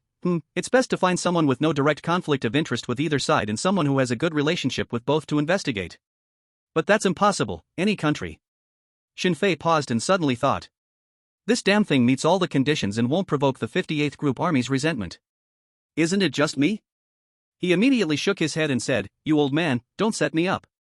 I won't do it, this kind of thing is too brain-racking." 121, Large army operations, military discipline must be strict. Alright, let's treat it as if I never said this. Victor did not insist and glanced at the time on his watch. "Get some good rest, we will give you a satisfactory answer regarding Colonel in charge of the Petersburg Wagner Division. Shinfei may not pursue it, but they can't. It's a matter of attitude." Shinfei watched Victor disappear into the military camp before returning to the tent. The gold coins in Poland were sleeping soundly, snoring in unison. Such temporary military camps usually have poor conditions. Having a tent to live in is already very good. Those Wagner soldiers basically lived in the jungle, keeping watch over their surroundings. Shinfei was not particularly picky. He stretched lazily and lay down on his own military bed, first checking the satellite phone. The Wildcat hadn't contacted him yet, and he didn't know the situation on her side for the time being. However, Shinfei felt that since she was able to escape from the heavily surrounded Petersburg, the Dome Hotel wouldn't be a challenge for her. After all, they had already taken Quinn away. This meant they had attracted most of the attention away from the Wildcat. After returning to Petersburg, I need to help her mother with treatment, and also deliver the compensation for the artificial eye to her family. And then wait for the king's summons. Shinfei rested his arms under his head, slowly brainstorming future plans. As he thought, a wave of drowsiness hit him. He stretched lazily. Before falling asleep, he opened the system interface. During this escape, he had taken down quite a number of enemies. He still hadn't claimed the system rewards. He clicked to take a look, and there were a full 17 options waiting for a lottery draw. What else was there to say? Draw them all. Ding. As Shinfei's voice fell, a beautiful voice echoed in his mind from the system. Lottery starts. Congratulations, host, you have drawn agility +1. Lottery starts. Congratulations, host, you have drawn stamina +1. Lottery starts. Congratulations, host, you have drawn super level singing skill. Lottery starts. Congratulations, host, you have received adrenaline serum X4. Lottery starts. Congratulations, host, you have drawn intelligence X1. Lottery starts. Congratulations, host, you have drawn body repair. Lottery starts. Congratulations, host, you have drawn agility +1. Lottery starts. Congratulations, host, you have drawn stamina +1. Lottery starts. Congratulations, host, you have drawn skill best actor level acting. Lottery starts. Congratulations, host, you have gained skill expert level pharmacology mastery. Looking at the dazzling array of rewards before him, how could one word, satisfying, describe his feelings? Shinfei was very clear that his own strong power was his eternal reliance. And each time a skill integrated into his body, the overwhelming feeling of strength was enough to make anyone infatuated. So satisfying. If I can find a chance to kill enemies face to face on the battlefield, I might quickly grow to a non-human state, right? Shinfei checked various parameters on the data panel, and he was already 3 to 5 times that of an ordinary person. In a sense, he had become one of the top humans on this blue star. And it had taken him less than 3 months to grow from an ordinary international student to where he was now. No one would ever believe such a thing if it were to spread out. Let's see what information I got. After comprehending the skills, Shinfei found the information interface and looked at the content on it. Information was also a major feature of the lottery, almost every time helping Shinfei to know beforehand, filling in the gaps.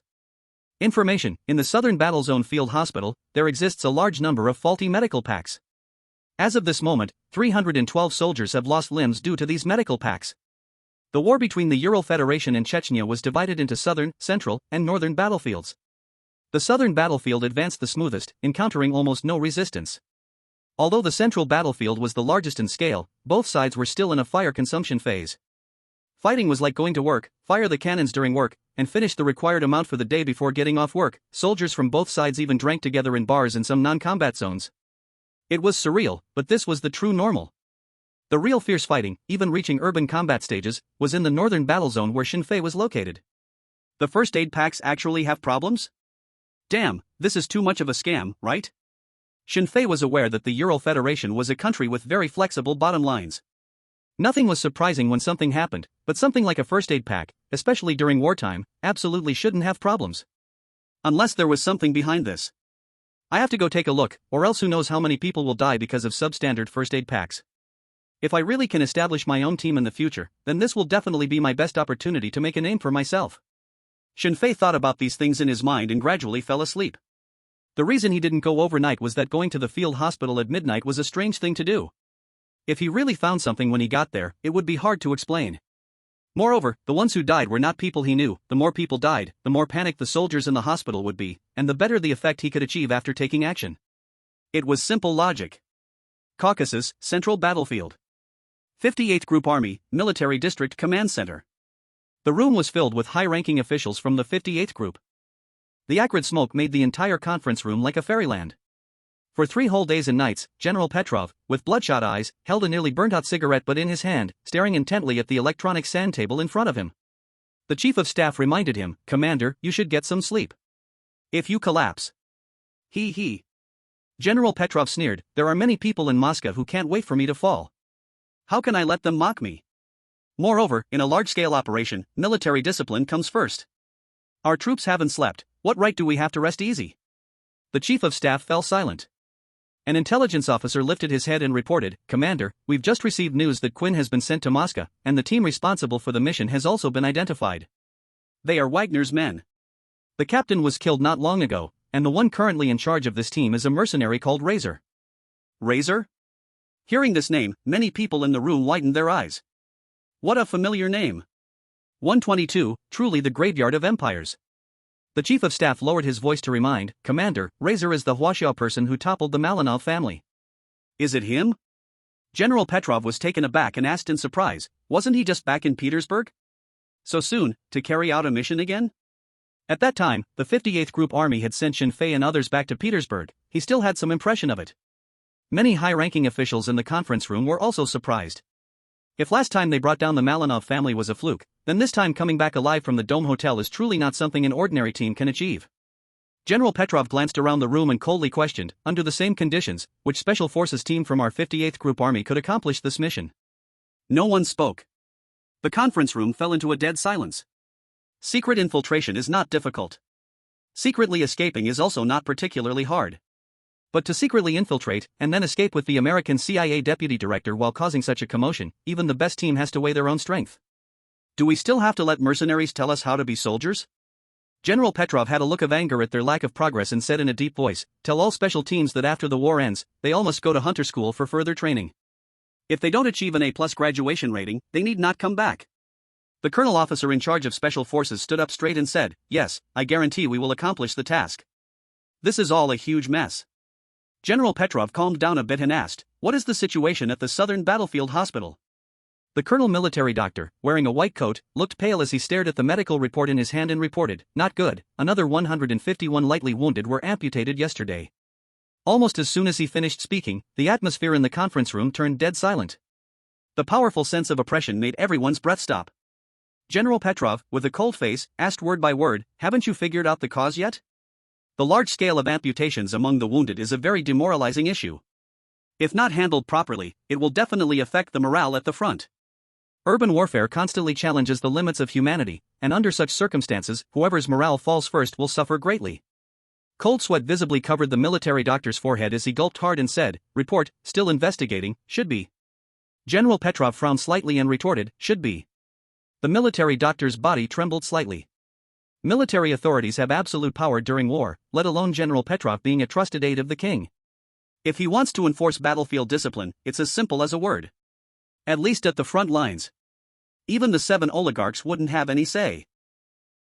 A bunch of useless drunks, only knowing how to squirm on the bodies of women in the Moscow brothel. General Petrov cursed harshly, coldly saying, "Notify the guard unit to prepare a helicopter." I will personally check the situation at the Southern Battlefield Hospital. The next day, morning. When Shinfei got up, Wagner's mercenaries had already started packing up the camp, preparing to retreat. They were originally here to pick up the deputy director of the CIA, and once he was picked up, it was naturally time to leave. Siberian Wolf came over with a few breakfasts and smiled, asking, "Razor, do you want to try the military rations from the Ural Federation?" He was holding several open silver plastic bags, emitting a tempting aroma. Shinfei was indeed a bit hungry and nodded. The two entered the tent. There was no water boiling equipment in the room, but fortunately, these military rations didn't need to be soaked in hot water to be edible. They opened several cans and took out instant coffee, dried fruits, instant soup, compressed biscuits, milk powder, condensed milk, and other fast foods, filling the entire table. It looked really abundant and plentiful. At this time, Golden Coin and Poland also woke up, and after a quick wash, the few of them sat at the dining table. Siberian Wolf took a bite of the pea and beef gravy and asked, "Razor, where do you plan to go next?" Their mission had been completed, and they didn't have a specific combat task. Shinfei thought, the colonel likely wasn't in the mood to give their team any tasks, nor did he have the guts. Shinfei didn't immediately make a decision but turned to the two and asked, "How do you feel about your physical condition?" Golden Coin pounded his chest with his fist, excitedly saying, "No problem, combat power is 100%. Poland rolled up his pant leg, pointing at the wound and said, "I have a minor injury, it's not serious. If I go to the battlefield, I should be able to hold up." There was already a certain understanding between the three. Since Shinfei spoke, they could roughly guess what he wanted to do. Shinfei glanced at Poland's bandaged wound. It indeed didn't look too serious and thought for a moment before saying, "Then let's go to the Southern Battlefield Hospital, then practice on the battlefield." "Are you kidding? Is there a better place to get a chance to kill than the battlefield? And as a mercenary, isn't it expected to have been on the battlefield? Since we're here, can we join the three of us?" Just then, a voice came from the door. Everyone turned to look and found it was the 5-team leader, Gambler, along with Red Rose and Trigger, whom they had interacted with before. Gambler smiled and said, "We just withdrew from the battlefield not long ago. We should make good guides." Since yesterday, after witnessing the KGB's high-ranking officials and the colonel's attitude towards Shinfei, Gambler secretly vowed, "This friend must be befriended." "Why not?" Shinfei readily agreed and added, "But I have one requirement. Once we are on the battlefield, regardless of what I ask you to do, you must do it without hesitation." So arrogant? Gambler was the small team's leader and had seen many flamboyant personality leaders. But it was his first time seeing someone as bold as Shinfei. However, upon reflection, he realized that Shinfei did indeed have the capital to be arrogant, and he was also very eager to know if Shinfei was truly as legendary as rumored. More videos of the Dome Hotel were released. Shinfei's miraculous moves were all witnessed, but without seeing it personally, it was still hard to believe. Gambler nodded and replied, "No problem, I can do it." "And you?" Red Rose and Trigger also nodded in agreement. Siberian Wolf finished the meat can and smiled, asking, "Razor, count me in as well. I haven't been on the battlefield for many years, the last time was in Afghanistan. We lost completely." "Yo! Is this still a veteran who participated in the Afghanistan war?" Shinfei actually admires this country quite a bit. From the Tang dynasty 2,000 years ago, to the Song dynasty, then to the British Empire, to the Red Alliance, and then to America. Everyone wants to come here for a piece of meat, and every one of them is a world superpower. Unfortunately, in the end, they all returned empty-handed. No one could truly enslave and occupy Afghanistan. It has indeed become the graveyard of empires. 123, politicians shake hands and make peace, capitalists make a fortune. Shinfei agreed to the Siberian Wolf. The 7 of them finished a bountiful but rather ordinary breakfast, then went to the logistics warehouse to collect their gear. They had no combat mission and were not originally entitled to weapons. But unfortunately, the principal was in Shinfei's hands. When the colonel learned he wanted weapons, he directly gave him the highest authority. As long as it was available in the warehouse, they could use it freely. He even stated that if there were special needs, they could coordinate closely with them. Because they were going to the battlefield, the weapons didn't need to be too special, otherwise, it would be hard to replenish ammunition. The weapons chosen by the 7 were the simplest and most common. At the same time, for better division of labor, they performed simple team formations and assigned responsibilities. Siberian Wolf was the number 1 spearhead. The Gambler took the position of number 2 firepower breakthrough hand. Shinfei was the number 3 team leader. Red Rose served as the number 4 communicator and demolition expert. Golden Coin was the number 5 free agent. Number 6 was Poland, a medic and observer. Number 7 was Trigger, the precision shooter. After completing the team formation and going through initial adjustments, they got along fairly well, and the results exceeded everyone's expectations. This was mainly because Shinfei, in the number 3 position, could use the killing intent resonance skill to check everyone's position in real time, thereby making fine-tuning adjustments. For others, ground warfare is 2-dimensional, but for him, it is 3-dimensional and transparent. With such incredible command, even an ordinary squad could play an unimaginable role in Shinfei's hands. Once everything was done, the 7 split into 2 military vehicles and headed to the Southern Battlefield Hospital. Poland and Trigger took a vehicle alone. The other 5 shared one car. The journey was not too long. After about an hour, they arrived at the hospital entrance. After inspection and confirming their identities, the 7 entered the hospital. Everywhere were tents marked with red crosses, and military doctors in white coats were rushing back and forth around the tents, extremely busy. From time to time, military vehicles would stop in the yard, and then the doctors expressionlessly lifted the injured from the cars. Many soldiers were already dead, with no hope of rescue. The medics would put them in body bags and place them in a shaded area under big trees. The emergency personnel would divide the remaining living wounded into 2 groups. They mainly treated those who were silent and had blank expressions, while those who screamed in agony from broken arms and legs were not in as much of a hurry. Of course, this wasn't Shinfei's first time at the hospital. But he had never seen a scene like today's before. Golden Coin saw the confusion in his eyes and quietly said, "Those who don't speak are the most dangerous. As for those who still have the strength to scream, most can still hold on for a bit. This place is just a transit station, only saving lives, not treating diseases." Shinfei nodded, a trace of compassion indeed flickered in his heart. So many people.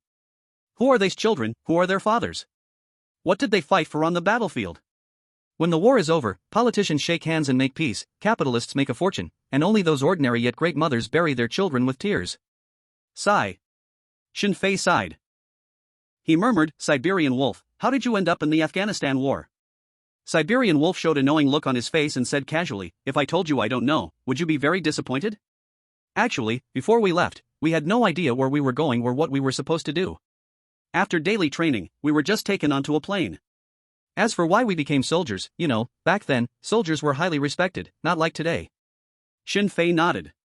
Although he hadn't experienced that era, he had seen many documentaries.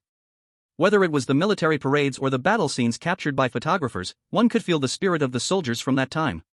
Especially the political commissars, who were the most moving. At that time, countless people truly believed that the country was worth everything they had to protect. What happened next? Shinfei asked as he walked. The others also looked at Siberian Wolf, as even for them, that war felt distant. Later, on the plane, the political commissar told us that our destination was the Middle East, and we were going to overthrow the hypocritical regime built by capitalists and liberate the working-class brothers there, Siberian Wolf said with a bitter smile. We all worked hard for this goal. But when we actually reached the battlefield, and saw our comrades who had been with us day and night falling one by one, dying, all that was left inside us was anger. Kill the enemy, kill the enemy.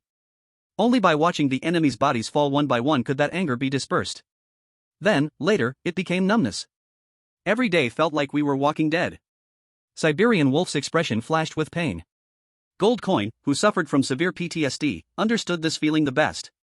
He gently patted Siberian Wolf on the back. Huff. Siberian Wolf took a deep breath and muttered, "One day, we captured a position. There was no cheering, no celebration. We just numbly moved the enemy's bodies to the side, preparing for the enemy's most intense counterattack. At that time, in the trench, I saw a living enemy.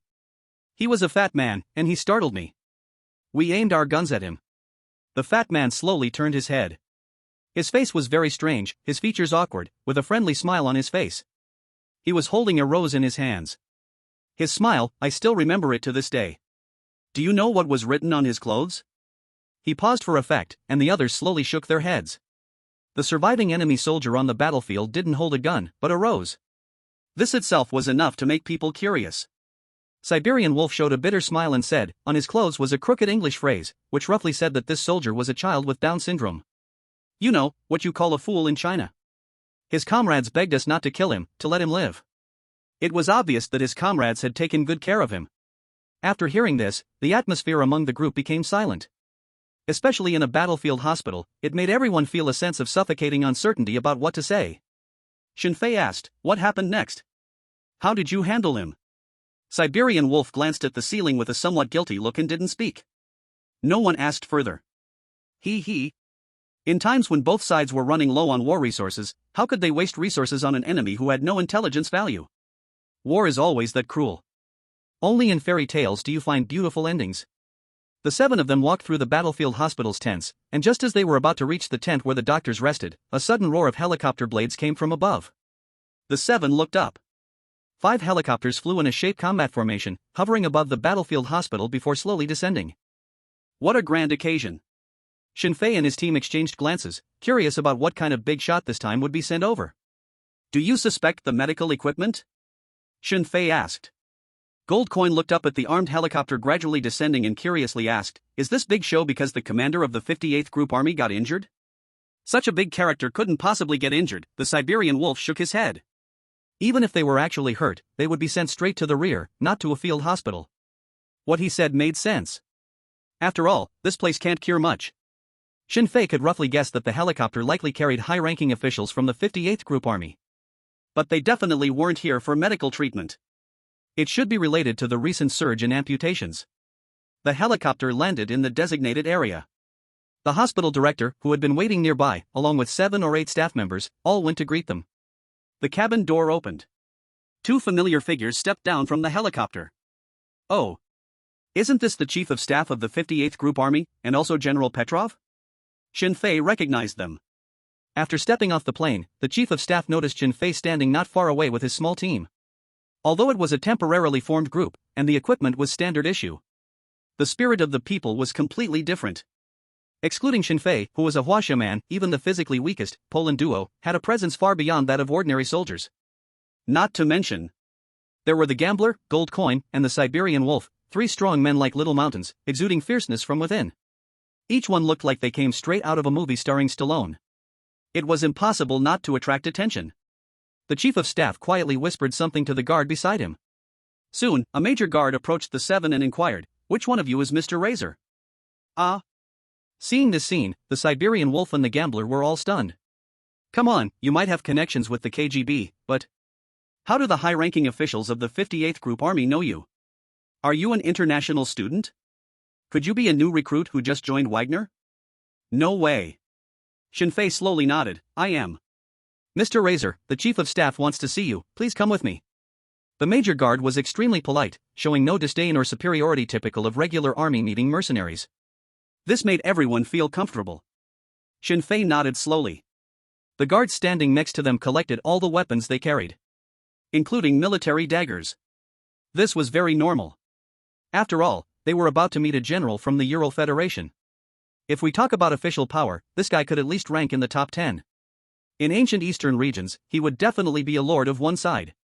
After handing over their weapons, Shinfei and the others approached the helicopter. The chief of staff took the initiative to greet them, smiling, Razor, I didn't expect to see you so soon again. I heard about your operation at the Dome Hotel. You always manage to bring us a little surprise. Razor? Dome Hotel? Most of the people present didn't know what this meant. After all, news in the war zone naturally had a delay. But for a major chief of staff to be so polite to a Wagner mercenary really surprised them. Although they all wore military uniforms, the identification systems and insignias on their arms were different. It was easy to recognize each other's identities. Shinfei answered, neither too humble nor too arrogant, it was just luck, I survived by chance. Let's talk while we walk. The chief of staff waved his hand. The hospital director received the order and began to lead the crowd to inspect tent by tent. It was evident he was very nervous, constantly wiping the sweat off his face.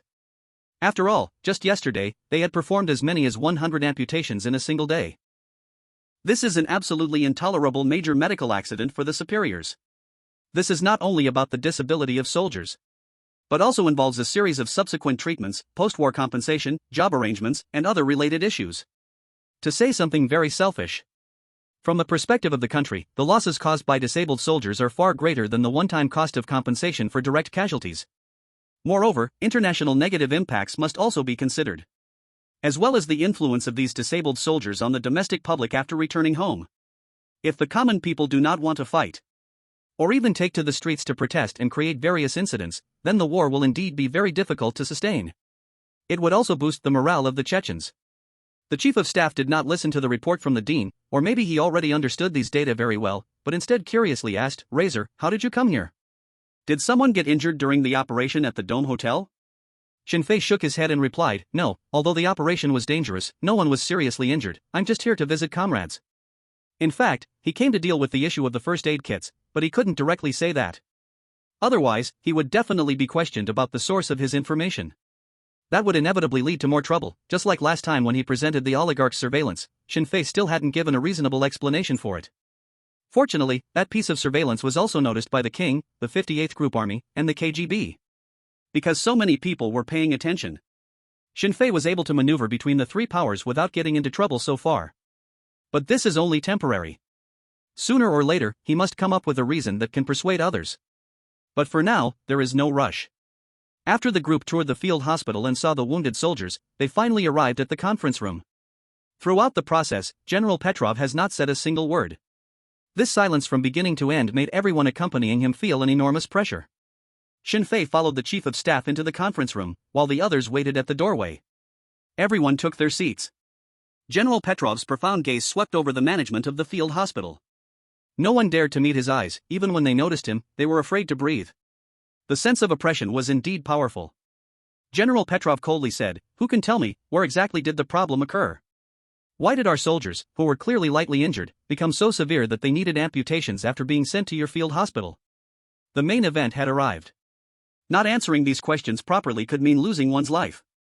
The dean stammered and replied, "General Petrov, for now, we can only ascertain that the soldier's wounds will show unstable gram staining within 6 hours and then lead to muscle fascia decomposition and trigger a cytokine storm within the following 12 hours. The specific cause, we have not yet investigated." A series of professional terms were incomprehensible to almost everyone present. The chief of staff spoke up, "Tell us in the simplest language, what exactly happened?" Yes, the dean continued to answer, in simpler terms, the wounded soldier showed everything normal after treatment, but within 10 hours, the wound suddenly worsened, and we currently suspect it is related to the terrain of the Caucasus. But we built a sterile room, yet the wound still necrosed, further medical analysis needs to be sent to Moscow. Another long string of explanations left those present only half understanding. But everyone knew, this problem had to be resolved quickly, otherwise, hundreds of soldiers would be amputated every day. Seeing that no one was speaking, Shinfei asked, "Dean, have you suspected that the medical equipment was infected? First shoot the arrow and then draw the target, of course it would hit." The sudden voice attracted everyone's attention at once. When the dean saw that the one speaking was actually a mercenary, he was taken aback for a moment, then replied, "After the incident, we first checked all the medical equipment and did a control group treatment. But in the end, there was no change in the results." "Oh? So strange?" Shinfei unconditionally trusted the information provided by the system. Since Kei said it was a problem with the first aid kit, then it must be correct. Actually, on the way to the hospital, Shinfei was also wondering why, after so many days, the hospital had not conducted a detailed inspection of the medical equipment. Now it seems that they checked, but did not find any problems. Then things became interesting. Either the dean himself has a problem, or the type of bacteria exceeds the current understanding of the time. Shinfei expressed his thoughts, "Can you take us to have a look? You, a mercenary, what do you know about medical equipment?" The dean of the battlefield hospital did not answer directly, but turned to look at the chief of staff and the lieutenant general. He could see that the young Wagner mercenary in front of him had a very high status. At least he was respected among the senior ranks of the 58th Army Group. The chief of staff adjusted his glasses and looked at Shinfei curiously, asking, "Razor, do you know anything about medicine?" Shinfei calmly replied, "I understand some traditional Chinese medicine." Fearing that the people present might not understand, he added, "The medicine from Dawn University." Traditional Chinese medicine has been controversial domestically and does not have a good reputation abroad. However, everyone present was knowledgeable and had heard of the renowned traditional Chinese medicine, understanding some of its special treatments. The dean asked in surprise, "Is it that kind of treatment that involves sticking needles into people?" Shinfei explained, "What you are talking about is called acupuncture." Specialized terms are hard to explain, so Shinfei simply used Dawn University terminology directly. As for whether they could understand, it didn't really matter. The chief of staff signaled to Lieutenant General Petrov with his eyes. Receiving a nod of approval, he spoke, "Dean, please arrange all the medical equipment, and let's go check it out now." Yes, the dean saluted and ordered the military doctor beside him to make arrangements. About 5 minutes later, the group left the conference room. The gold coins were waiting at the door. The Siberian wolf approached and curiously asked, "Razor, how's the investigation going?" As a spy, he naturally had a strong curiosity. Moreover, as a former soldier, he genuinely wanted to solve the troubles in the hospital. If a soldier could avoid amputation, it would mean saving a family from collapse. "There isn't any clue yet." Shinfei shook his head, leaving his words unfinished. The Siberian wolf nodded slowly, not asking further questions. The hospital was large. After walking for nearly 10 minutes, they finally arrived at the largest tent located in the center of the battlefield hospital. Due to the cooling being on, the temperature inside the tent was very low. As far as the eye could see, the tent, covering over 100 square meters, was filled with shelves stacked with all kinds of medicines for first aid. The largest number of products were anesthetics, followed by pain relievers and anti-inflammatory medicines. It could be seen that the king had a determination to surely win this war. Otherwise, it would not be an easy task to gather enough medicines needed for a large-scale war in the underdeveloped light industry and medical production of the Ural Federation. The person in charge introduced, "Here is where all the medical instruments and supplies are stored. We conduct disinfection and sampling tests every day." While speaking, his gaze was fixed on Shinfei the whole time. After all, this was the mercenary who took the initiative to come check these things, and everyone present wondered how a mercenary could possibly understand battlefield hospital first aid. Shinfei scanned the shelves, most of which were first aid kits purchased from abroad. He was writing in foreign languages. A significant portion came from the Eastern University. He casually picked a few medical kits, and finally focused on the first aid kit provided by Avalon. According to the intelligence given by the system, the problematic first aid kits all came from Avalon. This was clearly no accident, but a conspiracy against the Ural Federation. Shinfei opened every first aid kit and smelled each one. He only knew acupuncture, not emergency treatment, and didn't understand modern medicine, just pretending to do something. After all, he was looking for problems while holding answers. Very simple. However, when they saw him directly smelling the first aid kits, many military doctors on site showed disdain. They thought he was some kind of expert, but it turned out to be this? But with so many important figures present, they certainly couldn't say much. Goldcoin asked in confusion, "Palando, what is the razor doing?" In their squad, Palando, as a medic, was the one who understood medicine the most. He shook his head and said, "I don't know, I've never seen this kind of operation." Maybe, the razor is very sensitive to the smell of alcohol? Palando really couldn't think of more possibilities. After smelling all the first aid kits, Shinfei's expression suddenly changed, and he said coldly, "Chief of Staff, Mr. General, I think I found the root of the problem." "Huh?" Everyone's eyes widened in disbelief. "What is it? Just by casually smelling the first aid kits, the problem is solved." If it weren't for the fact that the one making this statement was the razor, who had been creating miracles lately, the general and the chief of staff would definitely think he was joking. The chief of staff adjusted his glasses, frowned, and asked, "Are you saying the problem lies with the first aid kits?" Shinfei nodded. "To be precise, it is the first aid kits produced and provided by Avalon. The country of Avalon claims to be the womb of Europe, the second largest country after the dissolution of the Red Alliance. Though their relationship with the Ural Federation deteriorated later, and they even sparked a geopolitical war. However, at this stage, the relationship between the elder brother and the younger brother was still quite good. The director immediately shook his head and said, "No, that's impossible. Avalon has provided us with only the highest quality first aid kits, and there hasn't been a problem for at least 10 years. Razor, you need to take responsibility for what you are saying." He was truly angry. This mercenary was outright insulting his years of experience in medicine. Whether there is a problem will be known after the experiment. Shinfei was too lazy to say more to him and turned to the chief of staff saying, "I need a microscope, bile salts, 1 millimole per liter ferrous citrate, and blue-green colonies." He didn't understand medicine. But he knew about the highly advanced API-20NE medical testing system that would appear at least 20 years later. This system had miraculous effects in detecting various viruses and harmful substances. Many viruses that couldn't be detected in the current timeline would all reveal their true forms in front of the API-20NE system. The chief of staff nodded and turned to look at the hospital director and asked, "Does the laboratory have these things?" The director frowned and slowly nodded, "We have all of them." If it was an ordinary battlefield hospital, they naturally wouldn't have these items, but recently due to an abnormal number of amputations, the hospital urgently allocated many experimental supplies. They hoped to find the hidden pathogens. He just couldn't understand. The items Shinfei wanted didn't seem to be able to test for viruses, did they? 126. Studying medicine can't save the people from the Eastern University. The chief of staff didn't know where Shinfei's confidence came from. But he was clear. This guy wasn't a fool, and on the contrary, he was much more clever than ordinary people. A person like him would never undertake something without confidence. The chief of staff signaled the commander with his eyes and then said, "No matter what he needs, prepare it for him." Yes, the director complied, leaving the warehouse with several military doctors. Shinfei looked around in the crowd, and finally his gaze landed on Palando. "You go prepare. We're going to do an experiment later." "Me?" Poland was taken aback for a moment. "What the hell do I know about experiments?" At most, I can inject some medicine into my teammates on the battlefield, do some emergency bleeding. But since Shinfei said so, and with so many people present, I can't lose face. Poland nodded slightly and turned to the military doctor beside him. Please help me prepare sterile equipment, thank you. 15 minutes later. All the items Shinfei needed were laid out on the medical warehouse table. The chief of staff asked, should we avoid this? Although they didn't understand medicine, everyone knew the basics of medical experiments. Sterility was the most fundamental requirement. Shinfei shook his head. The experiment I want to do isn't that complicated, you can stay here. Hearing his words, the dean almost burst out laughing. He was even more filled with mockery inside. Goodness! Do you really know what you're doing? With so many people present, there are thousands of sources of infection on them alone. In this case, how can you ensure the purity of the experiment? Could it be you are just a bluffer, a fraud who doesn't know how to gain the trust of the army's high command? Shinfei noticed the change in his expression and said, you will be responsible for conducting the experiment. The dean was stunned and shook his head. I'm sorry, I don't know how to test the medical kit with these things.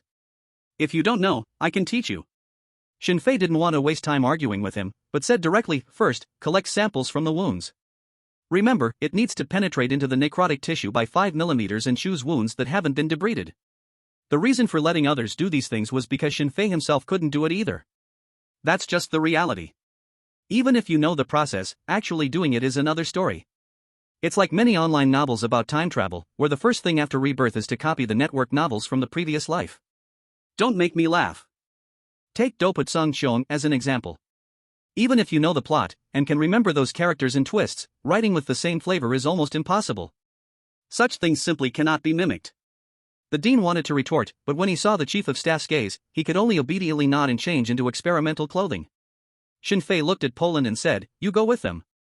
About another 10 minutes later, the wound sampling was completed. And for the accuracy of the experiment, the dean deliberately collected more than a dozen samples, with various wound reagents.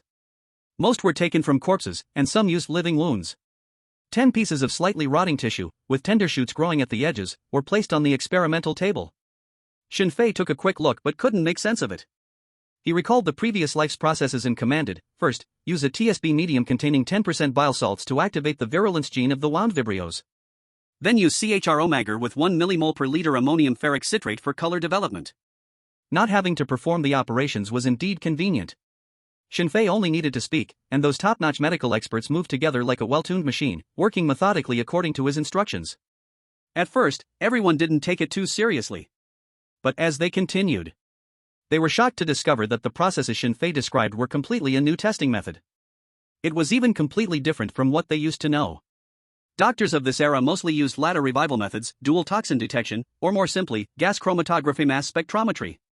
But Shinfei's method was fundamentally different from these methods. However, more importantly, though the methods were different, the end goals were the same. That is to use various substances to stimulate the pathogenic bacteria or viruses hidden in the samples. Just the first few steps of operations had already revealed many discoveries. The types of bacteria that humanity currently knows. For example, 3-hydroxydecanoic acid and dimethyl sulfide.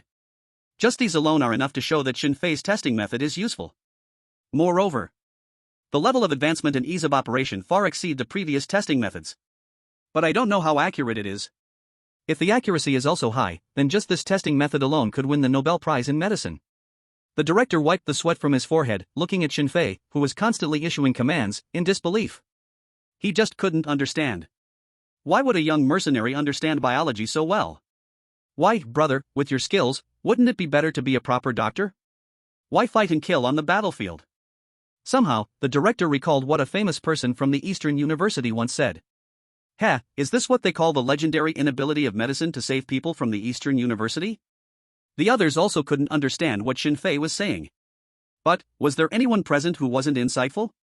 They could judge just from the doctor's increasingly serious attitudes and grave expressions. This guy, Shinfei, was not messing around. Inevitably, their gazes became particularly solemn. After all, today's experimental results would affect the lives of thousands of soldiers outside, and thus influence the entire direction of the war. To say it without exaggeration, the fate of the Ural Federation in Chechnya now rested entirely in Shinfei's hands. Time ticked away slowly. Almost an hour passed, and within the director's fatigued eyes was a deep excitement as he couldn't help but shout, Mr. Razor. Mr. Razor. I've discovered a whole new virus. You come quickly to take a look. Everyone's eyes all turned to the microscope beside the director. On the connected computer screen appeared a brand new blueprint, with hundreds and thousands of wriggling worm-like organisms. What is this? My God, we really did it.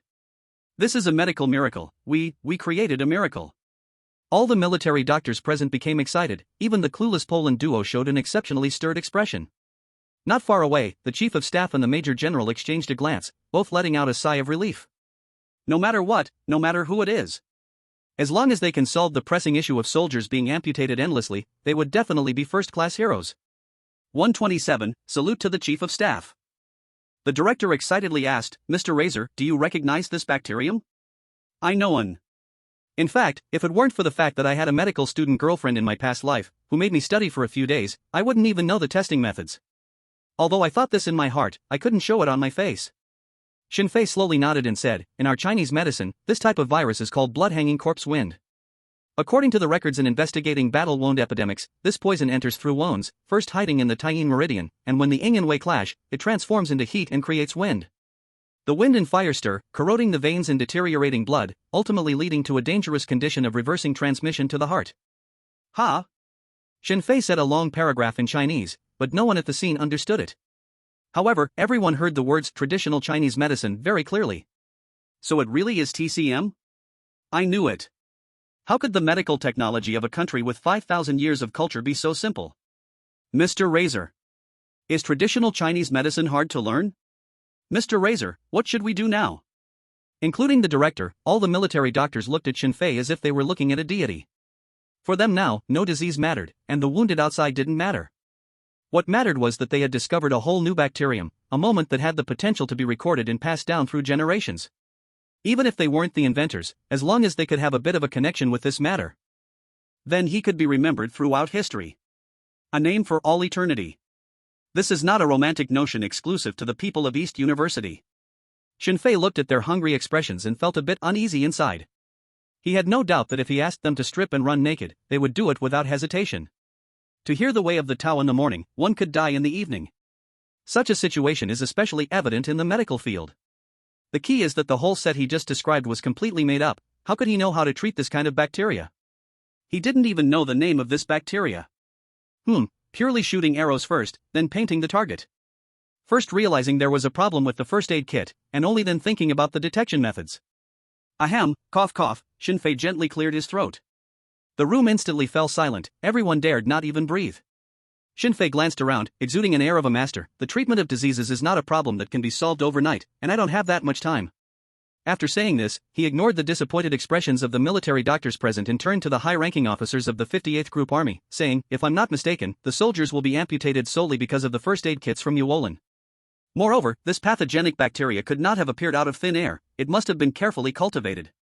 Before Shinfei could finish his words, it seemed that the temperature in the entire warehouse dropped several degrees. The faces of Chief of Staff and General Petrov were filled with an extremely intense killing intent. Shinfei carefully observed their expressions, while thinking about another matter. Yesterday, Grey Wolf Victor had told him that a KGB undercover agent had died, and there was evidence showing that this agent's death was related to weapon sales from the 58th Group Army to Chechnya. At that time, Shinfei thought that the likelihood was that General Petrov was nurturing a foe. But looking at his expression now, it didn't seem that way.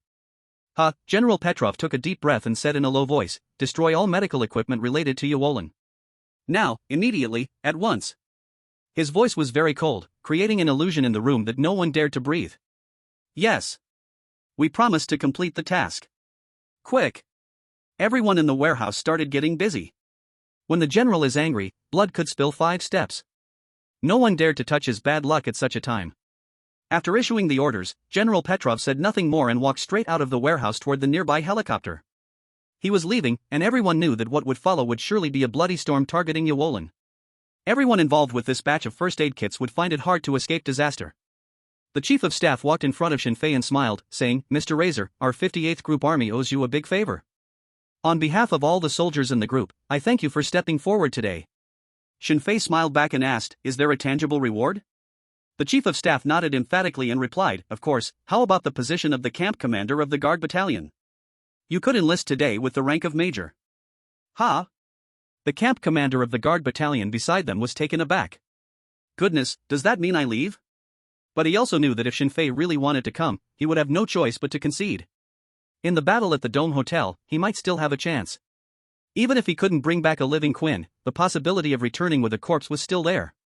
But today's matter, he definitely couldn't come back at all. This was completely out of his professional field.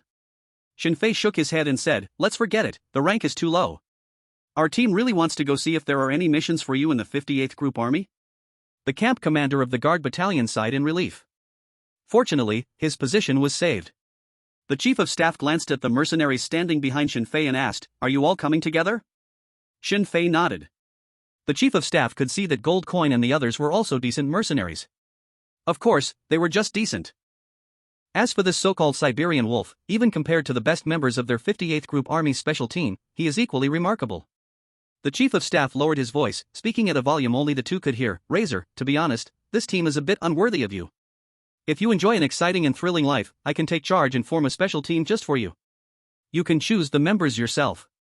Clearly, the chief of staff still thought that Shinfei's reason for declining was that he didn't like a mundane life. What he didn't know was that Shinfei wanted to be a Wagner commander with enough independence. He smiled and replied, "I'm already used to having them. Do you have any suitable missions over there?" The chief of staff thought for a moment and answered, "Actually, there is one. Last night, 3 of our aircraft were shot down, and 5 pilots landed in the combat zone. We have dispatched 8 teams for rescue, but their fate is uncertain. If you are interested, you can give it a try. If it's you, bringing back one person alive will earn you 500,000, and if it's 5 people, an additional 500,000, totaling 3 million. Only 3 million? Wasn't it said that training a pilot required the equivalent of gold of the same weight as a cost? This is too stingy, right?" Shinfei couldn't help but curl his lips. The chief of staff smiled and said, "That's in US dollars. US dollars? 3 million US dollars? Before Shinfei could comprehend, his body already snapped to attention, and he sincerely shouted, "Attention everyone! Salute to the chief of staff!" Snap! The 6 behind him, not knowing what Shinfei was doing, stood straight and saluted too. Shinfei's expression was serious, every pore radiating a desire for the mission, and he loudly shouted, "Loyalty!" The 6 followed with a loud shout, "Loyalty!" The chief of staff watched this scene, his mouth twitching uncontrollably. Goodness, dealing with this kid is really that simple, huh? You should have said so earlier, it's just money. I have it. 128, a mercenary who was obsessed with money, how bad could he be? Under the gaze of Shinfei's team, the chief of staff boarded the helicopter. General Petrov asked with confusion, "What happened?" "Razor's attitude towards you seems to have changed a lot." The chief of staff shrugged and said helplessly, "He wants to go to the battlefield. I handed him the task of rescuing the pilots. If he can bring them all back, the reward is $3 million. And, you've just seen it." The helicopter slowly ascended. General Petrov looked at Shinfei and the others below, unable to help but sigh, a born mercenary. Everyone in the cabin wore expressions of speechlessness, with only the roar of the engine echoing around. Soon, the helicopter disappeared at the end of the sky. Until they could no longer see the field hospital in the jungle below, a staff officer accompanying them said, "Chief of Staff, General, isn't it a bit wasteful to send someone like Razor to the battlefield?" Still the same thing, although they didn't understand medicine, they understood people. Just now, those military doctors, especially the way the field hospital director looked at Razor, it was practically worship. He is a bit special, we need to respect his own choices. The chief of staff gave a vague answer, then seemed to think of something and said, "Commander, before coming to the hospital, I received some news about the Moskva side." General Petrov sat up straight and said coldly, "Speak." The chief of staff cleared his throat and said, "The king is still not at ease with us, especially since our weapons have been appearing more and more in Chechnya, which has made many people unhappy. The special task force has been established, but it's been suppressed by the king, so it hasn't started operating yet." General Petrov was not surprised by this, asking, "Who's leading it? The office? The KGB? Or the Ministry of Defense?" Regarding military matters, only the higher-ups of these 3 departments have the right to intervene.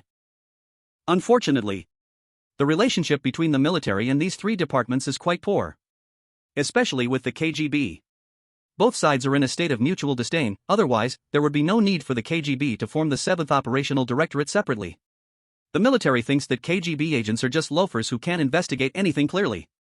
They only focus on internal purges.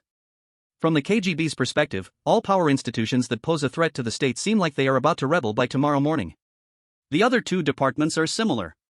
Everyone knows that a country must have soldiers, but they treat these military leaders with contempt. Uncoordinated civil and military matters have been a major trouble in human history. The chief of staff shook his head and said, "It should be for our sake, so they aren't drawing people from these three departments. I suspect that the leader might be the king's eldest daughter." The king's eldest daughter?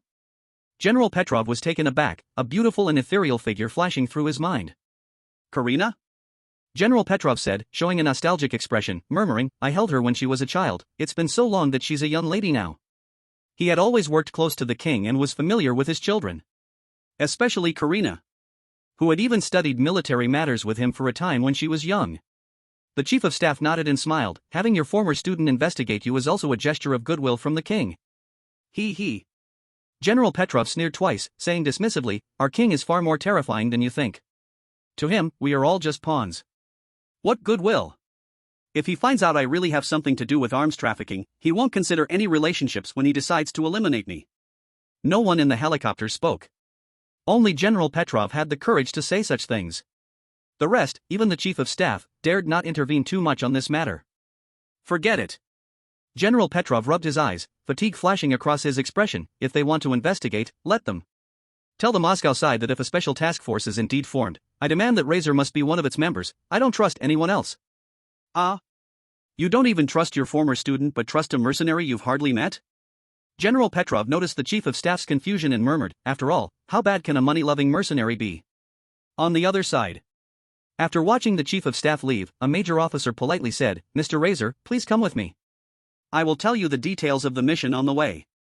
Shinfei nodded, took back his equipment with his team members, and then got on the transport vehicle in the field hospital. The vehicle drove towards an unknown direction. Inside the car, the major officer took out a dossier and handed it to Shinfei. "Mr. Razor, this contains the information of the 5 pilots." Shinfei opened the dossier, took one copy for himself, and handed the rest to Jinbi and the others. The major officer began to explain the details of the mission. The 5 pilots were discovered by the enemy's radar while on a reconnaissance mission last night, and then their plane was shot down. They chose to parachute. It has now been a full 24 hours since then. Jinbi glanced at the pilot's photo in his hand and asked in confusion, "I don't quite understand, it's been a whole day. Why do you think they haven't been captured by the enemy?" The major officer explained, "Each pilot carries the most advanced positioning device. Although communication is impossible due to battlefield shielding, positioning is not a problem. Moreover, to prevent the enemy from tracking the signal, the locator sends the position to the control tower every 5 hours. As of now, 5 signals have been launched, each moving slowly. So according to our guess, they should still be alive." Sending out a position every once in a while? Shinfei heard this and inexplicably thought of the firefight with the gang when he had just joined Wagner. Gold nodded, indicating no further questions. The Siberian wolf asked, "So where was the last place their signal disappeared?" The colonel pointed to the military map on the table and said, "In the center of the combat zone, in a shopping mall, the places where they appeared before were." He marked each location where the signal had appeared one by one. With these points, it basically outlines the flight paths of the pilots. Shinfei looked at the small dots on the military map, deep in thought, and finally said, "So, there are currently 3 pilots together. As for the remaining 2, the signals have been damaged, and their exact positions cannot be found. Or could it be that all 5 of them are together?" The colonel nodded, "That's right, it is like this." Shinfei furrowed his brows, tracing his finger along the winding path, then asked, "But how do you explain it? Why didn't they escape from the north side of the battlefield, but instead plan to cross the entire battlefield?" 129, with eyes wide open, it was time to act. Everyone looked at the area Shinfei was pointing at, and their brows furrowed as well. Something really isn't right. The locations of the 5 signals after parachuting were mostly on the north side of the battlefield. Moving north a dozen kilometers would have allowed them to leave the combat zone. But the 5 captured pilots all chose to move south at the same time. Moreover, when the signals appeared again 5 hours later, 2 red dots were already missing. What happened in the meantime? Everyone's mind was filled with confusion, but unfortunately, due to the inability to communicate, they would inevitably get no answers. The colonel spoke, "Mr. Razor, your question has also been raised by the other 3 special teams. Currently, the more agreed-upon speculation is that among the 5 pilots, someone may have been injured. So they could only take the risk to enter the combat zone to search for medical supplies. That's a reasonable explanation. After all, to the north is the vast Caucasus Mountains, where visibility and temperature at night are extremely low. Professional special teams would need the right equipment to cross it. Although the pilots are also soldiers, their outdoor survival experience and the equipment they carry certainly wouldn't be enough to traverse the Caucasus region. Going in directly would undoubtedly be a death sentence. An injury is a good explanation. But Shinfei still shook his head. "No, there is still a problem." "A problem?" Everyone's gaze focused on Shinfei, even the colonel was curious about what blind spot Shinfei had discovered. After all, since the pilots had their accident, many have been researching rescue solutions. All sorts of discussions had taken place, including the question posed by Shinfei, but essentially, only the conclusion that someone among the pilots was injured had been reached. No other possibilities were considered. Shinfei pondered for a moment, looking at his team member and asking, "Gold, what would we do if we encountered such a situation?" Gold fell into thought and, after a long while, said, "Look for medical supplies, just like the choice those pilots made." Shinfei then asked the others. Their answers were all quite similar to Gold's. The colonel curiously asked, "Mr. Razor, what about you? What would you do if you encountered such a situation?" Shinfei replied, "Injured personnel must be treated. But don't forget, the pilots should be very aware that they carry devices that can transmit signals every 5 hours. In this situation, shouldn't they split into 2 teams? A team with the injured is retreating north, while the other team goes into the combat zone to look for medicine? This survival rate is the highest." Everyone in the vehicle was struck as if by lightning, showing expressions of sudden realization. Yes. The situations they had imagined earlier were all plans chosen only when isolated and helpless on the battlefield. But as valuable pilots, there would definitely be someone to rescue them. At this time, to take the entire group into the combat zone is clearly not a smart choice. The Siberian wolf thought for a moment and said, "Razor, do you think there's another possibility, that there are many injured people? For example, 3 out of 5 people are injured. In that case, separating wouldn't matter, we should stay together to survive." Shinfei slowly nodded. "The possibility you mentioned does exist, but we cannot ignore another possibility. That is, all 5 pilots may have already been captured, and those signals appearing are meant to lure more special forces teams." Until now, Shinfei had not carried out many missions. But he had already discovered that none of the missions could be completed easily, almost all of them had unexpected incidents. From this point, it can be seen that the intelligence work of the Ural Federation is terribly poor. And perhaps also because of their personality, too straightforward, not considering any conspiracy or tricks. They just jump in with their eyes wide open. Shinfei looked at the colonel and reminded, "You need to tell this possibility to your superiors so they can consider a response strategy. This time, it's not just our team on the mission, right? They happen to run into high-ranking officials of the 58th Army at the battlefield hospital, and the rescue of pilots must have already started. They just happened to stumble upon this mission." The colonel nodded. "That's right, a total of 3 teams are carrying out the rescue mission, and with you, this makes the 4th team. I will inform my superiors of your thoughts right away." He picked up the satellite phone and began to contact his superiors. The others fell into silence. Poland frowned and said, "Razor, the more I think about it, the more I feel this mission is also a trap." He was truly scared by the situation. The first escort mission ended up being a setup by the oligarchs to frame Wagner, and they were chosen as scapegoats. The second time, what he thought was a simple intelligence exploration mission turned into a full urban escape. Now the third rescue mission, which he thought would be uncomplicated, turned out to be not easy at all after Shinfei's analysis. It seemed that since Shinfei joined Team 7, the world had added several levels of difficulty for them. Matched their level, so to speak. It looks very likely to be a trap. Shinfei slowly nodded, looking at everyone and said, "But even if it's a trap, we must jump into it. Otherwise, we won't have any other leads to find the pilots. What do you think?" Gold had already given up thinking and said, "We'll listen to you." "Me too. Following you. Interesting, it seems more interesting than the missions our Team 5 had executed before. Razor, you are truly more suitable to be the captain than the eye patch. I'll also listen to you." The 6 of them shared their views, all listening to Shinfei, since he was the one with the most capable mind present. And after today's events at the battlefield hospital, everyone knew. Razor, that old fellow, is a multi-talented person. Just as they finished their discussion, the colonel also hung up the phone and said solemnly, "The chief of staff said, everything is up to your arrangements. The 3 teams are already waiting for you at the frontline command." Given the highest authority? That's good. Shinfei slowly nodded, speaking coldly, "Brothers, the chance for wealth is right in front of us. After this mission, we will split $3 million. What you need to do is very simple, just obey. Do you understand?" The crowd nodded again. The lieutenant colonel heard this and a flicker of worry crossed his face. He quietly reminded, "Mr. Razor, when we get to the forward command post, could you please speak a little more gently? You know, special forces have a bit of a temper." Shinfei almost laughed out loud. "A bit wild, right? What a coincidence.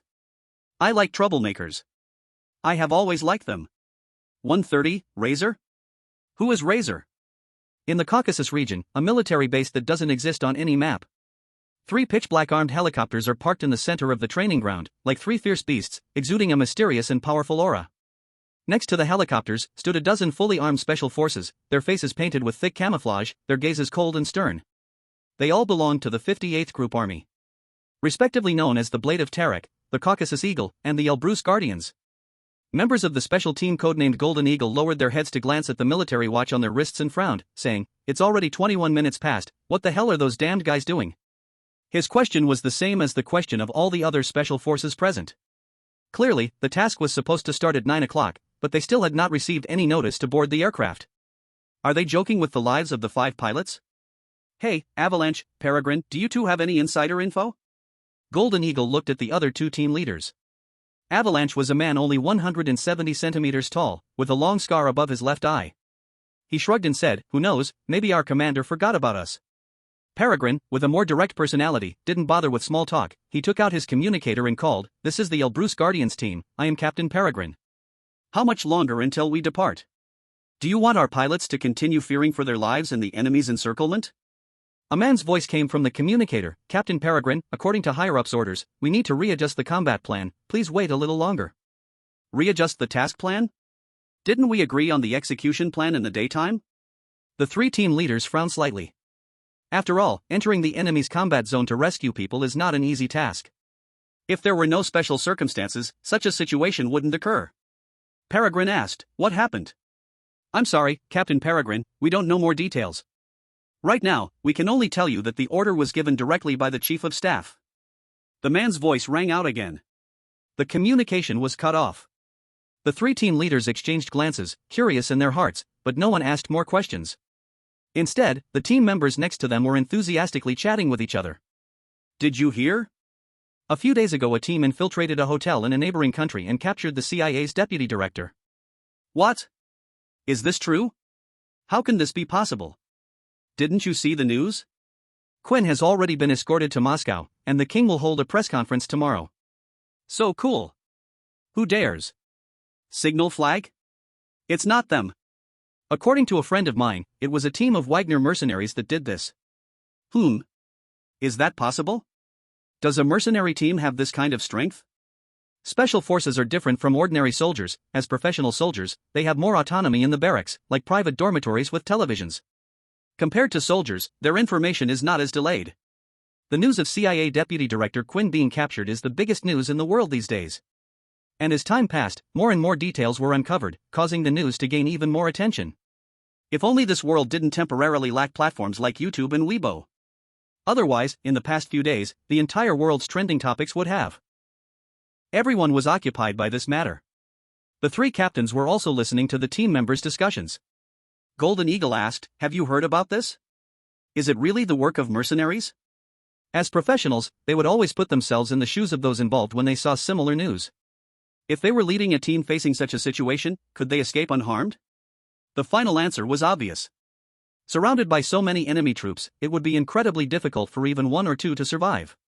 Not to mention that an entire squad managed to retreat successfully and even took the deputy director of the intelligence agency from the world's most powerful country with them. The situation is real, but it is still unclear which squad did it, Avalanche analyzed. You know that the Signal Flag and Alpha sometimes claim to be mercenary squads during their missions. I believe in our country, only Alpha's Team A and Signal Flag's Teams 1 and 2 could complete such a task. Golden Eagle slowly nodded, agreeing with this view. You underestimate mercenaries too much, Falcon said seriously, slowly opening his mouth. I know some insider information. The other side is indeed a squad from Wagner. Their captain's codename is Razor. Razor? The group exchanged glances, their expressions filled with confusion, clearly having never heard of this codename. Just as someone was about to speak, the roar of an engine echoed in the camp. Someone was coming. Everyone straightened their bodies, looking towards the camp gate. Under their gaze, a military vehicle passed inspection, drove into the camp, and stopped in the central position of the training ground. The door opened. A familiar lieutenant colonel officer stepped down, bringing a group of Wagner mercenaries with him. The shoulder insignia was easy to recognize, visible from afar. What's going on? Wagner's mercenaries? Weren't there just 3 squads for this mission?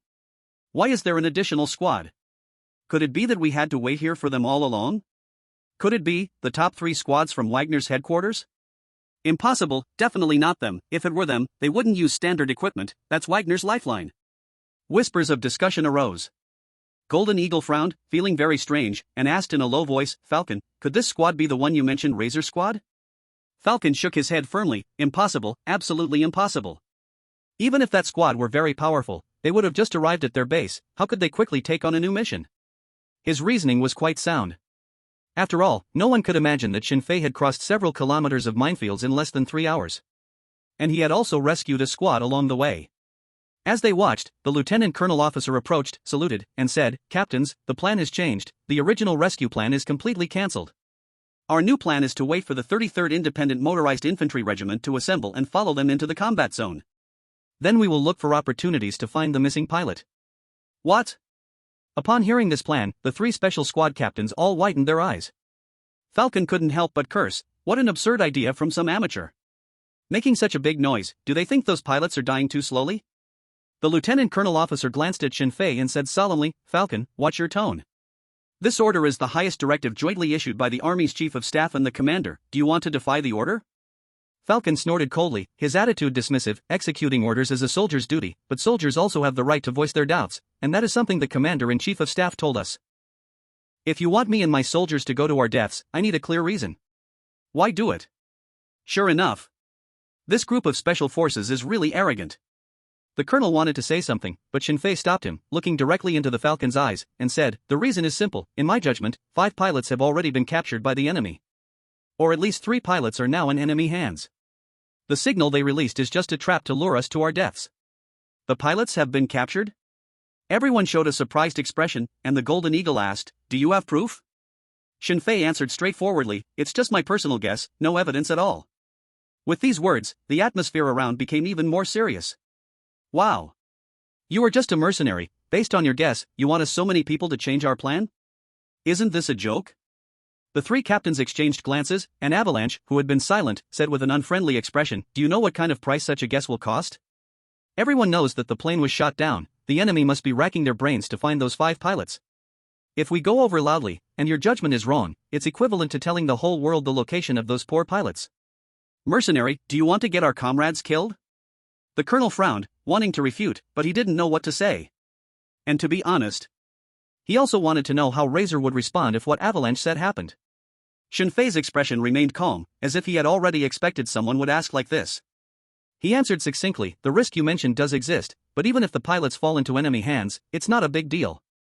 As long as we can rescue them from the enemy. Suckabulai? Ha? After this sentence, the room instantly fell silent. Everyone's gaze fell on Shinfei's face almost at the same time. So arrogant. What kind of strength does it take to say such words? This guy. Does he really think the enemy's prison is his own backyard? Rescuing people is that simple? Shinfei knew what they were thinking, but he didn't give them another chance to speak and coldly said, the plan is set, and I have explained everything that needs to be explained. You can choose to withdraw from the mission, that is your freedom. But if you choose to continue the mission, you must obey my orders unconditionally, this will not change for anyone. Ha! The 3 captains were almost laughing in anger. Come on. Even if you are a signal flag or part of the KGB's 7th Operational Bureau, you shouldn't be so arrogant in front of their elite 58th Group Army, right? Moreover, you are just a mercenary from Wagner. The Falcon clenched his fist, unable to refrain from wanting to test the so-called mercenary team's strength. In the military camp? After all, strength is what matters. The other special forces also stared at Shinfei with fierce looks. From him, they felt humiliation. The Golden Eagle was the calmest among the 3 and reached out to stop the Falcon and Avalanche. He looked Shinfei up and down and asked, who are you, and why should we believe you? Shinfei reported his code name, Razor, Wagner's St. Petersburg branch, Team 7 leader. Razor? Razor? Hearing this code name, the 3 captains all froze. As for the special forces behind them, they did not react much. The Falcon frowned and asked, are you the Razor who captured CIA Deputy Director Quinn? Shinfei slowly nodded, expressionless. In fact, Gold Coin, Poland Dew, and Siberian Wolf's had all straightened up slightly. They fitted in. And the special forces behind them finally realized. What exactly is the background of this small team? What, he is the captain of the mercenary team that captured Quinn? How is that possible? The news just broke a few days ago, so if you count the time, they should just have returned, right? Now they have to execute a mission? My God, no wonder he is so arrogant. So young? And Asian? How did he manage that? If it's him, I think his plan is worth considering. The power of strength was fully displayed at this moment. Because Shin Fei had done what others could not do, at least in the military field, he became more authoritative. Even his previous seemingly absurd proposals seemed reasonable now.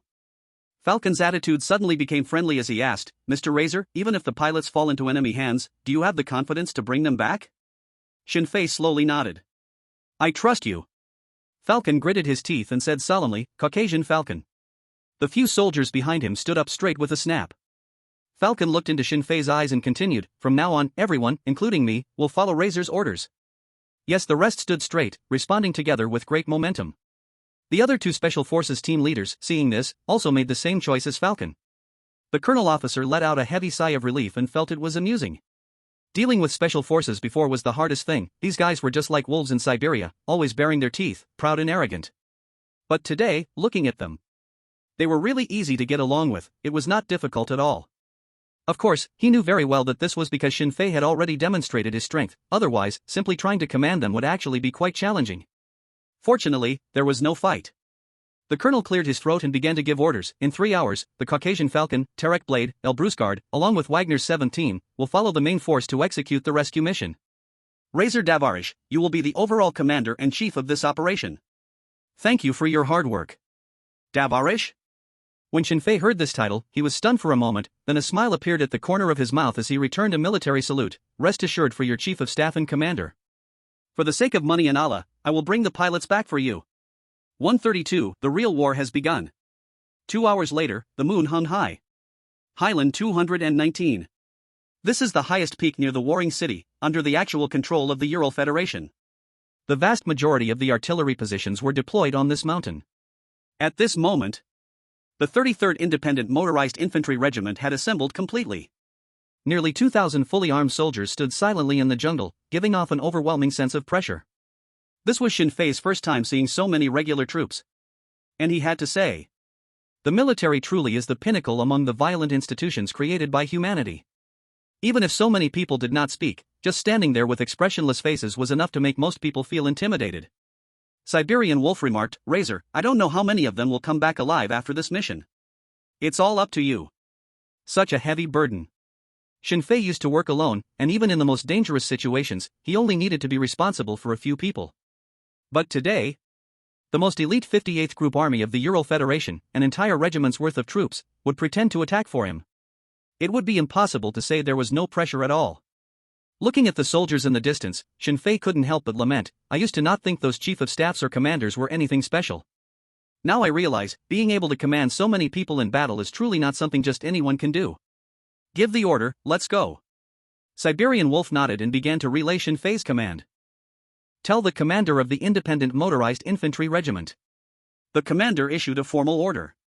Nearly 2,000 soldiers, like a gigantic war machine, began to operate in an orderly manner. At the same time, the Artillery Battalion, Long-Range Fire Battalion, Helicopter Squadron, and Fighter Squadron responsible for support also started to move. Even before Shin Fei and the others entered the city where the battle was occurring, the barrage had already begun to clear the area. Boom. Boom boom. Boom boom boom. Under the cover of night, the city in the combat zone erupted with intense explosions, along with flames generated from the blasts. The long-range fire wasn't over yet.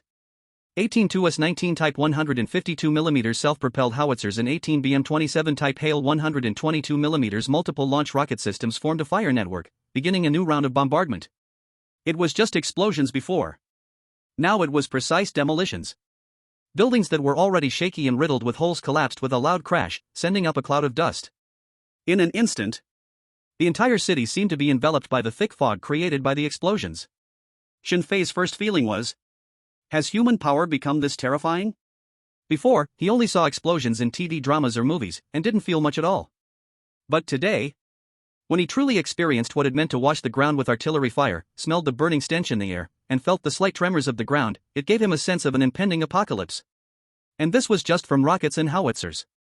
How terrifying must the world's real big weapons, intercontinental missiles and nuclear bombs, be? Moreover, Shin Fei truly questioned. After such a long time, day and night of bombardment, were there really still enemies left in the combat zone? As Shin Fei's mind wandered, the entire battalion smoothly entered the city. Leading the charge were 1592 main battle tanks. They were like steel beasts, effortlessly crushing obstacles and debris underfoot, including the corpses of enemies that they didn't have time to carry away. It was as if no matter what it was beneath the wheels of the tank, everything would transform from three-dimensional into two-dimensional. In this age, the coordination between infantry and tanks was already very advanced, but they didn't have so many tanks. So, following behind the tanks, responsible for covering the main force, were dozens of armored vehicles with thick reflective armor. Aside from 3 soldiers manning heavy machine guns, there were no extra soldiers on the vehicles. It wasn't because of insufficient load capacity, but because everyone knew that these vehicles would be the primary targets of the enemy. Sitting on them was not a good thing. 1 kilometer. 3 kilometers. 5 kilometers. The main force pushed forward nearly 5 kilometers but did not encounter any resistance. No, it should be said that there were no encounters with anything alive. Neither animals nor enemies were present. In the darkness and thick fog, Xin Fei and the others felt as if they were walking in a deserted silent hill. Only the occasional corpses of enemies at their feet silently reminded them that this place was not as peaceful as it seemed. Xin Fei grew more and more anxious, his heart racing faster. But the skill of killing intent resonance covered only a small area, making it a treasure for close-quarter battles. However, on a real battlefield, it was far from enough. Gold Coin, closest to Xin Fei, noticed his unease and said with a smile, "Razor, do you know what I felt when I first met you?" Xin Fei shook his head. "From you, I sensed humanity's most primal desire for killing." Gold Coin's expression was nostalgic as he said, "At that time, I told them that you would grow to be the top mercenary. I just didn't expect. Even though I already thought highly of you, in the end, I still underestimated you. By the way, this should be your first time on the battlefield, right?" Xin Fei is on the battlefield for the first time? Everyone around, including Siberian Wolf, was taken aback by this statement. They only had a little understanding of Razor's experiences. In their view, to lead a small team out alive from a place like the Dome Hotel should mean having rich battlefield experience, right? Xin Fei slowly nodded, not hiding anything. "Yes, it's my first time on the battlefield, and I'm a bit nervous. When I was on the battlefield for the first time, I was with one-eyed." Gold Coin said with a bitter smile, "At that time, I almost wet my pants from fright. One-eyed told me, there are only 2 types of people who survive on the battlefield, lucky fools favored by fate." At this point, Gold Coin stopped, looked directly into Xin Fei's eyes, and with a cold voice said while pointing at his heart, "The other type is the wolf that always remains hungry. They are the masters of the battlefield, the dragons soaring above the smoke. Razor, I am not the dragon that One-Eyed speaks of, but I have always believed that you are. We all trust you, unconditionally trust. Lucky fools favored by fate, or the wolves that always remain hungry? This is something only One-Eyed could say." Xin Fei's mouth slightly curved up, sketching a bitter smile, murmured, "Gold Coin, has anyone ever told you that you are suited to be a political commissar?" Gold Coin shrugged and refuted, "No, I think I'm better suited to be a writer." Here we go again. Poland couldn't help but roll his eyes. "Gold Coin, I advise you to give up this unrealistic dream." Just as Gold Coin was about to retort, a violent explosion suddenly occurred in front of them. Following that, screams from soldiers erupted. 12 o'clock direction, incoming enemy, numbers unlimited, there are individual rocket launchers. Real war is about to come. Ka. Xin Fei swiftly pulled the bolt, growling, "Avalanche team to the left, Golden Eagle team to the right, Peregrine team, follow me. At the fastest speed, break through." 133, now that's what I call a master of battlefield micro-operations. Hearing Xin Fei's orders, the 3 teams quickly began to move. The main battlefield is actually not the stage for the Special Forces teams, but in the face of direct combat, they still displayed strength far beyond ordinary soldiers. The team led by Avalanche quickly moved to the left, forming a single-file column, rapidly advancing forward while taking cover on the battlefield. The Golden Eagle team on the right, however, used a fan-shaped attack formation. There was no superiority or inferiority between the 2 formations, it was completely based on the characteristics of the members. Their mutual understanding was higher, and the fan shape was the most suitable choice. If the shooting skills of the members were excellent, then the single-file line would better improve the speed of advancement. Using the armored vehicle as cover, Xin Fei spoke while advancing, "We group into 3s, Gold Coin, Trigger, you're with me. Red Rose, Siberian Wolf, and Trigger group together. Gambler, pick 2 you like from the Peregrine team." The Gambler nodded heavily, turned to look at the Peregrine team, and pointed at 2 who seemed okay to him, saying, "You 2, follow me. Peregrine, you take the rest for backup support. I, a proper Special Forces soldier, have to let a group of mercenaries be the support?" If it were any other time, Peregrine would definitely raise an objection, but because the leader is Xin Fei, he actually wanted to see what amazing thing this guy could bring. After splitting the teams, they broke away from the large group and began to advance rapidly. From a high vantage point, if one looked down, the 4 teams formed an inverted V formation, like a sharp knife plunging straight into the battlefield. Siberian Wolf led the charge at the front. At first, they did not encounter any enemies. When their speed exceeded that of the large group, the surroundings suddenly became exceptionally dangerous. Bang bang bang. Bullets whizzed past their ears, but due to the fog cover, both sides probably wouldn't see each other until within 10 meters. Surrounding remnants of walls, anywhere, any inconspicuous corner. In every possible way, fatal gun barrels could be sticking out. Be careful. Shinfei held onto the gold coins with one hand, raised the assault rifle with the other, and pulled the trigger at a wall of ruins. Bang! Bang bang! The bullet shot accurately and continuously in the same area, followed by an enemy shot in the head, who fell out of a nearby window. The gold coins and Poland duo were already used to this, normally advancing forward. However, the other Special Forces soldiers who saw this scene all widened their eyes. They swore. They hadn't seen any enemies from their cover just moments ago. They hadn't heard any sounds. It seemed the enemy had no intention of firing. But in such a situation, how did Shinfei see the other side? Danger perception? Sixth sense? They had heard of similar abilities. Some seasoned special forces could determine the danger around them based on their body's reactions. But it was the first time they had seen someone as accurate as Shinfei. However, this wasn't the time to discuss these things. The team quickly advanced and soon reached the edge of an abandoned square. Surrounded by crumbling walls, the number of enemies was very high. In the darkness, the gun barrels without muzzle flash suppressors were especially noticeable when fired. The Siberian Wolf found a cover to hide and turned back, saying, "Razor, there's heavy enemy fire in the square, the number is unclear, we can't go around. What should we do?" Everyone else also found a place to hide, occasionally firing back at the direction of the gunfire. In this situation, precision was not considered at all. Moreover, the reason for not using modified assault rifles on the battlefield was the same. In this kind of environment, a so-called good gun was always less practical than standard equipment that could get ammunition resupplied immediately. "You all wait here, gold coin, Poland duo, follow me." Shinfei gave the command, then, using the cover of the night, slowly moved towards the square. This place used to be a large supermarket, with towering buildings, and various billboards hanging on the walls. It could be seen that it must have been very prosperous before the war. Shinfei lowered his voice and said, "Gold coin, Poland duo, don't fire yet, follow me and slowly circle around." The two nodded heavily. Shinfei advanced along the broken eaves, and at that moment, the murderous intent resonance skill demonstrated its effectiveness once again. The enemies inside the surrounding walls appeared in his mind. As Shinfei recorded their positions, he also relayed the locations of the enemy heavy fire points to Gold Coin and Poland duo. While they conducted battlefield reconnaissance, a large force of troops had already arrived. Thousands of people exploded into battle.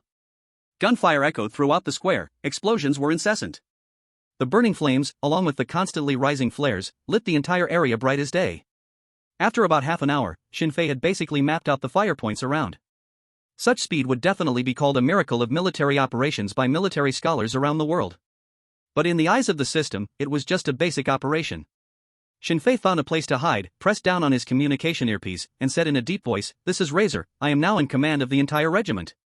All troops from the 1st Battalion attack the building at the 9 o'clock direction with full force. All troops from the 2nd Battalion will maneuver and encircle to the back door of the building, waiting for the other 2 battalions to charge in, while the 3rd Battalion will hold their strength and charge forward, targeting the building at your 12 o'clock direction. Don't worry, the enemy's numbers are not many. Next, I will make micro-adjustments. All troops that hear my orders must execute immediately." One order after another was accurately issued to the regiment headquarters. To be honest, Shinfei's command was very amateurish, even making the regiment commander and chief of staff feel like they were playing a game. But they did not have the arrogance of special forces. For them who received the death command, Shinfei's order was equivalent to the command of the commander. Let alone attacking in batches. Even if it meant going to commit suicide, there wouldn't be much hesitation. After the order was issued, the soldiers of 3 battalions all sprang into action. After less than 5 minutes of fierce battle, the 1st and 2nd Battalion successfully rushed into the building mentioned by Shinfei. The 3rd Battalion also began to charge. Then everyone was shocked to discover that everything was exactly as Shinfei said. The position of the enemy's heavy fire points, and the number of enemies were all spot on. Goodness! This is a dynamic battlefield. The enemy were all moving, living people. In such a case, even if the enemy's commander was your own son, it wouldn't be this cooperative, right? So smooth. It almost completely overturned their imagination of urban warfare. Wasn't it said that urban warfare has the highest death rate and is the most brutal? This was completely one-sided beating. What do you call this? This is what you call a battlefield micromanipulation master. 134, come back alive. Thanks to Shen Fei's outstanding control on the battlefield, the entire encounter battle ended in less than 2 hours. Although the main force had casualties, the enemy's casualties were even greater. Most importantly, many soldiers who participated in the battle naturally had a sense of fear when facing urban warfare against Chechnya. After all, in the previous skirmishes, Chechnya's madness, recklessness, and cruelty were well known. The fate of those captured by them was usually being turned into human piglets. They even killed live people to eat their flesh for the purpose of intimidating the enemy, and recorded it with cameras to broadcast it widely. But today, under the clear preparation of the enemy, they defeated them with an overwhelming force. It is no exaggeration to say, if this encounter battle were filmed, it could definitely serve as a peak template for urban combat. Jean Diao couldn't help but say through the headset, Razor, forgive us for the disrespect towards you before, we are really convinced, you were simply a battlefield artist. The genuine admiration of others also echoed in everyone's communication channel. Razor, how did you do it, collecting the entire war information in less than 20 minutes, that's too exaggerated. To be honest, you really shouldn't be a mercenary. Razor, are you interested in joining our 58th Group Army? Our squad always welcomes you, if you come, you'll be the captain. Hee, you guys are just dreaming. At Razor's level, those who have invited him are probably unimaginable existences, since he is still a mercenary, it means he has his own reasons. After a brief rest, the main force was able to continue moving forward. After advancing for another 4 or 5 hours and experiencing 3 encounters, they finally arrived at the heart of the city under siege. This was also the place where the signal from the surviving pilot appeared. At this moment, the sky was gradually brightening, but due to the ruins of the city, the visibility remained very low. Shen Fei took a deep breath, stopped, and asked through the headset, Commander, how are the casualty reports on your side? A night of rapid marching. For special forces, it was nothing, but for those ordinary regular troops, it was indeed not easy. Moreover, they still had to take care of the wounded while ensuring the speed of movement, which was a big test. The commander's slightly tired voice replied, Razor, I just finished tallying, 219 injured, 418 dead in battle, and currently about 1100 who still have combat capability. But please rest assured, we can still hold on. Under normal circumstances, if a unit's casualty rate exceeds 30% without collapse, it is considered elite. And they, who were not elite troops. The casualty rate has now exceeded 45%, yet there is no sign of collapse. Perhaps sensing what Shen Fei was thinking, the captain's voice rang out again, Razor, the brothers have been penned up for too long. Although our casualties tonight are heavy, the achievements we have made are also unprecedented. Rest assured, we will not disappoint you. Indeed. This point Shen Fei could also see from the eyes of those soldiers. Although they were equally exhausted, being frightened by the enemy and chasing after them to fight were two completely different concepts. I believe in you, but as visibility increases, the danger to the main force also rises. Shen Fei glanced at the gradually fading fog, then checked the military map on his wrist, and said in a deep voice, You will stay stationed in the tall building 500 meters ahead, we will make the rest of the way on our own. Remember, do not act without my orders. Conserve your strength, it may be of great use. After issuing orders to the main force, Shen Fei summoned the leaders of the 3 special forces teams together. The next 5 kilometers, we need to cover ourselves. After this night's chaos and the feints from other units, the entire combat city is now engulfed in battle. The more chaotic, the better for us. We must reach the pilot's hiding spot as quickly as possible. Can you do that? Golden Eagle wiped the blood from the corner of his mouth with the back of his hand and said coldly, Rest assured, Razor, although you are mighty, we are not made of clay. The other 2 team leaders also nodded in agreement. Okay, I won't say much more, we must race against time now. Let's go! Shen Fei changed to a new magazine, commanding the 4 teams to march quickly on the battlefield again. Having shaken off the main force, this time their speed was even faster than before. In less than half an hour, they had already reached the area where the pilot was hiding. Shen Fei and his team were hiding in an abandoned building that could collapse at any moment. He took out his binoculars and pointed to a 30-story office building several hundred meters away, saying, That is likely the place where the 3 pilots are hiding. Of course. There could also be soldiers ambushed inside. Do you have any opinions?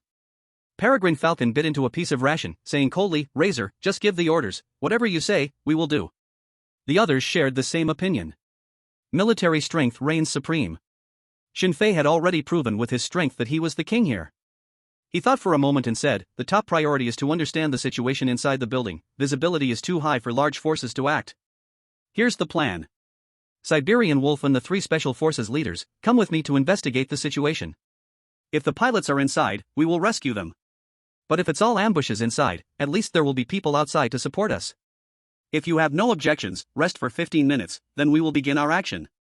Everyone had no objections, and after nodding, they began to rest in their own ways. Some ate ration packs. Some cleaned their firearms. And some closed their eyes to pretend to nap. But no matter what everyone was doing, it was very quiet, no one made any unnecessary sounds. Because everyone understood. The upcoming battle was the key to their mission. Success or failure depends on this one move. Shinfei did not rest, instead, he studied the building's structural diagram. The chart was provided by the 58th Group Army, its accuracy wasn't very high, but it was better than nothing. Soon. The 15-minute rest time was over. Shinfei stored everything away and stood up first, the others followed suit. Golden Eagle handed him the assault rifle he used, Razor. There are a total of 9 magazines, and I also prepared an extra barrel for you. Come back alive. Shinfei took the gun, nodded slowly, and turned to the 3 team leaders and the Siberian Wolf. Are you all ready? The 3 nodded. Then let's go. Shinfei wasted no time, quickly heading downstairs, passing through the burning alley, and smoothly entering the target building. The first floor was where the lobby was located, and various documents, furniture, and some luggage and clothing were scattered across the floor. It was clear that the people in the city had evacuated in a very urgent situation. Shinfei moved steadily, raising his gun as he slowly ascended the stairs, quietly saying, "We should be close enough for communication now." Siberian Wolf, try to establish communication with the pilot. Received. The Siberian Wolf quickly adjusted his radio to the secret communication channel for Ural Federation pilots. This radio had a very short transmission range, less than 1 kilometer. The advantage was that because the range was short, it was very discreet. Just as the radio was properly set, before they could call out, they heard a faint voice coming from the radio. "I am a pilot of the Ural Federation, codename 11293, if you hear this, please respond, if you hear this, please respond. Our situation is very dangerous. Help, help. 135, damn it, I knew there was a trap." Hearing the voice from the radio, Shinfei couldn't help but furrow his brows. So smooth? No ambush? Was it all just my imagination? It is also a possibility, after all, the previous missions were too difficult. True. How could someone be unlucky for a lifetime? Shinfei took a deep breath and said quietly, "Siberian Wolf, confirm the pilot's location." The Siberian Wolf nodded, pressed the intercom button, took a deep breath, and said, "Red Alliance." The radio quieted down, leaving only the sound of static echoing. It was already past 7 in the morning, the sun had risen, and mottled sunlight shone into the abandoned building, leaving streaks of light on the floor. About 5 to 6 seconds later, a faint voice came from the radio again, a fiery red and gray era. "Dabbalik, where are you? Please save us." The Siberian Wolf nodded, saying, "Razor, the code is correct." Since the code was correct, there was nothing more to say. Shinfei gestured for him to ask for the detailed location. The response was that they were currently trapped in room 1829 on the 18th floor, with a total of 3 people. This was exactly as Shinfei had thought. The 5 pilots were not together. After ending the communication, Shinfei quietly said, "Although we have confirmed the identity of the pilots, we must not let our guard down. I just feel like something is off." "Is it too smooth?" the Peregrine Falcon retorted. Shinfei nodded. The Golden Eagle said, "Razor, I don't know what unexpected events have happened in your previous tasks, but often, things are not as complicated as you think." "Maybe." Shinfei raised his assault rifle and waved his hand, saying, "No matter if it's a trap, we still have to jump in first. Everyone needs to be on high alert." The few nodded slowly, not lingering too long, and started to head upstairs along the staircase. All the way, Shinfei paid attention to the murderous intent resonance skill, preventing any potential traps or ambushes on the way. However, until they reached the 18th floor, they encountered no danger. Shinfei looked outside through a window at the end of the corridor. There were many areas in the combat zone where fighting was taking place, gunfire ringing out from all directions, both sides were fighting over one building after another. The battle was very intense. However, outside the cover on the street, it was extremely quiet. The roaring armored vehicles and tanks from the night seemed to have collectively disappeared. Shinfei knew. Those devices did not disappear, but both sides tacitly hid them away. After all, it was already daytime. And those battlefield weapons were as fragile as paper in front of anti-material sniper rifles. With just a little carelessness, they could be singled out. The layout of the 18th floor was very much like a hotel, with one room next to another. Golden Eagle asked, "Razor, should we clear things out first?" Due to Shinfei's demeanor, everyone was very tense. Even though they did not see any danger on the surface, they remained vigilant. "No need," Shinfei shook his head decisively, "my hearing is very good. As long as I pass by the door, I can roughly tell if there is anyone inside. It could be done like this? If it were someone else saying this, everyone would surely think nothing of it. But since it was Shinfei saying this, the credibility suddenly increased. After all, everyone had witnessed Shinfei's ability to gather battlefield information during the previous skirmishes. Everyone stopped at the door of room 1829, and Shinfei used his killing intent resonance skill to check. There were indeed only 3 people inside the room. He whispered, "Siberian Wolf, knock on the door." "Let me do it. How can I let the guest do such a dangerous thing?" Peregrine Falcon wanted to take over. Siberian Wolf leaned half his body against the wall, ensuring he was in the dead angle of the room site, murmuring, "Forget it, I'll do it. Who told me my compensation is higher than yours?" Clap, clap. He knocked on the door. The other 3 team leaders were taken aback, not understanding what Siberian Wolf meant. "You, a mercenary, have a compensation higher than our special forces?" But unfortunately, they did not know that. Standing in front of them was no ordinary mercenary, but a member of the most mysterious organization of the Ural Federation. Creak. The door slowly opened, and a tattered pilot wearing a flight suit and holding a handgun appeared before them. Shinfei had seen the others' information in the mission briefing. Indeed, it was a pilot from the Ural Federation. Was it really this smooth? Siberian Wolf proactively spoke, "Deveriak, we are here to rescue you. How are you doing?" The pilot was obviously frightened, his face showing a panic-stricken expression. "2 people are injured, the situation is very bad. You all come in and talk." The door opened. In the messy living room, 2 pilots lay on the ground, their bodies covered in dry blood. One was conscious, while the other lay with eyes closed, unaware of life and death. The pilot looked at the squad at the door with relief. "You are finally here. If you had been any later, both of them might have died. Do you have any medication?" The 4 of them were not medics and only had a first aid kit with them. "A little, but not much. I will check their injuries first." Shinfei walked over to the 2 injured, squatted down, and carefully examined their wounds. There was no major problem, they indeed had fresh wounds, and there were no signs of disguise on their faces. The one in a coma was worse off due to severe blood loss, coupled with an inflamed wound that caused a high fever. The conscious one only had a sprained ankle. Siberian Wolf asked, "Razor, should we call Poland and the others over?" The 3 special operations team leaders were still gathering information from the surviving pilot, standing about 5 or 6 meters away from them. Speaking in low voices ensured they couldn't hear. Shinfei said in a voice only the 2 could hear, "You go meet up with our people and tell them not to show themselves for now. Remember, under no circumstances can anyone appear without my order. No matter whether there was danger or not, basic precautions must still be taken." Siberian Wolf nodded slowly, pressed the radio wanting to contact the people outside, but found that there was no signal at all. He whispered, "Razor, there's no signal." "No signal?" Shinfei frowned and tried his walkie-talkie. Sure enough, he couldn't make contact. "It was fine just a moment ago." No. The 3 pilots have a problem." Just as Shinfei realized this, suddenly, 2 or 3 dozen killing intents rushed toward them, making the hairs on his back stand on end. "Damn it! I was careless. There's an ambush. And the enemy is definitely not ordinary soldiers, because they know how to hide their killing intent." Without hesitation, Shinfei turned around and pulled the trigger at the pilot who was communicating with the Falcon. Bang! His head exploded without warning, blood splattering everywhere in the room. 136, kill the friend, do not kill the poor Taoist. Although Shinfei possessed the skill of killing intent resonance, he did not know how to hide his murderous aura. Moreover, in the time he had been on the battlefield, none of the enemies he encountered knew how to hide their killing intent.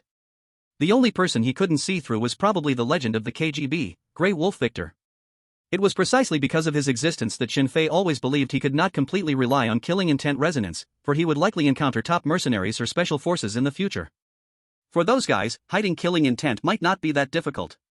But he never imagined that the confrontation would come so quickly, and there would be so many at once. Something's wrong. 1,000,000 times wrong. If one says that Chechnya is ruthless and crazy, Shinfei agrees. But to say they have so many top special forces, Shinfei is skeptical. If it were really so, the outcome of the First Chechen War should have been even more tragic. So that means the people outside are not Chechen special forces? Then, who are they? Razor, what are you doing? Why did you kill the pilot? Falcon asked angrily, not bothering to wipe the blood from his face. Shinfei's thoughts were pulled back to reality, and then he saw that the red dots of killing intent resonance had all disappeared. But with the enhanced hearing from the system, he could hear faint footsteps. They are coming. There's no time to explain, no time to say so much. If you want to survive, someone has to die. Shinfei gritted his teeth and suddenly raised his head, whispering, "Falcon, Golden Eagle, Avalanche, there are enemies coming outside, you need to check the situation. Be careful, definitely be careful." Everyone in the room furrowed their brows tightly, no one knew what was wrong with Shinfei. Suddenly erupting into killing. And then suddenly saying there's danger? Siberian Wolf was about to say, why not stick to the usual practice and let himself check the situation. But just as he was about to speak, he caught a glimpse of Shinfei's eyes turning dark and deep in an instant. A powerful sense of pressure made him swallow the words halfway. The three captains exchanged glances, their expressions puzzled, but they chose to carry out the order. Okay. Razor, you stay safe. Go. The three captains were fully armed, walking cautiously toward the door. Wait a minute. Shinfei couldn't help but speak. The three of them stopped, but no one turned back, leaving only three determined backs for Shinfei. Be careful. Shinfei reminded, the people outside should be top specials. Bang, bang, bang. Before he could finish his words, a loud gunshot suddenly echoed in the corridor. Countless bullets easily pierced through the wooden boards, shooting into the room and quickly bouncing off the walls. Fortunately, thanks to Shinfei's prior warning, the three squad leaders quickly scattered, immediately hiding beside the walls on either side of the door. This is a death hourglass area in CQB, but for the defenders, it is the best defensive area.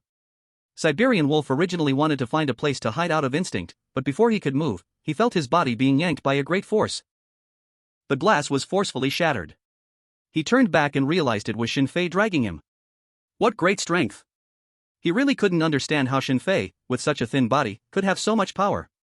At this moment, they were beside an air conditioning unit outside the wall.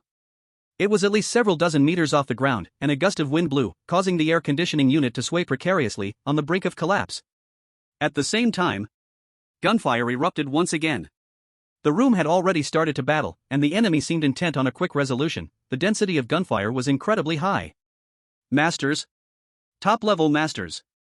Shinfei had no doubt now, they were definitely up against one of the top-ranked special forces in the world. But why? Why encounter such elite soldiers on an ordinary battlefield like Chechnya, which isn't even the main battlefield? No one could answer Shinfei's questions, in fact, he didn't even have the chance to ask. Siberian Wolf, jump down, don't look back. Hurry! Shinfei felt an unprecedented tension. He was not engaged in intense activity, but his breathing had become heavy, and his forehead was drenched in cold sweat. Fortunately, Siberian Wolf was reliable at this critical moment. He nodded firmly, then began to jump to the next air conditioning unit. Shinfei followed behind him. The two of them moved down rapidly, like acrobats, hopping from one air conditioning unit to the next. After jumping 3 air conditioning units, a brilliant red dot flashed through Shinfei's mind. A murderous intent was coming. Right above his head.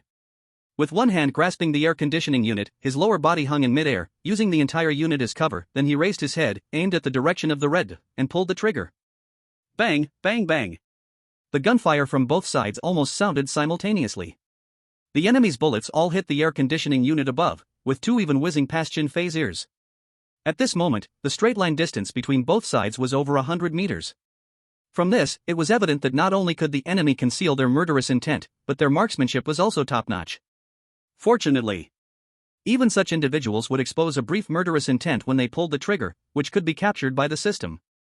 Even more fortunately, Shinfei possessed shooting skills that surpassed the world's best. Therefore, the enemy did not hit him, but he accurately hit the enemy's brow. The body tumbled out of the window, quickly falling down. For a moment, Shinfei saw the bewildered and shocked expression on the enemy's face. Perhaps he couldn't understand why just a mercenary team could possess such strength. At the same time, Shinfei also noticed the emblem on the enemy's shoulder, and the striking star-spangled banner pattern. America. They are American Special Forces. That emblem. In the black ribbon shaped like a U, there was a dagger of victory, and in front of the dagger, 2 sharp arrows crossed each other, forming an X pattern. This is... Before Shinfei could say anything, Siberian Wolf's shocked voice rang out, Green Berets. Razor, they are America's Green Beret Special Team. Damn it. We are in big trouble. The real game among great powers. Green Beret Special Forces. America. They haven't even changed their insignia, they still wear the national emblem. They intervened in the Second Chechen War just like that? If something like this happened in the past life, it certainly would not have gone unreported. So, is it because of the intelligence chief Quinn? They are coming for me? But I just captured Quinn a few days ago, and barely decided to join the war. How could they set traps specifically for me? Shinfei had figured out some issues, but more mysteries came flooding in. However, these things could not be resolved in a short time. First, escape. With this thought, Shinfei quickly let go of his hand and accurately selected the next air conditioning unit to jump onto. Run, this is our only chance. Shinfei shouted at the Siberian wolf, who gritted his teeth and quickly began to escape again.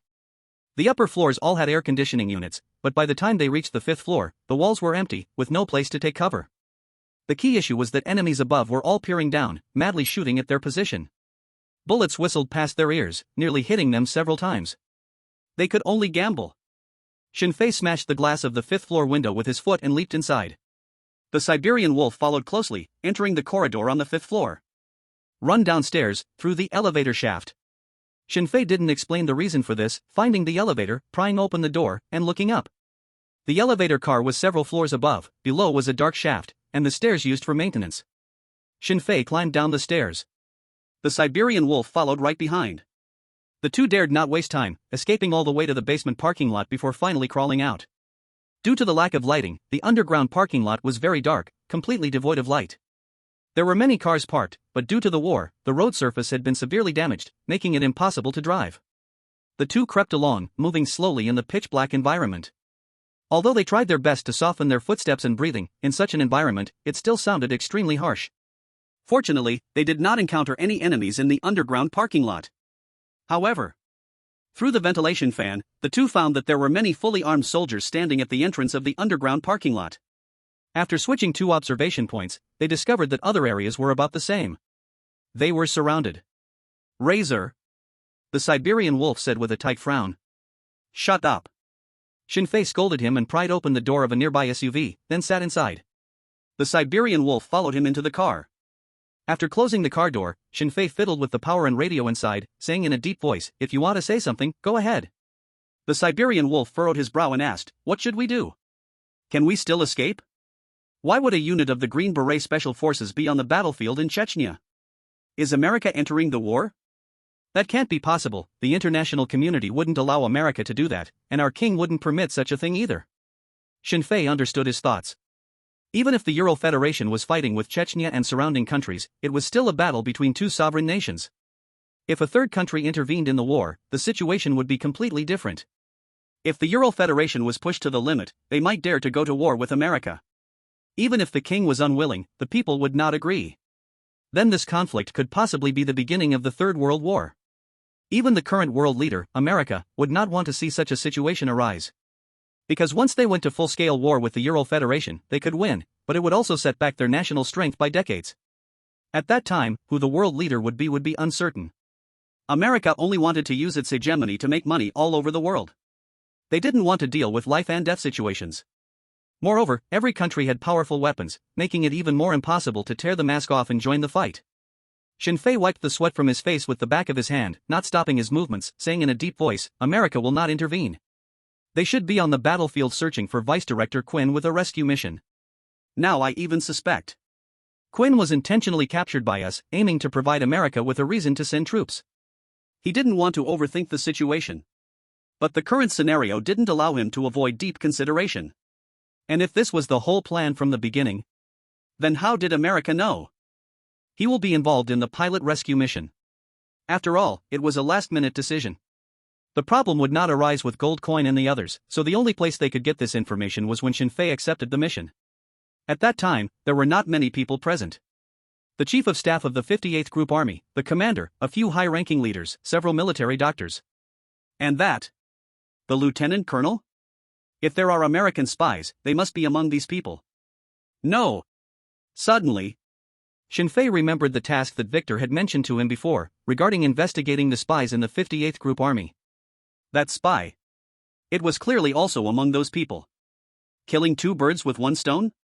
Not only can you stop me from investigating the spies in the 58th Group Army, but you can also directly take me out, allowing the American Special Forces to gain fame once again worldwide?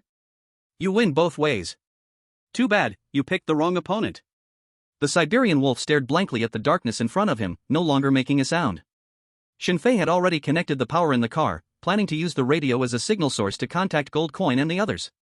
Although this kind of communication had no possibility of secrecy, Shinfei had to make arrangements. Otherwise, both he and the Siberian wolf would undoubtedly die. Sizzle. The busy tone of the radio echoed in the car. A faint green indicator light illuminated the serious faces of the two, smeared with face paint. Shinfei began to adjust the radio station, just ready to attempt to establish communication when he heard a middle-aged man's voice in the earpiece. Mr. Razor, are you going down the elevator shaft to the underground parking lot? What a great plan. He was speaking in English. And with a strong American accent. Almost certain. He was a member of the Green Beret Special Forces. At almost the same time, several lights turned on in the dim underground parking lot, followed by noisy footsteps. Who are you? Razor, what happened over there? Razor? Can you hear us?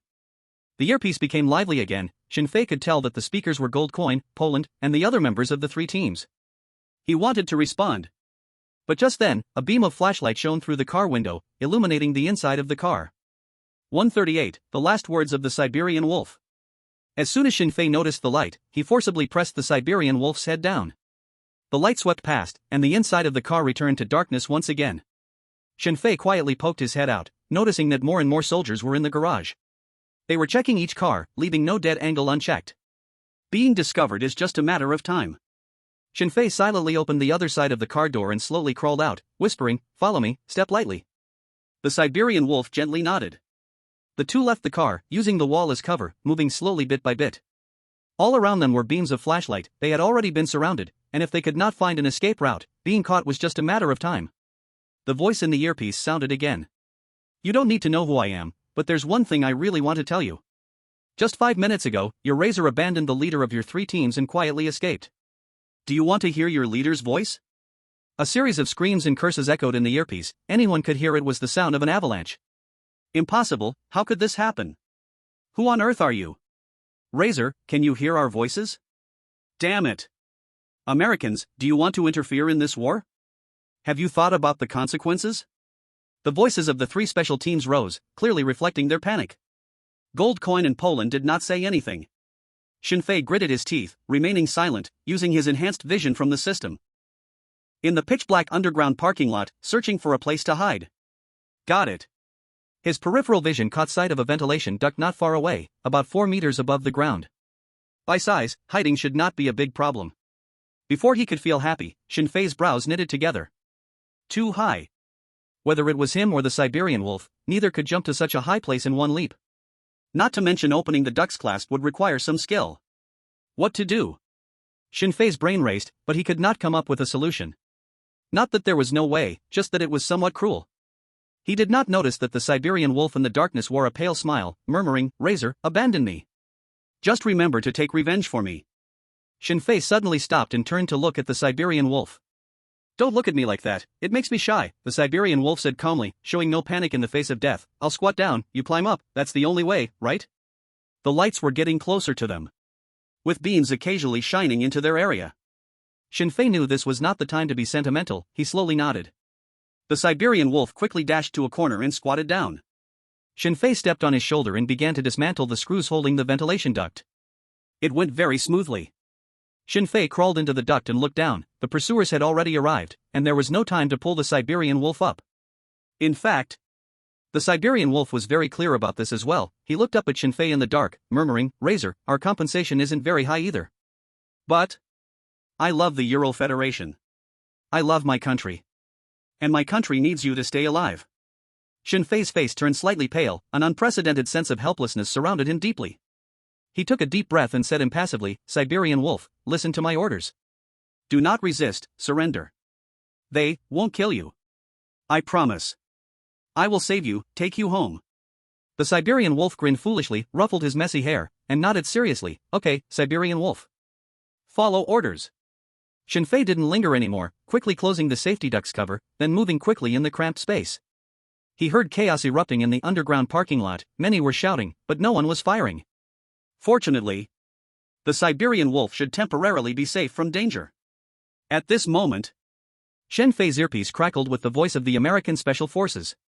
"Razor is a little man trying to survive, but we Americans are very generous. Now I'm giving you an opportunity. Bring him to me, and I will release your 2 captains, along with 1 captain's body. Oh, I regret to inform you, we just caught another one. If I remember correctly, his code name should be Siberian Wolf? Didn't expect that the KGB people are also mixed in with you." Make a decision, my dear recruits. This guy was a master of psychological warfare, trying to use hostages to capture Shinfei alive. No doubt, it was ruthless. What surprised Shinfei even more was that they had too much information. It was as if in their eyes, the world was transparent, and they could know whatever they wanted to know. Is this the strength of a world hegemon? Is this the capability of the world's #1 intelligence agency, the CIA? The sense of oppression was indeed strong. Shinfei breathed in the dusty air in the duct and said coldly, Green Beret Special Forces? No need to go through so much trouble. I will soon come to find you, and then, kill you. Everyone, listen to my orders, switch to Channel 2.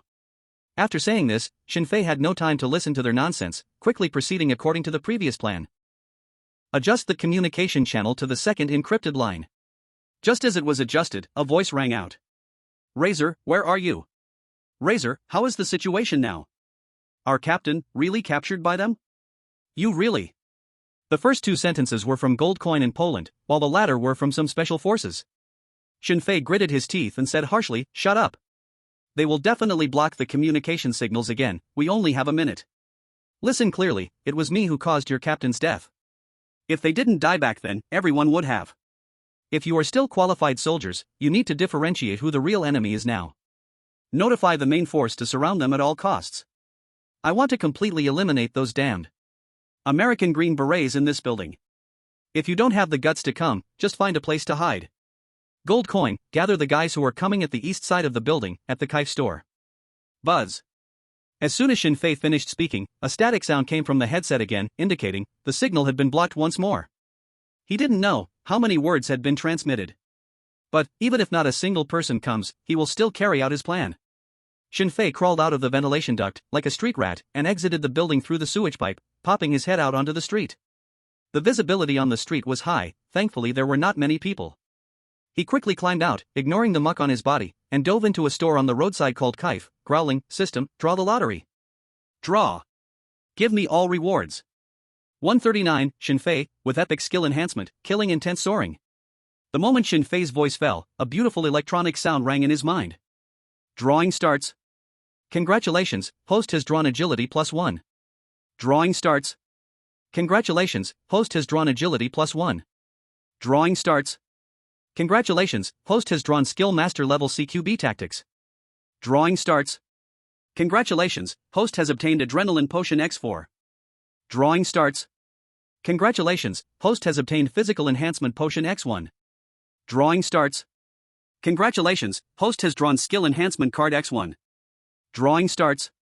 Congratulations, host has obtained full set of bulletproof gear X7. Drawing starts. Congratulations, host has obtained group buff potion X1. Drawing starts. Congratulations, host has drawn strength +1. Accompanied by the system's rewards, a flash of light passed through the previously empty system warehouse, and many items appeared.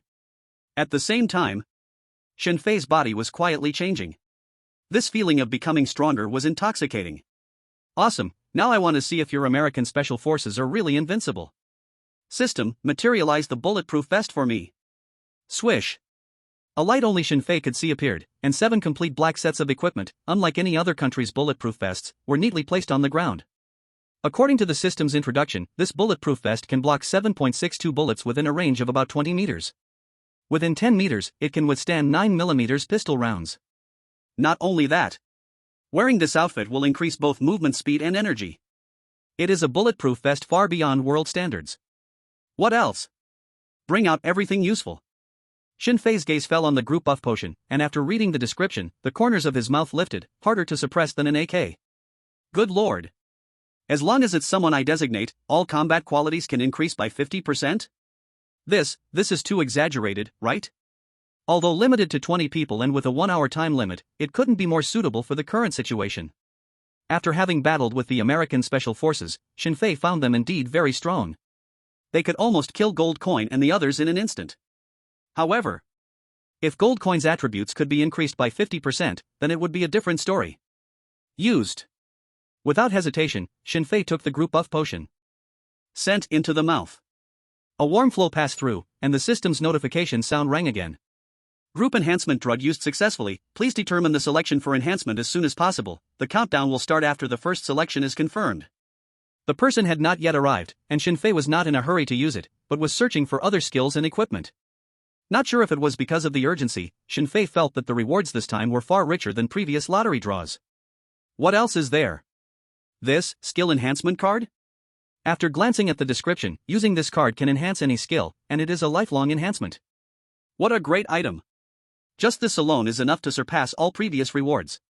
Shinfei roared in his heart, used the card to enhance the Killing Intent Resonance skill.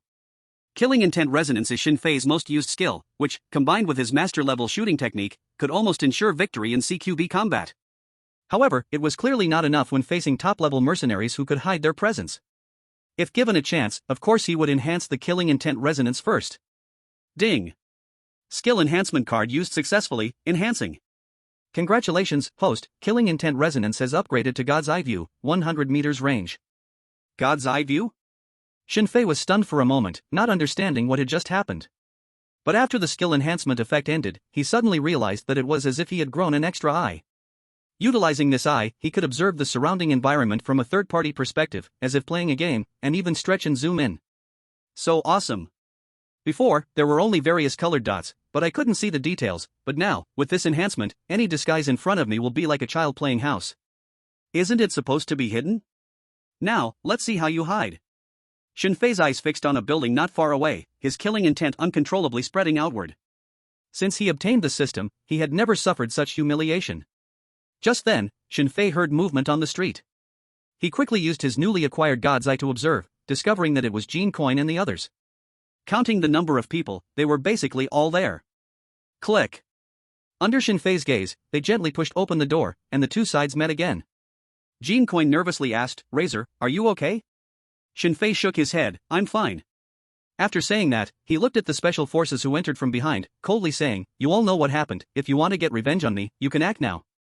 Jean Coin and Boland exchanged glances, their hands silently resting on the triggers. If someone truly intended to harm Shinfei, they would be the first to oppose it. The special forces looked at each other. One of the special forces said solemnly, "Razor, stop saying such things.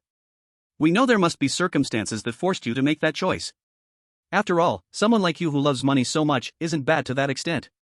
Everyone else nodded in agreement. "Razor, take us for revenge." "Yes, revenge. Can you all calm down? The building has America's top special forces, we are no match for them. The priority should be to retreat first. Revenge will only get us all killed." No one blamed Shinfei, they split into two views, one rational wanting to retreat, the other impulsively wanting revenge. Shinfei raised his hand, and everyone fell silent. In the cramped shop, silence fell. Shinfei coldly said, "Those who want to retreat can leave now, those who want revenge stay. Rest assured, for those who stay, I am confident I can lead you to annihilate those damn top special forces." Damn it. They only have 2 shoulders and 1 head, they are no stronger than us. Let Director Quinn experience the enthusiasm of the KGB. In the War Zone Command Center. In a huge underground bunker of over 1,000 square meters, various precise communication devices and tools were set up everywhere. Hundreds of staff members are closely watching the computers in front of them, methodically collecting all the data from the battlefield. If the war is compared to 2 fighting giants, then, the command center represents the giant's brain, responsible for calculating the opponent's moves, and how to respond in kind. Something has happened. Suddenly, a liaison stood up nervously and shouted to the distant colonel, "We just received news from the front line, the plan to rescue the pilot has failed." What? The colonel rushed to the computer, put on the headset, and listened to the news coming back from the front line. The pilot is fake, the American Special Forces are on the battlefield? The Razor team has been completely surrounded? The main force is working on the rescue and trying to retreat? Almost every sentence was like a thunderclap, exploding in the colonel's ears. When he finished understanding all the information, he took off the heavy headset and silently rushed to the commander's meeting room, knocking on the door. "Come in." A slightly tired voice sounded. The colonel took a deep breath, pushed open the door, and was hit by the thick haze created by cigarettes. Looking around, all the high-ranking commanders were almost all smoking, and each person's eyes were filled with bloodshot veins, showing clear signs of extreme exhaustion. They cannot rest, not even in shifts. Because right now, the fighting at the front is intense, and new orders could come at any moment needing their approval. Also, any qualified commander knows that tens of thousands of soldiers are fighting bloodily at the front, and casualties can occur every second. In this situation, who can sleep? Ladies and gentlemen, I just received Level 1 emergency intelligence. The colonel informed the body and quickly recounted the organized information verbally. The meeting room became even more silent. A powerful sense of oppression seemed to stop the flow of time. "Get out!" The voice of General Petrov resounded. Yes, the colonel turned and left the meeting room, closing the door behind him. Damn it, what do those bastards really want? General Petrov grabbed the ashtray on the conference table and slammed it hard on the ground. With his hands on his hips, he shouted, "Send the reconnaissance battalion to find out how many American soldiers are still on the battlefield. Chief of Staff, you immediately take this message." General Petrov's voice halted abruptly, frowning as he looked at the Chief of Staff, questioning. "Chief of Staff, sending Razor to rescue the pilot was a last-minute decision, right?" The Chief of Staff nodded in response. "That's right, at the field hospital, they expressed wanting to go to the battlefield, so I suggested." His voice also stopped abruptly, because he had already understood why General Petrov was asking him this question. The Chief of Staff hurriedly explained, "Commander, you can't be suspecting that I am an undercover agent in the army?" General Petrov looked at him coldly, neither confirming nor denying. Beside him, a staff officer blushed and said, "Commander, this is impossible, our Chief of Staff hasn't left since the war began." General Petrov's voice grew even colder. "Do you have the qualification to speak here? All of you, get out." With the command given, the people in the meeting room looked at each other, none daring to anger a raging lion. They tidied up the documents on the table and left the meeting room like they were fleeing. In the huge room, only 2 people remained. General Petrov sat back in his chair, picked up a cigarette casually, lit it, and took a deep puff. "Chief of Staff, you told me before the war that as long as Chechnya exists, I can keep being the commander. Now that Chechnya is gone, is my military career also over? I remember you also quoted a saying from the University of Tokyo. What was it again?" The Chief of Staff answered hesitantly, "When the cunning rabbit dies, the good dog is cooked. When the lofty bird is shot, the good bow is hidden. When the enemy nation is defeated, plots." General Petrov stared into his eyes and asked, "What are you plotting?" Plotting the demise of the advisor." The Chief of Staff's forehead was already beaded with sweat, and he didn't even have time to wipe it, hastily saying, "Commander, I'm just making a suggestion. I didn't really mean to go that far. Moreover, my family has been in the military for 3 generations. I am patriotic." General Petrov asked again, "Patriotic to which country, the Ural Federation, or the Red Alliance?" The Chief of Staff's expression froze, and he was left speechless. "You better not let anyone catch you with evidence." General Petrov sighed and turned to stare at the electronic sand table on the wall. "Go, pass my orders, notify the nearby troops to rush to rescue the units led by Razor. Remember, those Americans must be captured alive." The Chief of Staff felt a sense of relief, nodded, but suddenly seemed to remember something and asked, "Commander, why do you think those Americans came so quickly? Is it to escort Vice Director Quinn's special plane to Moscow?" As soon as these words came out, the expression on General Petrov's face instantly became serious. 10,000 meters in the sky. An An-22 transport plane was flying along its established route toward the imperial capital of the Ural Federation, Moscow. Inside the cabin, dressed in clean clothes, Quinn sat by the airplane window, elegantly admiring the scenery unique to the high sky. Sitting across from him was Victor, the gray wolf, dressed in a yellowed black leather coat and wearing a black top hat. Victor entwined his hands, alternating his thumbs, and with a smile asked, "Mr. Quinn, you still refuse to cooperate?" Quinn's lips curved up slightly, sketching a faint smile. "Victor, unless you kill me now, don't think you can get any information from me. Oh, by the way, don't say it's you, perhaps even your king doesn't have the courage to kill me. There's still some time before we reach Moscow. Why not let me try those torture devices your KGB prepares for little children?" Victor, expressionless, picked up the red wine on the table, took a sip, and murmured, "Mr. Quinn, the KGB would be happy to fulfill your request." Putting down the wineglass, he slowly waved his hand. The cabin door was opened, and several men dressed in black leather, robust in build, quickly walked over. Victor gently waved his hand, let Director Quinn experience the warmth of the KGB. However, the black-clad men stood still, as if they hadn't heard anything. The air seemed to freeze in an instant. In the KAF store. Having stabilized the morale of the troops, Shinfei pointed to the 7 sets of bulletproof vests on the floor and said solemnly, "Here are 7 of the best pieces of equipment in the world. I need 7 people to wear them, the price is to charge at the front. It's very likely you will be captured by the enemy just like your captain, it's up to you to decide."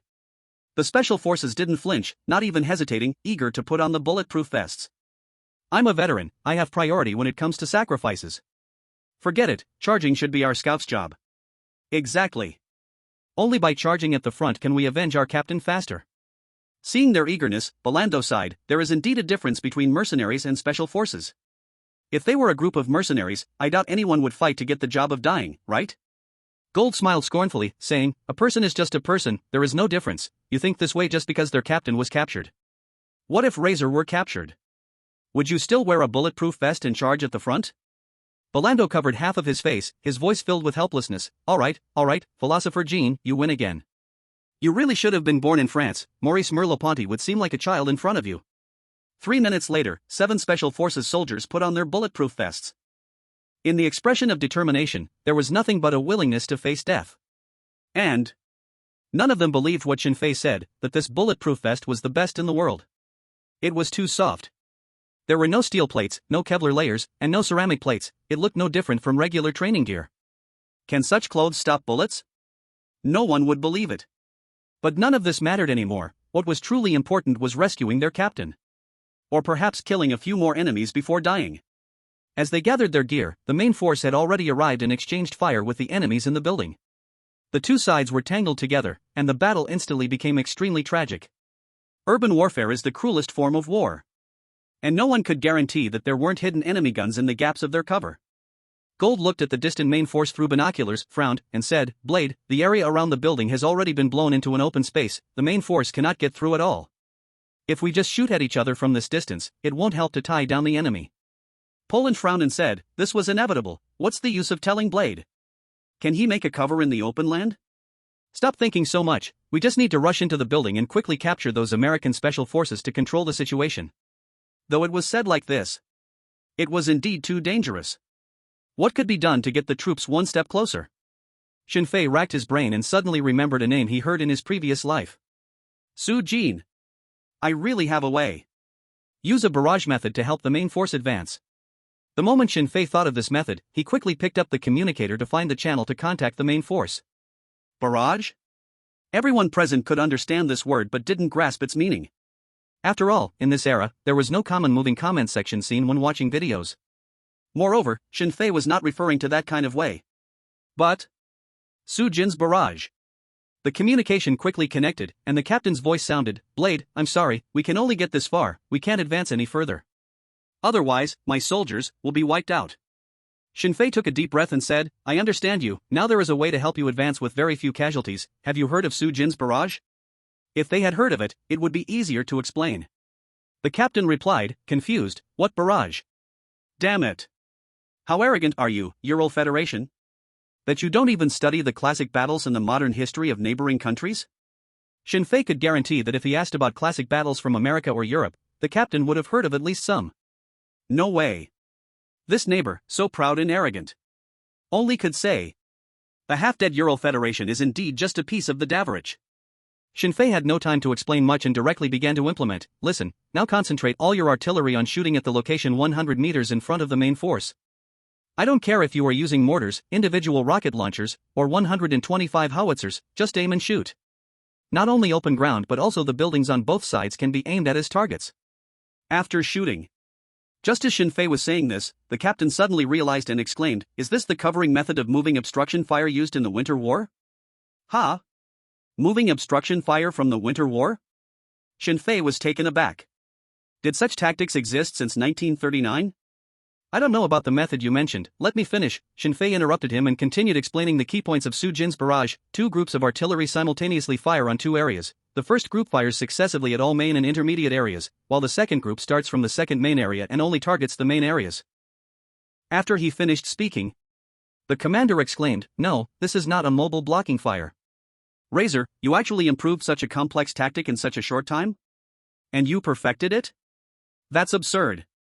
Yeah, why didn't I think of that? If you can think of it, then heaven should let you travel through time. Shinfei thought to himself, urgently pushing, if you understand, hurry up and do it, don't dawdle. Received.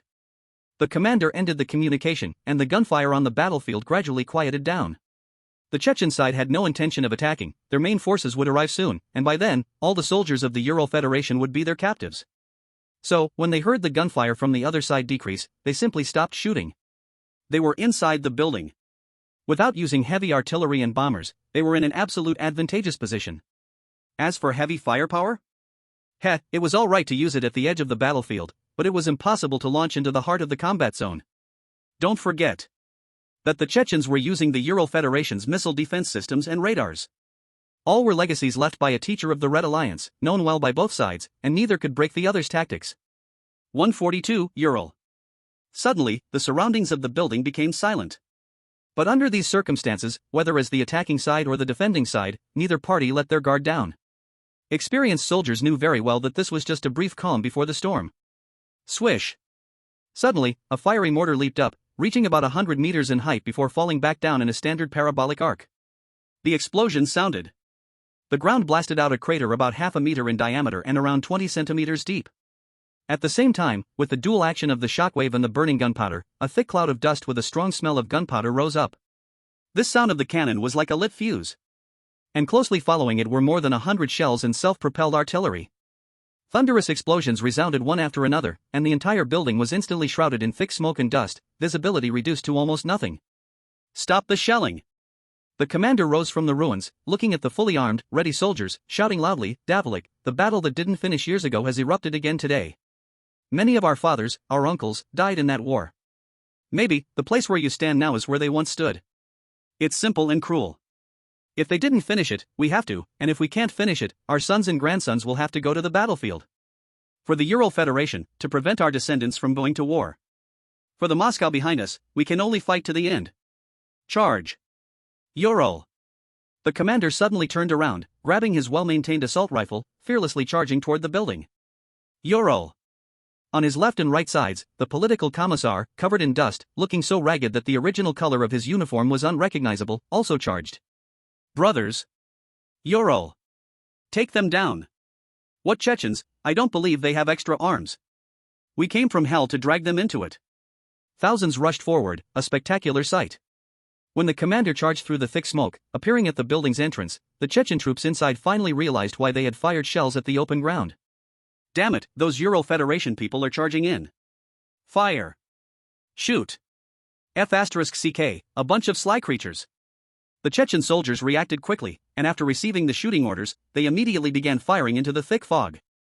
But as they were there to support the American Special Forces, and it was a covert operation, they did not carry much heavy firepower. The battle officially began. Every second, soldiers fell. Every minute, soldiers rushed into the building. The most brutal urban warfare of humanity unfolded in this city, utterly destroyed by war. Shinfei's eyes turned crimson, gripping his assault rifle tightly, he coldly stated, "We succeeded. The regiment can help us hold back the large forces inside the building, but to truly end this battle, we have to rely on ourselves. Do you understand?" All the special forces straightened their bodies and answered in unison, "Understood." I must say, when it comes to morale, the special forces definitely overshadow the mercenaries. Belando, take the Red Rose, find 2 more snipers, and look for a sniping position on the high ground outside. Wait for my orders. Shinfei gave the command. Yes, Belando straightened his body and accepted the order, then asked, "Razor, about the signal inside the building." Shinfei interrupted him, "I will find the signal jammer and destroy it. You just need to follow my orders." If it were before, Shinfei definitely wouldn't have had this confidence. After all, the building is so big, finding the jamming device would undoubtedly be a fool's errand. But, with the God perspective, what once seemed impossible now became effortless. This is the power of the system. Let's move. If we finish this quickly, fewer soldiers will sacrifice. Once inside the building, there are no communication devices, everyone needs to maintain a safe distance. Go! After briefing the last details, Shinfei didn't hesitate, turning back to push open the door of Kafu's store. Gunfire erupted nearby, and now and then, soldiers could be seen falling to the ground, crying out in pain. Similarly, more soldiers surged forward, like a tide, fearlessly charging at the building. This was only a battle of around 2,000 people. Shinfei couldn't imagine what a scene it would be if it were truly a grand battle of tens of thousands of people. Perhaps it really is true. Tens of thousands of lives, cut down like grass, gone. To get what you want, you have to survive on the battlefield with strength. In front were 3 special forces wearing bulletproof vests, while the remaining 4 vests were at the end of the line, keeping watch. Similarly, if the front soldiers in bulletproof vests fell, they would need to take their place. Shinfei chose not to charge alongside the large force, that way, the strengths of the special forces could not be utilized. How they came out is how they will return. Shinfei led them once again into the foul-smelling sewer pipes, then along the ventilation ducts, reaching the 2nd floor of the building. Peering through a gap, he saw the 2nd floor was filled with Chechen soldiers. However, they all stood by the windows, shooting out, and the middle area was not crowded. Shinfei lowered his voice and said, "Number 1, Number 2, go out and eliminate the Chechen soldiers at the stairway. We will continue upward along the safe passage. One Special Forces soldier frowned and said, "Razor, what if there are still Chechens in the safe passage?" "There won't be," Shinfei answered firmly. The 100-meter God perspective was enough for Shinfei to see all the surrounding situations clearly. No one could see better than him whether there were soldiers guarding. "Yes. Copy that." With a mix of anxiety, two Special Forces soldiers pried open the ventilation duct cover, slowly climbed out, and silently took care of the two Chechen soldiers from behind with their daggers. After that, the two pushed open the iron door of the safe passage, holding onto a mindset of certain death. They expected to face enemies, but it turned out just as Shinfei had predicted. Behind was only a dark corridor, with nothing else. 143, are you talking about that guy named Shinfei? Don't make me laugh. Two Special Forces soldiers confirmed that there was no one behind the door and originally wanted to signal others to come over. But before they could take any action, the rest had already arrived. One of the Special Forces soldiers whispered, "Did you act without orders?" "It was my command," Shinfei's voice sounded, low and steady. "You two go ahead and scout the way, ensuring to keep within 100 meters of me. The rear team should expand their distance in sequence, 7 steps apart for each person." At this moment, the advantages of the Special Forces team showed. Without needing Shinfei to say more, they immediately started following the orders. 7th floor. 9th floor. 11th floor. They moved up the dark building, going layer by layer. During the entire process, Shinfei did not issue any more commands. A distance of 100 meters was enough for him to see the general situation in the adjacent rooms. These floors were completely empty. As they were about to reach the 20th floor, Shinfei stopped and whispered, "Halt." His voice was very low, just loud enough for the two people in front and behind to hear clearly. Thus, after he issued the command, the team behind would repeat Shinfei's order. It was similar to a military march. Without the support of modern communication, they could only use this method. The team quickly stopped. All Special Forces soldiers leaned against the wall, slowly squatting down, using the darkness to hide their figures. Shinfei moved forward alone and stopped at the location of the safety passage, using a god's eye view to observe the other rooms. The layout of this floor was similar to a hotel, with a corridor covered in carpet and guest rooms one next to another. In the third room on the left, Shinfei saw the Siberian Wolf and 2 American Special Forces soldiers who were interrogating him. The jammer was not in this room. Shinfei zoomed in for a closer look at the 3 people's lips. Although he couldn't read lips, fortunately, perhaps for the convenience of interrogation, the 2 American soldiers spoke in the language of the Euro Federation. For a familiar language, Shinfei could guess the general content. "Siberian Wolf, we know everything about you. We'll give you one last chance to tell us about Shinfei."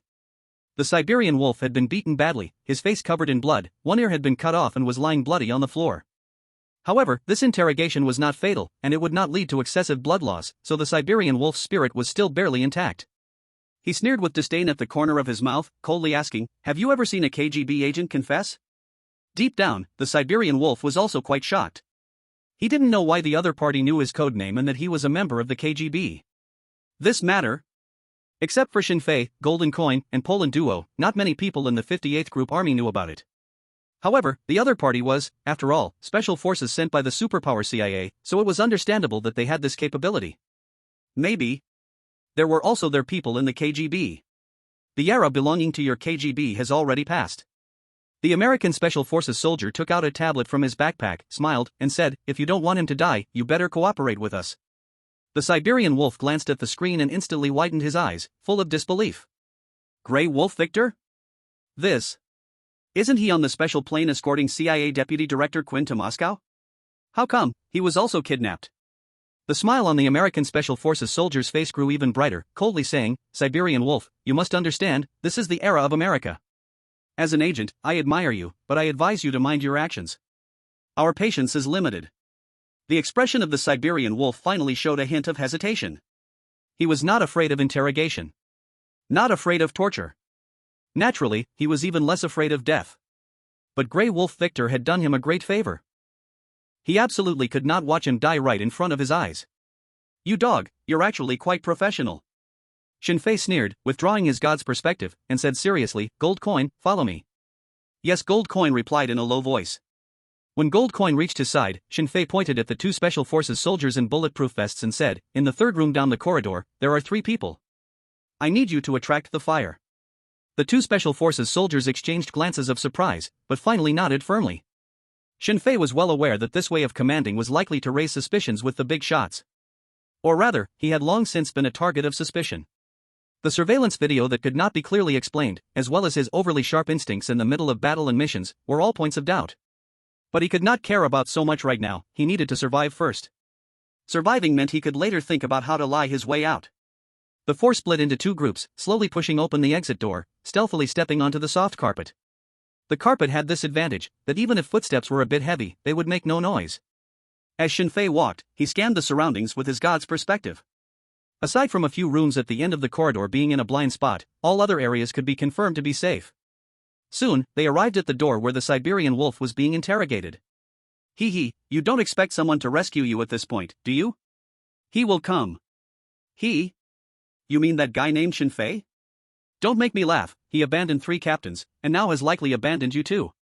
The door had poor sound insulation, standing at the door, one could hear the conversation inside without needing God's perspective. Shinfei slung his assault rifle behind him, swapping for his most familiar tactical ghost pistol, pointing at the 2 Special Forces soldiers, then at the door. The 2 Special Forces soldiers nodded, stepped back a few steps, then suddenly dashed forward, smashing the door open. Bang! The door slammed against the wall with a loud noise. If an ordinary person encountered this situation, they would surely be momentarily stunned. But among those present, none were ordinary. The Siberian wolf kicked the ground hard, his body and the chair he was bound to fell to the ground together.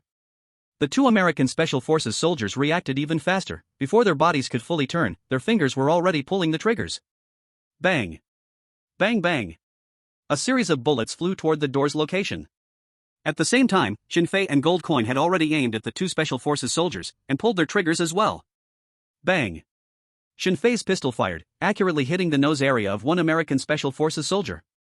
The reason for aiming at this spot was to avoid the bulletproof helmet he wore. Although this thing couldn't stop a bullet at close range, even a small error was something Shinfei did not want to bear. However, an accident still occurred. Gold Coin fired as fast as possible, but the bullet missed, grazing the American Special Forces soldier's cheek and taking off his left ear. By coincidence, it landed right where the Siberian wolf's ear was. 144, I told you to pick up your ear. Danger! In a critical moment, one of the bulletproof-clad Special Forces soldiers responded first, leaping and pouncing onto the enemy. Bang! Bang bang! Gunfire erupted, with assault rifle bullets hitting the wall and ricocheting back. Shinfei couldn't care about the danger of ricocheting bullets and decisively pulled the trigger, hitting the enemy's arm and instantly disabling him. Screams rang out. From the moment the door broke open until now, the whole process had taken less than 10 seconds. But even for those battle-hardened warriors, their breaths had become heavy, their foreheads slick with cold sweat.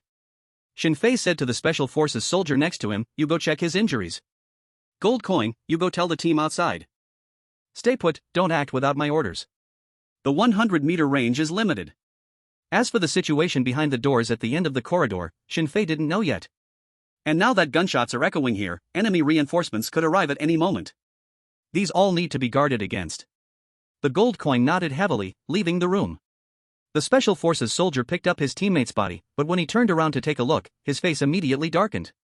His bulletproof vest had been pierced, with at least 4 or 5 bullet holes in his chest, and blood was already dripping from his mouth and ears. In this situation, even a god could not save him. There's no way, even if the bulletproof vest Shinfei provided was the best, it couldn't protect him against 7.62 bullets at close range.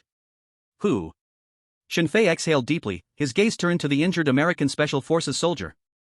Though his arm was injured, the soldier was still desperately trying to draw his handgun from his waist. Bang! Shinfei pulled the trigger again. His right arm was pierced, and he collapsed helplessly. Shinfei walked over to his side, stepped on the American emblem on his chest, and spoke coldly from above, "Tell me the location of your teammates, and the location of the jammer." The American Special Forces soldier glared at him, his eyes filled with undisguised contempt, asking in return, "Are you Razor? Ha! Do you really think that after offending America, you can still live long?" Shinfei slowly raised his foot, moved it to his face, and then stomped down hard, aiming for his mouth. They were wearing anti-stab military boots, very hard, especially at the heel, which was almost as tough as iron. Screech! Crack! With a single stomp, Shinfei clearly heard the sound of teeth breaking and the surrounding tissues in the mouth being crushed. The American Special Forces soldier's face immediately turned red, and his eyes bulged, full of blood vessels. Shinfei stomped down twice more, then said coldly, "Siberian Wolf, use your KGB methods to make him tell me what I want to know." The Siberian Wolf could never have imagined that Shinfei would actually rush in at the most critical moment to save him.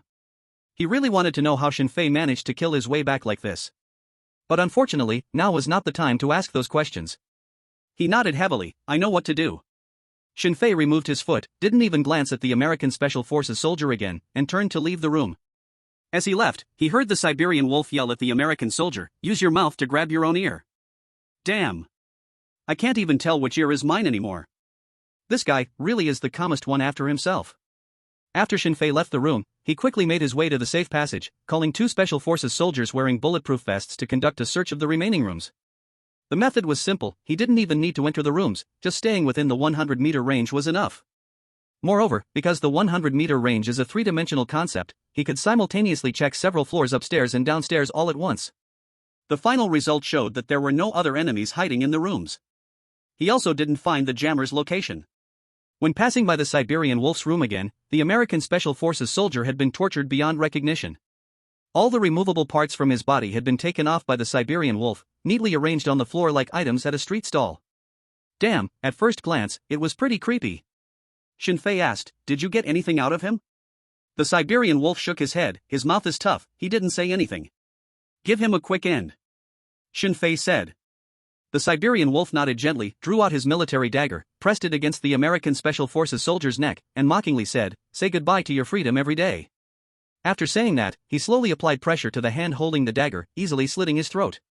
Blood did not spurt out. Because this special soldier's body was already riddled with wounds, the blood pressure gathered at his neck was not high. Moreover, he was already in a state of blurred consciousness.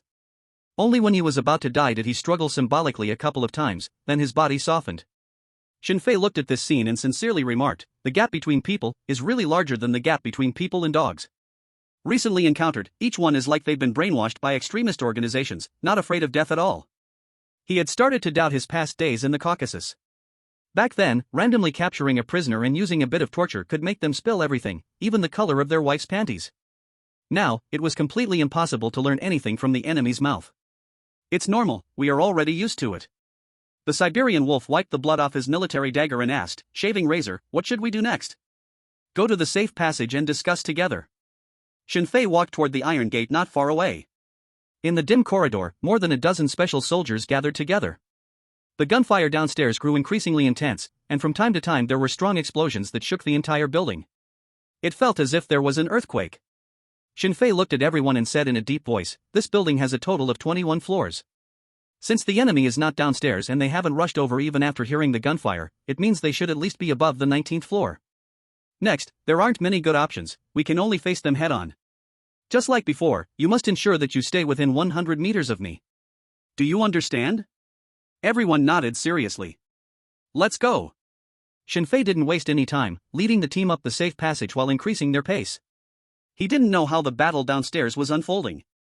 If the main force's attack wasn't going well and couldn't draw the Chechen soldiers in, they might become surrounded. This was the biggest taboo in CQB. Even the most powerful special forces could be no match for a regular army made up of hundreds of soldiers. Just by taking lives, they could bury you under a mountain of corpses. 19th floor. 20th floor. 21st floor. Shinfei reached the top floor, planning to check down layer by layer to ensure relative safety. But before he reached the safe passage on the 21st floor, the God's eye suddenly noticed that at the stairway corner, there were a dozen hidden traps. These traps were connected by very thin transparent wires, forming a net of firepower in the corridor. Let alone running past. Just touching those thin wires would definitely mean certain death. 145, there was only one command next, kill them all. Since the traps could appear ahead, it indicated that the enemy was likely in some room on the 21st floor. But, how to get up? Shinfei used the God's eye to examine the thickness of the building. In this era, there weren't many shoddy projects, especially such a tall building, which used to be a landmark in this city. Very solid. Don't mention those traps, even if a mortar detonated in the corridor, it wouldn't cause much damage to the main structure. So there was a very good method. Just throw grenades up to detonate those traps, clearing the path. The only downside was that it would definitely startle the enemies above. Was there any other way? Shinfei frowned and continued to check with the God's perspective. It felt like playing a game, with countless problems laid out in front of him, and then using the skills he had to solve them one by one. Furthermore, this immersion and sense of achievement were 1,000 times stronger than in any game. Suddenly, Shinfei's gaze caught sight of the drainage pipes on the outside of the wall. Although they were somewhat shaky and rusty in many places, if they climbed up one by one, it shouldn't be too much of a problem. Moreover, the battle was happening downstairs, so even making a little noise wouldn't be too big of a deal. Shinfei thought of this and walked straight to the window, taking a glance outside. From this height, the ground below made vehicles look like toys, and the soldiers moving among them were hardly bigger than ants. Overlooking the battlefield made the real cruelty feel even more intense. Let's do it! Shinfei called everyone over and pointed at the shaky pipe outside, saying, "Leave 5 people in the hallway, the rest come with me to climb up.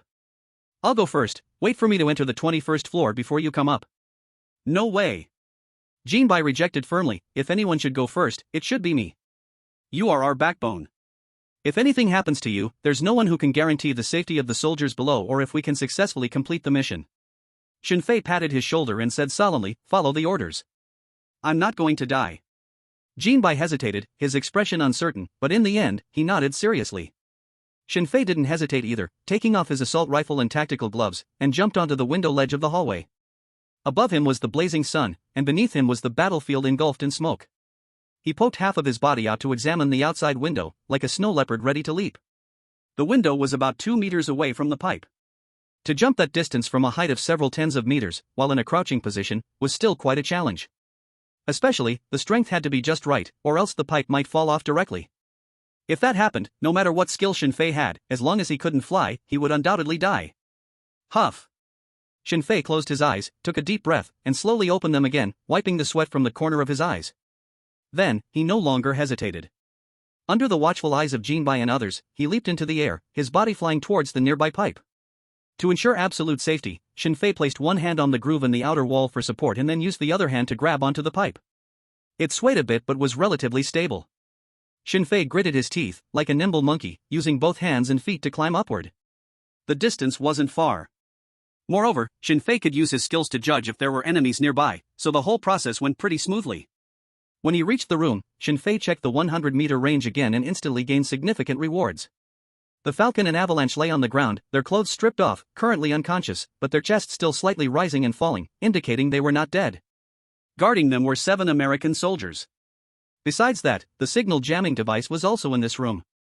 Shinfei looked in the other direction and noticed that there were 3 to 5 American Special Forces soldiers in the rooms on both sides. These guys truly were the world's top special forces. Whether it was their positioning choices or the selection of hidden rooms, everything was very deliberate. In this situation, no matter which room encountered danger, the other 2 rooms could provide support at the quickest speed. Shinfei was thinking of a way to solve the problem when at that moment, Jinbai and the Siberian Wolf, along with 5 or 6 Special Forces soldiers, successfully climbed up. Shinfei signaled for them to maintain absolute silence, and everyone refrained from talking. One after another, 2 more Special Forces soldiers climbed up, but Shinfei still hadn't come up with a good way to break through. It seemed the only option was to wait for everyone to gather before launching a strong attack. Although the risk was very high, as long as they could capture a few American Special Forces soldiers alive, it would all be worth it. Now they just had to wait for everyone to arrive and then launch a fierce attack. Although casualties would be severe, it would all be worth it. They could only wait. Shinfei pressed close to the wall, keeping a god's eye view, closely watching the American Special Forces soldiers in the other rooms. However, a change still occurred. In a nearby room, an American Special Forces soldier slowly rose. He walked toward the window. From his position, he could most likely see the Special Forces soldier climbing up. Shinfei's body hair stood on end as he stealthily ran to the window, hurriedly signaling to the climbing Special Forces soldier. The other party was also quick-witted, swiftly pressing themselves against the wall, using the exterior's shape to hide their body. At the same time, the American Special Forces soldier also poked his head out. The 2 sides almost brushed past each other. Ha! Shinfei let out a heavy sigh of relief. Now, they just had to wait for that American Special Forces soldier to pull back his head, then his men could continuously go upstairs. However, at this critical moment, the Special Forces soldier suddenly slipped and fell directly from the high building. Shinfei almost instinctively reached out his hand, wanting to grab the other person. But he forgot that there were at least several dozen meters between them. The falling Special Forces soldier was tough and didn't attempt to save himself, but tightly covered his mouth, hoping not to make any sound. Unfortunately, his body collided with the glass on the exterior, making a loud noise. Just then, the American Special Forces soldier standing by the window noticed this scene. Fake, there are enemies. They are climbing up.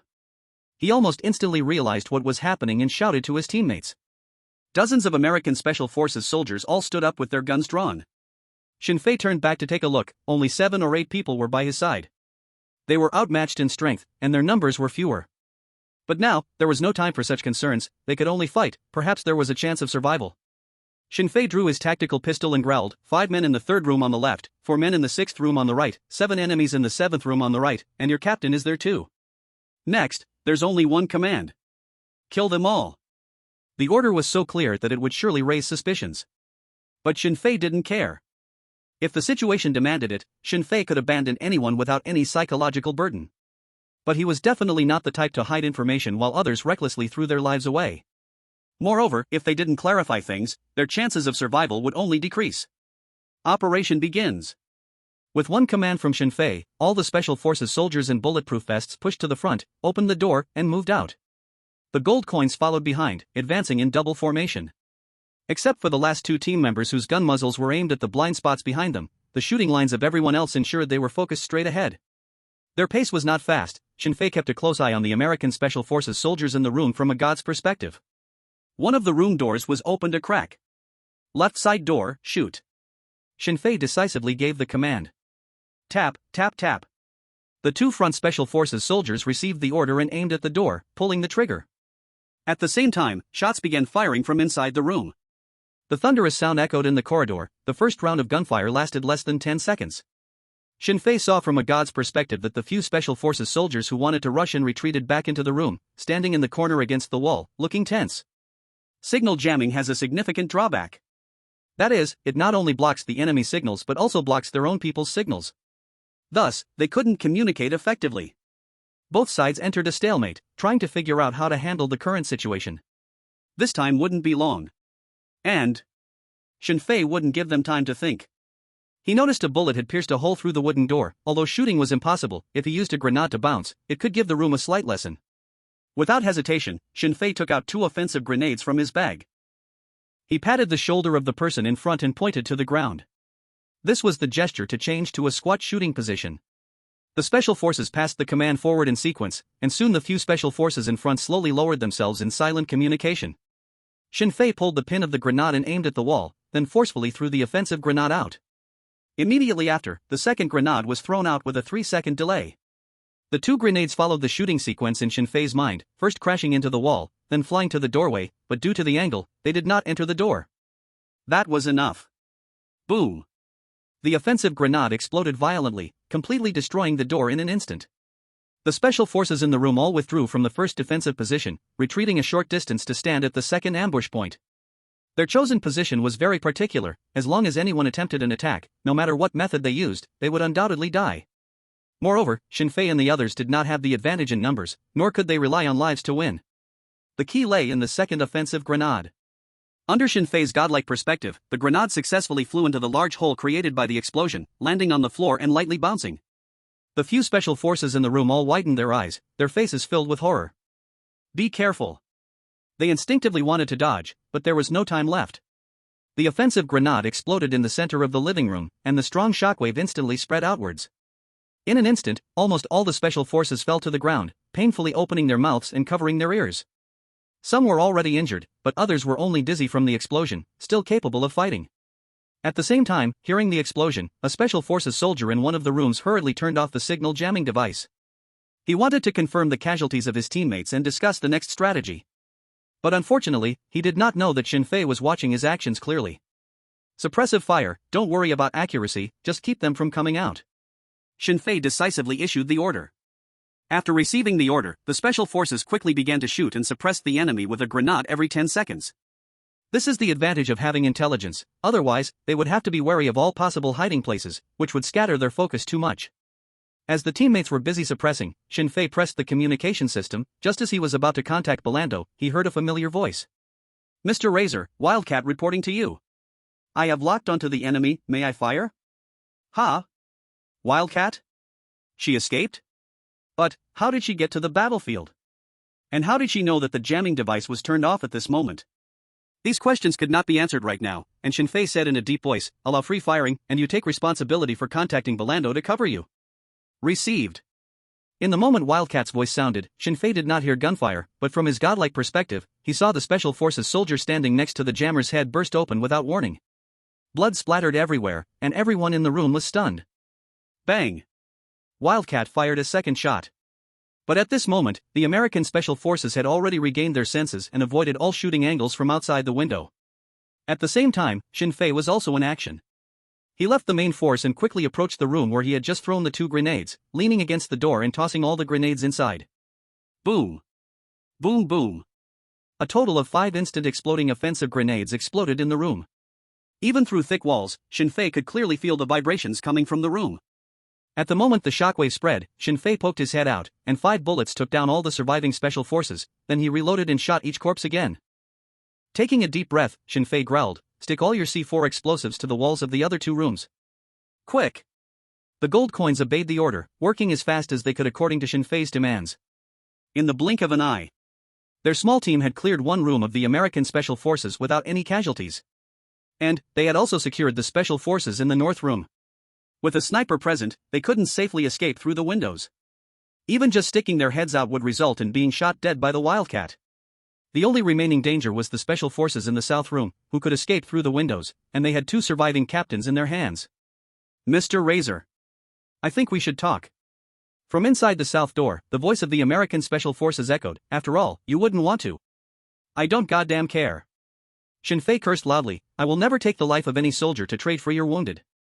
"Blow it up. Blow them all to hell." "No, I don't intend to take him," the order was given. But those special forces holding the detonator suddenly froze. In the room were their captain, their comrades.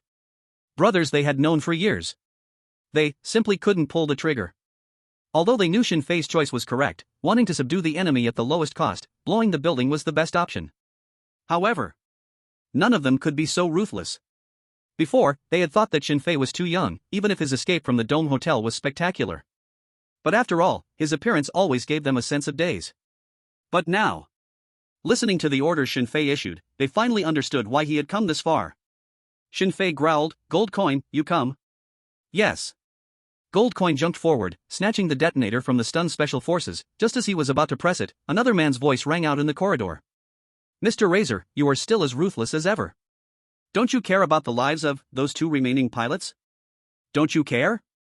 And Grey Wolf Victor, don't you care either?" That voice. This time it wasn't the special forces who were stunned, but Gold Coin and Shin Fei. CIA Deputy Director Quinn? How is this possible? Wasn't he being escorted on a special plane to Moscow to see the king? Razor. Don't mind me, do as you think. Shut up. This time it was Grey Wolf Victor's voice and a reprimanding tone from an American soldier. Shin Fei didn't know what had happened, but from the current situation, Quinn had escaped and had even turned the tables on Grey Wolf Victor.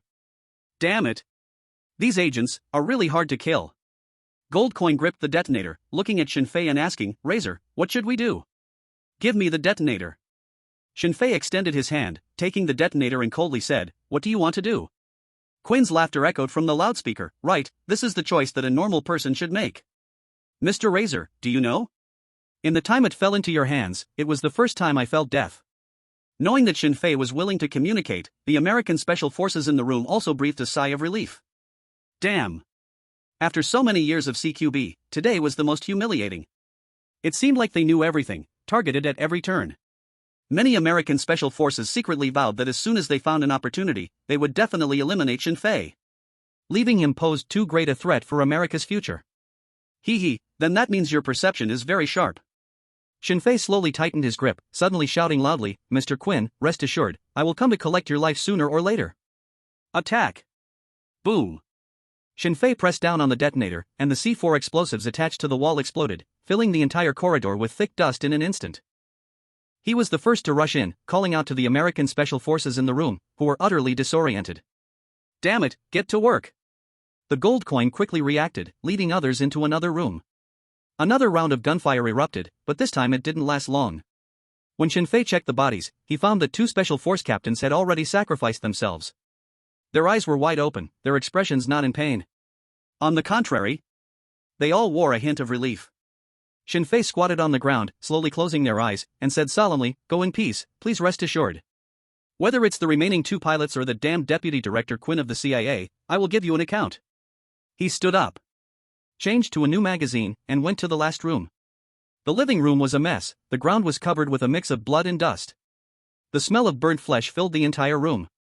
The Gold Coin walked in front of him, saying with regret, "We lost 4 people and captured 3 American Special Forces, but we still don't know their identities." Shin-fei glanced at those 4 special forces who also had no breath. Notify the Siberian wolves to clear the mines and let them come up.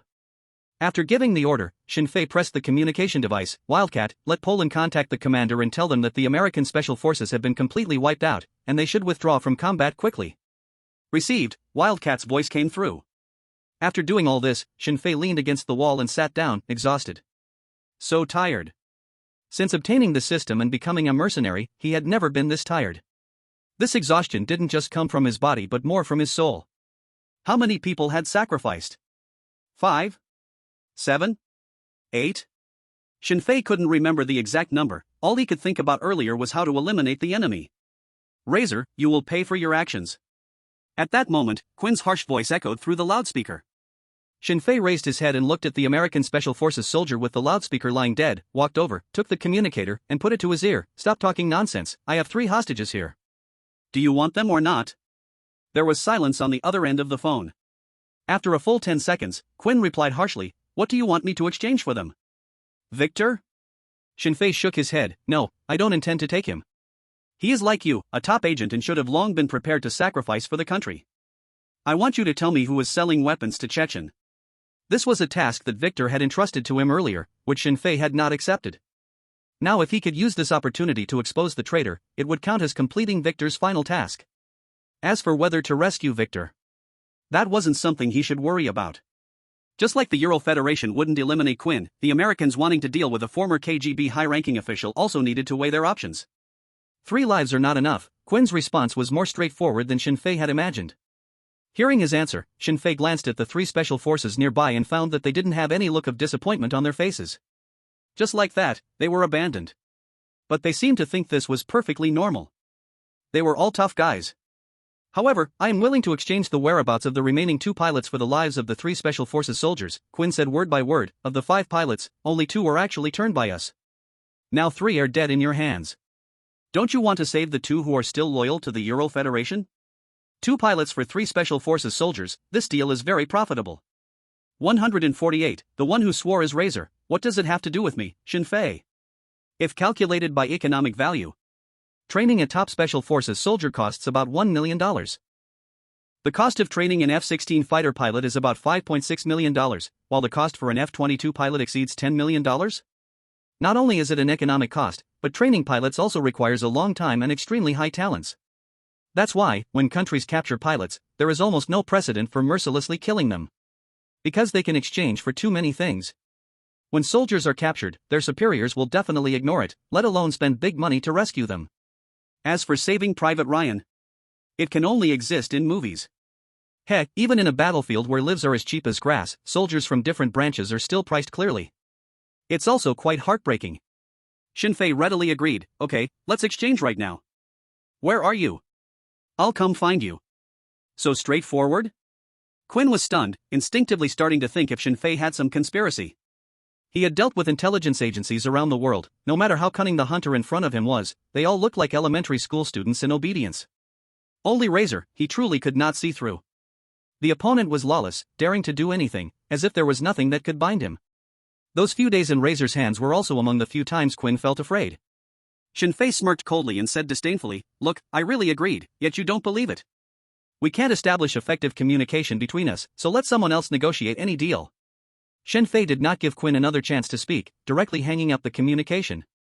To ensure absolute safety, he restarted the jamming device used by the American Special Forces. This device is indeed useful. And just now Shin-fei also noticed that after turning on the jamming device, communication between the American Special Forces was also blocked, indicating they could not bypass the jammer. Shin-fei looked at the 3 tied-up American Special Forces soldiers. The 3 of them looked at him with defiance. Shin-fei tilted his head and mockingly asked, "You don't seem to be afraid of me at all?" One of the oldest soldiers, sporting a full beard, chuckled lightly and retorted, "What's there to be afraid of?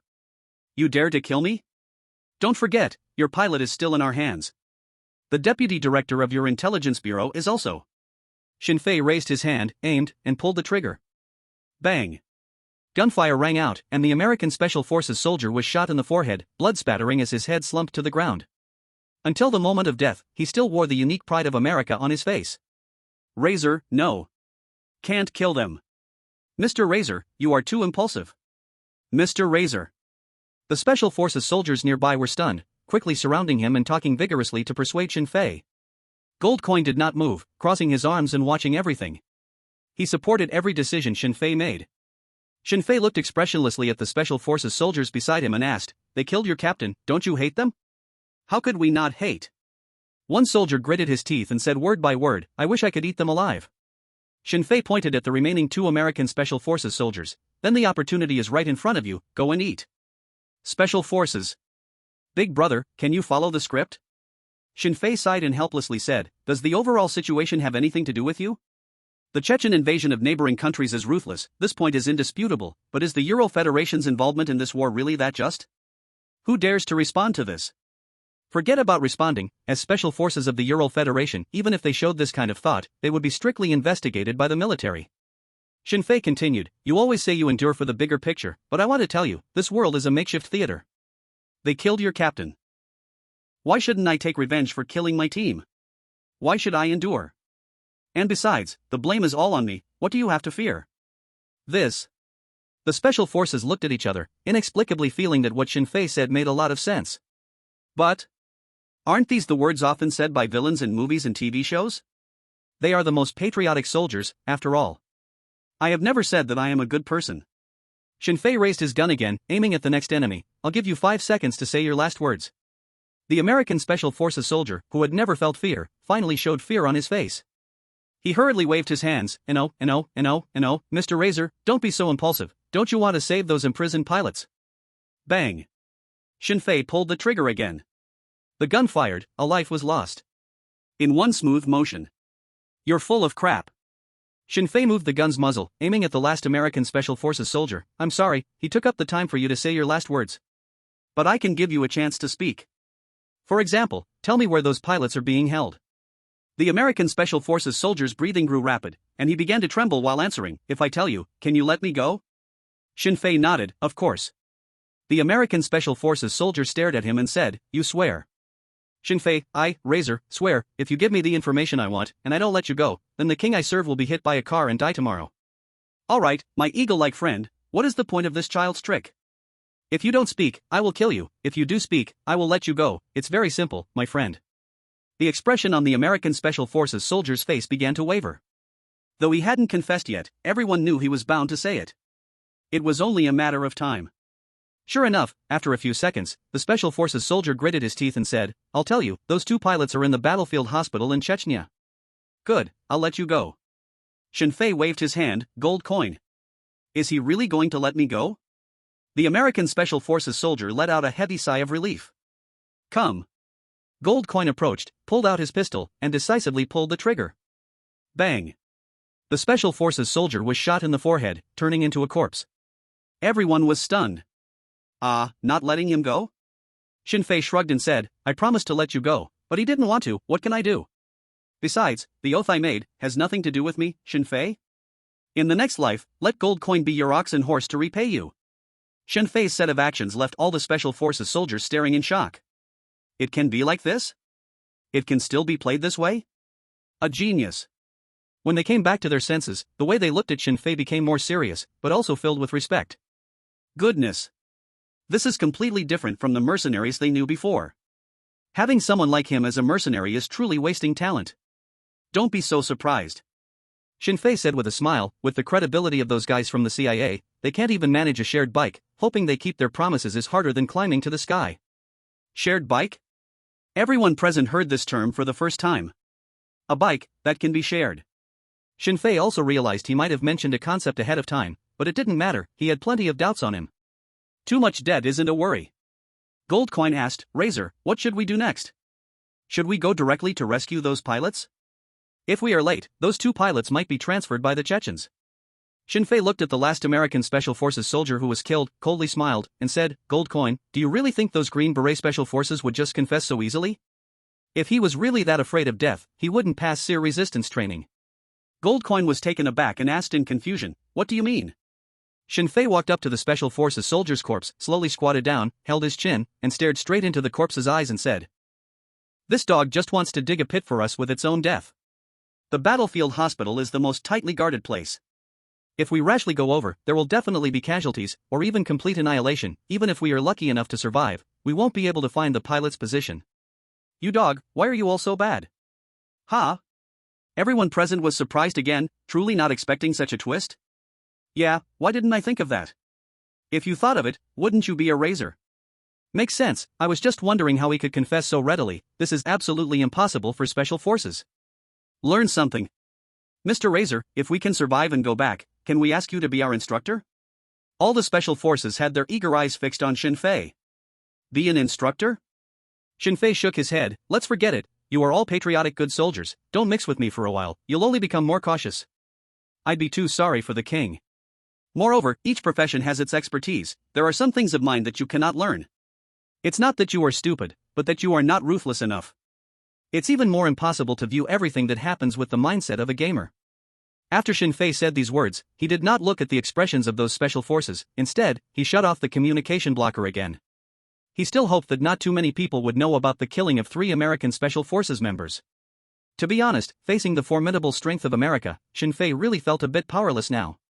It really confirmed that saying from my past life, you can say that the Eagle sauce is bad, but never think they are weak. This is just the Green Beret Special Forces, how powerful would the Black Berets, Navy SEALs, and Delta Force be? Those guys must be extraordinarily strong. Not to mention the CIA, which is obviously much stronger than the KGB, they are not easy to deal with either. Forget it, whether to take the medicine or not doesn't matter, people still need to kill, the lottery can't stop. After Shinfei closed the communication, he first asked about the situation of Wildcat and the others, then inquired about the situation of the main force. Perhaps knowing that the American Special Forces had already died, Chechnya had started to panic and retreat. This area was never a place that the military must compete for. The number of Chechens is absolutely at a disadvantage compared to the Ural Federation. The soldiers of the Ural Federation can afford to die, they cannot. Now that they see the protecting American Special Forces have already perished, there is naturally no need to stay any longer. Rest for 2 hours and eat something. Shinfei led everyone to a slightly cleaner room nearby, casually sitting on the floor and saying, you treat your injuries, there are snipers observing outside, it won't be too dangerous. After 2 hours, we will first leave the battlefield with the main force. No matter what to do next, retreating first is the most correct choice, and this is certain. The special forces didn't say much more and began checking their injuries. Those who were injured treated their wounds, those who were not too badly hurt searched the corridor for the bodies of their comrades. There are special teams to collect the bodies on the battlefield. But they are now deeply in enemy territory, and the main force has suffered very heavy losses, there will be dangers on the way back. They definitely can't take the bodies back, they can only bring back the dog tags as an account to the unit and their families. Before long, a somewhat bountiful lunch was delivered to Shinfei's side. Shinfei didn't refuse, while eating, he conducted a lottery in the system. This time, there were as many as 30 lottery opportunities. It was almost the most lottery chances he had received since he got the system. Moreover, through the communication over this period, Shinfei gradually discovered some patterns in the system's lottery. The higher the technical and tactical level of the people killed, the greater the rewards of the lottery. Perhaps it is also related to the other party's status, this has not yet been verified, and this is also the reason why Shinfei must personally kill the 3 American Special Forces. A huge reward was right in front of him, who could resist it? Ding. Ding ding. Various reward sounds rang in Shinfei's mind. What came first were all the usual stats +1. These appeared in every lottery, almost akin to a consolation prize. But don't underestimate these rewards, the improvement to physical fitness is certain. Shinfei could feel that his night vision capability and reaction ability were almost about to surpass human limits. There were still many shortcomings, such as stamina and absolute strength. There was no way around it, the system's rewards for physical fitness improvement were, in truth, rather scarce. I'm such a reckless person, why does the system want me to think, is this even right? Shinfei sighed helplessly and continued to browse the system's rewards. Suddenly, a reward related to intelligence caught Shinfei's attention. He quickly opened it and looked at the description above, then could not help but widen his eyes. What? What is going on?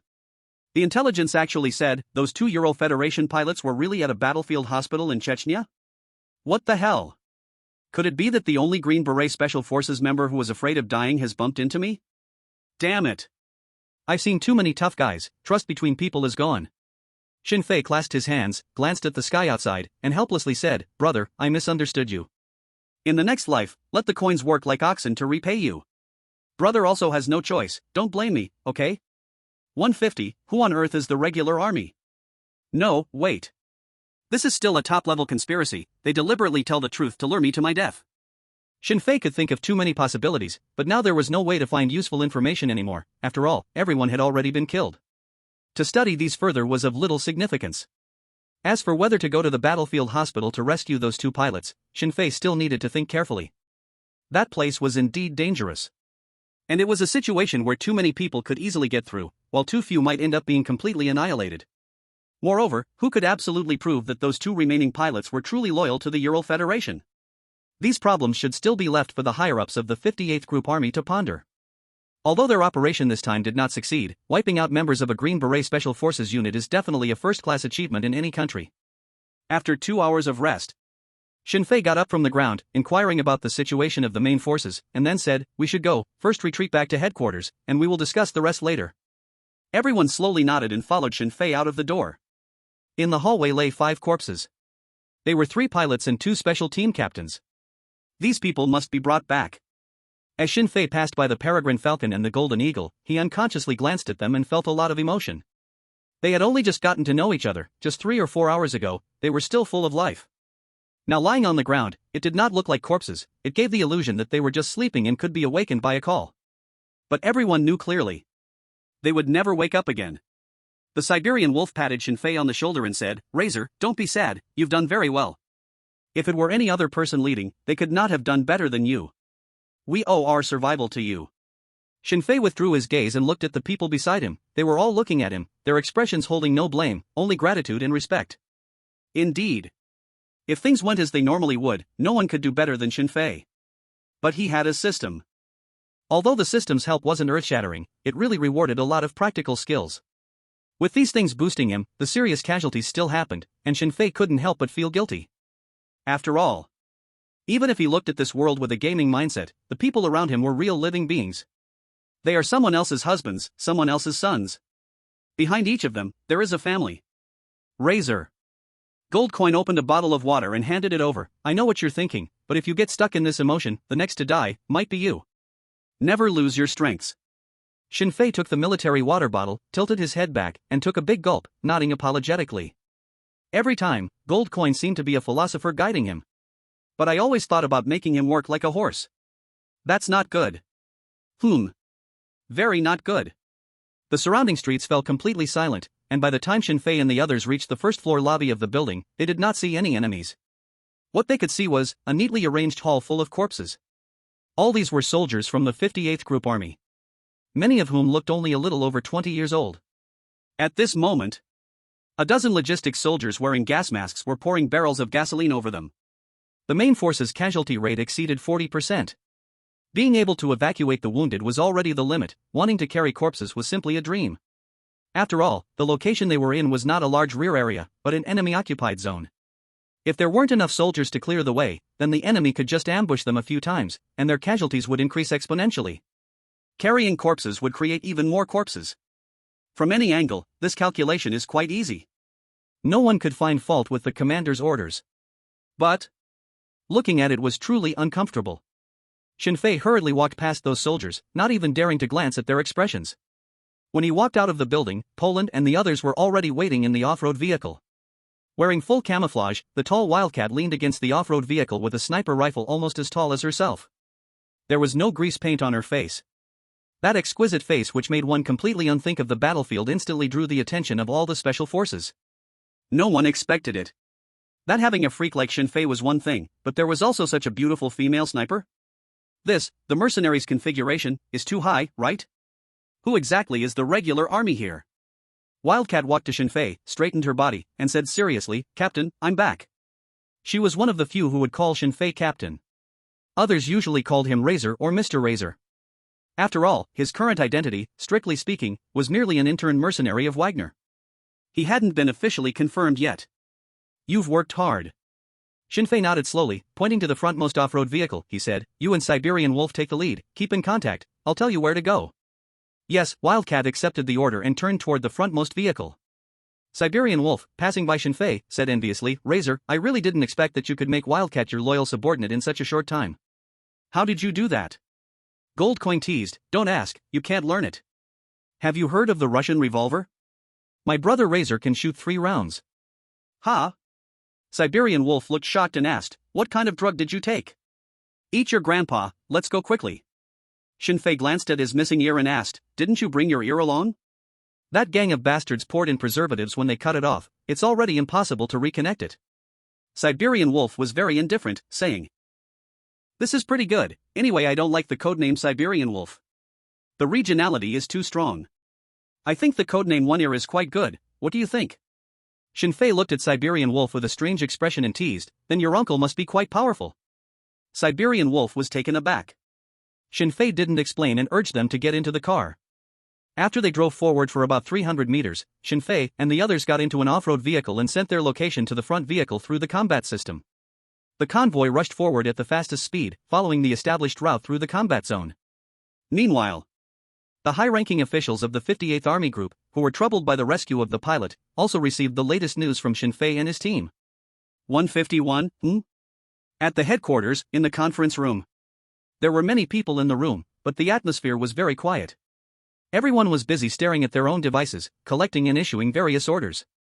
General Petrov stared at the sand table of the combat zone and coldly asked, 7 hours have passed, why is the rescue of Razor's unit progressing so slowly? It was clear that he was extremely angry now. Not only because he knew that the American Green Beret Special Forces appeared on the battlefield, but also because he had just received news that Quinn had escaped on a special plane and had even kidnapped the KGB's Grey Wolf, Victor. If it were an internal issue, the 58th Army Group and the KGB could be considered archenemies. But now it's different. When a powerful enemy intervenes, General Petrov can still distinguish between the heavy and the light. A staff member next to him replied, Commander, the troops originally stationed are very far away, and they each have their own enemies to face, now if they push forward recklessly. General Petrov turned around and glared at him, making the staff member quickly shut up. The entire conference room fell into a deathly silence. General Petrov roared like an angry lion, tell the frontline troops, at all costs. Remember, at all costs, bring Razor and his team back to me. Yes, the staff member accepted the order and quickly began issuing new commands. Just then, the office door was pushed open, and the chief of staff walked in with a frown, quickly approaching General Petrov and whispering, Commander, we have already figured out the route Quinn took to escape. Based on the time calculation, they are very likely to have already left the Caucasus region. Hearing this news, General Petrov's face darkened even more. The chief of staff adjusted his glasses, looked around to ensure no one was watching, and spoke in a voice only the two could hear, Commander, this is actually not our fault. Who knew that the KGB wouldn't let us reinforce, insisting on relying on the planes provided by Wagner's mercenaries? Shut up. General Petrov scolded him rarely, angrily saying, this is not a personal feud, it's a national hatred. Moscow just sent a message, the king is very angry, and Wagner's restructuring is inevitable. If we cannot stop Quinn from leaving or bring back Grey Wolf Victor, we will also be in big trouble. Now, no more nonsense, go investigate, find out their escape route immediately. Also tell the commander on the southern front to remain on standby, and when he withdraws from his position, he must do so immediately. Even if we lose a front line, we must not let Quinn and his team leave so easily. The chief of staff nodded and said no more. In fact, he could also think of the king's mood.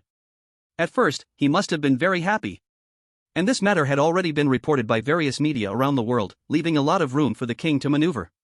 Who knows, maybe with Quinn as a lever, he could persuade America. Let the Ural Federation be able to join the NATO family. This is absolutely good news for the revival of the Ural Federation. But now, good news has turned into bad news. If the news of Quinn's escape spreads, how will the world view the Ural Federation?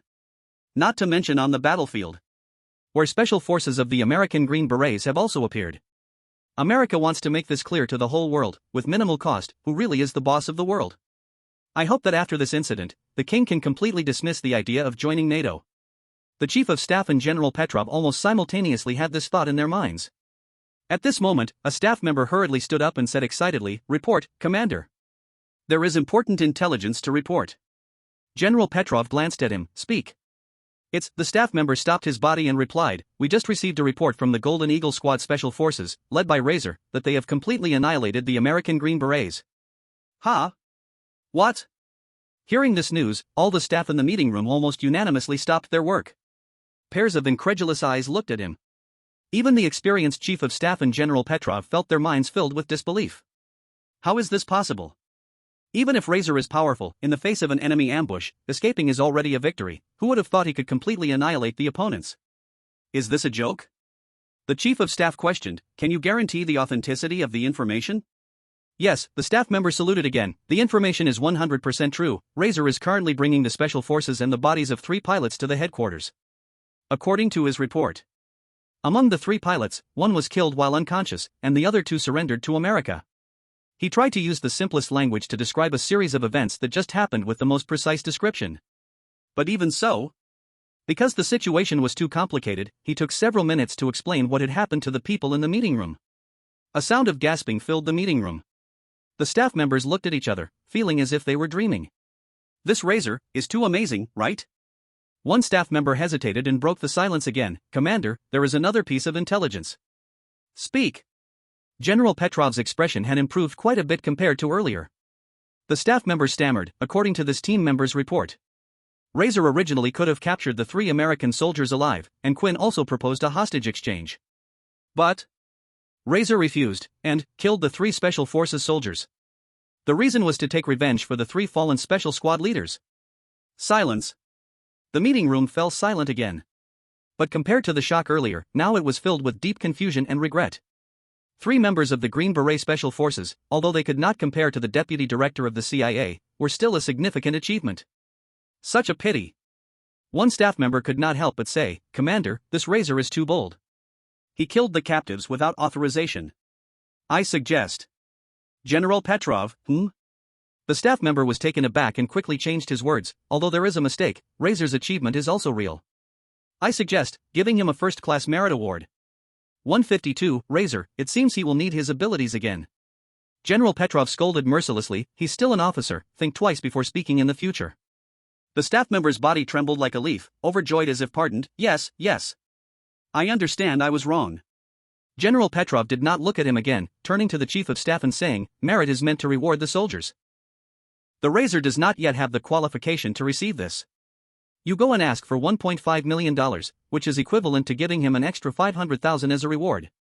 He should be satisfied with that. You old men are afraid to give the medal. What if he refuses? That would be even more embarrassing. The chief of staff nodded, that's very good, I will handle it immediately. After he left, the meeting room fell back into a busy state once again. General Petrov also left the conference room, moved to a nearby room, picked up the red phone on the desk, hesitated for a long time, and still made the call. Beep, beep, beep. The phone was quickly connected, and a sinister voice of a middle-aged man came through. General Petrov, I didn't expect to still be alive to receive your call. Gilzaev, spare me the sarcastic remarks. General Petrov took a deep breath and said solemnly, let's talk about the deal, 30 captives in exchange for the 2 pilots you have. Additionally, you can specify 1 more hostage we have captured. Gilzaev laughed, General Petrov, 30 people are not enough, I want 50 people, plus that bastard called Razor. So there's no deal? General Petrov frowned, do you really think those American dogs will help you forever? They only want to use Chechnya to create chaos in the Ural Federation. Gilzaev coldly said, General Petrov, when I was the vice-king of Chechnya, you were only a brigadier, it's not your place to teach me how to do things. 20 people, plus Razor, is my bottom line. Of course, if you can have His Majesty the King make this call himself, I might be able to lower the terms a little. A person like you does not deserve to speak with the king. General Petrov frowned and decisively refused, Razor is absolutely not negotiable. 50 people plus a lieutenant colonel, that is the highest price I can offer. Of course, if you can tell me who has been supplying you with weapons, I could release another 100 hostages. There was a moment of silence on the other end of the line, and Gilzaev's hearty laughter rang out, no need for that, Chechens never betray friends, we will conduct the transaction in 3 days. As for the location, I will notify you again. Hanging up the phone, General Petrov's expression became dark and profound. He could currently confirm that the chief of staff knew more than he did and might even be directly involved in the arms trade. However, years of friendship made him unsure of how to choose. Investigate. He could only have the king send someone to check. Razor, it seems I will need his skills again. This guy really is indispensable everywhere. How can my Grand 58th Group Army, made up of over 100,000 men, not find a soldier like him, who is both capable and clever? General Petrov, known as the best commander in the Ural Federation, couldn't help but show a bitter smile at this thought. At the Chechen border, in a jungle cave. Quinn sat on the ground, his sharp eyes fixed on the computer in front of him. Around him were 7 fully armed American Special Forces soldiers, with no insignia on them. This squad was the famous Delta Force, specifically the highest level A team of Delta. Anything they had done, any mission they had executed, would be enough to change the fate of many small countries. Not to exaggerate. Any one of them had the capability to disrupt a small nation or assassinate a leader of a middle-tier third-world country. Victor the Grey Wolf sat in the corner of the cave, unbound and showing no signs of abuse. Everyone didn't want to live in constant fear of being hunted. So once at a certain level, even if captured by the enemy, there would still be some basic dignity. But the Grey Wolf Victor was wearing high-decibel headphones, and his eyes were completely covered, in a state of neither seeing nor hearing. A special soldier responsible for communication reported softly, "Director, we just received news that Razor killed all the captives." "What? How dare he?" Quinn recalled the suffocating feeling when he was captured by Razor, unable to help but clench his fists, a rare flash of anger appearing in his eyes. If it weren't for the important matters at hand, he truly wished to let the Delta Force rush in right now and skin that bastard named Razor alive. "Huh?" Quinn took a deep breath and coldly asked, "Is there no other news?" The communicator reported, Gilzayev just sent word that he has decided to sell the 2 pilots to the Ural Federation for the price of 50 men and a lieutenant colonel. Quinn could finally no longer contain the anger in his heart and picked up his coffee cup, fiercely throwing it out. The sound of the titanium cup colliding with the stone echoed in the empty cave. Quinn stood up, pointing towards Chechnya and cursed, "Damn bitch, how dare that son of a dog trade hostages without my permission? Does he not know how much we, the United States, have done for them? Damn, damn, damn. We should have just killed him back then, just tossed him in the toilet to drown." He cursed for a full minute, but Quinn did not issue any effective orders. No way. Everyone understood the principle of nurturing a disaster. But America needed a chaotic world, and Gilzayev was no longer that fugitive from before. Moreover, there were indeed people more outrageous than them. Take the little tyrant in the Middle East, for example. Not only benefiting from America's supplies but also wanting to turn around and act like America's father. Compared to him, the disobedient Chechens seemed kind. Quinn picked up the coffee cup again, questioning, "Who was providing weapons to Chechnya from the 58th Army? Has this been found out?" The communicator nodded seriously, "CIA just sent word. This matter has already started to take shape." 153, O Gao of Gayajiazang. Finally, there's some good news. Quinn slowly raised his head, "Tell me, who is it? As long as we can grasp the upper echelons of this 58th Army, perhaps we won't have to rely on Chechnya so much." Their goal was to split the Ural Federation. If Chechnya could help them achieve this goal, they would provide Chechnya with supplies. If someone else could help them achieve this goal, they could naturally turn around and cultivate the next one. The communicator honestly replied, "It can currently be confirmed that the Chief of Staff of the 58th Army, Boris, is involved in this matter. But whether he acted, and to what extent he was involved, is still under investigation." Boris? Quinn thought for a moment, recalling a slightly plump man wearing glasses in military uniform. He had seen the person at an international conference and had a slight impression. It was him. But how could just a chief of staff mobilize such a large amount of military supplies? But no matter what, there was finally a breakthrough. Quinn thought of this and said, "Go ask Chechnya where the hostage trading location is. Especially ask him whether that bastard named Razor is going to trade the hostages." Shinfei and they arrived in the controlled area of the Ural Federation in their off-road vehicle, safe and sound. Just getting out of the car, a colonel approached, saluting respectfully and saying, "Excuse me, is that Mr. Razor?" Shinfei pointed to himself. "Hello, Mr. Razor." The colonel pointed to the helicopter beside him and said, "The command center asks you to come over." Shinfei nodded, turning to ask, "Gold Coin, Poland, Wildcat, how are you all doing?" "I have no problem. I'm not injured. It's all fine." Shinfei nodded again, "Then let's go, follow me to the headquarters." Just as they were about to leave, Siberian Wolf pointed to himself and said, "Razor, what about me? Am I not going with you?" Shinfei laughed, "Doesn't your ear need some treatment? What's a single ear to worry about?" Siberian Wolf swaggered over, smiling at the four, "Without my charge into the battle, don't you feel something is missing?" As he passed by them, Shinfei whispered, "You kid want to take this chance to test who the traitor is, right?" Siberian Wolf was taken aback and did not speak. "I don't want to tear my face with the 58th Army for now." Shinfei patted his shoulder, softly reminding, "If their commander is that traitor, then this trip for us is called a feast at Hongmen. Focus on healing. If there's a chance, I will keep an eye out for you." Siberian Wolf fell into deep thought. Damn it. This guy really doesn't miss a thing. Clearly a born spy, why is he playing a mercenary? Siberian Wolf looked at Shinfei's back, feeling speechless and unable to say anything for a long time. On the way to the helicopter, Gold Coin lowered his voice and asked, "Razor, didn't you already decide to help?" Shinfei made a shushing gesture, then turned back to take a look, noticing Siberian Wolf was still standing there in a daze, waving his hand, "Hurry up and get treatment. There will be plenty of chances to work together in the future." "Okay." Siberian Wolf nodded earnestly and turned to walk towards the treatment room. Once he was far away, Shin Fei turned back and said, at this time calling us to the headquarters, it's highly likely they are going to reward us. 3 people sharing isn't enough? You want to add another person? Huh? What the hell? There's such a trick?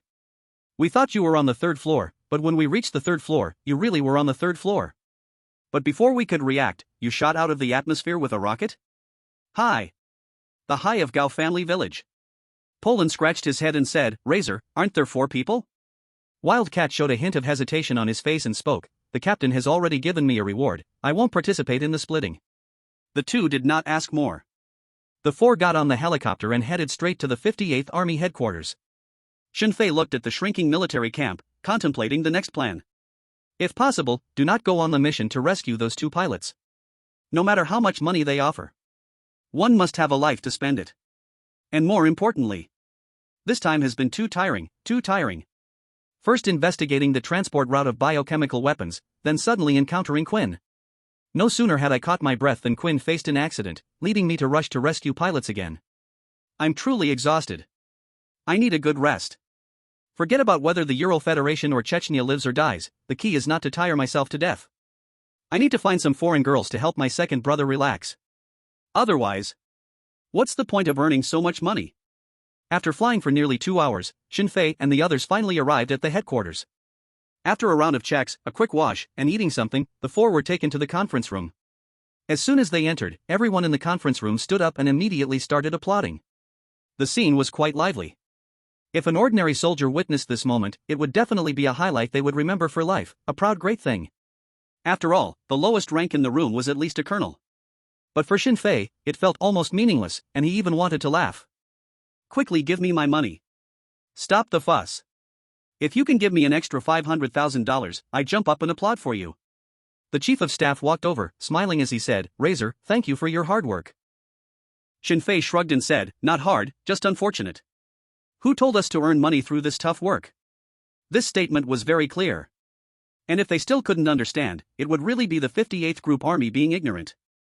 Fortunately, they understood. Major General Petrov waved his hand, you all go out first. Everyone left the meeting room in an orderly manner.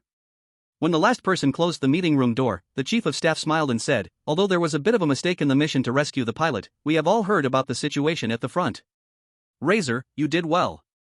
Choosing you was the best decision I've made in my life. Shin Fei didn't bother to listen to the formalities. Of course.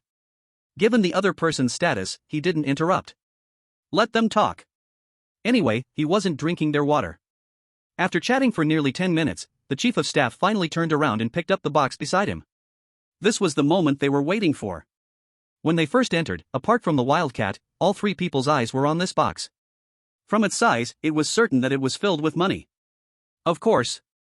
The first to notice the box was Shin Fei. The chief of staff opened the box, and brand new bills with the face of Benjamin Franklin appeared in front of them. Shin Fei couldn't help but sigh.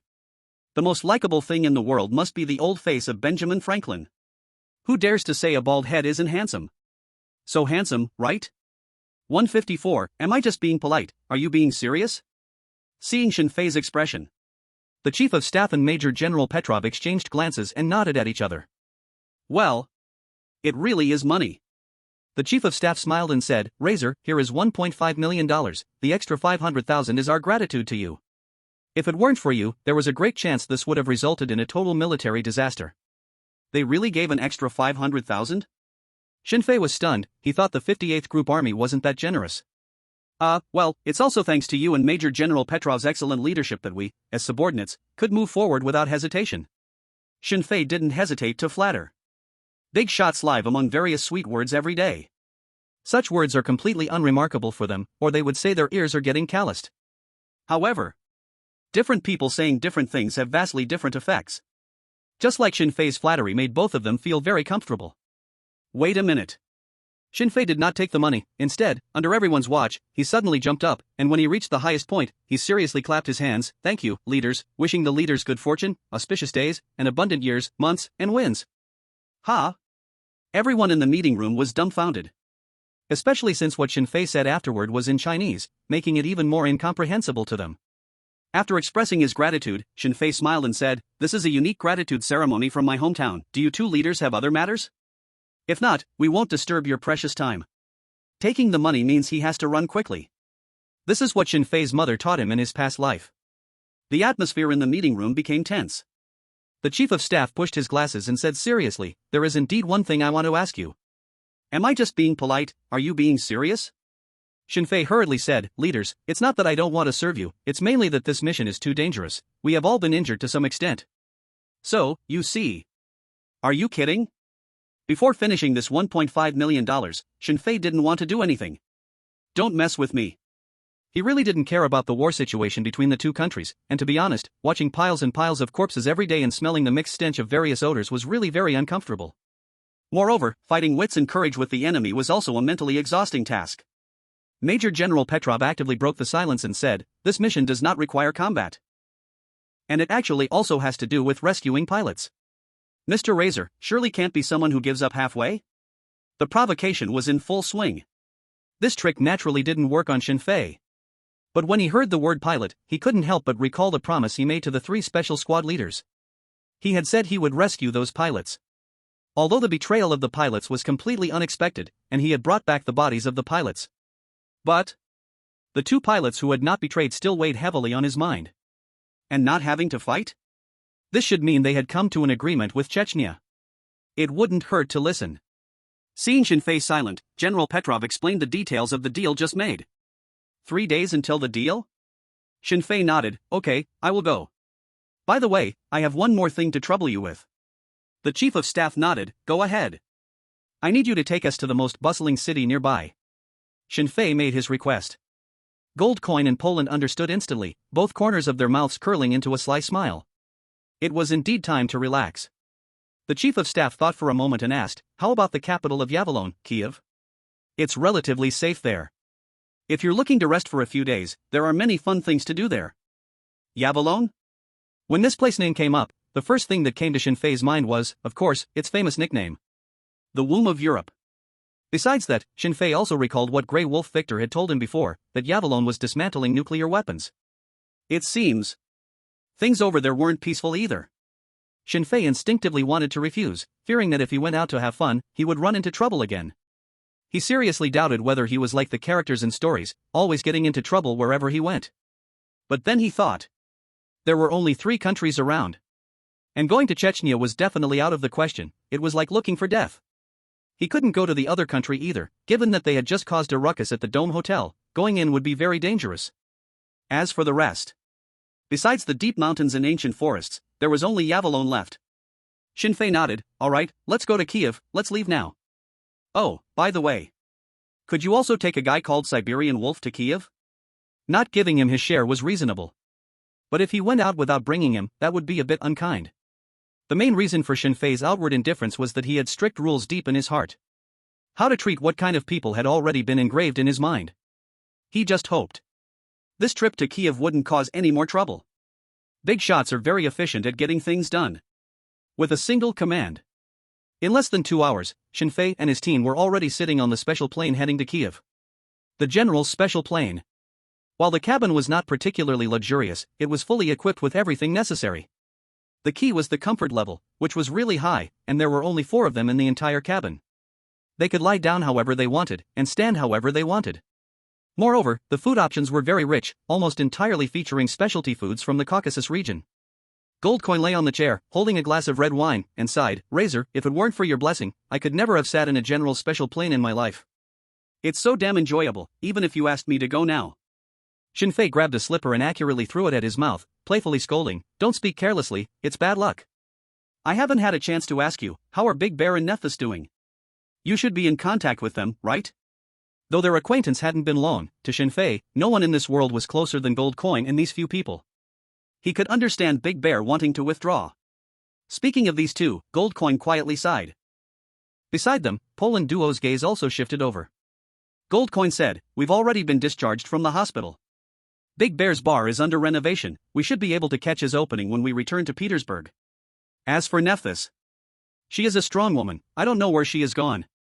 155, this is not lust, but respect for professionals. Nephthys is indeed a strong woman. This point can be seen from the first time Shinfei met her. Similarly, Shinfei also knew that beneath Nephthys' tough exterior was a soft heart. He still remembers that photo they took together right after solving the gang trouble, with Nephthys pulling them all into the shot. The driving force of a wildcat is family. But what has Nephthys relied on to get to where she is?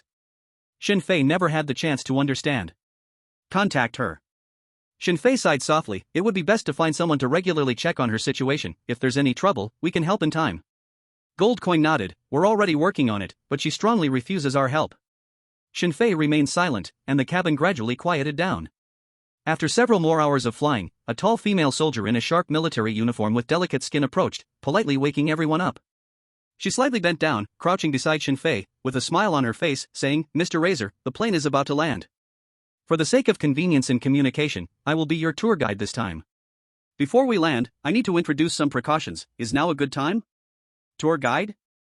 Goldcoin joked, beautiful lady, it's fine for you to introduce the precautions, but the place we are going might not be one you can guide us to. Poland duo and Siberian wolf laughed alone. The female soldier turned to Goldcoin and said seriously, this is the first precaution I want to mention. If you engage in special service industries in Kiev and get caught, you only need to pay a fine of 8 to 25 euros. Because the punishment is too light, the sex industry has developed very robustly. There are 9 red light districts.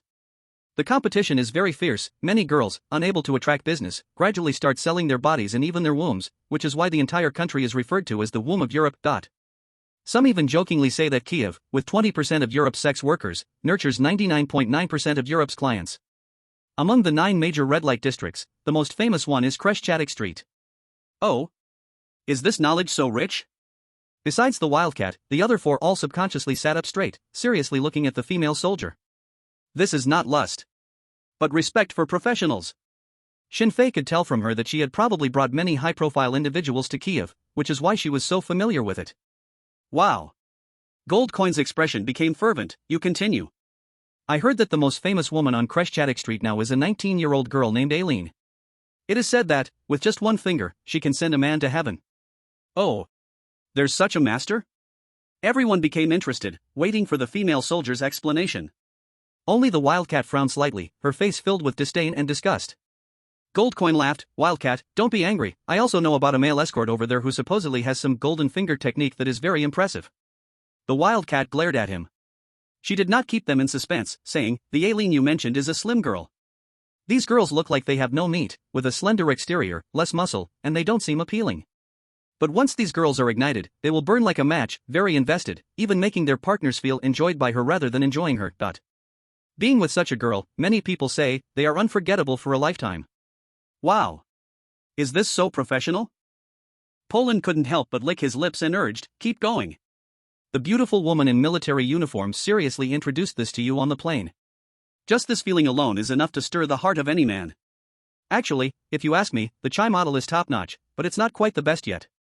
The female soldier wasn't embarrassed at all, as if she were introducing some ancient historical landmark, and although Aaron is the best among the Chai models, after being ignited many times, it inevitably becomes charred. Even if modern technology were used to repair it, there would still be many flaws. If I were to rank the women of Kiev, I think the top spot would go to the Dayu model. Dayu? Both Gold and Poland didn't understand what that meant. Shinfei was stunned and asked in surprise, is this from Lord Dong? The female soldier nodded, yes, sir. Sure enough. This name has such a Dong atmosphere, and the fact that it is spread means this Lord Dong's status must not be low, and he is definitely a master of the arts of charm. Tell me more. Shinfei was becoming more and more eager about the city they were about to arrive at. Yes, the female soldier gently nodded, purring like a kitten, this kind of girl is fresh like a young girl, usually around. Shut up. Shinfei furrowed his brows, and his aura instantly turned dark. The female soldier was startled, and her voice stopped abruptly. Then she noticed that the faces of the others had also turned very ugly.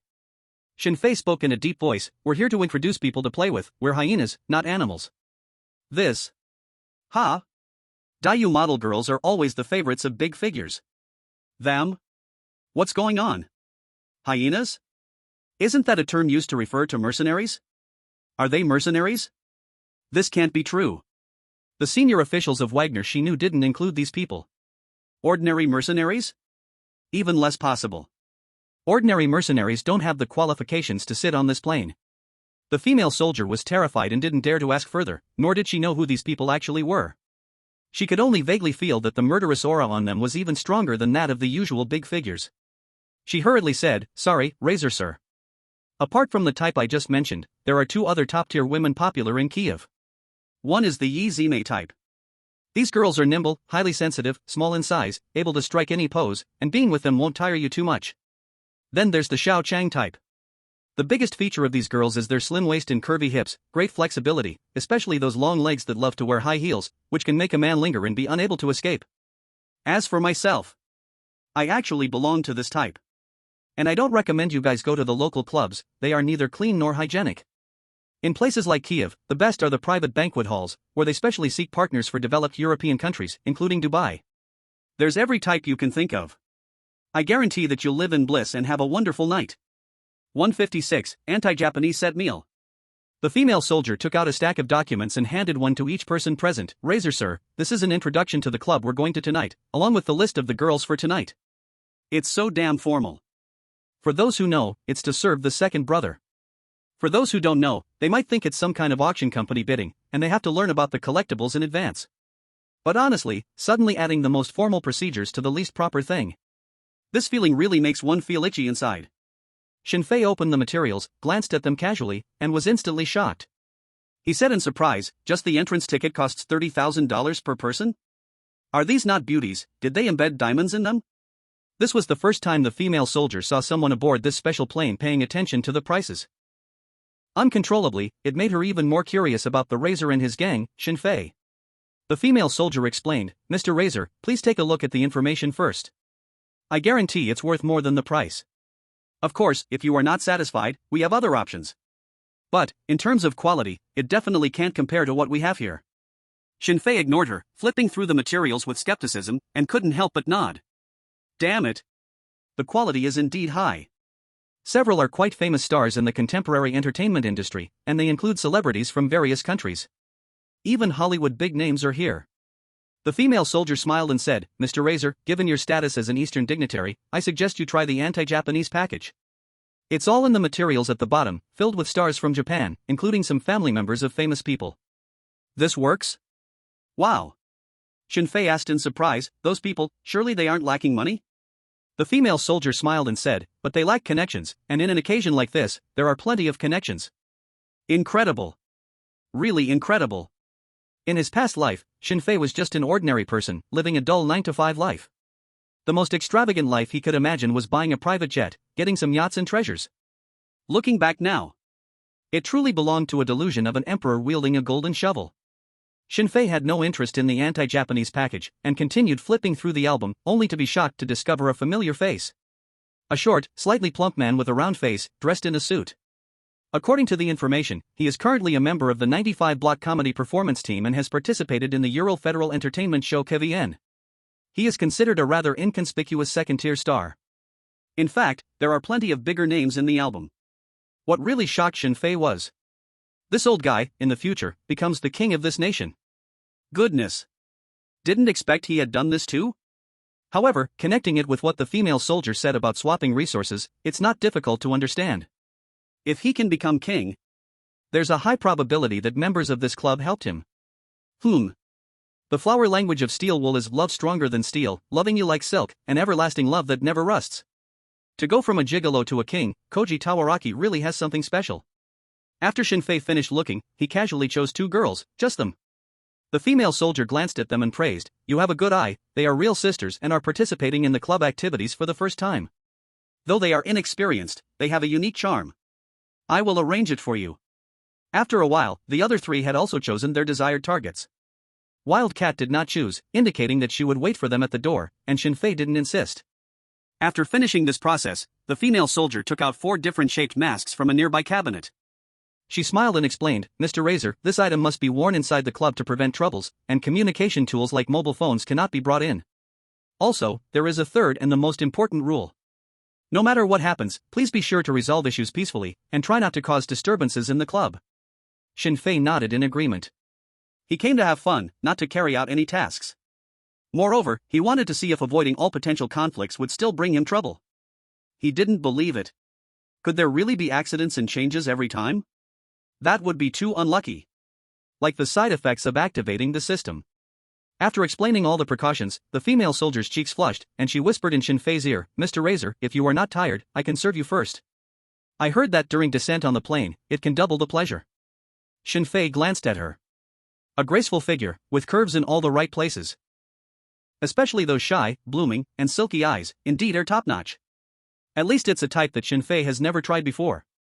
But, well, if compared with the women in the club, it does seem a bit inferior. Better to conserve energy then.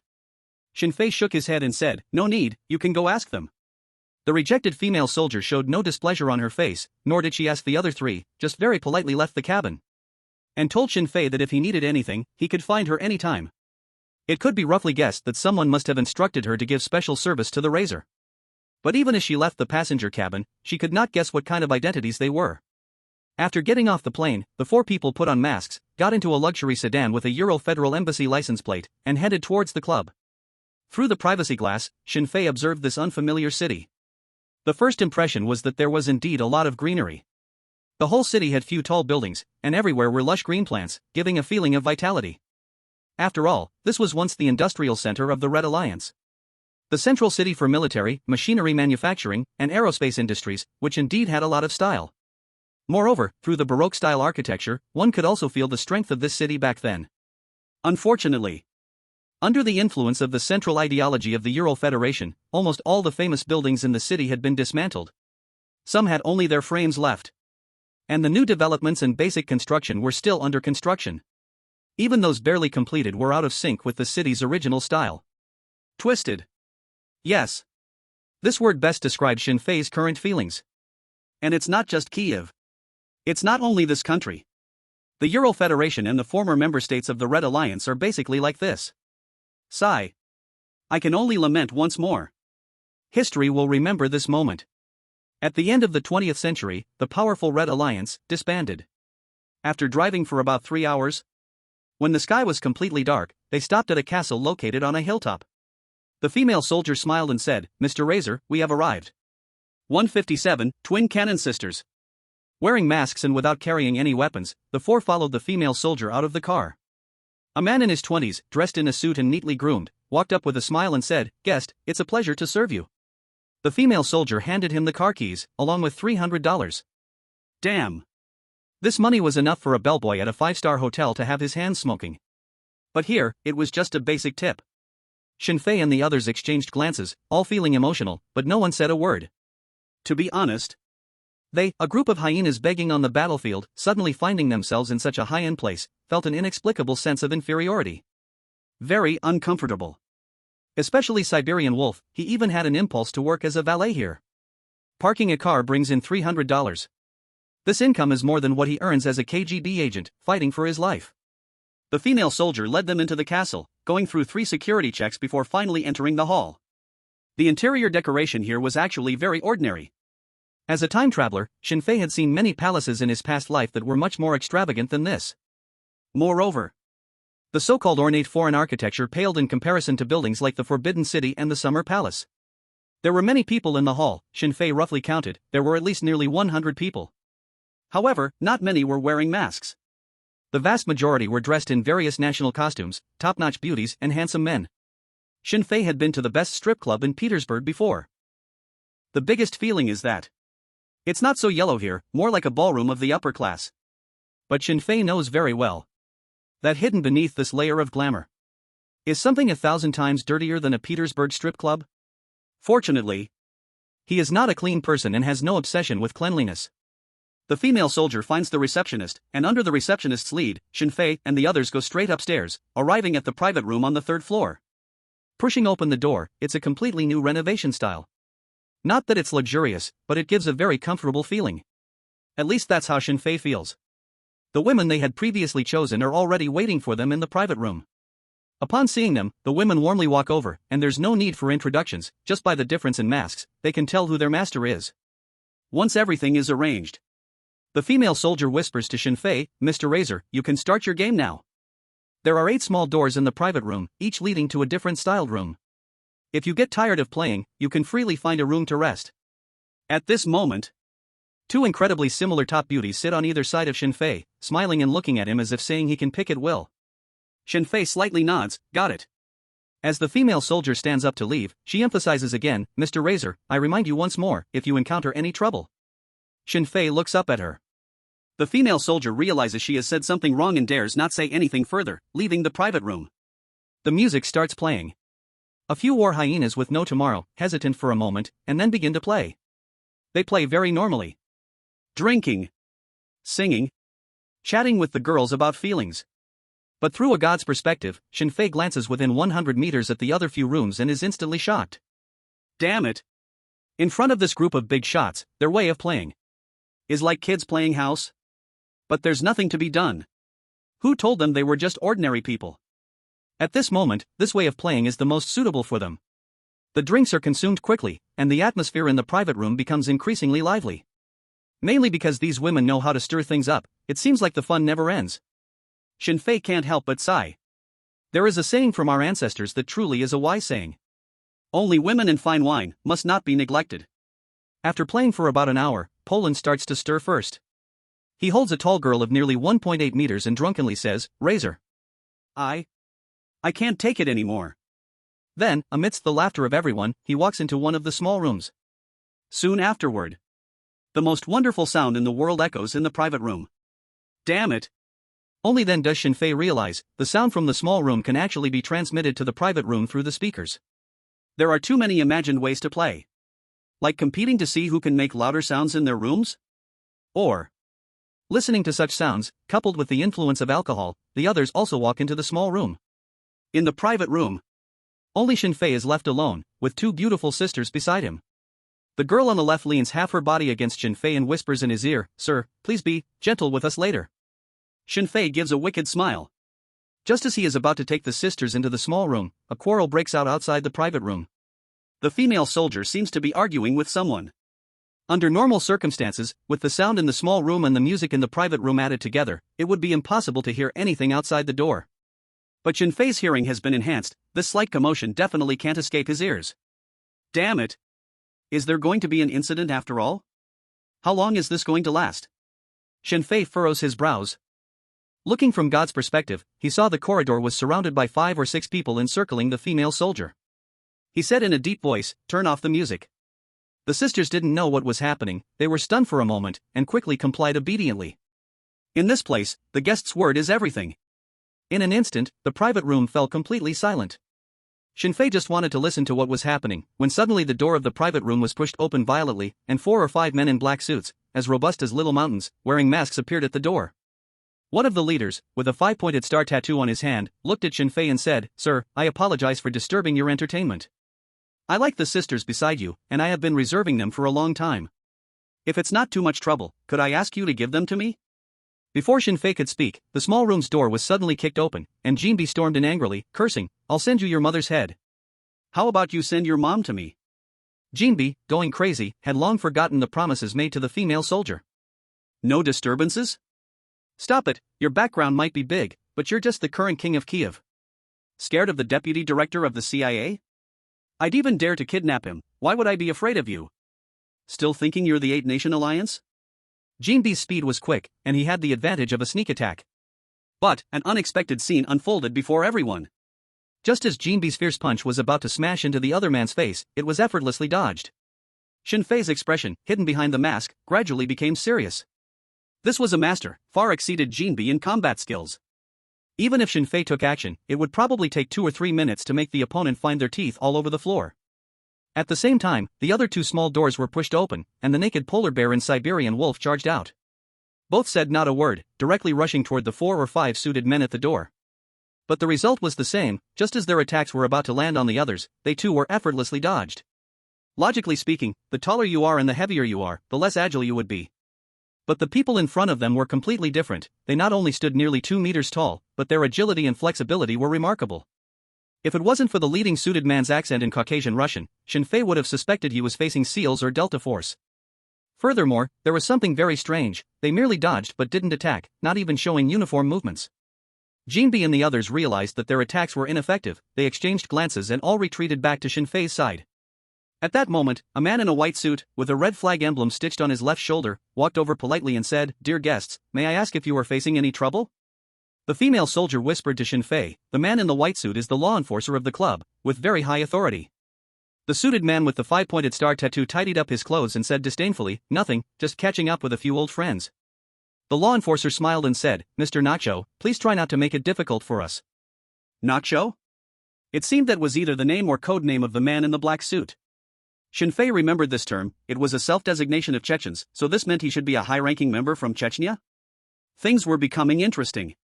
Of course. Nacho nodded slightly, turned to Shinfei and said, Sir, I apologize for interrupting your performance, but if you would be willing to let me have the 2 ladies, I can cover all your expenses for tonight. Shinfei revealed a faint smile and retorted. What did you say? Nahikyo was taken aback, then said with apology, Sorry, sir, I know you don't lack money. Anyone who can come here doesn't lack money. But we all lack friends, don't you think? The law enforcement team said something into their earpieces. Soon, 6 or 7 top-tier beauties were sent over. 3 Japanese celebrities, 2 tall white women, and the last one had an Asian appearance. She wore a white crown on her head, a silver collar around her neck, and a red bandeau on her upper body, which both enhanced her neck's curves and added a touch of sensuality and lightness to outline her snow-white breasts. It both enhanced the neck's curves and added a touch of sensuality and lightness. Her lower body was dressed in a high-waisted pleated skirt, the skirt reached her calves, and the slightly flared or split design at the hem not only flattered her legs but also subtly showcased the curves of her legs when she squatted down. The moment he saw her, Shinfei thought of Mr. Su's dance troupe. Isn't this a direct descendant of the school? This is interesting. Someone was paying the bill, so experiencing a live squat dance seems like a good choice. And, Shinfei was curious to try. If they avoid direct conflict, maybe this trip will go more smoothly. After all, they're here to have fun. Relaxing is the most important thing. Shinfei glanced at the female soldier, and she immediately understood his thoughts, speaking up, Mr. Nahikyo is right, making friends is the most important thing. You can take the 2 girls away now. Nahikyo didn't expect things to go so smoothly, nodded, and said, Then I won't disturb your entertainment. Goodbye. They left the private room with the 2 women.